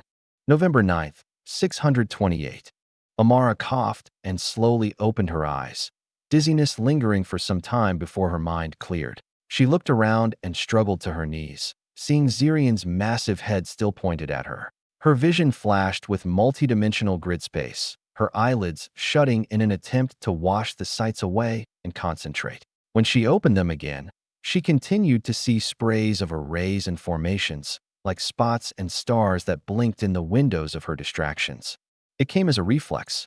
The slightest hint of her desire to know anything about the space in front of her would spawn dense strings, lines, and runes detailing the dimensions and spatial properties of the slice of reality before her. It was like a portion of her mind had been carved out strictly for that purpose. She turned her head, seeing one of her devices sitting on a table some distance away. Then she reached out, her hand twisting space and creating a tunnel, allowing her to directly grab the device and pull it from the channel. It collapsed, her eyes glossing over it for a few seconds before her grasp failed. The device fell to the floor, her breathing becoming a bit more labored. I'm fucking tired. What happened to me? It seems that your prior knowledge and enlightenments on the principles of space and time helped you absorb much more than I initially expected. Like anarchy forced a rationalization within your soul, the Weaver has exposed to you the conceptual of dimensional abstraction. You could say that without breaking the Great Barrier, this is the best level of comprehension you can achieve. Congratulations. You've brought your barrier forward. Amara turned her gaze, looking through the lens of her aura. The Great Barrier, that perpetual wall of golden light in the distance, was now no longer on the horizon. It was close, uncomfortably close.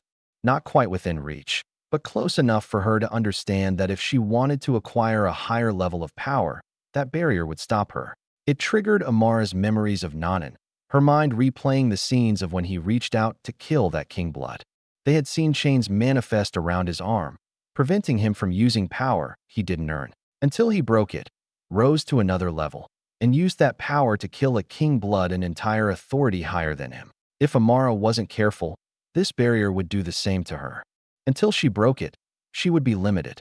It was exactly how her mother was. Although a higher authority afforded her another affinity and greater amounts of mana, it didn't necessarily afford her more comprehension. What she had likely came simply with time and accumulation rather than achieving a higher level. Now, Amara had seen what Zirian and the Weaver called the conceptual, a level of power locked behind the Great Barrier, and far, far more powerful than anything Amara was capable of now. It was what set sovereigns apart from others so heavily, why they seemed like gods while everyone else was mere magi. Anarchy could split the skies in two with a single slash of the blade. An Authority 11 marshal manning a stronghold was still at the mercy of tactical combat, much stronger than chiefs, but not capable of ruling an entire war by themselves, and certainly on a lesser plane of existence compared to anarchy. The conceptual, that power, was the key. More than ever, Amara burned with the desire to shatter the barrier and grasp that power. She had already achieved so much. She could do so much more. Her ambition flared, and then her exhaustion brought her back down. Her body was tired even though her soul brimmed with incredible potential. Her mana reserves were topped off, and she felt like she could topple a city, but her limbs didn't want to move. Zirian spoke as Amara pulled herself to her feet unsteadily. It's been 2 days. You need to recover, my pupil. Food and rest will serve you well. Agreed. My stomach is churning. Please sit. I will call someone to bring you to your quarters where you can eat.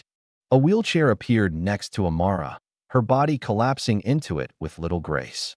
She brushed her white hair out of her face, looking down at the chair, crafted expertly. You just have a wheelchair? I ordered one to be made when you collapsed.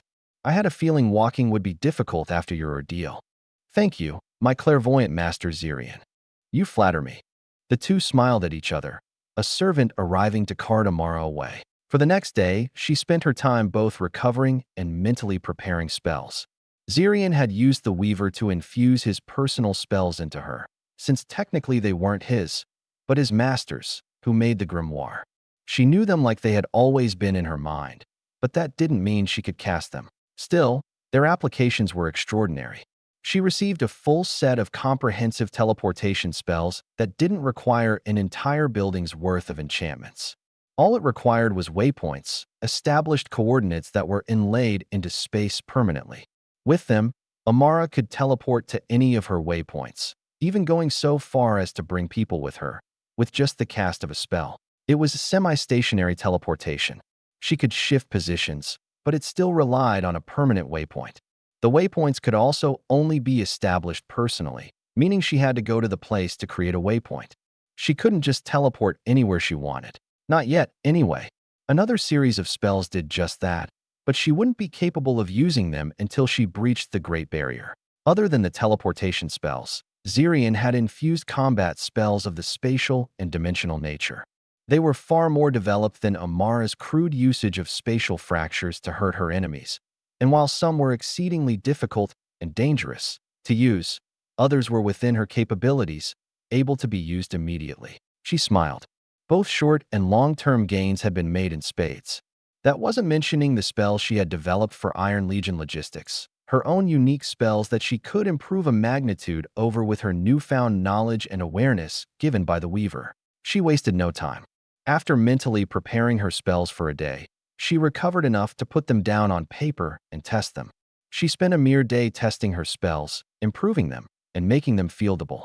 It was painfully easy when she used both her aura and dimensional awareness, which she was calling grid space. A second day was used to put on the final touches.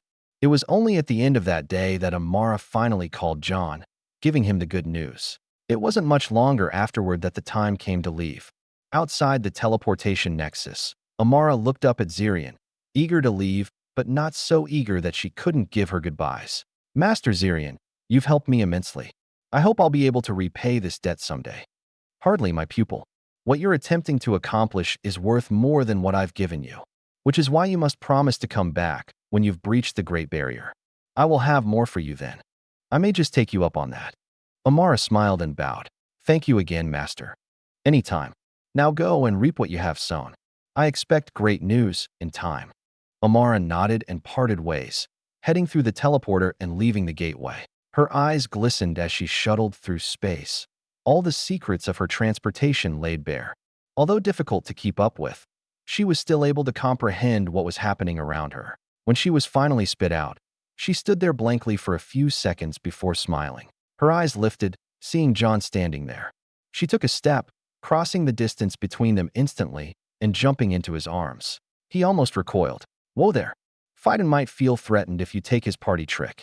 Good thing I have no interest in the mundane. John chuckled as they hugged, exchanging a kiss before Amara suddenly pulled away and whipped out a book. John's brows raised as he took it. What's this? A small grimoire that I made for you. Go ahead, read it.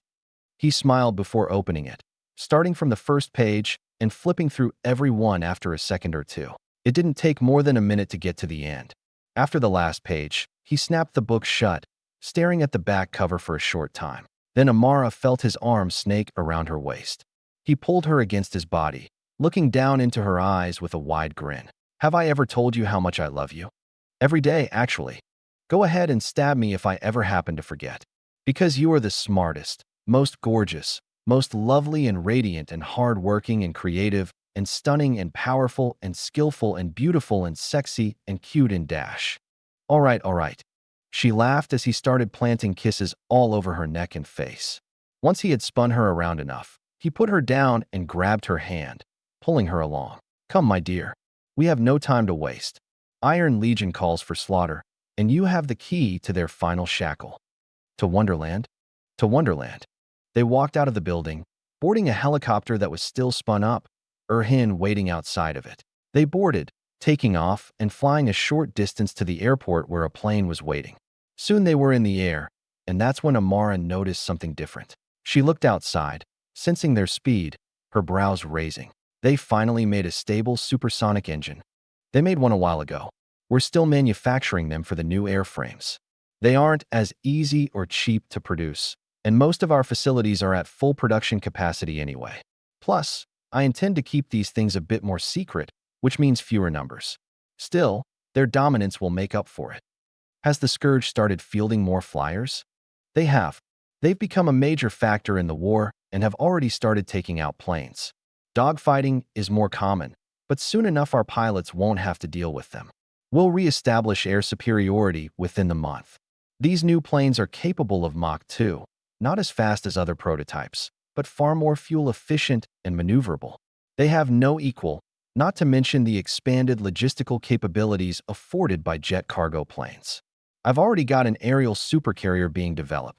John showed her a blueprint, the plane on it boasting specs far greater than their current largest cargo plane, the C-400. She looked at the numbers, then gawked. What the fuck? Wingspan of 600 meters? Is that even possible? Yup. Thanks to magic, this fantasy can be reality. What would you even use this for? I would think the law of diminishing returns makes this rather inefficient. Such laws are superseded by the rule of cool. Amara's face went flat, John looking oh so proud of himself. And it would be used as an aerial fortress. Can you imagine how many supplies could be moved with that thing? All it would take is a teleportation platform built inside of it, and you could send and receive supplies without even landing. Right, because you'd need a runway how long to accommodate this thing? I'm thinking 10 miles long would be sufficient. Lord Almighty. Amara sighed, looking through the rest of the specifications before handing it back to John. I mean, it looks powerful enough. Good, because it's already in production. Huh? Why? We've got enough on our plate as it is, and you want to build the equivalent of a flying town? It would take a crew of hundreds just to man it. Where are you going to pull the personnel from? I don't know. That's an issue for future me to figure out. For now, I want it built, which by itself shouldn't be that difficult. We have the materials. The designs just need to be worked on. I want to make it capable of flying in the air indefinitely. John gazed off into space, Amara looking up at him and seeing that sparkle in his eye. She just smiled and ran her fingers through his hair. You know what? It's a marvelous idea, dear. I'll work on some enchantments for it. Just don't stress yourself. You've done more than enough by handing me this grimoire. I've already designed the storage components to accommodate the enchantments. They would just have to be installed on our vehicles. The days of loading tank breaches are over. I'm excited to see them turn into autocannons. That's a scary thought. Amara muttered, going quiet as John started pondering. The plane they were in, as a result of being equipped with the latest jet engines and being capable of going Mach 2, help them arrive at their destination sooner rather than later. After touching down in Wonderland, the two of them rushed to the workshops to encrypt the enchantments. The process was quick, and soon they were handing them off to the warlocks so they could start enchanting the prototypes that had been prepared long in advance.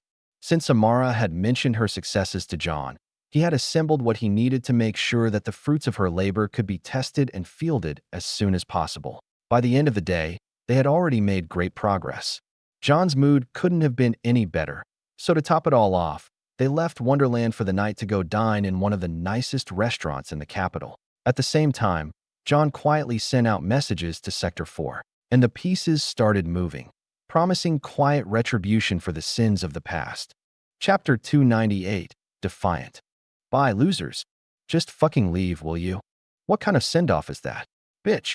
No fuck you, bitch. Guys. Aki sighed as Kata nearly went to blows with Blackblood, grabbing her friend's bandaged arm and pulling. We need to go, Kata. Blackblood, fuck off for a bit. She's the one who started it. And it better end here before I rip someone's jaw off. Kata, let's go. We're already late. Aki pulled again, Kata finally giving and following out of the room. As they headed through the door, Kata turned around one more time, her eyes seeking out the man standing next to Phaidon. She smiled and waved, his eyes meeting hers. Bye, Pontek. Pontek slowly waved back, looking confused as Kata was pulled out by Aki. The two went to the roof of the hardpoint and boarded a helicopter waiting for them. On it, they flew back to the glass desert before boarding one of the planes there, a standard propeller transport plane. They were soon in the air. Their destination, the Holy See. After calming down, Aki lounged back into the plush couch and glanced at Kata. She had gone quiet. Her white and black hair was combed and straight, partially draped over her red eye, her blue eye staring into space motionlessly. Aki fidgeted a bit. She had gotten a message from John only the night before. Their vacation back to the Holy See had been approved by him, but of natural course, it didn't come without contingents. Aki knew that John was concerned about both of them leaking intelligence. Whether it was on him, on their operations, or the most classified secrets such as that on the Island of Continuance, none of it was something John wanted the Order knowing. Aki had no issues wondering why. They were his core secrets, as significant or not as they were. It didn't help that Polly had been breathing down her neck too. Sector 4 hadn't been watching them too much, but Aki had no illusions about privacy either. If they did or said something they shouldn't, John would find out about it. Aki wasn't concerned about herself. She had no intentions of betraying John's trust. Kata was the wild card, though. Not even Aki was sure what she would do when her father started asking questions. Aki stared at Kata for a bit before breaking the silence. How do you feel about seeing your father? It's been a long time. No different than I would when coming back from extended operations with the Order. Even those were only a month or so at a time, though. It's been almost a year since you saw him last Christmas. Before that, it had been a year and a half. It's not that big of a deal. Kata kicked her feet over and laid down between chairs. Aki glanced at her athletic legs exposed between a few sets of clean bandages. Some of her pale skin was marred by more scars, a consequence of the strenuous battles they had been going through. Iron Legion had them in a unique position. Most of daily life was easy and comfortable. Even the battles were easier compared to what the Order's Tier 1 teams would normally face. At Sector 4, they were supported by missiles, helicopters, special bombs, and a virtually infinite amount of money and resources. But that meant that the battles where the missiles and explosive devices didn't work were that much harder to handle. It was often a precarious balance between trusting the technology they had been given and completing the mission through sheer grit. They were given more, and then they had to accomplish more. Was it comparable to the Order's Tier 1 teams? No, it wasn't. But not even the Order could compare to Iron Legion's near-zero casualty rates. Kata would argue that the Order made things unnecessarily difficult, whereas Iron Legion had the money to burn to save both time and effort. She was given both challenges and the room for recovery, which meant her rate of crystallization was extremely low compared to before. She had gotten stronger with Iron Legion faster than she would have with the Order, all without the normal burden that demanded constant healing to keep her body together. Aki had seen Kata's growth. She herself had undergone great changes. She didn't think it was possible to get stronger than she had been while fighting for survival at the Pillars of Creation, given she had taken so many years off. But not only had she reached her previous peak of strength, She surpassed it and then continued to hone herself. Iron Legion provided her with battles against royals at Authority 10 while making them safe enough for her to learn from and experiment with. That wasn't something anyone else could do. Everyone on the Desert Eagles was growing quickly. Aki sometimes thought they were advancing too fast, but as the war escalated, it demanded greater sacrifices and strength. She knew that better than anyone. But unlike at the Pillars of Creation, she felt like she had some control here. Aki didn't press Kata anymore. The two spent the rest of the plane ride sleeping and eating, eventually landing in an airfield where they disembarked and boarded another helicopter. They were flown to the Corpella Peerage, landing on top of the massive building and descending toward one of the main floors for the family. Finally, they faced a pair of large gilded doors. Kata directly pushed them open, Aki following her. The reception hall greeted them with more people than expected. There were butlers moving about, serving snacks and drinks to the 6 people lounging on a low table surrounded by couches. General Valdemar Corpella, Kata's father, sat there with 3 paladins. The first was Halolite, who smiled at Kata when she walked in. The second was Nazarim Medraut, the paladin of the Medraut Peerage and an Authority 12 warlock. The third was Anderson, who similarly smiled at the pair with his signature wide grin. Kata's mother, Kyria Corpella, sat by her husband while General Jory sat in a nearby chair, looking out of place but mustering enough confidence to act like he belonged. Aki felt a bit of pressure seeing all of them, and Anderson's immediate words didn't help. The ghosts finally decided to show themselves. For a time, we weren't sure that you two existed anymore. I look forward to stories. I apologize for our lack of reports.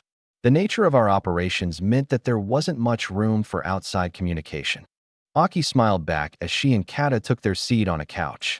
Kata was quick to reach over and grab some sweet treats, a smile blooming as she bit into pastries and candies. It's been so long. Iron Legion calls itself rich, but God forbid we ever get anything sweet. Kata, Valdemar called, Kata responding while keeping her eyes glued to the pile of treats in front of her. Yes, Papa. Can you tell me about Sector 4 and your recent operations with them? Wow, straight into it, huh? I didn't think I'd have to beat around the bush with you. Kata shrugged, Valdemar leaning back and watching her. I suppose not. But I don't know what you expect from me either. Half of what Iron Legion does is keep secrets, and John has no illusions about who I am. As true as that may be, I'm quite sure you know things we have no idea about. The Order now has a vested interest in Iron Legion's operations in the Northwestern theaters, given recent Scourge movements. I was hoping you could shed some light on the situation over there. Kata remained silent, chewing her pastry for several seconds before swallowing and letting out a breath. Iron Legion has established a Maginot Line over 100 miles long in order to deal with the incoming millions of Scourge. He expects that they will be able to rebuff the attack. Yet there is a sovereign over there, the same one that brought down the treehouse.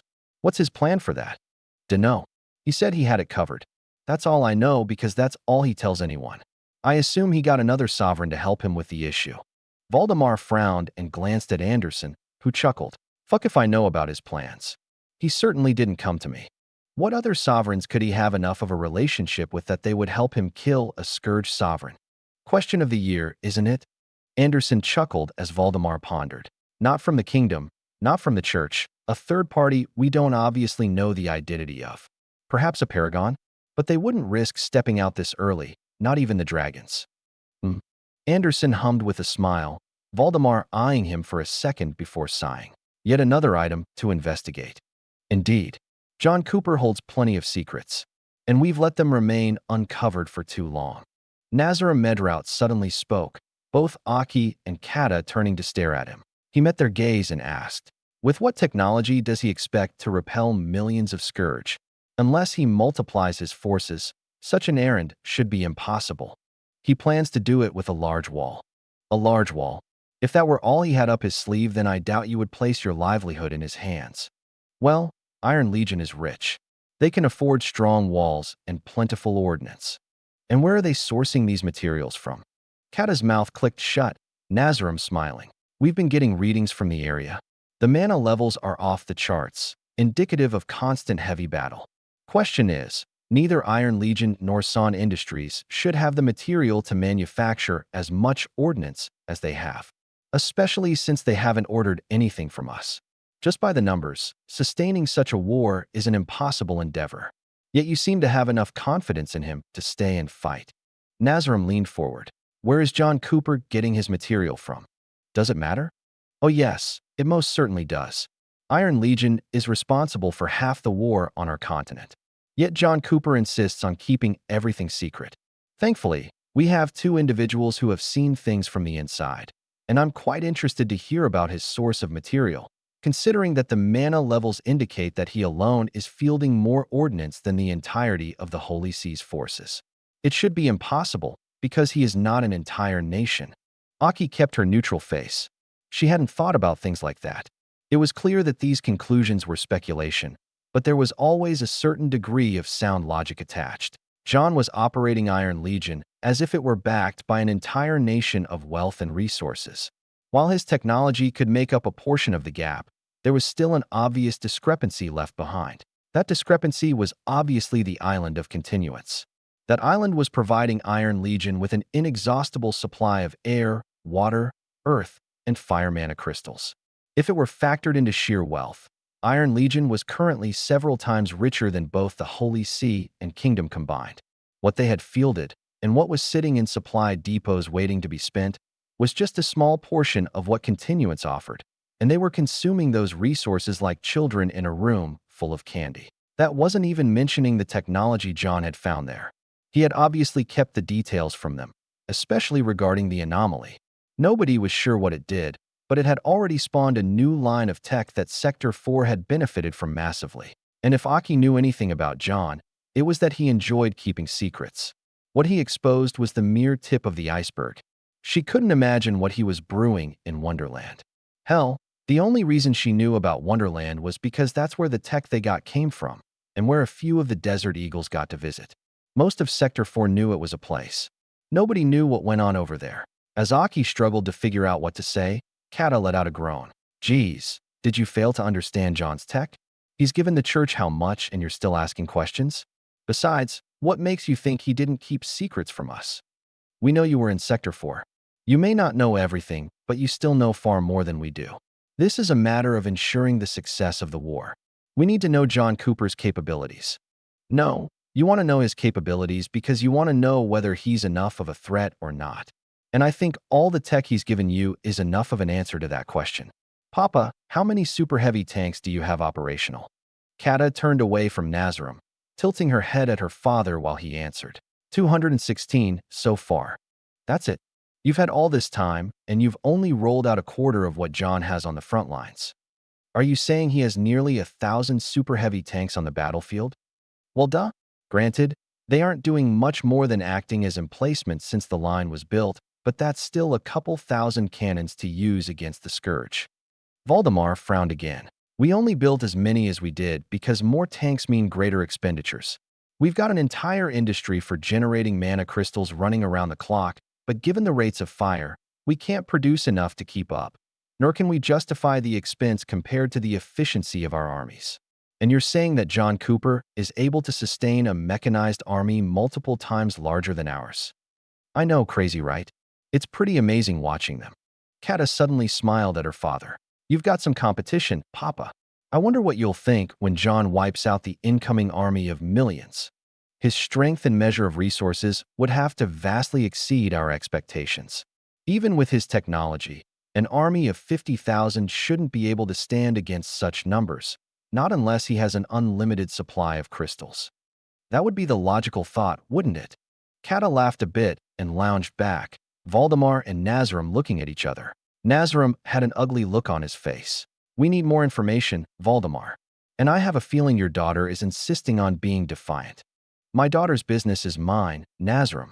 But yes, John Cooper obviously holds more secrets than we initially thought. Don't press him now, however. Success or not, his focus needs to be on the upcoming battles. He's been given too much power. I know you want him to help hold the River of Desolation, but we can't give him this much freedom. By the time the battle ends, his incentive to reveal information will be low. He'll have no trouble shrinking back into his dark corners. This is exactly the time to start prying, while he's in the open, while things are more obvious than not. Valdemar went silent, not immediately answering. That's when Anderson suddenly turned his head, looking straight at Nazarim and catching everyone's attention. Your efforts will be counterproductive. He would dare resist us? The only reason you ask that question is because you know nothing about him. Leave the kid alone and let him do his work. Waiting and watching will show you more than attempting to look where you shouldn't. Because unless you decide to step out personally, the only thing treading on his turf will do is earn you corpses and eyes on your dirty laundry. He doesn't have the balls to spy on a sovereign, let alone the ability to. Huh. Kata suddenly barked a laugh, looking at Nazarim with barely concealed derision. If it helps you sleep at night, keep telling yourself that. Nazarim's face darkened, turning toward Anderson with a silent question. Anderson shrugged. She's not wrong. It seems like I've my own work to do then. He suddenly stood, walking toward the door. Good day. Nobody responded, watching him leave and only speaking when the door closed behind him. Valdemar sighed and looked at his daughter. Kata, Aki, you two should retire. I didn't mean to interrogate as soon as you returned. Still, I hope that two important assets of the Holy See won't withhold everything they know for someone they hold no allegiances to. As long as you understand that betraying his secrecy means I won't get to go back. Kata retorted blandly and stood, Aki following in uncomfortable silence. Good night, everyone. Good night. Valdemar's brows raised as they left, glancing at the clock, which pointed at noon. Hallowlight chuckled when they disappeared behind the door. Tired children. I'm sure running night missions has their sleep cycle flipped backwards. I suppose. Valdemar sighed once more, thinking that he was doing so far too often. Then he glanced at Anderson. I need to talk to you. I'm an open book. There were unauthorized visits to the gateway. Know anything about it? Please, I haven't been there in years. Valdemar narrowed his eyes. Lying is sinful. So is asking unnecessary questions. It's been some time since you've kept secrets from me, Anderson. It's been some time since there's been something worth keeping close to the chest.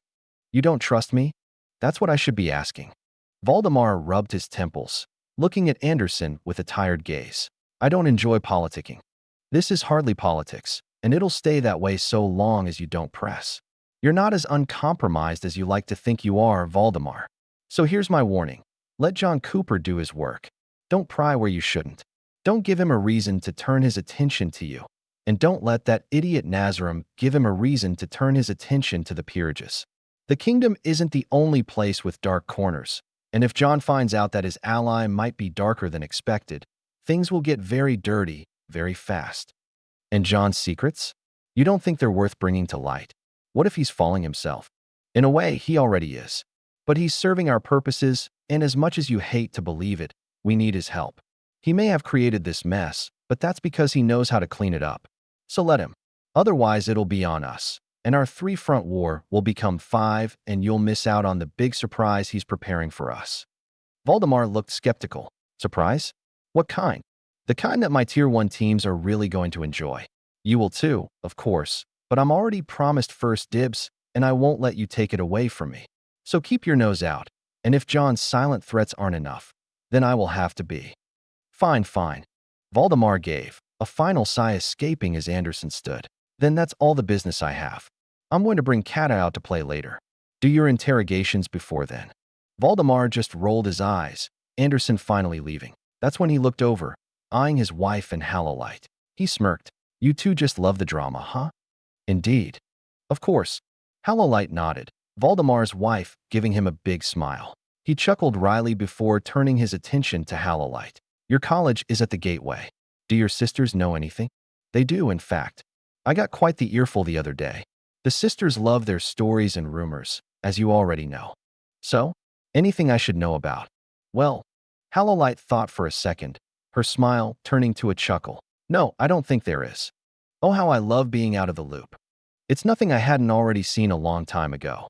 Don't worry, it's nothing you should worry about. And yet I can't know about it. Let's just say, you wouldn't like what you heard. Your decisions then would be as muddled as what they saw. But I've seen past it, so don't worry yourself. Valdemar's face fell flat, his efforts devoted to not sighing for the dozenth time today. He was getting lightheaded already. Fine. Damn it all then. It's not like I can't go with the flow, as the young ones put it. Who cares if I know critical intel regarding the direction of the war? So long as everyone but me knows, things will go just fine. Valdemar stood, walking toward the door while muttering to himself. The two women just looked at each other and laughed. Chapter 299, Apostolic Palace. November 27th, 628. Zoning out was a rather interesting neurological function. The ability to mute out stimuli and focus on nothing seemed entirely unproductive. It was the same with memories, how the body would go on autopilot during monotonous tasks, and when it was all said and done, you'd never remember any part of the hours of zoned-out work. Over the last handful of years, I had become incapable of it. With every advancement, my mental faculties would reach new heights. After creating my second spark, the task of creating memories and remembering things was no longer a task. It was barely a function my body had to engage in. It simply happened. Like a laser engraving data onto a disk, it was a mere consequence of physics. In some sense, everything could be considered just that. For the first time in years, though, I had done it. I had finally managed to zone out, and not how I usually did, where I'd simply crunch mental tasks while looking like I was bored and frozen. No, I had finally managed to ignore something. I finally had a gap, albeit brief, in my memories. It was something I hadn't seen outside of sleeping since I got my second spark, and something that became increasingly seldom after around Authority 3. The only downside was that it had come to be after 2 straight weeks of being awake. The upside was that I had discovered that zoning out was a brain's way of either coping with things or defragging.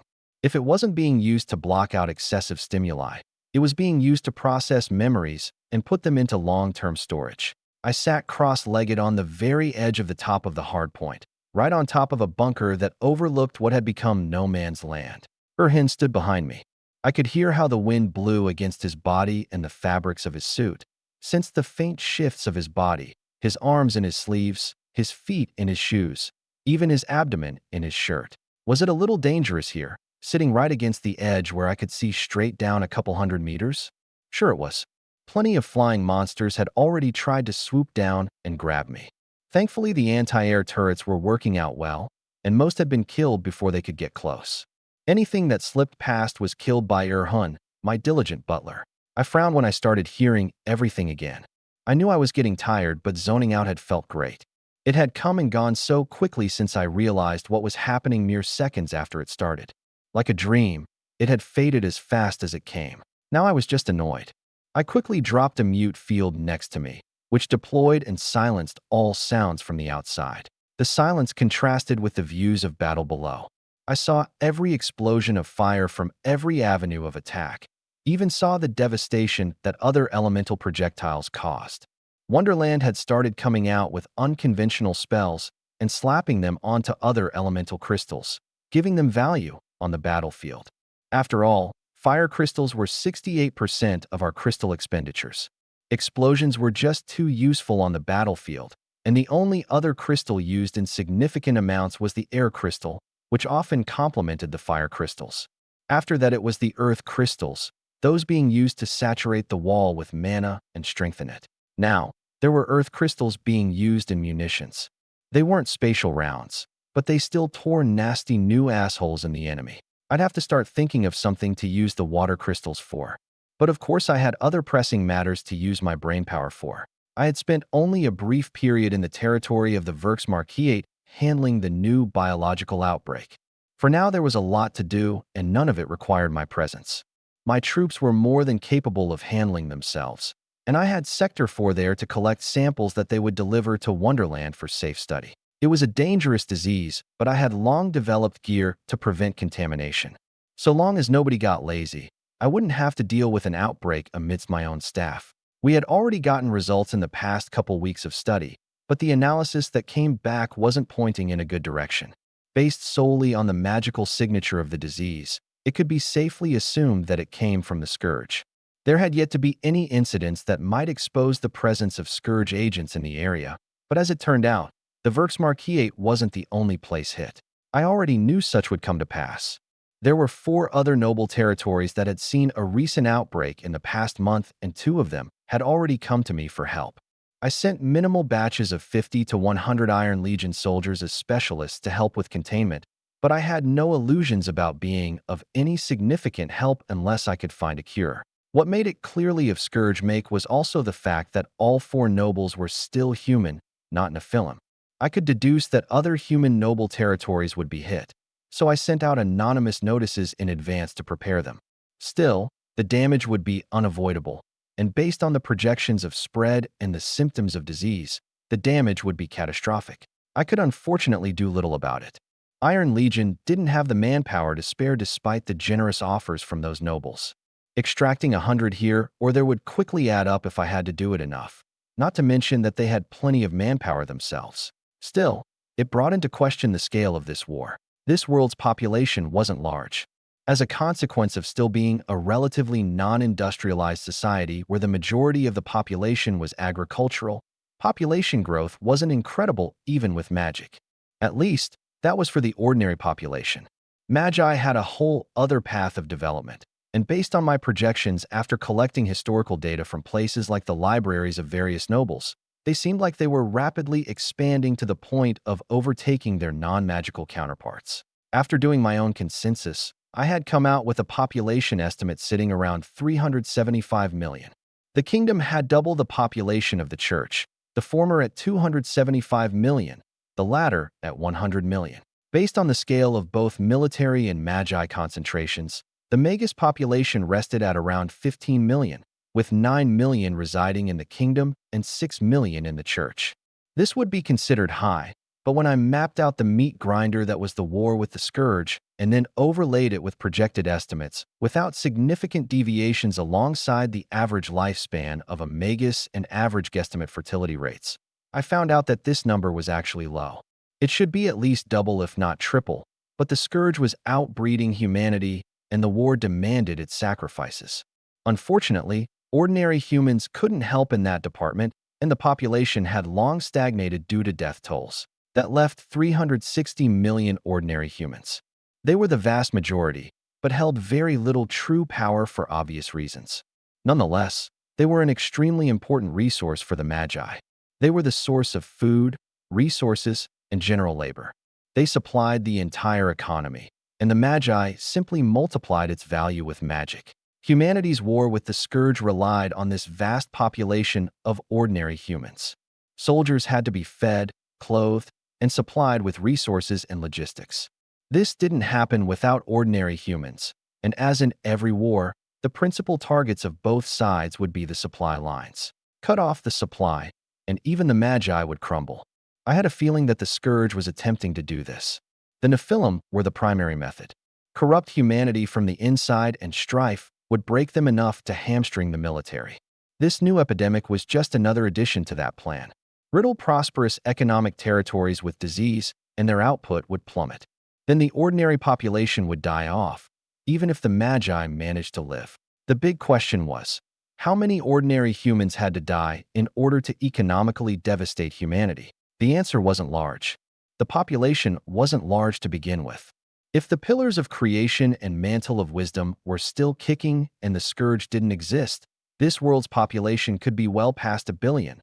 But reality was a bitch, and their threshold for economic shock was unfortunately low. I wasn't sure about the precise calculations, but I didn't need to be. I had a good feeling about what would happen because I was going to be a major part of it. Village and town exterminations as well as assassinations were starting to slow. After Amara developed the teleportation spells we needed and the finalized enchantments were tested and given the green light on reliability, Sector 4 got busy deploying them. It would take some time to rig every vault across Kingdom territory, especially since a large portion of the manpower was still dedicated toward Iron Legion operations and the extermination campaign. There weren't so many people who I trusted to handle such a delicate task as infiltrating the most top-secret areas of High Nobles. I had many different operations ongoing simultaneously.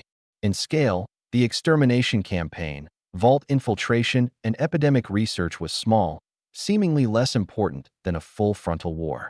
I had to keep them all moving anyway, even if my focus was on one more than others.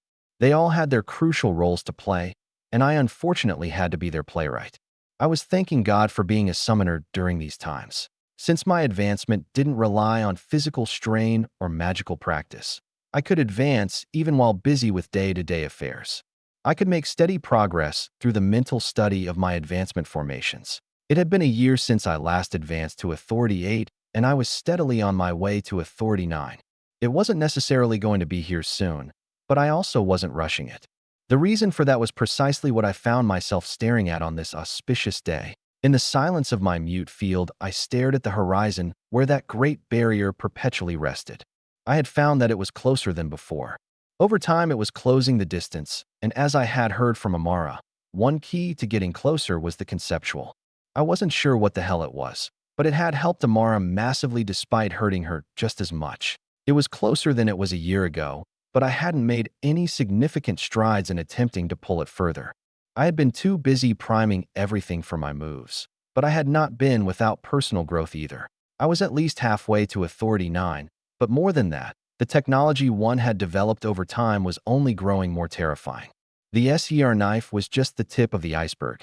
My new line of program magic was growing deeper in complexity, and if taking a concept far into the extreme was how Amara was able to get closer to the Great Barrier, then perhaps I needed to follow in her footsteps using strengths of my own. The mantle's technology was perhaps the gateway toward cracking the secrets of Magicka and its transmutation, but its potential went far beyond that singular application. The shield that had protected the anomaly on the island of continuance was one application that represented countless others, the ability to program Psyche and thereby influence both mana and vigor with it. They had harnessed the power of all three Magi classes with Psycho alone, and yet that shield was a crude use of the tech. If it were taken further, it had the potential to elevate the Summoner class to heights capable of creating an Authority 12, just like Knights and Warlocks. I had a feeling that was the path I needed to walk. If that was the case, though, I couldn't rush my advancement. I had to develop this tech alongside my advancements, not letting it fall behind so that I could break the Great Barrier at a suitable moment. I figured that the earlier I broke the Great Barrier, the better off I would be when I waded through Authority 10 and 11. I didn't want to wait, and time spent on one was time taken away from the other. I had to simply balance the two. I gathered my thoughts, something I had done 1,000 times over the last few weeks, and grabbed the mute field. It deactivated, and the cacophony of sounds slammed into my ears. It was no longer as annoying, just background noise like it was supposed to be. I could feel the pull of exhaustion creeping around my mind. 2 weeks of constant activity was a challenge I put myself through, and while I could probably push it another week, I hardly had the desire. It would be a week of fighting to concentrate and stamp down irritability, and my generals didn't deserve that after the good work they had been doing on the line. Hun, at your service. He stepped up when I called, my eyes glancing downward at the massive wall underneath me. Well, it was more of a cliffside than a wall. I've got wedding business to attend to in the Holy See on the 30th, right after the Magisterium students leave. Amara doesn't want it to be on New Year's, so it was moved up. The wedding is now on the 10th, which means I have just under 2 weeks to get prepared. Thankfully, those who had concerns have already been mostly informed and informally invited. Proper invitations will be getting delivered soon, but it is still extremely short notice. Either way, Amara and I need transport. We've been granted an audience with the Pope that evening. It will be prepared. Thank you. As for now, if you could retrieve the written evaluations of the students from Instructor Bria for me and bring them to my study, that would be appreciated. Of course, sir. He turned and stepped away, my gaze lingering on the battlefield for a time longer. Then I finally got off my lazy ass and left, my mind on the list of tasks I needed to complete before the wedding arrived. November 30th, 628. All teams, 5-minute warning. Faye felt her heart rate rise when she heard the echoing voice over the announcement system. She wasn't the one who needed to do checks, but she still went down her mental list anyway. The pitched sounds of metal screamed around her as massive machines started groaning to life. The train cars were already docked behind them, hatches open and ready for deposit. The metal structures of those train cars lingered with poisonous mana despite their reinforcement and containment enchantments. Faye could feel it through her armor, but she felt that she had gotten somewhat used to it over the last couple weeks. No matter what, though, she felt like it was impossible to get used to what she was about to do. You ready, kid? She looked up, her mental list pausing as her superior walked over. He was the captain of her harvester team, in his mouth a burning stick of moonshine that glowed silver and let off smoke.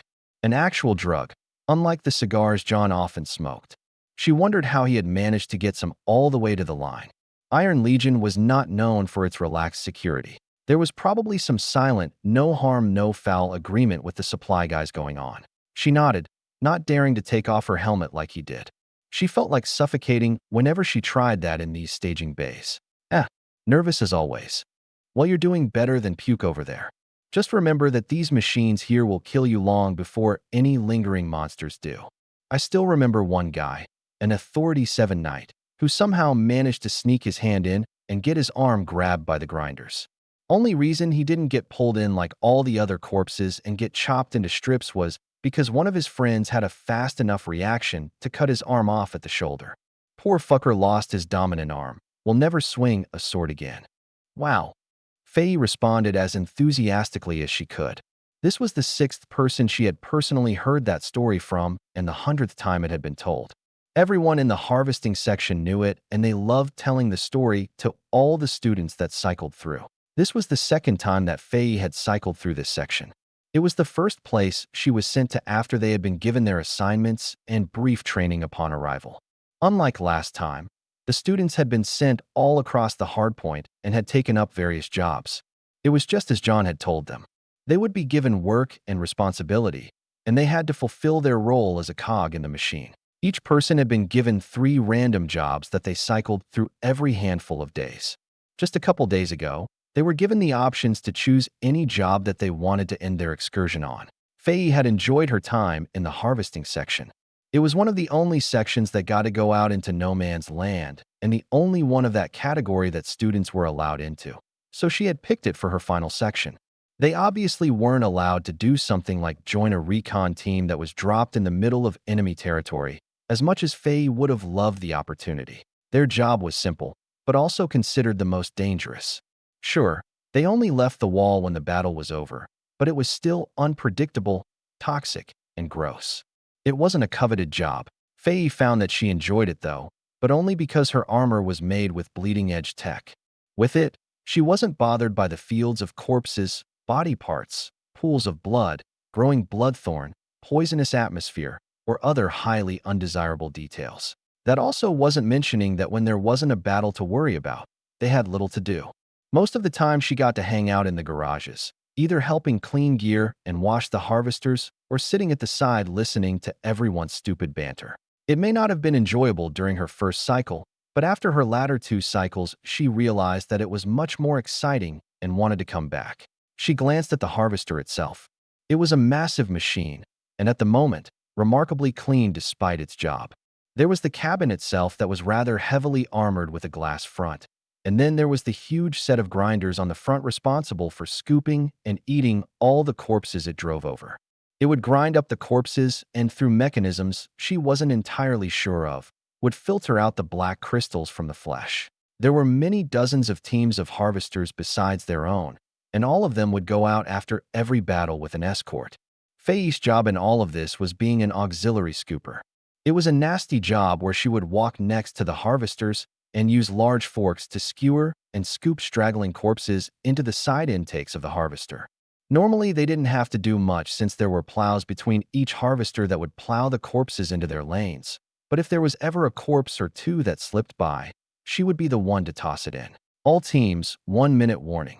The harvester looked as brutal as its job, and that was despite most of its butchering assembly being hidden behind plates of metal and safety gates so that no humans got caught in it.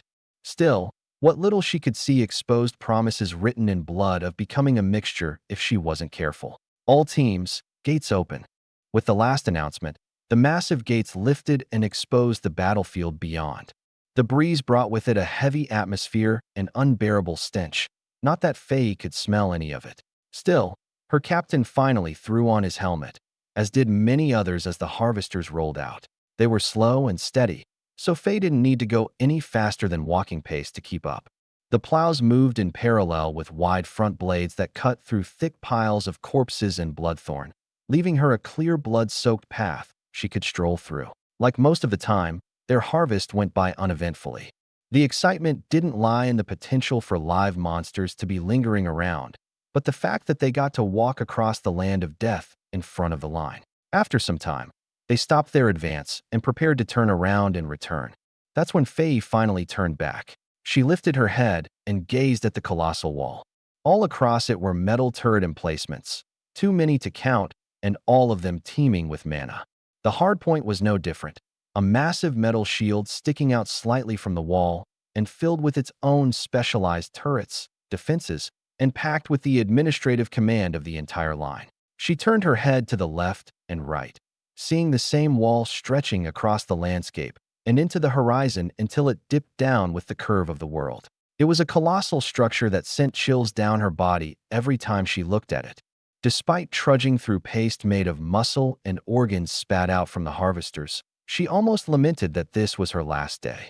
She wouldn't get to see the site again for a while. An image of glory and horror, an impenetrable bulwark of magic and technology, painted with the death of countless thousands. Faye saw the flashes of light in the corner of her eye, turning around to glance at the fires being ignited as they headed back. Alternating every week, they would either burn or bury the remains. When they burned, like now, fire crystals would be planted that consumed themselves gradually with a blaze of fire. When they buried, earth crystals were used to overturn massive portions of the ground and bury the biomass underneath many feet of dirt and sand. It was incredibly wasteful and inefficient, but that's just how much material there was, and they wanted to leave as little for the scourge as possible. It also helped clean up some of the bloodthorn, that hateful carnivorous vine. They finally got back, a blaze left in their trail as they walked through the gates dripping blood. The harvesters moved to deposit their hauls into the train cars, dumping everything for several minutes before the cars closed their hatches and rolled off to another section of the line. Faye sighed and went to decontamination, where they sprayed all the crap off themselves and the harvesters. After getting jetted with water for a few minutes, she got to escape early to go clean up, dodging the job of scraping off the harvester blades. After going through her routine and scrubbing her boots for an hour, the call was sent out to all magisterium students to pack their things and get ready to leave. They had already prepared to do so over the last couple days, so everyone was ready. Today, they would be heading back, and most of them were excited. While it wasn't their last excursion and the others wouldn't be nearly as exciting as this one was, they would still get to take their experience back with them and tell all kinds of stories that nobody else could imagine. Sometime later, all the students were standing in an airfield, their items packed into spatial storages. They remained loosely in formation, Instructor Bria standing by the side, waiting for the man of the hour. He soon arrived, a car rolling to a stop nearby. John stepped out, Faye smiling even as Instructor Bria called them to attention. He walked over, smoking that familiar cigar and looking across all of them. Congratulations, trainees. You've made it through your last excursion here at the Glass Desert. I've seen next to 0 negative evaluations. All of you worked hard, and most importantly, did your jobs properly. Faye listened as he gave his speech. It wasn't anything out of the ordinary, perhaps slightly more sentimental since it was their last time here. Many had looked forward to the excursion being over while they were working, but now that the end had finally come, most found themselves longing for more. Odd how that worked. I wish you all good luck with the rest of your year. A new generation of warfare is coming, but personal strength is just as important. All of you hold talent that will ensure the survival of humanity as a whole. Don't be fodder, is what I'm trying to say, because the scourge has shown you what happens to fodder. Now, your instructor has report cards to give you all, so go line up and grab them. They're yours to keep, containing your evaluations as well as areas to improve. The students followed his command, everyone shuffling over to the instructor as she passed her the pieces of paper. Faye, come say hi. Faye's smile brightened when she was called, turning back to John and striding over. Hi. Hello there. John smiled back, Faye diving in and receiving a tight hug. How's my favorite little soldier in this forsaken wasteland? Doing pretty all right. How's my favorite commander? Tired and overworked. Thankfully, I get paid enough to care. Well, you are the richest man in the world. I would sure hope so. She chuckled, the two separating from their hug. That's when John took something out of his coat, handing it to Faye. She recognized the look of an invitation, her brows raising. What's this? This is my official invitation being extended to you for my wedding. It will be in 10 days. That's soon. Well, timelines change. John shrugged, Faye opening it and seeing the impeccable letter, penned by a master on pure white parchment and inlaid with actual gold. The invitation was as expensive as it was a work of art. The contents were simple. It was an invite to the wedding of John and Amara Cooper, taking place in the Holy See's Sacred Chapel on December 10th, year 628. Faye's eyes lingered on their names. John and Amara Cooper. She didn't think it would ever be possible, but Amara really was taking John's last name, not that of their noble lineage. It went against every custom they were supposed to uphold. Such a thing would only ever happen if Amara were marrying into a Grand Duke's household or to a prince. It was certainly rebellious. Faye wasn't sure what she thought about it, but she could quickly admit that seeing her sister break away from the chains of political marriages inspired an incredible feeling. Then again, when else would it happen if it wasn't happening with the richest, smartest, and one of the most influential men in the world, who was also as loving as he was ruggedly handsome? Faye held her sigh, looking back at John and smiling widely. Congratulations, John. I never had any doubts that you'd make my sister happy. I did always tell her that she was the lucky one. Uh-huh. Now, Fiden will obviously be at the wedding, right? She changed topics hastily, John giving her a weird smile. Please. If he didn't show up, I'd have his perky ass. Yes, he'll be there. Good, because his perky ass is mine. You know, since he's gonna train me in the way of the spear and all. Ah, yes. John chuckled, Faye's face flushing a bit at how bold her words had gotten. Anyway, don't forget that I'm supposed to be meeting him soon. I'd like to see him before the wedding. Of course, of course. I've scheduled you two a time to meet in 2 days. Your mother is coming to my estate to talk wedding plans, and he's going on leave, so I figured it was the perfect time for both of you to stop by and meet since we'll be in the same place. Oh, good. Sounds good. She nodded with a smile, John laughing a bit more before ruffling her hair. All right, kid, my invitation has been delivered. I'll see you at home in a day or so. For now, I get to go talk to some big shots. What big shots? That I can't say. You might see some of them at the wedding, though. Faye hummed with impression while covering her head. After that, the students finished grabbing their evaluations. Faye received hers, and John gave his final speech. Soon they were on a plane headed back to the magisterium, their minds filled with the recent memories of their jobs and the line. And John was on a jet right behind them, his nose pointed to the Holy See. November 30th, 628. I landed in the Holy See's airfield. From there, my transport to the Apostolic Palace was swift. The palace could barely be considered that by the standards of this world. It was made of normal gray stone with few outstanding features.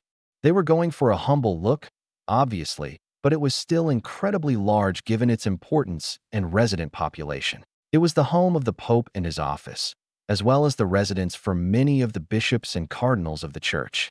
It was a holy place, intruded upon by outsiders extremely seldom. It was also where I was having a meeting with the Pope. This could be considered my first official meeting with the man.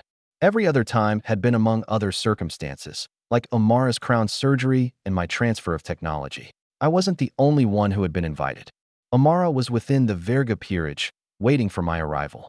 She didn't want to enter such a place without me there, for multiple reasons, primarily that this meeting concerned both of us, and she didn't want to speak to the Pope unless I was there with her. It was a matter of caution, which had to be held in extremity given who we were seeing.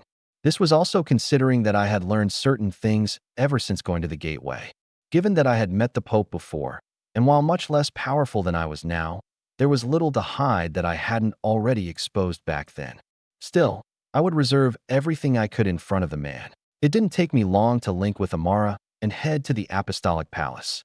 We were dropped in the plaza outside the building, and the first sight that caught my eyes besides the building was the amount of robed individuals outside of it. The majority of them wore simple robes, nothing more than white cloth with a few colored designs for identification of position or rank. There were some, though, who wore the robes of bishops or cardinals walking in and out, likely to their services. Their robes were a normal amount of rich, which meant vibrant colors, designs, and inlaid with precious metals, gems, or fibers. These men held high standing, regardless of authority. Such meant little in front of spiritual dedication and faith, or so it was supposed to be. Nobody had any illusions that high authority individuals were seen as greater than the ordinary, even in the spiritual realm of worship and dedication to God. I could go on for hours about the psychology behind it, but proof was in the pudding, and there was a reason that the Pope was Authority 12, not some beggar on the streets who spent his every waking hour singing praises and prayers. I linked my arm with Amara's, and we walked to the entrance, looking quite outstanding. There were no shortage of eyes that drifted our way. After all, it wasn't every day that outsiders entered the apostolic palace. There was a man there waiting for us, a cardinal who I recognized. Not even the Holy See was safe from Sector 4, and I had studied the administration of religious leaders thoroughly before coming here. After all, with an infallible memory, why shouldn't I maximize my repository of knowledge and stuff every name and face into my brain as possible? We were led by the cardinal through a winding maze of hallways and walkways. The palace was massive because just within the Holy See there were hundreds of churches and even more leaders who managed various regions and sectors of religious development. There was not a single room in the place unfilled because all religious leaders wanted to live where the Pope did. What greater form of authority to be in the same place as he, as if it put them on equal grounds. Finally, we arrived at the office of the Pope. There was but a single door, and amongst the others, it stood out only in the fact that the nameplate above the door was outlined in gold. The cardinal knocked for us, and I heard a smooth voice answer, "You may enter." The cardinal pushed open the door, ushering us through before closing it, leaving us alone. I eyed the Pope, who stood in front of his desk with another guest, Halolite. The two watched us as we entered. I could tell Amara was a bit uncomfortable. Perhaps not with the fact that we were given audience with such a powerful man, but the fact that I wasn't known for being exceedingly courteous. Where she wanted to bow, I wanted to face eye to eye. Iracle Syagrius. He looked the same as the last time I saw him. Linen clothes with a long sword on his waist and a stature even taller than me at 6 feet 10 inches. We hadn't seen each other in some time, and yet even now I could barely make out his aura. Or, it was more accurate to say that what I sensed was his mere existence, which usually implied some form of aura. His aura itself, I could glean no details about, and when I tried, I could actually feel the Great Barrier pressed down on me. Somehow, some way, it actually got closer as I walked toward him with Amara and stretched out my hand to shake his. He returned it in kind, and that's when I understood that so much as sensing the depths of this man's power demanded that I break down the Great Barrier. Power itself was rejecting my observation of him. How strong he was, I couldn't quite fathom, but my intuition told me that it wasn't as simple as his knighthood being that outstanding. It was something spiritual, the kind I sensed from those girls at the gateway, when their rude gazes tried to glean my life story, just countless times deeper. "Greetings, Sir Cooper, Lady Teleria." "Greetings, Your Holiness." We shook hands, Amara opting for a curtsy, the Pope bowing slightly in response. I turned to Halolite, smiling at her. "Sovereign Halolite, it is good to see you again." "You as well, John." We greeted each other before I stepped back, allowing Amara to do the same. The Pope motioned for us to sit on the couches facing each other. Once we sat down, I faced the man and gave a small smile. "I must say, I'm surprised you wanted to see me personally, Your Holiness. I suppose this is about our upcoming marriage." "Indeed it is. I've heard that you acquired a reservation for the Sacred Chapel on the 10th of December. "I did." "Then I'm sure you also know that the Sacred Chapel is usually reserved 2 years in advance. I'm thus surprised that you were able to acquire such a convenient reservation for yourself, and in only 48 hours at that. An inconsequential matter. I simply have my ways." The Pope sighed, lifting a few pieces of paper that had been on the table between us in advance. "I disagree. How did you convince the previous reservation holder to give up their time slot? You must have been extremely persuasive, considering they've been waiting for 2 years for that very day and time." "I gave them an offer they couldn't refuse." "Sounds more like a threat." It was my turn to sigh and lean back into the couch. "Is there a reason that we're speaking about this? I mean no disrespect, but I find it difficult to believe that the Pope has time to investigate the drama of chapel reservations." "I don't, but I do have time to investigate you. After all, you are an important consideration in a growing amount of matters of the Holy See, especially as you start reaching." The Pope dropped the papers on the table. A quick glance told me that they were indeed about not just the reservation I had acquired, but faint reports on my Sector 4 assets within the Holy See. I looked back up at him, already memorizing every word on the pages that I could see. I figured this meeting would be about marriage matters. Can a meeting not have multiple purposes? They can, but conversations about my Sector 4 are best done privately. You imply this isn't a private meeting. Is it because your fiancé is here? Or is it Halolite? I can assure you, she is as concerned with this as I am. But I'm sure you knew that. So if not Halolite, then it makes me curious as to why you don't want your fiancé here talking about these matters. I narrowed my eyes a bit. Now I was a bit pissed off. What I had expected to be a light meeting about my marriage, where I also intended to invite the Pope to officiate the wedding, was turning out to be some kind of shakedown. Was I concerned about Amara hearing about Sector 4 matters? Not necessarily. She had already been directly involved in some of our darkest operations. Still, I didn't appreciate him attempting to use her against me. You must have an important reason that you're playing these games, Pope. I don't bore Amara with every detail of Sector 4 operations because she has better things to do than bog down her mind with the dark details of the world. Those things are mine to handle. These are hardly games, John. You think these are light matters? Yes, I do. I call them games because that's exactly what they are. The politics I engage in and the subterfuge I conduct are both like hobbies of mine. They are hardly my primary focus, and yet you people treat them like there's nothing more important in the world. Just because you're bad at them doesn't mean they aren't still games.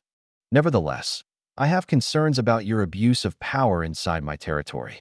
We've protected ourselves from kingdom and scourge influence for far longer than you can imagine, and while I didn't initially intend to, your movements have made me concerned about whether your influence is something to snuff out before it grows. Are you really so naive? I looked at the man with a bit of disbelief. I was sure he truly believed what he said, but that begged the question of why he thought that his territory hadn't already been influenced long before I arrived. Yet he smiled, waving toward Halolite. You call me naive, and yet your fiancé is in a similar position as I. These matters are more extensively handled by Halolite, because you're right, I don't have the time to be investigating these matters myself. I'll hold my opinions on that. My face fell flat as I turned to Halolite. She didn't wear her normal veil and cover, perhaps because of where we were.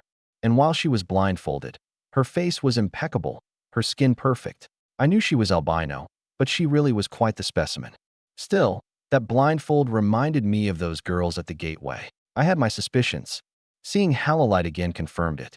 My eyes gazed through her blindfold. I could sense her gaze, could sense some of her thoughts in the way her eyes shifted under her eyelids, and the way she scanned me. Her body language, my memories of our last meeting, the things I knew about her, no matter how little, and what I could surmise and assume about her and what she did. It all painted a picture in my mind. Halolite, the sovereign healer who operated with the Order. One of the most powerful women in the world, and about as naive as I was. We simply stared at each other. I noticed my thoughts flicker with images, a phenomenon I knew wasn't happening exclusively of my own accord, despite my inability to sense any external influences on my mind. Still, I knew how to manipulate the auric sights of others just as I could my own head. What were normally just memories turned to scenes of that which hadn't happened, scenes of possibility and brutal recollection. I stared down Halolite and let her see a blended mixture of the truth, as well as what I could and would do. Then I asked, "What do you think you see, Halolite?" I remember those girls at the gateway well. Sisters, I believe you refer to them as. Their training was hardly as complete as yours. One of them vomited at the mere sight of me. They were rude with their gazes. But I now know they weren't the only ones who had been. You're right, they weren't as trained as I was. She leaned forward, resting her chin on her hand as she stared straight at me and smiled widely. I can see past the menacing barriers that you've raised around your soul. I admire your ability to manipulate your mind. Perhaps that's the path all summoners should take. Nevertheless, despite coming to us in a time when you're forced to grab the reins of humanity's advancement or risk extinction, it's okay to shed this portrayal of viciousness and show others your good side. I feel that your charm suits you more than your visage of terror, as opposed to what the guys at the Order say. My emotions turned conflicted as I felt critically exposed. It was an ugly feeling, knowing that she was seeing things I would prefer remain tucked into the catalogs of my mind. If she was allowed to see glimpses of my spirit, then she could profile me, attempt to break me down, and read what I would do or had done. Those were secrets being exposed. Still, that she saw more than the bad meant that I would at least have someone to vouch for me. My intuition told me that Halolite wasn't actually here to interrogate me, but to vet me for the Pope. It seemed that she would be on my side. I let go of some of the tension in my body, noticing that Amara's hand was clenching mine with rather incredible strength. I squeezed her hand back before responding, a bit more relaxed than I was a few seconds ago. I hardly need my enemies knowing how much of a charmer I am. But I appreciate an evaluation that doesn't disgust you. But of course, Hallowlight suddenly turned to Amara, giving her the same smile she gave me. You are quite loved, Amara. I'm glad to see that you return it in kind. I glanced down at Amara, noticing her start to flush. The Pope sighed, motioning toward Hallowlight. All right, Hallow, if we can return to our topic. Of course. The faint smile on my face faded, but at least the growing hostility had been defused, for now. I looked into the Pope's eyes. What do you want from me? I assume you brought all this up for a reason. Well, I'd like you to remove your agents from the Holy See. Which won't happen. Which is why that's not what I'm asking for. I'll give you my bottom line. Don't interfere with the affairs of my territory. I don't care what you see or discover. Keep your hands off, and go through me if you so desperately feel the need to do something. Maybe even cooperate with us, if you're feeling generous. Do we have an agreement? I stared at him in silence for a few seconds, his hand raised for a shake. I certainly didn't want to agree, but this was also a concession on his part, and quite the gracious one at that. It could have gone much worse, and defying him here would shift us right onto that course. It at least seemed like he wasn't as naive as I thought he was. So I reached my hand out in kind, shaking his. We have an agreement. Very good. Now, as for the issue of the chapel. The Pope brought out another piece of paper from a spatial device, glancing it over. I have no issues with you using it. You are far from the first to do such a thing, and I could care less about the reservations, especially since you at least compensated the unlucky couple. However, this doesn't solve the issue of whether or not you can get married. I remained silent, letting him elaborate, even though I knew what he was going to say. As much as the kingdom has enjoyed appropriating the term, marriage is a sacrament, and getting married demands that both parties be baptized and have gone through chrismation. As far as I know, neither of you have done that, which means you can't get married in the church. That will change as soon as you do these things. There's no need to worry about me. I responded plainly. I wasn't sure how it translated between worlds, but the religion seemed the same, and I didn't intend to redo processes that I had already gone through years ago. Not simply because I didn't want to, but because I wouldn't replace the sacraments from earth that had been given to me by and with my family. I'm already Catholic, was born and raised that way, and don't intend to redo things. The Pope silently glanced at Hallowlight, who nodded to him after having observed me. There must be some way she was able to verify what I said. I don't know how much she saw, whether she saw things of earth, but it was clear she knew enough. Perhaps her nod came after verifying something completely unrelated to her ability to see my spirit. I really needed to send people to the gateway. Thankfully, Amara had provided me with the coordinates. Soon, I'd have some eyes there. And Amara? The Pope turned to her, her head shaking. I am not baptized, Your Holiness. However, I have already scheduled my baptism. It will be on the 6th, and if necessary, you can contact my sponsor, Vetsman Verga. He's with the order, just days before your marriage. Worry not. I trust that you have your affairs handled, and I certainly trust a member of the order to be a sponsor. Congratulations. Thank you. She smiled widely, a small smile growing on my face, merely to keep up pretenses. She had spoken to me about the baptism, and I had trusted her to arrange things since she didn't want to bother me with it while I was busy. What I had not known was that Vetsman was her sponsor. I wasn't opposed, of course, but I'd be talking with her about this little surprise later. With that, the Pope seemed satisfied. Then I have no objections. So long as the sacraments are fulfilled before the day of your marriage, you two are free to be wed in the holy presence of the Lord. The Pope stood, signifying the end of our discussion. I certainly had nothing more to say at the moment, not before I handled things with Sector 4. We shook hands, holding the grasp for a few seconds as he spoke to me. This meeting may not have been as friendly as I initially wanted it to be, but I congratulate you, John Cooper, on your marriage. May God bless your union. Thank you, Your Holiness. I gave him a small smile, Amara and Hallowlight giving their goodbyes. Amara also handed Hallowlight an invitation to the wedding. She took it with a happy smile. I'd be honored. It's been some time since I've been to a wedding. And we're honored to have you. Amara stepped away giddily. She quite liked Hallowlight, and that would be yet another sovereign at our wedding. With that, the two of us stepped away, leaving the apostolic palace and heading back home.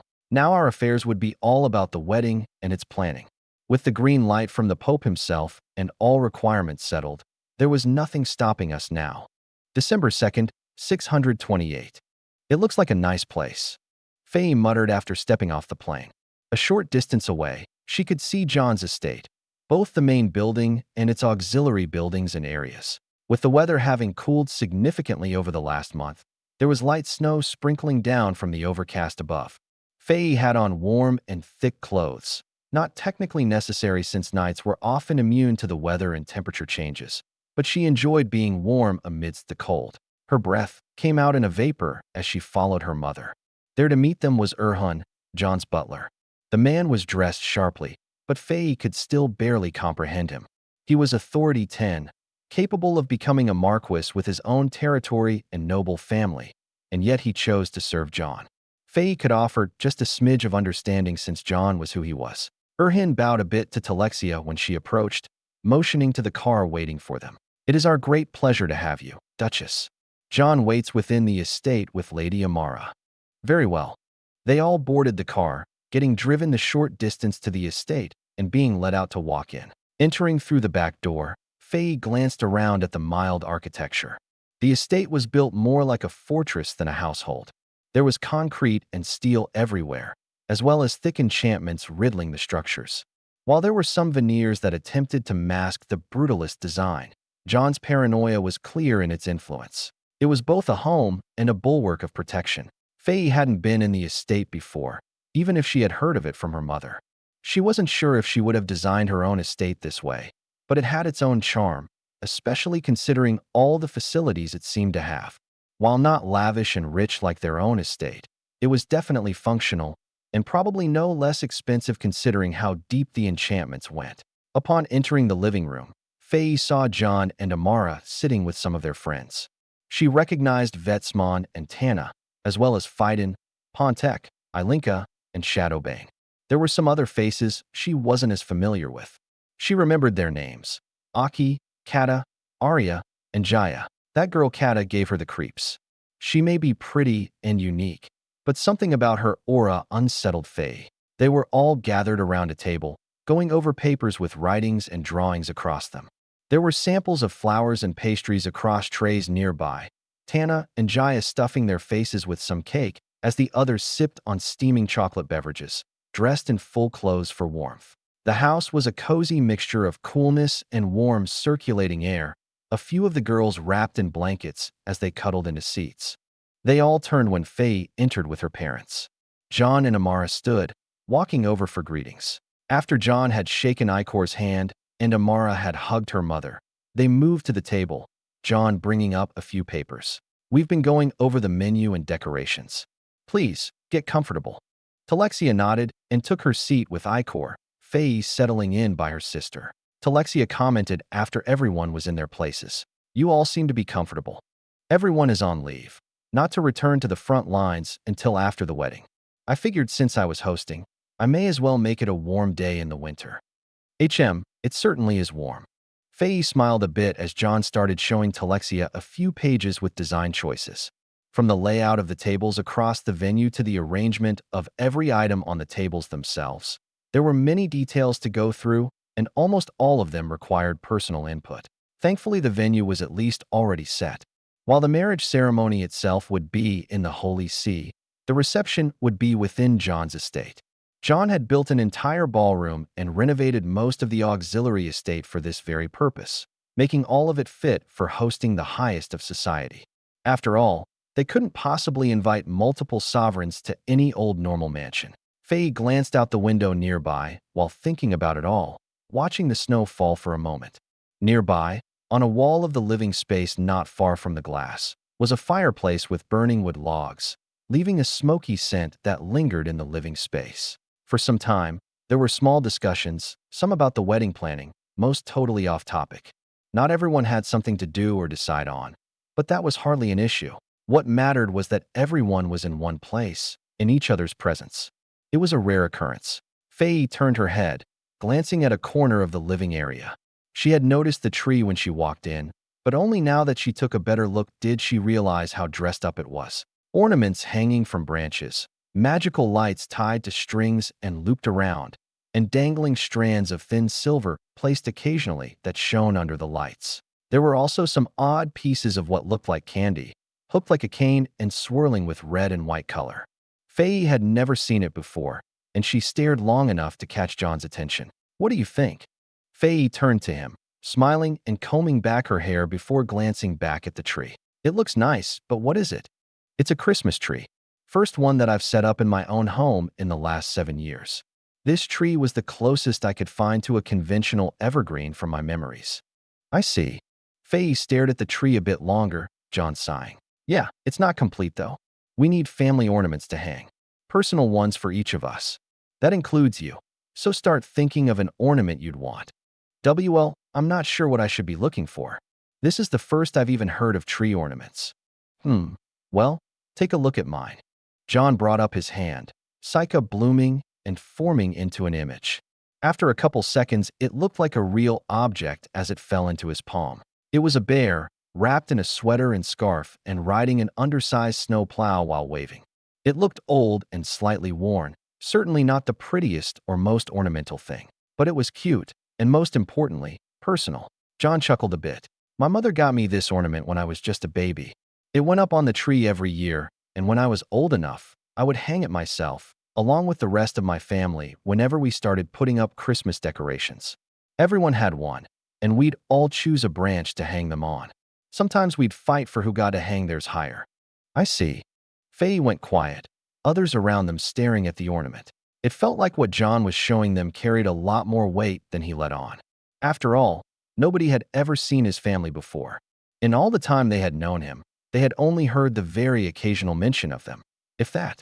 John kept the illusion active for a few seconds longer before dispersing it. "Maybe I'll come up with some, and you can let me know if you like them."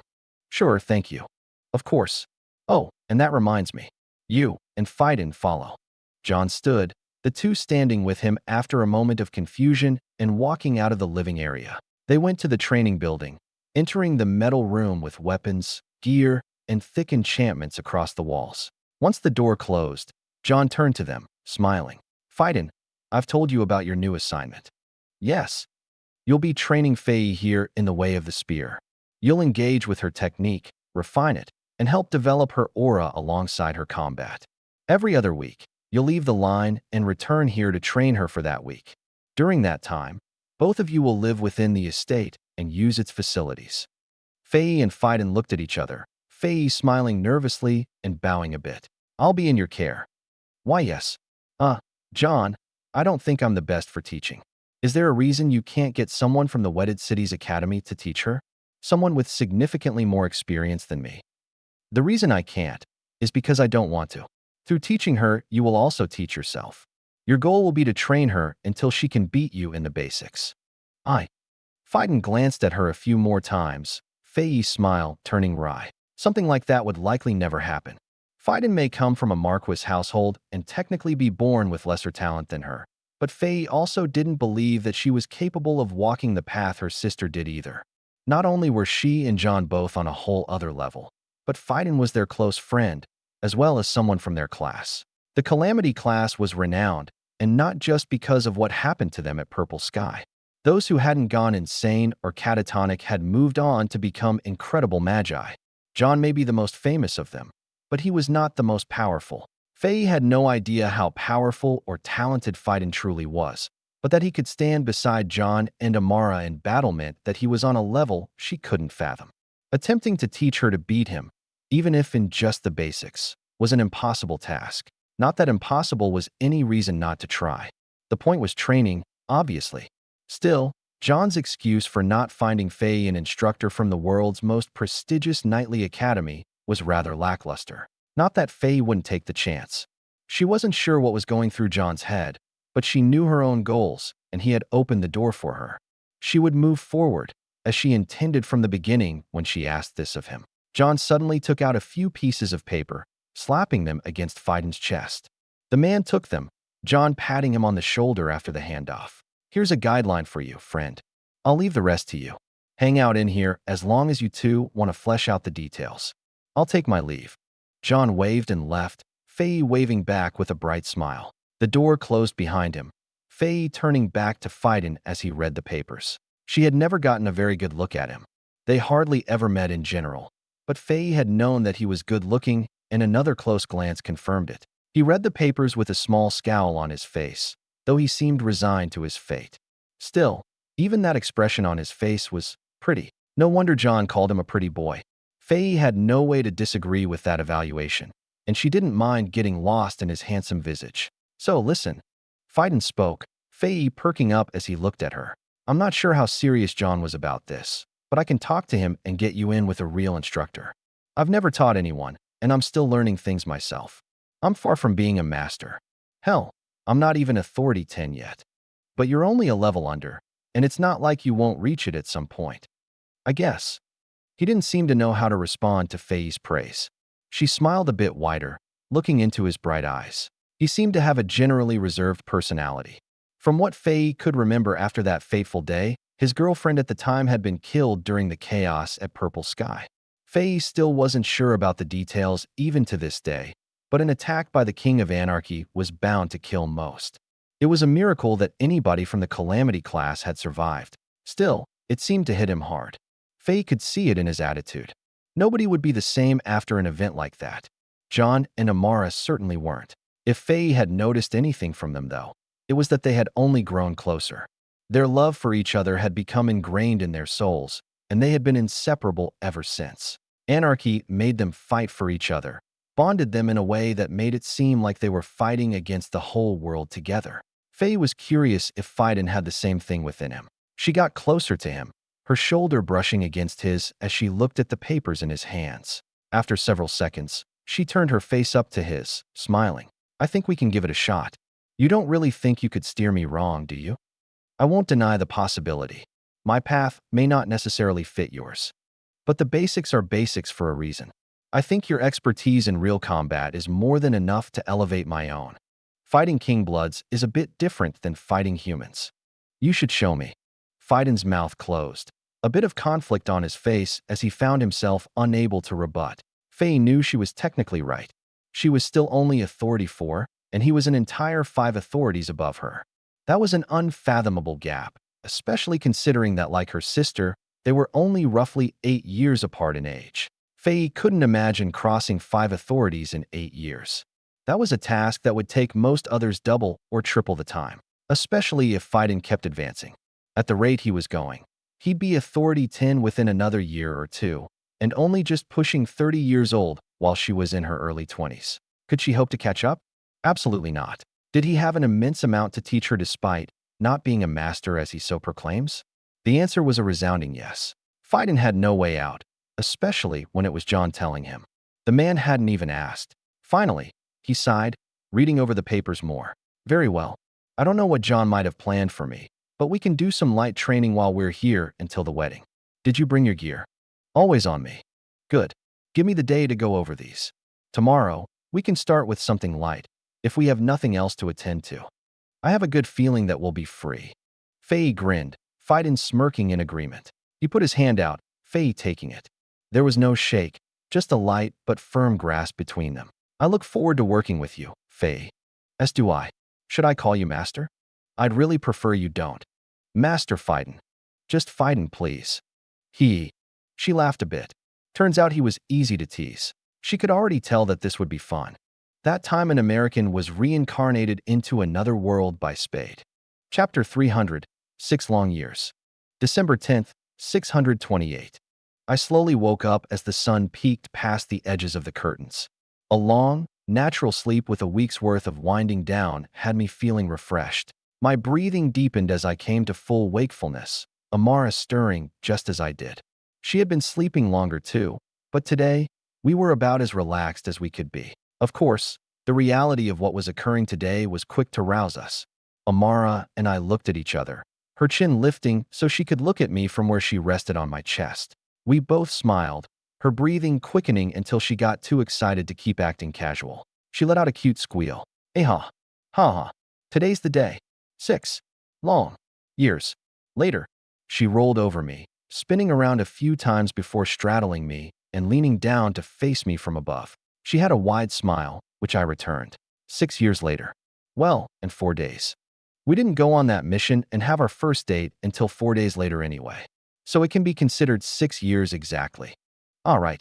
When I got wounded by the spiked wolf and lay on your lap in the crawler. Man, those were some fun times. Different times. I know. And 6 years later, here we are.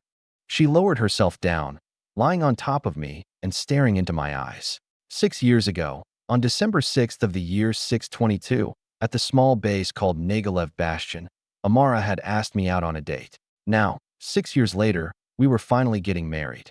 It truly had felt like an entire lifetime. I could hardly recognize myself or the world compared to back then. The two of us had gone through too much together. We had fought for each other, fought for our relationship, managed to secure it against all odds. Not even anarchy capable of ruining us. Our very beings hinged on the success of our relationship. Now we were taking the final step. At this point, it could be considered merely symbolic. There would be few things different after this. However, our marriage was precisely one of those markers for success. It could be considered the marker for success. It was extremely important to both of us that we were married. And mere hours from now, it would be happening. There was only one downside. I smiled at Amara as she started pressing against me, thin clothes doing little to mask the sensations. Careful now. We still have the entire day left. I get more impatient by the minute. But yes, I suppose it must wait. She sighed and rolled off of me, standing as the monitor devices for our room sent off little alarms that people were approaching our door. She muttered under her breath, "God forbid we consummate in a building full of sovereigns. That's a great way to get washed without knowing." Thankfully, we have a jet to put some healthy distance between us. We can leave the reception early. Just gotta wait until then. I stood with her, giving her a peck on the lips before we suddenly heard knocks. "Amara, clock is ticking, babe." I heard Jaya's voice, giving Amara a small smack on the rear before letting her go. "Time to get ready. I'll see you at the chapel, my lovely bride." "As will I, my lovely groom." We shared another kiss before I let her scamper off, the girls taking her to Tana's house where they had all set up camp for preparations. After she was gone, I started getting ready myself. I cleaned up with a long shower and shaved before donning my suit. It had been custom made by Hans Meyer, who had made my other suits. I knew no better couturier, and this suit had demanded both his utmost skill as well as an eye-watering price tag. Amara was going to be wearing a more conventional white dress, but that was only more conventional by this world's standard. As for myself, I had a plethora of options to choose from when designing the suit. I could have dressed in military garb, wearing a dress uniform with my ranks, awards, and plenty of other icons earned from my time in both the kingdom's military as well as Iron Legion. I didn't care to do that, though. I wasn't going to wear anything from the kingdom, and I would rather match my bride than wear something tacky that was inspired by Iron Legion. That left standard suit designs, and mine was a more conventional white and black tux, accented with purple to match her eyes, made with the finest fabrics this continent had to offer, and then enchanted a dozen times over for both style as well as preservation. The suit was nothing less than an artistic masterpiece. Flowing purple enchantments that blended with the black fabrics, perfectly conformed to my body, and not a single square inch left without intention. It was an incredible suit by any standard, no matter how basic the color palette was. Just like good beef didn't need elaborate seasoning to be a top-tier steak, my suit found its excellence in quality, not flashy styles or schemes. My suit was on within minutes. I spun a few times in the bathroom, which was outfitted with enough mirrors to see my entire body, and made sure not a fold was out of place. With that, I was ready to get married. Didn't mean everyone else was, though. I stepped out of my bedroom, leaving it behind after activating just about every enchantment inside of it there was. That included the studies. We were going to have sovereigns over, and just like how Amara and I wouldn't be having sex where we could be spied on, I wouldn't leave behind anything that could be taken, no matter how unlikely. Both of our studies had already been cleared of anything with even remote substance. They were just about desolate, and I didn't care what it might look like to others. If a sovereign peeked and saw nothing, then it only proved that I was right not to trust them. If none of them did, then they'd never know the precautions I took, and all would be happy. Still, it'd be some time before I trusted the building again. Who knew if any of them would leave something behind? I'd have to keep an eye on Halolite. She was the one who worried me most, being a warlock. Knights were easy to predict because their arsenal was limited. Warlocks had limits only as great as their imagination and expertise, and all of them had auras I couldn't fathom. No amount of caution was too great. After walking out of my bedroom, I found many of the maids and butlers running around making final preparations. Every inch of the estate was being cleaned to perfection, and supplies were being prepared for this evening. The ballroom was the busiest by far, but no spot would go unattended. Of course, there were more than just my own maids and butlers working. We had brought in triple the staff and a wide variety of chefs. Some of the chefs were famous, having been hired days ago, so that they could prepare well in advance and ensure service was impeccable. With enough money, it was incredible the level of quality one could achieve. Right now, I was the richest man in the world, richer than even sovereigns, and only matched by the king and pope in terms of movable wealth. That's what revolutionary technological advances and monopolies did for a man. And for a week now, I had been wielding all the power that amount of money gave me to make this singular day as special as it could be. Back on Earth, there were entire jobs dedicated to simply managing the moving parts of a wedding. Here, I was doing it all myself, and it was hardly stressful thanks to both money and my greater mind. And Erhan, of course. The man had been working nonstop for days with the rest of the staff. None of the workers nearby greeted me as I walked past, focusing on their tasks as they had been trained. I made my way down to the living area, and once the door opened I could see all of the men getting ready. Most of them were in their suits, or most of their suits. The ones here were Vetsman, Fidan, Quan, Song, Pontek, and Blackblood. The others were their own suits, but Vetsman and Fidan were my two best men, and they were wearing two custom-made suits that looked similar to mine. It looked like they were chattering when I came in, drinking too, if the flask Blackblood quickly hid was any indication. They all stood when I entered, Vetsman laughing. The man of the hour. Looking good. Feeling good. We've got the ceremony in 3 hours. We almost ready to leave. Seems like it. Not much to do other than get dressed. It's the ladies who are running around like the world is on fire. I don't dare go near that house. Vetsman chuckled wryly, the others nodding in agreement. I just shrugged. Well, let's not give them anything to complain about, or they'll have us all by the balls. So, Blackblood, I hear Jaya is your date today. The man choked on his sip of liquor behind me. We all turned to him, which clearly put him on the defensive. Hey, who else was I supposed to take? Being stuck on the front lines leaves little room for mingling, especially when all the Sector 4 agents we work with are helmeted. And it'd be more embarrassing to not have a date at all. Hey man, I'm not judging. To each their own. I'm just surprised she even accepted. What the hell is that supposed to mean? Don't get your panties in a twist. Just don't disappoint me either. I walked to the side as his brain churned, trying to figure out what I was getting at. I stopped behind Fidan, who sat in a chair already fully dressed. As for you, big boy. My hands came down, slapping his shoulders before my fingers moved to massage around the area. He shivered under my grip. Oh hell no. He tried to get up, only to be shoved back down into the seat. I didn't say you could go anywhere. When the fuck did you get so strong? I heard a little something from the grapevine about your date too. Care to elaborate on why it's not me? Huh. He let out a weird sound, turning around to face me and receiving my stink eye. Don't hummy. You only got 3 hours to tell me how you really feel, because when I take those vows, that's it, mister. This thing we got going on. No more after that. Wha? What thing? Always playing dumb. Maybe you'll understand what you're losing after I'm gone. I don't know. I stepped away, leaving Fidan sufficiently confused. I checked my aerial, seeing that it was about time for me to leave. All right. Be ready and don't keep everyone who is about to be at the chapel waiting. I need to leave so that there's someone there to greet everyone. Well, we can leave with you. No, you all need to escort your ladies. Except for you, Pontek. Your lady is waiting at the chapel, so you'll follow me. You ask Kata?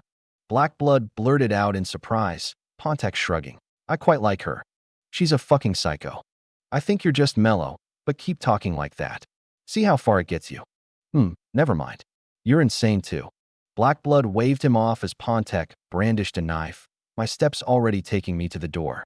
Let's get going. I can't be late. Sure. Pontek followed with large strides, the two of us leaving and taking ourselves to the airfield where we boarded a plane. Erhan was too busy to drive us, so I just drove myself.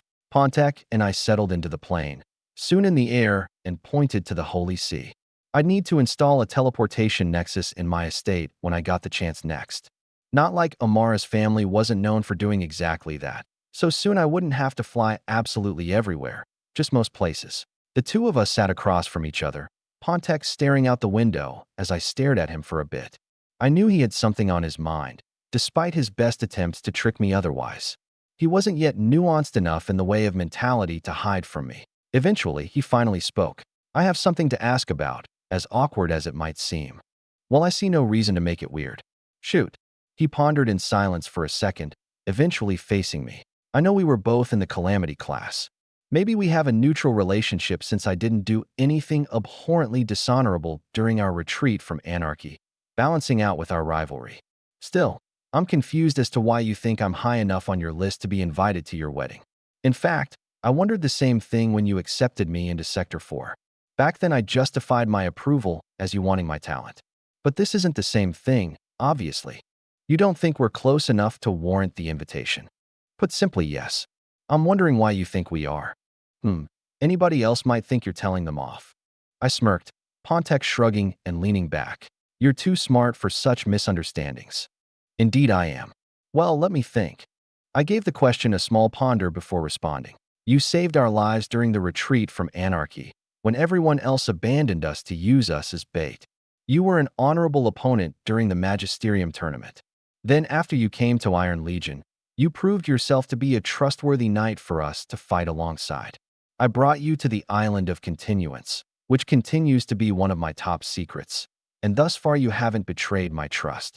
As for any so-called rivalries, I hardly considered them such. Even though I was one of Amara's suitors, you and half the nobility. You were hardly special, but more notably you were one of the few who didn't move on her. It was everyone else who was trying to pit us against each other, all those with special interests in seeing my head on a platter for daring to do what I did. But then you beat me. Pontek concluded, making me nod. Yes, I beat you. I did it fair and square in front of the entire capital and wiped out every collusion against me with brute force. After that was Anarchy, and by then all those things hardly mattered. It was never personal in the first place anyway, for either of us. Which is why I didn't let it get in the way of us developing a relationship. Both of us were too smart and too talented to let the petty politics get in our way. Because we both knew what really mattered. The Scourge. Well, that and personal power. Even wiping out the Scourge comes secondary to cultivating power, because they can't be wiped out without top-end authorities. I don't expect everyone else to be as hellbent as I am on destroying the Scourge. Want it, yes. Expect it, no? But I do care that when the time comes and the Scourge is marching across our lands, there are those who are capable of putting up a fight in the first place. And as far as I'm concerned, any reason that makes someone work for and cultivate their skill and power is a good reason to me. I took out a cigar and pointed at him with it. You have that. I respect you, Pontek. It's why I brought you on. And now, after enough time in Sector 4, I consider us friends. I don't have very many of those for obvious reasons. So sure, I may not be as close with you as I am with those like Fiden and Vetsmon, but at this point it would be weirder for me to not invite you to my wedding. I've fought for life and death beside you at Continuance, and you're an important member of my Desert Eagles. Don't underestimate what that means, and don't underestimate yourself either. Kata might end up losing interest in you if you start losing confidence. I smiled and lit the cigar, Pontek shifting a bit uncomfortably. Was I that obvious? No, she was that obvious. You should be careful though. She's basically a princess, daughter of the church's most powerful and prestigious General Valdemar, who holds the rank of sovereign despite being a summoner. You have access to her file, so I'm sure you've read it. Her name demands greatness, and her personality, well, I'm sure you know full well how much it demands. Either way, at my wedding, you're not going to be allowed to slouch those shoulders. Her father is going to be there, primarily to meet me, but don't think you're going to be able to escape him. He loves his daughter very much, and he's no less powerful or intelligent than I. We're in extremely similar positions, after all. Pontek sighed as I puffed some smoke, feeling the weight of his decisions bear down on him. It made me chuckle a bit. Next time don't go for the highest daughter of the land. I didn't actually know who she was at first, and that's awfully hypocritical of you. Hey, it's not like Amara is the king's daughter. But you were still a commoner. At least I'm the son of a marquis. It's proportional. Semantics. Still your fault. And now you get to have a world-renowned master of strategy bore into your soul with the power of a summoner." He groaned again, making me laugh as the jet continued streaking through the sky. Before long, we had landed in the Holy See, and I prepared myself for the next handful of hours. "It's good to see you, mother dearest.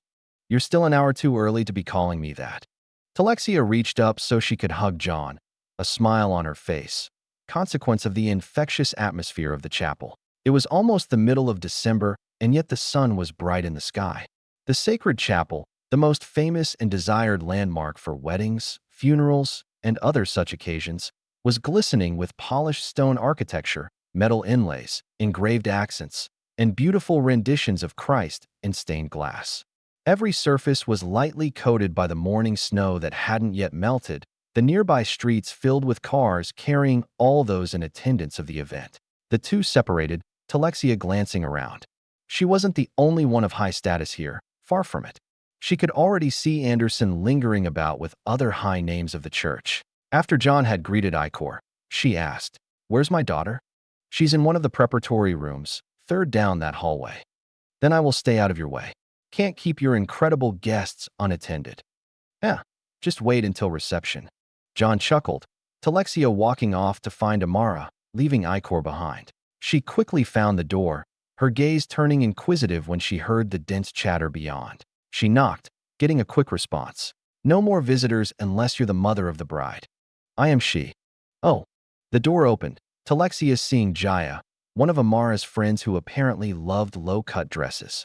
It was a bit jarring, the dichotomy between her unbearably cute face and treacherous body. Jaya beamed when she saw Talexia. "Auntie's here. Everyone, shove over. Let the mother through." The chatter hushed noticeably, Talexia stepping in to see a dozen girls all about the room in their dresses and touching on their makeup, Faye among them. Talexia recognized most of them, but didn't care much to glance through them all. At one end of the room, sitting behind a large vanity table, was Amara. The bride met her gaze through the mirror, unable to contain her smile. Talexia silently walked over, stopping behind Amara and brushing her nails through Amara's flowing hair. The white dress she wore was pristine, made from pearlescent fibers. It had lace covering the chest up to the neck and sleeves that went to her wrists, protecting against the cold and enchanted suitably. Talexia was afraid to so much as touch her, as if her mere skin oils would stain the dress's cleanliness. It was such a perfect white, and Amara's hair flowed into it like they were made for each other. It was a masterpiece. Talexia had been slightly worried since she hadn't given any oversight to the creation of the dress. John said that he had someone to handle it, and she had worried that they wouldn't be skilled or dedicated enough to do a job worthy of her daughter. But quite the contrary, Talexia had never seen such fine work done on anything but those dresses made for the king's own daughters, dresses made through projects that lasted upwards of a year. She was relieved, her eyes not able to pick out even the slightest flaw. Everywhere she looked, from the seams to the designs, was flawless, created with purpose and masterful hands. "I have no words, my dear. You look wonderful." "Thanks, Mom. I've been ready for an hour now, just waiting for the ceremony to start." "Have you talked to John?" "No, we haven't seen each other since we woke up this morning. Next time I see him will be in the aisle."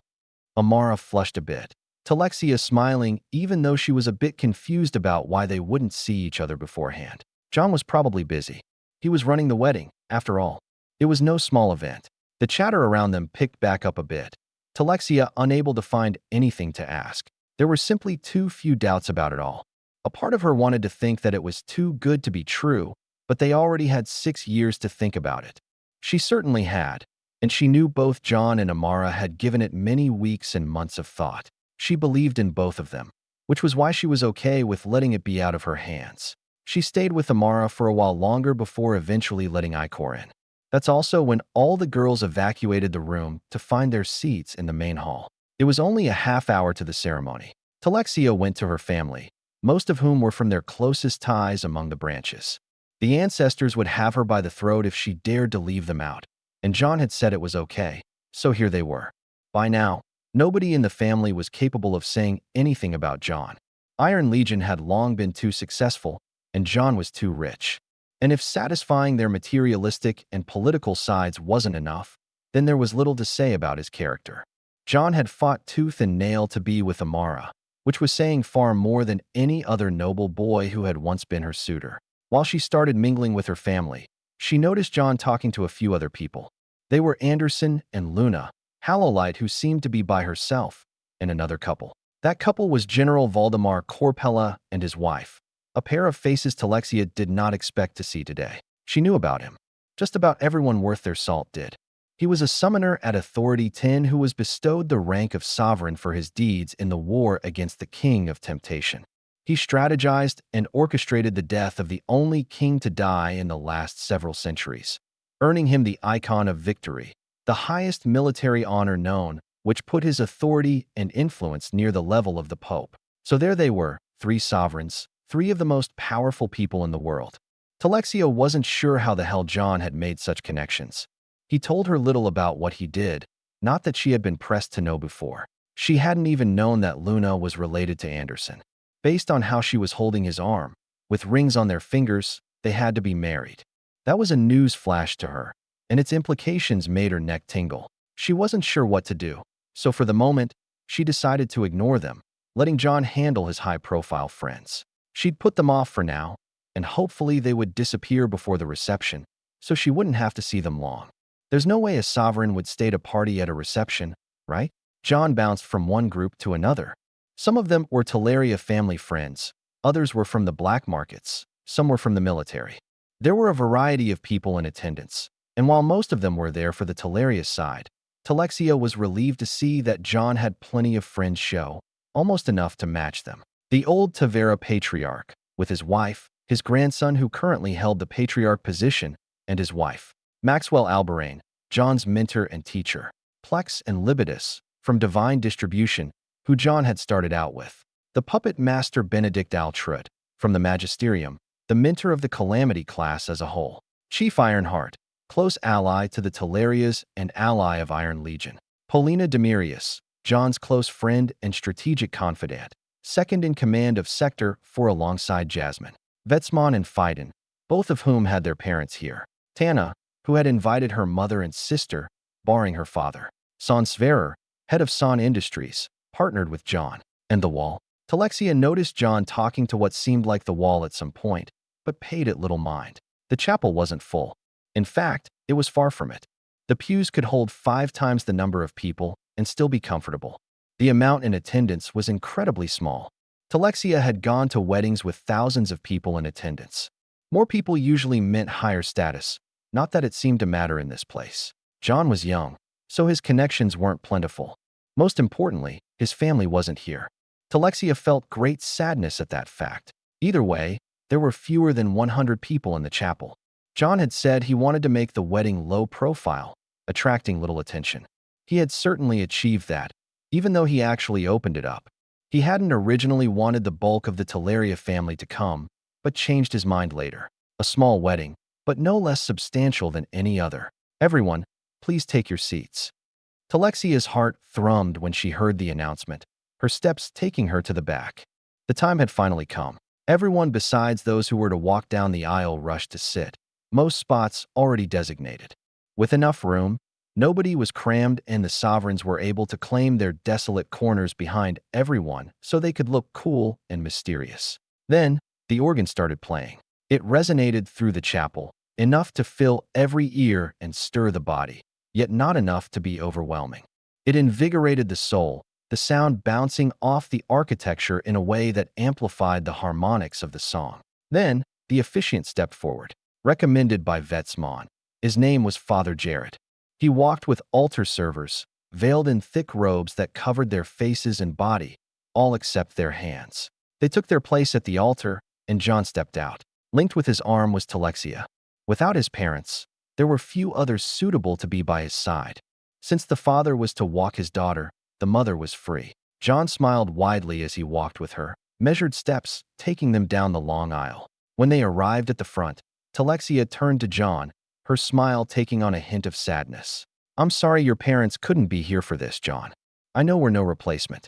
Maybe not, but after this, I'll finally have people to call my family." "Indeed you will. I'm proud to be a part of it." She brushed a hair on his forehead back into place before the two hugged. Then Talexia went to her seat. After them were the groomsmen. First was Vetsmon, who walked with Tana. The bridesmaids wore dark purple dresses that matched well with the black tuxes of the groomsmen.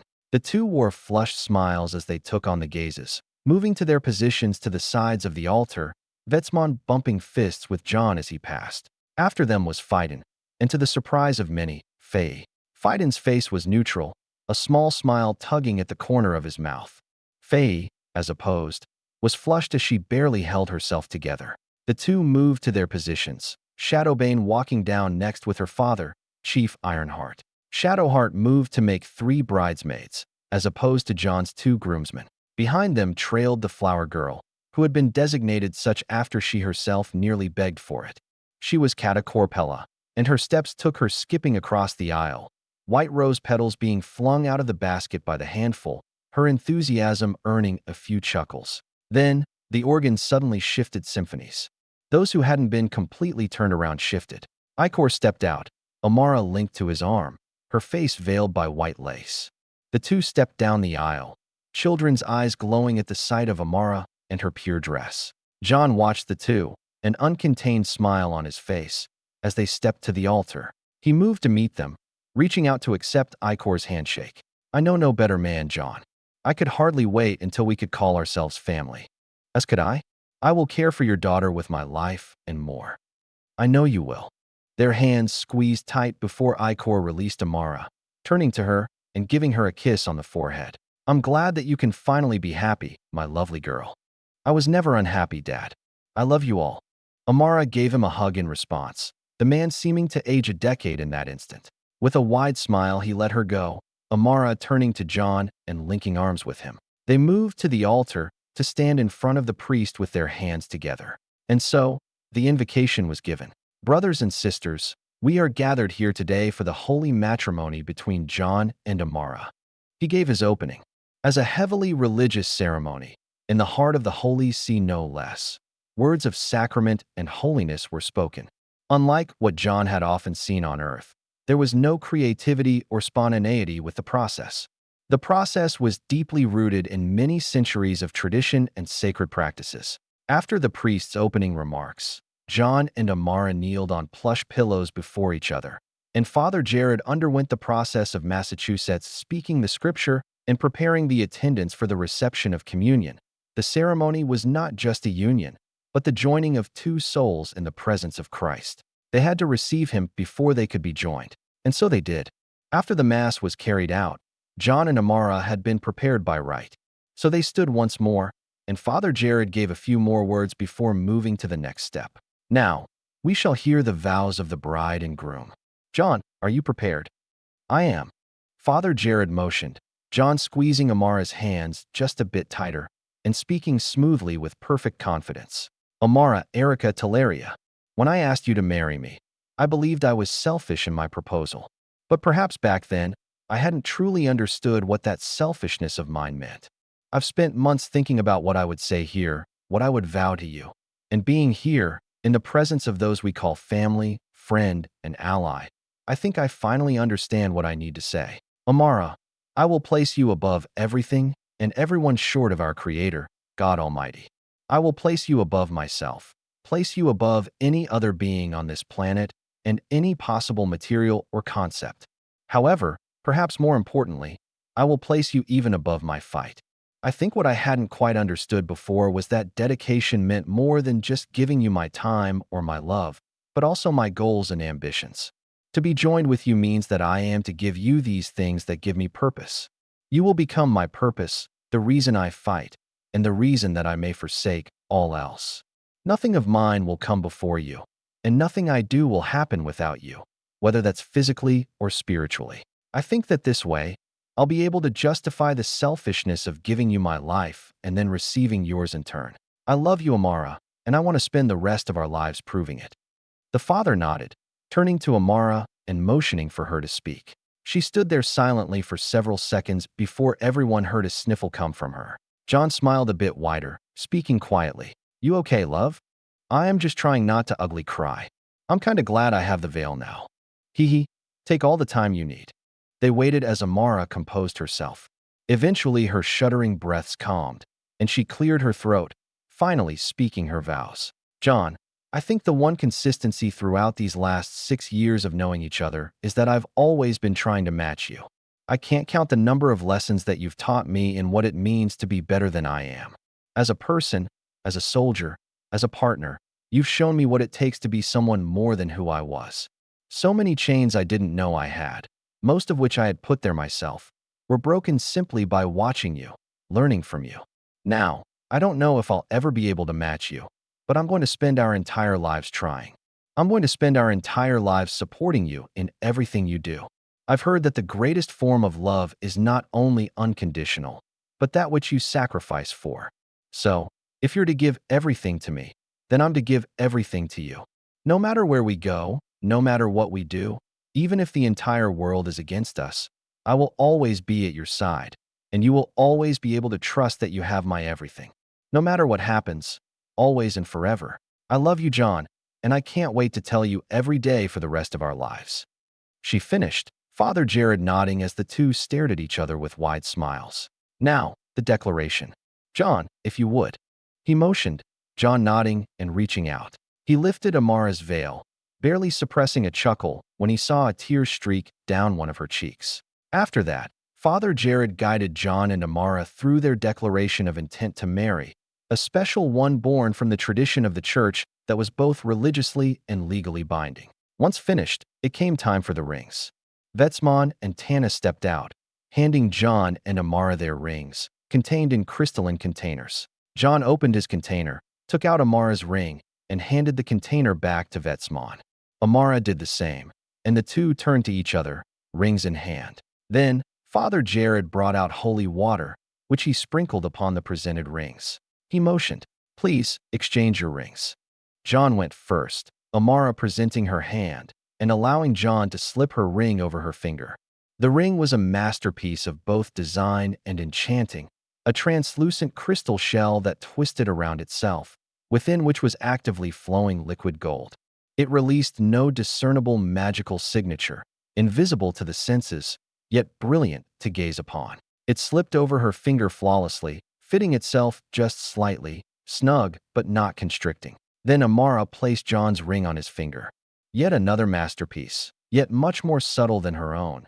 John's ring was made of pitch-black crystal, within which shimmered blinking stars of white and purple. They both spoke. Receive this ring as a sign of my love and fidelity. In the name of the Father, and of the Son, and of the Holy Spirit.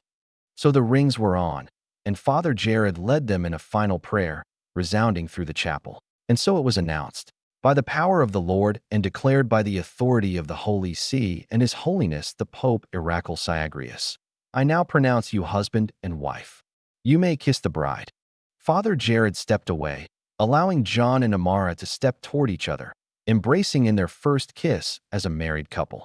The chapel roared with the sounds of the organ, the windows resonating and announcing to the world the foundation of a new marriage. All those in the pews stood and clapped, the groomsmen and bridesmaids stepping down as John and Amara separated from their long kiss. The five of them lined up on either side of the aisle and were quickly joined by Pontek, Blackblood, Jaya, Kata, Aki, Kwan, Song, Arya, Ilinka, Polly, and Jasmine.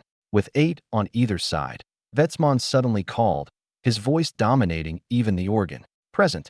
Arms. All of them drew their weapons, ceremonial long swords on their waists, regardless of whether they were knight, warlock, or summoner. The long swords went up, forming an arch above the aisle as John and Amara stepped down from the altar. A salute, not as friends, but as soldiers. John and Amara paused for a second, staring at the unprompted display. It made John chuckle, but he said nothing and simply walked.